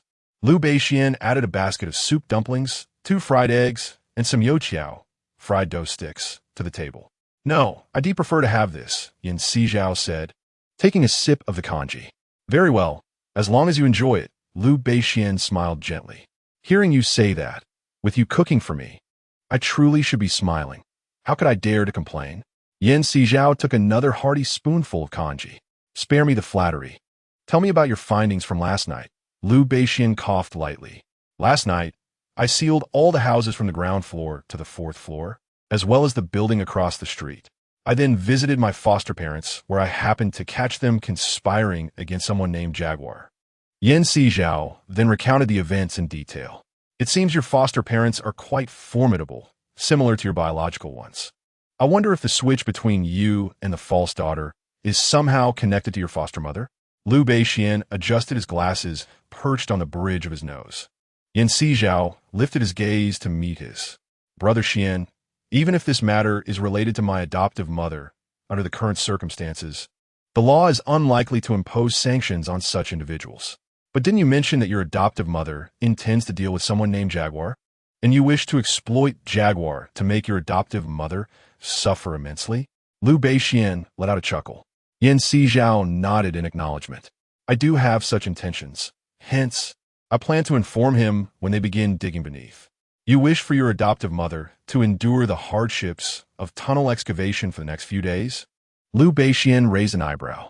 Not only that, the intersection of the community connects to Shihu Road. We need someone to dig a tunnel leading to Shihu Road. This way, if we cannot remain here, we can retreat to the underground fortress. Sizhao was reluctant to dig his way through alone, fearing it would be an exhausting endeavor. That's a splendid idea. Let them come here. After all, the underground fortress is not yet fully constructed, and we are not in a rush to move there. Liu Beixian recalled Sizhao's previous comments. The underground fortress was merely a framework at this stage, requiring further work on flooring, plumbing, and electrical installations. Completion would not be swift. Chapter 88. Is Sizhao contemplating becoming a trafficker? Sizhao nodded, then continued. I have heard that the design and construction of the underground fortress were rather hasty, with many materials being temporarily requisitioned.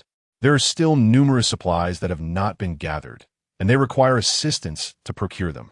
Surely, there are not many survivors left in the city now. Liu Beixian could not venture outside, and he had not heard any official announcements regarding the death toll over the broadcast. It seemed that the number of deceased was so great that authorities preferred not to reveal it. fearing it would further demoralize those who remained in a dire struggle for survival. Just a handful, as they are fighting over scarce food supplies. I can't help but wonder. If entering the underground fortress means there is food available, that would be one thing.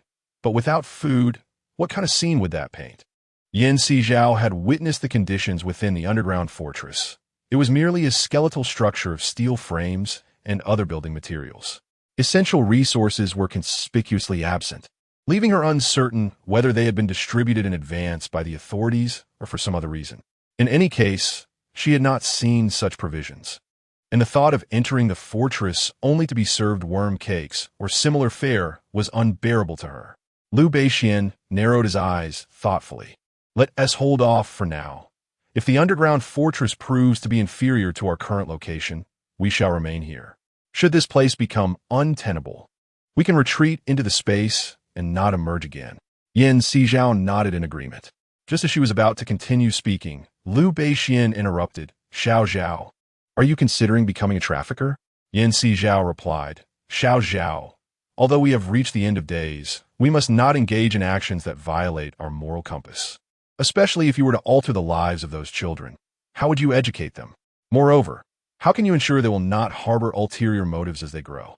And considering your physical limitations, how would you exchange food? If you allow them to enter the space, aren't you exposing your own trump card? Liu Beixian articulated each word, causing Sizhao to lower her head. Indeed, her thoughts were rather simplistic. Brother Xian's reasoning is sound. It was my mistake. You are not at fault. You merely wish to consider your own interests a bit more in this apocalyptic world. Yet such considerations may place you in peril. Unless absolutely necessary, I believe there is no need to take such risks. As Liu Beixian spoke, he gazed at her. The harsher the apocalypse, the more it tests human nature. We are still young, and the road ahead is long. For now, we need not contemplate our retirement. Should the world outside recover in 10 or 20 years, we can reassess then. In 10 years, I will be 28, and you'll be 34. In 20 years, I will be 38, and you'll be 44. It seems that aging is not as daunting as it appears, Sizhao mused. Yes, we have ample time ahead. It is crucial that we focus on living well in the present, Liu Beixian reassured her. Very well, we shall revisit this matter in 10 years. Tonight, I will check if those downstairs can leave this building. If they can, I will promptly seal off the lower floors. Upon finishing her words, Sizhao drank her porridge heartily. They only arrived yesterday, right? They shouldn't be able to leave so soon. Let's not rush to go out tonight. It would be wise to rest at home. After all, you have been out for such long hours each night, and your body deserves proper rest, Liu Beixian remarked. Finishing his bowl of porridge, Sizhao considered that staying in for a day should not pose too much of a problem. It would be nice to rest at home properly. After their meal, Liu Beixian entered the space to rest. Having not slept the previous night, faint dark circles had formed beneath his deep-set eyes. Sizhao tidied up the table, checked the temperature downstairs, and tended to the plants in her room before settling down to look at her tablet. The people downstairs seemed quite subdued, with few engaging in conversation. Only the distant sound of digging could be heard. Meanwhile, Lin Xingze, leading those individuals, took a break. He had risen in the middle of the night to take over for others digging the tunnel. Their sole desire was to excavate to the next location swiftly. Guang, how much firewood do we have left? The temperature seems to have dropped again, Zhou Qiang exclaimed, stamping his feet and rubbing his hands together. What remained from yesterday's haul was all that was left, but thankfully there was still gasoline in the vehicles parked in the lot, which had been siphoned out. It should last us 2 or 3 days. Guang tossed a chair onto the fire as he sat beside it. Anything burnable was fair game. After all, no one wished to freeze to death. That's good. 2 or 3 days should be enough for us to reach the next location, Zhou Qiang replied, bouncing slightly. According to the broadcast, several tunnels in the city have been cleared, particularly the main tunnel on Shihu Road. If we can connect the community with the tunnel on Shihu Road, we can access the city and seek help from the military. Perhaps we won't have to worry about food and clothing anymore. Guang's eyes sparkled with hope. To speak candidly, they were aware that the weather would turn frigid, but none could have anticipated the extent of the cold. It felt akin to the onset of the apocalypse. Or perhaps, one might argue, this is indeed the end of the world. Initially, They believed that a mere drop to -50 degrees would be the worst of it, comparable to the sweltering heat they had previously endured. Little did they know that the temperature would continue to plummet.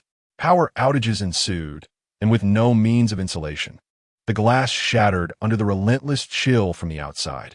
The biting wind relentlessly infiltrated their dwelling through the fractured panes, while frost formed a thick layer near the windows. No one dared to touch it.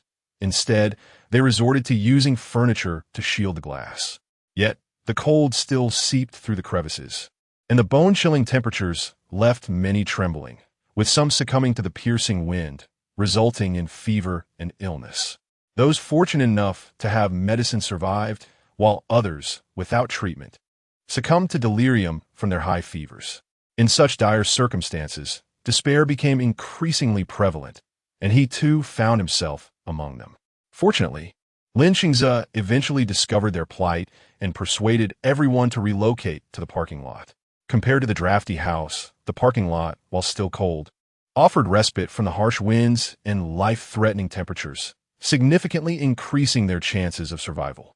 Within the confines of the parking lot, they gathered tables and chairs from above to kindle a fire for cooking. Even charred meals provided them with a semblance of warmth. In stark contrast, just yesterday, merely ascending to the 4th floor and feeling the outside temperature had left him gasping for breath. Chapter 89. Targeted. Once more, Chen Guang had never experienced such frigid conditions. Feeling as though he were being submerged in water, struggling to breathe. Lin Xingze, too, acutely aware of the suffocating cold, quickly recognized that the temperature had surpassed their physical limits, preventing them from venturing further upward. Otherwise, they would likely have turned into frozen statues within mere minutes. Fortunately, there were ample supplies on the 2nd and 3rd floors. By practicing frugality, they could gather enough to reach the next building. However, the extent of resources in that next structure remained uncertain. Upon hearing Chen Guang mention the military, Zhou Chang's eyes sparkled with hope. He recalled the ever-present figures who emerged during calamities, and he firmly believed that they were diligently striving to rescue everyone in this moment. After all, why else would announcements be broadcast daily? Zhou Qiang had never before considered the length of the journey. After all, those with vehicles rarely lament the distance, do they? However, now he calculated their digging speed. Even with round-the-clock shifts, they could only excavate 5 to 6 meters. By his estimation, it would take at least 300 days to reach the base of the mountain. 300 days. How much food would be required for such a multitude? Had they even contemplated this dilemma? He understood that the journey was indeed lengthy, but one must consider that if they did not convene with official personnel, how long could they sustain themselves on the meager provisions they had discovered? If only we could cultivate our own sustenance, it would be a different matter. In the current dire circumstances, how can we possibly generate food? Chen Guang cast a penetrating gaze upon him. Remaining here would inevitably lead to death. Venturing outside bears the risk of demise as well. Yet at least there remains a glimmer of hope. Why should they not take a chance? Zhou Chang's expression was far from favorable, yet he refrained from disputing Chen Guang's words. Prior to the cold wave, many believed it would resemble the sweltering heat, lasting merely 2 months with a short duration. Thus, even without procuring provisions, they assumed the authorities would not abandon them to perish. However, they could not have anticipated the ferocity of the cold wave. In a single night, snow accumulated to half a story high. Within just 2 days, an entire floor was submerged. Even worse, temperatures plummeted to -50 or 60 degrees, or even lower. Most who had survived the heat ultimately succumbed to this frigid onslaught. Their gathered supplies lay primarily above the 4th floor, yet they were unable to reach those heights, which infuriated him. Seeing Zhou Qiang silent, Chen Guang patted him on the shoulder. Ultimately, we have underestimated our concerns, consistently viewing matters too simplistically and naively believing this cold wave would be brief. The duration of this cold wave is likely far longer than anticipated by those online. It is all the fault of those self-proclaimed experts who claimed that living at higher altitudes was advantageous. Were it not for their nonsensical assertions, I would not have moved into this inadequately furnished dwelling. Zhou Qiang, while the experts' words may hold little truth, they are not entirely false either. Observe how the external conditions have already submerged the third floor. If this continues, the fourth and fifth floors may soon follow. Residing at a higher elevation has its merits, provided one is adequately prepared to establish a personal sanctuary. I firmly believe that one can lead a fulfilling life if one is well equipped, Chen Guang remarked, recalling the houses he had previously surveyed in this area, even employing a drone for inspection. He had noticed that the windows of the 33rd floor appeared to be obscured from view, piquing his curiosity. Logically, a building of such height should not opt for tinted glass, but rather transparent panes. Furthermore, from the drone's vantage point, he observed that the exterior of Unit 3301 was sealed off by a massive ice block. At that time, the snowfall was substantial, but not to the extent of blocking both entrance doors. It seemed deliberate, as if someone wished to prevent entry, likely the owner of Unit 3301. However, the subsequent blizzard was so severe that his drone could no longer navigate, and he ceased monitoring the building's status. He later noticed that the lights in other apartments had vanished, save for the faint illumination emanating from Unit 3301. This indicated the presence of living souls within. Chen Guang, your words seem rather casual. When extreme weather strikes with such swiftness, who can possibly prepare their supplies in the blink of an eye? Zhou Qiang scoffed. As the sweltering heat arrives, everyone attributes it to the onset of autumn, yet none could have anticipated such a terrifying wave of high temperatures. During the day, venturing outside is impossible. Even at night, supermarkets, wholesale markets, and convenience stores are teeming with people. Subsequently, as the heat subsides, despite the supermarkets and wholesale markets tirelessly restocking, they cannot keep pace with the frenzied demand. Although the authorities have intervened, their efforts yield scant results. In the face of life and death, who does not wish for the demise of others rather than oneself? Thus, in the struggle for survival, who does not desperately seize resources? Yet, those individuals likely do not lead a life of ease now. I cannot ascertain whether that household qualifies, but I suspect they have prepared a considerable stockpile of supplies. Chen Guang gazed upwards.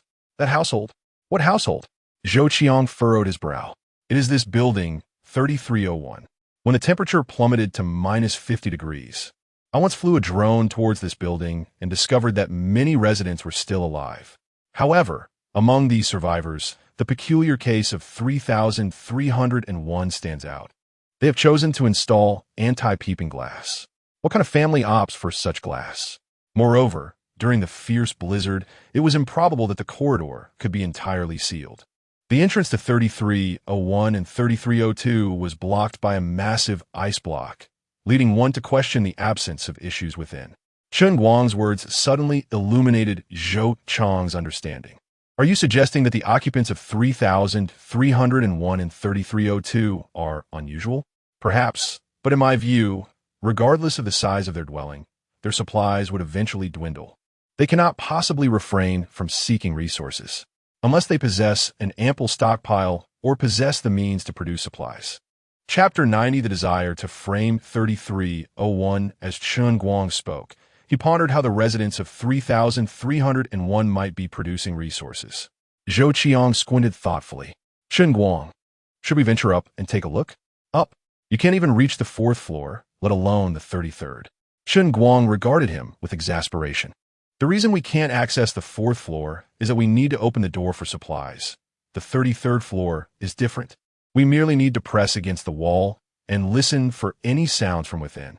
After all, you mentioned the main entrance is sealed, so entry is out of the question. If the 33rd floor is silent, we might consider breaching the wall to ascertain the situation.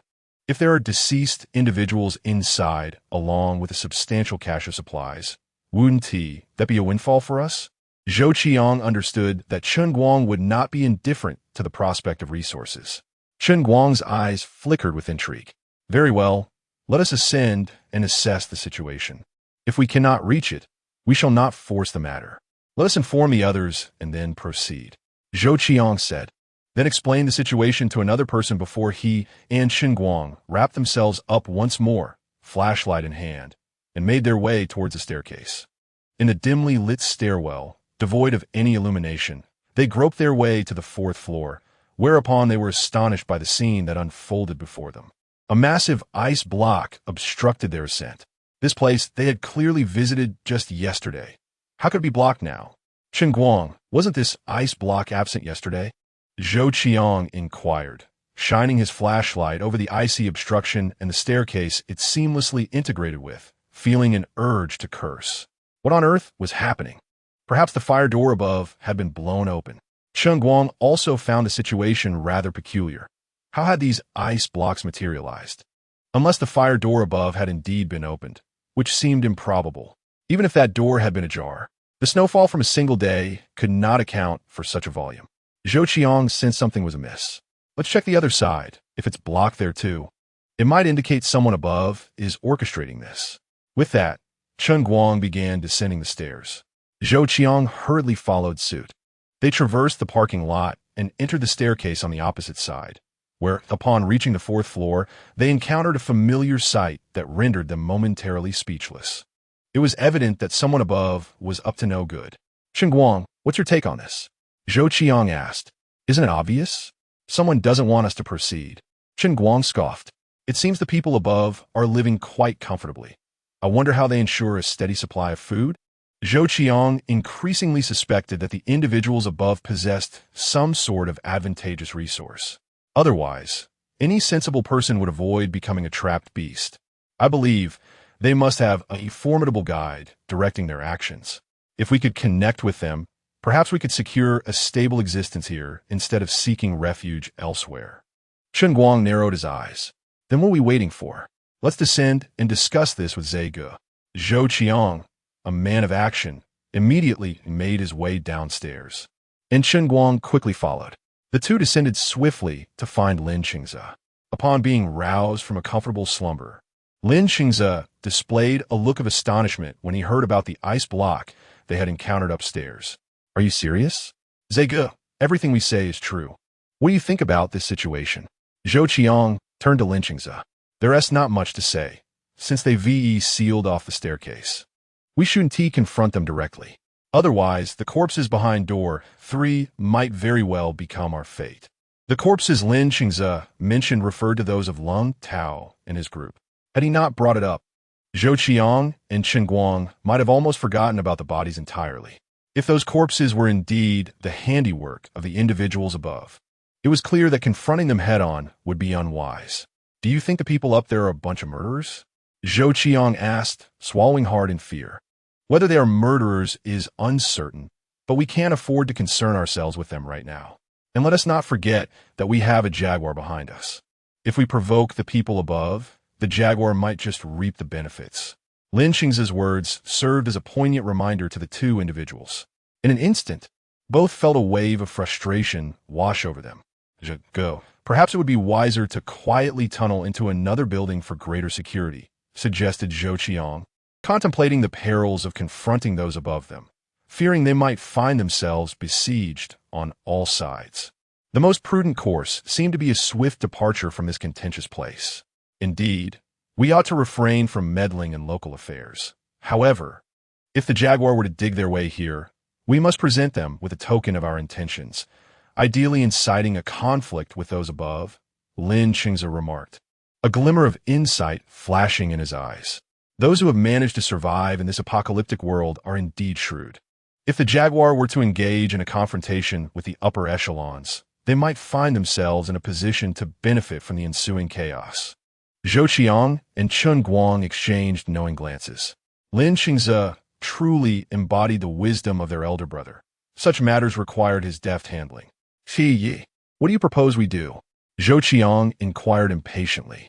The jaguar is clever yet conceited.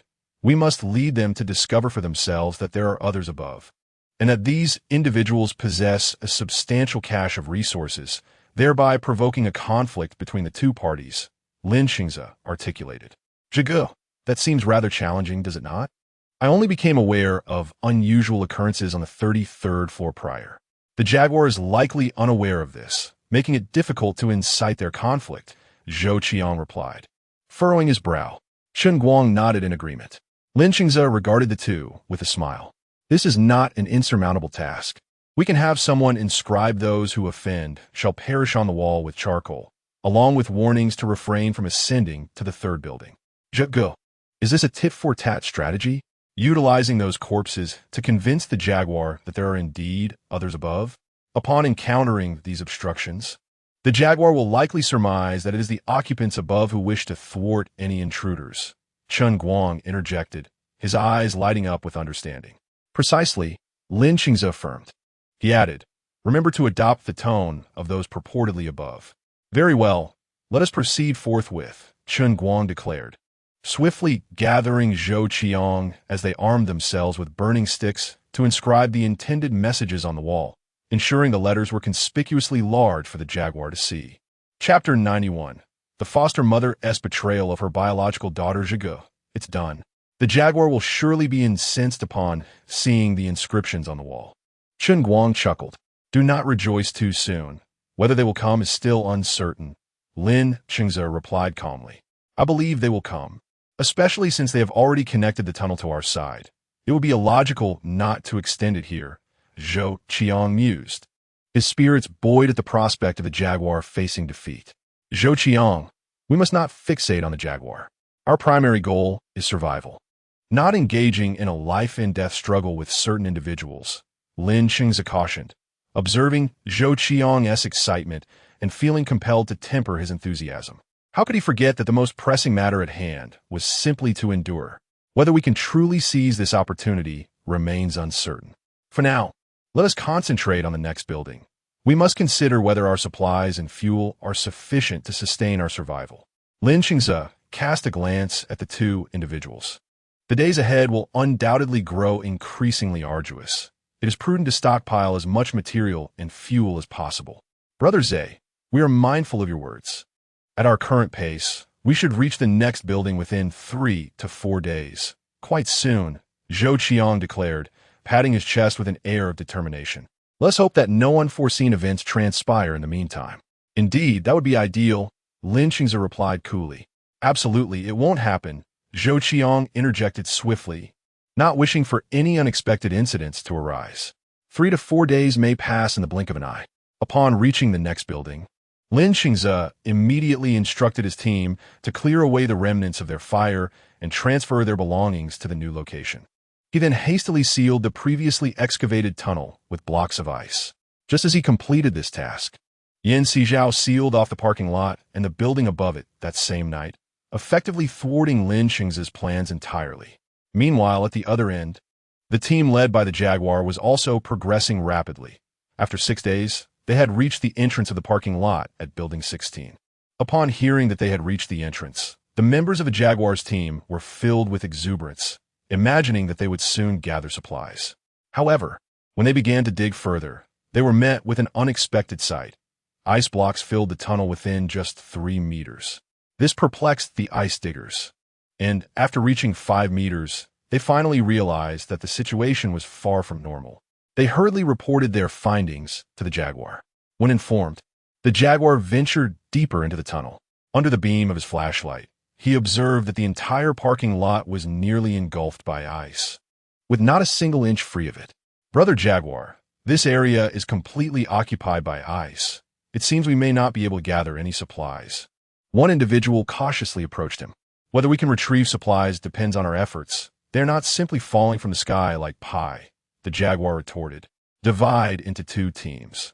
One will dig toward door 3, while the other heads toward the stairwell to assess the extent of this ice.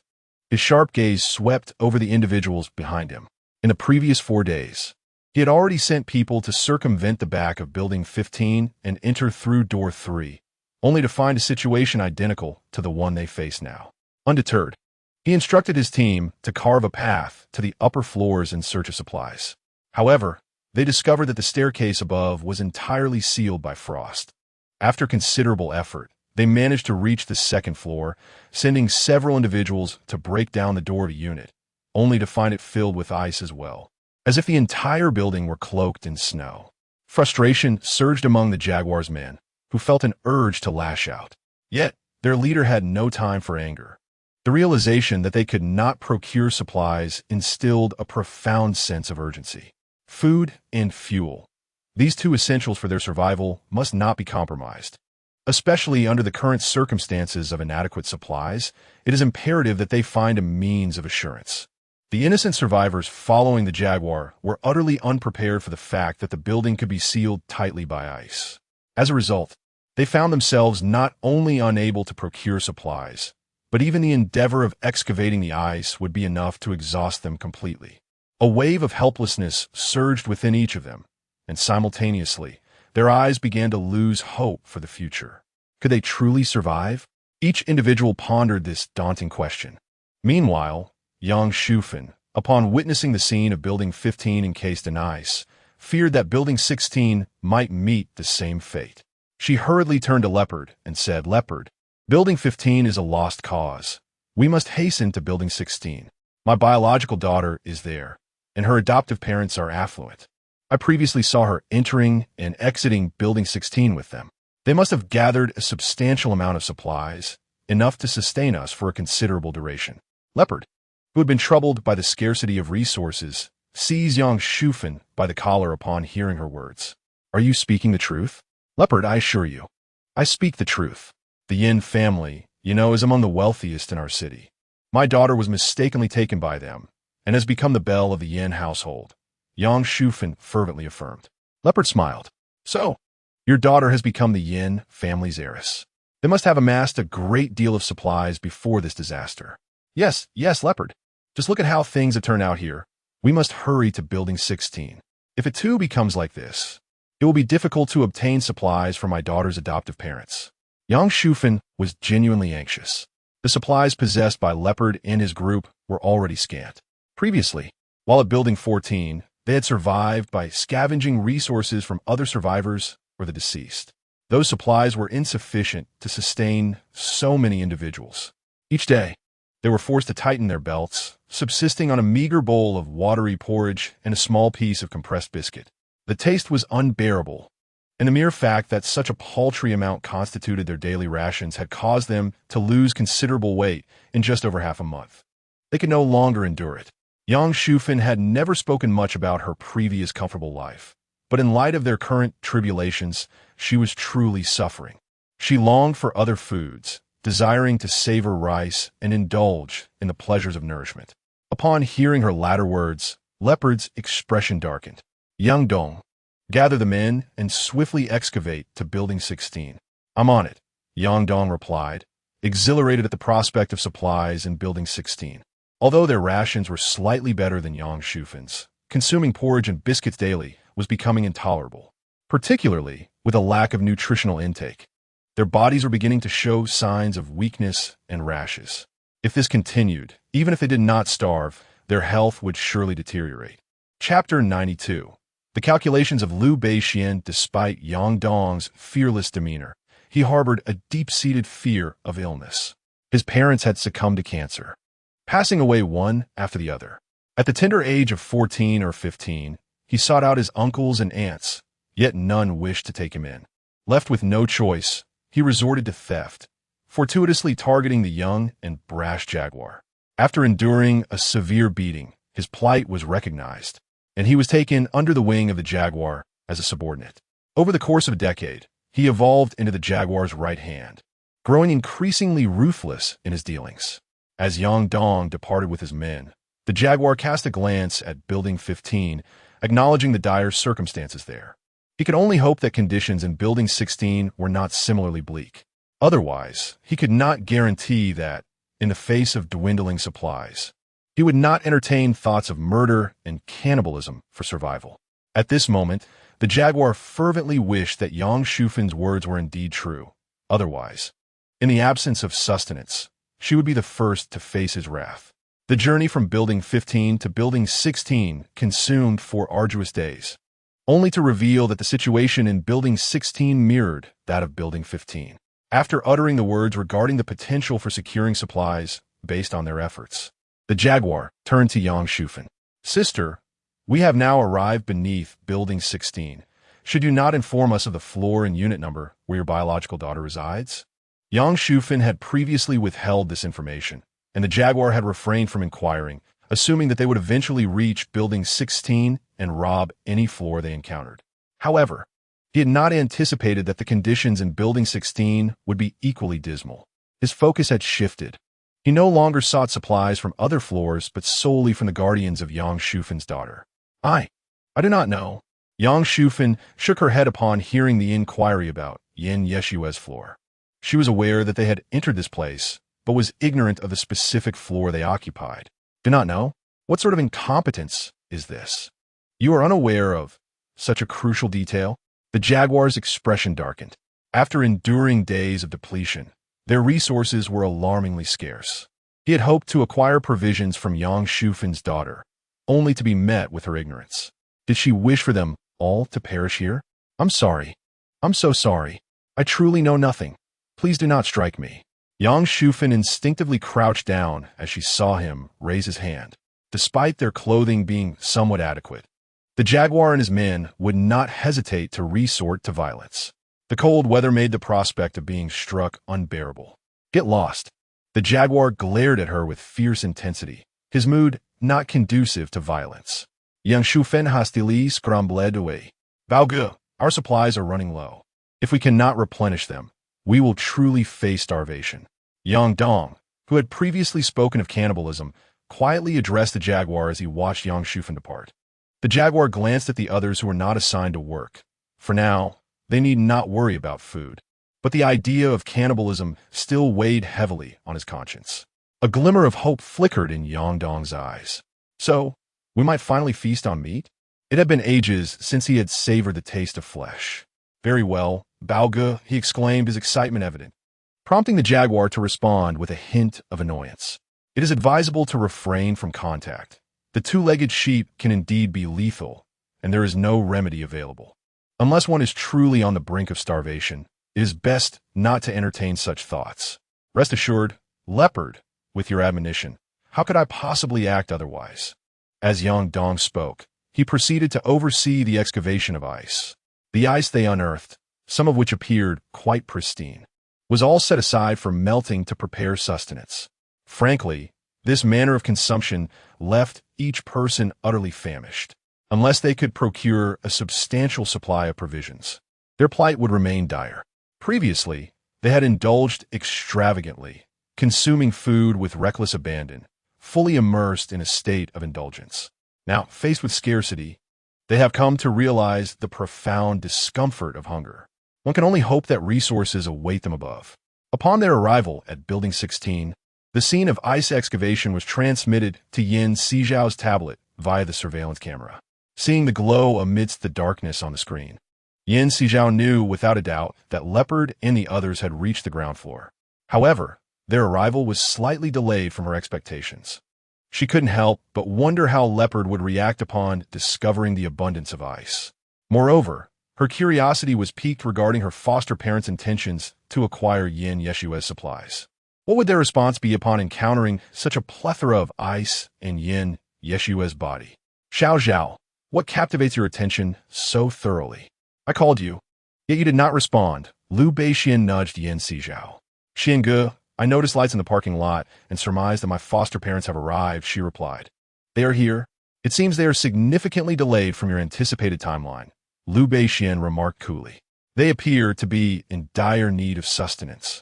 I observed that many of them looked horrifyingly emaciated, Yin Sizhao reflected, recalling the skeletal visage she had glimpsed beneath their clothing. With the supplies they possessed, it seemed unlikely they could last much longer. Liu Beixian adjusted his glasses thoughtfully. Based on their current consumption rate, it seems they might last about 2 days. As Yin Sizhao raised her gaze, uncertainty flickered in her eyes. Xiange, do you think it is impossible for them to find additional resources in 2 days? Is there a possibility of cannibalism? Perhaps, or perhaps not. I have not interacted with them, so I cannot ascertain their character. However, what do you believe your foster parents would do in such circumstances? Liu Beixian inquired, taking the tablet from her grasp. I believe they are devoid of any moral boundaries and would likely conspire with Leopard or even poison him directly, Yin Sizhao asserted with earnest conviction. Have you considered taking this opportunity to eliminate them? Liu Beixian's voice was clear and deliberate as it reached Yin Sizhao's ears. She shuddered slightly. Xuan Yi, do you intend to turn our ground floor into a mass grave? Are you not concerned about encountering those corpses when we descend, leading to nightmares in the night? Chapter 93. The lead shares sweet moments. Liu Beishuan's calm voice matched the frigid temperature outside. Do you truly believe that anyone would come to collect the bodies? I find that hard to believe. Sizhao recalled Lin Xingze and the others' words, which were clearly intended to incite the demise of the jaguars. The building below comprised 33 stories, and excavating this level would take at least 3 to 5 days, given their limited supplies. And the fact that all resources had been hoisted upstairs, it implied that even if they managed to break through to the first or second floors, they would still be devoid of provisions. In such dire straits, they would likely resort to cannibalism. If her adoptive parents were spared, it would mean others would perish instead. Liu Beixian paused at this juncture. If the jaguars continue their excavation upwards and remain empty-handed, wouldn't the death toll rise even further? Perhaps your adoptive parents could be next, unless they eliminate the jaguars and their ilk. A shiver coursed through Sizhao.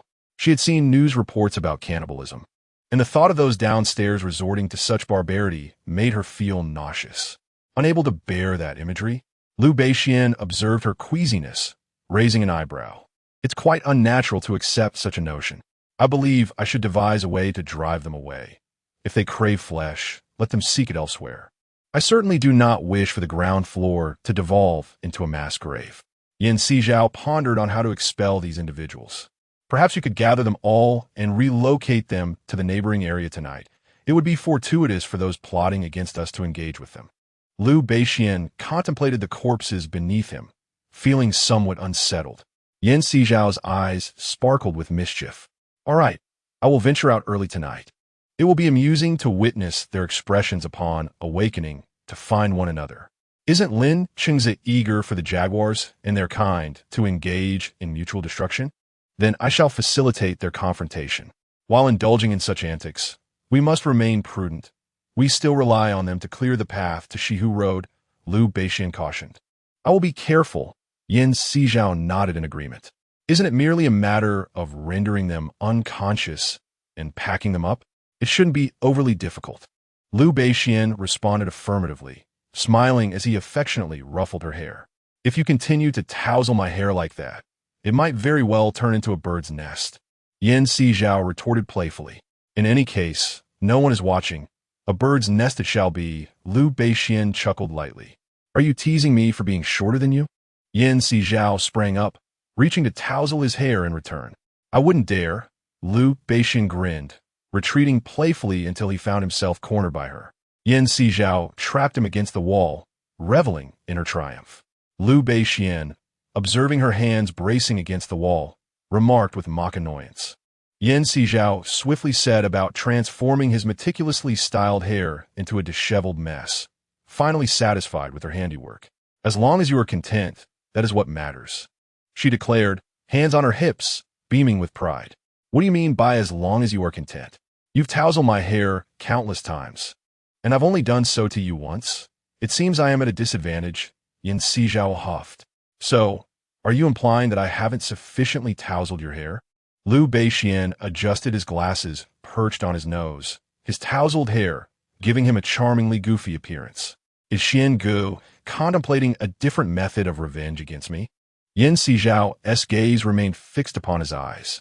Those deep, starry orbs mirrored her essence, as if they were capturing her image within his sight, completely enveloped in thoughts of her. Sizhao felt her cheeks flush. This man undeniably evoked a sense of temptation. Perhaps it was not entirely unfeasible.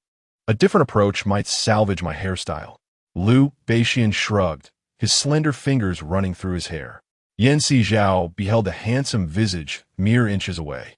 His fair skin, chiseled features, and those profound eyes complemented by a prominent nose and soft, alluring lips all contributed to an undeniable allure. The sight of this man inevitably reminded her of yesterday's viewing of Southern Wind Knows My Heart, particularly the scene where the female lead undressed the male lead. An inexplicable warmth coursed through her. This damned charm was quite difficult to resist.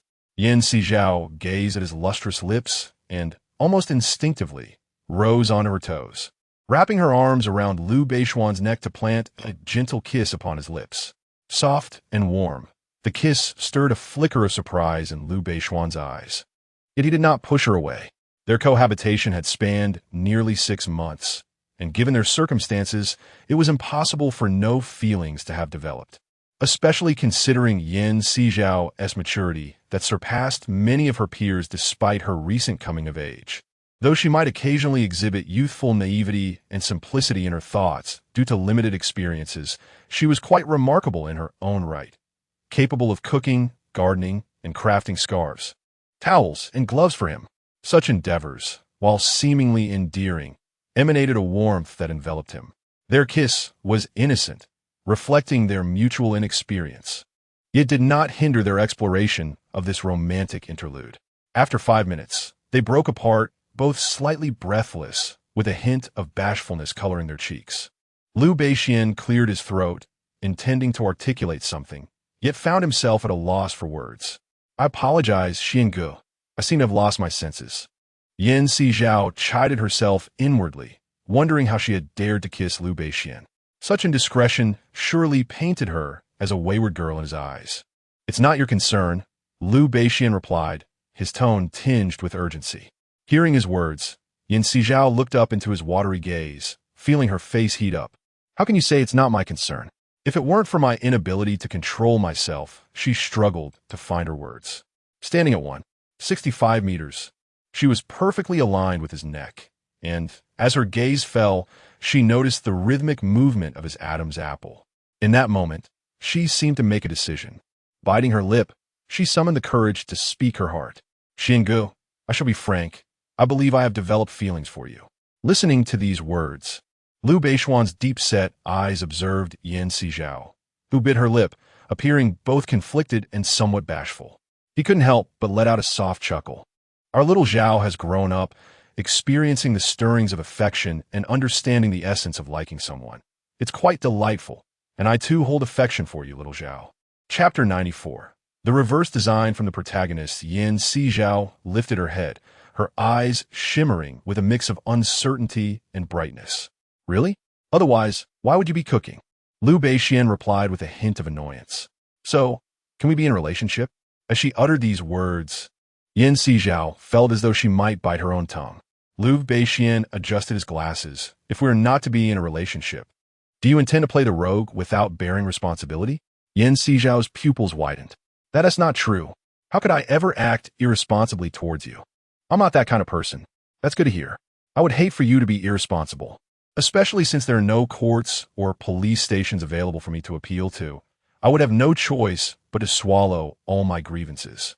Liu Beishian spoke with a hint of grievance. Yan Sizhao's lips twitched slightly. Liu Beishian lowered his head as Yan Sizhao watched his features magnify, and in an instant, his lips covered hers. After a long while, when it was time to eat, Yan Sizhao's mind was filled with the image of Liu Beishian kissing her until he tapped her on the head. "What are you thinking so intently about?" "In nothing," Yan Sizhao quickly denied. "Nothing is best. Let us eat quickly. Afterward, you should rest, as there are matters awaiting your attention this evening." Liu Beishian served her a bowl of rice.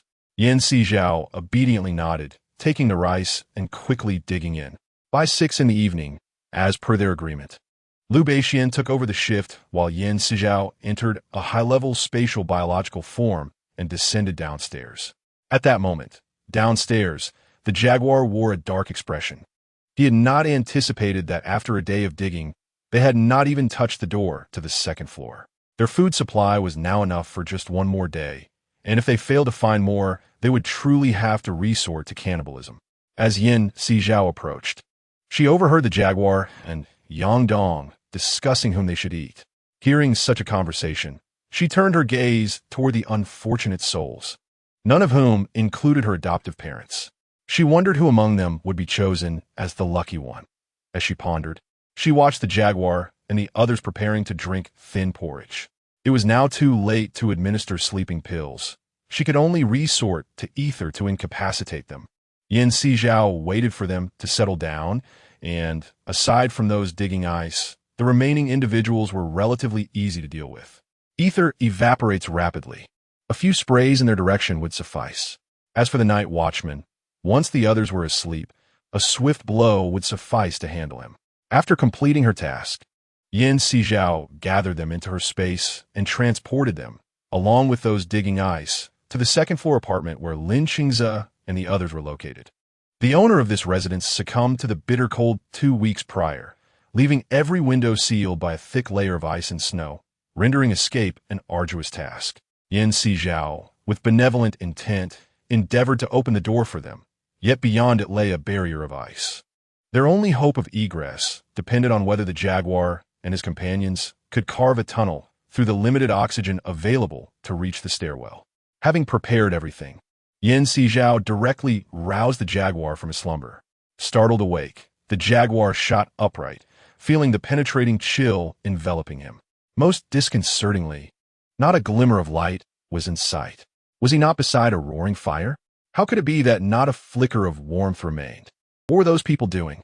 The jaguar fumbled for his flashlight, illuminating the surroundings to discover an array of individuals strewn about the floor, their familiar attire unmistakable to him. Yet the environment was profoundly unfamiliar. They were in a suite? How had they ended up here? In a state of shock, the jaguar hastily awakened everyone. As each person realized they were not in their previous location, their eyes widened in disbelief. Unable to comprehend the extraordinary turn of events that had unfolded in the blink of an eye, far beyond their imagination. Brother Leopard, where are we? Yang Dong was the first to be roused by the jaguar's call. Faced with the strange surroundings, he could think of no one else to inquire of but the jaguar. I have no idea. I awoke in this place, the jaguar replied, shaking his head. First, gather our brothers. We need to find the door and search the room for any clues as to where we are. Yang Dong nodded, quickly rallying his companions. From some discarded courier bags, they discovered they were in room 204 of Building 17, while they had previously been in Building 16. Had they truly traversed such a distance in a mere act of closing their eyes? This bizarre occurrence instilled a sense of panic among them. They had never encountered such a situation before. What should we do? Anxiety gripped everyone, even Yang Shufan and the others. Could it be a ghost? Only a ghost could orchestrate such a phenomenon. How terrifying. With the windows sealed by ice from the outside, escape seemed impossible. We must leave this place quickly, or we shall perish from asphyxiation in this confined space, someone shouted, igniting a wave of alarm throughout the group. Compared to the torment inflicted by the jaguar, death itself was the truly frightening prospect. I want to get out. I refuse to be trapped here. Yes, we must escape. We cannot remain confined. They located the door, pried it open, and upon discovering the ice outside, immediately seized shovels to excavate. The jaguar did not deter them. He instructed his subordinates to provide illumination. Simultaneously, he sent others upstairs to assess whether another door had been sealed.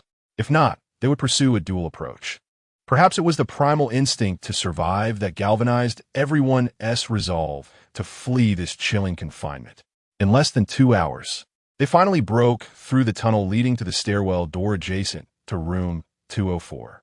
Amidst the sounds of excavation, the jaguar opened the stairwell door, previously unlocked by Sizhao, and began to descend. On the other side, Lin Qingze and his companions, who were resting, clearly heard the door creak open. In the stillness of the night, the sound was strikingly crisp and profoundly stirring. Lin Qingze immediately sensed the impending danger and promptly roused everyone. Upon hearing the warning, the others swiftly sprang to their feet. Zekji, they called, quickly gathering behind Lin Qingze. Chapter 95.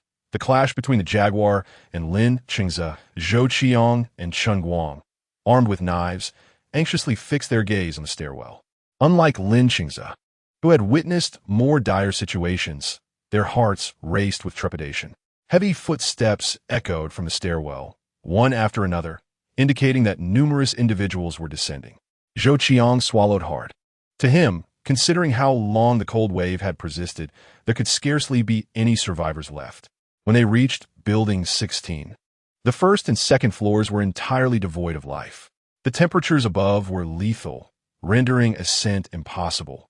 Thus, he believed that the number of living souls above was exceedingly scant. After all, who could withstand such frigid conditions? Yet, the sounds of footsteps suggested otherwise. Suddenly, Zhou Qiang felt an eerie sensation that those descending were not human, but rather specters. Likewise, the others held their breath, their eyes fixated on the stairwell, pondering whether the figures were human or phantoms. Lin Qingze cautioned everyone, stay alert. If they attack, do not hesitate. To survive, we must eliminate them, unless you wish to perish at their hands. His words caused many to tremble in fear. Zekji, we've never killed anyone, they protested. I haven't either. Lin Qingze replied through clenched teeth, but you must understand the consequences of passivity if they intend to kill us. They had fought hard to stay alive thus far. To die here would be utterly disheartening. Death, Chen Guang uttered, his single word sending a shiver through the assembled group. This concept had haunted them since the onset of the high temperatures. Daily reports of fatalities had transitioned from sorrow to numbness, and eventually to a grim acceptance when they pried open doors to collect supplies, confronting the stark reality within.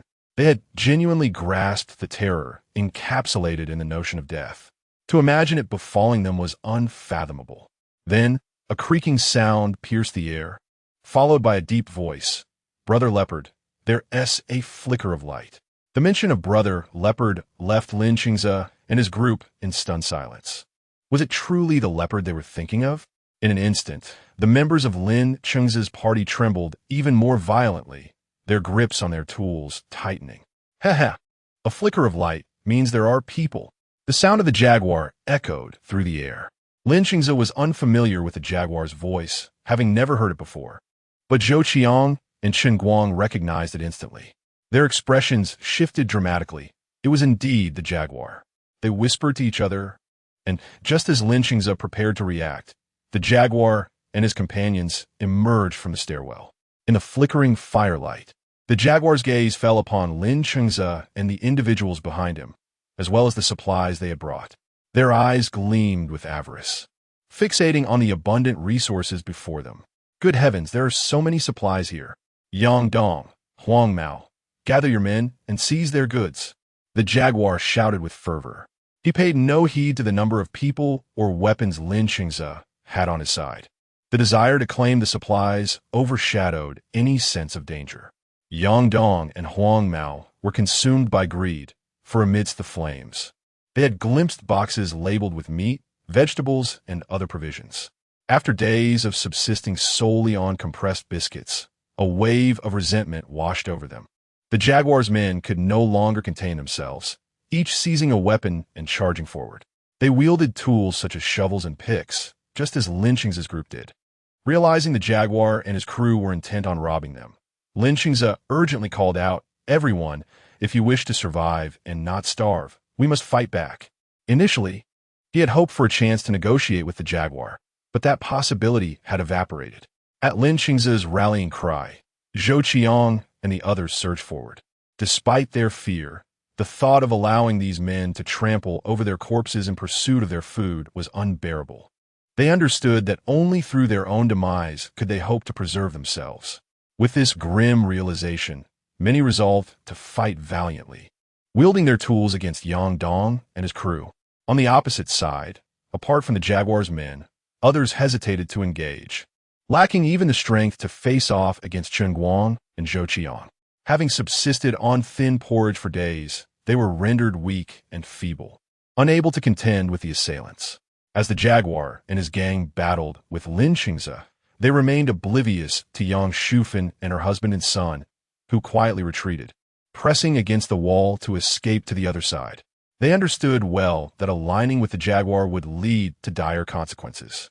In fact, they secretly wished for Lin Qingze's group to triumph over the jaguar, sparing them from his threats. As Yang Shufan and her family slipped away, others seized the opportunity to flee as well. The jaguar, engrossed in the fray, failed to notice their departure. With Lin Qingze's group being numerous, even if they lacked combat prowess, their sheer unity proved advantageous. Despite the jaguar's formidable reputation, many of his men were ambushed from behind, struck by shovels and picks. The air thickened with the scent of blood as the chaos unfolded. The sounds of screams and roars, alongside the clashing of tools, reverberated through this dimly illuminated world. Within just a few minutes, numerous individuals had already succumbed, due to the feeble light. Jaguar remained oblivious to the dwindling number of his companions until Lin Qingze struck him on the head with an axe. As the world spun around him, Jaguar discerned the scene, realizing that his entourage had significantly diminished. Where had they vanished to?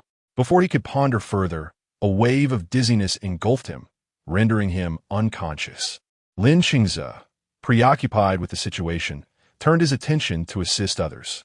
Once they cleared away Jaguar's men, it became evident that many were missing. Just as they contemplated the whereabouts of these individuals, a voice cried out in alarm. "They're stealing our supplies."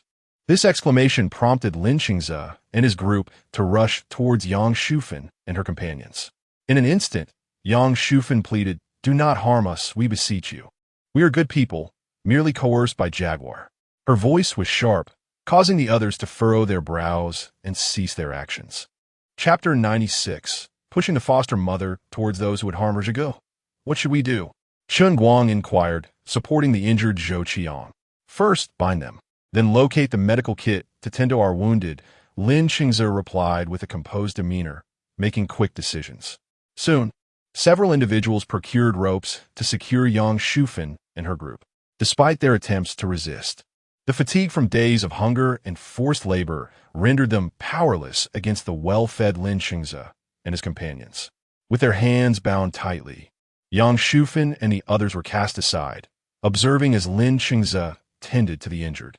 Meanwhile, even those who remained alive from Jaguar's group found themselves stripped of their clothing by Lin Qingze's orders, their bodies discarded upon the icy ground. The once arrogant Jaguar and his companions could scarcely fathom that within mere minutes, they would become lifeless corpses. As Yang Shufan and her group witnessed Lin Qingze's handling of Jaguar's corpses, they perceived it as if he were dealing with their own bodies, their expressions morphing into sheer terror. They had presumed Lin Qingze and his allies to be ordinary individuals, believing that, regardless of their prowess, they would not act with such ruthless decisiveness. However, upon witnessing the transformation of Jaguar's remains into icy statues, they collectively gasped in shock. "Shouldn't you be at Building 14? How did you end up in Building 17? Zhou Qiang, having bandaged his wounds, questioned Yang Shufan and her group. "We cannot say. We were comfortably resting in Building 14 when suddenly we found ourselves here," Yang Shufan replied, her tone sharp.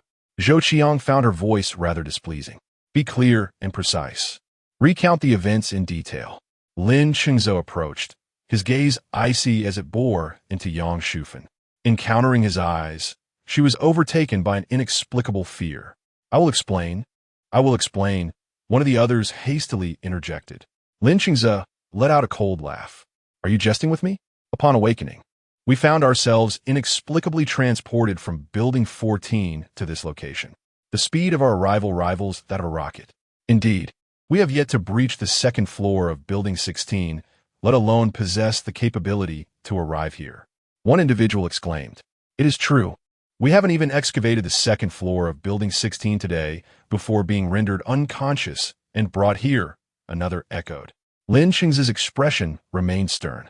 He harbored skepticism towards the existence of extraordinary phenomena in this world. "How could we possibly know? We are not deities, and we too were brought here without any understanding of the circumstances," Yang Shufan's son remarked with impatience. Their arrival was already shrouded in confusion, and now, bound and interrogated, it was more than he could bear. "We truly found ourselves here by mere happenstance. If you choose not to believe us, there is little we can do. We too are unfortunate souls, having endured days under the control of the Jaguar without adequate sustenance. Look at our hands. We have been reduced to skin and bones," one spoke, attempting to showcase his emaciated hand to Lin Qingze. Others followed suit, eager to reveal their own gaunt limbs. Lin Qingze did not intervene, allowing the lone doctor in their group to examine their physical conditions. After assessing everyone, the doctor turned to Lin Qingze and reported, their bodies are evidently malnourished, bearing injuries likely resulting from prolonged neglect and mistreatment. Indeed, we have suffered long under the Jaguar's cruelty. We are but pitiful beings begging you not to take our lives," one pleaded, prompting others to join in the supplication. Lin Qingze, overwhelmed by their clamoring, could no longer contain his irritation and bellowed, "Silence!" In an instant, Yang Shufan and the others fell silent, their pupils dilating as they huddled together, trembling like quails. "I care not whether you are affiliated with the Jaguar. I may consider allowing you to leave. However, should you trouble me, do not expect my kindness to endure." Lin Qingze was acutely aware of the limited resources at his disposal. If he were to share with Yang Shufan and her group, his own people would be left to suffer from scarcity. The eyes of Yang Shufan and her companions widened in disbelief. Was Lin Qingze truly willing to let them go? "Then please release us at once," Yang Shufan implored. "There is no rush. If you seek to be untied, you shall wait until tomorrow." "After all, I cannot be certain of your intentions," Lin Qingze replied, wary of placing his trust in them in this post-apocalyptic world. Who could predict their actions once liberated? Moreover, their account of how they arrived here was indeed perplexing. For the sake of safety, he deemed it prudent to keep them under watch. While Lin Qingze arranged for surveillance over Yang Shufan and her group, unbeknownst to him, Sizhao discreetly loosened their bindings. She had no intention of allowing matters to settle so swiftly, especially given the mistreatment she endured from her adoptive parents. She felt compelled to reciprocate in kind.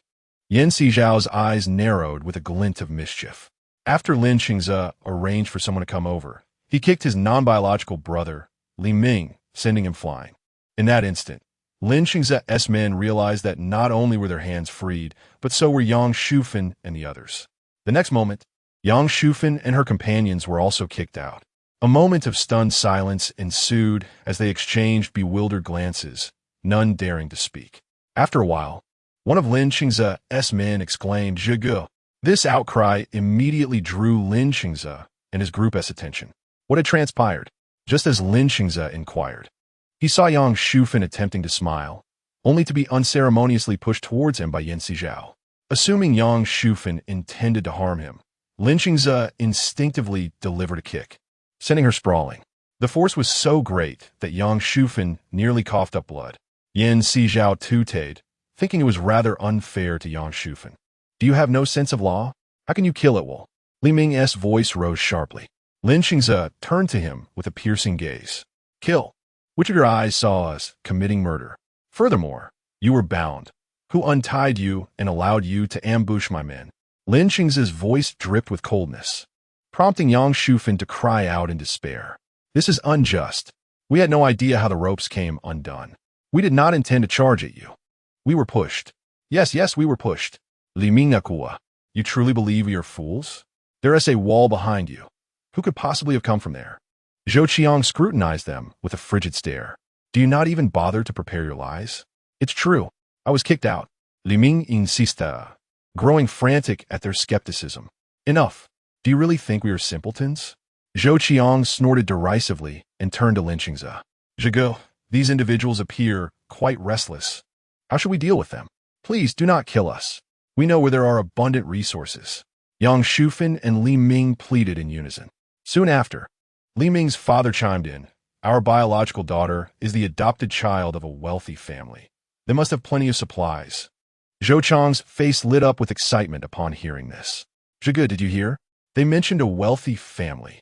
Lin Qingze's eyes flickered as he scoffed. "What are resources? What is the state of affairs outside? Are we to fly to the mansion of the wealthy?" Zhou Qiang fell silent, realizing the gravity of their situation.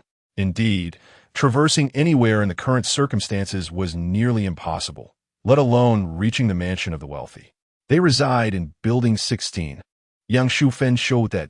In the distance, Sizhao was taken aback, believing they would mention that Yeshue resided in the city center, yet she specifically referred to Building 16, which genuinely surprised him.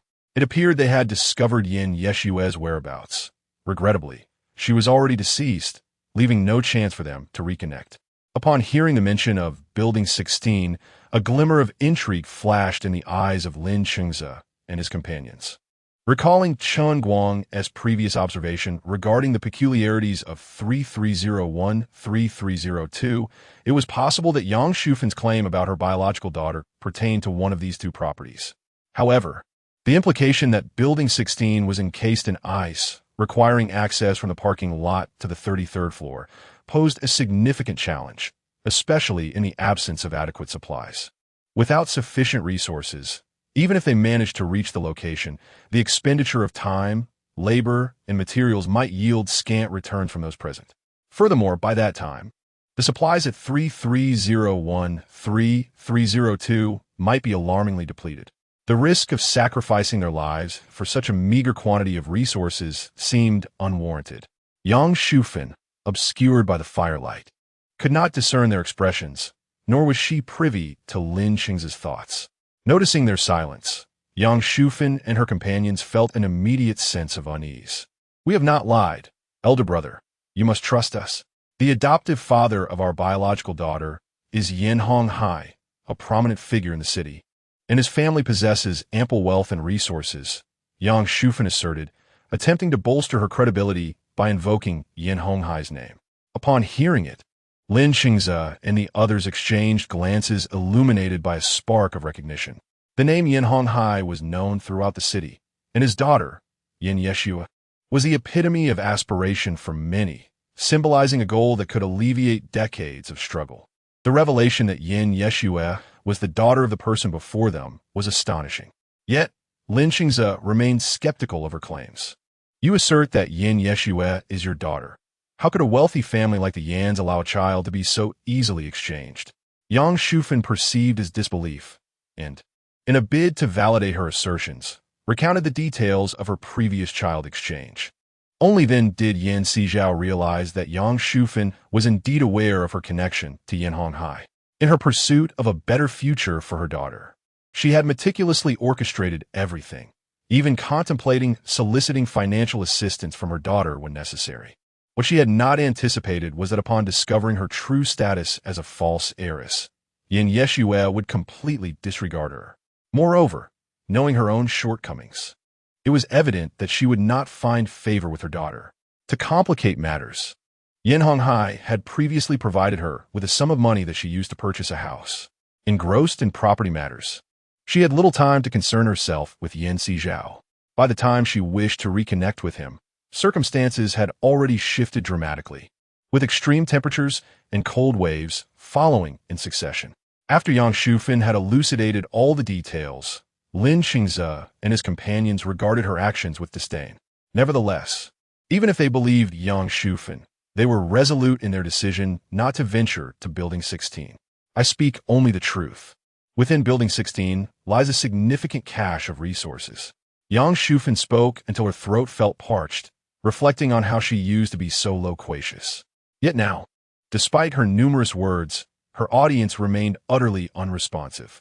There was an abundance of supplies, yet she had previously mentioned that Building 16 was encased in ice, necessitating excavation to access it.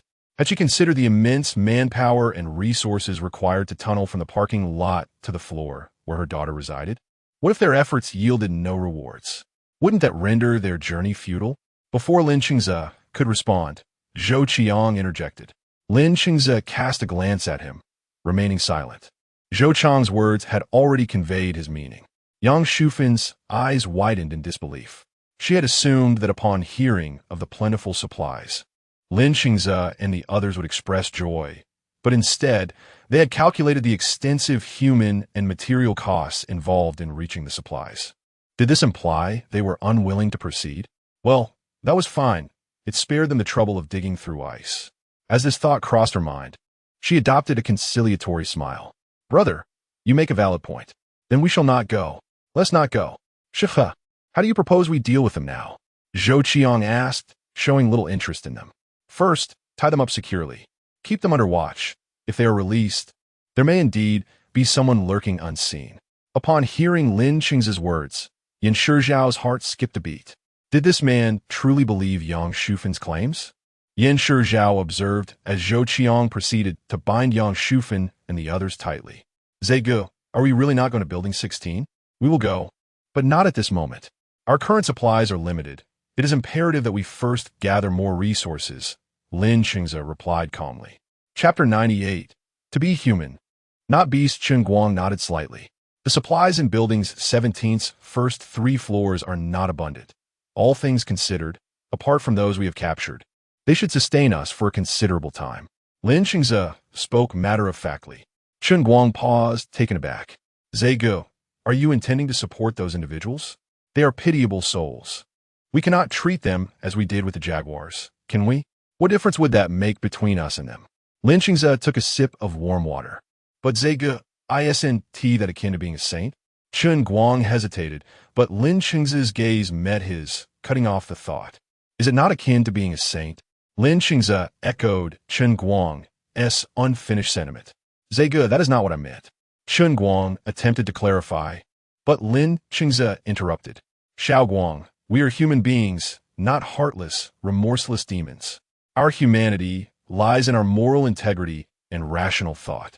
If we were to behave as the jaguars do, we would ultimately become cold-blooded killing machines. Moreover, we ourselves are merely unfortunate souls striving for survival in this apocalyptic world. How can we inflict harm upon other suffering individuals? Chen Guang regarded Lin Qingze with a profound gaze. Zhe, if you choose to spare them, are you not concerned that others might harbor ill thoughts? Resources are already scarce, and now we share them with others. Who knows if resentment might brew in their hearts? After speaking, Lin Qingze cast a glance toward Yang Shufan and the others. A fire had also been kindled over there, primarily to ensure that this group of individuals would not succumb to the bitter cold. The external temperature was growing increasingly frigid, rendering the parking lot not only cold but also laden with dampness.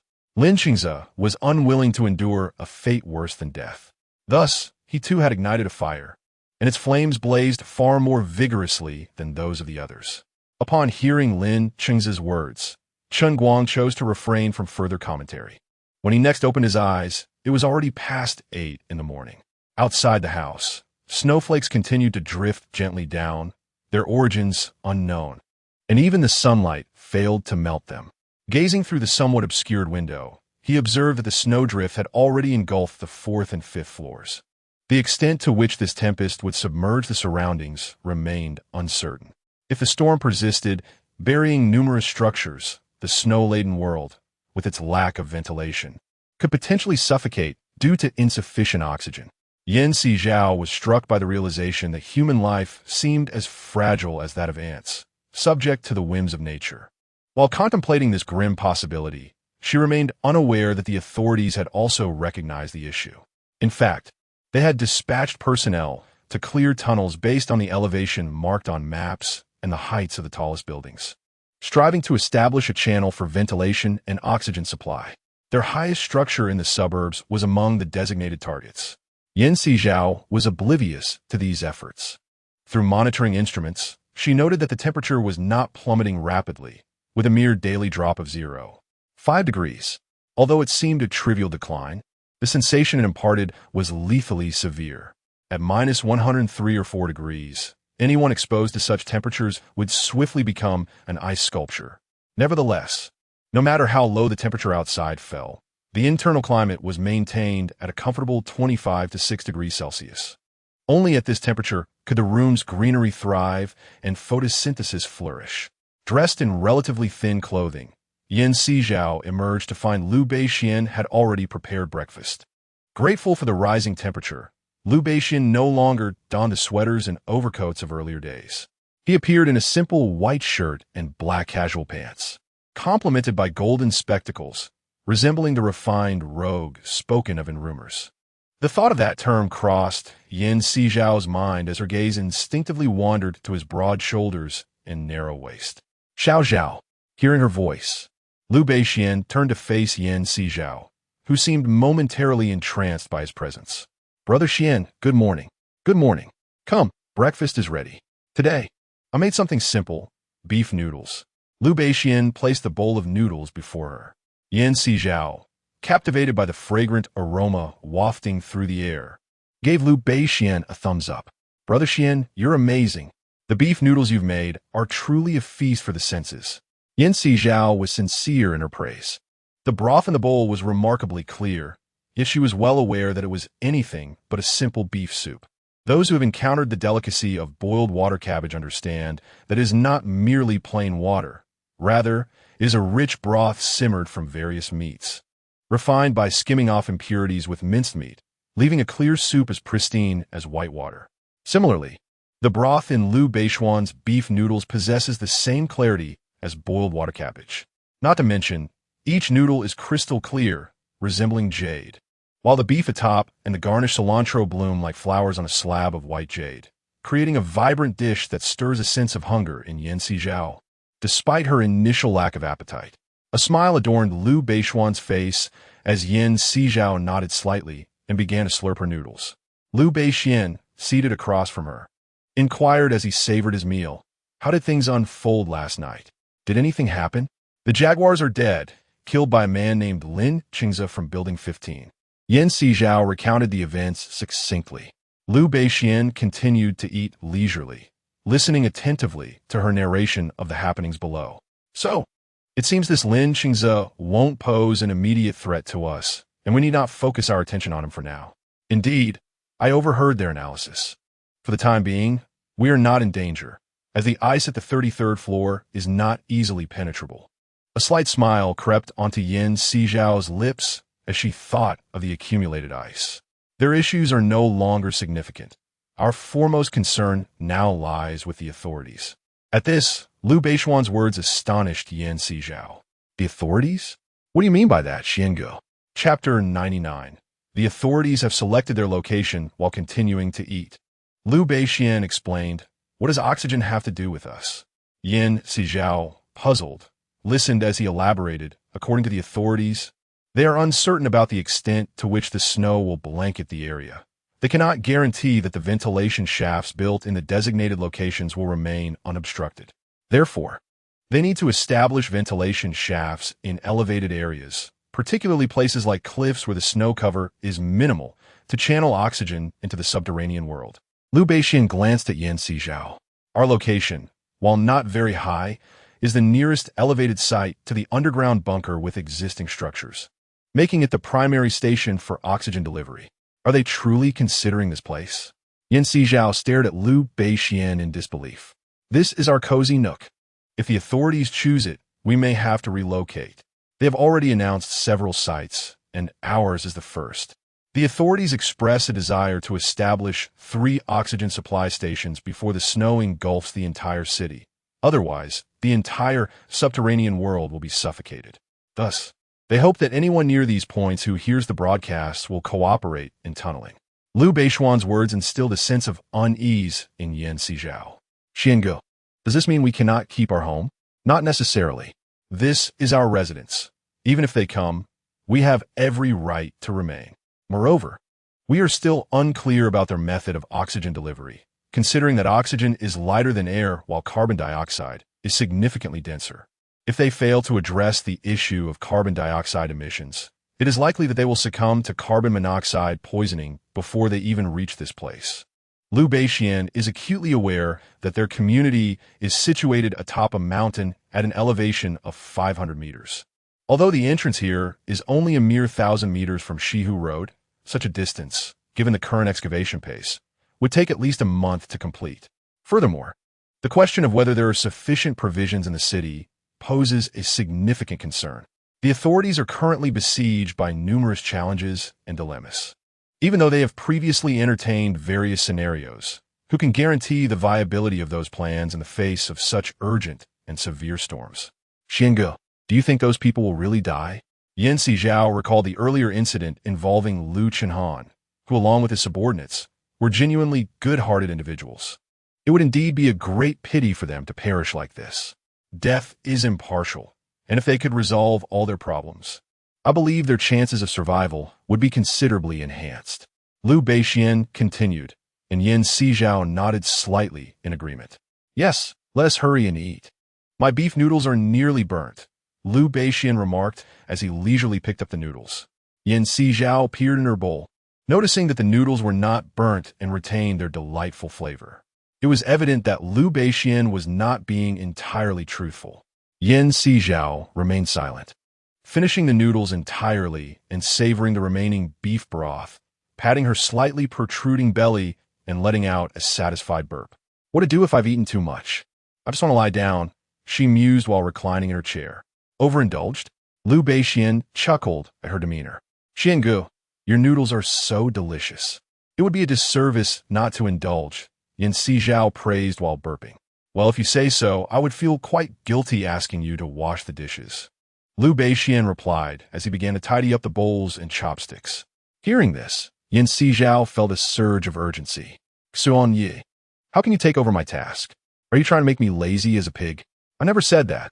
Liu Beixian chuckled lightly. However, your actions suggest otherwise.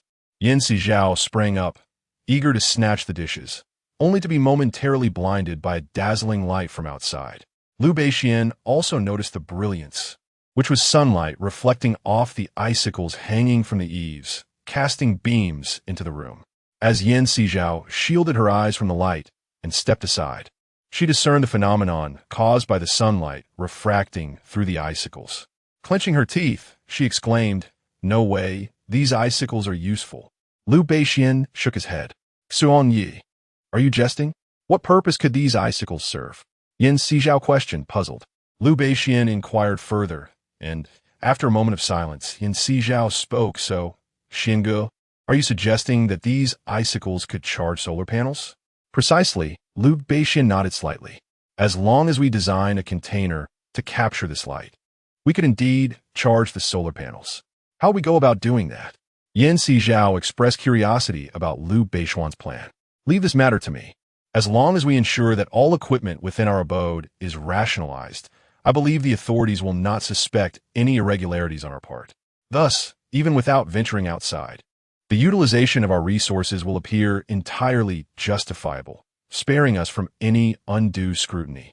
Liu Beixian spoke, seemingly struck by a thought. However, the ice blocks outside, which were interspersed with cotton, require attention. Otherwise, should the officials arrive and notice the discrepancy between the ice outside and that below, they might raise suspicions. I shall replace the outside ice with ordinary ice tonight, he declared. Sizhao, upon hearing this, concurred that the ice mixed with cotton indeed seemed rather conspicuous. We only need to change our side. As for the other side, there is no need for alteration. Liu Beixian squinted, referring to Yin Honghai's territory. That side had already witnessed considerable turmoil, with the house sustaining significant damage, rendering many traces irreparable. It would be better to leave it as is. Should the authorities harbor doubts, they need only maintain that they did not venture out. Unless the officials present concrete evidence, they would not act against them lightly. Of course, the worst-case scenario would be the loss of this house, but that remains merely a hypothetical situation, one that no one can predict. Sizhao nodded in acknowledgement. Committing the information to memory, Liu Beixian had no further instructions, so he took his utensils to clean in the space, simultaneously taking a moment to rest. A night without repose had certainly taken its toll on his body. Chapter 100. Ziji's trick sparks mutual accusations during Liu Beixian's brief respite. Sizhao reclined in a chair for a moment before descending to stoke the fireplace and check the temperature displayed on the instruments. The indoor temperature read 25 degrees, while the outdoor temperature soared to an astonishing 1,025 degrees, an intensity Sizhao had never before experienced. This extreme heat enveloped the exterior of the house in a blinding white expanse, obscuring the world's true form.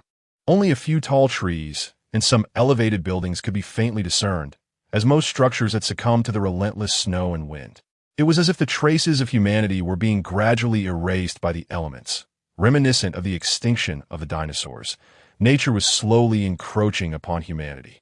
A profound sense of dread washed over Sizhao, a chilling foreboding that humanity might soon vanish entirely. Surely, the world would not be left with just Liu Beixian and herself. Such a notion was terrifying, realizing she had spiraled into a vortex of negativity. Sizhao endeavored to rein in her emotions, striving to dismiss thoughts of humanity's potential extinction. Following her customary routine, she checked the oxygen levels within the house, finding them still at a normal rate.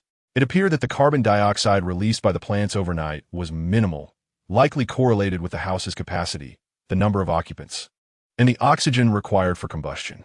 Sizhao had not extensively studied the oxygen output of plants, As long as the computer readings were satisfactory, she felt assured. After assessing the conditions within the house, she picked up her tablet and watched television for a while. In the confined space, an abundant supply of vegetables and grains, totaling 785, alleviated any concerns about water shortages or the ripening produce going unharvested, thus liberating her hands entirely. Conversely, Lin Xingze and his companions were not as fortunate. Upon awakening, Lin Xingze did not immediately release Yang Shufan and the others. Instead, he prompted them to cast blame upon one another for their shortcomings. A momentary silence enveloped the gathering of over 20 individuals, their faces etched with astonishment. What did you say? Are we to speak ill of one another? A bewildered individual gazed at Lin Xingze, questioning his sanity. What is he thinking? Does he wish for his own demise? Lin Xingze fixed a cold stare upon the speaker. Initially, he had considered these individuals as pitiable souls and thought to simply allow them to join his group. However, upon further reflection, he realized that without having undergone trials, how could he discern whether they were virtuous or malevolent? After all, not all the unfortunate are inherently good. Some harbor darkness within, do they not? Thus, he devised this method to determine who ought to remain and who should depart. I say, that woman named Yang is wicked. When she ran out of food, she sent her husband and son to steal.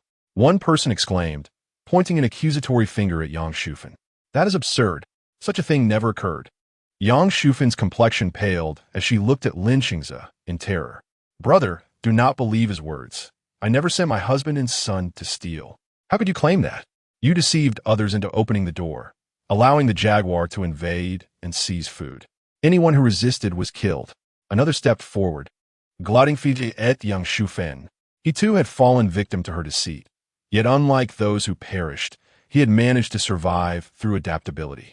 He had thought his chance for vengeance lost, but Lin Xingze's unexpected call for mutual accusations provided an opportunity, regardless of Lin Xingze's intentions. With someone stepping forward to denounce Yang Shufan, he had no recourse but to reveal himself. You lie. You all lie. You think I am merely a woman and thus easy to bully?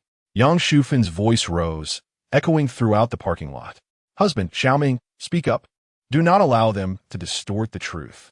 Li Ming, uncertain of Lin Xingze's motives, sensed that this call for accusations was a precursor to dealing with certain individuals. Thus, he interjected, Is it because you see our family of 3 still alive that you harbor resentment and wish to do us harm? Let me make it clear. You shall not succeed. At this moment, Yang Shufan's husband also chimed in. Indeed, you wish to bring about our demise. It shall not happen. Others wore grim expressions, and one individual glared at Yang Shufan with malice. If you are not wicked, how could you betray your own flesh and blood? Precisely. You even swapped another child. Voices rose in unison, and it dawned on Yang Shufan the implications of her previous words to Lin Xingze, causing her countenance to darken. Lin Xingze narrowed his eyes. Aside from these 3, is there anyone else you wish to accuse?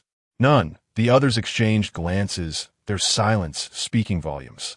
Compared to the Yang Shufan family, others interacted in a rather amicable manner. Well then, Zhou Qiang, bind the 3 of them. Lin Xingze instructed Zhou Qiang. Understood, Shiver. Zhou Qiang responded as he approached with his associates.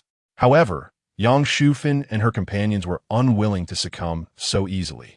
As they saw Zhou Qiang and his men advancing to apprehend them, they shouted for help and swiftly dashed towards the staircase. How dare you run? Let us see where you can escape. Zhou Qiang quickly pursued them. The staircase was illuminated by light streaming through the windows, invigorating Yang Shufan and her companions, who ascended with remarkable speed, hardly pausing for breath. Zhou Qiang and his men were not sluggish either, yet they could not match the pace of Yang Shufan's group. To be fair, Yang Shufan and her companions had been raised in the countryside, possessing strength and endurance that rivaled Zhou Qiang and his crew. They practically leaped 3 or 5 steps at a time. By the time Zhou Qiang and his men reached the 5th floor, they were already exhausted and panting heavily, while Yang Shufan and her group had ascended to the 6th floor. A frigid gust, plummeting below -100 degrees, surged through the shattered window, causing them to shiver uncontrollably. So cold. Mom, I think I'm going to freeze to death, Li Ming exclaimed. As soon as he spoke, he felt as though his body had become numb, rendering him unable to move. At that moment, Yang Shufan sensed that her breath seemed to crystallize in the air. She wanted to utter something, but the biting cold penetrated her clothing, creeping over her body like a vine. Within less than half a minute, the three of them were transformed into ice sculptures. Zhou Qiang, upon reaching the 5th floor, had already felt the biting wind descending from above. Though he was unaware of the exact temperature above, he could sense his fingers and toes nearing frostbite. Moreover, the walls were adorned with thick frost, reminiscent of an ice house. "Brother Chong, it's exceedingly cold up there. We shouldn't ascend any further," one of Zhou Chang's companions remarked, feeling as though the cold was leaching away the scant warmth left in their bodies. It was unbearably frigid. Zhou Qiang nodded in agreement. "Let's descend quickly." He had always valued his life and would not risk it for the sake of the three individuals. Turning without hesitation, Zhou Qiang raced downwards, with his companions following suit without a moment's delay. The cold outside was not merely a chill. It was a temperature capable of freezing a person solid within seconds or minutes. No one dared to challenge such frigid conditions lightly. Zhou Qiang and his companions swiftly descended. Upon their arrival, Lin Qingze raised an eyebrow upon seeing them. "Why are only the three of you back? Where are the others?" "Shiver. We pursued them to the 5th floor, but we could not continue. It was simply too cold up there," Zhou Qiang explained. "So you do not know whether those three are alive or dead?" Lin Qingze inquired, scrutinizing Zhou Qiang. "We waited on the 3rd floor for 5 minutes. Yet there was no sound of anyone descending from above. It seemed those three individuals might have succumbed to the cold, for the temperature up there was indeed frightfully low," Zhou Qiang remarked, stifling a yawn as he leaned closer to the fire, warming his hands. The other two were similarly engaged, stamping their feet in an attempt to generate warmth. Lin Qingze nodded slightly. "Given the circumstances, we shall disregard those three for now.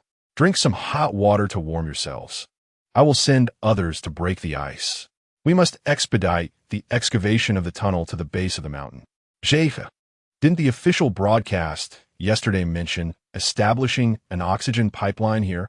They must be diligently working to clear this tunnel, so we could afford to wait a little longer." Zhou Qiang moved his fingers restlessly, casting a despondent gaze towards Lin Qingze, who was also illuminated by the firelight. Initially, they had believed themselves isolated and helpless. Thus, they had been fervently attempting to connect with the tunnel leading down. However, now that the authorities sought to create an oxygen passage from the mountain, it seemed they need not exert themselves, so, once the officials cleared the tunnel, they could still rendezvous with them. Lin Qingze shook his head. The entrance at the base was at least 1,000 meters away, and they were nearly that distance from it as well. At the rate of continuous digging around the clock, they could manage only 7 or 8 meters in a day. How long would it take the officials to reach this point? In the meantime, how much more supplies could they gather? Zhou Qiang fell silent. To wait for the officials to clear the tunnel presumed they had sufficient resources to endure until help arrived. Yet it was evident that their supplies were far from adequate. "Zij, the snow has now reached the 5th or 6th floor, which means we can harvest more supplies from the 4th and 5th floors. Shall we find a location to serve as a temporary stronghold, collecting resources while simultaneously digging towards the officials?" Another spoke up upon hearing Lin Qingze's suggestion. "Yes, Zij. Let's establish a base." Many who had been listening intently chimed in, agreeing with the notion of a stronghold. Observing the eager faces turned towards him, Lin Qingze asked, "What do you think would be the most suitable location for our base?" One individual stepped forward, stating, "I believe the higher the base, the better. As we exhale carbon dioxide, a gas that sinks. If our stronghold is situated lower, we risk carbon dioxide poisoning. Additionally, wood requires oxygen for combustion. If located too low, it would burn insufficiently due to a lack of oxygen." This speaker was a chemistry teacher, sensitive to such matters. Moreover, the officials had emphasized the importance of oxygen in their broadcast the previous day, making it imperative to heed this advice. Lin Qingze pondered his words. To secure a position at a higher elevation, the only viable option was Building 16, the tallest structure in the entire complex. "Shiver. The parking lot over there is completely encased in ice. It is utterly uninhabitable. someone exclaimed upon hearing the mention of Building 16. Indeed, Building 16 is entirely encased in ice, exclaimed those who had ventured there. If one were to avoid Building 16, the only alternative would be Building 15, which stands as the next tallest structure. Just as Lin Qingze began to speak, another interjected, Siege, Building 15 is also in a similar predicament. It too is frozen solid. We entered alongside the Jaguar. It was icebound everywhere. This revelation left the residents of Building 15 momentarily stunned. What did you say? Building 15 is frozen as well? That cannot be true. Building 15 is our home. It cannot possibly be encased in ice. You must be lying, they protested vehemently. Those who had previously accompanied the Jaguar in the same building spoke up. Chen Guang, observing their earnest expressions, turned to Lin Qingze. Siege. What do you think we should say now? Upon hearing Lin Qingze's words, others began to wonder if he had lost his senses. Siege, this is too taxing, one voiced. Indeed, Siege, I think if it's sealed over there, then so be it. Besides, isn't it true that the stairs above the 4th floor are also frozen? We are unlikely to procure any supplies. We should conserve our energy. As soon as this was said, a few began to feel that something was amiss. When you went, was it only the stairs above the 4th floor of Building 16 that were frozen? Why, then, were the lower levels also encased in ice when we arrived? Logically, the ice outside had reached the 2nd and 3rd floors, completely blocking all doors and windows. It should not have been able to freeze the interior space, another pointed out. Indeed, such a vast space would require dozens of tons of snow and ice. It wouldn't be covered without a few days of intense weather. I sense there is something amiss here, just as we inexplicably transition from Building 14 to Building 17. I wonder if there is some malevolent force within Building 16. Otherwise, we had not encountered such phenomena until we arrived at that location. With many present, each voice contributed to piecing together the truth. After all, as the saying goes, 3 unskilled craftsmen can match the wisdom of 1 sagacious strategist. Chapter 102.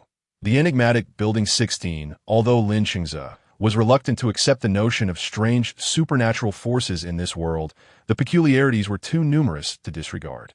Zhe, what do you propose we do about this? Chen Guang and Zhou Qiang turned their gazes toward Lin Qingze.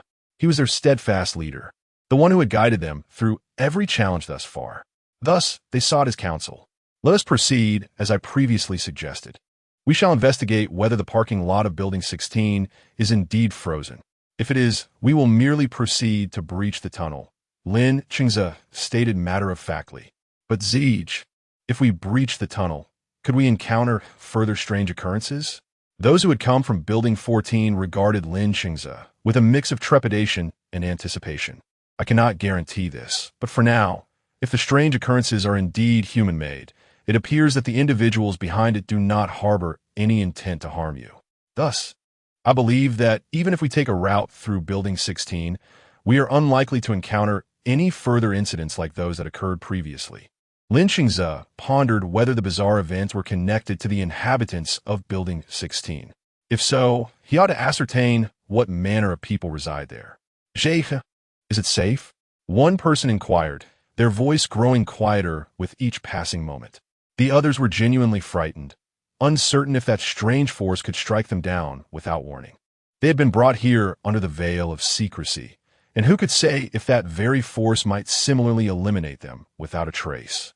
Lin Qingze met the anxious gazes of the group, but remained silent. After all, he was not the one wielding the mysterious power. How could he ensure their safety? Zhe, if you're also uncertain, perhaps we should avoid Building 16 altogether? Voiced one individual, their tone diminishing as they spoke. Lin Qingze, now their leader, understood that any misstep could lead to dire consequences. Chen Guang offered suggestions from the sidelines. Lin Qingze, recognizing his attempt to defuse the situation, considered the enigma surrounding Building 16 and nodded in agreement. Steering clear of Building 16 should, in theory, prevent any further strangeness, he thought. As he produced the community's floor plan, Building 16, the highest structure built against the mountainside, offered a picturesque view. Yet its elevation and the fierce winds often carried eerie howls from within, leading to poor sales.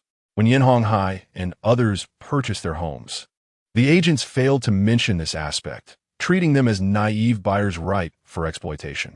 It later became evident that during storms, the building indeed echoed with ghostly wails. However, Sizhao and the others, having sealed themselves inside, were oblivious to the external sounds and never anticipated such noises. Meanwhile, Honghai and his group were solely focused on survival, hardly contemplating the sounds around them. Merely staying alive was a significant enough achievement, leaving no room for desires beyond that. Moreover, when confronted with life or death situations, external conditions become irrelevant. Little did they realize how swiftly their fate would turn, ultimately being cast down by their own adopted daughter. Lin Xingze studied the layout surrounding Building 16, noting that Buildings 15 and 17 were the next tallest structures. If a base were to be established, it could only be chosen from these two. He favored Building 15, having lived there previously, making it more familiar to their group. Unfortunately, the residents of Building 14 had already mentioned that Building 15 was encased in ice. Thus, it became the only viable option. Lin Xingze glanced around, illuminated by the flickering flames, the darkness enveloping them save for the dancing firelight. Zijie, Building 16 is inaccessible, and Building 15 is encased in ice. If we wish to reach Building 14, we must take a detour. Chen Guang glanced at Lin Xingze, whose gaze was fixed upon the distribution map in his hand. Let us take the detour. We can collect some supplies from the other buildings along the way. By the way, I recall there being a waterfall here, with a deep pool beneath it, Lin Xingze remarked, pointing to a specific spot on the map. Indeed, what are you planning, Zijie? Chen Guang inquired, somewhat perplexed. Zhou Qiang, standing nearby, mirrored his confusion. It has been a long time since we replenished our protein intake. I remember there were numerous koi in that deep pool, each weighing around 5 to 6 pounds. We are headed towards Building 18. Doesn't that route take us past here? Lin Xingze's words illuminated the faces of those present. They had been subsisting on dry rations for far too long, losing all sense of taste. The prospect of catching a few koi to feast upon was enticing. Zijie, are you suggesting we have a special meal? Zhou Chang's mouth nearly watered at the thought. He had not tasted fish or similar fare in ages. Since the onset of the cold wave, he had lost track of the time. It felt as though eternity had passed. Each day was a struggle to survive, scavenging for supplies, chiseling ice, and fighting to stay alive until they became mechanical and numb. However, the mention of koi by Lin Xingze seemed to rejuvenate Zhou Qiang. Lin Xingze nodded. We cannot continue subsisting on those nutritionally void provisions. Take a team to Building 18 and see if you can catch a few fish from that deep pool. All right, I'll gather a team right away, Zhou Qiang replied enthusiastically, setting off to fish for koi. Meanwhile, Lin Xingze and Chen Guang split their tasks. One group focused on excavating the tunnel leading to Building 14, while the other brought back any movable supplies from above. Regardless of their immediate utility, cataloging everything would surely prove beneficial. As Lin Xingze diligently pursued his plan, on the other side, Sizhao and Liu Beixian remained oblivious to Lin Xingze's endeavor to connect all the buildings within the community through tunnels. By noon, Liu Beixian emerged from his rest, and Sizhao had prepared a sumptuous lunch, keeping it warm with steaming water below. Seeing Liu Beixian, Sizhao approached him. Xuan Yi, you've cooked? Liu Beixian surveyed the array of dishes on the table and asked, You made all this? With nothing much to do, I thought I might as well, considering it has been ages since I last cooked. I worried I might have lost my touch, Sizhao replied with a playful smile. Well, if you're cooking, that's fine. With 8785 assisting us in the space, it shouldn't pose much of a problem, Liu Beixian said, settling down at the table. Indeed, with 8,785 around, I can occasionally lend a hand in the kitchen for you, Xiangu, but my cooking skills are no match for yours, Sizhao expressed with a hint of regret.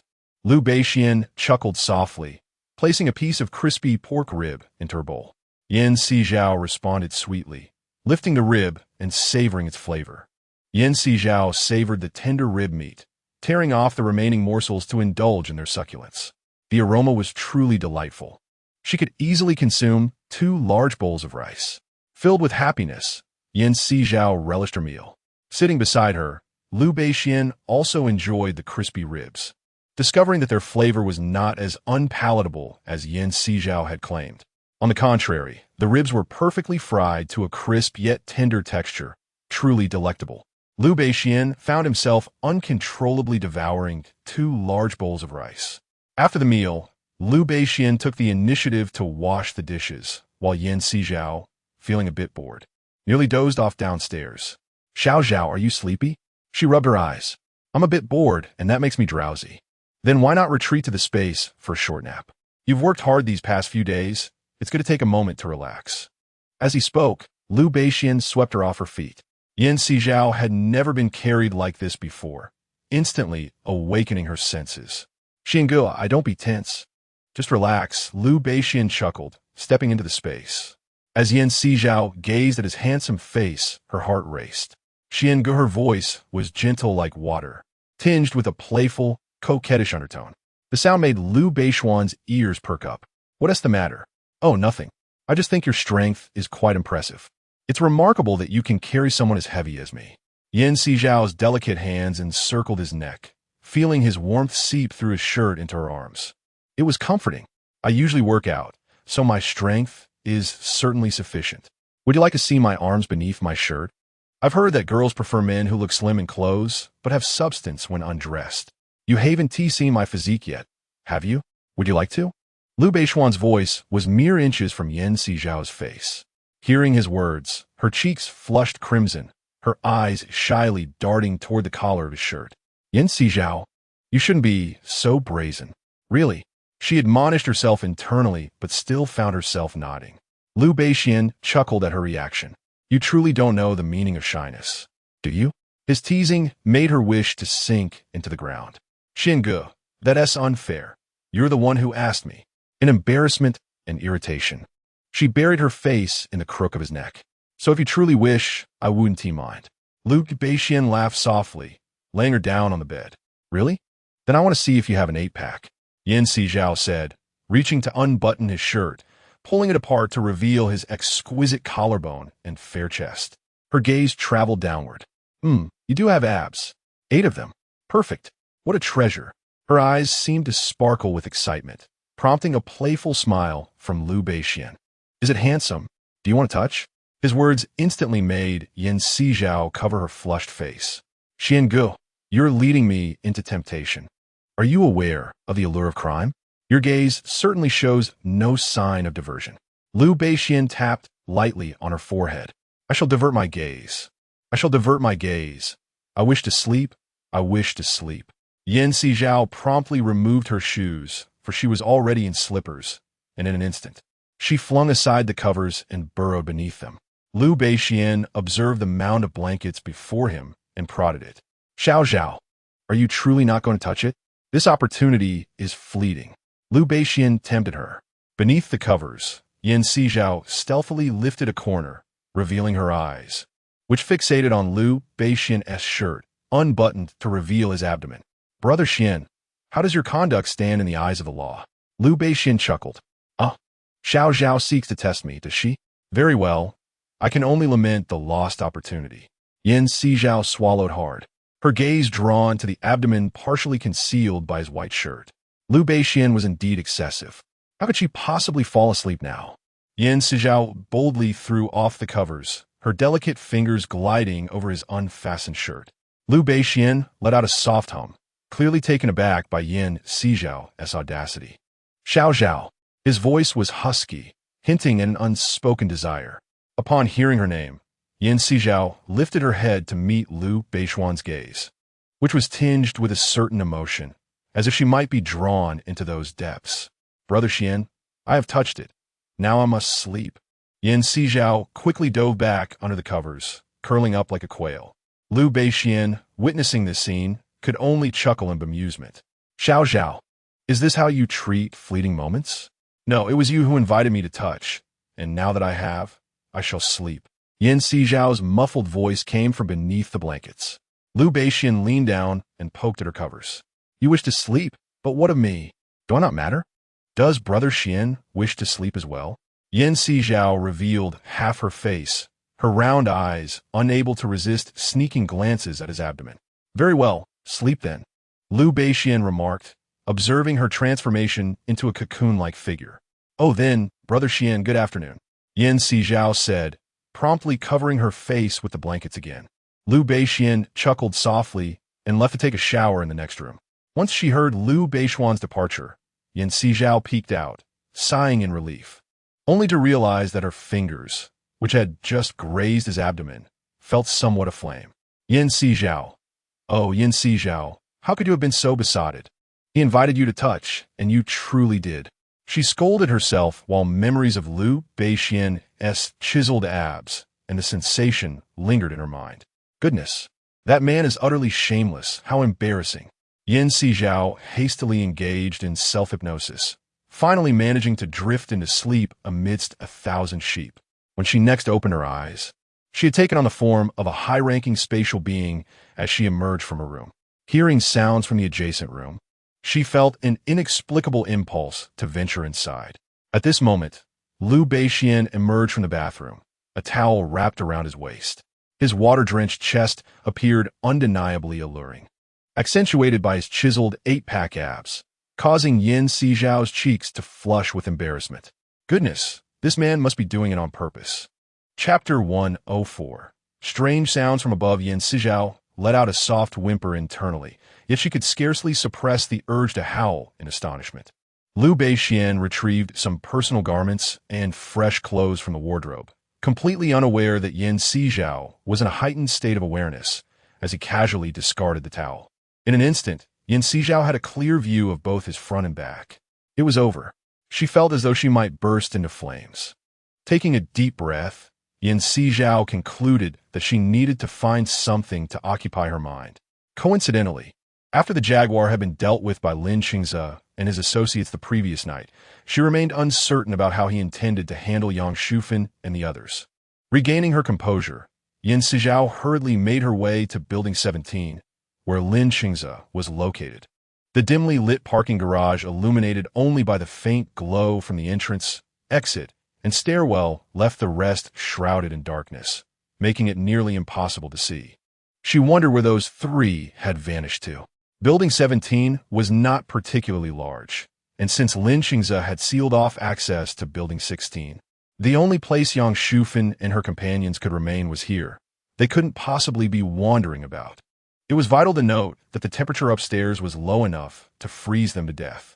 After circling around without encountering anyone, Sizhao pondered whether Lin Qingze had already dealt with them when she overheard a conversation. "Zij has taken his team up to the 5th floor. I wonder how much supplies he can gather. At the very least, it should sustain us until we reach the next floor." Another voice chimed in. "Weren't those three supposed to have gone to the 6th floor yesterday? I wonder if they're still alive up there." The first speaker expressed curiosity about what conditions awaited them above, recalling the broadcast that reported the external temperature had plummeted to over -100 degrees. "Alive? Are you joking? What is the temperature up there? Over -100 degrees. How many could possibly survive that?" The newcomer scoffed. "If we consider it that way, given such low temperatures, there are likely very few who could still be alive. What about their stored supplies?" The initial speaker's words trailed off, and the newcomer quickly grasped the underlying implication. Those supplies were now existing in an environment of over -100 degrees. "Do you think you would dare to retrieve them?" The statement landed heavily, akin to a bucket of ice water being poured over the first speaker, yet he remained unconvinced. "But once the snow covers everything, without the ravages of wind and snow, wouldn't it be relatively easy to obtain those supplies?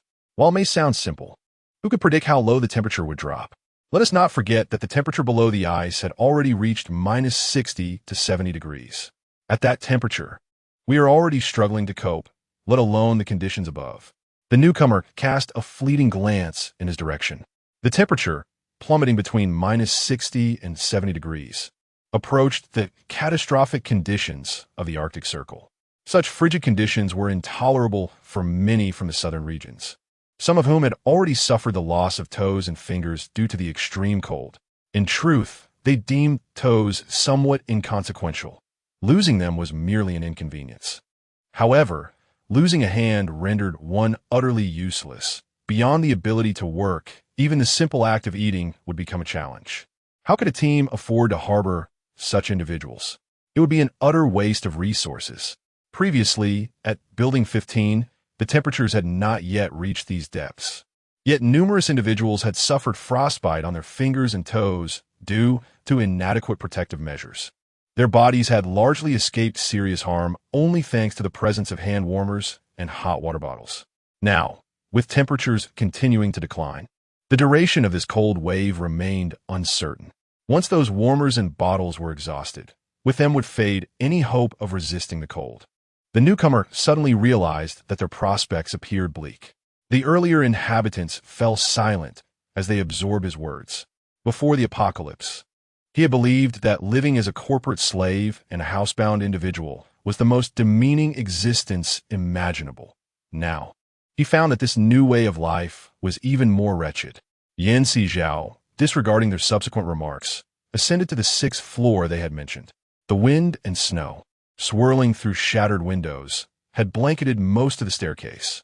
Yang Shufan and Li Ming remained frozen in their conversation, transformed into ice sculptures by the relentless cold. Observing their still forms, Yan Sizhao felt an unsettling sense that their deaths had come too swiftly and too easily. They ought to endure the suffering she had experienced before meeting their end. To die so quickly was, indeed, a grave injustice. With a forceful kick, Yan Sizhao sent all three tumbling down the stairs. In that eerie silence, where only the sound of the wind could be heard, the thud of their bodies startled Lin Qingze and others who were scavenging for supplies on the 5th floor. What was that noise? Lin Qingze inquired of the guard at the door. Zhige, it sounds like it came from upstairs. Could it be that the person Strong Gu was chasing yesterday has fled down? The guard, upon hearing the disturbance from above, felt a swell of trepidation. The official broadcast had vividly described the terrifying temperatures above. They had heard that any floors not buried under snow likely harbored no survivors. After all, temperatures plunging below -100 degrees could freeze a building solid, turning its inhabitants into mere popsicles. Moreover, the structures here lacked the insulation commonly found in northern homes. Thus, according to official statistics, the death toll in the south had surpassed that of the north. They were uncertain how the authorities had compiled such figures, but it was clear that no living souls could exist above. Even if there were, those survivors would not emerge easily. At such low external temperatures, anyone remaining outdoors could perish within mere moments. To venture out is nothing short of courting death. With this thought in mind, what could the sound of a heavy object crashing down from above signify? Surely, it cannot be that someone deliberately created the noise upon hearing commotion from below. Or perhaps it is the result of the 3 individuals who escaped yesterday. As Lin Qingze pondered these possibilities, he raised an eyebrow at the words spoken. You all move the supplies downstairs. I shall investigate the situation. Chapter 105. Concealing the strange occurrences, be cautious. Zhe, came the warning. The others hesitated to follow, fearing that an unforeseen incident might further burden Lin Qingze. Nodding in acknowledgement, Lin Qingze cautiously prepared to enter the staircase, only to be met with the sight of 3 lifeless bodies sprawled across the corridor. These corpses belonged to Yang Shufan and her companions, having slid down the stairs. Initially, the bodies should have halted at the bend, yet, encased in ice, and with the stairs themselves having succumbed to a layer of frost due to the harsh weather, they continued their descent, ultimately resting on the very floor where Lin Qingze stood. Upon opening the door, he was immediately confronted by their presence. Although he could not discern the expressions on Yang Shufan's face, their wide-open eyes seemed to convey a silent narrative, hinting at the circumstances that led to their frozen state.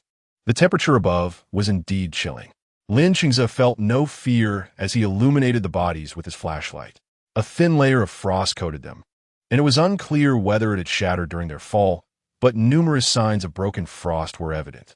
Upon closer inspection, the legs of the 3 displayed the most ice, accompanied by clear indications of fractures. Though not a detective, Lin Qingze could piece together a semblance of the truth. These individuals had likely been frozen solid, yet the reason for their fall remained a mystery that required further investigation above to determine if it was an accident or an act of malice. His gaze turned upward, the beam of his flashlight sweeping the area. Aside from the walls, no peculiarities were revealed. Lin Qingze suddenly questioned his own sanity for feeling as though something lurked above. Zegu called the guard who had been stationed outside, curious after hearing no sound from Lin Qingze.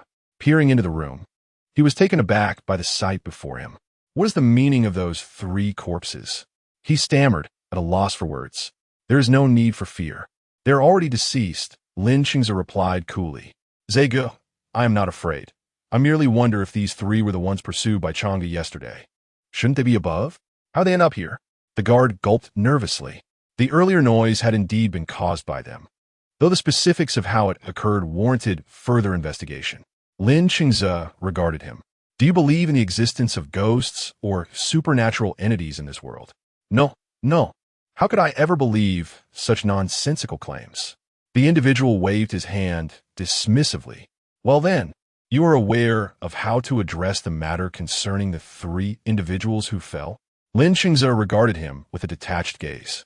Yes, the person replied, initially perplexed by the underlying implication of his words, only comprehending the meaning after a brief pause of 3 seconds. He wished to avoid attributing any supernatural elements to the incident involving the 3, as it could provoke unnecessary panic. Very well, Lin Qingze nodded in acknowledgement. Then what shall we do with the bodies of these 3? If they remain here, those in the house will inevitably see them. The individual lowered his voice significantly. I will take care of it, Lin Qingze stated, lifting the bodies and discarding them at a corner on the upper floor. After all, it was only a short distance. Placing the corpses above rather than below seemed more appropriate. Moreover, given the cooler temperature upstairs, Lin Qingze believed that by the time they returned to collect supplies, even if someone stumbled upon the bodies, it would not elicit surprise. What would truly astonish them would be the unsettling notion that these bodies could still move. That was the true source of terror. Once Lin Qingze had tidied up, he descended the stairs. The others had already rummaged through all the supplies available on the 5th floor. Zegu, what has transpired outside? It's nothing. Just the winds and snow from above dislodging a few minor items, Lin Qingze replied, knowing precisely how to assuage their concerns. After all, silence could often breed more anxiety than reassurance. Just minor items? I initially thought it was something substantial, given that muffled sound. It felt as though it originated from a heavy object. Indeed, they all reflected on the earlier noise, which did indeed seem inconsistent with the sound one would expect from lightweight objects. However, as their leader, Lin Qingze saw no need to fabricate lies. Perhaps the pervasive frost and the emptiness of the staircase amplified the sound, he explained. After transporting the supplies from the 5th floor downstairs, none paid further attention to the earlier occurrences. Yanxi oversaw the transfer of all supplies to the parking lot and under Lin Qingze's direction. Everyone assumed their respective roles. Some kindled fires, others prepared meals, some constructed beds, and others excavated ice, clearing blocks extracted from the tunnel. After observing for a while, Yanxi, having gleaned no further valuable information from them, turned towards Shihu Road. According to Liu Bishuan, since the authorities intended to establish this location as the primary oxygen supply station, action should be underway by now. With that thought in mind, Yanxi arrived at Shihu Road. At that moment, several individuals were diligently excavating ice along the path leading to the residential community. The world beneath the ice differed markedly from that above. The temperatures were not as frigid below. Hence, the officials, having abandoned their search for resources on the ice, opted for survival beneath it, fortuitously affording the living an opportunity to cling to existence in this subterranean realm. Sizhao observed as the group of individuals excavated nearly a 5-meter-long tunnel. It was uncertain whether they were naturally suited for such labor or driven by the necessity of survival. Their thick garments did not impede their swift movements. In fact, their zeal seemed to intensify. In less than an hour, they had already carved out over a meter of tunnel. Given their remarkable stamina and strength, Sizhao genuinely doubted that it would take them more than a few months to reach the entrance of the community. How would she and Liu Beixian confront the officials' intent on establishing a ventilation system? Chapter 106. Instruments of Survival in the Apocalypse. Sizhao did not linger for long. She turned and headed towards the underground fortress. The construction here was progressing at a pace even swifter than she had anticipated, with a series of rudimentary rooms recently completed. The soundproofing of these rooms was quite inadequate, and the walls were constructed from lightweight materials such as wooden planks and steel sheets, which might have appeared rather crude in the pre-apocalyptic world. However, given the current circumstances, possessing such a shelter must feel akin to paradise for the living. As Sizhao wandered through the underground fortress, she found herself drawn to a gathering of people encircled around a conference table, engaged in discussion.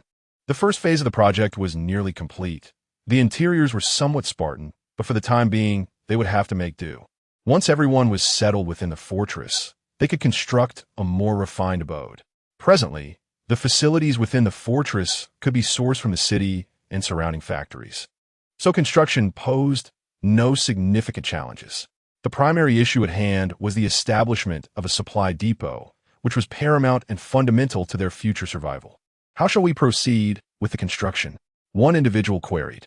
The area required for the supply depot is considerable, and the space we previously proposed was deemed insufficient. If we were to expand, the mountain might not bear the weight. What if we utilized the adjacent mountain? It is conveniently close to Qingshan community. Seated at the lower right end of the conference room, Sizhao initially listened without concern until the mention of Qingshan community made her nearly leap from her seat. Qingshan community was precisely where she resided. To be candid, the underground fortress was not particularly distant from Qingshan community. If they truly intended to hollow out the mountain beside Qingshan community for the supply depot, she wondered what impact it might have on her neighborhood. Sizhao lacked expertise in geology and construction. She could only hope that the fortress's development would not disrupt the geological stability of Qingshan community. Otherwise, if the buildings were to collapse, she and Liu Beixian would be rendered homeless. The geological structure of the adjacent mountain had been previously surveyed and was deemed sound. Excavating it posed no issues. What do you think about designating that area for the supply depot? The leader inquired. That sounds feasible. I see no problem with it. One person responded. I concur, but we must devise a proper plan for disposing of the excavated earth, another chimed in. If this were the pre-apocalyptic era, they would have faced no difficulties in managing the displaced soil. However, the underground tunnels at present are insufficient in both width and height to accommodate large machinery, resulting in the necessity to transport the excavated soil in considerable quantities by hand. Furthermore, the storage of this soil has become a significant concern. The others fell silent as they listened to him. Due to the current cold wave, their operational space beneath the ice is exceedingly restricted, making it arduous to transport anything to the surface. Both humans and machines find themselves utterly immobilized in temperatures plunging below -100 degrees. Thus, they are left with only the limited space available beneath the ice. Fortunately, ice can melt into water, which, whether seeping underground or into their own bodies, enables them to maximize the consumption of the ice blocks.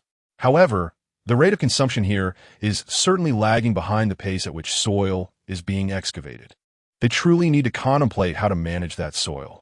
Sizhao observed that everyone was lost in deep thought, and it seemed that the supply depot was not going to be established anytime soon. Yet, she was curious about the purpose of this supply depot, as it appeared to hold significant importance for them. When she awoke again, it was around 3:30 in the afternoon. Sizhao stifled a yawn as she exited her space. Liu Beixian was meticulously tending to the plants in the room. In addition to the plants on the shelves, Sizhao had also prepared a number of air plants, which are epiphytic species. These plants can absorb carbon dioxide at night and capture moisture from the air, preventing dampness. Furthermore, they occupy little space, do not rely on soil for survival, and require only minimal light to photosynthesize, an excellent asset for survival in a post-apocalyptic, frigid world.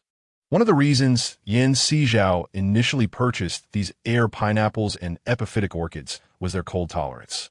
For instance, in Antarctica, there exists an epiphytic plant known as lichen. This plant can thrive in environments with temperatures as low as -198 degrees, making it one of the most cold-resistant plants on Earth. However, this plant also demands a relatively high-quality environment and must grow on rocks, which is why Sizhao did not acquire it. Woken up, Liu Beixian remarked upon hearing the movement, meeting Yan Sizhao's gaze. At that moment, she recalled the scene she had witnessed earlier in the afternoon, and her face flushed with an unnatural hue. "Xiangu," she called out softly. "Yes. Did you discover anything while you were out this afternoon?" Liu Beixian inquired with a smile, rising from his half-squatting position tending to the plants. "Indeed," Yan Sizhao replied, quickly straightening her expression as she recounted her findings from the afternoon. "Xuan Yi, do you think the establishment of that supply depot would have any impact on our situation here? I'm not a specialist, so it is difficult for me to answer this question. However, even if they wish to construct the supply depot, excavating the mountain will take at least a month, not to mention the time required to assemble the necessary equipment inside. It is unlikely that it can be completed in less than a year," Liu Beixian remarked, adjusting his glasses atop his nose. "If that is the case, it seems we shall have at least a year of relative tranquility," he concluded. Yan Sizhao joyfully remarked, "Not necessarily. Did you not mention that the officials have started digging tunnels towards here? Based on your previous words, I sense that the individual named Lin Qingze is currently not only excavating the passageways between all the buildings in the community, but also seeking to establish a connection with the authorities." Although Liu Beixian had never encountered Lin Qingze, he could perceive the man's intentions from Yan Sizhao's fragmented expressions. Upon hearing this, Yan Sizhao's countenance fell. "Doesn't that imply that the distance for the officials to reach here will be shortened? It's of no concern. The authorities cannot force us to relinquish our homes, can they? Besides, the entire building is encased in ice due to you. If the officials are truly here for oxygen, they are far more likely to consider other residences than ours." Liu Beixian reassured her with a smile. "I hope it turns out as you say," Yan Sizhao replied, still somewhat apprehensive. Chapter 107. When troops arrive, we shall resist. When water comes, we shall cover it. 8785 snapped at Liu Beixian. "Do not overthink it. After all, when troops come, we resist. When water arrives, we shall cover it. There will always be a way to resolve our issues. Moreover, with so many houses here, the officials would not choose ours for something like a ventilation outlet. But if they opt for other houses, Brother Xian, might those houses collapse?" Yan Sizhao pondered, recalling their earlier discussion about how rebar could become brittle in low temperatures, while southern houses lacked proper insulation. If the internal rebar were to fracture, wouldn't that lead to the collapse of the building? Have you heard of the butterfly effect? Those houses would become as fragile as cardboard in a cold environment. They would not collapse immediately unless external forces were applied or damage inflicted, potentially triggering a chain reaction. Liu Beixian recalled similar descriptions from his research, but no one had witnessed a house damaged by freezing, thus no guarantees could be made about the extent of the damage. He mused that rebar served as the skeleton of a house, while concrete was its flesh. Without the skeleton support, how could the flesh endure without collapsing? "Brother Xian, do you think the officials have considered the possibility of the houses collapsing?" Yan Sizhao wondered, intrigued that they might have contemplated such matters. They must have thought about it. However, how they will construct this ventilation duct remains unknown. Additionally, whether these houses will be preserved is another question. Liu Beixian's thoughts began to wander under Yan Sizhao's influence. Upon hearing this, Yan Sizhao felt a pang of anxiety. "My house must be protected at all costs. Brother Xian, please do not frighten me. I truly am afraid." "I shall not frighten you. This situation will not unfold so soon. Let's focus on living our lives first," Liu Beixian comforted her. "By the way, dinner is almost ready. What would you like me to prepare?" With a smile, Liu Beixian inquired. "How about some pork trotter noodles? It has been ages since I savored that flavor," Yan Sizhao suggested, a spark of inspiration lighting up her expression. "Very well, we shall have pork trotter noodles for dinner. Since you went out this afternoon, do not venture out again tonight. Rest well," Liu Beixian said as he began to prepare. Yan Sizhao nodded in agreement. This afternoon, an ample amount of intelligence has been gathered, allowing for a night of respite at home. Tomorrow will suffice to check on Lin Qingze and his companions. Fortunately, there are currently no threats looming over them, alleviating the need to live in constant fear and busyness. Yan Sizhao glanced at the solar battery usage within the house. To ensure that certain plants do not succumb to frost, all the heating devices were replaced with underfloor heating. This system relies on high-capacity solar batteries, which deplete at a rapid pace, necessitating a replacement every 4 hours, amounting to 6 changes in a single day. Quite cumbersome indeed. She had initially considered utilizing the diesel fuel to avoid waste, yet Liu Beixian had firmly declined that notion. Upon reflection, solar energy is renewable, while diesel is not necessarily so. Hence, it ought to be reserved for critical moments. As Yin Sizhao pondered, a round little creature suddenly descended from the air and landed on her shoulder. 8785. She was taken aback to see the little fellow on her shoulder. Wasn't it said that it preferred not to be disturbed? Thus, both she and Liu Beixian had treated it as if it were invisible, refraining from bothering it or posing inquiries. Why had it come out today? You two have prepared something delicious tonight, and I want to partake. 8785 declared with a hint of pride. Why not simply ask Liu Ge? Yin Sizhao questioned, puzzled. Why come to me? Because he sent me to inquire if you would consider sharing. 8785 replied, recalling the expression of Liu Beixian when he instructed it to ask Yin Sizhao. Is there even a need to ask? You are a spatial system. Not sharing with you would be akin to inviting trouble upon ourselves. Yin Sizhao retorted with a hint of annoyance. Indeed, I almost forgot my identity as a spatial system. Now, hurry inside and tell that insufferable brat to prepare more. 8785 grinned, revealing a dazzling set of white teeth. All right. Yin Sizhao nodded and entered the spatial realm. Liu Beixian was in the midst of stewing blanched pig's trotters in a pressure cooker. Upon noticing Yin Sizhao's entrance and the presence of 8785 on her shoulder, he couldn't help but smile knowingly, aware that 8785 had come to discuss food. Isn't it a system? Liu Beixian remarked, observing 8785 with a scrutinizing gaze. Shouldn't a system be akin to a machine? How could it possibly eat pig's trotters? 8785 raised its chin, its eyes sparkling with indignation. Why not? My previous host fed me everything. You cannot deny me sustenance, or I shall expel you from this space. It certainly had a feisty temperament. Liu Beixian chuckled lightly, adjusting his glasses. Liu Yi. Yin Sizhao tugged at his sleeve, casting a significant glance in his direction. Given that 8785 was still a relative stranger to them, it would be wise to refrain from offending it before fully understanding its temperament. Rest assured, when it expressed a desire to eat, I took the liberty of preparing an ample portion of pig-s trotters to ensure it was satisfied, she reassured him. Liu Beixian held her hand, enveloping it within his larger grasp. Yin Sizhao exhaled in relief. I knew that Brother Xian could never be stingy. I'm certainly not a miser. I am merely curious about the nature of its existence, he replied. Liu Beixian lifted 8785 from her hand, rolling it between his fingers. This is too much. How can you treat me this way? After enduring such treatment, 8785's fur was tousled, yet it remained irresistibly charming. Is this what you call bullying? You have yet to witness true cruelty, Liu Beixian chuckled, preparing to continue his playful torment. Let go, let go. 8785 protested, struggling to escape from his grip.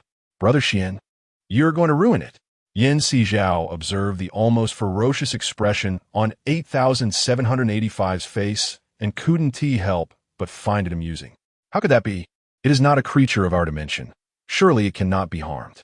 Liu Beixian gave 8785's head a gentle pat, provoking an irritated snap from 8785, which latched onto his finger. However, it refrained from applying any real pressure. This individual was no ordinary character. It was unwise to provoke him. Yin Sizhao's expression shifted slightly upon seeing 8785 bite Liu Beixian. That little rascal's teeth are exceptionally sharp. What if it causes an injury? It's nothing. 8785 didn't truly bite down. He reassured her. Are you really all right, Brother Xian? Yin Sizhao placed 8785 on her shoulder, inspecting Liu Beixian's finger. Have no fear. I am genuinely unharmed, he replied soothingly. Tut. I say, little girl, there's no need for such alarm. I didn't actually harm him. With such tough skin, I couldn't possibly bite down. 8785 let out a soft huff. Even if it were given the confidence, it wouldn't dare to act so recklessly. Who do you think it is? 8785. Who are you referring to as tough-skinned? Yan Sizhao inquired, playfully squeezing 8785 in her grasp. One must admit, despite its feline-like appearance, 8785's form felt remarkably like dough, pleasing to the touch. You are all villains, 8785 exclaimed, leaping away in a flash. These two were even more outrageous than its previous owner. It ran away? Liu Beixian raised an eyebrow. Surely it cannot be that delicate. I will go find it, Yan Sizhao declared, turning to search for 8785. Liu Beixian grasped her hand. Furthermore, it is a system. If it wishes to hide, no one could possibly locate it. Upon reflection, Yan Sizhao conceded that he was correct. Then we shall call for it when it is time to eat. I will step outside to inspect the house. Go ahead, Liu Beixian nodded slightly, affectionately patting her head, his eyes glimmering with a gentle smile. Yan Sizhao met his gaze, her cheeks slightly flushed. Upon exiting the space, she took a deep breath and added some firewood to the two fireplaces. Although the underfloor heating rendered the fireplaces somewhat redundant, if the ventilation ducts were left unused, they risked becoming blocked by ice and snow. It was indeed a hassle to address this issue later should they wish to use the vents again. After much contemplation, she resolved to keep the fireplaces intact. In the event that the heating system failed, they would still have a backup source of warmth. It was imprudent to wait until the last moment to ignite the fireplaces, as that would not only consume precious time, but also expose them to the peril of dropping indoor temperatures. They could not afford such a risk, nor did they dare to let it occur. Approaching the window, she found the glass obscured by condensation, an interplay of heat and cold rendering the outside world invisible. Yet, she recalled seeing numerous icicles hanging from the eaves when she ventured out earlier that afternoon. These icicles varied in size, some so large that they occasionally fell under their own weight. Inside, the muffled sounds of the outside world were now completely inaudible. But she remembered the dull thud of falling ice from earlier, which resonated heavily. Upon impact with the solid ground, the icicles shattered, sending shards scattering, which then settled in layers at the corners of the walls. It seemed as though the house was not merely cloaked in snow and ice, but rather emerging from it, both elements entwined in a tight embrace. Yan Sizhao did not linger by the window for long. She moved to the chair in the living room, intending to wait for Liu Beixian to finish preparing dinner when a voice crackled through the radio. An urgent announcement echoed. Emergency notification. The temperature on the ice has plummeted to minus 105 degrees, with a coverage exceeding 18 meters. All survivors are advised to exercise caution, as the insulation of ice structures is inadequate, and signs of frost damage to some building steel reinforcements have been observed, posing severe safety hazards. Please keep a safe distance from these hazardous structures. The clear voice of a woman resonated through the broadcast, addressing precisely the concerns Yan Sizhao and Liu Beixian had discussed. She was taken aback that the authorities would choose this moment to disseminate such information. Most people were still residing within the city. If those buildings were indeed unsafe, where would the remaining survivors find refuge? Locations of the bomb shelters are now being announced. All survivors are urged to gather their supplies and proceed to the nearest shelter. Some shelters will have designated personnel to guide and assist, while others, due to limited conditions, should be approached with discernment. The broadcast compelled Yan Sizhao to instinctively retrieve paper and pen, jotting down the locations of the shelters with the intention of visiting them at a later time. These shelters had been opened during wartime and subsequently abandoned after the peace was established. Many were situated within the mountains on the city's outskirts, and due to their age, they were often cloaked in cobwebs and dust. In the days of extreme heat, the authorities had contemplated reopening the shelters. Thus, while some resources were allocated to construct underground fortifications, others were designated for the refurbishment of these bomb shelters. According to official thoughts, the underground bunker has yet to be constructed, and the air raid shelter may become the only refuge for survivors. However, at that time, most people preferred to remain in their homes or escape to the countryside to avoid the heat. Who would consider taking refuge in an air raid shelter? The shelter, devoid of any partitions, existed in a completely open manner, which made it an unappealing choice for those desiring privacy. After all, How could an air raid shelter possibly offer the comfort of one's own home? As the cold wave arrived, individuals hoarded supplies, unwilling to share their resources with others, thus fiercely guarding their own small plots of land and refusing to venture into the shelter. Now, with the broadcast announcing the imperative for all survivors to evacuate the city and seek refuge in the shelter, who remained unaware of this grim reality. Regardless of their reluctance, survival necessitated their relocation to the air raid shelter. Sizhao listened intently to the broadcast and meticulously noted the location of the shelter, planning to explore it when time permitted. When she inscribed the characters for Qingshan, she was astonished to discover that they, too, possessed a shelter in their vicinity. The female broadcaster provided a detailed account, clearly articulating the location of the Qingshan air raid shelter, just a short distance from the community entrance. However, with everything currently blanketed in ice and snow, Sizhao found herself curious about whether survivors would choose to go there under such conditions. The broadcast mentioned that these buildings are now perilous and may pose safety hazards, one individual relayed. Lin Qingze narrowed his eyes. You mean to say there is an air raid shelter near the entrance of Qingshan? Indeed, the person nodded. The officials have indicated these buildings pose safety risks. Wouldn't it be wise to consider relocating? Since the authorities had made such declarations, it was only prudent to investigate. Initially, Lin Qingze had contemplated the benefits of remaining in the buildings, which harbored ample supplies, allowing them to conserve energy. Moreover, the winds cascading from the upper floors could facilitate the exchange of oxygen. However, if they were to proceed to the air raid shelter, their concerns would likely multiply. The distance from here to the shelter is at least 1,500 meters. At our current excavation speed, it would take us a minimum of 1 to 200 days to reach it. Even with rapid progress, we would require at least 100 days. During such an extended period, we cannot guarantee that these buildings will not suddenly collapse. Should a collapse occur during our excavation, the consequences could be disastrous. Zhou Qiang, hearing Lin Qingze's intention to move, grew anxious. They had already reached the limit by excavating to the community entrance. Reaching the air raid shelter would take several months. Yes. What should we do now? The others, lacking any clear direction, turned their gazes toward Lin Qingze. Do you all believe the air raid shelter is too distant? Lin Qingze surveyed the group. As Zhou Qiang's words echoed, others nodded in agreement. Have you ever contemplated a pressing issue? According to official statements, if the steel reinforcements of our dwelling have become brittle due to freezing, it signifies that the place we currently inhabit is classified as a hazardous structure, posing an imminent risk of collapse. Besides the air raid shelters, can you think of any other refuge that could accommodate so many of us? Lin Qingze surveyed the crowd.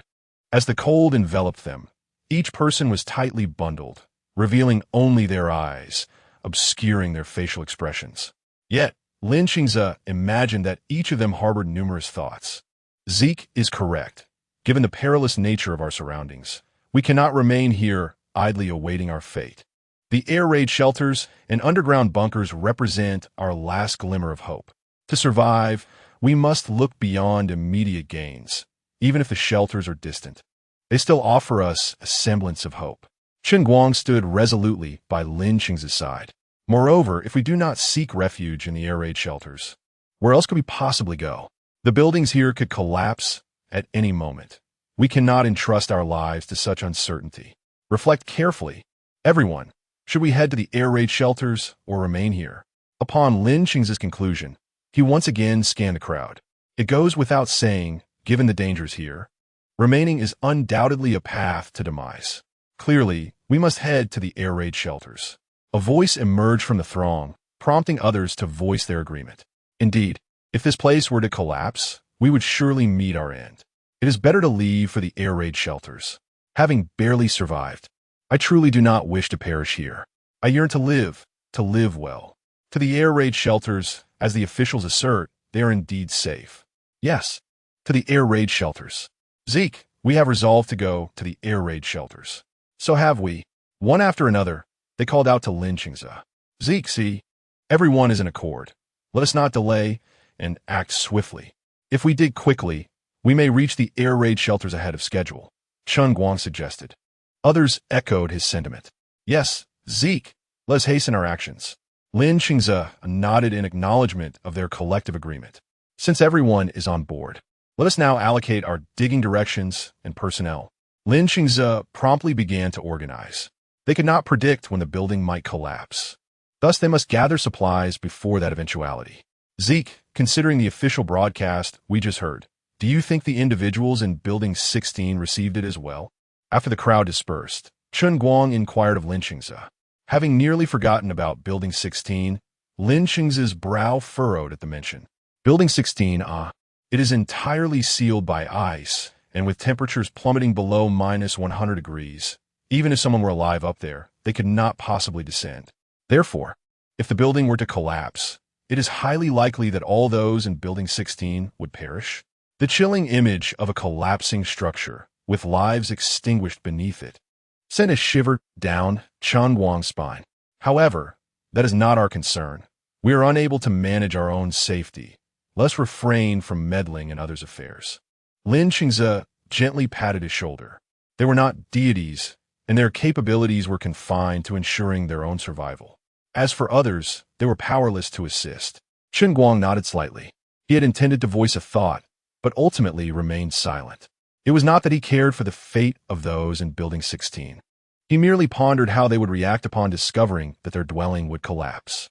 Chen Guang did not dwell on this for long, as the tasks assigned by Lin Qingze were rather burdensome. On one hand, they needed to excavate the air raid shelter. On the other, they had to dig into other buildings to gather supplies. They could scarcely afford to waste a moment. Nightfall descended swiftly. Sizhao sat by the window on the second floor, savoring a steaming bowl of pig trotter noodles. The elusive 8785, which had been nowhere to be seen, suddenly appeared as the noodles were served, its eyes wide with anticipation. Look, has it not arrived? Liu Beixian chuckled softly as he observed 8785 hopping onto the table. 8785. Sizhao said, reaching out to stroke it. Humph, I only came here out of respect for you. Don't let it go to your head. 8785 proudly lifted its head. Yes, I'm not proud at all. Here, this is yours. Liu Beixian pushed a bowl of pig trotter noodles towards it. Sizhao was about to remark on 8785's lack of limbs to eat noodles, but before he could finish, 8785 opened its mouth wide and swallowed both the noodles and the bowl in one gulp. The scene left both of them astounded. Was this akin to Zhu Beiji devouring the ginseng fruit? Such reckless consumption. How could one savor the flavors? Liu Beixian, taken aback, immediately envisioned the image of Zhu Beiji. However, Sizhao suddenly recalled that 8785's behavior resembled that of the rumored devouring beast. How could you not taste it? Your pig trotter is tender and fragrant, particularly chewy, and the noodles are truly delightful. I would like another bowl. 8785 gazed at Liu Beixian with its adorably wide eyes. Chapter 110. You have selected the disaster script. Liu Beixian's lips twitched. Although he had prepared a considerable amount of pig trotters, he had not added much noodle. He only cooked enough for 3 people. Consequently, this creature had devoured its portion entirely, leaving him at a loss for where to conjure more for it. There's none left. Liu Beixian replied coolly. None left? How could that be? Did you only cook this little? 8785 looked at Liu Beixian, still yearning for more. This is quite normal. Both Xiao and I did not eat much, hence I did not prepare a large quantity. Moreover, you didn't inform me of your appetite. How was I to know you had such a hearty appetite? Liu Beixian wore an expression that suggested the fault lay with 8785, causing it to open its mouth in frustration and swallow his portion of pig trotter noodles. Liu Beixian, Sizhao. Well, now your dinner is gone, and it can be prepared new. With an air of triumph, 8785 gazed at the 2 individuals, its round, glistening eyes swiftly shifting to the untouched pork knuckle noodle dish in Sizhao's possession. Without a hint of hesitation, it opened its mouth wide and devoured the delectable noodles. Well, this is splendid. Cooking for 1 is a challenge, but for 2, it becomes effortless. You 2 can harmoniously complement one another, it chirped. By the way, do prepare more. I have yet to savor such delightful pork knuckle noodles. 8785 bounced around exuberantly. In Liu Beishuan's eyes, it suddenly appeared as bothersome as a flea. He felt an overwhelming urge to swat it against the wall. Observing Liu Beishuan's face darken slightly, Sizhao promptly approached and grasped his arm. "Xuan, please don't be upset. It's merely a child." Her words elicited a smile from Liu Beishuan. "A child? Very well, I shall regard it as such." He took a deep breath, reflecting on how much 8785 resembled a mischievous young one, akin to an unruly puppy. "Who are you calling child?" "I am certainly not a child," 8785 retorted with a haughty snort. "They say that crying children get treats. Perhaps you should try being a weeping child. I might reward you with even more delectable food." Liu Beishuan adjusted his glasses, retorting, "Little one, do not attempt to deceive me. I shan't fall for that. I refuse to grovel for your favor." As it spoke, 8785 leaped onto Sizhao's shoulder. Liu Beishuan cast a sidelong glance at it.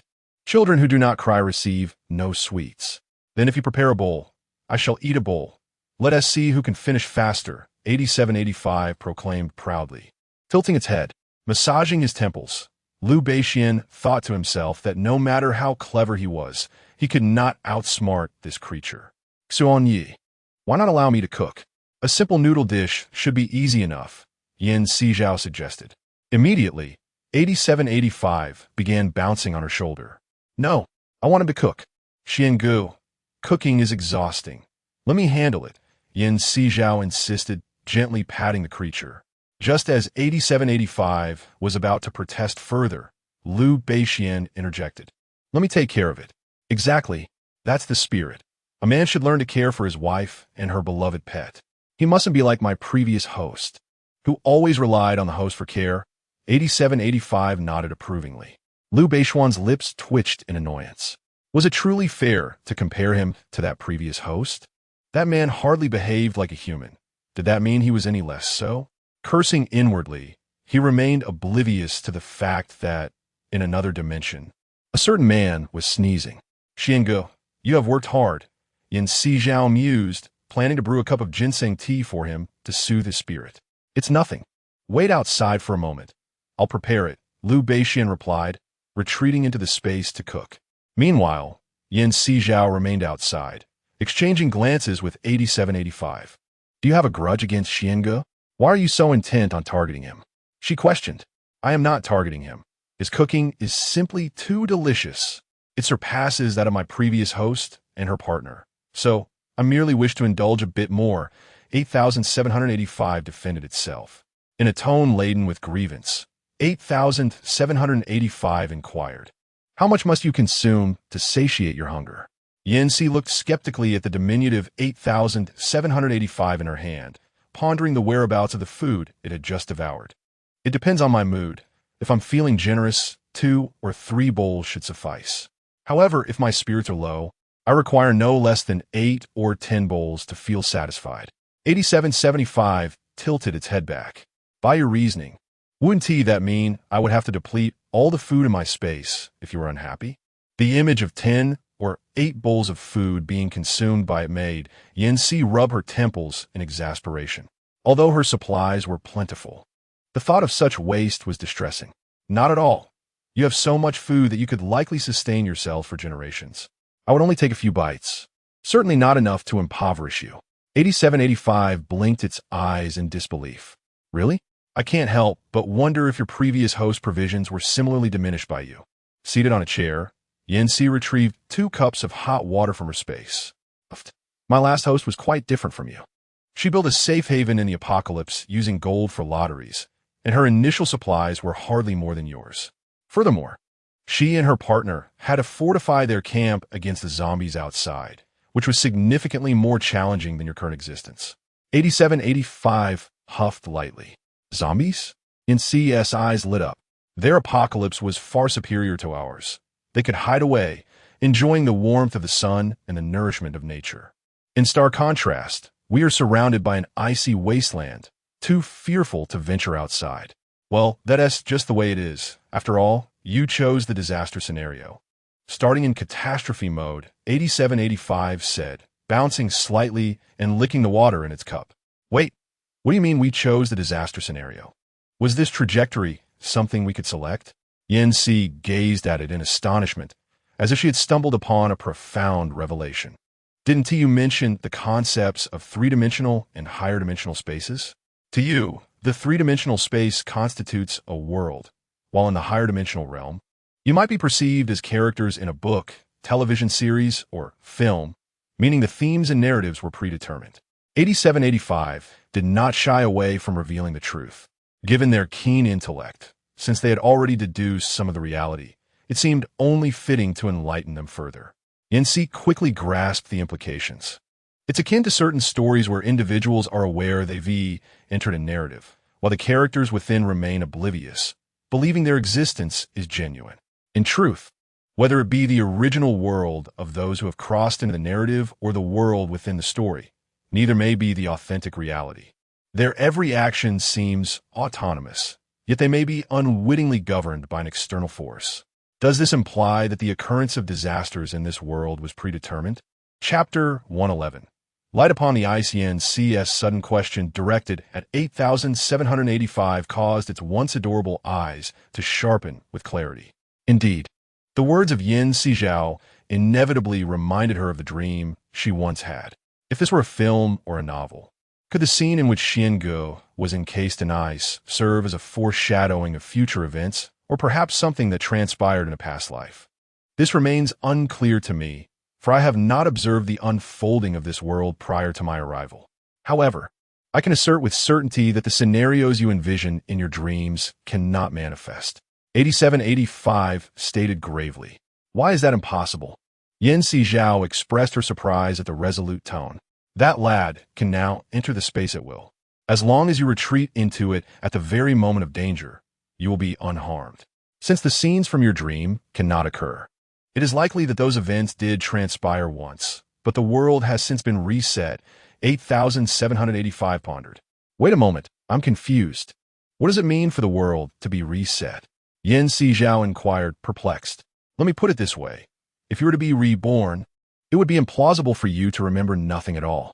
Thus, the only explanation left is that you dreamt of events that once occurred. It is akin to a computer system infected by a virus. If it cannot be resolved by antivirus software, the only recourse is to reinstall the system. Yet even after a reinstallation, remnants of what once existed cannot be entirely erased. Do you comprehend this? 8785 elucidated in simpler terms. If Yin Sizhao were to remain oblivious, it would be quite foolish. According to your explanation, if the world has indeed been reset, what could have caused such an event? Yin Sizhao was curious whether it was due to the world's destruction or some other reason. 8785 cast a lingering glance at her. This is something you must seek out on your own. I cannot provide a comprehensive explanation. So, you do know the reason? Yin Sizhao suddenly sensed that 8785 was not as simple as it appeared. The main system restricts me from divulging the answer. Host. This is a truth you must uncover for yourself. Once 8785 finished speaking, Yin Sizhao was about to pose another question when Liu Beixian emerged from space. Observing Yin Sizhao patiently seated and 8785 on the table, Liu Beixian raised an eyebrow. Zhao, it hasn't bullied you, has it? What do you mean by that? 8785 retorted indignantly.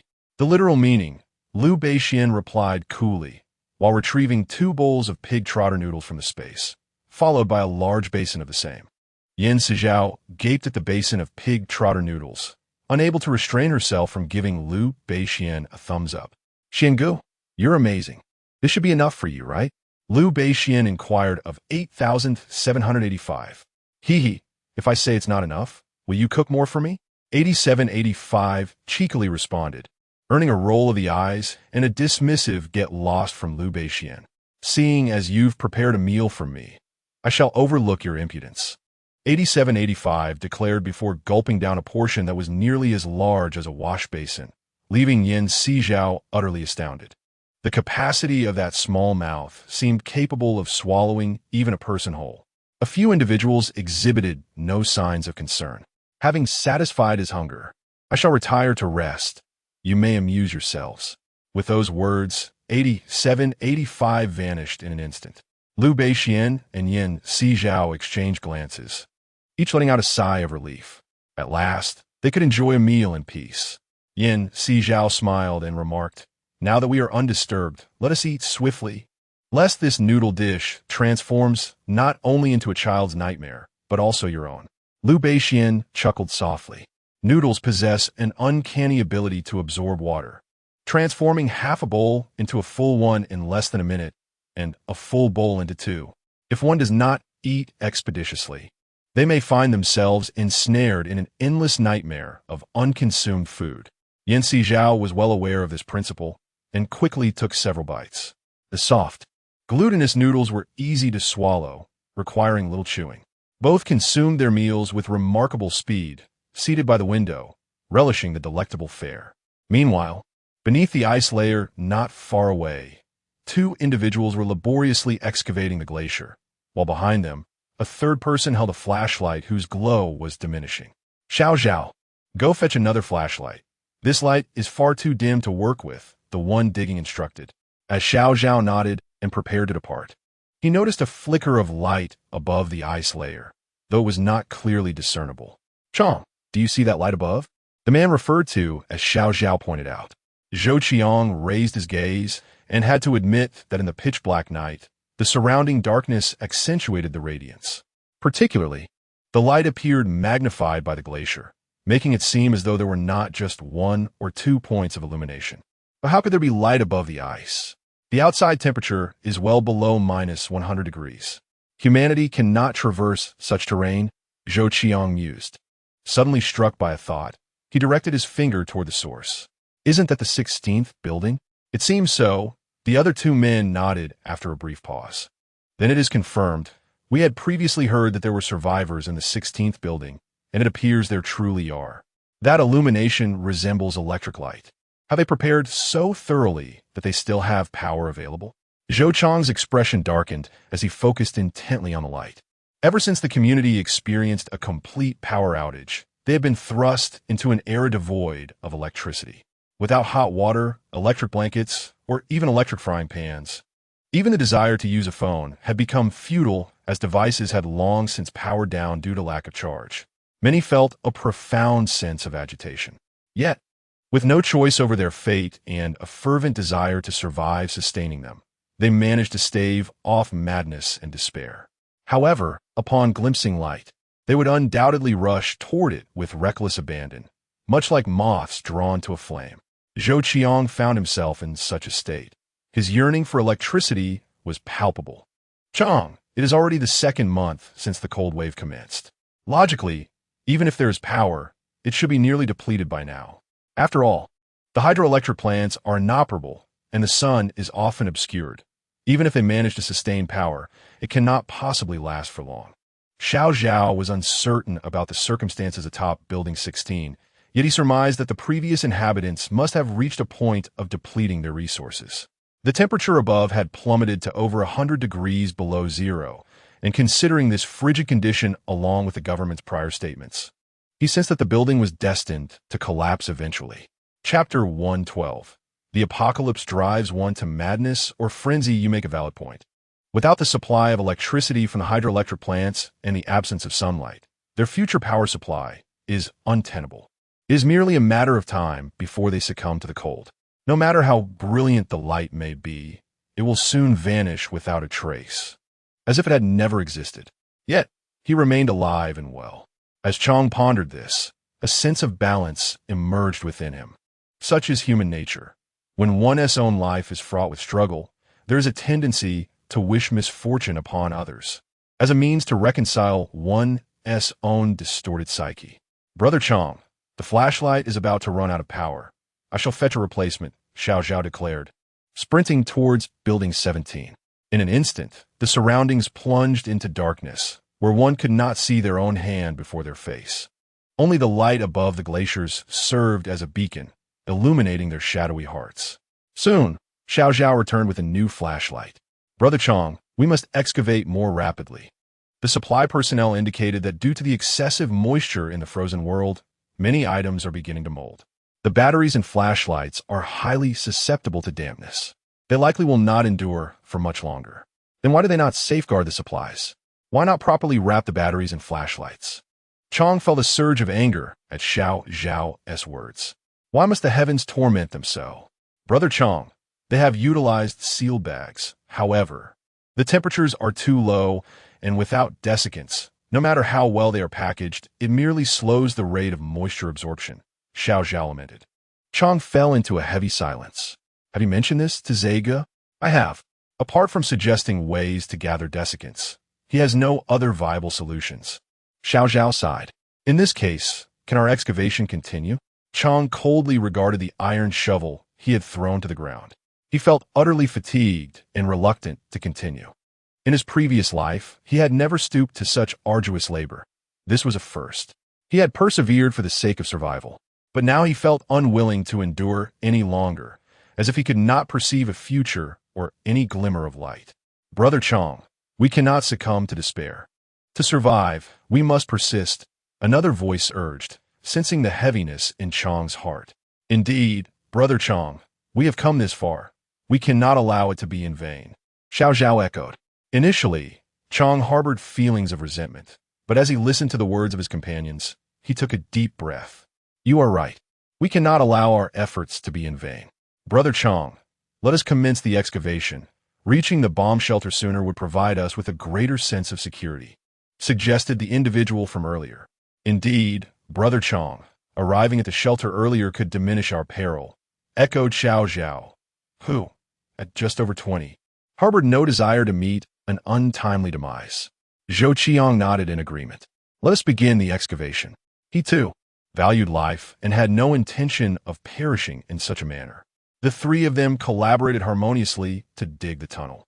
Meanwhile, Sizhao, having indulged in a hearty meal, reclined in her chair to rest, observing Liu Beixian as he tidied up the dishes. His demeanor exemplified the archetype of a devoted partner, evoking a warmth within her. A man so refined and adept in domesticity. Had it not been for this apocalyptic world, their paths may never have intertwined. Without this convergence, they would not share a life together. Suddenly, Sizhao found herself grateful for the apocalypse that had led her to Liu Beixian. After enduring her gaze for some time, Liu Beixian could no longer withstand her scrutiny. Xiao Zhao, why do you look at me so? He inquired. I was contemplating that, had this apocalypse not occurred, it is likely that you and I would not have crossed paths. I would have pursued my studies, and you would have continued your legal career. We would have merely brushed past each other on the street, strangers in the crowd, Sizhao mused. She imagined that, under such circumstances, they might have become two parallel lines, destined to live out their lives without ever intersecting. Liu Beixian lifted his gaze. Xiao Zhao, this world offers no what-ifs. What is meant to happen will unfold.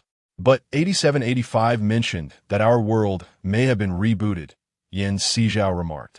Upon hearing her words, Liu Beixian's fingers paused momentarily. Rebooted? Perhaps it has been, he contemplated. Before Sizhao could elaborate, Liu Beixian interjected. Hold on. Let me finish washing the dishes before we continue this discussion. He swiftly placed the dishes into the Space S dishwashing cabinet. While waiting outside, Sizhao found herself growing bored and directed her gaze toward the window. The film applied to the glass obscured her view of the outside world, yet she discerned a faint glimmer of light through the inky darkness. Initially, she questioned whether her eyes were deceiving her. However, once the lights were extinguished, the distant glow became even more pronounced. Yet, she was unable to venture out to ascertain its origin. The nearest point to that light appeared to be Building 17. Could it be that those individuals were digging a tunnel? But why would they exert themselves so fervently at this hour? Xiao Zhao, why did you turn off the lights? Liu Beixian emerged from the space, momentarily disoriented, as though he had mistakenly arrived in another realm. Brother Xian, I noticed a light below and wished to see it more clearly, which is why I turned off the lights. I will switch them back on now, Sizhao replied, moving to turn the lights on. However, Liu Beixian grasped her hand. Wait, let us first determine the source of that light.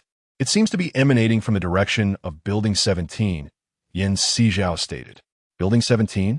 Are they attempting to excavate a path to the bomb shelter? Liu Beixian raised an eyebrow in intrigue. The matters discussed in the broadcast had already been communicated by Sizhao to Xiange. leading him to believe that these individuals were certainly contemplating a journey towards the air raid shelter. Xiangu, he inquired, if they have all departed for the shelter, does that imply that this place is now virtually deserted? Will the officials still come here? Sizhao expressed his curiosity. Should the officials choose not to arrive, they would undeniably become an isolated island. Indeed, Xiangu replied, this location is the highest point. To prevent the ventilation openings from being obstructed, the authorities would certainly construct them at elevated positions. The terrain near the air raid shelter is too low. Should the ventilation be sealed, it would require cleanup, which is not only troublesome but perilous. Liu Beixian gazed out at the faint glimmer beyond the window film. Were it not for the light magnified by the glacier, that almost imperceptible glow would likely have gone unnoticed. If they continued digging at this pace, they might achieve a breakthrough within a month or two, he speculated. Sizhao envisioned the scene of their eventual meeting, imagining fellow villagers reuniting with tearful eyes. Perhaps it will take longer. We must begin making preparations, he added. Liu Beixian adjusted his glasses, an habitual gesture reminiscent of Conan from Detective Conan. Chapter 113. The Overlooked Fatal Point Preparations? Sizhao expressed surprise. What sort of preparations? Preparations concerning the house, Liu Beixian replied, pausing momentarily. Do we not previously encase each floor below in ice? Yes, Sizhao nodded. Is there a problem? Indeed. This afternoon I revisited the architectural books I had collected and realized that we had made a mistake, Liu Beixian disclosed. A mistake? What sort of mistake? Sizhao tilted her head in confusion. The officials had previously warned that the house would collapse due to the contraction of molecular structures within the materials in low temperatures, resulting in increased porosity and brittleness. I had previously echoed this sentiment, hence your decision to encase all the houses in ice. However, I recalled from the architectural text that the installation of steel plates and aluminum within the house could serve a thermal insulation purpose. Yet, the steel plates and aluminum are not yet connected to the structure of the house. This implies that should the flooring beneath the steel plates become brittle and the ground shift, the house would resemble a wooden block precariously balanced on quicksand. If there were no supporting structures around, the house would split into two parts and tumble to the ground. Liu Beixian demonstrated the process, and Sizhao envisioned the wooden block crashing down, feeling as though she herself were the one falling. She swallowed hard, a hint of trepidation reflected in her eyes. Xiangu, what do you propose we do now? The optimal solution would be to cover the exterior of the building with a layer of ice. The external temperature has plummeted to over -100 degrees. At this temperature, the ice possesses a Mohs hardness of 6, akin to that of granite. If the coverage is sufficient, even if the internal materials are brittle, encased in ice, and barring any seismic activity, I believe the house would withstand collapse, Liu Beixian contemplated. They are, after all, not professionals and can only approach problems with their limited perspectives. To cover it with a layer of ice? Brother Xian, outside the snow and ice have reached 6 stories high. To extend this to our 33 stories will likely take at least a month. Sizhao calculates the daily accumulation of snow and wind outside, noting it rises almost a meter each day, with each layer measuring 3 meters. It would require 3 days to cover just that. From 6 stories to 33, it would take a minimum of 81 days, approximately 3 months. I fear the building may not withstand such a duration. Xiao, you're the only one who can venture out. In my opinion, despite the fragility of the house, it cannot be compared to the solidity of ice blocks akin to granite. We must first cover it to the thickness of the previous layer of ice bricks, sealing the rooftop to create a framework. Even if the interior is weak, having support will make it less prone to collapse. Liu Beixian is well aware that no material used to reinforce the house could surpass the strength of ice. However, this is indeed a monumental undertaking. It seems Sizhao will have to exert herself again. I understand. I shall attend to it now, Sizhao declared, preparing to rush off to rest. Liu Beixian observed her urgency with a hint of annoyance. Do not be so hasty. You napped earlier. Can you truly sleep again? Sizhao fell silent. Very well. The house will not collapse immediately. We can commence tomorrow. For now, stay inside. I'm feeling rather tired and wish to rest. Liu Beixian gently tousled her hair and smiled. Then, Brother Xian, hurry and rest. I am here, You may wake whenever you wish, Sizhao replied, pulling him into her space. Unlike the outside world, which remained dim both day and night, this space basked in sunlight and darkness, bearing little difference from the world before the apocalypse.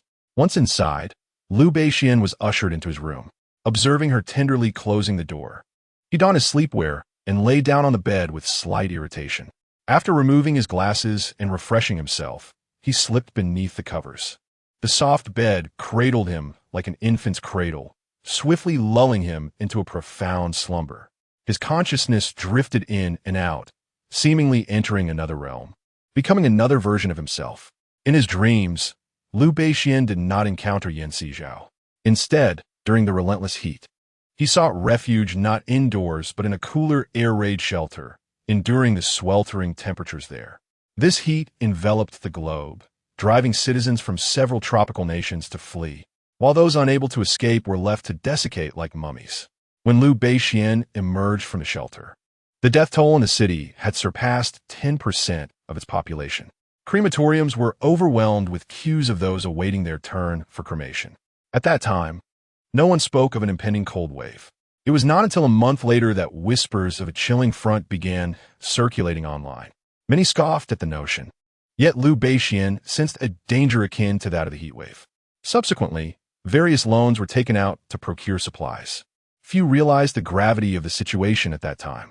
He expended all his wealth to renovate his house, acquiring various materials to furnish his home, yet it remained insufficient.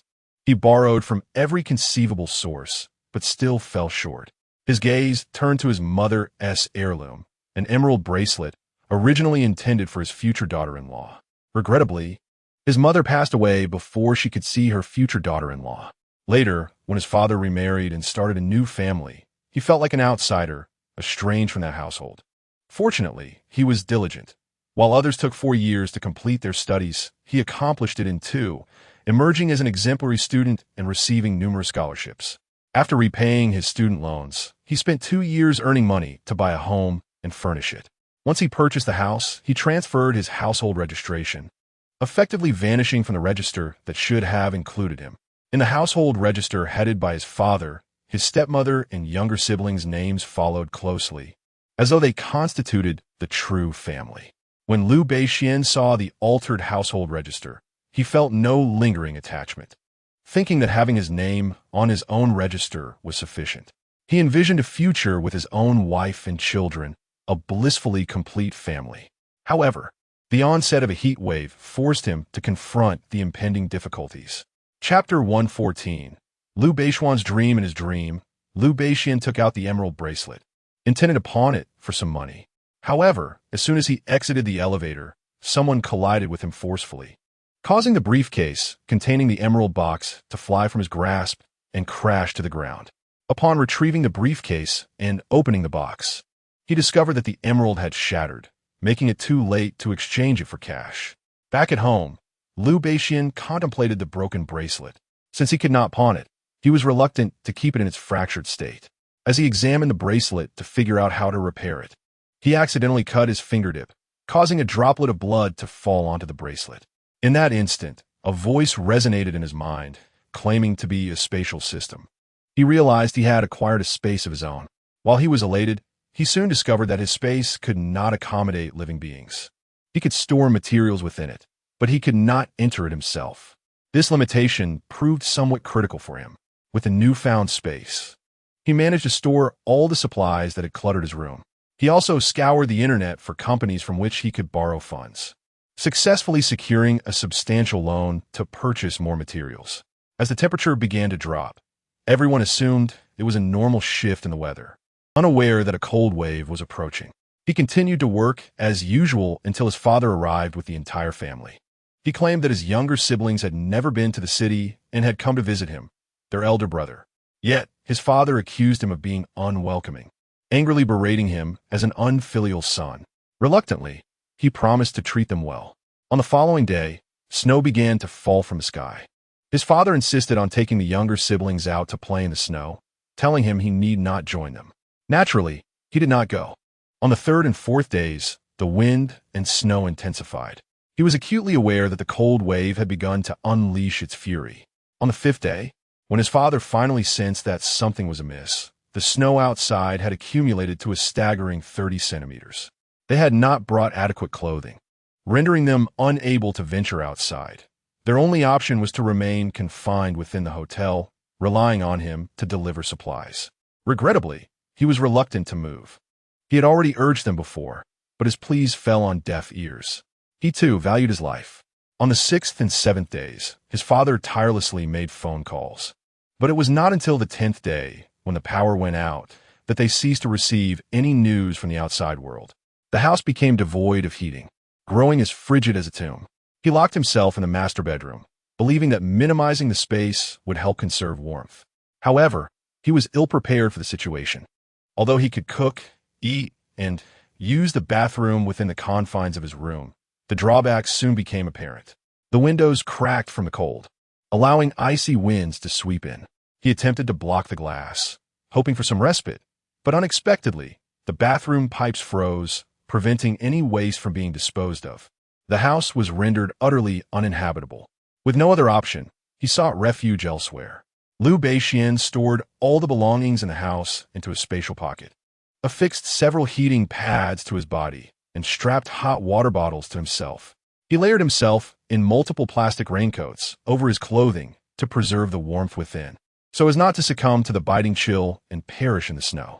Without a trace of nostalgia, Liu Beixian exited his home and descended the stairs swiftly. The cold wind whipped around his body. While he felt no chill on his torso, the thin mask on his face allowed the icy gust to pierce through like daggers, causing great discomfort. At that moment, the snowfall intensified, blanketing the area beyond 2 stories, engulfing the parking lot. Liu Beixian leaped from the corridor beside 101.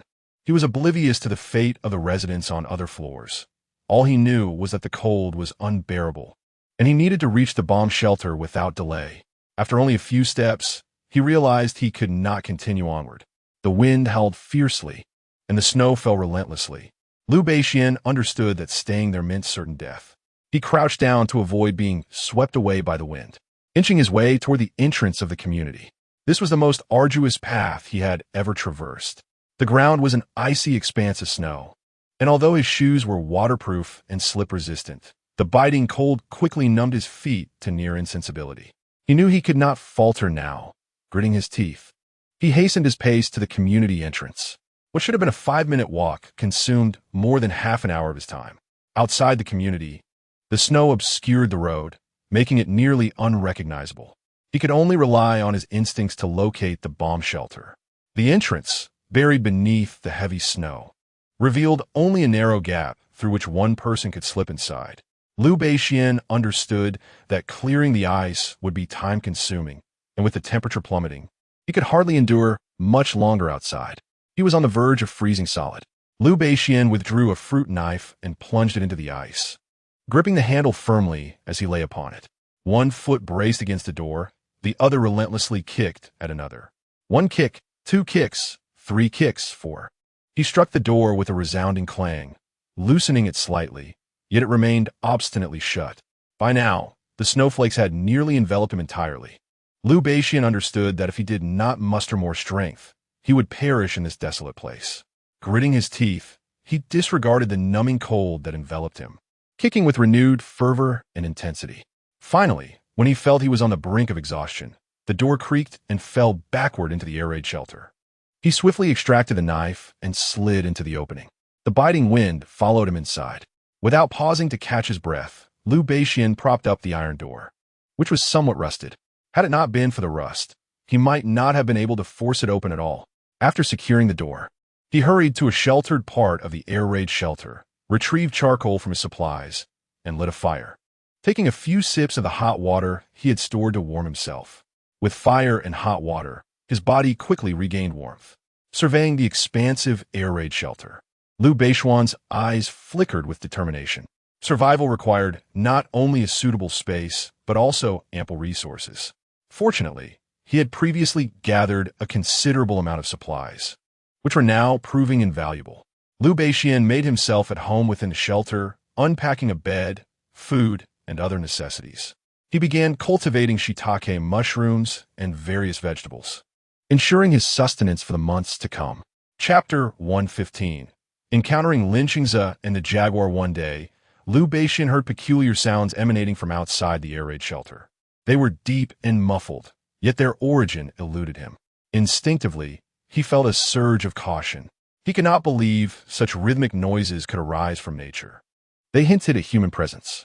Aware that if humans were responsible for such sounds, the safety of his supplies inside the shelter might be compromised. Liu Beixian stored away all but the essential items in his space. For several consecutive days, the sounds grew progressively closer until 7 days later. A violent banging echoed against the door of the air raid shelter. In an instant, Liu Beixian stowed all his resources into his space and concealed himself in the shadows. The sudden absence of light rendered the shelter pitch black until figures with torches entered, casting flickering illumination within. From his hiding place, Liu Beixian observed the newcomers. Each was bundled tightly, revealing only their eyes, making it impossible to discern their true appearances. "Brother Leopard, this air raid shelter seems rather impressive," one voice remarked. Upon hearing the term Brother Leopard, Liu Beixian was struck by a realization. It referred to the tyrant residing in their Qingshan community. However, this bully never harassed those around him, claiming that a rabbit does not eat the grass near its burrow. Yet, when the apocalypse unfolded, the rules of his previous life became irrelevant. His singular focus was survival. In pursuit of this goal, he looted the entire building, even digging tunnels to scour other floors.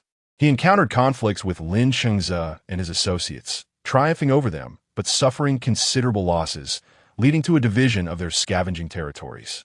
Today marked the day they would connect their escape tunnel with the air raid shelter.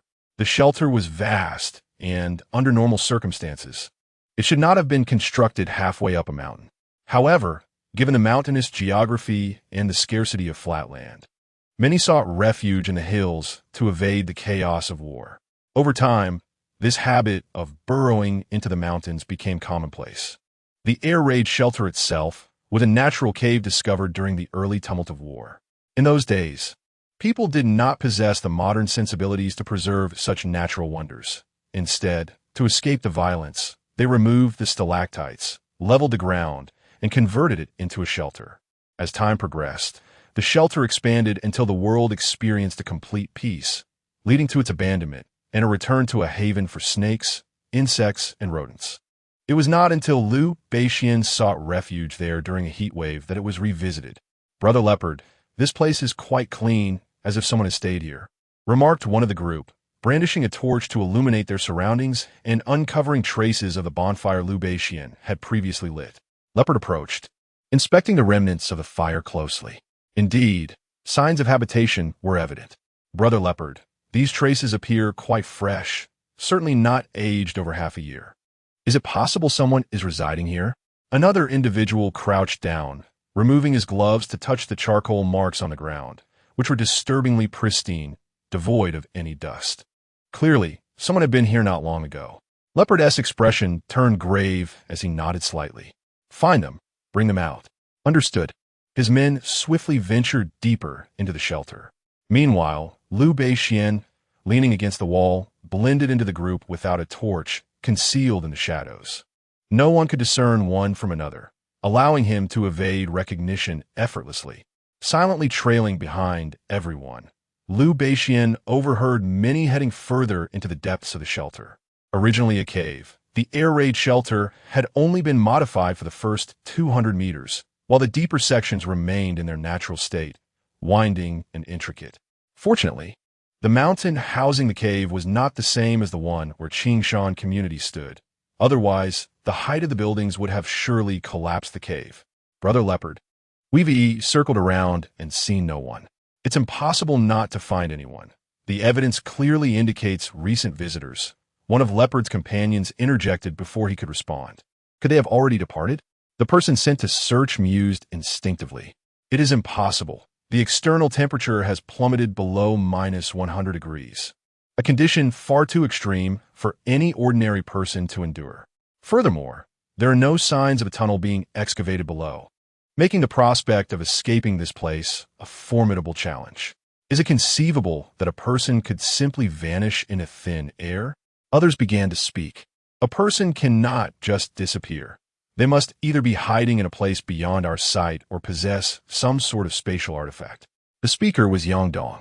The others were taken aback. Spatial? Brother Dong, are you jesting? What spatial phenomenon exists in this world? Indeed, Brother Dong, you must be joking. Each individual cast incredulous looks at Yang Dong. If you believe I am jesting, then please elucidate why there are signs of habitation here, such as the presence of a campfire, yet no ashes from the firewood remain. Yang Dong's words left those present momentarily speechless. Indeed, how can there be no ashes here? The attendees, brandishing torches, scanned their surroundings and, to their surprise, found no trace of ashes. Moreover, if there had been signs of life, one would expect to find wooden beds and various utensils, yet there was nothing here. Clearly, the occupant had either left thoroughly, taking everything with them, or they possessed the ability to manipulate space, whisking their belongings away in the blink of an eye. At this juncture, Chen Guang voiced his perspective. If they possess such spatial capabilities, it is certain they have concealed themselves within that space, making it nearly impossible for us to locate them. Others chimed in with their opinions. Indeed, if that individual has hidden within a spatial realm, how can we ever find them? Jie Bao turned to Lin Qingze, his eyes glinting with curiosity. Are you inquiring how we should handle the situation? Jie Bao, if the opponent possesses a golden finger, no matter how diligently we search, we may still fail to uncover their whereabouts. In my opinion, we should focus on our own affairs. Lin Qingze scoffed lightly. Chapter 116. Liu Beishuan's struggle for survival. Jie Bao's expression darkened instantaneously. Lin Qingze, we currently lack sufficient resources. Do you comprehend the implications of capturing that individual? Of course, I understand the significance, but consider this. If they have spatial abilities, they can enter and exit at will to launch surprise attacks. Are you certain you can outmaneuver someone endowed with a golden finger? Lin Qingze regarded him coldly. Brother Bao, those endowed with a golden finger in novels are akin to protagonists, and anyone opposing such individuals is deemed a villain. Do you truly wish to cast yourself as the antagonist? Chen Guang stood with a knowing smile, directing his gaze from Lin Qingze to Jie Bao. I do not indulge in novels, nor do I subscribe to your notions of heroes and villains. Should that individual appear before me, I will compel them to relinquish everything from their spatial realm. Do you believe that? Jie Bao lifted his head with an air of arrogance.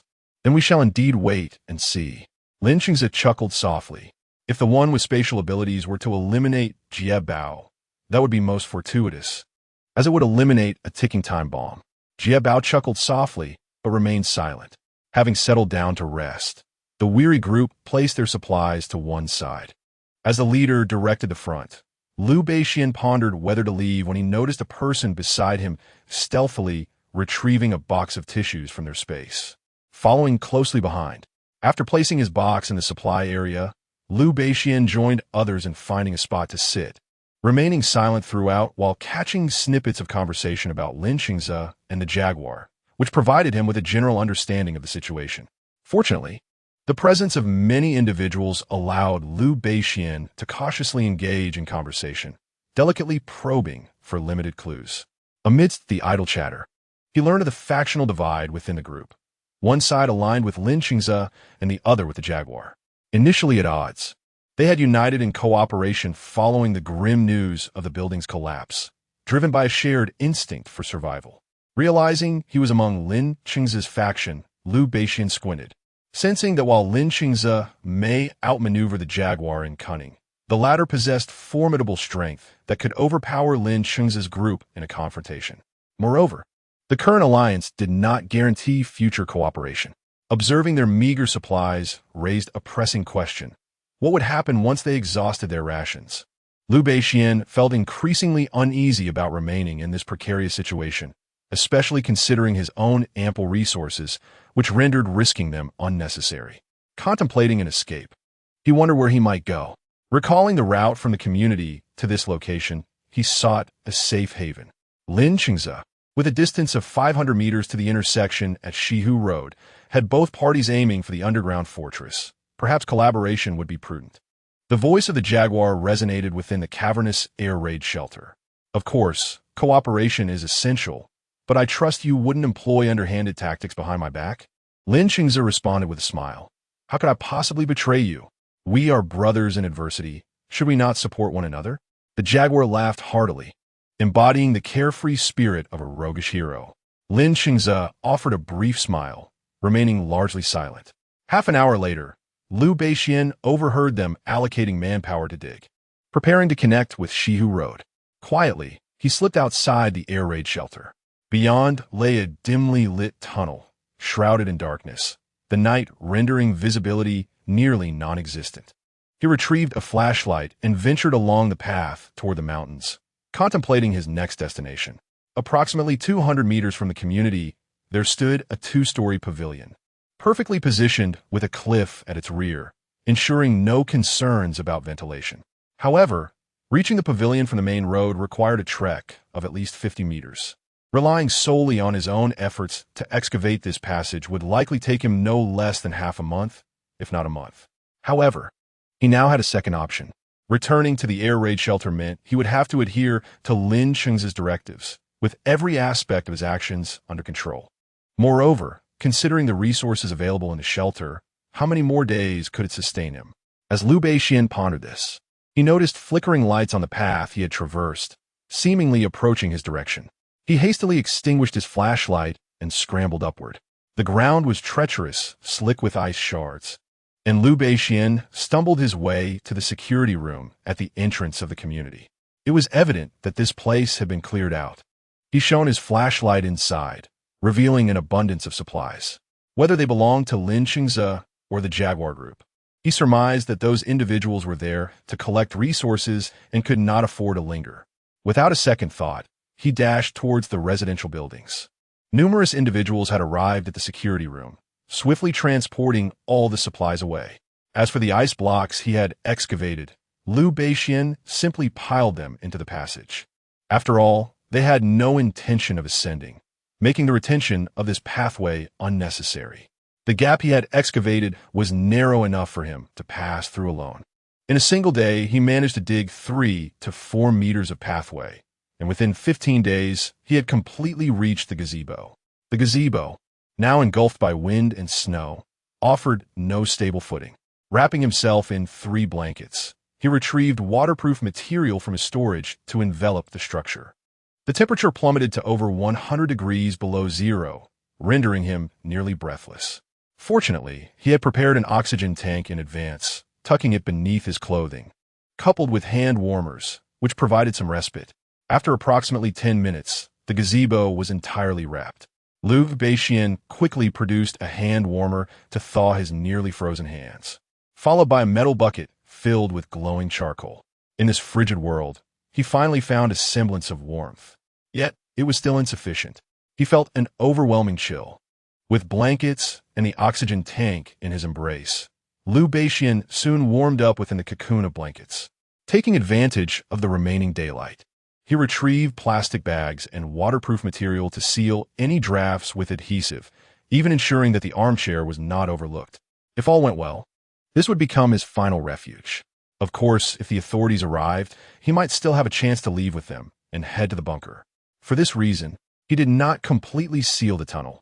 He left a distance of 3 to 4 meters open, hoping to remain vigilant to any changes outside.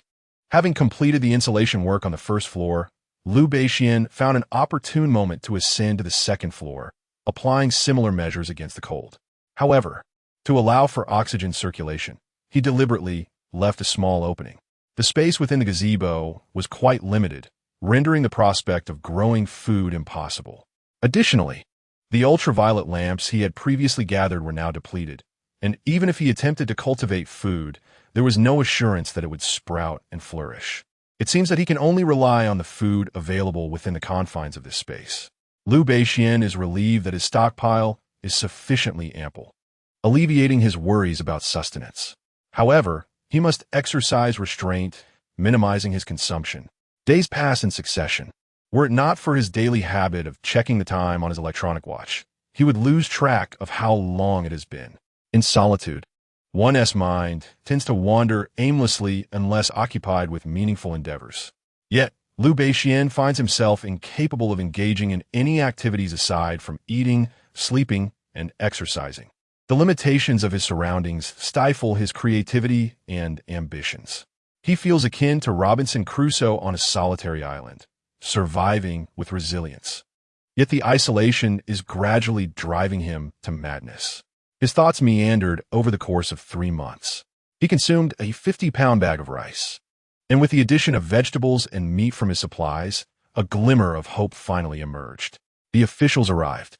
The figures moving within the ice were not distinctly visible. Yet he could not mistake them.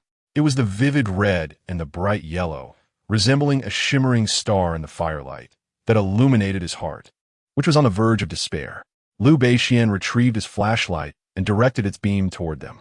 The light magnified within the icy expanse, capturing the attention of the rescue team. An hour later, he was reunited with them, his eyes brimming with joy. After gathering his belongings from the shelter, he was escorted down the mountain by the rescue team. Passing by the air raid shelter, he glanced in that direction and could not help but inquire of the rescuers. "Hello, what became of the people inside the shelter?" Liu Beixian was eager to learn whether Lin Qingze and the others had managed to leave together or if they had quarreled over resources. "Do you know anyone in the shelter?" one of the rescuers asked, somewhat surprised. "Not exactly acquainted. I merely saw a number of them when I fled down. I feared they might belong to a gang, so I refrained from entering. I have no idea how they fared," Liu Beixian replied. "Well, those people survivors have mentioned that several conflicts arose due to unequal distribution of resources, resulting in significant casualties," the rescuer sighed. "Unequal distribution? Are you suggesting they had a leader or something of the sort?" A glimmer of insight flashed in Liu Beixian's eyes.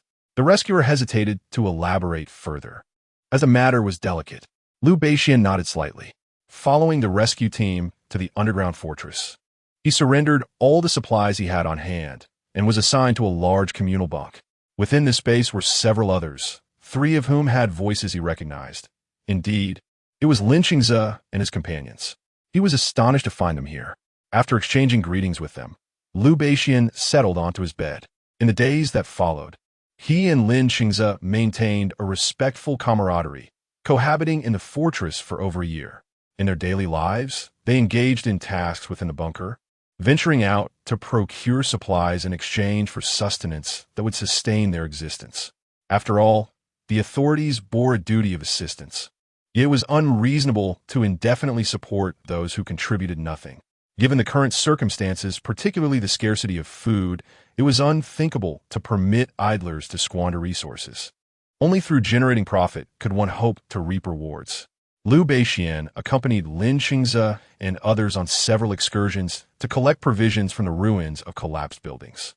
The ruins offered a semblance of safety, especially since numerous collection teams had previously ventured forth from the bunker. Some individuals, in pursuit of supplies, recklessly entered standing structures, only to be crushed when they eventually collapsed, resulting in grievous casualties. A few managed to survive, yet due to inadequate medical care, they succumbed in helplessness and despair. Consequently, no one dared to scavenge from the standing buildings thereafter.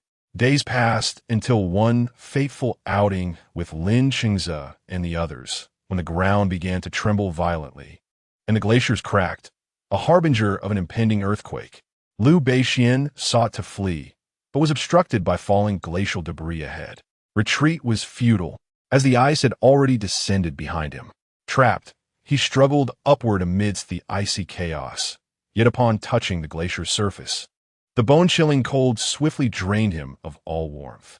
At temperatures exceeding -200 degrees, any living organism would perish upon contact. In the moment he closed his eyes, he could not help but reflect bitterly. What difference did it make if he possessed spatial abilities, if it ultimately led him to such a dire fate? As he succumbed to unconsciousness, Liu Beixian felt a presence before him, a figure emerging from the icy depths long after his demise. This person was strikingly beautiful, clad in ethereal blue, reminiscent of a celestial being from fantasy tale. Her long hair flowed in the wind, adorned with a delicate hairpin amidst her dark tresses. Her exquisite visage bore slightly parted lips. Though he could not hear her words, her lips seemed to convey a message, Was she chastising him for squandering his potential, despite possessing such extraordinary abilities, thus compelling her to rewrite his narrative? She hoped this new tale would lead him to a fulfilling conclusion. Otherwise, should the deity of storytelling hold her accountable, she would face dire consequences. As a lawyer, Liu Beixian grasped her words clearly, yet found their deeper meaning elusive. What was this about rewriting stories and the deity of storytelling? What did she mean? Before he could ponder further, his consciousness drifted into darkness. When he opened his eyes again, he found himself gazing at the ceiling, the events of his dream vividly etched in his memory, particularly the face that mirrored Yan Sizhao's, stirring a complex array of emotions within him. Chapter 118. The truth of death and rebirth. Liu Beixian remained unaware of Yan Sizhao's role in this unfolding narrative, only recalling the words her lips had formed. Wretched. Rewrite the story, deity of storytelling. What role does something completely unrelated to the apocalypse play in this context? Liu Beixian rubbed his head, furrowing his brow as he rose from his bed and donned his clothes before stepping into the space.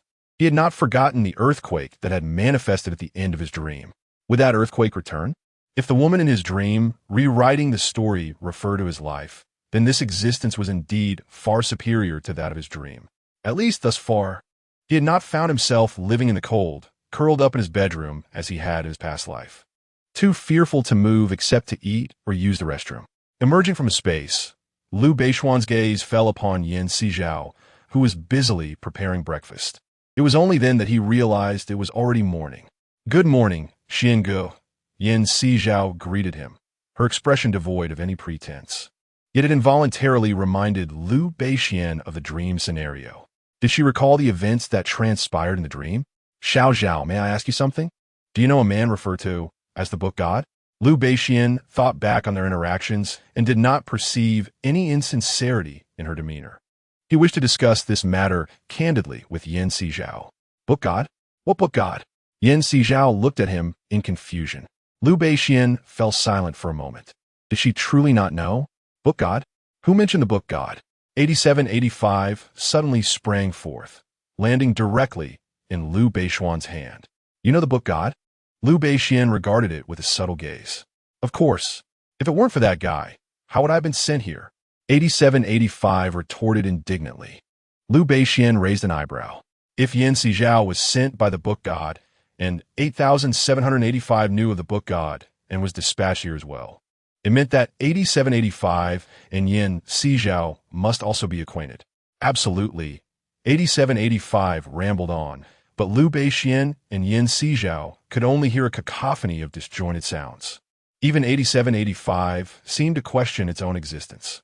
What on earth was it saying? 8785. Could it be that you're unable to disclose certain things? Yan Sizhao remarked, frowning as she recognized that its utterances were not coherent speech. "Damn, that villain only knows how to deceive." 8785 exclaimed angrily. "Since you cannot speak of him, can you tell me about something else?" Liu Beixian inquired, recounting the events from his dream. Yan Sizhao gazed at him with wide eyes. "Xuanyi, you mean I said all that in your dream?" "Yes." Liu Beixian nodded slightly. "Did you not retain any memory of it while dreaming?" "No. I only remember touching you in the dream before entering the space." Yan Sizhao shook her head. "If that is the case, then it seems something else may have transpired after I lost consciousness, and the system in my dream introduced itself as 5478, not 8785. Liu Beixian glanced at 8785. "Your previous system was 5478? That fool. How unfortunate for you to have been paired with such a wretched system." The air was thick with astonishment as 8785 exclaimed. How unfortunate is Liu Beixian? The system's designation, 5478, was indeed impressive. It drew a chuckle from Yan Sizhao, who couldn't help but applaud the cleverness of this numbering system. It often toyed with its host, bringing joy when it was pleased and misfortune when it was not.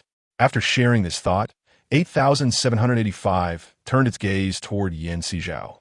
However, despite the misfortunes it may bring, it won't eliminate its host. "As for you, I have a suspicion about your identity." "Who?" Yan Sizhao inquired, perplexed. "I cannot articulate it clearly, but you are certainly allied with the book deity. At this revelation, Sizhao glanced back at Liu Beixian. Brother Xian, are you suggesting that you suspect I wish you harm based on what you and 8785 discussed? That is unfounded, Liu Beixian replied, shaking his head. A fleeting moment of suspicion had crossed his mind, but recalling Sizhao's words in the dream about being blamed by the book deity if he did not survive, he felt reassured that she, too, desired his survival. Sizhao regarded him with skepticism, her gaze penetrating. Brother Xian, I am uncertain if the woman you mentioned in your dream refers to me, but I want to assure you that you are not powerless. You possess thoughts and aspirations. You wish to navigate this apocalyptic world with dignity. It is not a matter of your inadequacy, but rather the overwhelming brutality of this calamity. Well said. You too should embrace. 8785 exclaimed, leaping with enthusiasm, though its lack of hands prevented it from clapping in approval.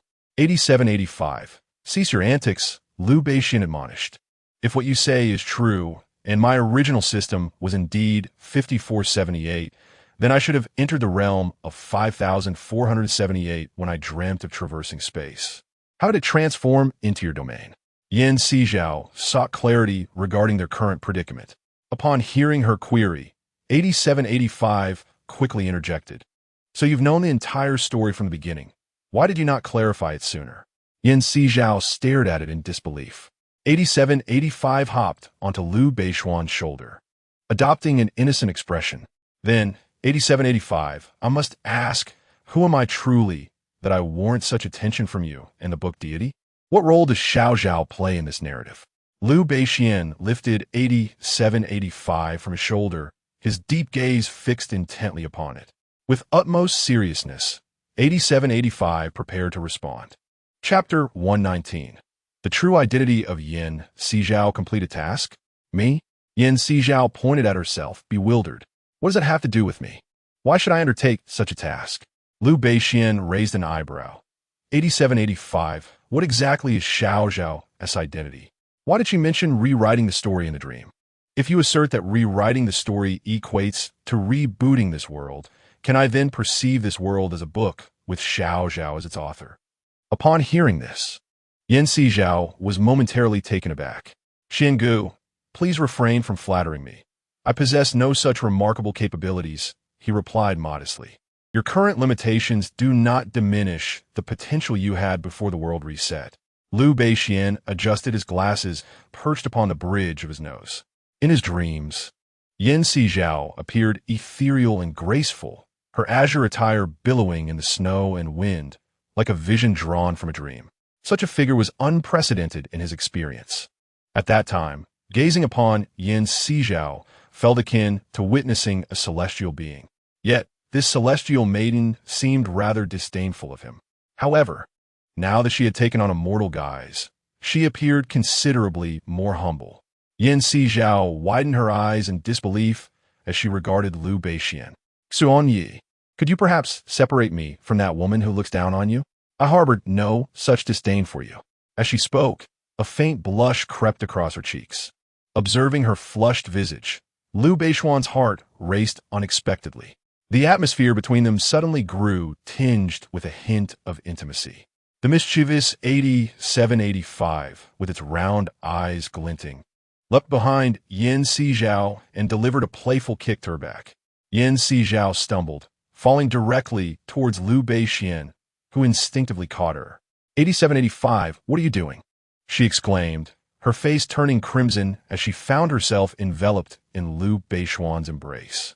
I believe this is the perfect moment for you two too, 8785 remarked with a mischievous glint, relishing the unfolding scene. Hearing this, Sizhao felt an overwhelming urge to dig a hole and hide within it. 8785. We are currently discussing serious matters. Let's reserve the frivolities for another time, Liu Beixian said, gently taking Sizhao's hand and leading her to the sofa. Considering Sizhao's desire to distance herself from that woman, he decided to refer to her as such. Did you not previously discuss the higher dimensional spaces? All developments in lower dimensional spaces are monitored and guided by the higher ones. The host could be seen as a monitor and guide for the higher realm. In layman's terms, It is about preventing certain occurrences and intervening when events become inevitable. A classic example is the asteroid collision with Earth on February 15, 2013. You may be unaware of the specifics surrounding that event. 8785 paused, glancing at the two of them. This incident occurred a decade ago. I was merely 8 years old and knew nothing of it. Sizhao raised her hand. I recall that event. It transpired in the Siberian region. Allegedly, the meteorite was quite massive, with a radius exceeding 8 meters and weighing over 7,000 tons. By the time it was detected, it had already entered the atmosphere, captured by surveillance satellites from a certain country, and the bears of the north were unable to intercept it in time. Liu Beishuan's statement took Sizhao by surprise. Such a colossal meteorite would likely pose no threat if it landed in an uninhabited area. However, if it were to fall within a city, it would surely be perilous. Indeed, I recall that reports indicated the meteorite's trajectory was set to intersect with a nuclear power plant and a materials warehouse. Should an explosion occur as a result, it could lead to a severe nuclear leak, Liu Beishuan continued. I recall that there were claims of the meteor disintegrating on its own. However, during this process, some individuals captured an object that appeared to be pursuing the meteor from behind, ultimately causing its fragmentation. Xingu, you wouldn't suggest that the footage is fabricated, would you? The meteor was at such a high altitude, and Sizhao could easily envision the scene. Reports indicated that a commercial airliner was coincidentally passing by the meteor, and thus, someone managed to record everything. As Liu Beishuan spoke, he cast a deep glance at 8785. It was said that no missile could match the meteor's descent speed. Only the mysterious object from behind could shatter it. That enigmatic entity, could it be? Your speculation is not unfounded. It indeed originates from the hands of the high-dimensional observers. 8785 chuckled softly. But how did these high-dimensional beings shatter the meteor? Sizhao inquired, intrigued. In order to avoid detection by those in the lower dimension, the mysterious object was nothing extraordinary, merely a metallic meteorite. As for how it managed to destroy the meteor, you must have seen the so-called martial arts dramas, right? In those tales, even a small stone can penetrate a large boulder. The high-dimensional beings are akin to martial arts masters in the lower dimension. Do you now comprehend? 8785 felt that his explanation was sufficiently clear. Understood. Therefore, I wish to inquire. If we follow Xianji's assertion that the woman rewrote the narrative, she must have perpetually occupied a high-status position. Why then did she transition from that elevated state to my current predicament? Sizhao was quite curious about the thoughts of the woman in Liu Beishuan's dream. Why forsake a position of power to endure suffering? How should I know? I only arrived after you dreamt, all right? 8785 rolled his eyes. It was merely a subordinate. How could it possess such knowledge? Sizhao fell silent. Very well, this has become an unsolvable enigma. Regardless, this matter will eventually come to light. Liu Beishuan patted Sizhao's shoulder. All right, let us momentarily set this aside. At least we now understand the crux of the matter is to ensure Xianji's survival. But what does this survival entail, and until when? Sizhao turned to 8785. I am not the storyteller here. How would I know until when? 8785 rolled its eyes again. This matter is her responsibility. What use is it to ask me? Sizhao scratched his head. So, does this imply that if Xiangu were to perish again, the world would restart once more? 8785 replied. If he perishes, we would also be replaced. You previously had the chance to restart the world. Now that things are like this, do you still have the opportunity to do so? Sizhao remained silent for a moment. It seems there is indeed no opportunity for a restart. Zhao, regardless, this time is significantly better than the last. At least I can now enter the space without fearing a recurrence of past circumstances. Upon hearing 8785 mention the possibility of their being replaced again, Liu Beishuan's heart skipped a beat. If Sizhao were to be replaced, it would mean their world would restart, and he feared he might never encounter Sizhao again. I'm sorry, Xingu. I never anticipated that in a previous life, Sizhao would exhibit such profound remorse. Chapter 120. 8785. Do I appear human to you? The matters of our past lives are behind us. Let us not dwell on them. The focus now is on the path that lies ahead. Liu Beixian comforted her.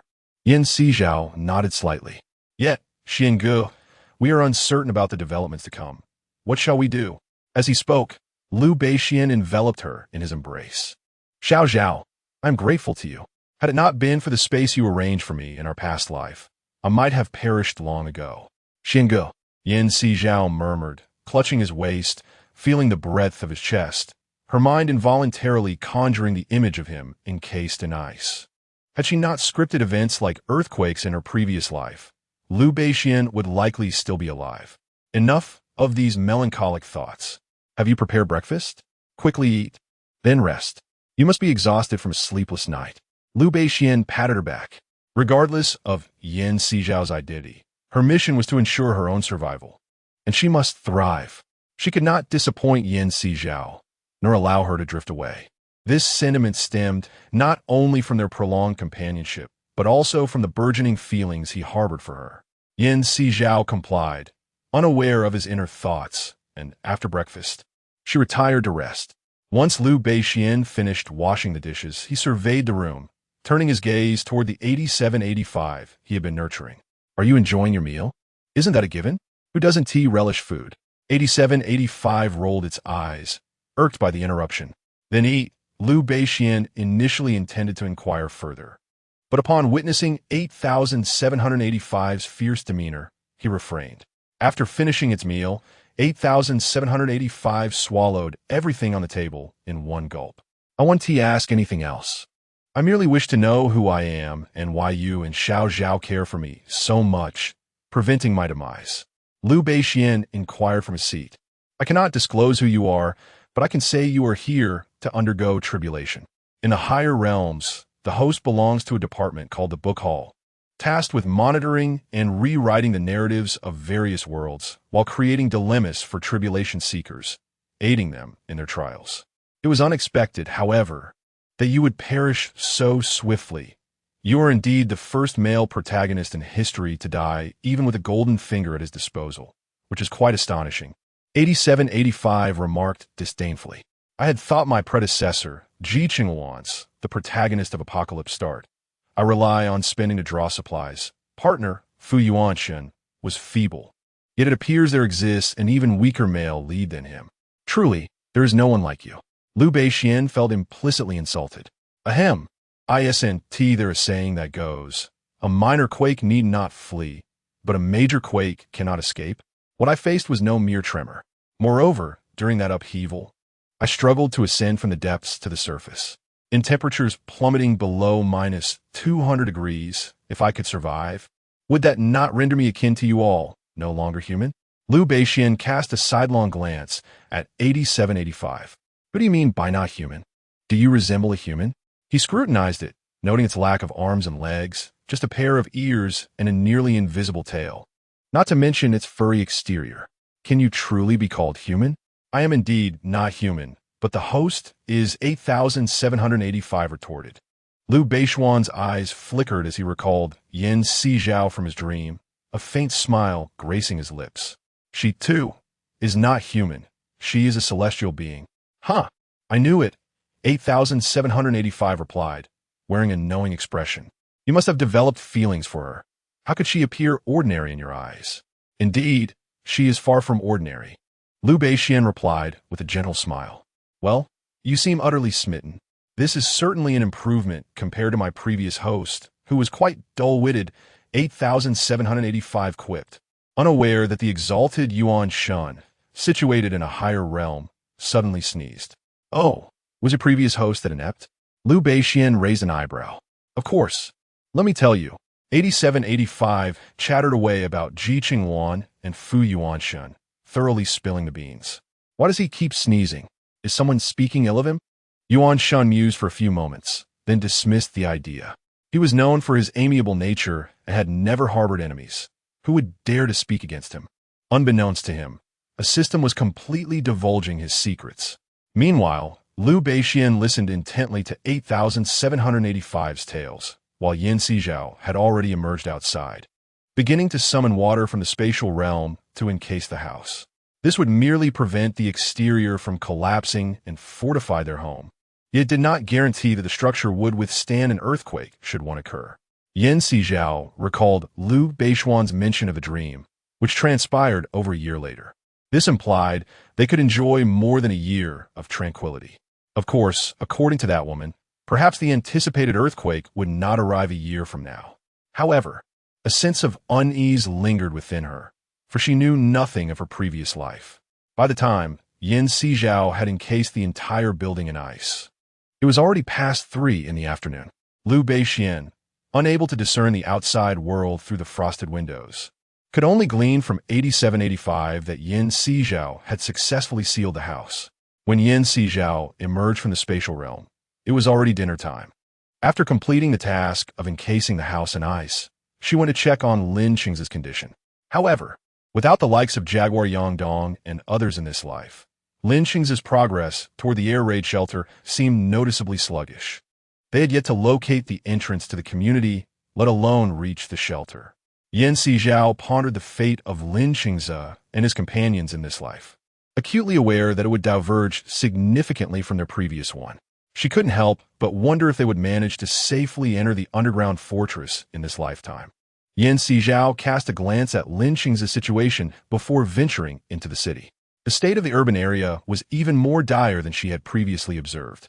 Many individuals appeared emaciated due to prolonged malnutrition, their bodies frail and weak, resembling the very picture of illness.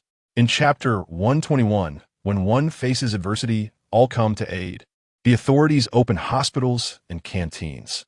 As Sizhao brushed past a few people, she could hear their incessant coughs and their lamentations about the dampness, the absence of sunlight, the lack of vitamins, and their deteriorating immunity, with some foreboding that they would inevitably perish. It seemed that even though humanity had found a moment of respite in this icy world, those accustomed to the warmth of spring, the heat of summer, the coolness of autumn, and the mild chill of winter were struggling to endure such extreme weather. Upon arriving at a nearby hospital, she found it teeming with individuals. Half were coughing, while the other half appeared utterly exhausted, the sea of heads casting a disheartening shadow. The number of those who could provide resources was dwindling, and many were reduced to kneeling on the ground, wailing for help. The sound of their anguished cries was heart-wrenching, sparking a profound sense of sorrow over the harshness of their reality. Sizhao was moved, as were the doctors and nurses within the hospital, who frequently shed tears. The hall was filled with the echoes of lamentation and an overwhelming sense of desolation, until a voice broke through the despair. "Everyone, please lend me your ears. We are currently facing the most challenging times, and our hospital will not stand idly by while lives are lost. Henceforth, all medical staff will exert every effort to ensure the safety of everyone's lives. This commitment arises not only from our duty as caregivers, but also from the shared blood that unites us. We must support one another." Is that truly the case? What you say is genuine. A person kneeling on the ground looked up with wide eyes. "Indeed, it is true," the speaker affirmed with a nod. "That is wonderful news. We are truly saved." The crowd erupted in cheers. Observing the jubilant crowd, Sizhao felt an inexplicable surge of emotion. This innate kindness etched into their very beings reminded her of the calamities that had occurred before the end times, earthquakes, floods, and other disasters, each time eliciting a collective response of aid. Even now, despite the hospital's own struggles, the people were striving to assist one another. This realization filled her with a sense of shame. She possessed a space brimming with resources, yet had not contributed her fair share. Should she not also offer her assistance? As these thoughts occupied her mind, she found herself unconsciously entering a large shopping mall. The goods within had been entirely cleared out, replaced with tables and benches. While not far away, several individuals were busy cooking. A few others clad in military coats stood watch at a distance, their focus unclear. Soon enough, Sizhao understood where their attention lay, as one by one, individuals emerged from outside the mall, each carrying a bowl of food. Sizhao observed that they took away a bowl of porridge, a steamed bun, and some side dishes without surrendering any supplies. This piqued her curiosity. How could one acquire food without offering anything in return? It seemed that the situation had changed from before. Sizhao yearned to inquire about this. but her current state rendered her unable to converse, leaving her to glean fragments of conversations around her. She overheard that the authorities, through signals from satellites, had determined that the current national population was less than 200 million. In a bid to secure a future for humanity, the officials had abolished all requirements. Hospitals were open to all, food was provided freely, and the only plea was for everyone to set aside their prejudices and refrain from mutual destruction, thereby preserving a glimmer of hope for humanity. Sizhao could discern the officials' earnest desire to maintain this flicker of life. Whether the populace could appreciate their good intentions remained uncertain. As night fell, Baxin prepared dinner. Upon seeing Sizhao emerge from her space, disheveled, he couldn't help but chuckle. "Xiao, you look rather unkempt." Baxin affectionately ruffled her hair, transforming his fingers into a comb, smoothing her strands. "Brother Xian, you previously mentioned that one need not maintain an image at home. Besides, you are my boyfriend now. As long as you do not mind, why should I bother with appearances?" Sizhao replied, wrapping her arms around his waist and nuzzling her face against him, resembling a little kitten. "Indeed, you've become quite attached to me. Appearances can be disregarded," Baxin teased, patting her back. "You've slept for nearly 10 hours. Did you go to get ice?" "Yes, I also made a trip to the city," Sizhao recounted, emerging from his embrace to share her experiences. "Brother Xian, the officials now wish to preserve the remaining populace, so hospitals and dining halls are open without the need for any supplies. They simply hope for everyone to coexist peacefully and assist one another. Does this parallel your previous life?" Baxin shook his head. "In my prior life, I was still at that pavilion during this time, unaware of the situation below the mountain. When I eventually reached the underground bunker, circumstances there differed markedly from the present.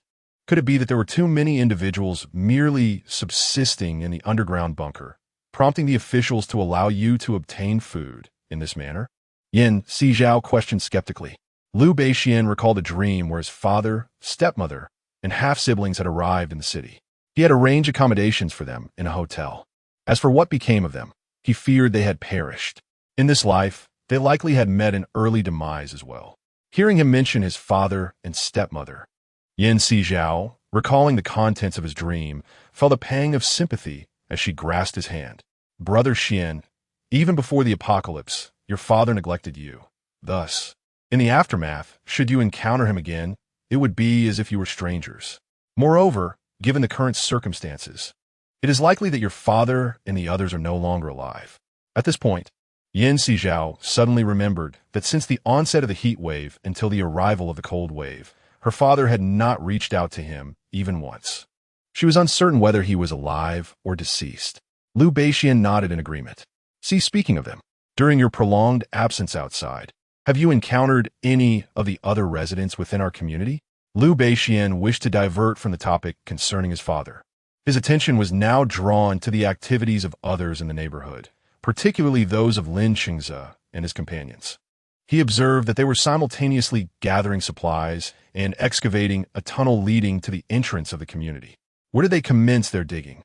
Baxin sought to calculate the time required, starting from Building 17 and digging downward, yet their current position was not as advantageous as that of Building 14. Had they begun at Building 14, the distance could have been considerably shortened. Sizhao produced a map of the community, indicating their location upon it. Chapter 122. The narrative has diverged from that of the previous life. Baxin adjusted the glasses perched upon his nose. The linear distance from Building 17 to the community entrance exceeded that from Building 14 by an additional 200 meters. Even if they were to excavate tirelessly day and night, achieving a mere 20 meters of progress per day, it would take at least a month and a half to reach the entrance. Moreover, should any unforeseen circumstances arise, this duration would likely extend further. Lengthy as it may be, their survival bore little consequence to us, did it not? Sizhao gazed at Baxin, pondering whether he intended to assist Lin Qingze and his group. Such is the case. Yet I find myself contemplating the moment when the houses in this area collapsed during my previous life. Upon uttering these words, Baxin caused Sizhao to swallow hard. Did the house not fall with a resounding crash, collapsing entirely? Indeed, in my former life, I spent my time in the pavilion. The wind howled fiercely, and the snow fell heavily, creating a cacophony. Given the distance, I could not ascertain the precise moment of the collapse. I only learned of the houses on the mountain having fallen after I was relocated to the underground fortress. The collapse occurred prior to your entrance into the underground fortress, suggesting it may have happened while Lin Xingze and his companions were digging downward from the air raid shelter. Sizhao regarded Liu Beixian. This matter is somewhat intricate. Let us first partake in our meal, and we may discuss it further afterward. Liu Beixian surveyed the dishes upon the table, relieved that the temperature within the house remained sufficiently warm, showing no signs of cooling. Very well, let us dine. Sizhao nodded and seated herself on a chair. Liu Beixian sat beside her, serving her a generous portion of fish and vegetables. Typically, Sizhao was not fond of fish, primarily due to its strong odor and numerous bones. However, the fish Liu Beixian prepared was exceptionally delectable, prompting her to consume several bowls of rice. After finishing their meal, Sizhao swiftly tidied the table, then sat on the sofa like a well-behaved child, gazing at Liu Beixian across from her. Brother Xian, let us return to our earlier discussion. After Lin Xingze and his group took residence in the air raid shelter, did you not go to the security room of the community? Subsequently, you avoided them and re-entered the community, correct? Indeed, the houses had not yet collapsed at that time. Thus, it follows that the collapse occurred between the moment you moved into the pavilion and when the rescue team discovered you. Otherwise, had it transpired later, you would have certainly heard of it upon entering the underground fortress. Sizhao analyzed earnestly. Let me ponder when that might have been. Liu Beixian began to contemplate the passage of time. From the moment Lin Xingze and his companions reached the air raid shelter, at least 3 months had elapsed. He had spent 15 days excavating the pavilion tunnel, and subsequently, it took 3 months for officials to arrive. This implied that the building collapse in his previous life occurred 3 months later. As this realization dawned on him, Liu Beixian's expression hardened, and he spoke urgently. Whether it was 3 or 4 months, the arrival of the officials would be a matter of 6 months hence, indicating that the building collapsed within that time frame. Brother Xian, do you recall when the official rescue team commenced digging this route in your past life? Sizhao's inquiry caused Liu Beixian to furrow his brow.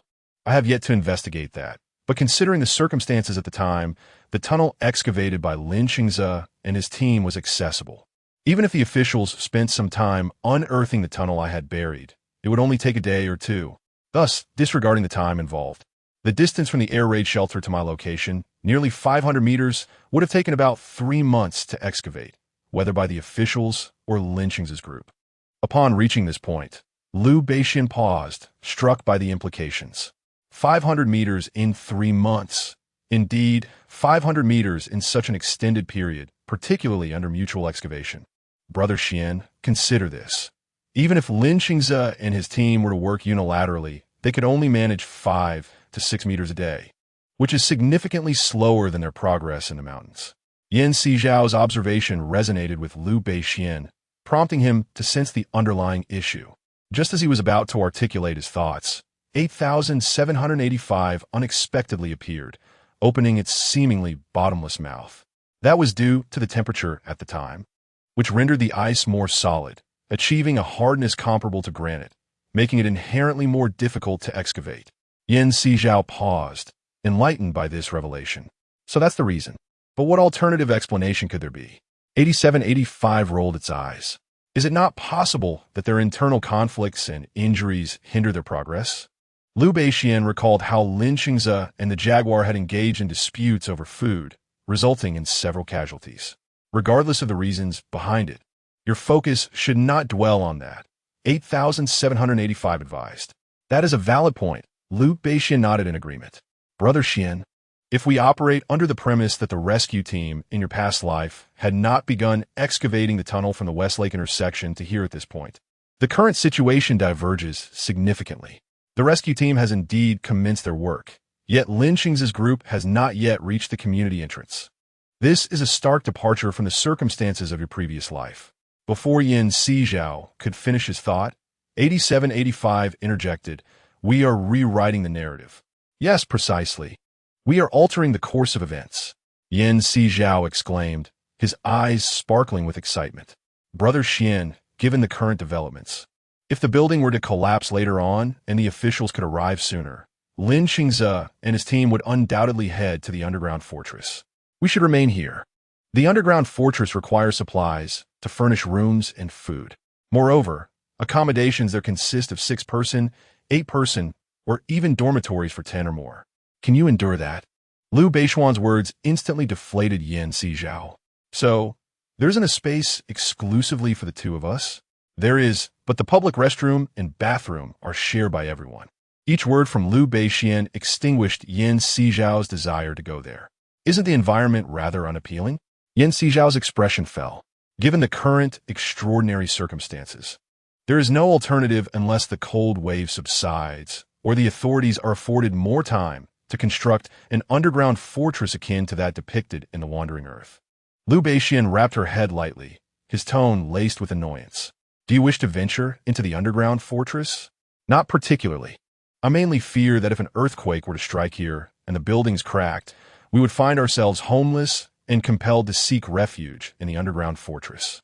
Yan Sizhao wasn't keen on the idea of the underground fortress either, but if they couldn't remain here, wouldn't they have to find a home elsewhere? Chapter 123. What if a volcano erupts? Liu Beishuan surveyed the surroundings of the house. The higher the building, the more intense the tremors during an earthquake. In the past, he might have been frightened, but now he felt a sense of calm. With the space as a safeguard, what was there to fear? But is the underground fortress truly safe? Liu Beishuan's words left Yan Sizhao in silence. Indeed, is the underground fortress genuinely secure? She dare not contemplate it. When an earthquake occurs, isn't every place equally vulnerable? If the underground fortress is robust, it may not face the danger of collapse. Yet who can truly guarantee such a thing? At present, the space remains the most reliable sanctuary. As this thought crossed her mind, Yan Sizhao's eyes brightened. Brother Xian, if an earthquake strikes, let's retreat into the space. Although we would remain in the same spot, if we time our descent correctly, we might safely reach the surface. Alternatively, I could construct an ice glacier and hollow it out later. This way, we would emerge into a place shielded from the outside temperatures. Host, I bestow upon you a grand 666. This place boasts 33 stories. Given your weight, it would take less than 5 seconds to descend. Considering the external temperature, you would freeze into an ice pop in less than a second. Do you believe it? Moreover, the current temperature outside is over -100 degrees. Even if you create a barrier, it must possess a thickness of at least 50 meters to prevent the internal temperature from rising to -20 or 30 degrees. 8785 blinked earnestly at Yan Sizhao. After a moment of silence, Yan Sizhao replied, 8785, why don't you devise a solution for us? A solution? What I possibly offer? I am merely a spatial system, capable only of managing matters within the space. I cannot assist with anything beyond that. With that, 8785 vanished in an instant. 8785, Xiao. Never mind. 8785 is merely a spatial system. Liu Beishuan reassured her, taking her hand. Brother Xian, what do you propose we do now? Yan Sizhao recalled a manual she had read regarding earthquakes, which recommended fleeing to open areas. However, they were on a mountain, and with the outside temperatures so low, venturing out would surely lead to a dead end. Liu Beishuan's gaze flickered, as if lost in contemplation.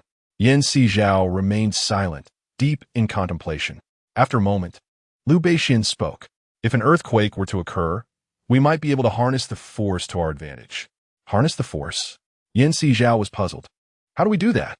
Indeed, an earthquake emanates from deep within the earth, causing our building to sway like a wooden block on the surface. If this block is surrounded on all sides, where can it possibly sway? Liu Beishuan elucidated. Thus, we must utilize external forces to stabilize our building. As he spoke, he retrieved items from the space to conduct an experiment.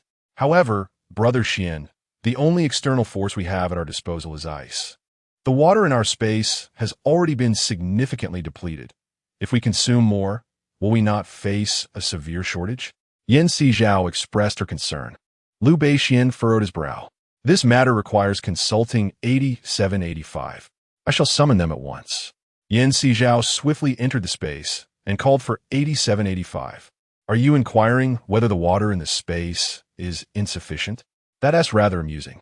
In four-dimensional space, the seawater from your three-dimensional world cannot even fill a Klein bottle, let alone the water existing in four-dimensional space. You can have as much as you desire. 8785 replied with a dismissive snort. Then we can easily seal the entire community with water, and that will resolve our issue. Sizhao began to take action. Wait, there is no need to rush. The wind and snow outside are immense. Did you not mention that the snow had reached the height of 6 or 7 stories? It should now be around 8 stories. Liu Beixian interjected, halting her. Sizhao nodded thoughtfully. An 8-story height corresponds to the height of our 6-story building, meaning although we are on the 33rd floor, we are effectively at the 27th. If the wind and snow continue to intensify, they could inundate us in just over 6 months. However, it's possible that the storm may subside, allowing us to wait until just before the earthquake to seal the community. Brother Xian, how can we ascertain when the earthquake will occur? The narrative has already deviated from our previous lives. Perhaps a volcanic eruption could occur before an earthquake? Sizhao pondered the implications of a shifting narrative, considering that other disasters might arrive even sooner than an earthquake. Upon hearing her thoughts, Liu Beixian and 8785 exchanged a profound glance. Xiao, you mentioned a volcanic eruption? Yes, why shouldn't there be a volcanic eruption alongside an earthquake? However, we have no volcanoes nearby, so there is no need for concern. Sizhao observed their expressions, a hint of skepticism creeping in. Is there an issue? Indeed, while we are situated on a seismic belt, the absence of volcanoes does mitigate some danger. Otherwise, if a volcanic eruption were to occur, there would be no place to escape, Liu Beixian reflected, envisioning the catastrophic scene of plunging into lava, where even remnants would be obliterated. We have the space to take refuge. Sizhao was the first to think of their formidable weapon. 8785 rolled his eyes, unable to suppress his internal lamentation. Could they not conceive of any alternative methods apart from relying on space? Liu Beixian chuckled softly, saying, "Let us not dwell on that. I can already envision how catastrophic that scenario would be." Sizhao shuddered involuntarily. Brother Xian, perhaps it is best that you refrain from discussing it. The imagery is too harrowing. Then let us speak no more of it. We shall focus on safeguarding our own territory, Liu Beixian replied, gently ruffling her hair. Unbeknownst to them, at this very moment in the Western Hemisphere, the United States was blanketed by heavy snowfall. Yellowstone National Park erupted suddenly, spewing forth molten lava in vibrant hues. Countless volcanic ashes scattered amidst the blizzard, yet no one paid heed to this chaos. Nobody would realize that their fates were sealed. They would either perish from the cold or be consumed by the lava. Meanwhile, in the Eastern Hemisphere, the Neon country's remaining citizens were desperately taking refuge in the subway, struggling to endure the harsh conditions. The intense heat and frigid cold had already claimed 30% of the population, with the remaining 70% facing a similar fate as the cold wave descended. Now, only 40% of the populace remained, enduring their torment. Chapter 124. The eruption of a Neon country's volcano. As the sweltering heat arrived, nearly all nations halted foreign trade. Many countries, reliant on imported food, faced soaring prices and rampant looting due to supply shortages. The situation in Neon country mirrored this plight. They could no longer import food, and the relentless sun had withered all their crops, leading to a steep decline in domestic resource availability since the onset of the heat wave. Just as they hoped for respite, 2 months later, the cold wave struck. The crops they had sown had yet to reach maturity and were frozen by the sudden chill. With no other recourse, they collected the immature harvest, clinging to the hope of sustenance. Little did they anticipate the severity of this cold wave. Initially sheltered within their homes, they believed they could weather the storm with heating and air conditioning. Yet, when external units froze and heating systems failed due to water and power outages, they were compelled to seek refuge underground as temperatures continued to plummet. At first, they braved the cold to search for food, finding some sustenance, but as time passed, the availability of food dwindled, and their outings often ended in empty-handedness. Gradually, death began to claim those who succumbed to the freezing temperatures, their bodies left unattended in corners. One fateful night, the sound of gnawing drew attention. A desperate soul had crept into a corner, carving flesh from the deceased to sate their hunger. At that moment, they could still find materials to burn, and this horrifying scene etched itself into the memories of many. Numerous onlookers retched, yet those who had not eaten could produce nothing to expel. The individual was apprehended and subjected to the scorn of the crowd. On the brink of collapse, amidst the cacophony of accusations, he let out a roar and hurled himself against the wall. A cacophony of harsh sounds filled the ears of everyone present, their expressions as blank as if they had shed a heavy burden, as they unceremoniously cast the lifeless body onto the remains of his victims. Given the frigid temperatures, the corpses would not decompose or emit foul odors. They were untroubled by any potential consequences that might arise from the bodies. However, as time wore on and the realization dawned that no food could be found, some began to cast their hungry gazes upon the corpses. Their stares, vacant yet filled with a primal hunger, grew increasingly feral. Eventually, one could no longer resist the temptation and tore into the flesh of the dead. One led to another, and soon a second and third followed suit. In the face of starvation, all ethical considerations were cast aside. Survival became their sole truth. Abandoning the principles of humanity, they gradually lost the light that once defined them, their appearances waning into ghostly figures, pallid, emaciated, and devoid of vitality. They existed in silence, and had it not been for their labored breaths or the occasional human utterance, one would scarcely believe they were still alive. As time dragged on, the number of deceased grew, and with each soul that departed, the living wasted no time in tearing away at their garments, swiftly and mercilessly sinking their teeth into the flesh. Those who were slower could only gnaw at hands and feet, tearing into their prey like beasts until nothing remained. Day after day, they persisted in this grim existence. Then came the fateful day when a deafening roar accompanied by tremors shattered the stillness. Those who had lived like the dead finally exhibited signs of life in their once dull eyes. Fear, confusion, and despair surged within them as the molten lava surged into the tunnel, stimulating every sense. The long-standing numbness and the affliction of cannibalistic madness rendered them oblivious to the encroaching peril. As the magma steadily advanced, waves of heat washed over them, prompting one individual to stir. Yet, his limbs, ravaged by madness, moved with the awkwardness of a creature rather than a human, inching towards the staircase, his eyes wide with terror. The others remained oblivious to the impending danger, their attention solely captured by the prospect of food. As the temperature soared, they felt the heat and instinctively sought to shed their clothing, only to be engulfed by the rushing tide of lava that consumed them in a searing ocean. Their screams echoed, their bodies ignited as they desperately struggled to escape the molten embrace. Yet their hands and feet were corroded by the lava, and in an instant, they plummeted into the fiery depths, fully submerged and transformed into part of the magma itself. The one who had sought to flee had managed to ascend the stairs, witnessing the horrific scene unfold below him. Despair etched itself onto his gaunt face as he observed the ever-increasing flow of lava.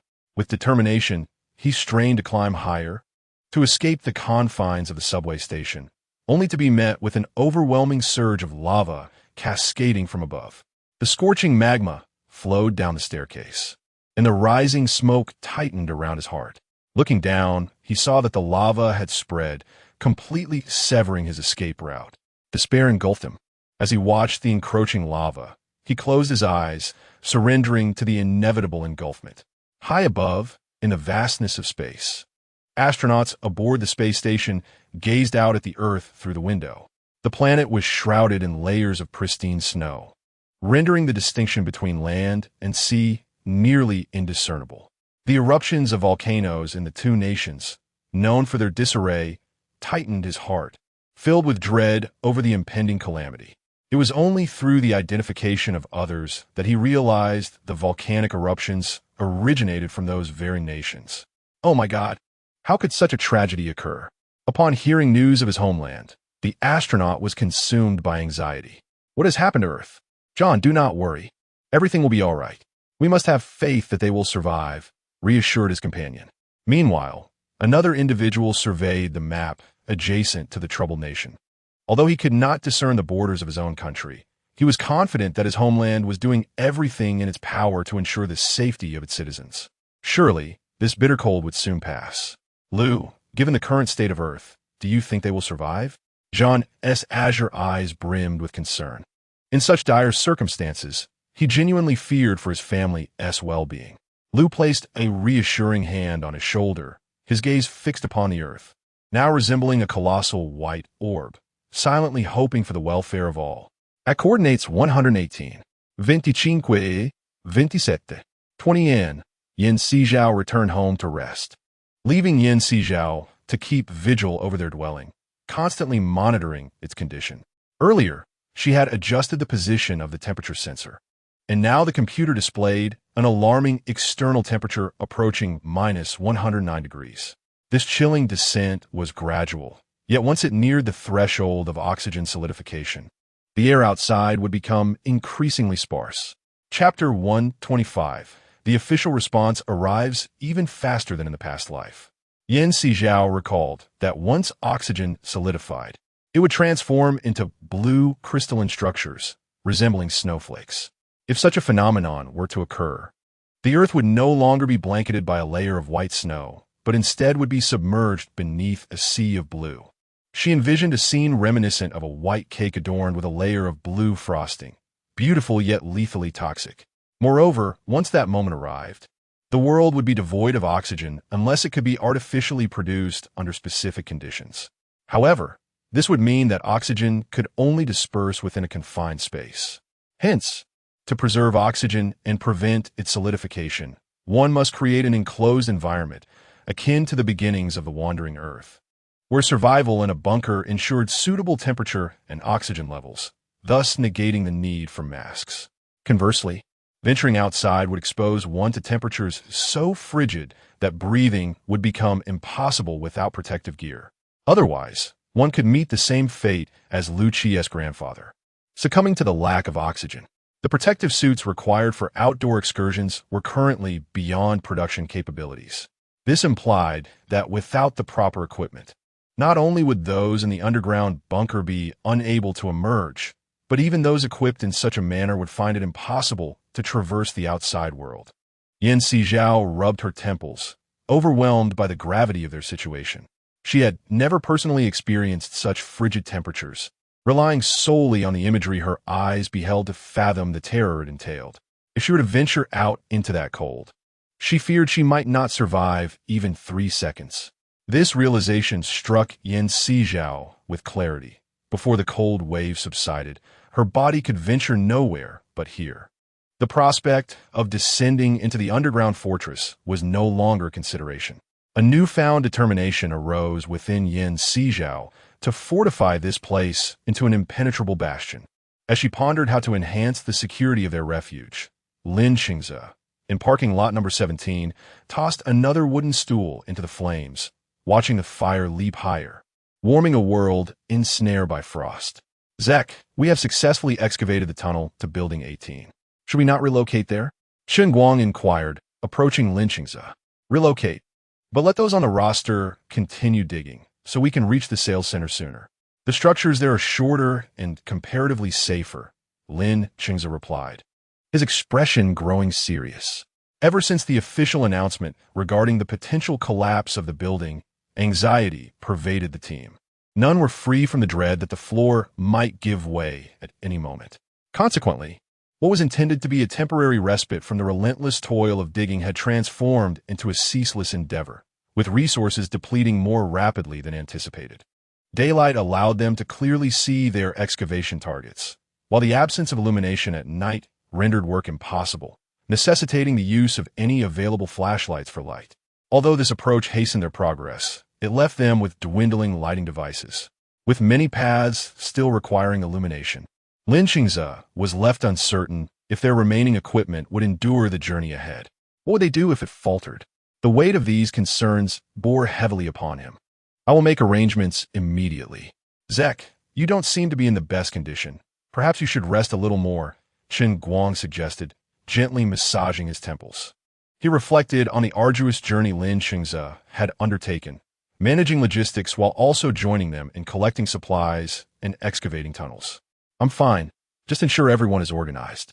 Move all the transportable supplies to safety, Lin Qingze insisted, rising to his feet. With the uncertainty of when the building might collapse looming over them, their only course of action was to vacate the premises before disaster struck. Chen Guang nodded and swiftly directed the others to carry the supplies towards the 18th floor. The distance between Building 17 and Building 18 obscured their view of the situation in Building 16, just as Yin Sizhao could not discern what lay beyond. She anticipated that the official personnel would reach the air raid shelter before Lin Qingze and his team. Thus, it was likely they would encounter each other near the gazebo where Lu Bushuan had once resided. This implied that the officials might arrive before the building succumbed to collapse. Yet, she feared for their lives, especially for one among them, Lu Chenhan, whom she had witnessed saving lives on numerous occasions. Yin Sizhao's thoughts stirred. Host. Emerging from the confines of space, 8785 observed Yin Sizhao lost in thought, its spherical form bounding playfully atop her head and shoulders. What brings you out here? 8785. Yin Sizhao inquired as she captured it in her grasp. I noticed your boredom and thought I might engage you in conversation, replied 8785 with a cheerful demeanor, omitting the fact that it had just surreptitiously devoured several plates of lobster and king crab within its realm, even swallowing the plates and bags to eliminate the evidence. Chatting? What do we possibly discuss? Yin Sizhao mused, prodding its mouth with her finger, eager to discern just how wide it could open to consume an entire basin of noodles. Please do not pry into my mouth, 8785 stammered, its words fragmented, while Yin Sizhao peered into the abyss of its mouth, resembling a vast black hole, deep and foreboding. What exactly are you? She wondered, her curiosity tinged with trepidation as she contemplated reaching into its mouth to uncover its true nature. I'm merely a system, albeit one that has been anthropomorphized by my current master, 8785 explained, squirming slightly after being released, as if it felt its face had been distorted by her grip. As a system, you should not have any sensations when consuming food, Yin Sizhao commented, intrigued by 8785's capacity to experience taste. Robots lack feelings. I'm not a robot. I am a system, a pure system, 8785 retorted, a hint of indignation in its voice. So, you can indeed experience the myriad flavors of food? Yin Sizhao queried, producing a plate of peanuts from her space. The systems of higher dimensional realms cannot be compared to the machines of lower dimensions, 8785 huffed. Though it claimed to be a system, it bore resemblance to ancient artifacts wielded by deities, possessing a plethora of functions and the ability to manifest physically, though this was contingent upon its own formidable strength. Chapter 126. The earthquake approaches, Yin Sizhao. The harbinger of misfortune, Yin Sizhao nodded, reflecting on her previous existence as a being of a higher dimension. A sensation of overlooking all life must have been exhilarating. All right, enough about me. I just sensed a distortion in space at coordinates 44N, 110W, and 35. 2139N, 138. 43, 39, 87, 85 announced, noticing the bewildered expression on Yin Sizhao's face. What are you perplexed about? Aren't you a high school student? Haven't you studied world geography? Do you not recognize these locations? 8785 exclaimed in frustration. I have studied geography, but I can't shake the feeling that these places are not within our country, Yin Sizhao replied, her lips twitching. Her confusion stemmed from the realization that the coordinates mentioned by 8785 did not correspond to any domestic locations. Indeed, one is Yellowstone National Park in the United States, and the other is Mount Fuji in Japan, 8785 confirmed with a nod. Both of these locations appear to be volcanic regions, do they not? Yin Sizhao queried, her voice tinged with a hint of apprehension. She had been unaware of the existence of Yellowstone National Park until she watched the film 2012. which vividly transported her into its world. It was from that moment that she developed a fondness for disaster films. Later, after viewing the chilling disaster movie The Day After Tomorrow, she gained considerable insight for her current stockpiling endeavors. Indeed, I just sensed a distortion in the space around me.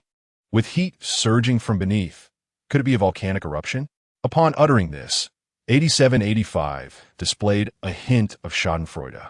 One cannot deny that the majority of people from these two places are rather unsavory characters. Yan Sizhao's eyes widened in response to these words. A volcanic eruption? Yes. Didn't you previously mention that a volcanic eruption might occur before an earthquake?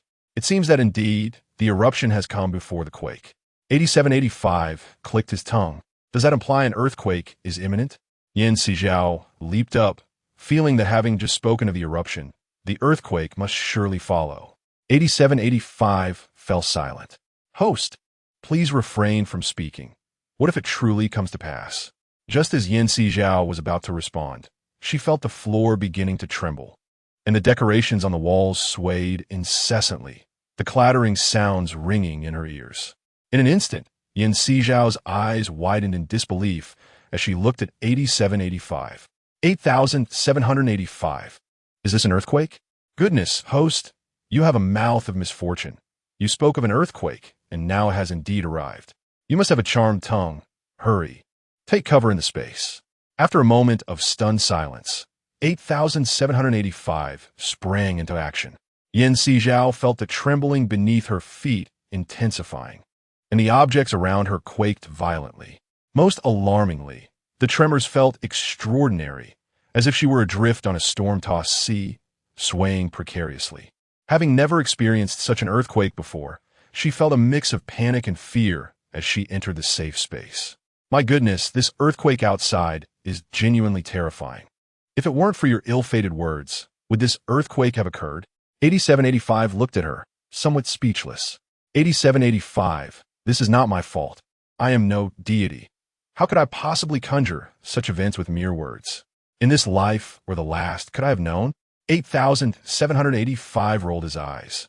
Liu Beixian suggested that an earthquake might not come for another 6 months. Yet here we are, with Yan Sizhao hastening its arrival by over half a year. Is this a ploy to reap more souls sooner? The past life? I possess no memories of a previous existence. How could I ascertain whether I am a deity? Yan Sizhao rolled her eyes again. There is no need to drag past life concerns into this one. At the very least, if I were to regain my memories, it would be one thing, but to speak of it without any recollection, it would be better to discuss something of substance. Let's put this aside. The earthquake outside has yet to conclude. You should rouse that fellow. 8785 leaped onto Yan Sizhao's shoulder. Wake up, Shingo. Why? Yan Sizhao inquired, puzzled. The individual, soundly asleep, was roused to be informed of the situation. Was it an attempt to frighten him? Certainly not. In times of fortune and adversity, one should share both. Such matters cannot be borne alone, can they? The entity known as 8785, with its round, expressive eyes, spun around in contemplation. What was there to fear? Surely the tremors outside had subsided by now. Was it not the case that reports on television suggested earthquakes lasted but a fleeting minute or two? Their conversation had already extended beyond that duration. Upon venturing outside, 8785 confirmed that the tremor had ceased, yet the stability of the house remained uncertain. Shall we step outside to observe? It inquired. Let us do so, replied Yan Sizhao, departing from the confines of their space. The condition outside was far from satisfactory. Items lay scattered haphazardly, and the interior was a chaotic mess, with visible cracks marring the walls. Yet this was not the gravest concern. What truly alarmed her was the noticeable tilt of the house. Indeed, at a 5-degree angle, it was a significant incline. For a fleeting moment, Yan Sizhao pondered whether the structure might collapse at any moment.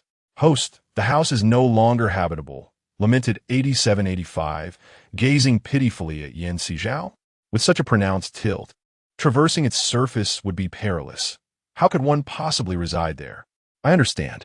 I shall ascertain the situation outside first, Yan Sizhao responded, retreating back into the space.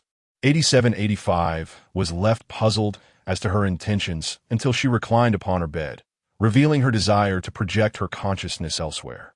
Concerned for Liu Beixian. Should he awaken prematurely and venture out? Sizhao felt apprehensive. Fear not. I shall ensure that young man does not venture outside. 8785 assured her confidently. With that, Sizhao closed her eyes in relief. However, having napped earlier in the day, she found it difficult to drift back into slumber, taking quite a while to finally succumb to sleep. Once asleep, Sizhao traversed outside into a world devoid of moonlight, shrouded in darkness where visibility was utterly absent. Yet in this desolate realm, she beheld devastation. The once mighty skyscrapers had crumbled, leaving only buildings 15 and 16 standing, propped up by surrounding and internal debris. However, Building 15 was tilted at an angle exceeding 10 degrees. Its continued standing was perilously precarious. Approaching Building 15, Sizhao gazed at the structure leaning toward the already collapsed Building 13, which stood in a position corresponding to the 15th or 16th floor of Building 15. She extended her foot, uncertain whether her action might invoke a butterfly effect. Of course, she did not truly believe she possessed the power to topple Building 15. She merely wished to test her capabilities. With determination, she kicked at Building 15. There was no reaction. Indeed, one must not overestimate their own abilities. With a self-deprecating chuckle, she prepared to turn toward Building 17 to check on Lin Qingze and the others, when an ominous rumble echoed from behind her. Chapter 127. The world after the earthquake in a world rendered silent save for the whispers of the wind, the thunderous sound reverberated through the air. Sizhao witnessed Building 15 tipping toward the already fallen Building 13, aligning perfectly with the latter's position. On the 15th, it fell straight down, crushed by the ruins of Building 13, severed cleanly in two. One must admit that her existence as a high-positioned spatial entity had its advantages, allowing her to perceive everything clearly in such darkness. With the perilous presence of Building 15 removed, Sizhao could finally breathe a sigh of relief. Glancing back at Building 16, its 10% tilt made it appear as though it might collapse at any moment, were it not for the ice blocks surrounding it. She felt that a mere kick could send Building 16 tumbling down, just like its predecessor. Sizhao circled around Building 16, scrutinizing the condition of the ice blocks, and observed distinct signs of separation and movement among those that were once connected. A deep fissure, over a meter wide, had also formed between Building 16 and the adjacent ice blocks.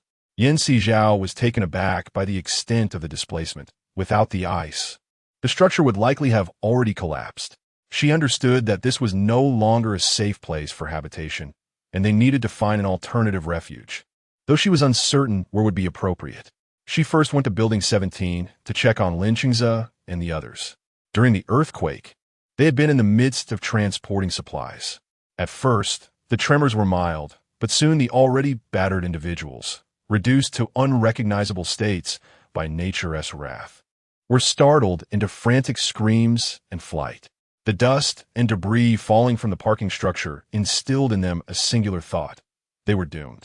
Screams echoed as Lin Qingze faced this unprecedented situation, momentarily seized by panic before quickly regaining his composure. According to the Earthquake Survival Manual, they should evacuate to an open square. But in their current predicament, where could they possibly flee? At that moment, Lin Qingze found himself in the tunnel. He glanced around anxiously and called out to Qin Guang and Zhou Qiang, urging them to hurry into the tunnel. They nodded and dashed toward Building 18, summoning the people there to join them in the tunnel. Meanwhile, Lin Qingze stood at the entrance of the tunnel of Building 17, shouting loudly to the panicked crowd. To the tunnel! Run to the tunnel! He exerted every ounce of strength in his voice. Those who could hear him rushed toward his call. But for many who were unable to, the falling debris from above proved fatal, as several were struck down before they could reach safety. In the flickering light, Lin Qingze witnessed several individuals crushed, lying motionless on the ground. Moments later, Building 17 collapsed entirely, crashing down like heavy cardboard.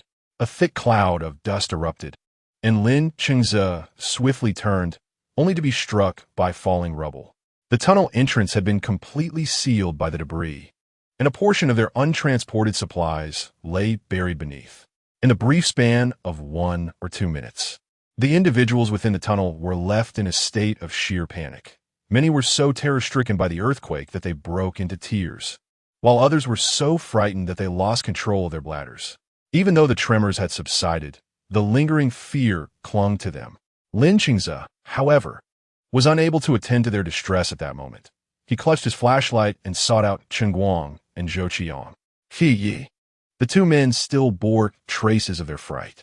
Are you all right? Lin Qingze swept the beam of his flashlight over them. We're fine. We're fine.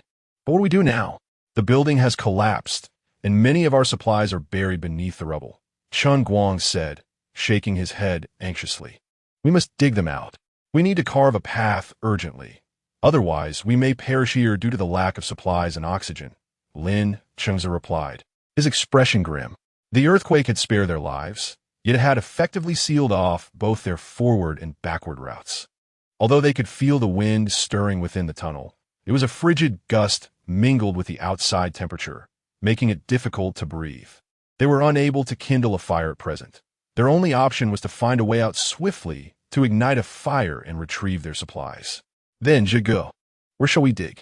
Zhou Qiang shouted, his urgency palpable. Down the mountain.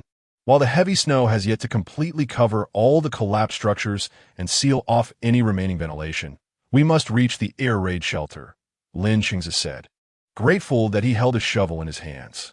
If there were supplies, we wouldn't be able to move this ice.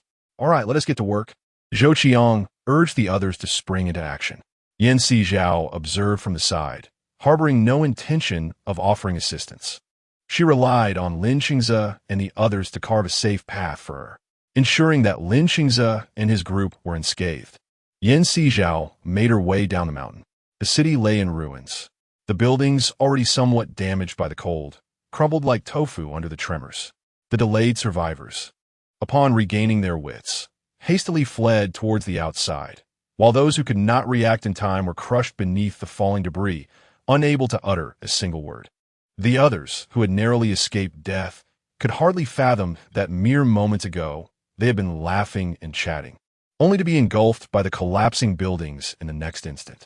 The air was filled with a chorus of wails echoing throughout the city. Yet the thick layer of ice muffled these cries, preventing them from traveling far. Sizhao observed numerous individuals sitting in the tunnel, weeping openly, as if tears were of no consequence. Meanwhile, many others were preoccupied with thoughts of how to rescue those trapped beneath the debris. However, the situation was not as it had been before the apocalypse. There were no abundant tents or assistance from all directions, relying solely on these struggling survivors. Sizhao was uncertain how many they could save. As she listened to the intertwining cries for help in the darkness, her heart was profoundly moved. Sizhao swiftly relocated to the intersection of Shihu Road, uncertain whether the flat terrain here shielded it from destruction. The tunnel diggers had only sustained minor injuries, and fortunately, there was no serious harm. Chapter 128, Preparations for Relocation. Sizhao felt a wave of relief upon seeing that the official rescue teams emerged unscathed. As long as they were safe, the successful excavation of this tunnel would enable her and Liu Beixian to escape through it. Whether to the underground fortress or elsewhere would be their own affair. After assessing the situation, Sizhao visited the underground fortress. It must be said that the fortress was constructed remarkably sturdily. Perhaps the designer had anticipated the dangers posed by disasters such as earthquakes. For Sizhao found no signs of structural damage within. Only a few individuals had suffered minor injuries due to the tremors, but thankfully, the fortress was equipped with medical personnel, alleviating concerns about their treatment. Sizhao approached a pavilion, which, being a two-story structure built using ancient mortise and tenon techniques, remained unharmed by the cold waves or the earthquake. The space was sufficiently equipped for cooking and cultivating vegetables and raising poultry, rendering outdoor cooking unnecessary. Liu Beixian was still asleep, his steady breathing accompanying the rhythmic rise and fall of his chest. He was enjoying a deep slumber, and Sizhao chose not to disturb him, for they had numerous tasks awaiting them at dawn. The next morning, upon awakening, Liu Beixian followed his usual routine of washing up and changing into clean clothes. As he prepared to exit, 8785 abruptly jumped onto his face, startling him. "What are you doing?" he exclaimed. "You can't go out. There's been an earthquake, and the house is tilted 5 degrees. Before 8785 could finish speaking, Liu Beixian rushed towards the door. 8785 hurriedly intercepted him. "Not yet. Where's Xiao? Is she still outside?" Liu Beixian was anxious, recognizing the severity of a 5-degree tilt. "She's not outside. She's in the space," 8785 responded. "Then I will go find her," Liu Beixian declared as he turned to leave the room, only to see Yan Sizhao emerging from her quarters. "Xiangu, are you all right?" she inquired. Liu Beixian dashed to her side, inspecting her for any injuries. "I'm fine. I sealed the house with ice blocks around it, and there are ice blocks below as well. Everything is intact. However, the house is tilted 5 degrees. Xiangu, with it in this state, it seems uninhabitable," Yan Sizhao lamented. Liu Beixian's gaze fell. "It's all right. Even if this place is unlivable, we can find another location.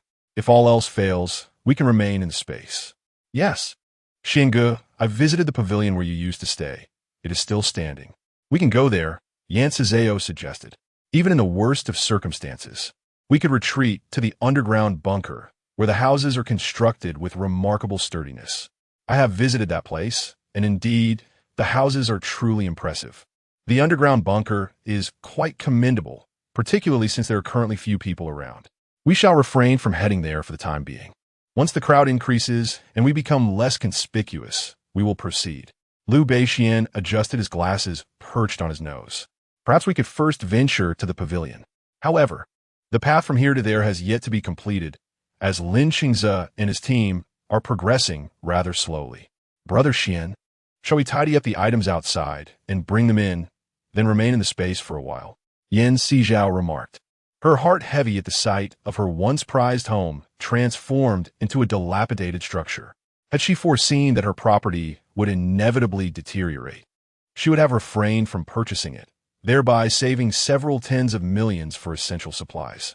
While it is possible to bring the items in, we cannot remain in the space indefinitely.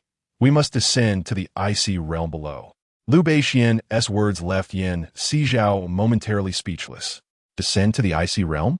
Yes. The temperature above the ice has plummeted to over -100 degrees. If we are exposed to such conditions, we risk becoming frozen sculptures instantly. We must descend to the world beneath the ice, Liu Beixian affirmed with a nod. Yan Sizhao mentally compiled a list of tasks. There's no rush. We can tackle these matters gradually. Liu Beixian observed her cheek, noting, "You didn't rest much last night, did you? Let us discuss any pressing matters after breakfast when you've had a chance to recuperate." Upon hearing his words, Yan Sizhao nodded slightly. She had indeed been quite active the previous night, and, after a fleeting glance at Liu Beixian, chose not to rest further. It was indeed time to take a proper break. After Liu Beixian prepared breakfast, Yan Sizhao ate and then retired to rest. Liu Beixian donned his attire, ready to venture outside and assess the situation. This time, 8785 did not hinder him. After all, they needed to explore the icy realm below, and it was essential for Liu Beixian to observe the conditions outside properly. Upon exiting the space, Liu Beixian noticed that the lamps in the room were still illuminated, yet the floor beneath him was inclined. Has Xiao tidied up the room? Liu Beixian mused, quickly realizing that the house had indeed been organized. Of course it was tidied. Otherwise, wouldn't this place have turned into a dump? 8785 replied with a roll of its eyes. Indeed, Liu Beixian nodded. So, what are you planning to do next? 8785 inquired. First, we need to gather some supplies into the space, leaving behind only what is necessary. And then we must begin addressing the ice blocks outside. After all, we are currently on the 33rd floor, and descending to the first floor is no trivial task. Liu Beixian explained while he worked. What's so difficult about that? Just put the ice blocks into the space and it's done, right?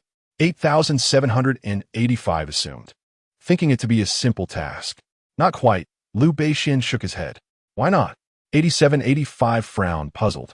Was Liu Beixian attempting to contradict him? Removing the ice cubes indeed allows us to descend directly, Yet the steel reinforcement of the staircase has already fractured at this temperature. A mere touch could cause those stairs to collapse like fragile tofu. Wouldn't you agree? Liu Beishuan's words startled 8785. In Chapter 129, utilizing 8785's remarkable ability to consume, 8785 admitted, "Oh, I hadn't considered that." It longed to knock its head in realization, but unfortunately, it lacked hands. Thus, we must devise a prudent method to depart. Liu Beixian stated, contemplating various strategies in his mind, dismissing many until a singular, feasible one emerged. As he arrived at this conclusion, he turned to 8785, who felt an unsettling chill under his gaze. "Kid, what is wrong with you? Why are you staring at me like that?" "Of course, I have a favor to ask of you," Liu Beixian replied with a slight smirk. It was evident that this was no trivial matter. 8785 grimaced. Indeed, it was far from trivial. Considering how adept you are at consuming food, swallowing ice should pose no challenge, correct?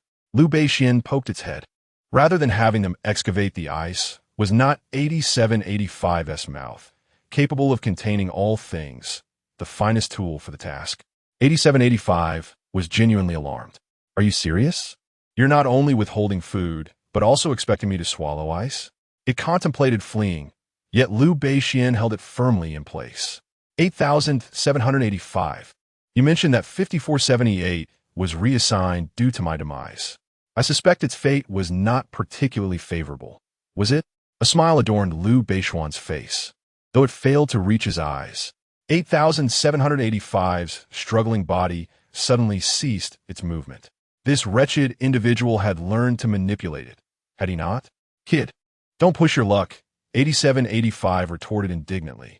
"This isn't excessive. It would be a waste of your considerable abilities not to utilize them. Furthermore, relying solely on myself and Xiao, how long would it take to reach our desired destination?" Upon hearing this, 8785 immediately inquired, "Where exactly do you want me to excavate? Didn't Xiao mention that the pavilion was unharmed? Let us dig to that pavilion." Liu Beixian directed his gaze at 8785. "I know you can accomplish this." 8785 thought to itself. It may not be human, but Liu Beixian was indeed audacious. The distance from here to there spans at least 1,200 meters. How much ice did he expect it to consume? 8785, if you prefer not to comply, that is acceptable. However, if anything were to befall Xiao and me during our descent, I wonder if this world offers a chance for rebirth. Liu Beixian was acutely aware of the consequences this course of action would impose on Sizhao, yet he doubted that 8785 could withstand such repercussions. Listening to these words, 8785 bared its teeth. "Kid, you're ruthless. If you require a path cleared, I shall oblige. However, that area is currently exposed. Proceeding as you would result in immediate frostbite. We shall wait until the host has fortified that side before advancing. Tomorrow, I shall communicate with Xiao regarding the pertinent matters, and then I shall allow you to enjoy an ice pop." Liu Beixian adjusted the glasses resting on his nose. Unlike Sizhao, who possessed the remarkable ability to manifest in a high-dimensional biological form upon slumber, he could only offer her some suggestions. However, Liu Beixian was unaware that Sizhao had already ventured to the pavilion, retrieving wooden planks from her spatial realm. She meticulously sealed all sides of the pavilion, leaving only the side facing the path exposed, and reinforced it with a layer of moisture-resistant matting and waterproof fabric, effectively isolating the first level from the harsh winds and snow outside. On the second floor, Sizhao employed the same method to shield against the elements, ensuring that the external temperature did not penetrate the interior, and she was acutely aware that her next task was to devise a tunnel leading to this location. Fortunately, the intricate problem she faced had been entirely resolved by Liu Beixian. Sizhao awoke just past noon. Liu Beixian had prepared a meal in the spatial realm, and as she descended the stairs, the enticing aroma enveloped her senses. "Brother Xian, I just went to the pavilion and organized everything there. However, excavating a tunnel to that location may require some time." She recounted her morning's endeavors. Liu Beixian, surprised to learn that Sizhao had already made progress ahead of him. Inquired, Xiao, why didn't you mention this to me? I was thinking of you, Brother Xian, having stayed there before. I made modifications based on your previous descriptions, but I'm unsure if they are effective. Sizhao believed that with 2 layers of waterproof fabric, there should be no issues. We shall find out after we finish our meal and head over, Liu Beixian replied, taking her hand and guiding her to the dining table. As soon as Sizhao finished speaking, Liu Beixian interjected, ISNT, they're 8,785? What does this have to do with 8,785? Sizhao was puzzled. Of course, it has relevance. With such a large mouth, what could it possibly not consume? ISNT, it only natural for it to clear the way for us.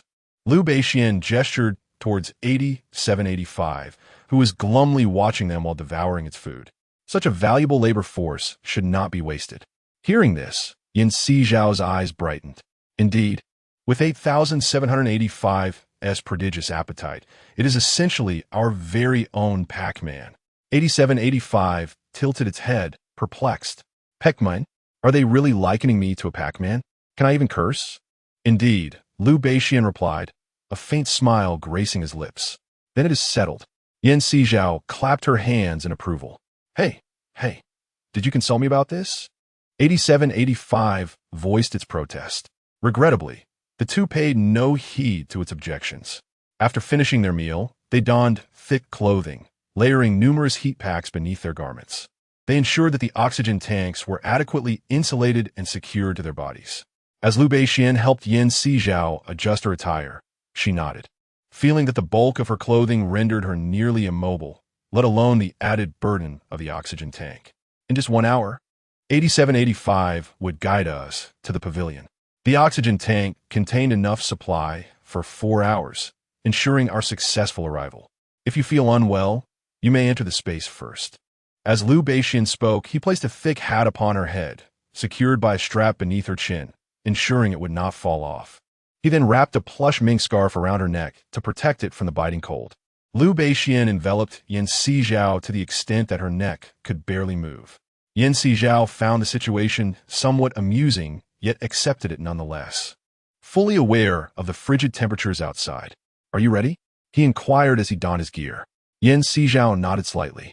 Seeing her readiness, Liu Beixian turned to 8785. 8,785.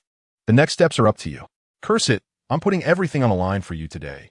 Remember this. 8785 growled fiercely. Fear not. We shall not forget your kindness, Liu Beixian replied as he opened the door. The icy air surged in instantly. Although Sizhao wore goggles, she could still feel the harsh cold enveloping her. The temperature outside was reminiscent of sub-zero conditions. Without hesitation, 8785 began to consume the ice before them. The sound reminiscent of crunching something delightfully crisp. Before long, a sizable cavity had formed as 8,785 burrowed deeper, transforming into little more than a fleeting shadow in their view. A small brown figure darting before them. Sizhao observed this spectacle, appreciating the presence of 8,785, an entity that consumed without yielding, sparing her the duties of a caretaker. Let us proceed, Sizhao said as Liu Beixian guided her out, following closely behind 8785. At its current pace, 8,785 could cover 20 meters in a minute. In an hour, they would reach the pavilion outside. Though the time seemed lengthy, neither could afford to linger above. As 8,785's trajectory led it straight from the 33rd floor to the adjacent building. This path was carved beneath the ice blocks that Sizhao had covered on Building 16. Otherwise, descending through the stairwell would have posed significant danger. 8785 moved in a straight line, while Sizhao and Liu Beixian, despite their spiked footwear, had to steady themselves against the walls, cautiously making their way downward. Remarkably, 8785's speed surpassed their own, and Liu Beixian, noticing its near-translucent form, urged Sizhao to hasten. The cold outside was undeniably intense. Despite her numerous layers and mink coat, Sizhao could still feel the frigid air seeping through her garments. This was her first vivid encounter with such harsh temperatures. Indeed, it was chilling. Indeed, one contributing factor lies in their proximity to the ice layer, which is less than 5 meters beneath them. This ice layer senses the temperature above, and consequently, the temperature they experience is not as elevated as that felt by Lin Qingze and his companions. 8785, fearing for their safety against the bitter cold, was compelled to increase the downward angle of their descent. The path was somewhat steep.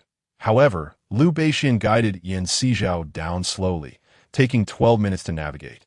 The subsequent path was relatively flat and easier to traverse.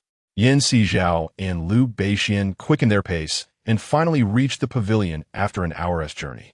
The temperature inside the pavilion was not significantly different from that outside. Yan Sizhao hurriedly produced a charcoal stove, filling it with a generous amount of charcoal. Liu Beixian did not object.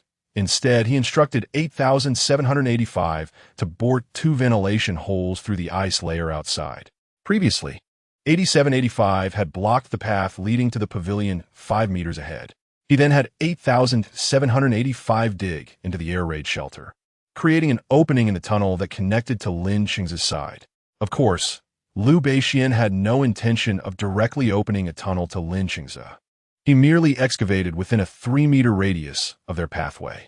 Yan Sizhao, puzzled by Liu Beixian's motives, inquired, "Brother Xian, are you planning to assist Lin Qingze and his group? He aided me in my past life. This is my way of repaying his kindness," Liu Beixian replied.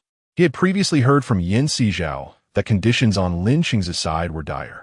With a shortage of food and their ice excavation tools rendered useless from prolonged exposure to the cold, their situation appeared quite precarious. He could only facilitate their access to the air raid shelter. The rest was up to them. Yan Sizhao nodded slightly.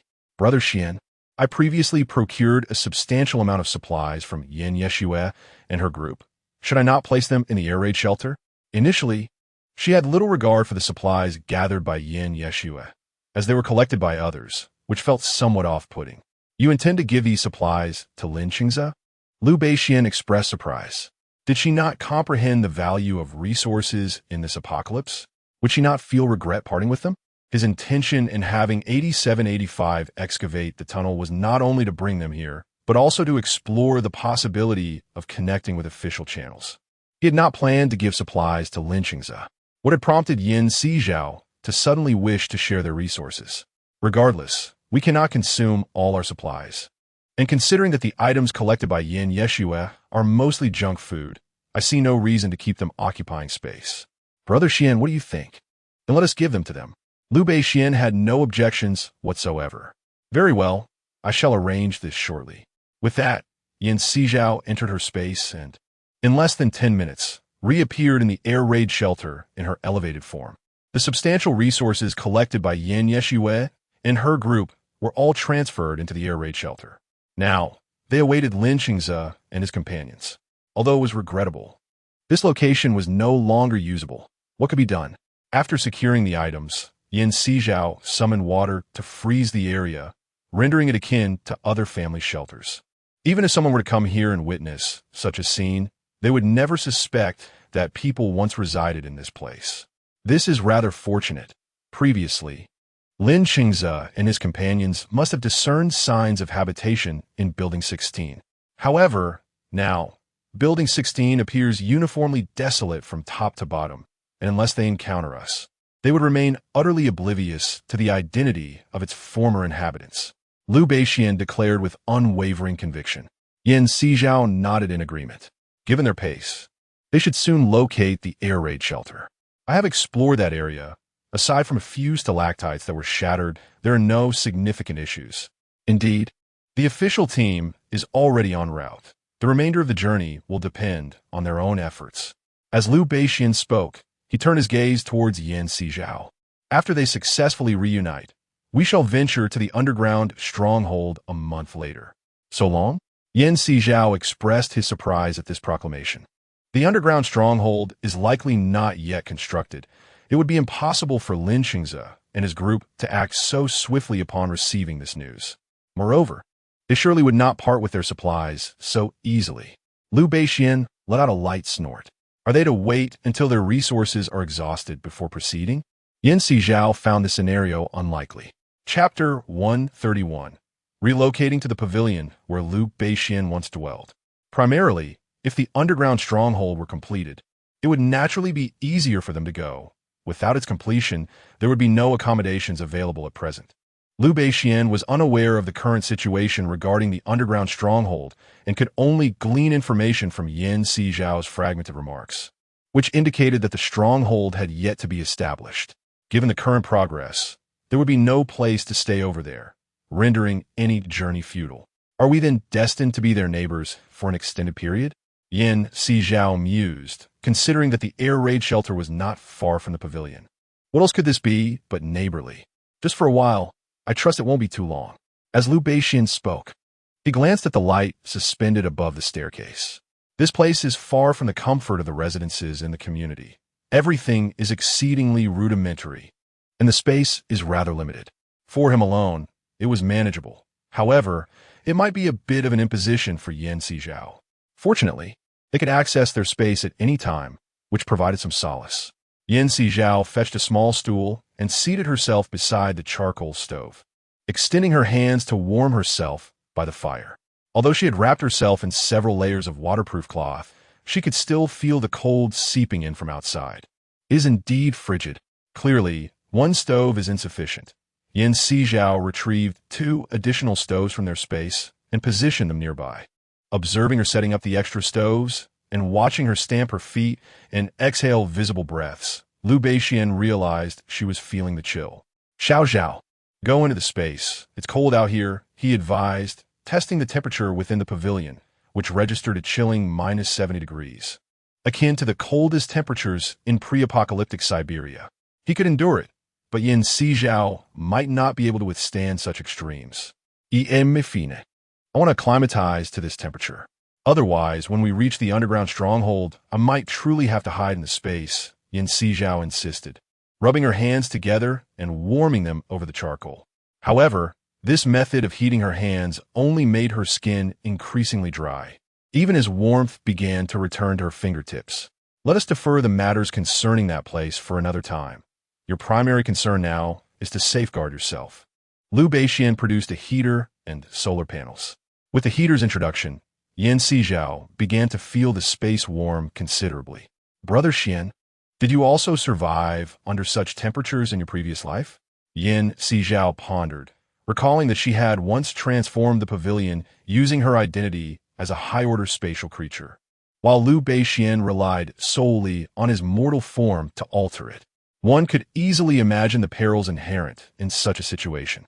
Yan Sizhao suddenly questioned whether she had been somewhat inhumane in her past existence, for how else could she have subjected Liu Beixian to such tribulations? Well, this temperature is quite bearable. At least it is not as terrifying as the freezing cold felt in the moment of death. Liu Beixian recalled the temperatures at that time, which had indeed been a chilling freeze from head to toe.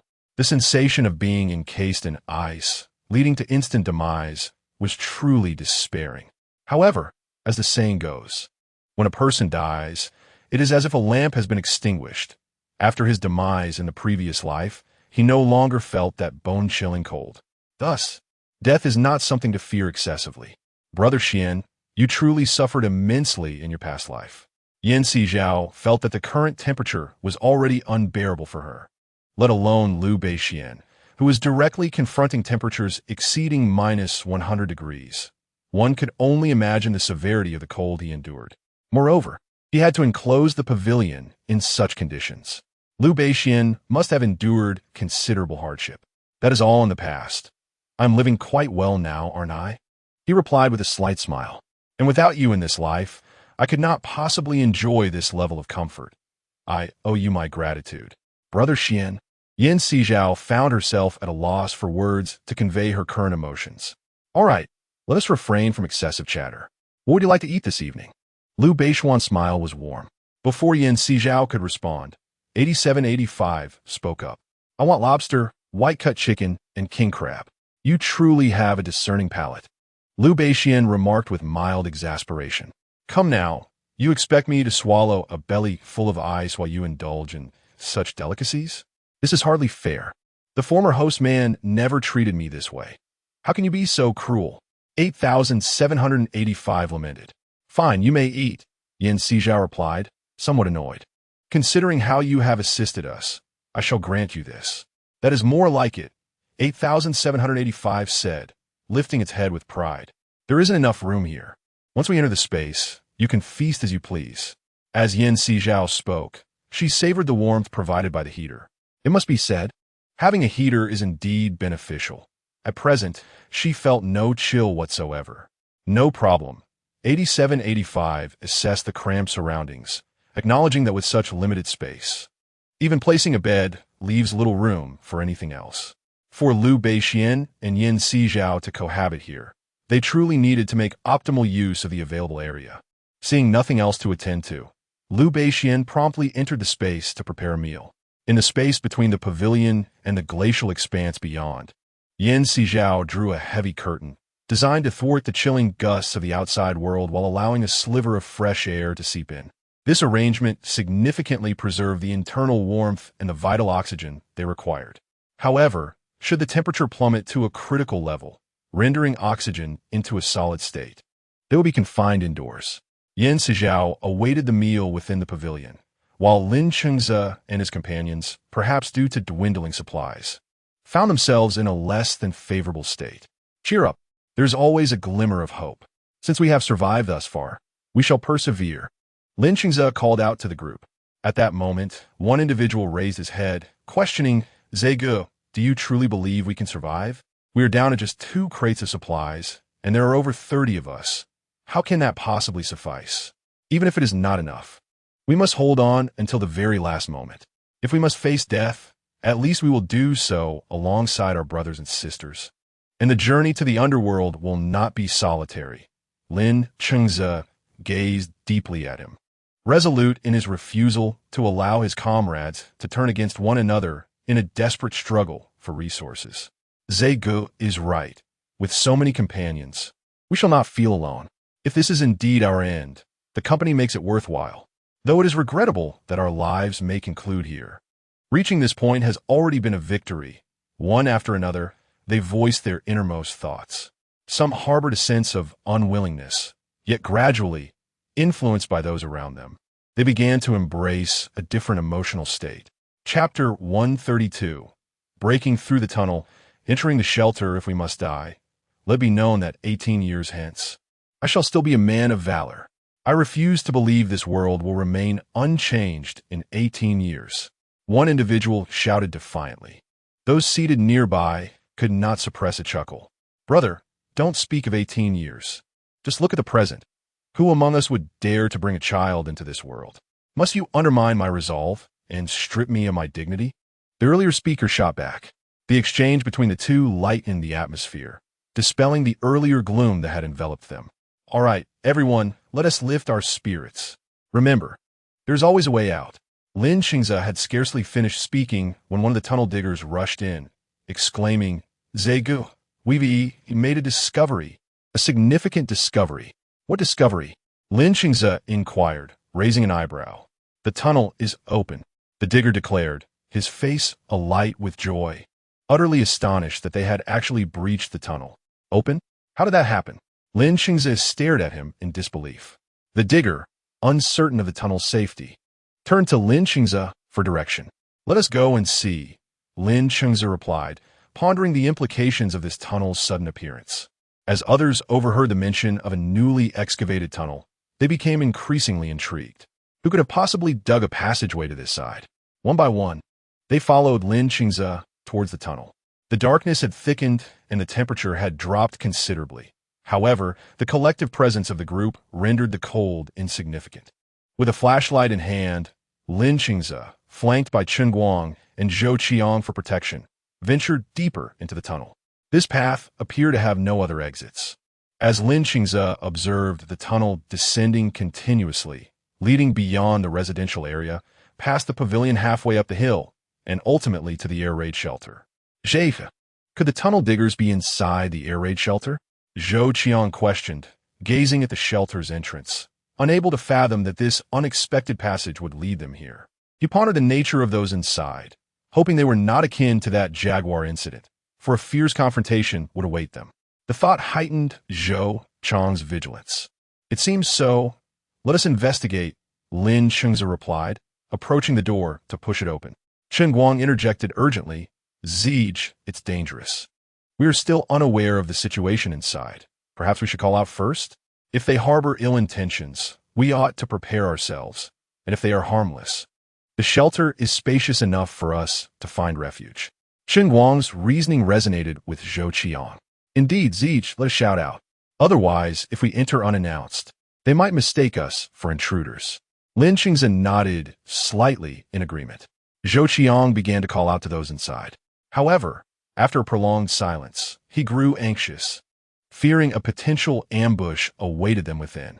I doubt that is the case, Lin Chengze declared, taking the flashlight and forcefully kicking the air raid shelter door open. The resounding impact echoed throughout the vast interior.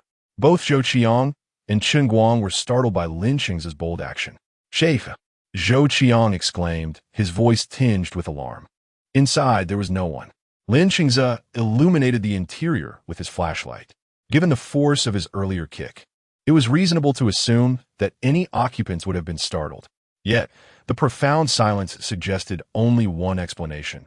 Those inside were either remarkably composed, or, more likely, there was no one present at all. Leaning towards the latter hypothesis, Lin Chengze began to survey the expansive area, discovering a plethora of supplies stacked in boxes. The sight of such abundance widened his eyes, as well as those of Zhou Qiang, Chen Guang, and the others who followed, their expressions betraying uncontainable excitement at the discovery of these resources. Zhou Qiang exclaimed with enthusiasm, while Lin Chengze, scanning the supplies, felt a wave of perplexity wash over him. Who could possibly have placed these supplies here? This is certainly no trivial amount of resources. Zij, with these provisions, we can survive. Chen Guang gazed at the supplies before him, amazed by their unexpected fortune, truly a blessing from the heavens. Lin Chengze illuminated the depths of the air raid shelter with his flashlight, yet regrettably, nothing was visible. Zij, are you concerned about the ownership of these supplies? Chen Guang observed Lin Chengze, noting his evident apprehension regarding the provenance of goods. Lin Chengze addressed the two companions. Upon hearing his words, their doubts about the supplies began to dissipate, and they each set about their respective tasks. Lin Chengze instructed some individuals to tidy the surroundings. Shiver, it seems no one has lived here. The floor is covered in dust. Indeed, there are no signs of anyone having been here, and the ground bears no footprints. Yet, these supplies are devoid of dust, suggesting they were only recently relocated. Who would leave them here? Could it be the work of ghosts? The individuals who had finished cleaning gathered around Lin Chengze to discuss. Lin Chengze listened to their musings, somewhat exasperated. Are there truly ghosts in this world? If anything, it is the hearts of men that harbor deceit. The identity of the person who moved these supplies is irrelevant. What truly matters is that if they are unclaimed, we may make use of them. Yes, Zij is right. It matters not who brought the supplies, but whether we can utilize them. The others ceased their speculations, redirecting their focus onto their pressing need for sustenance. Chapter 133. Lin Chengze and his companion Strike Fortune Chen Guang led the group deeper into the air raid shelter, navigating the treacherous path with great difficulty. Brother Guang, the passage is narrowing. It is impossible to proceed. One individual, walking ahead of Chen Guang, voiced his concern upon discovering that further passage was blocked. Chen Guang directed his flashlight inward. A fissure stretched from top to bottom, far too narrow for even a child to pass sideways, let alone an adult. Within the air raid shelter, Chen Guang relayed the situation to Lin Chengze. There is no one inside. These supplies appear to be unclaimed. Lin Chengze pondered for a moment, although he found it hard to believe such a coincidence. The lack of dust on the supplies indicated they had only recently been placed there. Yet, with no signs of habitation, how had these provisions come to be? Could it be that Lin Chengze recalled the sudden appearance of the Jaguar group? Had they not seemingly materialized out of thin air? Was it possible that the world truly harbored spirits? Lin Chengze struggled to accept this notion. If such entities existed, why had there been no reports of ghosts or deities amidst the prolonged apocalypse? Unable to elucidate the origin of the supplies, Lin Qingze could only surmise that they, along with the tunnel, were a provision left behind by someone who had witnessed their hardship. Chun Guang examined the supplies, and, upon realizing they were all suitable for their current needs, his expression brightened with delight. Lin Qingze nodded in acknowledgement of the provisions. Time is of the essence.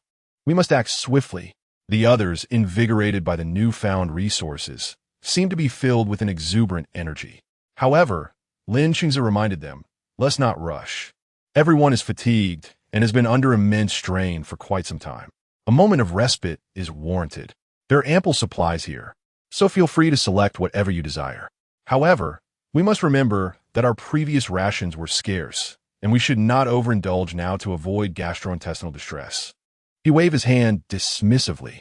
Previously, their meager supplies and confinement in that cramped space had kept their nerves on edge.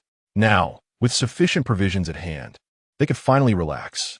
As they had rightly pointed out, it was understandable for everyone to want to indulge given the abundance of supplies. Yet, after enduring several days of hunger, their stomachs had shrunk, and excessive eating could lead to complications. For the sake of everyone's well-being, moderation was advisable.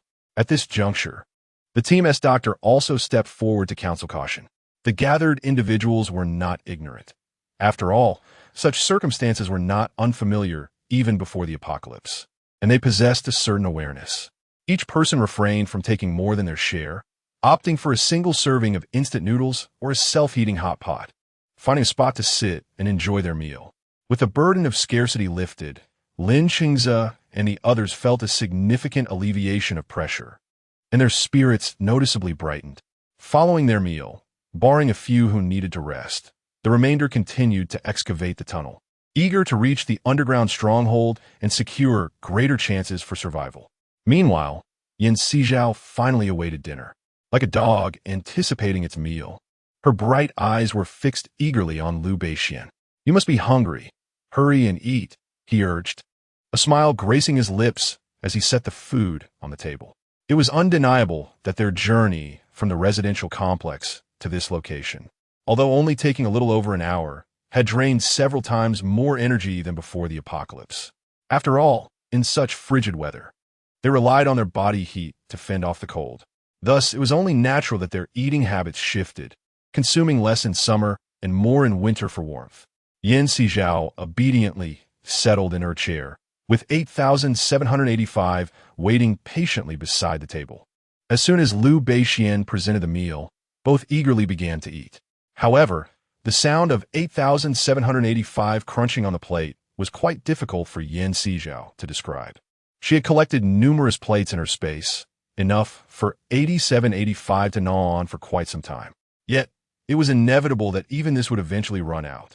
The thought of the times when they had no utensils to eat made her heart ache. 8785, please don't consume the plates. I don't have that many spare ones for you. She gently prodded its soft body. She was unsure what material it was made from, but its body was as soft as a bundle of cotton.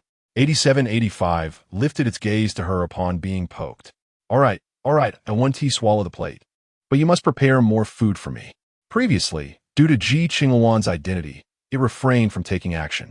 Now, with neither Sizhao nor Liu Beixian posing any threat, it found it effortless to proceed. Ideally, it could exploit these two individuals further, thereby facilitating its ambitions within the system. Sizhao, unaware of its ulterior motives, was somewhat surprised by its enthusiastic agreement. Even Liu Beixian raised an eyebrow, questioning when 8785 had become so accommodating, sensing a potential scheme brewing. While Liu Beixian contemplated this, he too awaited 8785's next move.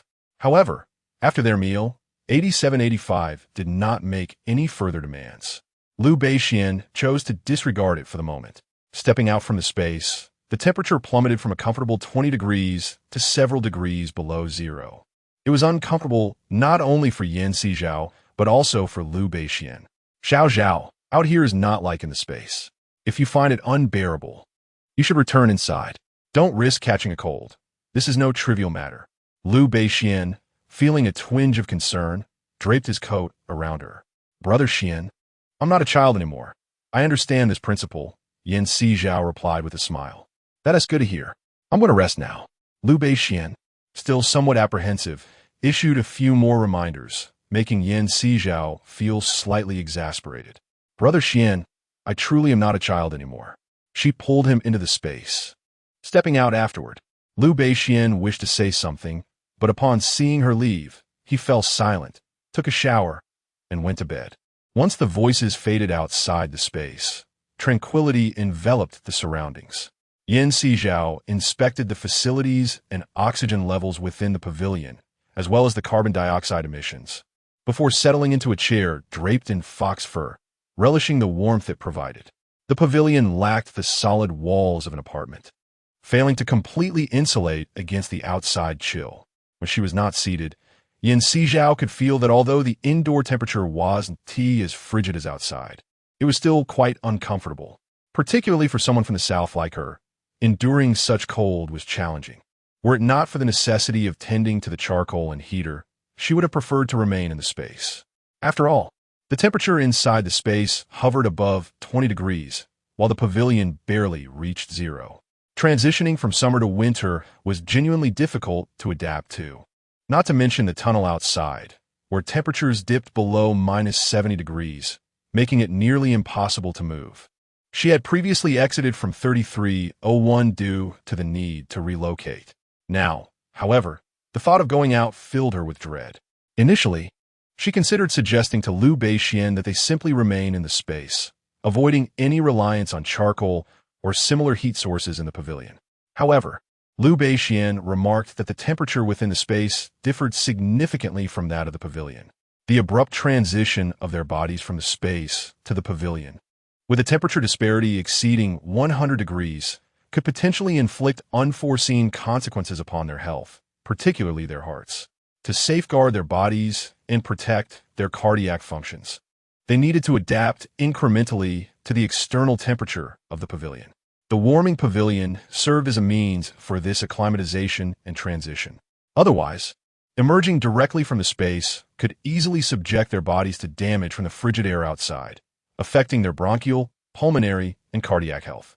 If only they had a physician nearby. Yet, in the absence of doctors or medical equipment, they had to exercise utmost caution. Yan Sizhao was periodically mindful of the oxygen and carbon dioxide levels within the pavilion. To facilitate air exchange between the interior and exterior, she occasionally lifted the curtain. Though the outside temperature was indeed quite chilling, this temperature felt akin to a natural refrigerator. Yan Sizhao shivered slightly and hastily lowered the curtain, rushing to the warmth of the stove. Indeed, the temperature here was 10 degrees lower than that of the glaciers above ground. To elevate the tunnel's warmth, it would be prudent to place several pots of charcoal fire outside. 8785 leaped to the edge of the chair, glancing at her. Charcoal fire? At such a moment, wouldn't that attract unwanted attention? Yan Sizhao rubbed its soft, adorable body. 8785 let out a soft grunt. Have they already gone to the air raid shelter? That was quick. Yan Sizhao expressed her surprise. Had it only been half a day? Were those individuals progressing at such a rapid pace? To survive, they must be digging for their lives. Just as they arrived here, the tunnel was already completed. 8785 rolled its eyes.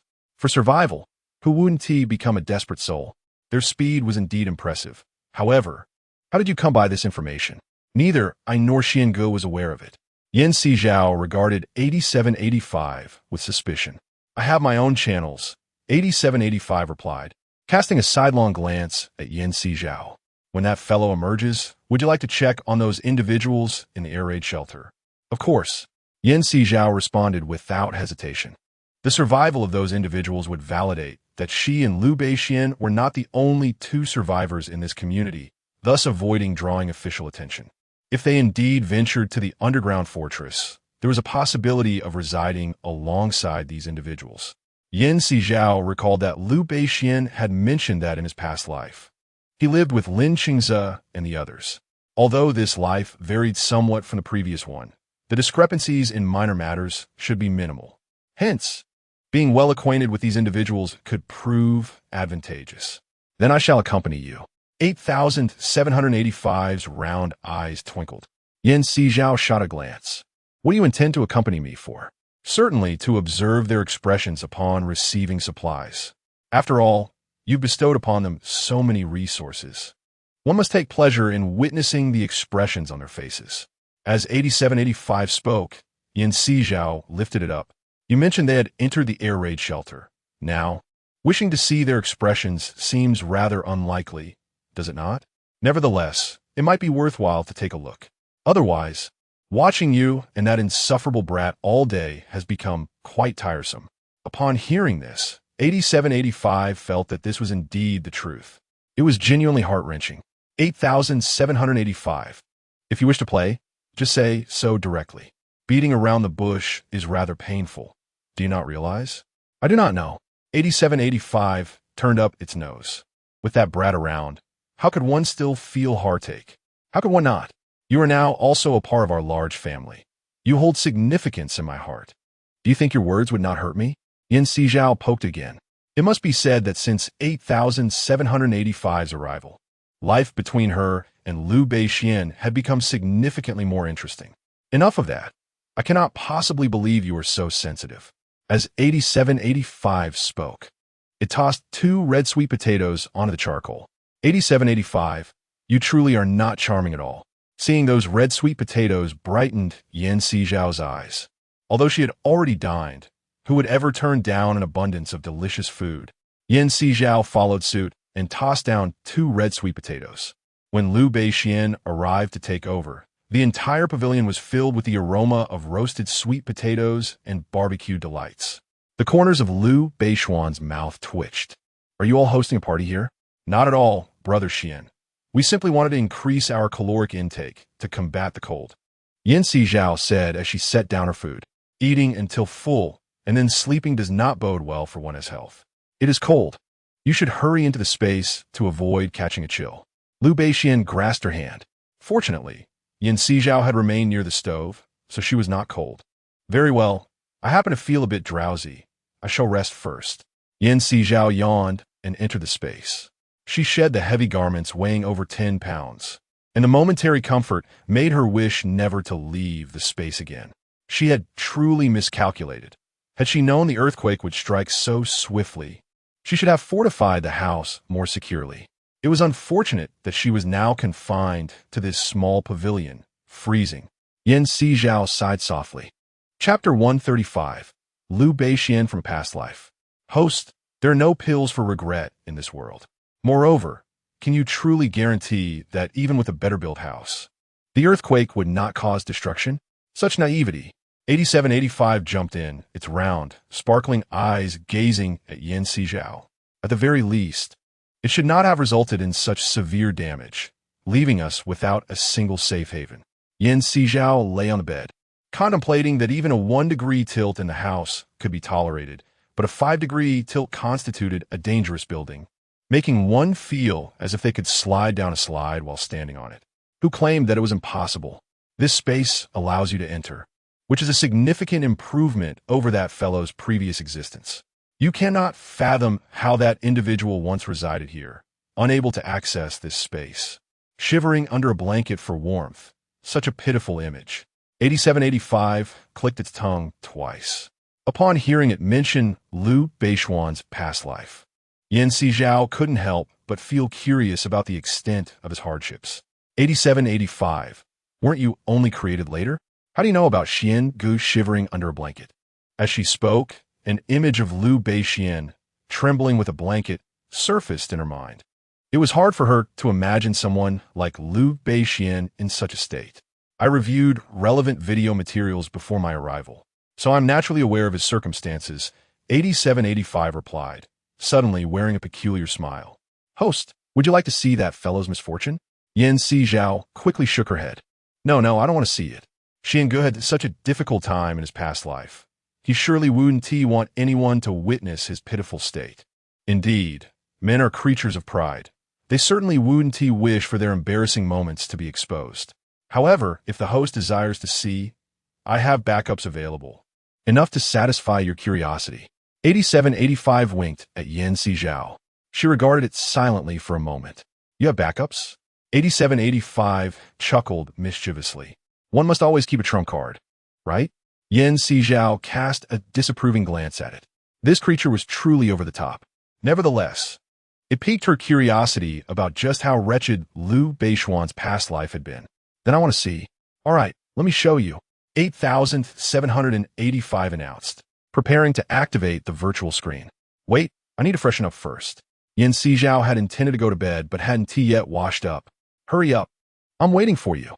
8,785's voice was filled with excitement, bordering on unsettling. Sizhao thought it was rather odd. In fact, it truly was. On the virtual screen suspended in midair, Sizhao beheld a vast, white expanse, within which stood a pavilion-like structure enveloped in waterproof fabric, seemingly airtight. As the camera zoomed in, she noticed a pipe-sized opening on the pavilion. Upon entering through this aperture, the interior revealed itself. A makeshift bed, lacking 2 legs, was propped on a wooden chair within the pavilion. Several blankets were strewn across the bed, and a few more were slightly bulging, although it appeared unoccupied. The camera panned around, and Sizhao spotted Liu Beishuan descending from the second floor. He was dressed in multiple layers, yet he still trembled slightly, with a warm breath escaping his mouth and his flushed face indicating his poor condition. Sizhao was unaware of the temperature within the pavilion, but she observed Liu Beishuan leaning toward the pipe through which the camera had entered, poking it with a stick. This scene was not unfamiliar to her. She recalled Liu Beishuan doing something similar while dealing with the refuge passage in 3301. However, this pipe was much smaller, resembling a ventilation duct rather than a garbage disposal. In such a confined space, the ventilation opening is insufficient. Even with burning charcoal, the temperature cannot rise significantly. Much like the pavilion where they currently reside, despite the ventilation being external, the temperature within the pavilion remains consistently around 0 degrees, unable to increase. In this environment, it is conceivable that the temperature could plummet to -20 or 30 degrees. Liu Beishuan, being a southerner, has only encountered temperatures around 0 degrees prior to the apocalypse. He has never experienced conditions as frigid as the present. Sizhao observed him filling a hot water bottle from a kettle on one side of the stove. Initially, steam rose from the hot water, but it soon ceased to emit vapor and began to freeze. It was uncertain whether the extreme cold was the cause. 8,785. What is the temperature inside the pavilion now that the hot water has turned to ice? Sizhao's voice was somewhat hoarse. -50 degrees. This temperature typically induces a phenomenon in the north known as water freezing upon being thrown. Water freezing upon being thrown? I recall seeing reports before the apocalypse describing it as a peculiar phenomenon of the north, seemingly achievable only with hot water. Sizhao turned towards 8785. Indeed, it requires not only hot water, but also specific atmospheric conditions. Here, the pavilion, connected to the outside temperature, is maintaining a temperature 50 degrees lower than the exterior. However, this temperature is still sufficient to cause the small kettle to freeze within mere minutes of being removed from the flame. It's akin to an experiment conducted in the north, where a steaming bowl of instant noodles placed outside for 3 or 4 minutes would freeze instantly. 8,785 elaborated. That temperature surely cannot be lower than what Brother Xian is currently experiencing, can it? Sizhao pondered, realizing that if northern temperatures were to drop to -50 degrees, only the inhabitants of the coldest regions could withstand it. Certainly, -50 degrees is quite rare in our country. Although this fellow has chosen a decent location, the limited space and necessity for ventilation complicate matters. 8785 remarked, noticing Liu Beishuan placing the frozen kettle back onto the charcoal fire. Why doesn't Brother Xian temporarily seal the ventilation opening before filling the hot water bottle? Sizhao suggested, believing that restricting the influx of cold air could temporarily elevate the temperature inside. While sealing the vent would indeed raise the temperature, it would not increase it by much. Furthermore, should carbon dioxide and carbon monoxide accumulate excessively, he could succumb to asphyxiation. 8785 replied, blinking in surprise. Sizhao fell silent. The airflow through the vent has a fixed capacity. Indeed, if Liu Beishuan burns too much charcoal, the demand for oxygen and the resultant carbon dioxide emissions would be substantial. If the ventilation opening is too narrow, the gas accumulation within the pavilion would significantly impact Liu Beixuan's well-being. Chapter 136. Host. You are intentional. Yan Sizhao clearly understood that Liu Beixian, being an astute individual, could not be oblivious to the volume of airflow through the vent. Thus, despite having a considerable amount of supplies in his space, he refrained from crafting an additional charcoal stove, presumably for this very reason.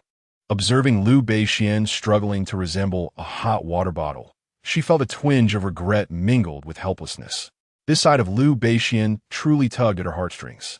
On the screen, Liu Beixian seemed accustomed to such circumstances. Apart from a slight regret, he appeared unfazed. He retrieved some food from his space and took a sip of water from a cup he had conjured, swiftly returning the cup to the space. Clearly anxious about the water growing cold. This cautious demeanor was something Yan Sizhao had never witnessed before, causing an inexplicable pang in her heart. Here it comes, look. He is beginning to clutch the blanket.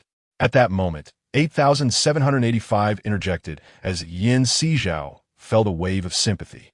Yan Sizhao raised her head and, true to her instincts, observed Liu Beixian adding coal to the stove after consuming a bit of food, then promptly shedding his shoes and retreating to bed. The thick blanket enveloped Liu Beixian, yet Yan Sizhao could still discern from his enlarged visage that he appeared exceedingly cold. She could not ascertain the exact temperature, but Liu Beixuan's current state struck her as somewhat abnormal. 8785. Why is Xiangu suddenly so cold? It is not a sudden chill. Rather, the temperature setting from his previous life indicates that nighttime temperatures drop over 30 degrees compared to daytime. That lad just glanced at the clock on the wall and deduced that nightfall was imminent, 8,785 explained. Only then did Yan Sizhao realize that Liu Beixian had indeed observed the clock. She had wondered why he suddenly climbed into bed. Now the reason was clear. Moreover, the nighttime temperature being 30 degrees lower than during the day, the mere fact that Liu Beixian had not succumbed to the cold was nothing short of miraculous. Perhaps it was due to his inherent protagonist aura. Otherwise, he might have perished long ago. Xiangu is so pitiable. Yan Sizhao gazed at the shivering Liu Beixian on the screen, unable to fathom how he endured such frigid conditions. Indeed, you ought to cherish him more, 8,785 remarked. At this point, Yan Sizhao felt a slight unease regarding 8,785's words. What do you mean by that? What do you mean, what do I mean? You and that lad are already so close. Shouldn't the relationship progress further? 8785 blinked innocently. I do not comprehend what you are insinuating. I'm going to sleep now, Yan Sizhao declared, pulling the blanket over her. TSK, now you are shy, 8,785 retorted. Observing that Yan Sizhao genuinely seemed on the verge of slumber and chose not to disturb her, lest she struggle to awaken and switch shifts with Liu Beixian the following day. As Yan Sizhao closed her eyes, she instantly felt as light as a feather. In the blink of an eye, she found herself in the pavilion. Liu Beixian sat on the chair she had occupied earlier, a blanket draped over her legs. Engrossed in a book, despite the chill in the air, a heater maintained the temperature at a tolerable level, a vast improvement compared to Liu Beixian's previous circumstances. After casting a few glances at her, Yan Sizhao exited the pavilion and made her way to the air raid shelter. At that moment, 8785 emerged from the space as Yan Sizhao entered the shelter. The interior of the shelter was expansive. Yan Sizhao was aware that Liu Beixian had resided here in a past life, yet due to her presence this time, they had never visited the site together. The only occasion she had glimpsed the interior was when she placed supplies for Yan Yeshua, and even then, it was a hurried glance before she departed without a thorough inspection. Now, upon observing the stalactites within the shelter, Yan Sizhao remembered it was a cavern. She noticed that numerous candles had been inserted into various locations throughout the cave. These candles were procured during her earlier visit to the candle factory.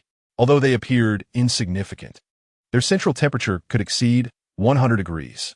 Yan Sizhao initially contemplated their compact size and sufficient warmth, which could be utilized to keep food warm and serve as a resource when fuel was scarce.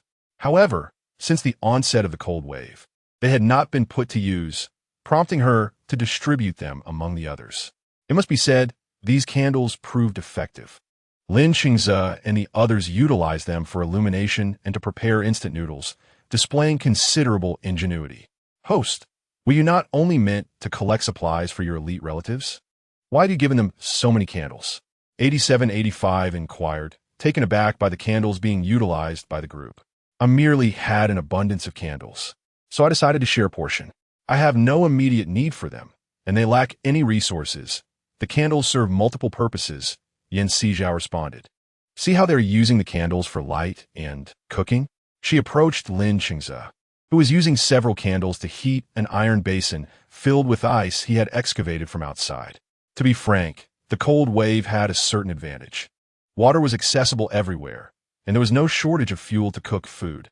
Sizhao watched as the ice in the elevated basin gradually melted, though it was still some distance from boiling. The number of candles consumed was considerable, but it seemed Lin Xingze was not merely cooking for himself. Thus, the higher candle usage was entirely reasonable.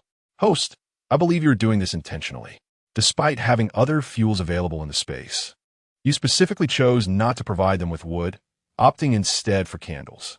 It is evident you wish to see if they can manage to cook with candles, 8785 observed, noting the flickering flame that paled in comparison to a robust fire fueled by wood. I am not a saint. Providing them with candles is quite generous. Don't you think? If I were to give them wood, they might become complacent, expecting supplies to be delivered to them constantly, Sizhao retorted. At that time, if I constantly pondered about delivering supplies to them instead of seeking resources for myself, would I not become a foolish benefactor sustaining them? Sizhao glanced at it with a hint of disdain. To be frank, providing supplies to Lin Xingze and the others was merely to avoid appearing conspicuous when she and Liu Beixian later interacted with the authorities. After all, with only 2 young residents in a community, it would inevitably attract attention, wouldn't it? Even if they were to enter the underground stronghold, they might still be targets of governmental scrutiny. Thus, to evade such attention, it was imperative to ensure that more people survived within the community. Otherwise, the authorities would surely question the alarmingly low survival rate of a neighborhood. Upon hearing her reasoning, 8785 found it somewhat convincing. Chapter 137. A group of illusions. The adage great concealment lies within the city, while minor concealment resides in the wild, serves to mitigate unnecessary risks. Sizhao and Liu Beixian did not have the multitude of eyes upon them that Lin Xingze and his group did, which often invited unwarranted troubles. Host, have you seen enough of this place? Shall we relocate? 8785 inquired, observing the bubbling water in Lin Xingze's iron basin as he cracked an egg. Unfortunately, it seemed the egg was spoiled. Without a second thought, Lin Xingze had it discarded, only to retrieve another egg that was also bad. Zhou Qiang, witnessing the scene, could not help but exclaim in frustration, "Damn it, why are all these eggs rotten? How are we supposed to eat? Was the person who placed the supplies here doing this on purpose? Brother Chang, I don't believe it was intentional. These eggs likely spoiled due to the excessively low temperatures, rendering them unfit for preservation," replied another. The doctor in their previous team remarked that it would be impossible to refuse the eggs, especially since, following the onset of the cold wave, all poultry and their products have been frozen or damaged, significantly reducing their protein sources. Initially, he had held out hope upon seeing the eggs, but once Lin Xingze cracked one open to reveal its contents, he realized they were completely ruined and no longer edible. Consequently, their only option for protein intake would be from other supplies. Isn't there any way for those people to preserve these? There are at least 2 or 3 boxes of eggs here, and they're simply going to waste? Zhou Qiang felt a deep pang of regret. Sizhao glanced at the 2 or 3 boxes of eggs, which were previously collected by Yeshue and her group. She was uncertain whether they had spoiled under such low temperatures. To avoid consuming bad eggs, she had opted to give them to Lin Xingze and his companions. It was truly unfortunate how quickly those boxes of eggs had deteriorated. Enough, Zhou Qiang. I believe no one wishes for such outcomes. Moreover, these supplies are presumably not meant for us. We should be grateful for the opportunity to access these resources. Lin Xingze gently patted Zhou Qiang's shoulder. In such times, Everyone understood the significance of resources, and those who placed them here surely did not intend for them to be wasted. He contemplated a possibility. Why had those who excavated the tunnel within the community not sought refuge in the bomb shelter? And why was there not a trace of any of them here? The only plausible explanation was that the tunnel diggers had likely perished during an earthquake while transporting supplies or engaged in some other task. This would also account for the tunnel's path beneath several buildings. It was quite conceivable that the tunnel originated from those individuals. Otherwise, how could they explain the existence of this tunnel? Zay, do you mean that these supplies were not intended for us? Zhou Qiang was taken aback. When did I assert that these provisions were meant for us? Lin Qingze shot him an irritated glance, prompting Zhou Qiang to fall silent. Zay, are you suggesting? Chen Guang, seated nearby, dropped several pieces of ham into the water while directing his gaze towards Lin Qingze. I just thought of a possibility. These supplies might have been transported here by survivors from other floors, and they could have excavated the tunnel as well. Otherwise, how could we account for the tunnels running beneath so many buildings?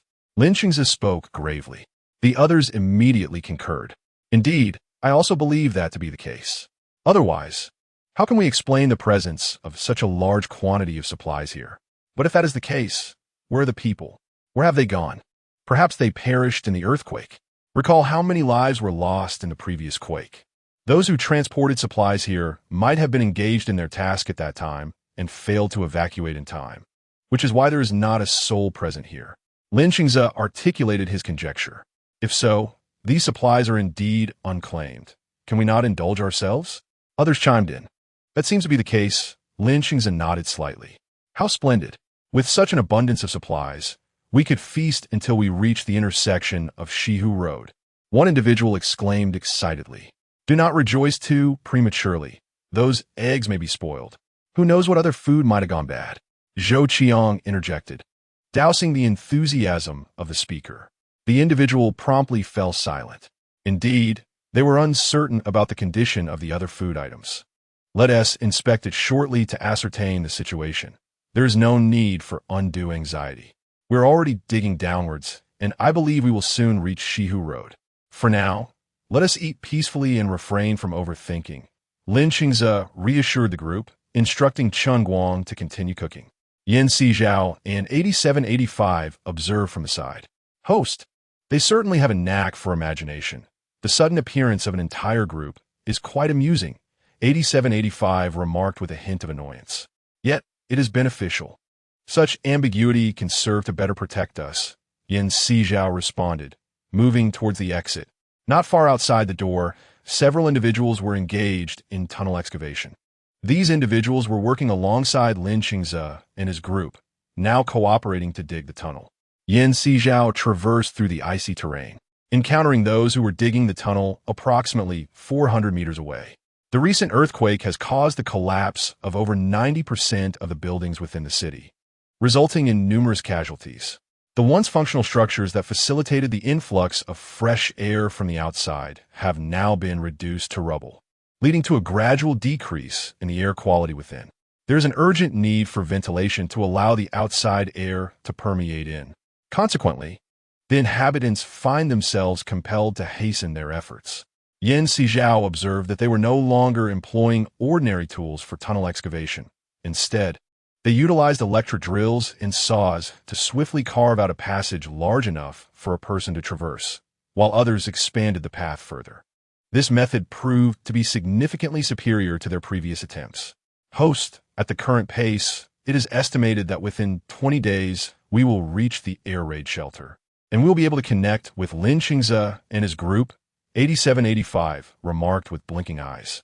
Connecting is one thing, but as the underground fortress remains incomplete, our mobility is restricted, Yan Sizhao replied coolly. Host, since you intend to survive in the pavilion, why not enhance the glaciers in front of it? This way, even if the authorities discover your whereabouts, they will see that you have been living in the pavilion for an extended period, thereby alleviating any doubts regarding how you could survive there without a substantial supply of resources, 8785 suggested, its eyes darting with intrigue. Upon hearing this, Yan Sizhao raised an eyebrow, contemplating the validity of 8785's reasoning. A mere pavilion, with its limited space, could hardly accommodate a sufficient supply of resources, let alone a number of inhabitants. What rationale could convince others that they had thrived in such an environment for over half a year?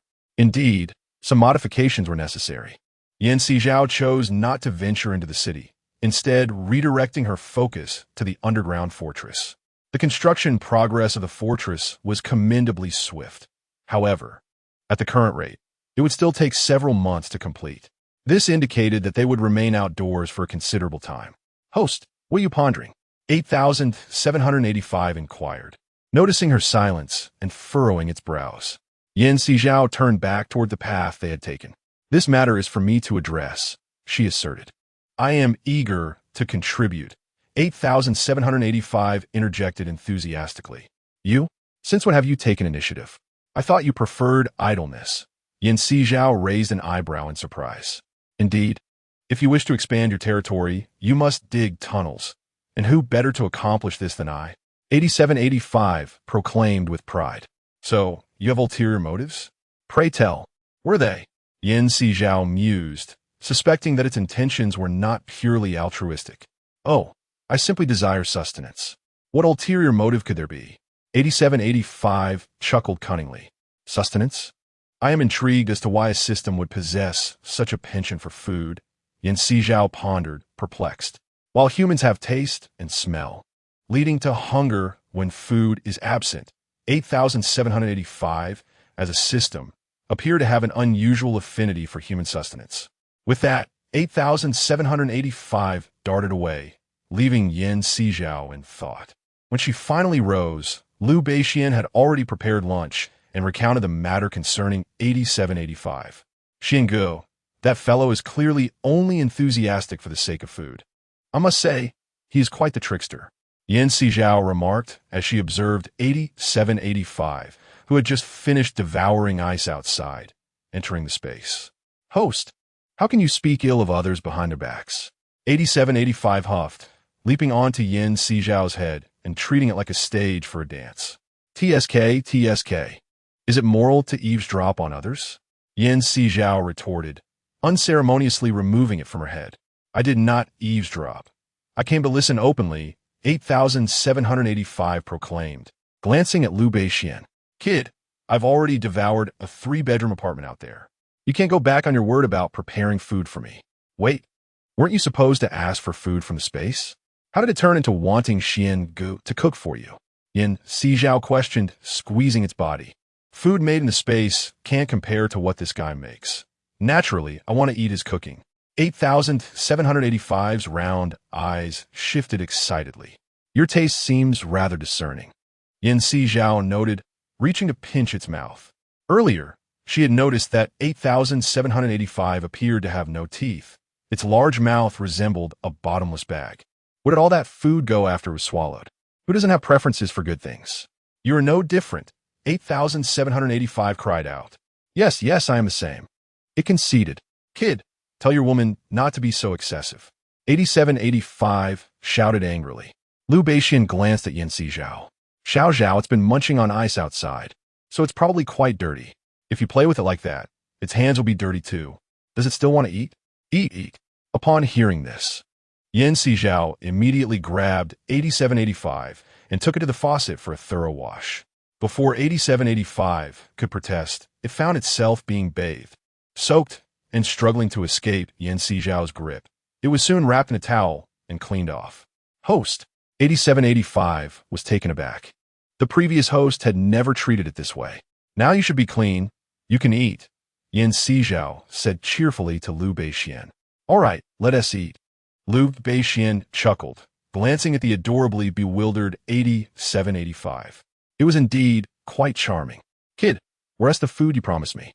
8785 glared at the dishes on the table, noticing that Liu Beixian had only served dishes for himself and Sizhao, neglecting its own. "Don't fret. Your food is in the steamer," Liu Beixian assured, moving to retrieve it. However, in the next moment, 8785 directly swallowed the steamer sitting atop the stove. Liu Beixian was left utterly astonished. Liu Beixian wished to say something, but But upon seeing 8785 declare that he was full, he swiftly darted away, leaving only Liu Beixian and Yan Sizhao behind. He truly ran with remarkable speed. Yan Sizhao muttered in annoyance, "Well, if he has run off, let us just eat." Liu Beixian chuckled softly, thinking it was for the best that 8785 had departed, as it would not interfere with their meal. Yan Sizhao nodded and began discussing matters concerning Lin Qingze and the rescue team. According to their timeline, they should be meeting in approximately a month. Thus, it was time to renovate the 3-bedroom apartment that 8785 had procured. Liu Beixian adjusted his glasses, pondering. "What are your plans, Brother Xian?" Yan Sizhao was eager to hear his thoughts. "I intend to reveal our presence to the rescue team once they arrive. Therefore, we must stock 2 of the rooms with supplies, leaving the rest empty to create the illusion that we have been surviving here for some time." Liu Beixian replied thoughtfully. "That sounds feasible, but Brother Xian, what if the rescue team inquires about our origins? What shall we say?"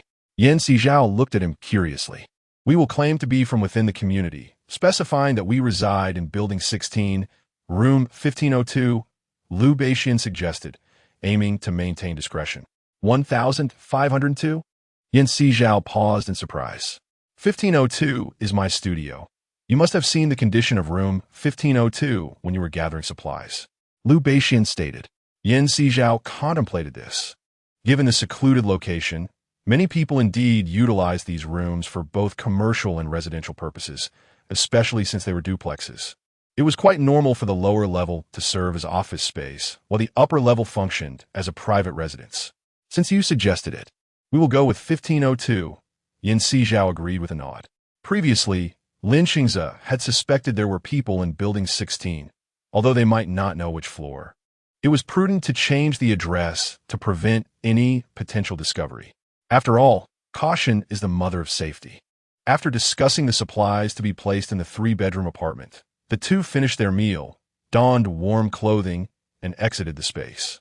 The ventilation shaft outside the pavilion had been rerouted by 8785, and the temperature was no longer as frigid as before. They first approached the nearest room, which spanned 20 square meters, located about 2 meters to the right of the pavilion's front. This room connected to another space. Yan Sizhao surveyed the expansive room and turned to Liu Beixian. Brother Xian, what shall we store here? Let us start by covering the space with some wooden boards to outline a general shape. Then we can organize the supplies, Liu Beixian suggested as he scanned the surroundings. Aside from the frostbitten grass on the floor, the walls and ceiling were encrusted with ice. While 8785 had indeed excavated a sizable area suitable for storage, they could not simply place items inside. Otherwise, upon contacting the authorities, they would struggle to clarify whether this space had been constructed before or after the cold wave. Thus, to avoid unnecessary complications, they needed to prepare adequately. With planks, I will search within the space. Yan Sizhao recalled that during her previous procurement of construction materials, she had indeed collected items such as wooden planks and promptly retrieved them from her space. Xiange, do you think these planks are sufficient? Liu Beixian surveyed the planks presented by Yan Sizhao and noted that there were quite a few. However, these planks could not be installed directly. They needed to implement waterproofing and moisture-proofing measures for the house first. Hold on, you have waterproof cloth in your space, right? Let us ensure the waterproofing and moisture-proofing are completed before we proceed with the installation of the planks, Liu Beixian said as he stored the planks away again. What a lapse in my memory. I almost forgot that I had gathered quite a bit, Yan Sizhao remarked, tapping her forehead as she retrieved the waterproof cloth from her space. Liu Beixian fetched a ladder and simultaneously summoned 8785. Kid, what do you want? 8785, who had been observing their interaction from the shadows, was caught off guard by Liu Beixian's summons. We are short on hands, so of course, I need you to lend a hand. Liu Beixian instructed it to secure the waterproof cloth, then commenced the task of pressing it down while beginning the installation of the planks according to his design. This endeavor spanned several days.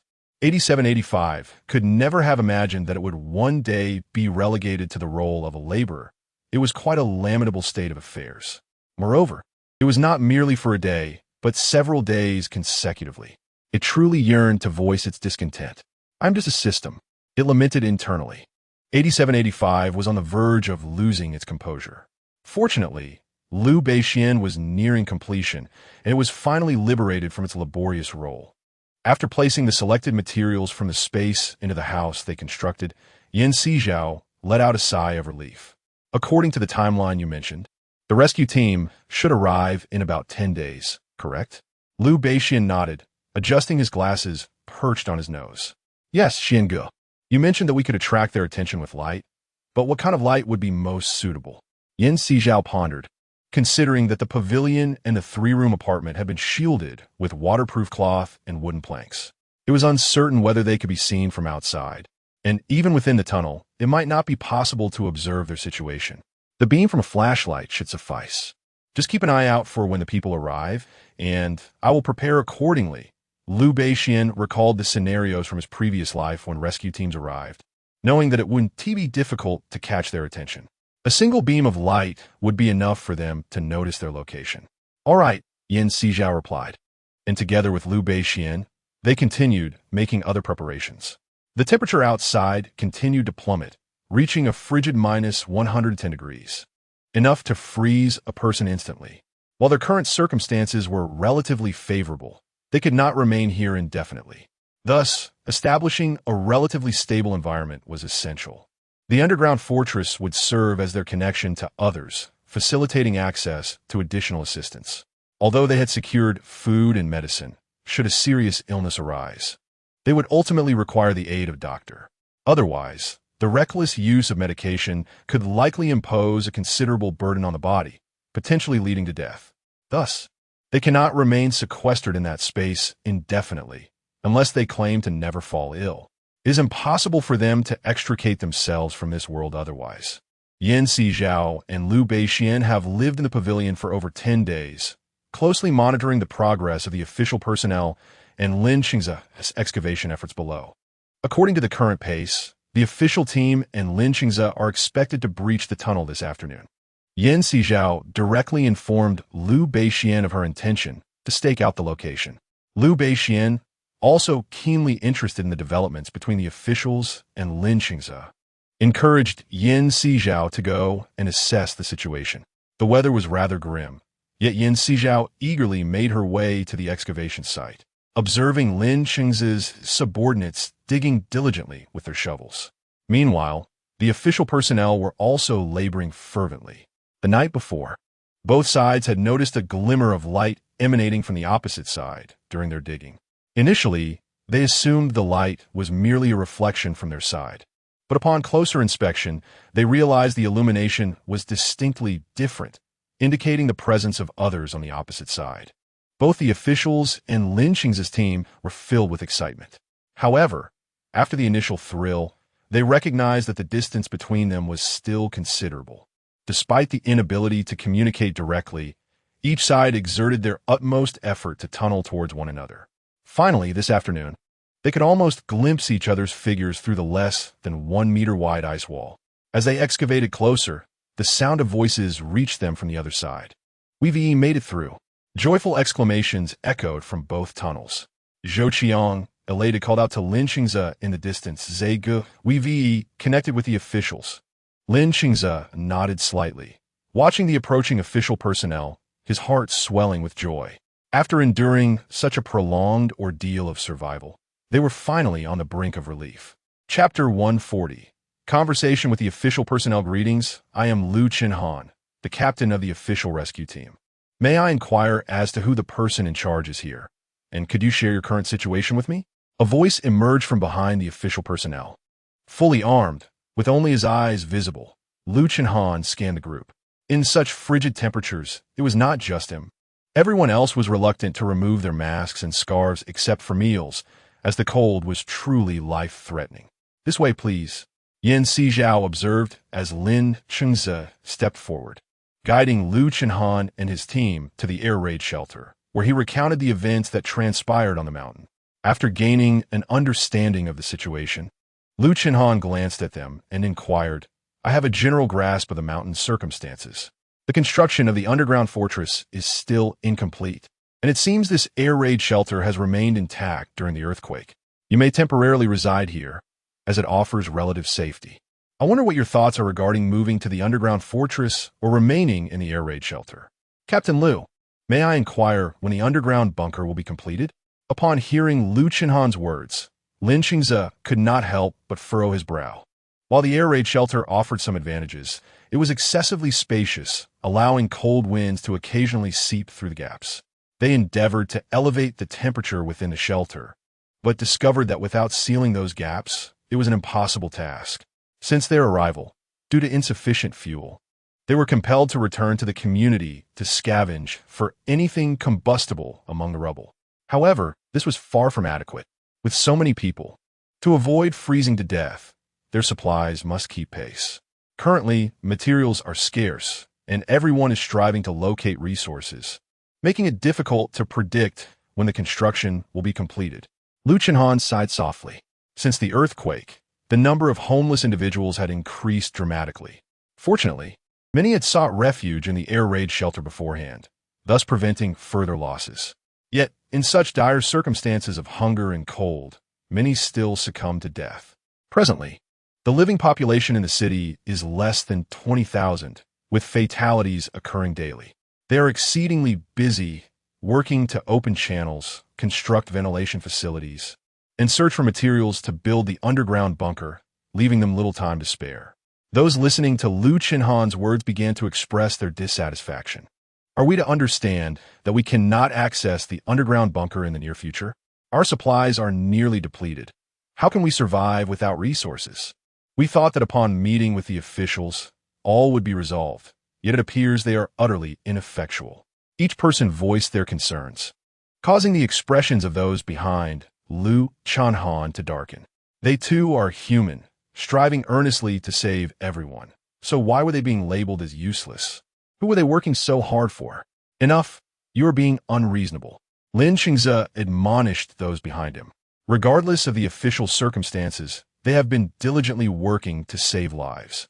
And such remarks only serve to discourage those on the front lines. It is all right. We understand everyone has feelings. In these trying times, who does not wish to live well?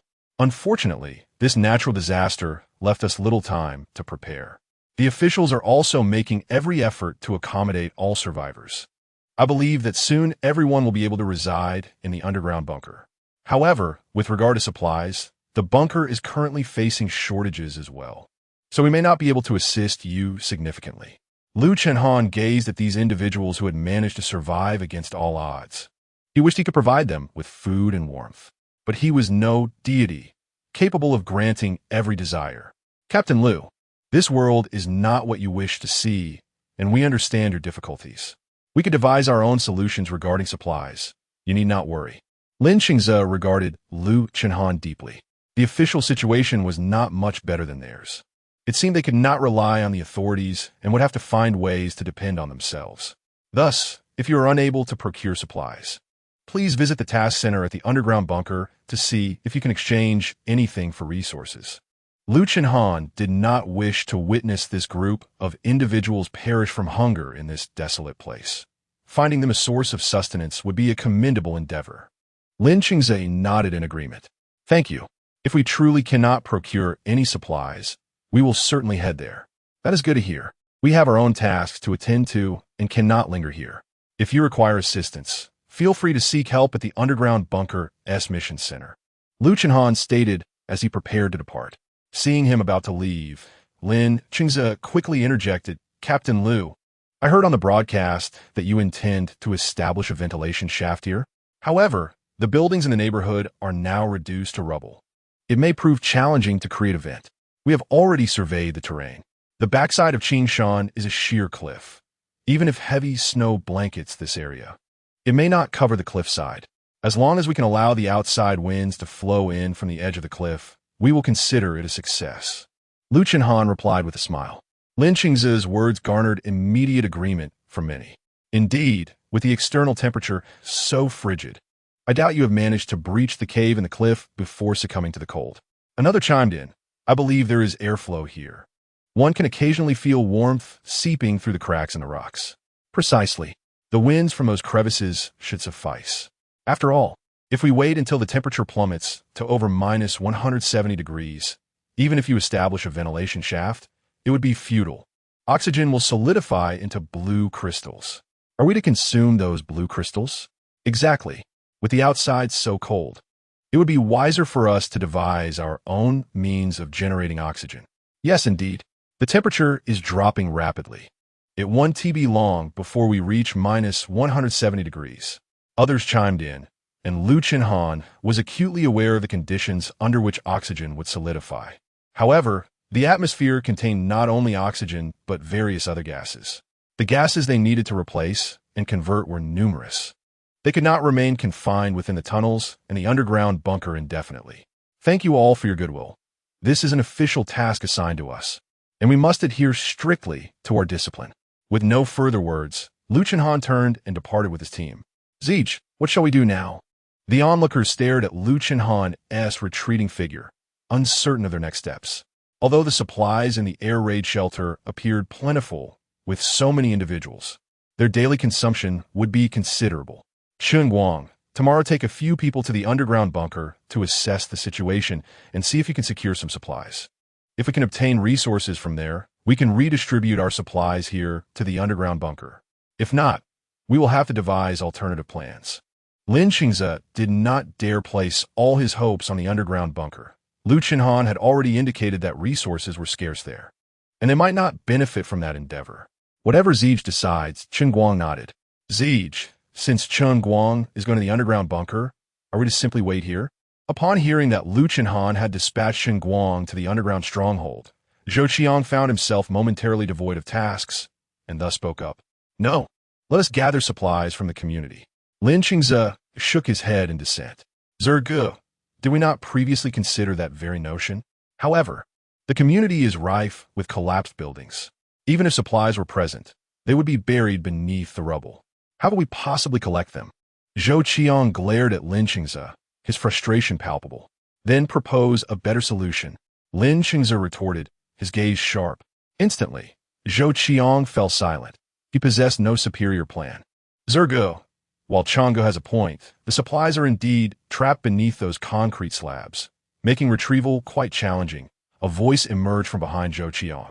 Suddenly, several others stepped forward in agreement. Indeed, Zergu, the supplies lie beneath those cement panels, and without heavy machinery, how are we to pry them open? Moreover, the frigid temperatures above could be fatal. My big toe has already succumbed to frostbite. I have no desire to lose my life further. Siyi, perhaps we should wait for Guangge to inquire about the situation. If he brings back any good news, we may not need to scavenge in the community at all. Exactly, Zergu, in this bitter cold, we truly cannot endure. Complaints echoed around the group. Lin Qingze cast a glance over them. Whether it was due to the newfound sense of retreat, they evidently were no longer inclined to heed his words. A smile crept across Lin Qingze's face. Having stated his piece, he disregarded their reactions and returned to his own endeavors. All gatherings must eventually dissolve. Previously, they had shared a common goal, but with that now lost, it seemed best to part amicably. The others exchanged glances, acutely aware of Lin Qingze's growing irritation. Yet, their singular desire was simply to survive. The cold outside was unlike anything they had ever experienced. Were it not for their very survival, they would not venture out to chip away at the ice. Now that they had hope in the underground stronghold, why not pursue it? Were they truly expected to freeze to death here? A sense of discontent arose among the group towards Lin Qingze, perceiving him as someone who had elevated himself to the status of a leader, asserting his authority. Yan Sizhao's pace proved swifter than that of Lu Chenhan and the others, for the path excavated by 8785 was treacherous, damp, and prone to slips. Awakening from a spatial realm, Yan Sizhao donned several heavy garments before stepping outside. Upon emerging into the pavilion, he felt the temperature drop by over 20 degrees, the cold seeping through his attire. Exiting the pavilion, the chill of minus 60 or 70 degrees pierced through his clothing, prompting an involuntary shiver. What brings you out here?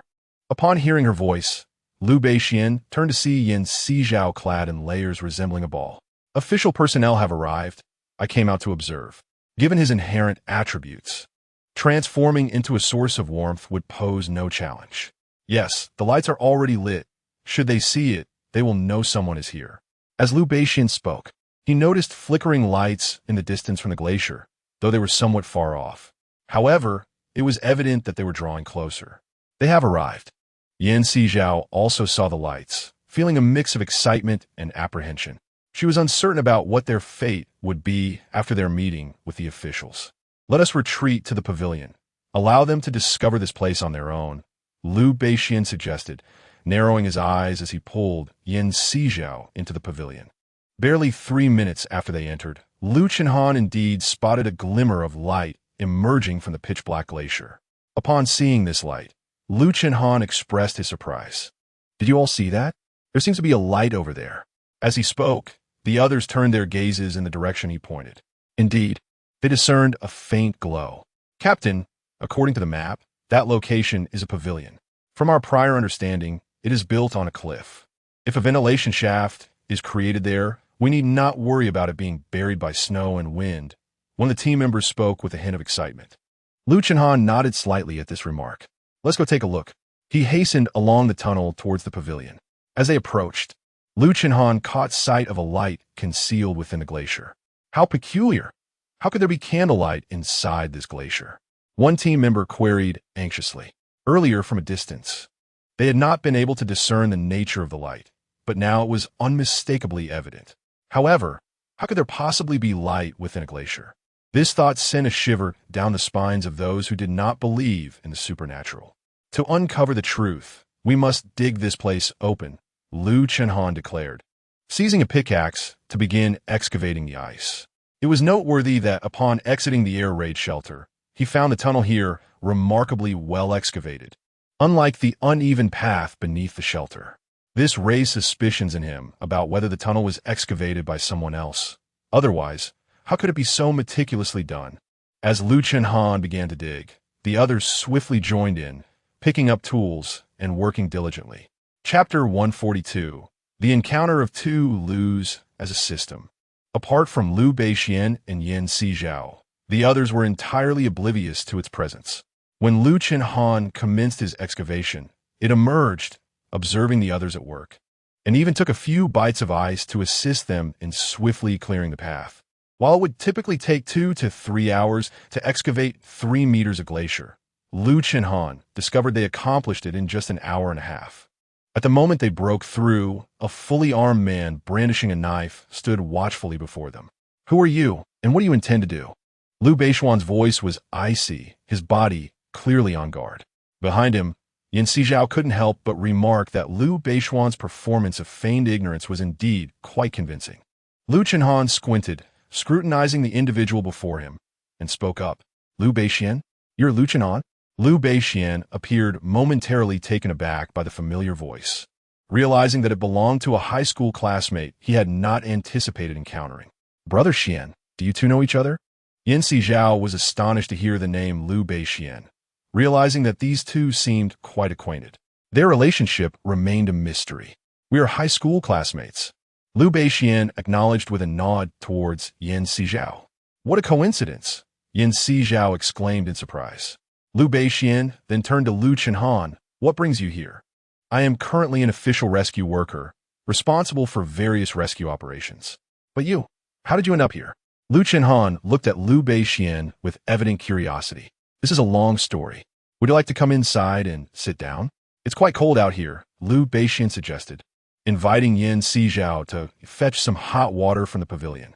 Initially, Han intended to decline, but the temperature had noticeably dropped, causing his companions behind him to shiver. The weather was indeed biting. Reluctantly, Han nodded and followed Baxin into the pavilion with his comrades.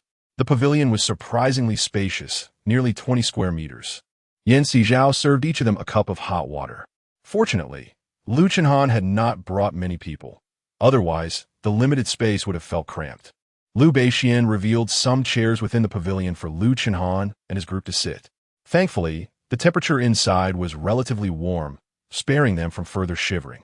Observing the quaint pavilion, Han and his companions grew curious. "Baxin, what brings you to this secluded place? Wasn't this just a pavilion before?" "Well, it's a long story.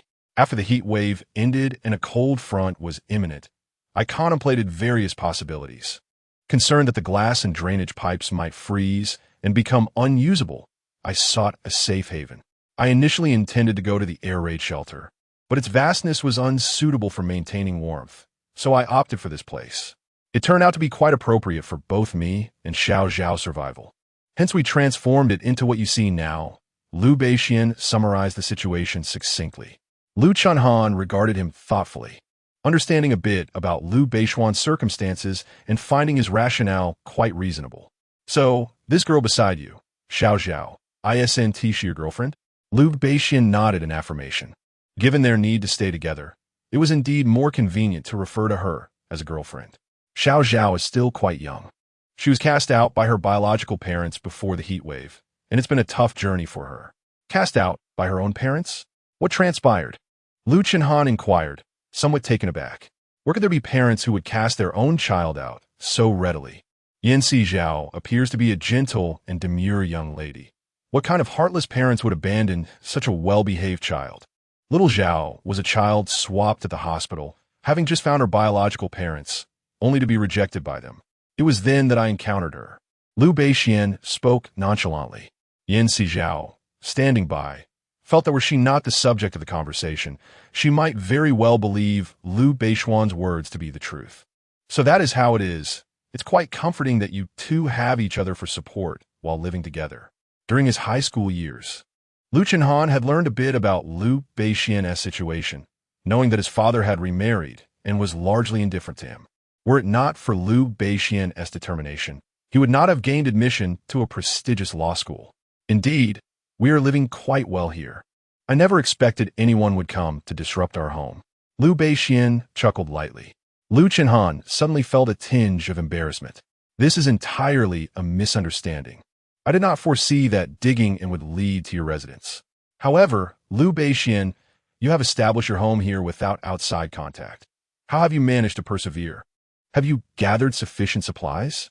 After a moment of awkwardness, Liu Chenhan's mind raced, quickly recalling certain details.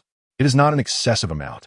We have already consumed the supplies of one room, leaving us with provisions for just 2 rooms. Liu Beixian said, gesturing towards him. Just right. We are about to prepare a meal. Please stay for a simple dinner. Liu Chenhan, rising to leave, was promptly halted. What nonsense is this? It is late. You should listen to me and stay for a meal. Besides, sharing your experiences along with some official matters would help me gain insight into the current situation outside and what steps to take next. Liu Beixian firmly blocked his path. No, Liu Beixian, if you wish to understand the situation, you can go to the underground fortress. We truly must leave. Liu Chenhan attempted to push past him, but heard Liu Beixian continue speaking. Liu Beixian instructed Yan Sizhao to assist in preparing the meal.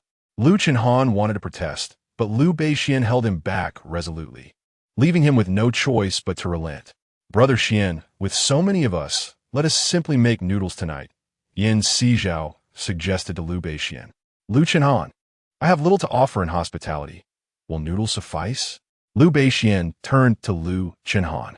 He had been contemplating how to ingratiate himself with the officials, and since Liu Chenhan was his high school classmate, it made things much simpler. Chapter 143. Trading supplies for a room in the fortress. There is no need for such expense. We truly ought to leave.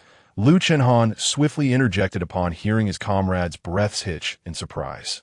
Liu Chenhan, are you denying me the courtesy of a classmate? Liu Beixian's tone was resolute. Liu Chenhan cast a deep glance at him, then at the eyes of his comrades behind him, and finally acquiesced. Very well, I shall stay. Now that is more like it, Liu Beixian laughed. Just right. You can share with me about the underground fortress. Liu Chenhan slightly nodded. It is often said that one must say something when receiving kindness. Over there, Yan Sizhao was boiling a pot of water, into which she added some dehydrated vegetables.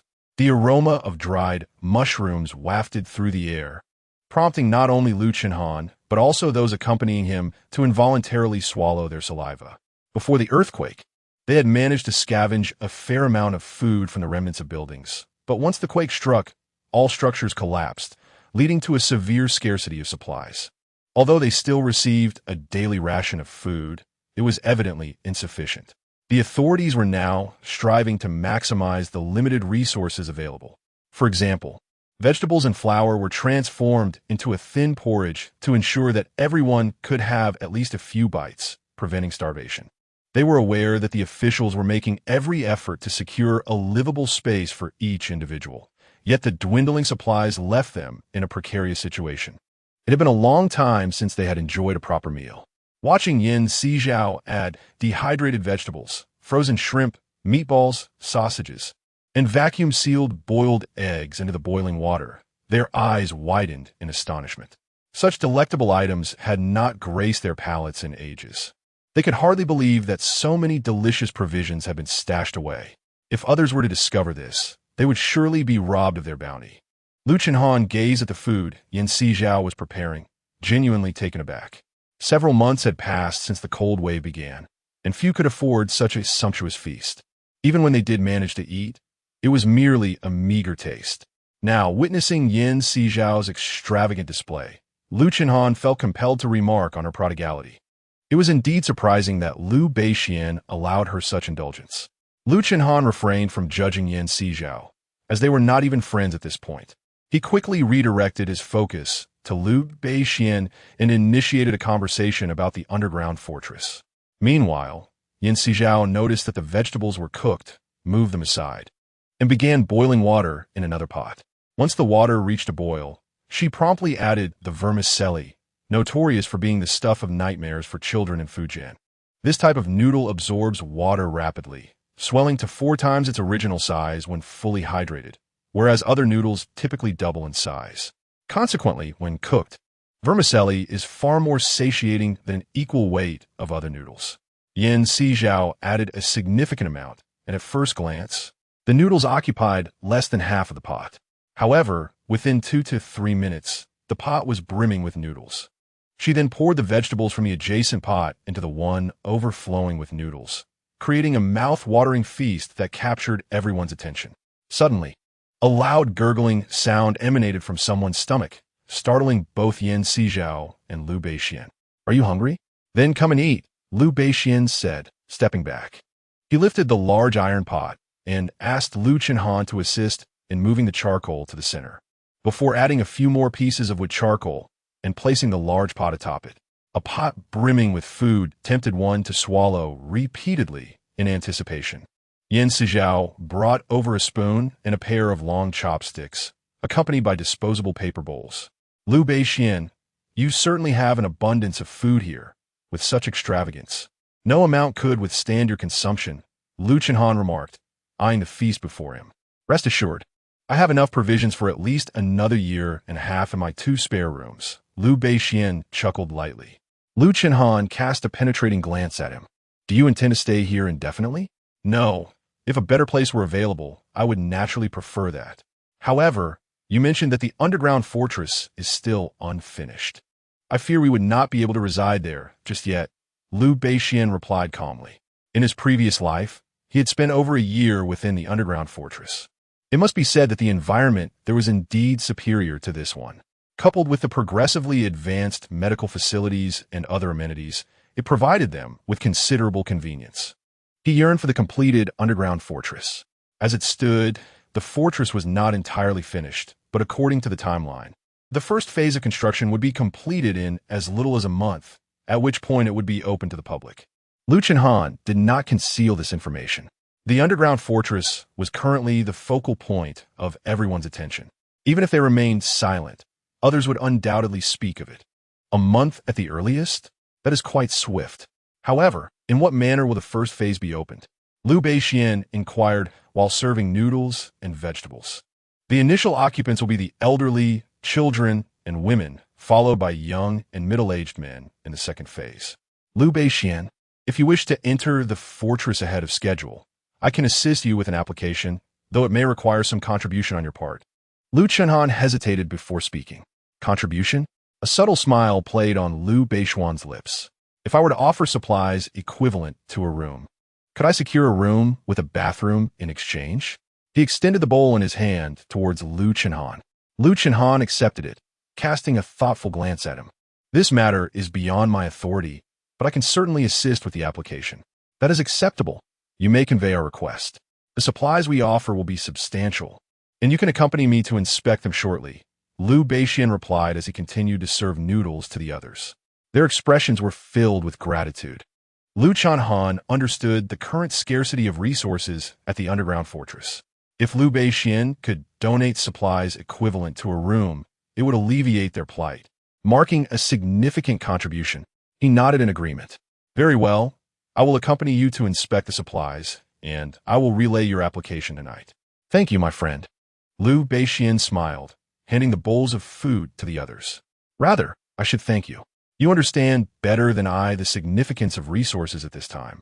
Your willingness to provide such an abundance will greatly ease the burden for those within the underground fortress. Liu Chanhan gazed into the bowl before him, and to be candid, he never anticipated witnessing such a sumptuous meal in this apocalyptic world. Chapter 144. Humans are social creatures. This situation is merely temporary. For what you implied earlier, once we enter the fortress, apart from being allocated accommodation, we will need to fend for ourselves, correct? Liu Beixian raised the bowl of noodles that Sizhao had prepared for him and inquired. Indeed, the fortress can provide free lodging, but for meals, one must exchange points. These points are earned through gathering supplies or laboring within the fortress.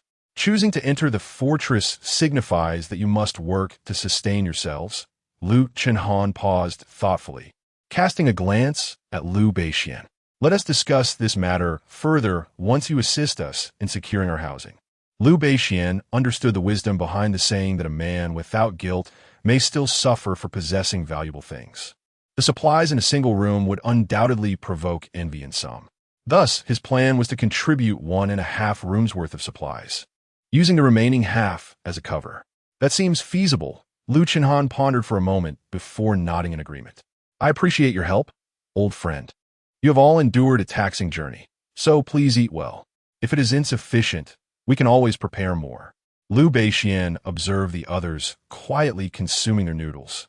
Their eyes were filled with longing, yet they ate as if reluctant to finish. It was understandable, for it had been a long time since anyone had savored such abundant food. Who could bear to let it end so swiftly? The meal concluded amidst the collective reluctance of the group, fearing that the food would grow cold and lose its appeal. Liu Beixian assessed the supply situation and distributed hand warmers and heating pads to each of them before escorting them away from the pavilion. As he watched Liu Chanhan and the others depart, Sizhao turned to Liu Beixian. Brother Xian, are we truly abandoning this place? Ultimately, this is not a sustainable location, and should we fall ill, seeking a doctor would be best accomplished within the fortress. Furthermore, the temperature there is considerably milder. Moving to that area would certainly be advantageous.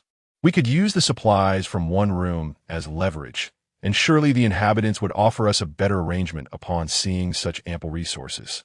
Liu Beixian met Sizhao's worried gaze as he spoke. Although moving there may not afford us the same freedom, humans are inherently social beings. We cannot remain detached from society indefinitely, becoming akin to Robinson Crusoe. His words resonated deeply with Sizhao. The distinction of humanity from mere beasts lies in our capacity for thought, wisdom, and the evolution of language. If one exists in a relatively isolated state, the suppression of emotions can lead to self-isolation. While they had not yet reached that level, maintaining contact and communication with others is essential to prevent psychological issues. And the benefits of moving to the underground fortress outweigh the drawbacks. Thus, they must indeed proceed to the underground fortress.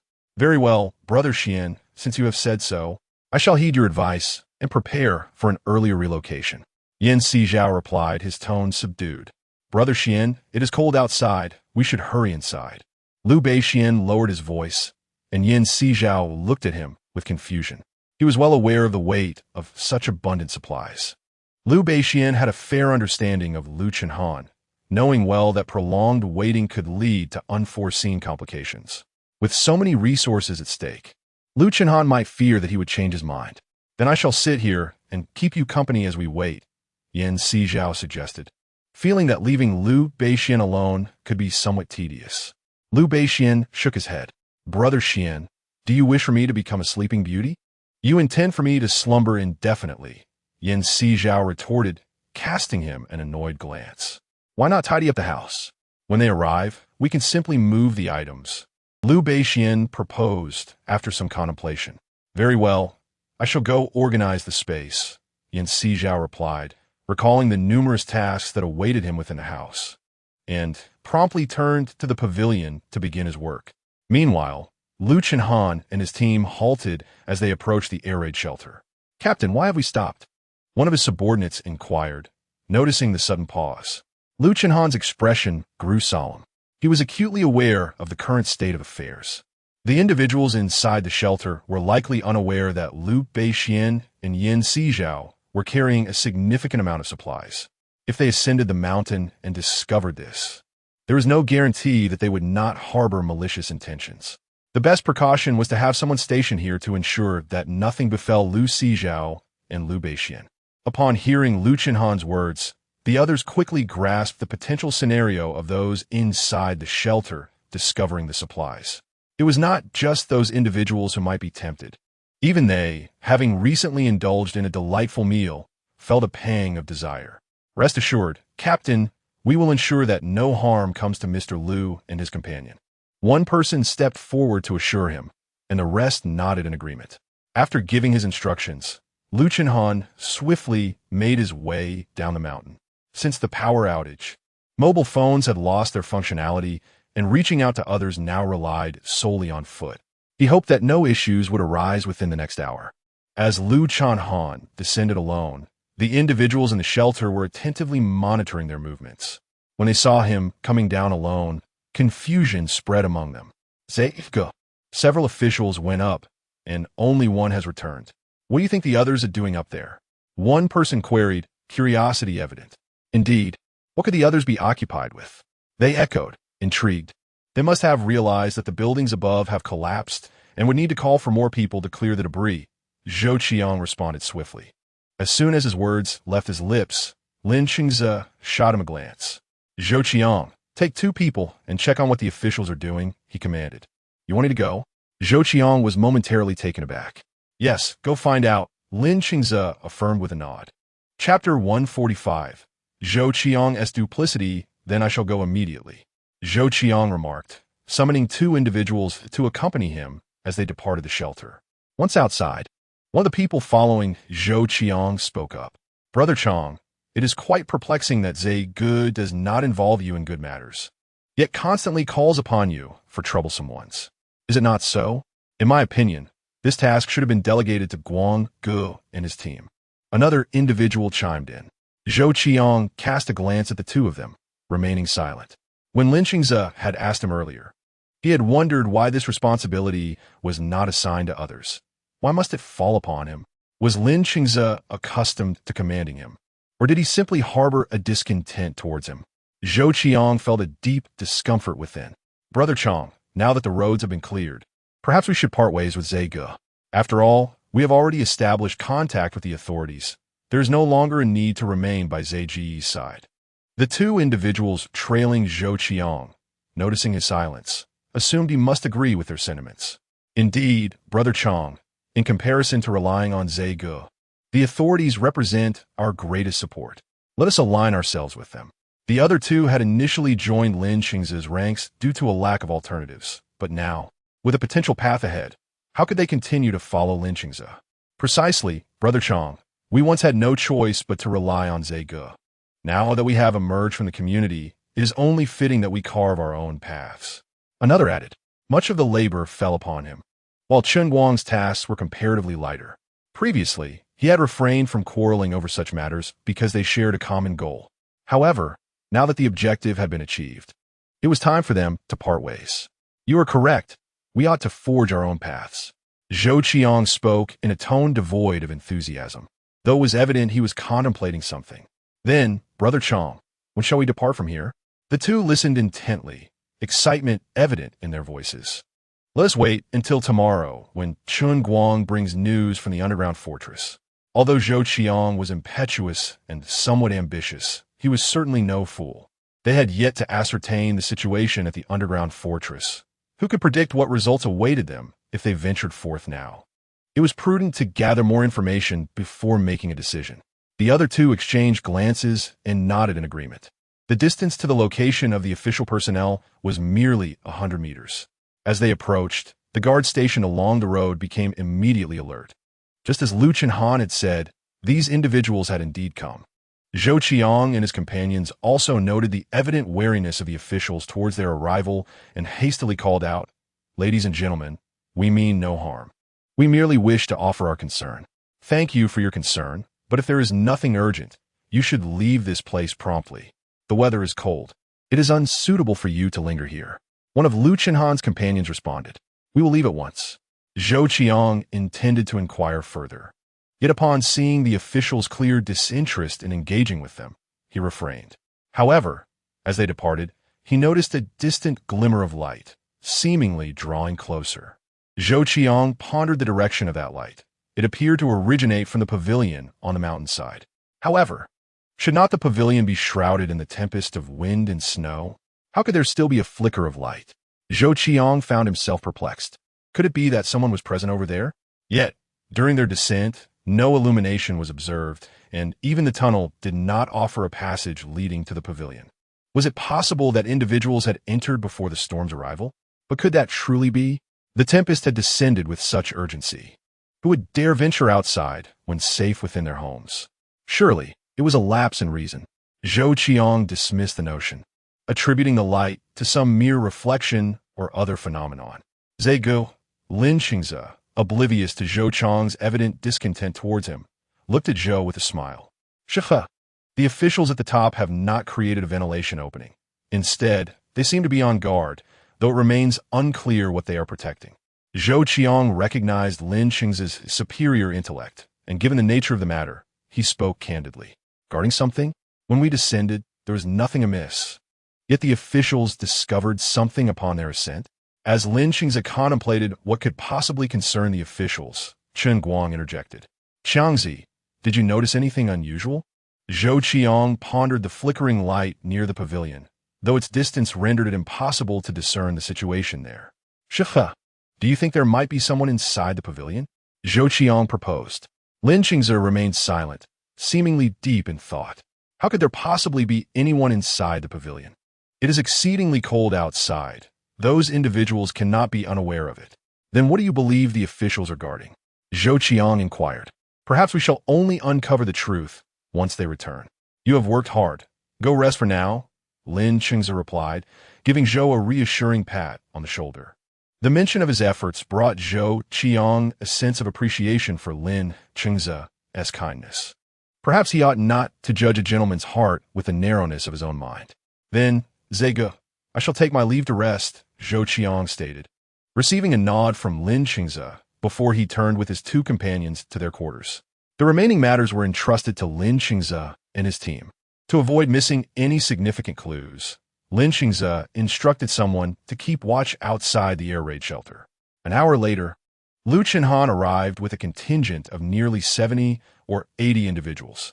The overwhelming presence startled the guards, who feared some grave incident had transpired, and they rushed inside to inform Lin Qingze.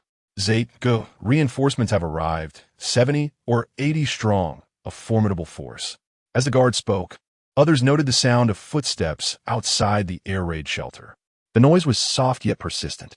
Lin Qingze hastened towards the entrance, witnessing the heavily clad figures pass before him, heading towards the mountains. Their destination remained a mystery, and Lin Qingze refrained from following them. These individuals will inevitably descend. He merely needs to remain vigilant here. Chapter 146. Lu Baixian delivers supplies. Lin Qingze was unaware that after Lu Chenhan ascended with his team, the initial guards also followed him to the pavilion. Upon hearing footsteps outside and seeing the lights approaching, Lu Baixian discerned that Lu Chenhan was arriving with his entourage.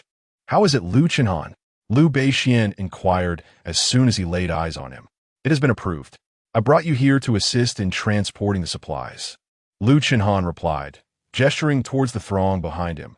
About 70 to 80 individuals, a dark mass against the night, though obscured by darkness.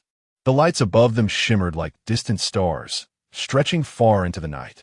"Please first transport the supplies designated for the fortress. We can retrieve the rest later." Lu Chenhan expressed no objections. The higher-ups also placed significant importance on this portion of supplies, particularly the rice, flour, salt, oil, and dehydrated vegetables. How long had it been since these individuals had tasted vegetables?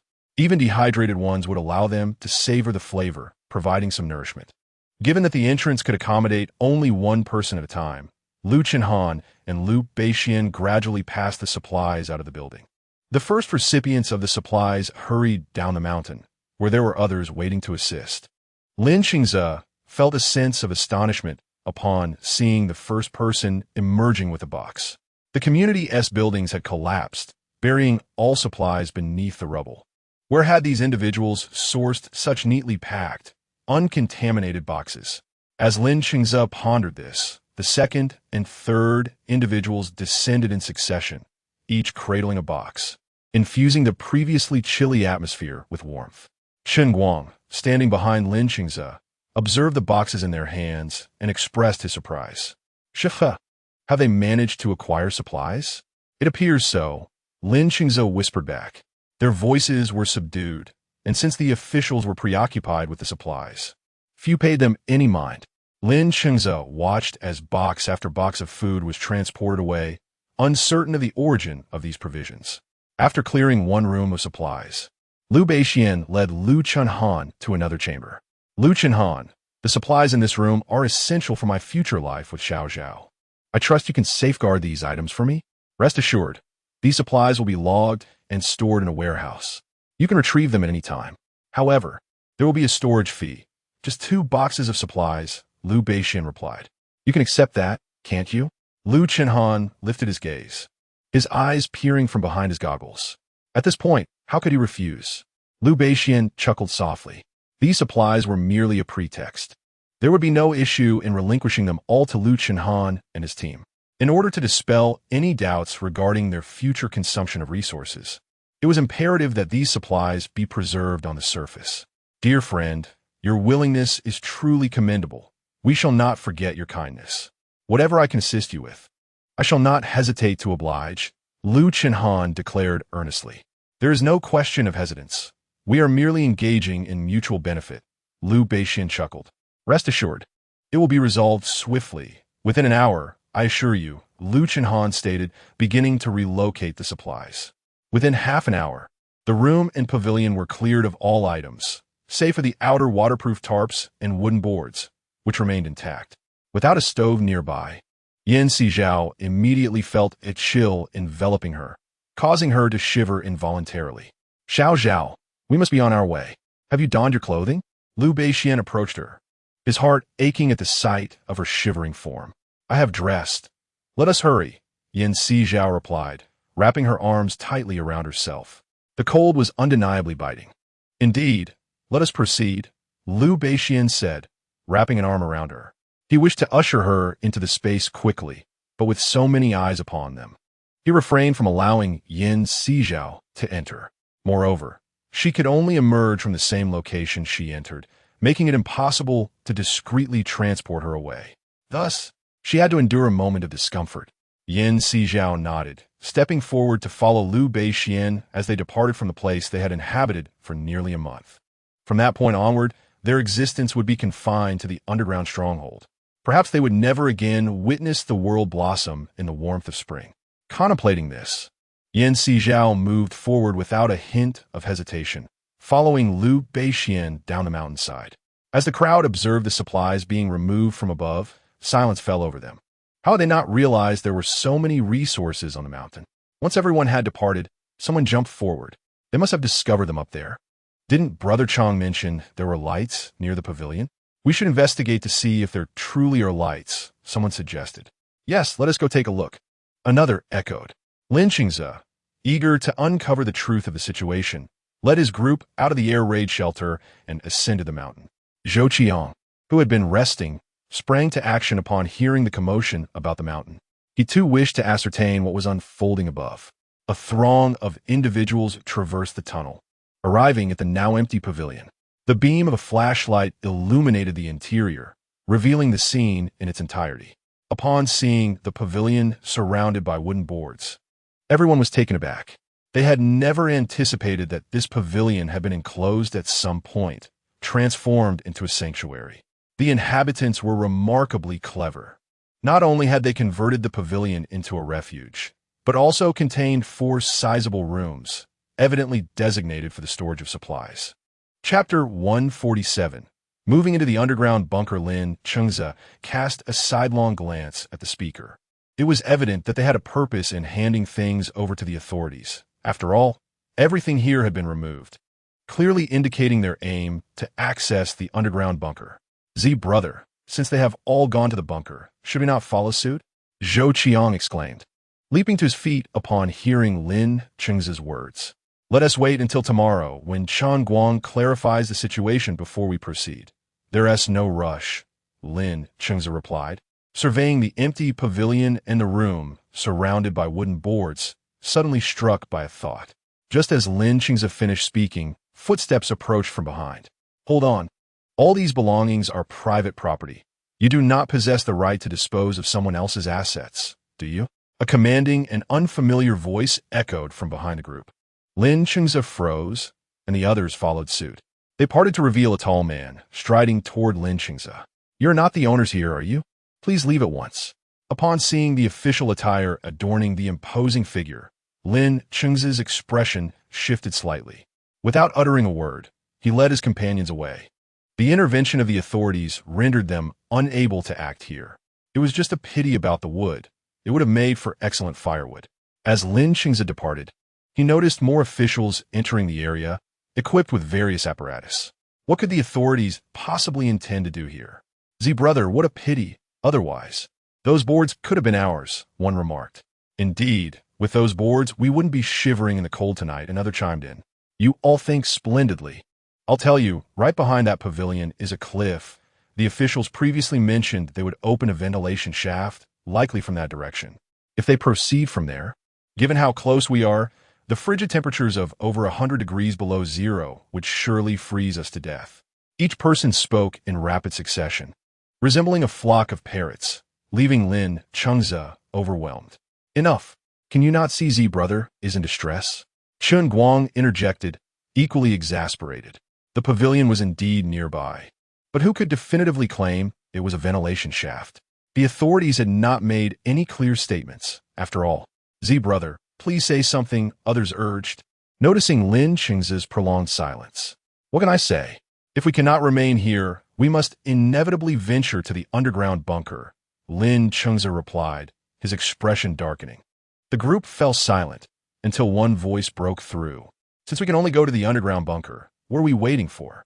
Let us gather our belongings and head there directly. Yes, since we cannot stay here, let us proceed, another echoed. With one leading the charge, the others began to rally in agreement. Lin Chengze discerned that their hearts had already drifted from this place since the tunnel had been excavated. He nodded in acknowledgement. Distribute the remaining supplies, and then you may go. Brother Chen Guang was taken aback by this decision to allocate supplies. Let them go, Guangzi. We all gathered here merely to survive, Lin Chengze replied. Now that everyone has more ideas, I am in full support. Lin Chengze is well aware that the reason everyone was able to unite before was solely due to the absence of an escape route. Now that such an option exists, who would choose to remain? Coincidentally, he also wishes to embark on his own path. Chen Guang called out once more. All right, everyone has their own aspirations. If you wish to go to the underground fortress, then by all means. Lin Chengze beckoned Zhou Qiang to assist Chen Guang in distributing the supplies. Zhou Qiang nodded in agreement. He had been contemplating heading to the underground fortress tomorrow, but he had not anticipated Lin Chengze would be allocating resources at this moment. This was convenient, as it spared them the need for excessive discussion. After Chen Guang and Zhou Qiang evenly distributed the supplies, the group began to gather their belongings. Chen Guang noticed that Zhou Qiang was also packing up, while Lin Chengze remained motionless. Are you not going to pack? Let them go first. I will stay here for the time being, Lin Chengze replied calmly. Then I will stay with you, Chen Guang said, glancing towards Zhou Qiang, who had nearly finished packing. Zhou Qiang, are you also heading to the underground fortress? Yes, we cannot remain here. The only option is to go to the underground fortress. Zhou Qiang responded, casting a glance at Lin Chengze. Don't you agree? Lin Qingze nodded slightly, gazing deeply at him. If you wish to go, then go. That place might indeed be the best sanctuary for you. Zhou Qiang smiled. Zege, I will take my leave first.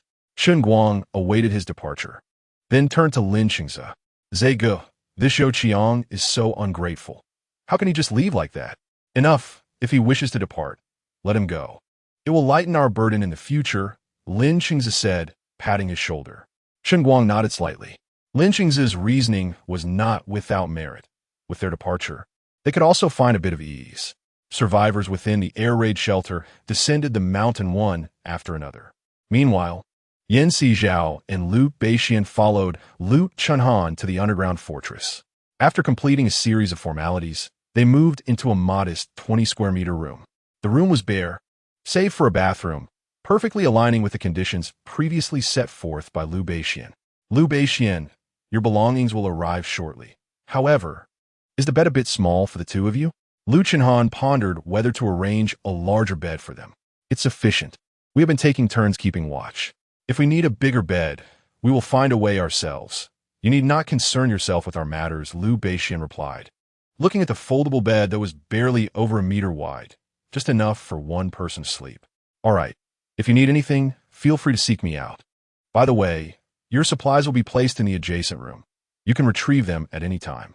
However, open flames and cooking are strictly prohibited here. Lu Chunhan outlined the precautions, to which both nodded in agreement. You need not worry about that. We will refrain from cooking in the room, Lu Beixian assured earnestly. That will suffice. Please tidy up the room while I attend to other matters. Lu Chunhan observed as the others gathered their belongings. However, the fire stove, which clearly emitted open flames, was strictly prohibited from being brought inside the house. Chapter 148. A desire to observe them in an instant.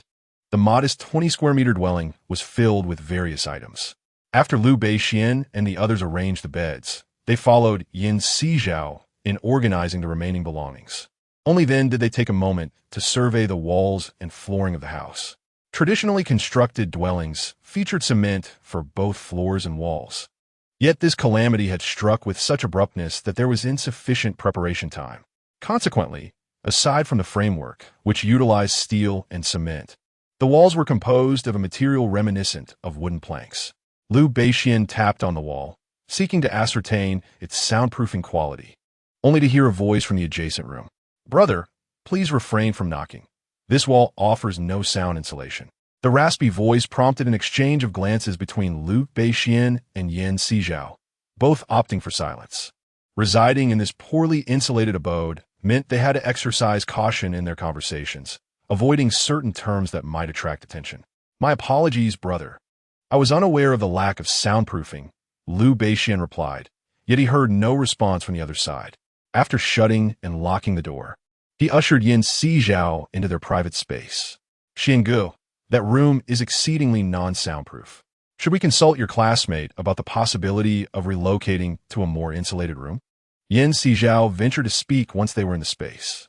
It's unlikely we could switch. The environment here is the most favorable we've encountered thus far. For now, let us remain here. After all, we can rest and dine within our space. As for other times, we can either stay in the room or explore the surroundings. At least we no longer need to take turns keeping watch, Lu Beixian reassured her, gently patting her shoulder.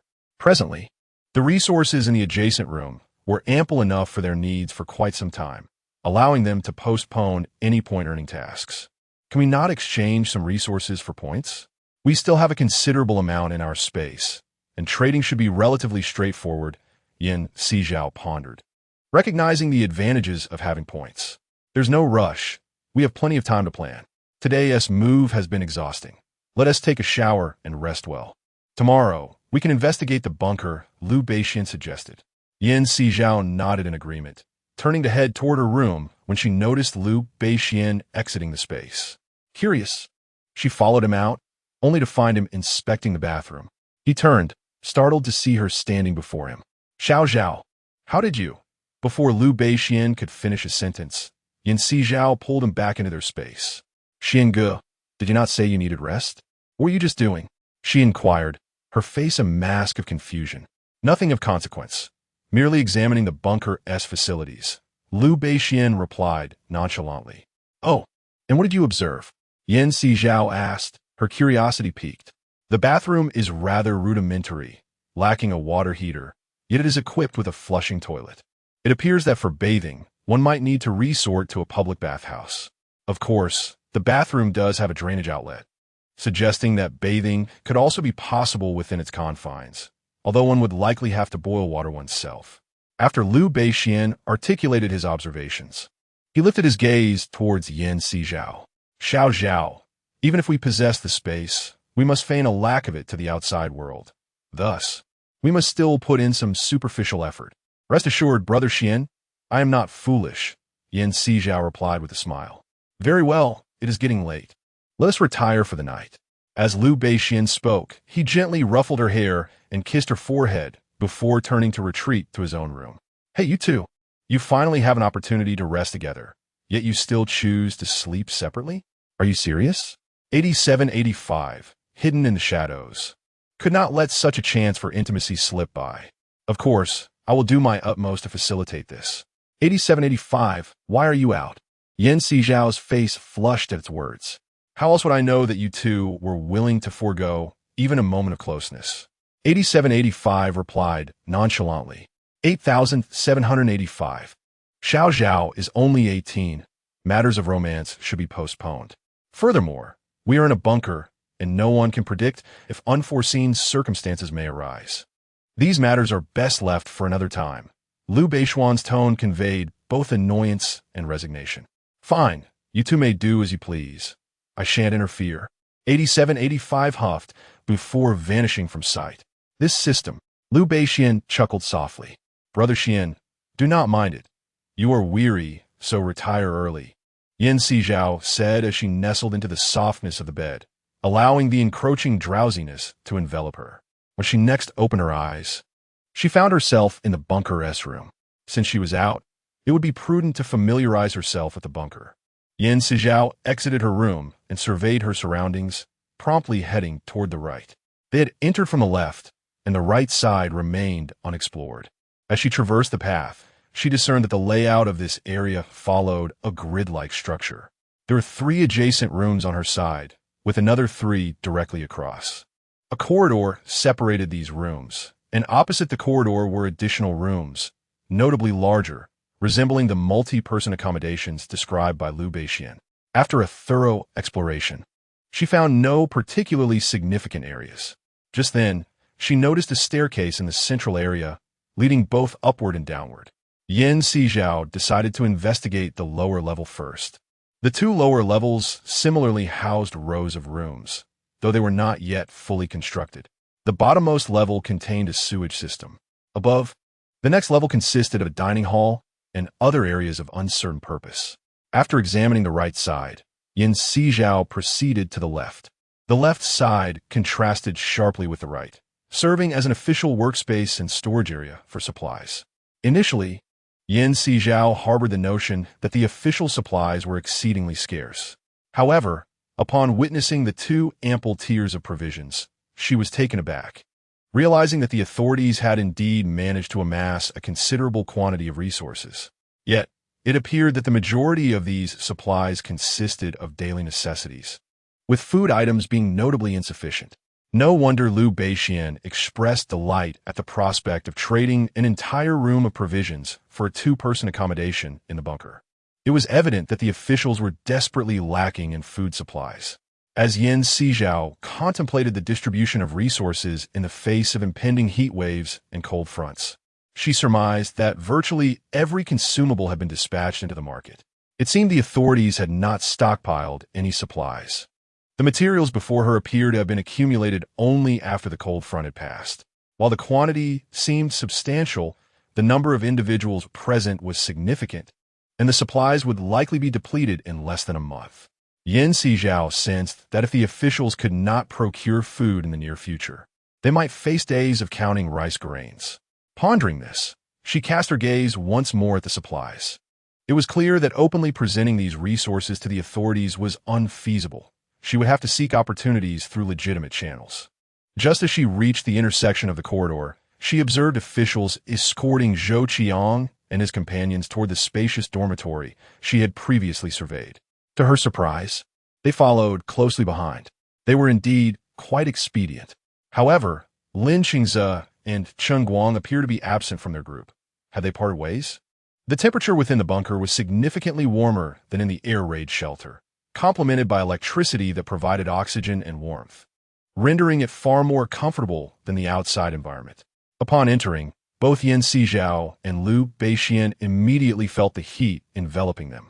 Zhou Qiang and his group, initially unable to gain entry, had only secured their passage by offering their supplies, and now they faced the challenge of surviving by trading goods for points, which could then be exchanged for food. Upon entering the barren room, Zhou Qiang and his companions wore expressions of discontent. The absence of any furnishings made it impossible to rest. Surely, if we are to be accommodated here, we ought to have beds, they complained, surveying the emptiness. Zhou Qiang also felt a tinge of dissatisfaction as he glanced at the official guiding them, who was busy explaining their situation. Ladies and gentlemen, the bunker is still under construction, and many supplies are lacking, so we must make do for the time being. Make do? How long must we endure this? Someone voiced their discontent. At present, the bunker is short-staffed, and our priority is to seek food.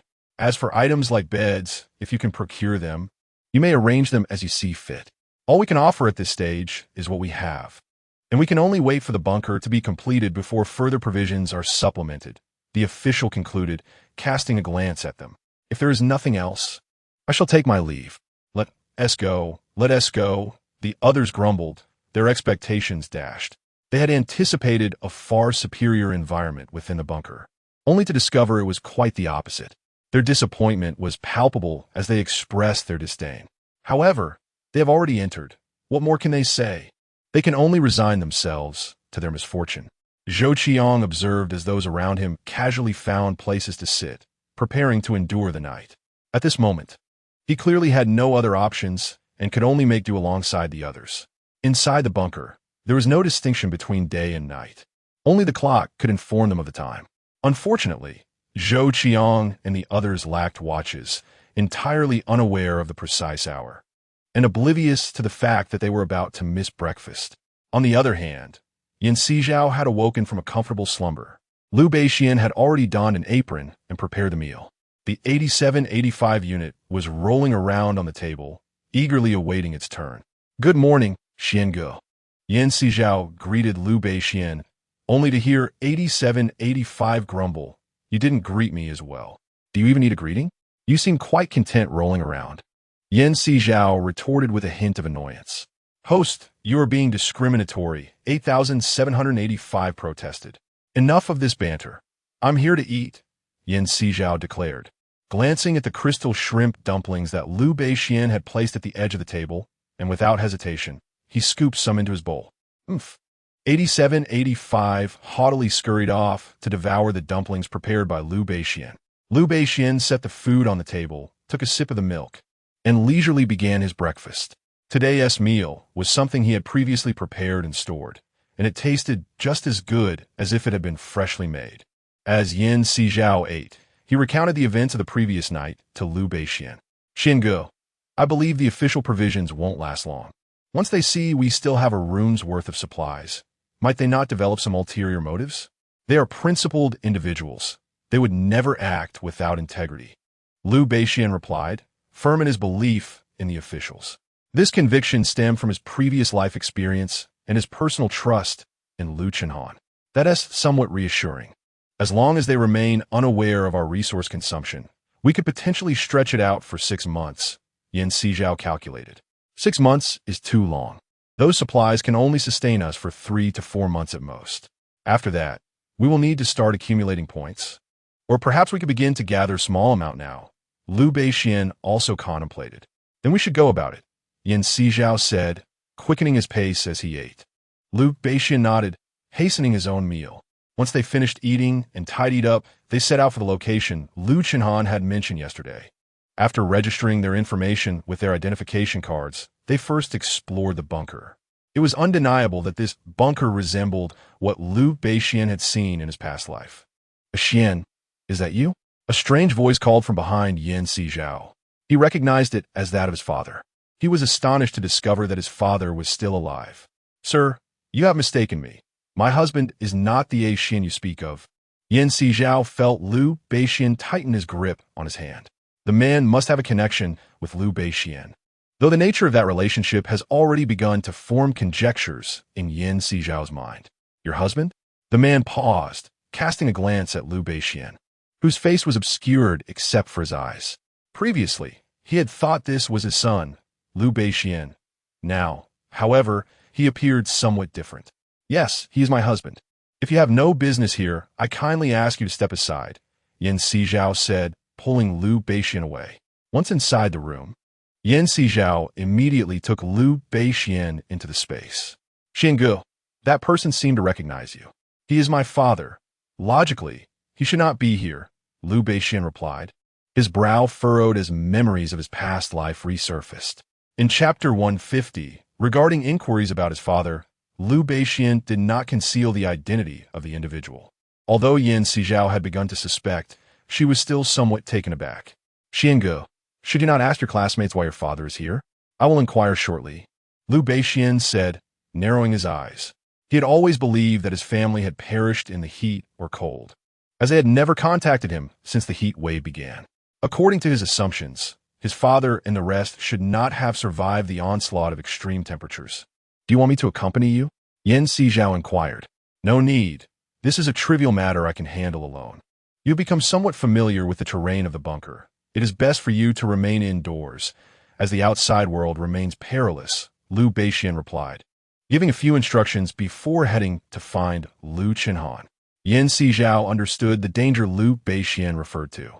Currently, there were not many official personnel in the bunker. Most were outsiders. While some were benign, there was a fear that others lacked ethics and might instigate trouble. "Xingu, do not worry. I will take care of myself. Just be cautious while you are out," Sizhao advised, watching him nod and leave the space. "Host, since you are so worried about him, should I follow him?" 8785 suddenly appeared. "Your words sound as if you were going to catch someone in the act," Sizhao retorted, casting a glance at it. "If that young man's acquaintance is a woman, then it certainly would be catching him in the act." 8785 blinked innocently. Sizhao chuckled softly. "Are you addicted to catching people in the act?" "Not at all. I merely thought that if something were to happen to that young man, you would certainly be concerned. Hence my offer to check on him. Do not mistake my goodwill," 8785 replied, adopting a fierce demeanor. Sizhao was momentarily speechless. "What do you mean by not recognizing goodwill? I was just teasing you." "Well then, if you wish to go, by all means do so," she finally conceded. "You're surprisingly agreeable?" 8785 questioned, somewhat incredulous. "If I were disagreeable, would you still go?" Sizhao rolled her eyes. "I knew it. You are indeed hard to please," 8785 retorted angrily. Sizhao pondered, "Am I truly so bored?" Ignoring it, she decided to let 8785 do as it pleased. Sizhao was disinterested in engaging in a verbal spar with it. Upon exiting the space, she prepared to tidy up the items she had left unattended the previous day, while also planning to retrieve some supplies from the neighboring house. After all, they could not simply consume resources without raising suspicions about their means of survival. As Sizhao busied herself, Liu Beixian, having failed to locate Liu Chenhan, gleaned from other officials the reason for his father's presence here. It turned out that the authorities had conceived plans to construct a bunker when the high temperatures commenced. Although his father appeared to be a mere farmer at home, he sought work whenever agricultural tasks were scarce. The construction of the bunker happened to be one such endeavor he undertook. Coincidentally, he had brought his stepmother and 2 children from the countryside, which led to their fortuitous encounter. Liu Beixian could hardly fathom how, in his previous life, they had never crossed paths, yet here they were, meeting now. It was uncertain whether to label it as a fateful bond or to consider himself indebted to Liu Shuijian. Reflecting on the fact that Liu Shuijian had never once reached out to him in either lifetime, he naturally had little inclination to concern himself with Liu Shuijian's affairs. However, noticing Sizhao's absence from the room, he speculated that she was in the space, and thus proceeded directly to find her. Upon entering, he found her instructing 8785 to dehydrate the the freshly harvested vegetables. Xiao, what are you doing? Liu Beixian inquired, somewhat puzzled. I'm dehydrating these vegetables. Sizhao promptly explained upon his questioning. Dehydrating? Why would you do that? Liu Beixian observed the desiccated vegetables, which bore a striking resemblance to dried flowers. ISNT, the official supply limited? I figured that openly providing them with resources would be unwise, so I thought to discreetly send them some supplies, ensuring they wouldn't seek us out when their resources dwindle. Besides, we currently have an excess of supplies. If we do not consume some, the space will eventually be overtaken by these vegetables. Sizhao's words immediately elicited protests from 8785. Host, please refrain from such nonsense. This space is a high-dimensional one, boundlessly expansive. It can accommodate as much as you desire. To suggest that this space cannot contain resources is a blatant insult to this advanced system. Sizhao was caught off guard by the swift rebuttal, feeling somewhat embarrassed. 8785. Are you here solely to undermine me? Host, honesty is paramount. Yet you exhibit no sincerity at all. 8785 retorted with a huff. That's not true. I refer to it as a benevolent fib. Sizhao replied, touching her nose. What you call benevolence is nothing but overt malice against me. 8785 proudly turned away. Liu Beixian, standing nearby, cast an exasperated glance at the two. Enough of your bickering. We indeed cannot consume all these vegetables. Turning them into dehydrated ones to send to the officials is a viable option. Do as you wish. As long as you remain safe and sound until the end, I have no objections. Fine. 8785 shrugged. Upon this matter, I find myself somewhat curious. My previous life ended in my demise, leading to the world's reset. If I were to survive until the end, when would that conclusion be deemed complete? Liu Beixian has long yearned to uncover this answer. I do not possess that knowledge. You should inquire with her, for she is the one who crafts the narrative. 8785 replied before vanishing in an instant. Liu Beixian turned to Sizhao, who shrugged in response to his deep, dark eyes. Brother Xian, you know I lack any memories from my past life. How could I possibly know when this end occurs? I am aware. Liu Beixian gently patted her head. I merely seek an answer, so I need not live in constant trepidation, fearing a repetition of past events. Sizhao appeared somewhat taken aback. So, does this imply we might live out our natural lives? Liu Beixian chuckled. Is it not desirable to live until a natural end? Sizhao tilted her head inquisitively. Indeed. Liu Beixian replied with a single word, a smile gracing his lips. Chapter 151. The bunker runs out of supplies. If they were to live until a natural conclusion, he would certainly welcome it. Liu Beixian remained uncertain of his own identity, yet observing Sizhao's actions in their previous life alongside 8785's behavior, he speculated he might be akin to the protagonist of a novel, hence the protective nature of those around him. However, after this life concludes, in what manner would he continue to exist, or perhaps dissipate into the world? Liu Beixian dared not contemplate it further. For now, he could only focus on the matters at hand. By the way, Brother Xian, did you manage to inquire about your father? What did you find out? Sizhao gazed at Liu Beixian with curiosity. I have clarified the situation. My father had little to attend to at home, and, coincidentally, the bunker was hiring. So he came here. After the heat wave, he learned of an impending cold wave and brought my stepmother and younger siblings here ahead of time. They now reside on the floor directly beneath us. Liu Beixian paused briefly. I do not intend to engage with them.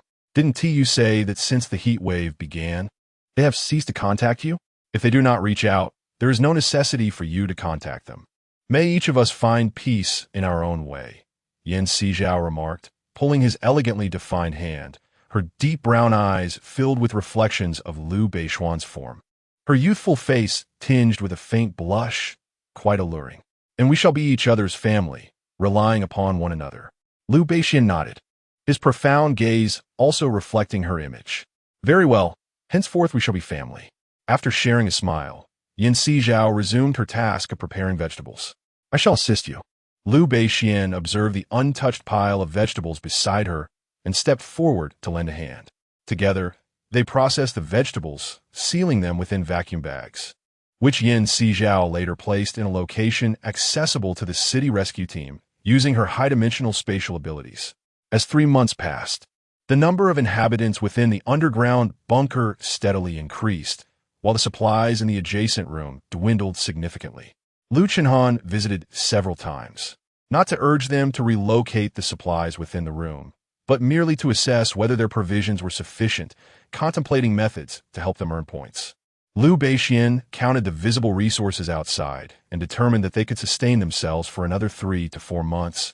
Thus, he was not overly anxious. Unable to persuade Lu Chenhan further, he ceased his attempts at discussion. Over the course of these 3 months, the temperature on the surface had plummeted to over minus 150 degrees. Even though the oxygen outside had yet to solidify, the upper levels of the bunker refrained from ventilating with the outside world. Who could predict when the external temperatures would descend to the point of oxygen solidification? At that juncture, the oxygen within the bunker would also be compromised, posing detrimental effects to the inhabitants. Consequently, in the 4th month since Sizhao entered the bunker, the previously open ventilation shafts, which had been utilized for less than a few months, were sealed once more. However, they were fortunate to have had those months as a transition period, during which the plants cultivated within the bunker could finally release oxygen and absorb carbon dioxide effectively. Coupled with the bunker's ability to produce fuel from the biogas of the sewage system, various conveniences were afforded, and the construction of the bunker increasingly fell into a productive rhythm. Yet, the temperature within the bunker continued to rise, while the world outside grew ever colder. In the 5th month of their stay in the underground fortress, all civilians and official personnel retreated into the bunker. The temperature in the external tunnels had dropped to minus 100 degrees, rendering it uninhabitable for humans. The authorities had begun to autonomously produce vegetables, yet these were far from sufficient to address the nutritional needs of those within the bunker. Sizhao observed that the storage rooms had expanded to 7 or 8, filled with a hodgepodge of items. However, the food supply consisted mostly of supplementary items, leaving fewer than 100 bags of rice and flour as the staple. Based on current consumption rates, these supplies would be exhausted in less than a month, necessitating the search for alternative resources. This led Sizhao to involuntarily recall certain films featuring dried worms as food and cakes made from cockroaches, which was somewhat repulsive. He dared not dwell on such images, as they were rather terrifying. Fortunately, they still had a considerable amount of resources on hand, sparing them the need to compete with others for supplies. By mid-6th month in the bunker, the authorities officially announced that all staple food supplies had been depleted. The more than 10,000 inhabitants were starkly aware that from this moment forth, they were bidding farewell to rice and flour, perhaps for a lifetime. From now on, they could only await death with empty stomachs. Sizhao and Liu Beixian had long hoped that the authorities would procure substitutes for staple foods, but their expectations were met with disappointment. The officials had exerted considerable effort, yet there was insufficient land available for the cultivation of staples. They could only plant crops akin to sweet potatoes and potatoes. However, the yield of these crops was far from promising and wholly inadequate for such a large population. Many who had entered the bunker were already emaciated, and now, due to a lack of food and nutrition, they had become mere shadows of their former selves, barely able to stand. Despite rarely venturing outside, Sizhao and Liu Beixian possessed physiques that sparked considerable envy among many. With an average weight of less than 90 pounds, it seemed quite unfair that both of them exhibited such a notable fullness. This disparity incited considerable ire among observers, particularly when it was discovered that Liu Beixian frequently retrieved food from the neighboring room. Eventually, when night fell and the coast was clear, someone dared to knock on the door of that room, initiating a rush to procure supplies. As more individuals joined, the area outside the room became crowded with those seeking provisions. Initially, their whispers were cautious, wary of being overheard, but as time passed, the volume escalated, drawing the attention of the official personnel. Inside the space, Liu Beixian and Sizhao, dressed appropriately, prepared to emerge, but the throng outside deterred them, compelling them to await the authorities' arrival. It was only when the officials knocked on their door and Liu Beixian confirmed their identity that he opened it. A sea of dark figures awaited him, and among them, One voice called out in surprise. Xian, the very individual who was nominally Liu Beixian's father. Ignoring the man's gaze, Liu Beixian turned his attention to the officials. Just as he was about to speak, an urgent voice interrupted him. "What has happened?" inquired Captain Liu. "Someone reported that there is a robbery of supplies occurring here," replied the official who had knocked on Liu Beixian's door. "Robbery? These individuals are the thieves?" Captain Liu's steely gaze scrutinized those still holding supplies. Confronted by Captain Liu's piercing eyes, the individuals clutching provisions felt as though they were being targeted by a venomous predator, and they instantly fell silent. "Ladies and gentlemen, I trust you were informed of the regulations upon your arrival at the bunker. One of the fundamental rules is that theft is strictly prohibited. I believe you remember this?" Captain Liu surveyed the crowd, observing some shrink back while others boldly retorted. "And what of it? Do you expect us to stand by and starve? We have fought hard to survive, not merely to perish here." "Exactly. They have the luxury to consume as they please, while we must ration a single biscuit into several portions just to dilute it with water. This is utterly unjust. Indeed, it's profoundly unfair," echoed a chorus of voices. Liu Beixian scoffed. "If we are to discuss fairness, let us remember that these supplies were purchased with my own money. You are stealing what rightfully belongs to me, and you dare label this as fairness? Thieves will always find excuses for their actions. It is truly nauseating." Sizhao regarded the individuals before her. Their hunger was not their fault, but their choice to pilfer and thieve was. Some among the thieves felt their eyes welling with tears, while others glared at Sizhao with a ferocity that suggested they wished to devour her whole. Seeing this, Liu Beixian immediately positioned himself in front of Sizhao, locking eyes with the aggressors. Captain Liu, sensing the tension escalating, swiftly admonished the crowd. "Do you not feel the slightest sense of shame for engaging in such actions? And to gaze upon that young girl with such lewd eyes? You, gentlemen, should feel a deep sense of embarrassment. Hasten to hand over what you have. I assure you, as long as there is a morsel of food provided by our officials, none of you shall go hungry." The crowd exchanged glances, fully aware of the dire state of the officials. Their staple food had long been depleted. They were now reliant solely on sweet potatoes and similar fare to satiate their hunger. Yet, these substitutes could hardly replace rice and flour. Consuming them felt almost like eating nothing at all, leaving their stomachs in a constant state of unrest. This very desperation compelled them to pry open doors and seize supplies whenever they glimpsed Liu Beixian retrieving provisions from the adjoining room. "Do you wish to be expelled from the bunker?" Liu Chenhan's voice rose sharply. Instantly, the crowd set down the supplies they held. To be cast out from the bunker would lead to certain death. They had no desire to perish here. Observing their compliance, Liu Chenhan promptly ordered that their names be recorded. Those who misstep cannot expect leniency. Though the crowd contemplated speaking further, the moment they met Liu Chenhan's piercing gaze, silence enveloped them. "This time, I will note your transgression. Should you engage in similar behavior again, you will be expelled from the bunker without hesitation. We do not require individuals who would perpetrate harm against their own kin during times of crisis." Liu Chenhan's cold voice resonated in the ears of all present. Many in the crowd couldn't contain their indignation. "Do you think we desire this? Were it not for the injustice of fate, would we behave so?" One man clenched his fists and shouted, "Indeed, we adults may endure, but the children are still so young, in the crucial phase of growth. How can they develop when they suffer from hunger and cold?" A disheveled woman spoke, her appearance reflecting her long absence from cleanliness. She was filthy, yet the biting cold outside rendered bathing a perilous endeavor, fraught with the risk of illness and even death. Thus, despite the incessant itching of her skin, they refrained from bathing, fearful of losing their lives.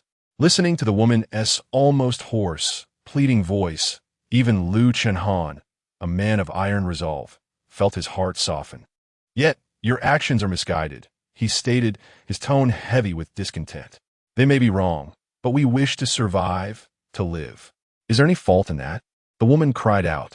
In that moment, a profound sorrow enveloped the crowd, reminiscent of the grief felt when a rabbit dies alongside a fox.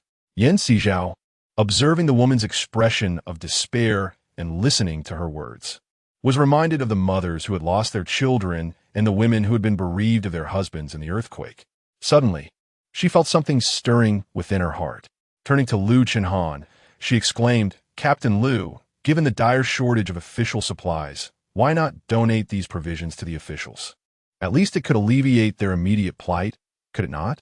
It could indeed mitigate some urgent needs. But are you truly willing to part with these supplies? You are aware that they could afford you and Liu Beixian a period of comfortable living, are you not?" Lu Chenhan inquired, fixing his gaze upon Yan Sizhao. Within the confines of the bunker, the available sustenance has dwindled significantly, leaving only sweet potatoes, and a few spices and dehydrated vegetables stored in the warehouse. In order to stretch the remaining provisions until the next harvest, the authorities meticulously calculate each person's daily consumption. Lu Chenhan reflects that even in the best of times, one must have the means to enjoy life. Liu Beixian offers no further commentary. This statement compels Lu Chenhan's gaze to drift towards those who have laid down their supplies. The adage, "a man is innocent, but may be punished for possessing treasure," rings true. These individuals dare not cause trouble under his intimidation. Yet who can guarantee they will refrain from misdeeds in the future? When one finds themselves at the end of their rope, desperation can drive them to unthinkable actions. Naturally, Lu Chenhan cannot bear to contemplate such scenarios. Have you truly resolved to proceed in this manner? Indeed, Yan Sizhao replies succinctly. These individuals, having come once, will undoubtedly return. If they understand that they are devoid of food, they are less likely to pester them again. After bowing respectfully to the two, Lu Chenhan instructs that the supplies be removed. The onlookers observe the relocation of the provisions with expressions tinged with complexity, casting glances at Yan Sizhao and Liu Beixian. Should they criticize them as foolish or naive? Would it not be better to retain the supplies for themselves? Why relinquish them to the authorities, thus jeopardizing their own sustenance? "Xian, is that you?" "Xian, I am your father." Liu Beixian hesitates, turning to meet Lu Shuigan's gaze. His thoughts caught in a web of unspoken words. It is Yan Sizhao who breaks the silence. "Sir, since the onset of the apocalypse, have you not considered reaching out to Brother Xian? Perhaps it is best not to feign camaraderie here. Are you Xian's girlfriend?" Lu Shuigan assesses Yan Sizhao. Noting her youth, how could Liu Beixian have chosen someone so young? Chapter 153. Without a father, may we each find peace who she bears no relevance to you. Our relationship has been devoid of affection since my university days, and you have your own family. I believe it is best for us to coexist peacefully without further entanglements. Liu Beixian gazes solemnly at the man before him, who now appears considerably aged compared to his memories. He is no longer the towering figure with a perpetually stern expression. Time has indelibly marked him. "Xian, do you no longer want a father?" Lu Shuigan, taken aback by his words, falters. "You have your own family now. To you, I should merely be a distant relative, an optional presence. The absence of your calls indicates that our continued communication is unnecessary." After delivering his dispassionate words, Liu Beixian takes hold of Yan Sizhao and leads her into the room. Lu Shuigan wishes to voice his thoughts, but a timid voice interrupts from behind. "Daddy." Turning, Lu Shuigan sees his daughter, young son, and wife watching him from a short distance. Uncertain whether they have witnessed the preceding scene, he hastens towards them. "How long have you been here?" "Not long. We just arrived and wanted to check on your situation," but the woman hesitates, her gaze flickering to him before continuing. "That must be Xian, right?" Lu Shuigan nodded slightly. "Is he denying you?" the woman asked softly. Lu Shuigan glanced at her and eventually nodded. He said, "I have a family now, so let's cease all contact with him." His voice was somewhat choked with emotion. The woman paused for a moment before responding. "He seems to be doing quite well, and he has a girlfriend. It appears he is also planning to start a family. This is for the best. Let us not disturb them." "Indeed," Lu Shuigan muttered in agreement. The bond between them as father and son was ultimately tenuous. Yet they were both in this base, ensuring that they would have the opportunity to meet again. Meanwhile, upon entering his room, Liu Beixian immediately locked himself in. "Xuan Yi, if you wish to avoid seeing your father, should I keep an eye on him?" Yan Si, observing Liu Beixian's apparent displeasure, hesitated to speak, but was met with Liu Beixian shaking his head. "Xiao Zhao, I have already made my intentions clear to him. I believe he is intelligent enough to understand the situation. However, the base is currently facing a shortage of supplies, and we must assist them in overcoming this crisis. But how can we help the base through this dilemma? Should we transfer the supplies from our space to their warehouse? Wouldn't that expose the risk of our secret? Yanxi inquired, looking towards Liu Beixian. Previously, they had moved supplies for the Jaguar Group and delivered goods to Lin Qing's team. If they were to suddenly produce supplies before the authorities, it would imply that those responsible for this situation were within the base, excluding Lin Qingze and his associates. That would leave only them. We must avoid such methods and find alternative solutions. Liu Beixian pondered how to navigate the situation discreetly. What clever strategies could be employed? These supplies could not simply materialize out of thin air. The external temperature had plummeted to over -170 degrees, with oxygen turning into blue snowflakes. If humans couldn't even exit this place, how could they gather supplies? Yanxi sighed softly. In hindsight, we should have stored more supplies in various locations earlier. We already placed an ample amount, but the reality is that there are over 10,000 mouths to feed here, and the daily consumption is significant. Our provisions have already aided the authorities considerably. For now, let us observe if the authorities have any better strategies, while we also contemplate how best to assist them. As Liu Beixian glanced at the time, he realized it was the perfect moment for rest, yet the noise outside had entirely deprived him of sleep. Xuanyi, perhaps we should postpone this discussion until tomorrow. I feel quite fatigued and wish to sleep. Yanxi yawned and rubbed her eyes. Go ahead. We can revisit this matter tomorrow. Liu Beixian noticed her evident exhaustion and sighed softly. Then, good night. After exchanging farewells, Yanxi walked toward her room. The next morning, Liu Beixian prepared breakfast. Yanxi, looking at the spread before her, recalled that they had already distributed much of their food. Shouldn't they be dining at the official cafeteria instead? Xiangu, shouldn't we first visit the official cafeteria? Yesterday, we relinquished all our supplies. We don't have a single item left in stock. Have you forgotten? Sizhao gently prodded his arm. Liu Beixian smiled as he removed his apron, and together with Sizhao, they ventured into the communal area with a thermos in hand, heading to the cafeteria. Today, the officials provided them with a meager serving of thin porridge accompanied by half a sweet potato. To be frank, this scant food hardly suffices to satiate one's hunger. If one were engaged in strenuous physical labor, it would only take a short while before they felt utterly drained. Both Liu Beixian and Sizhao had substantial appetites. Their breakfasts typically consisted of soy milk with steamed buns or a bowl of clear broth with noodles and dumplings, leaving them feeling quite full. Given their considerable appetites, the small rations from the officials were hardly enough to fill even the smallest gaps. However, during such challenging times, it is indeed unreasonable to expect too much. After breakfast, Liu Beixian stored the supplies received from the officials into their designated space. Originally, these provisions were to be accounted for with points. However, as the remaining resources dwindled, the authorities decided to distribute them evenly, allowing everyone a taste of this last bountiful meal. What would ordinarily be considered unremarkable fare had become a coveted delicacy in these desperate times. Some individuals no longer rejected the wrinkled and unappetizing skin of the sweet potatoes, shoving them into their mouths simply to quell their hunger. In their eyes, any edible morsel was worth its weight in gold, and they would do anything to consume it. In their quest for sustenance, they even resorted to swallowing vitamins and pills in copious amounts. The unfortunate result was a dire toll on their digestive systems. In such a context of limited medical care, remedies could only be improvised. This led to a sharp decline in the population within the bunker. Chapter 154. Delivering supplies to save lives every day, Liu Beixian and Sizhao heard news of more deaths within the bunker. Initially, the sounds of wailing could be heard, but soon enough, silence had taken hold. Perhaps witnessing too much life and death had rendered them numb. Now, the inhabitants of the bunker faced the lifeless bodies with no sense of grief, even feeling a sense of relief that those who had passed were spared further suffering. The officials, confronted with these increasingly desensitized survivors, found themselves at a loss. The challenges before them were not only those of food scarcity, but also the psychological state of the survivors and concerns regarding fuel supplies. The mounting pressures weighed heavily on those in power, leaving them utterly exhausted. In just a few short nights, a man in his early 50s had aged significantly, with no better solutions in sight.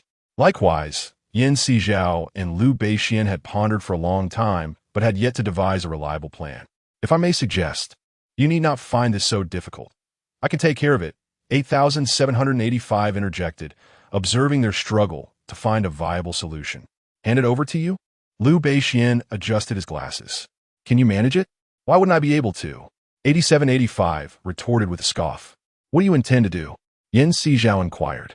I shall infiltrate their computers and inform them of my origins from the high dimension, offering them assistance. This assistance is not unprecedented. It is permissible for them to be made aware of the existence of the high dimension this time. The mention of "not for the first time" by 8785 evokes memories of the meteor crisis for Sizhao. 8785. If you reveal your existence to the authorities, have you considered that when they receive supplies this time, they may seek you out for resources in the future, should they run short? Sizhao gazes at it. Thus, I shall convey to them that they possess but a singular opportunity for resources. The future of humanity henceforth relies upon themselves. Should they fail to survive this apocalyptic crisis, it shall be their fate. The adorable visage of 8,785 radiates determination. Sizhao observes its expression.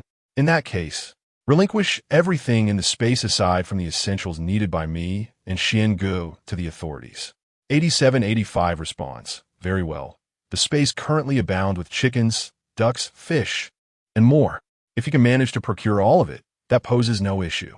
Sizhao is not devoid of reason. Furthermore, she possesses ample supplies, and the loss of these items would bear little consequence for her. I shall set about this task immediately.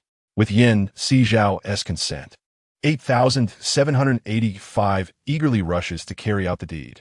The bunker's computer system, previously operational, suddenly plunges into darkness, and a line of text materializes on the screen, startling the staff, who promptly report the incident. At this moment, the beleaguered higher-ups rush to the computer, their expressions revealing shock as they behold the text on the screen. The high dimension is sending us supplies? Surely, this must be a jest. As these words are uttered, another line of text appears on the screen. This is no jest. This is your solitary opportunity, humans. Will you seize it? The so-called entity from the high dimension can actually hear their voices. Could it be among them? How much assistance can you provide us? The authorities arrive in haste, their eyes fixed sharply on the text displayed. I can offer you limited supplies, yet sufficient for you to sustain yourselves until your next two harvests. Of course, should you utilize it wisely, these resources will aid you for a longer duration. The text on the computer appears swiftly. The authorities fixate on the line of text, their eyes reddening. When shall you deliver these supplies to us? Once you have emptied your warehouses, allowing me to deposit the resources. 3 days? No. 2 days. 1 day. We can clear all warehouses within a single day. The authority, fearing complications, exclaims urgently. Very well. I shall grant you 1 day. With that statement, the computer instantly returns to normalcy. The senior officials in the bunker observe the restored computer and turn to the authority. Can we truly trust the words of that so-called high-dimension entity? We are on the brink of starvation. We have no choice but to believe. If it can indeed provide us with food, we will at least have a chance to survive, the authority states gravely. They now find themselves devoid of options. Food and energy are their most pressing needs. Given the willingness of others to deliver aid, why would they refuse? A moment of silence enveloped the group as they exchanged glances, words failing them. Who does not desire to survive? Faced with the stark choices of a treacherous conspiracy or starvation, they would undoubtedly select the perilous path that offers a glimmer of hope. Soon, the high-ranking officials of the bunker, initially burdened with despair, found their faces brightening with joy upon receiving the unexpected supplies. Just when they believed their extinction was inevitable, fate proved to be merciful. Even a single provision was sufficient to afford them a respite while they awaited the harvest from the botanical cultivation chamber. Over the course of the following day, the authorities distributed all available supplies from the warehouse to the survivors, completely emptying it. The entity known as 8785 fulfilled its promise by transferring all resources from Sizhao's space into the warehouse. Upon witnessing the warehouse brimming with provisions, the bunker officials were overwhelmed with excitement. Indeed, it was real. These supplies were undeniably genuine. What relief! They had hope. They were not dreaming. With such an abundance of resources, they could sustain themselves for an extended period. Surely, they would no longer have to resort to making worms their staple food. The moment those words were uttered, the speaker failed to notice the peculiar glances directed his way. If they had food to eat, how could they even contemplate consuming worms? Although such a suggestion had been made previously, was it appropriate to bring it up now? It was simply unappetizing. 8785 also overheard the remark and pondered how Liu Beixian and Sizhao would react if they learned that the officials had once proposed feeding them worms for survival. Host, it's all settled. We need not worry about the lack of food and fuel in the bunker any longer. Chapter 155. Conclusion. The snowstorm persists. But humanity endures. Sizhao wore a smile. She and Liu Beixian understood the principle of shared fortunes and shared misfortunes. Since the bunker contained what they desired, they could not allow it to meet its demise. 8785. Have you provided the officials with sufficient resources? Can you truly guarantee the ongoing sustenance of everyone in the bunker? Liu Beixian adjusted his glasses. Rest assured, I have supplied plenty. Everything is filled to capacity. As long as there is no embezzlement, the provisions will sustain those within the bunker for several months. Moreover, I have arranged for chickens, ducks, and fish if the officials are diligent. There should be no concern regarding food in the days to come. With a beaming smile, 8785 replied, then all is well. The food crisis in the bunker can be temporarily alleviated, and the morale of the inhabitants will surely improve. In a year or so, the bunker will undergo a significant transformation. Liu Beixian, envisioning the future, felt a smile tug at the corners of his mouth. He wondered what it would ultimately become. Meanwhile, the temperature on the surface had plummeted to a staggering minus 190 degrees, a condition utterly inhospitable to human life. Since her arrival, she has ventured out every night, even to distant places, but alas, she could no longer find any traces of humanity. It was as if the world had been reduced to just them. As long as humanity had not faced extinction, hope still lingered. Liu Beixian comforted her, pondering when this cold wave would pass, allowing them to truly welcome the blossoming of spring. Sizhao could not help but sigh. There's no rush. Such a day will surely come, Liu Beixian replied with a smile. They may not witness it, but their children and grandchildren certainly would. Sizhao nodded, hoping that day would not arrive too late. With the support of resources from 8785, the authorities quickly sprang into action.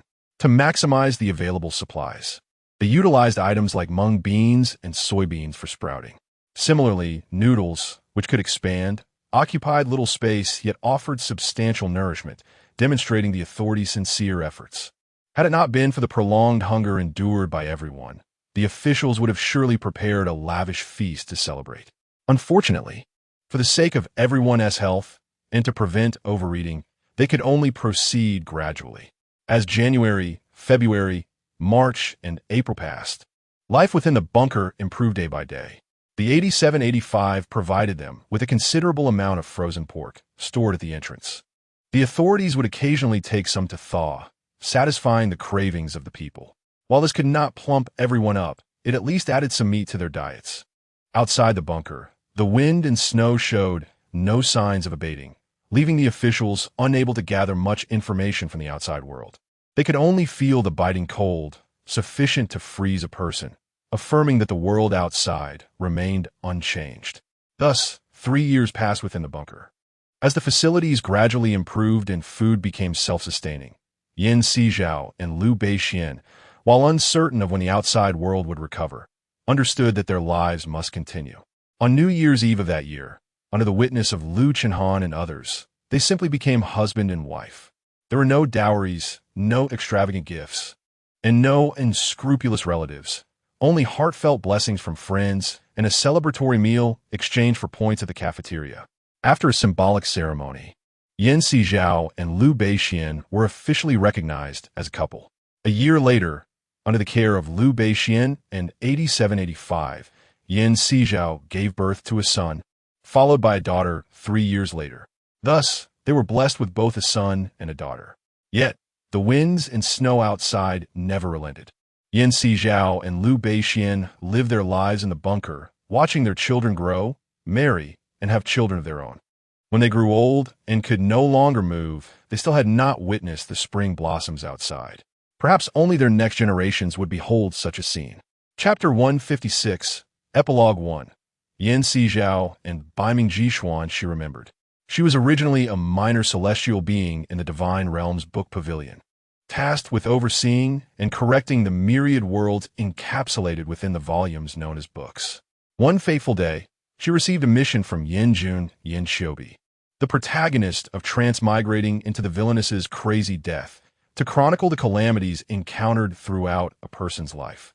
This endeavor posed no challenge for her, as such responsibilities, akin to those of the fate controller in ancient times, had now fallen into the hands of these minor celestial beings.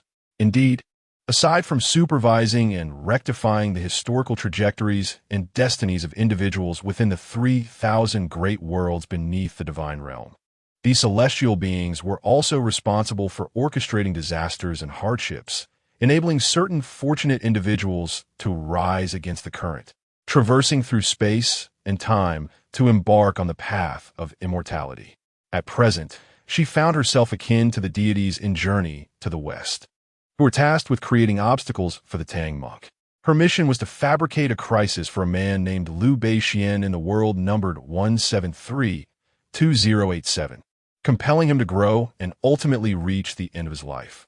After much contemplation, she drew inspiration from Yin Zio's experiences in the survival game, which provided her with ample ideas.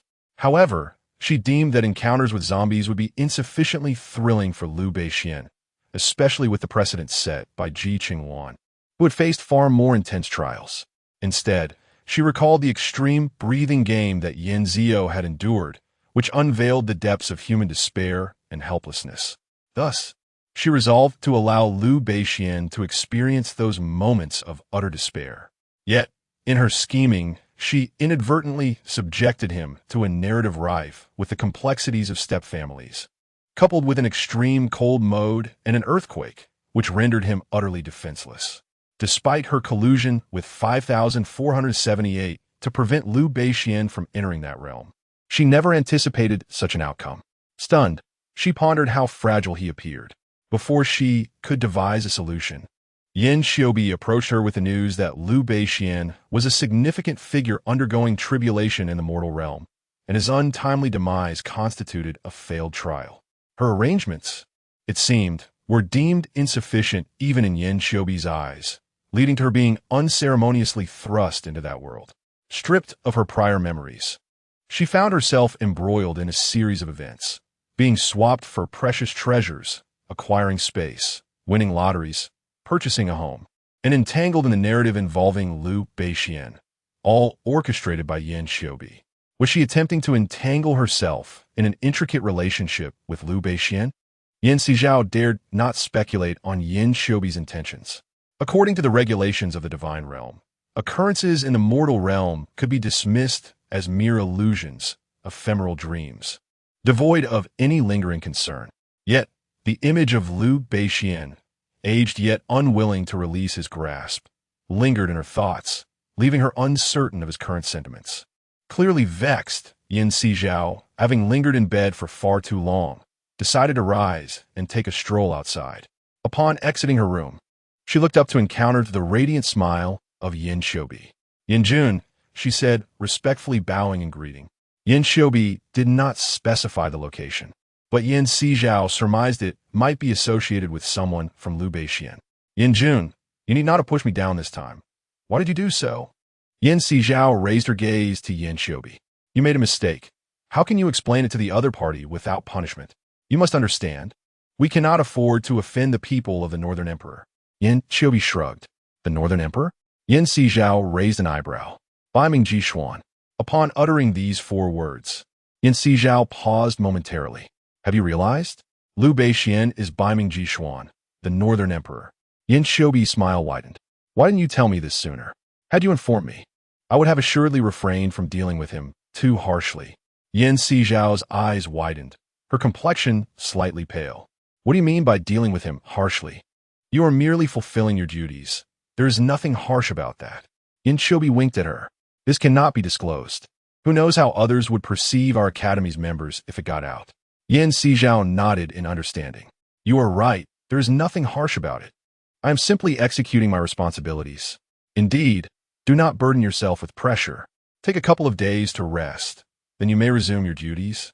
Shobi said with a smile before turning to leave. The next moment, she found herself enveloped in a warm embrace. Sizhao was startled, attempting to escape the embrace. But the person spoke 2 words. It's me. The familiar voice resonated. Sizhao looked up to see a young and familiar face, even more handsome than she remembered. Xuan Yi. Instinctively uttering those 2 words, she then noticed his luxurious attire and immediately pushed him away, bowing respectfully. Northern Emperor. Xiao, why act so distant? Biming Jishuan raised an eyebrow. You are the emperor. I am but a humble scholar. I cannot overstep. Sizhao pressed her lips together. What nonsense are you speaking? Overstep? Xiao, what do you take me for? Biming Jishuan appeared somewhat irritated. Before his life came to an end, he had consulted 8,785 about whether he would have a next life. If so, he wished to be with Sizhao across all lifetimes. He recalled who Sizhao was and rushed over, contemplating whether she would avoid him upon discovering his identity. Indeed, seeing her reaction, it was clear she feared him because of his status. Sizhao was still pondering how to persuade Biming Jishuan when he lifted her chin and kissed her red lips. Sizhao's eyes widened in shock. We are in the divine realm. Chapter 157, Side Story 1. Sizhao and Biming Jishuan 2. How could Biming Jishuan dare to act this way? Sizhao's mind was a flurry, leaving her no choice but to submit to Biming Jishuan's kiss until he finally released her. Xiao, come with me and be my wife for eternity. Are you serious? There are many in this divine realm who are more beautiful, more intelligent, and more noble than I.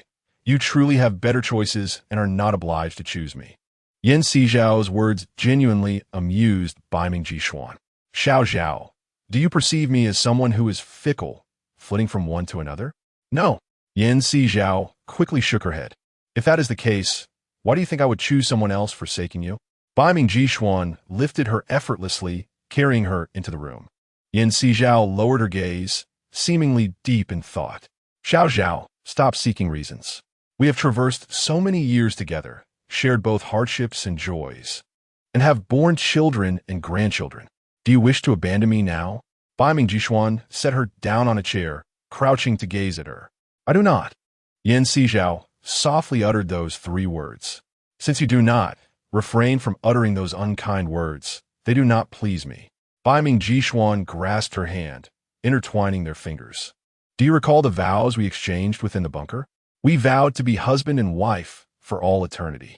Sizhao's eyes sparkled with a radiant glow. I remember. Xiange, do you truly not regret marrying a humble book fairy like me? It might lead others to look down upon you. Sizhao's sentence remained unfinished, as Biming Jishuan gently pressed his finger against her lips. A smile danced upon his handsome, serene face. Xiao, have you forgotten? Before you, 2 book fairies from the Hall of Books married the celestial sovereign of the Hall of Radiance and the sovereign of the Eastern Hall, respectively. Sizhao understood he was referring to Zhou and Baiji. As a book fairy, she could not possibly be unfamiliar with these 2 sisters. In fact, Shu Linya once brought them to the Hall of Radiance to snatch someone away. Xiange, do you genuinely wish to marry me? Sizhao regarded him with utmost seriousness. Looking into his earnest and resolute eyes, she nodded. I will go with you. Upon seeing her acquiescence, Biming Jishuan smiled, taking her by the hand as they exited the room, boarding the cloud carriage that awaited him, heading towards the northern hall. Unbeknownst to them, Shu Linya was busy settling affairs within the Hall of Books, unaware that yet another of his subordinates had been spirited away. When he eventually discovered this, it would be 3 days later. Upon seeing Biming Jishuan, who had come to propose, Shu Linya wore a look of deep resentment. Another one has run off. How utterly outrageous. Can these people not refrain from romance? Must they all come here to poach my subordinates? It is truly excessive. If this divine being wishes to release someone, fine, send a replacement to take over her duties, and I shall let her go. Shu Linya spoke coolly. To think they could take people away unconditionally from him was nothing short of dream. Biming Jishuan raised an eyebrow. Wasn't it quite simple when Dongfang Jingyin married his wife? Why is it that he is being made to face such difficulties? Beiming Jixian was about to speak when Yin Xiu by nudged Shu Linyi. Little Yi, you mustn't be so unreasonable. What if you frighten him away? I wonder where you would find a tall, rich, and handsome man to compensate for Xiao Zhao. Are you suggesting that we should allow their marriage to proceed so effortlessly? Shu Linyi scoffed. Hasn't the Northern Palace already presented us with quite a generous betrothal gift? What more could you possibly desire? Besides, we have countless eligible bachelors in our Shu Palace. Surely you cannot enjoy the warmth of a wife while denying others the same privilege. As Yan Sizhao's words echoed in the air, Shu Linyi cast a glance at Beiming Jixian. Among the myriad emperors in the divine realm, few could captivate his attention as the heavenly sovereign of the Shi Guang Palace did, a man he found particularly displeasing. Were it not for Yan Ziyu's affection, he would never have allowed his subordinates to suffer. But God, Yin Jun is right.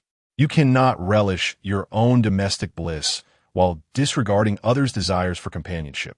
Beiming Jixian remarked with a smile directed at Shu Linyi. It's easy for you to say, having whisked someone away without offering anything in return. Do you truly believe you can achieve such a feat without consequence? Shu Linyi shot him a cold glare. What is it that you desire? As long as the Northern Palace can provide it, I shall not utter a single word of dissent. Beiming Jixian's demeanor turned serious. Xuan Yi. Yan Sizhao sensed the tension and tugged at Beiming Jixian's sleeve. There is no need to demand anything extravagant. A little more in the betrothal gift will suffice.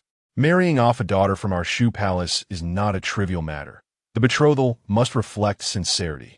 Shu Lin Yi had intended to propose conditions, but with Yin Xiu by sitting beside him, her restless hand gripping his waist, he found himself at a loss for words. That is only natural, Beiming Jixian nodded. Regardless of the circumstances, he was determined to grant Yin Sizhao a grand wedding. Then there shall be no issue. Northern Emperor, you should promptly take Xiao Zhao and begin preparations for the wedding. Yin Xiubai interjected, speaking before Shu Lin Yi could respond. Beiming Jixian wished to hear Shu Lin Yi's thoughts, but he watched as Yin Xiubai eagerly pulled Shu Lin Yi away, as if they had pressing matters to attend to. Yin Sizhao had grown accustomed to the antics of Shu Lin Yi and Yin Xiubai. After all, if Shu Lin Yi ever uttered anything contrary to Yin Xiubai's wishes, he would undoubtedly find himself on his knees, counting his misfortunes. Indeed, they have their own affairs to attend to and thus lack the leisure to concern themselves with others. Beiming Jixian acknowledged. Little Yeye, you are becoming increasingly unruly. I am merely trying to secure a better future for your sisters. Do you not wish for them to thrive? Shu Lin Yi attempted to rise, but was firmly held in place by Yin Xiubai. They will find ways to improve their own lives. Our only duty is to joyfully send them off on their journey. Is this all you aspire to? Shu Lin Yi replied, somewhat exasperated. This is precisely my aspiration. Little Yi, if you disapprove of me, you are free to gather your belongings and leave at any moment. Yin Xiubai feigned a departure. Shu Lin Yi hurriedly grasped her. All right, it was my fault. Is that acceptable? Chapter 158, Extra 1. Yin Sizhao and Beiming Jishuan 3, is it truly your fault? Yin Xiubai let out a soft scoff. Yes. Please do not be angry. It is detrimental to your health, Shu Lin Yi said with a hint of exasperation. Then promise me, do not make things difficult for them, Yin Xiubai replied, blinking her eyes playfully. Do you see me making things difficult for them? I have not made any unreasonable demands. You mention how those in the mortal realm require exorbitant dowries, houses, and cars for marrying off their daughters. Yet here I am, having lost a subordinate, seeking a bit of compensation. Does that not seem reasonable? Furthermore, our workload at the book hall is immense. What is wrong with asking for something in return? A fair exchange, is it not? Shu Lin Yi felt quite aggrieved. His subordinate had been taken from him, and was he not allowed to express his frustration? Besides, how often had those fellows benefited at his expense? The heavenly sovereign, Dongfang Jingyin, and now Baiming Jishuan. It was truly overwhelming. Yin Xiaobi rested on him, supporting her head with one hand while playfully twirling his hair, deep in thought. You make a valid point, she conceded. It is merely one person. It cannot be that exaggerated. Yin Xiaobi replied with a hint of annoyance. Indeed, it is not that exaggerated. 3 have already been taken away. Shalinya looked at her, speechless. If they are taken, so be it. You would not wish for them to remain old maids for life, would you? Yin Xiaobi blinked innocently. How could that be? Do I appear to be the kind of person devoid of compassion? Shalinya raised an eyebrow. You're quite considerate towards me, but with others, it is hard to say. Yin Xiaobi mischievously gazed at his handsome face, only to see his expression darken suddenly. Bai, before Shalinya could finish his sentence. Yin Xiaobi pecked him on the corner of his mouth. All right, do not be upset. It is rare that our book hall is celebrating again. We should be joyful. Indeed, we should be joyous. Now, why are you upset? It would be dreadful if your health suffered from anger. Yin Xiaobi said while nuzzling against his neck. Shalinya replied softly. I am not angry. There is nothing to be upset about. Just if my little Yi were to be harmed by anger, I would be heartbroken. Yin Xiaobi's voice turned soft and delicate. The atmosphere in the room became somewhat indescribable. Meanwhile, Baiming Jishuan was preparing the betrothal gifts and other items. A month later, a grand procession departed from the northern palace, creating quite the commotion. The passing deities were initially unaware of the situation, but upon inquiry, they learned that Baiming Jishuan was there to propose marriage. Truly remarkable. The book hall has produced 2 emperors and empresses in succession, elevating its status in the divine realm immensely. Indeed, now 2 heavenly emperors have married the little book fairies from the book hall. If the remaining 2 also wed book hall's fairies, it seems half of the divine realm will belong to the book hall. Do not speak of such things casually. If the deity of the divine hall hears this, it would be disastrous. Fear not. If you do not speak, neither shall I. How could Emperor Yuqing possibly know? The 2 whispered quietly, completely oblivious to the strikingly handsome man with a somber expression standing not far behind them. Your Majesty, those 2 individuals have dared to speak out of turn and discuss such matters. Should we strip them of their celestial status and cast them down to the mortal realm? A man of striking elegance spoke, his tone laced with trepidation. Indeed, there is no need to retain such individuals in the divine realm. Let them be dismissed. With that, the graceful man turned on his heel and departed to another location. The attendant clasped his hands, committing the identities of the 2 to memory, intending to address the matter when the coast was clear. Unaware of the unfolding events, Baiming Jishuan, clad in resplendent attire, entered the study hall accompanied by Yin Sizhao. Although the divine realm maintained the customs and manners of ancient times, Shulin, having hosted several weddings, found the repeated rituals somewhat tiresome. Nevertheless, for the sake of his beloved's radiant smile, he mustered a grin to accept the betrothal gifts presented by Baiming Jishuan, offering a few words of blessing in return. Observing Shulin Ye's evident displeasure masked by a forced smile, Baiming Jishuan couldn't help but feel a twitch at the corner of his mouth. Was it truly his intention to encourage marriage or to thwart it? The betrothal ceremony was brief. Once completed, Baiming Jishuan eagerly whisked Yin Sizhao away. After all, the betrothal signified a binding contract. Even if the study hall wished to retract its approval, it would be of no consequence. Having chosen Yin Sizhao as his wife, he held no regrets. Half a year later, a wedding grander than that of Dongfang Jingyin and Yin Baiji unfolded in the divine realm. Invited guest Nangong Lingguang jested with Dongfang Jingyin. Look at how much more festive Xian's wedding is compared to yours. He is clearly stealing your thunder. Nangong Lingguang, must you provoke my bad luck? Dongfang Jingyin's brows furrowed deeply. Had he known that Baiming Jishuan would host a wedding more splendid than his own, he would have undoubtedly elevated his own celebration. Hey, Ayin, I can sense your discomfort. What if we get him intoxicated tonight, ensuring he can't consummate the marriage? What do you think? Nangong Lingguang proposed with a mischievous grin. A glimmer of intrigue sparked in Dongfang Jingyin's eyes as he chuckled. A splendid idea. Let be settled. Nangong Lingguang, oblivious to his role in Dongfang Jingyin's scheme, reveled in the moment. Later, after Baiming Jishuan had been thoroughly inebriated, Nangong Lingguang raised an eyebrow at Dongfang Jingyin with a triumphant air. Good brother, quite the accomplishment indeed. Indeed, quite impressive. Let us partake in a toast. Dongfang Jingyin chuckled softly, pouring a drink for him. Nangong Lingguang, unsuspecting of any trickery, downed the drink. Before long, he succumbed to the effects. You think you can compete with me? Dongfang Jingyin laughed ominously, seizing the opportunity to carry Nangong Lingguang away while no one was watching. It was said that brothers share both fortune and adversity. Now that they had both taken wives and started families, it would not do to leave a brother solitary. Dongfang Jingyin brought him to the study hall, where few souls lingered within. In the realm of the east, the enigmatic figure deftly evaded the celestial guardians of the temple, sealing away the memories and spells of Nangong Lingguang and unceremoniously casting him into the pages of a book. What transpired next for Nangong Lingguang was of no concern to him. Chapter 159, Side Story 1. Yan Sizhao and Baiming Jishuan elsewhere. Yan Sizhao sat by the bedside, eagerly awaiting Baiming Jishuan to lift the bridal veil. However, when Baiming Jishuan was brought in, he was utterly intoxicated, not one to indulge in alcohol. Today's wedding had clearly proven to be a challenge for him. Yan Sizhao intended to remove the veil to assist him, yet he heard Baiming Jishuan say, "I'm fine, Xiao Zhao. Just remain seated and do not move." It would be inauspicious for anyone other than the groom to lift this veil.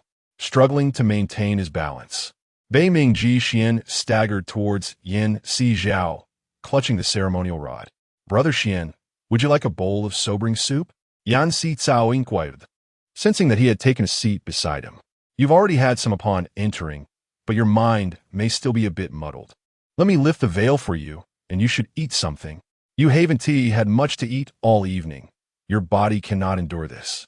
As Baiming Jishuan spoke, he took the ceremonial rod and lifted the red veil, revealing Yan Sizhao's worried expression. "Brother Xian, are you truly all right?" "I'm fine. Just go eat something. Do not let yourself go hungry," he insisted, waving his hand dismissively, though his brow was slightly furrowed, indicating discomfort. "I'm not in distress, but if you're feeling unwell, I can have someone bring another bowl of sobering soup," Yan Sizhao offered, moving towards the door. "No need. I have the sobering pills given to me by Lord Yuan Shun," Baiming Jishuan replied, producing the pills from his spatial pouch. "Lord Yuan Shun? Isn't he the husband of the former host of 8,785? When did he give those to you?" Yan Sizhao asked, momentarily taken aback. "Before the wedding. He presented them as a token of goodwill from 8785, Baiming Jishuan chuckled. Upon learning that it was the system of Jiqing Wan, he did not press the matter further. As long as 8785 was well, that was sufficient. Reflecting on the experiences shared in the mortal realm, Yan Sizhao noted that 8785 had indeed accompanied them throughout their lives. Its absence during such a significant moment was a poignant disappointment. Just as Baiming Jishuan was about to mention its other missions, a figure suddenly descended from the sky, landing in his embrace. 8785, Yan Sizhao exclaimed, his eyes sparkling upon seeing the fluffy creature nestled in Baiming Jishuan's arms. "Xiao Zhao, congratulations," 8785 exclaimed as it attempted to nuzzle into Yan Sizhao's embrace, only to be intercepted by Baiming Jishuan. "You congratulate her, but neglect to congratulate me?" Baiming Yituan dashed. "You might think that now that you've regained your memories and identity, I would be intimidated. My congratulations to Xiao Zhao are simply an extension of my congratulations to you. Or do you intend for both of you to marry separately? In that case, I would say congratulations twice." With a grin that belied the seriousness of his words, 8785 looked at him. "Today marks a joyous occasion for both Xiao Zhao and me. There shall be no talk of separate marriages. Do not bring trouble upon yourself, lest you find my goodwill diminished," Baiming Jishuan warned. Baiming Jishuan wore a smile on his face, yet it was a smile that did not reach his eyes. "Heh, young lad, do you think I fear you?" 8785 chuckled mischievously, and suddenly an object shot into his mouth. Baiming Jishuan's throat moved, and the object was swallowed in an instant. "What have you made me consume?" he inquired. "A delightful morsel, one that will render you temporarily immobile," allowing Xiao to do as she pleases, 8785 replied with a sinister grin. Sizhao found herself in a situation both amusing and exasperating. "It's our wedding night," she exclaimed. "Xiao, go ahead. I prepared everything for you. Tonight, we must indulge in a grand feast. I won't intrude on your intimate moments any longer. Do not seek me out afterward, for I have tasks to attend to. Farewell, and may you be eternally united in heart and soul." With that, 8785 leapt into the air and vanished without a trace. Sizhao gazed at beaming Jishuan in silence. "What should we do now? What else is there to do? We shall drink the ceremonial wine and embrace the essence of our wedding night." Beaming Jishuan replied as he rose from the bed, taking her hand and leading her to the table. "Are you all right?" Sizhao expressed her surprise at his ability to move. Having known 8785 for a lifetime, such trivial matters are hardly a challenge for me. Beaming Jishuan shot her a reproachful glance. "You make a valid point," she acknowledged with a smile. "Come, let us eat. It's late and you must be famished." Beaming Jishuan cleared the table of the previous meal and replaced it with delicacies he had conjured from his spatial realm. You must have gone without dinner as well. Hurry and partake," Sizhao urged as she served him food.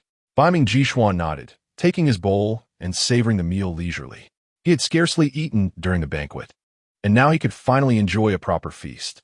After they finished their meal, they refreshed themselves and shared the ceremonial wine, finally delving into the essence of the evening. Unlike their previous experiences in the lower realm, this time they truly merged in their original forms.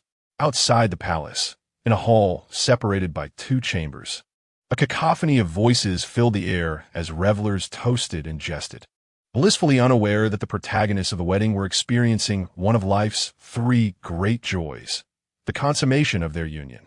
Chapter 160. Side Story 2. Lu Chenhan had never witnessed such extreme weather. Waves of heat rolled in one after another. Many in his battalion succumbed to heat exhaustion under the blazing sun and were urgently transported to the medical facility. Consequently, he learned of various happenings beyond his immediate surroundings. It became apparent that the world was grappling with severe weather conditions. Several nations along the equator were particularly hard hit, with daytime temperatures soaring to 40 or 50 degrees Celsius. Although the temperatures in his region were not as extreme, the daily rise in heat served as a stark reminder that this relentless warmth was persisting. Lu Chenhan received updates daily from various individuals regarding the outside world, tales of those who had fainted from the heat, others afflicted by heat stroke, and reports of wildfires and the number of firefighters dispatched. The information flowed in continuously, without respite. This incessant barrage led Lu Chenhan to feel that the world was becoming increasingly abnormal. As he observed his comrades engaged in phone conversations with their families, he was reminded of his own desolate home, devoid of any contact. In a way, this spared him from undue concern. Lu Chenhan had been stationed in the military for half a month, anticipating the swift departure of the sweltering heat when an urgent mission was dispatched. It was then that he became acutely aware of the dire circumstances prevailing in the outside world.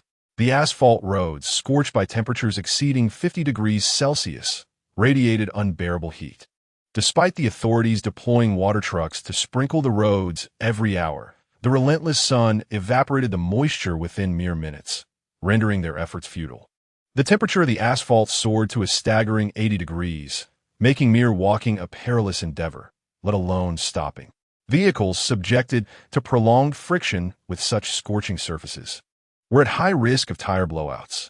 Lu Chenhan's assignment involved collaborating with the main force to clear the sites of traffic accidents during the night, ensuring the smooth flow of transportation. Concurrently, the authorities introduced a heat policy, scheduling all daytime work from 8 in the evening until 4 the following morning, to mitigate the dangers posed to the public by the sweltering heat. Yet, despite these precautions, some individuals, driven by a sense of false security, continued to work during the day, resulting in numerous cases of heat stroke that necessitated hospitalization. When Lu Chenhan ventured out at night, he was confronted with the sight of individuals being rushed to the hospital due to heat-related ailments, overwhelming the facility and leaving doctors in a state of utter confusion, unsure of where to direct their attention. Not being a doctor himself, Lu Chenhan could only contribute to the city's welfare in his own capacity. Fortunately, although the city experienced power outages during the day, the streetlights remained illuminated at night, thanks to their solar-powered design. Lu Chunhan assisted his comrades in clearing the roadways, transporting all disabled vehicles to a suburban repair shop, thereby facilitating rescue operations. After several days of this relentless effort, he was informed of a new development. The authorities planned to construct a bunker.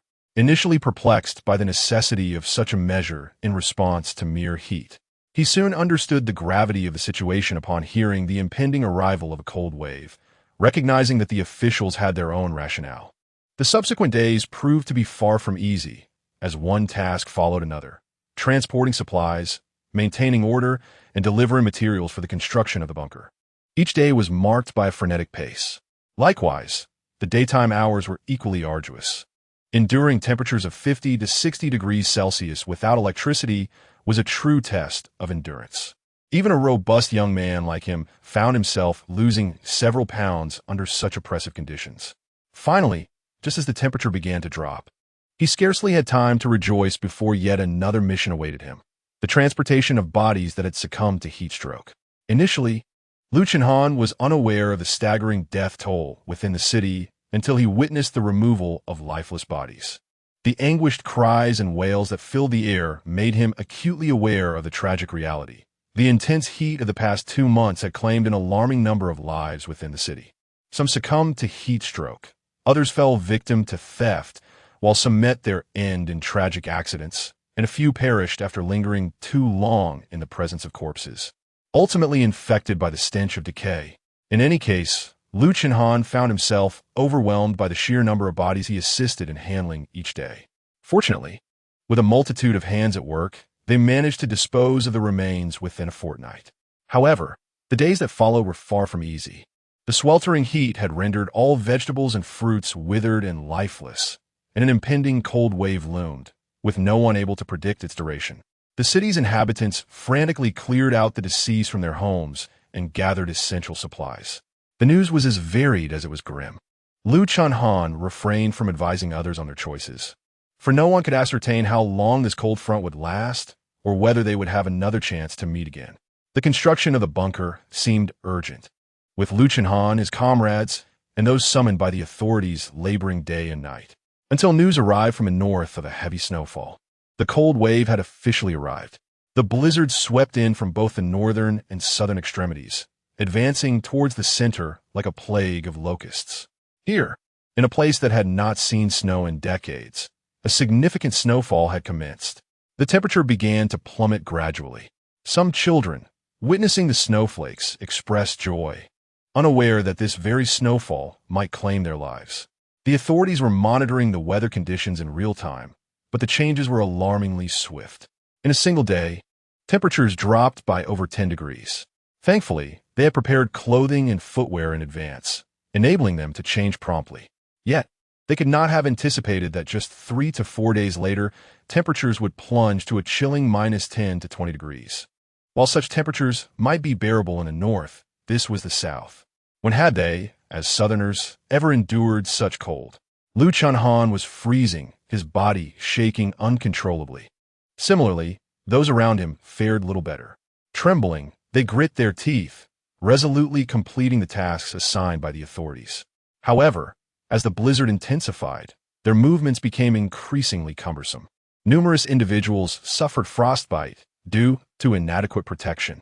It would be disingenuous to say that the officials were not distressed by the sight of the injured. Ultimately, a unanimous decision was reached to suspend the construction of the bunker and wait for a more opportune moment. This waiting period extended for 2 months. Fortunately, the supplies they had previously gathered proved sufficient. Otherwise, they would have starved to death in their dormitories within a fortnight.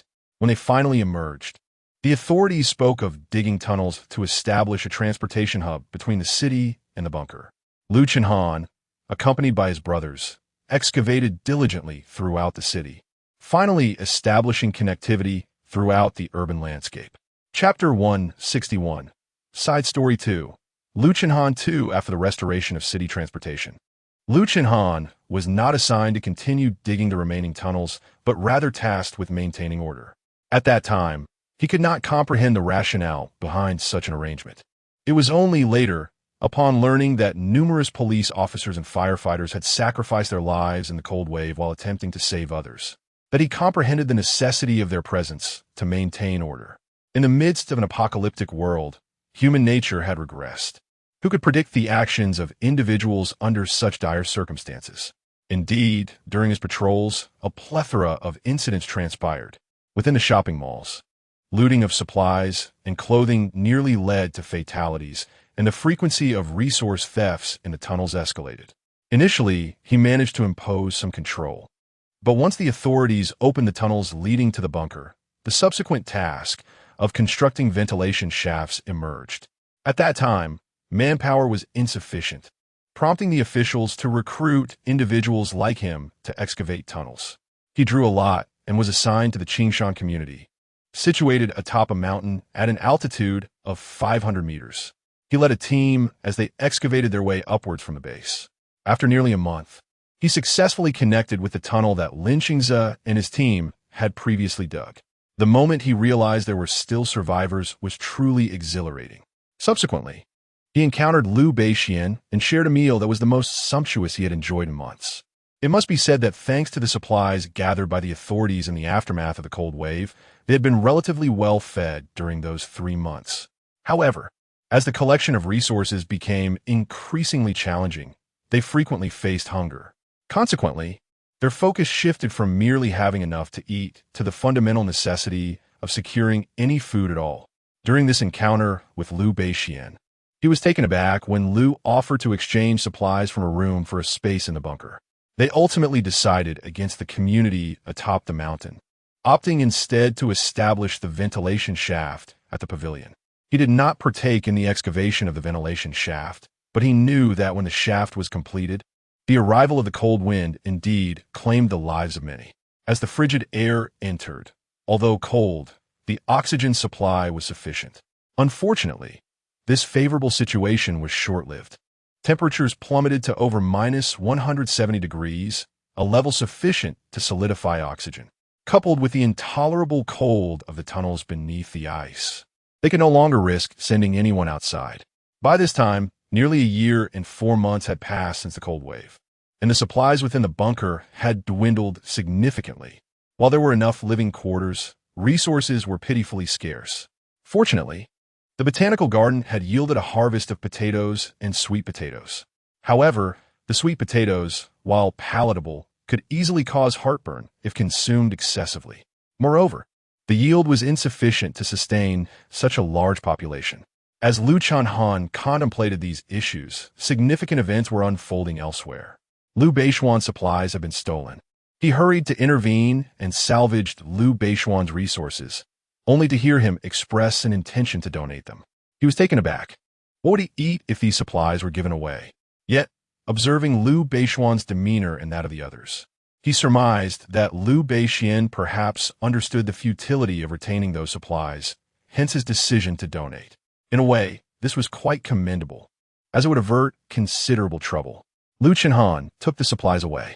Although meager, they could alleviate their immediate plight, allowing everyone to enjoy a decent meal. Even in death, one could find solace in the satisfaction of sustenance. Liu Chanhan pondered this thought, unaware that the subsequent arrival of 8,785 would bestow upon them several warehouses brimming with provisions. These supplies were undeniably substantial: fuel, food, and an abundance of essentials. Notably, there were flour, rice, mung beans, soybeans, various dried vegetables, as well as pork, chicken, duck, and fish. Most importantly, they encountered live chickens, ducks, and fish, creatures that could be nurtured to maturity with the worms they cultivated. Thus, they harbored no concerns regarding the feeding of these small animals. Life within the bunker finally began to improve. Yet, the relentless snowstorm outside showed no signs of abating. Liu Chanhan waited and waited, anticipating the day he would marry and have children, longing for the moment when his descendants would surround him. Yet even as he closed his eyes for the final time, the tempest outside remained unyielding. The duration of this cold wave remained an enigma to all.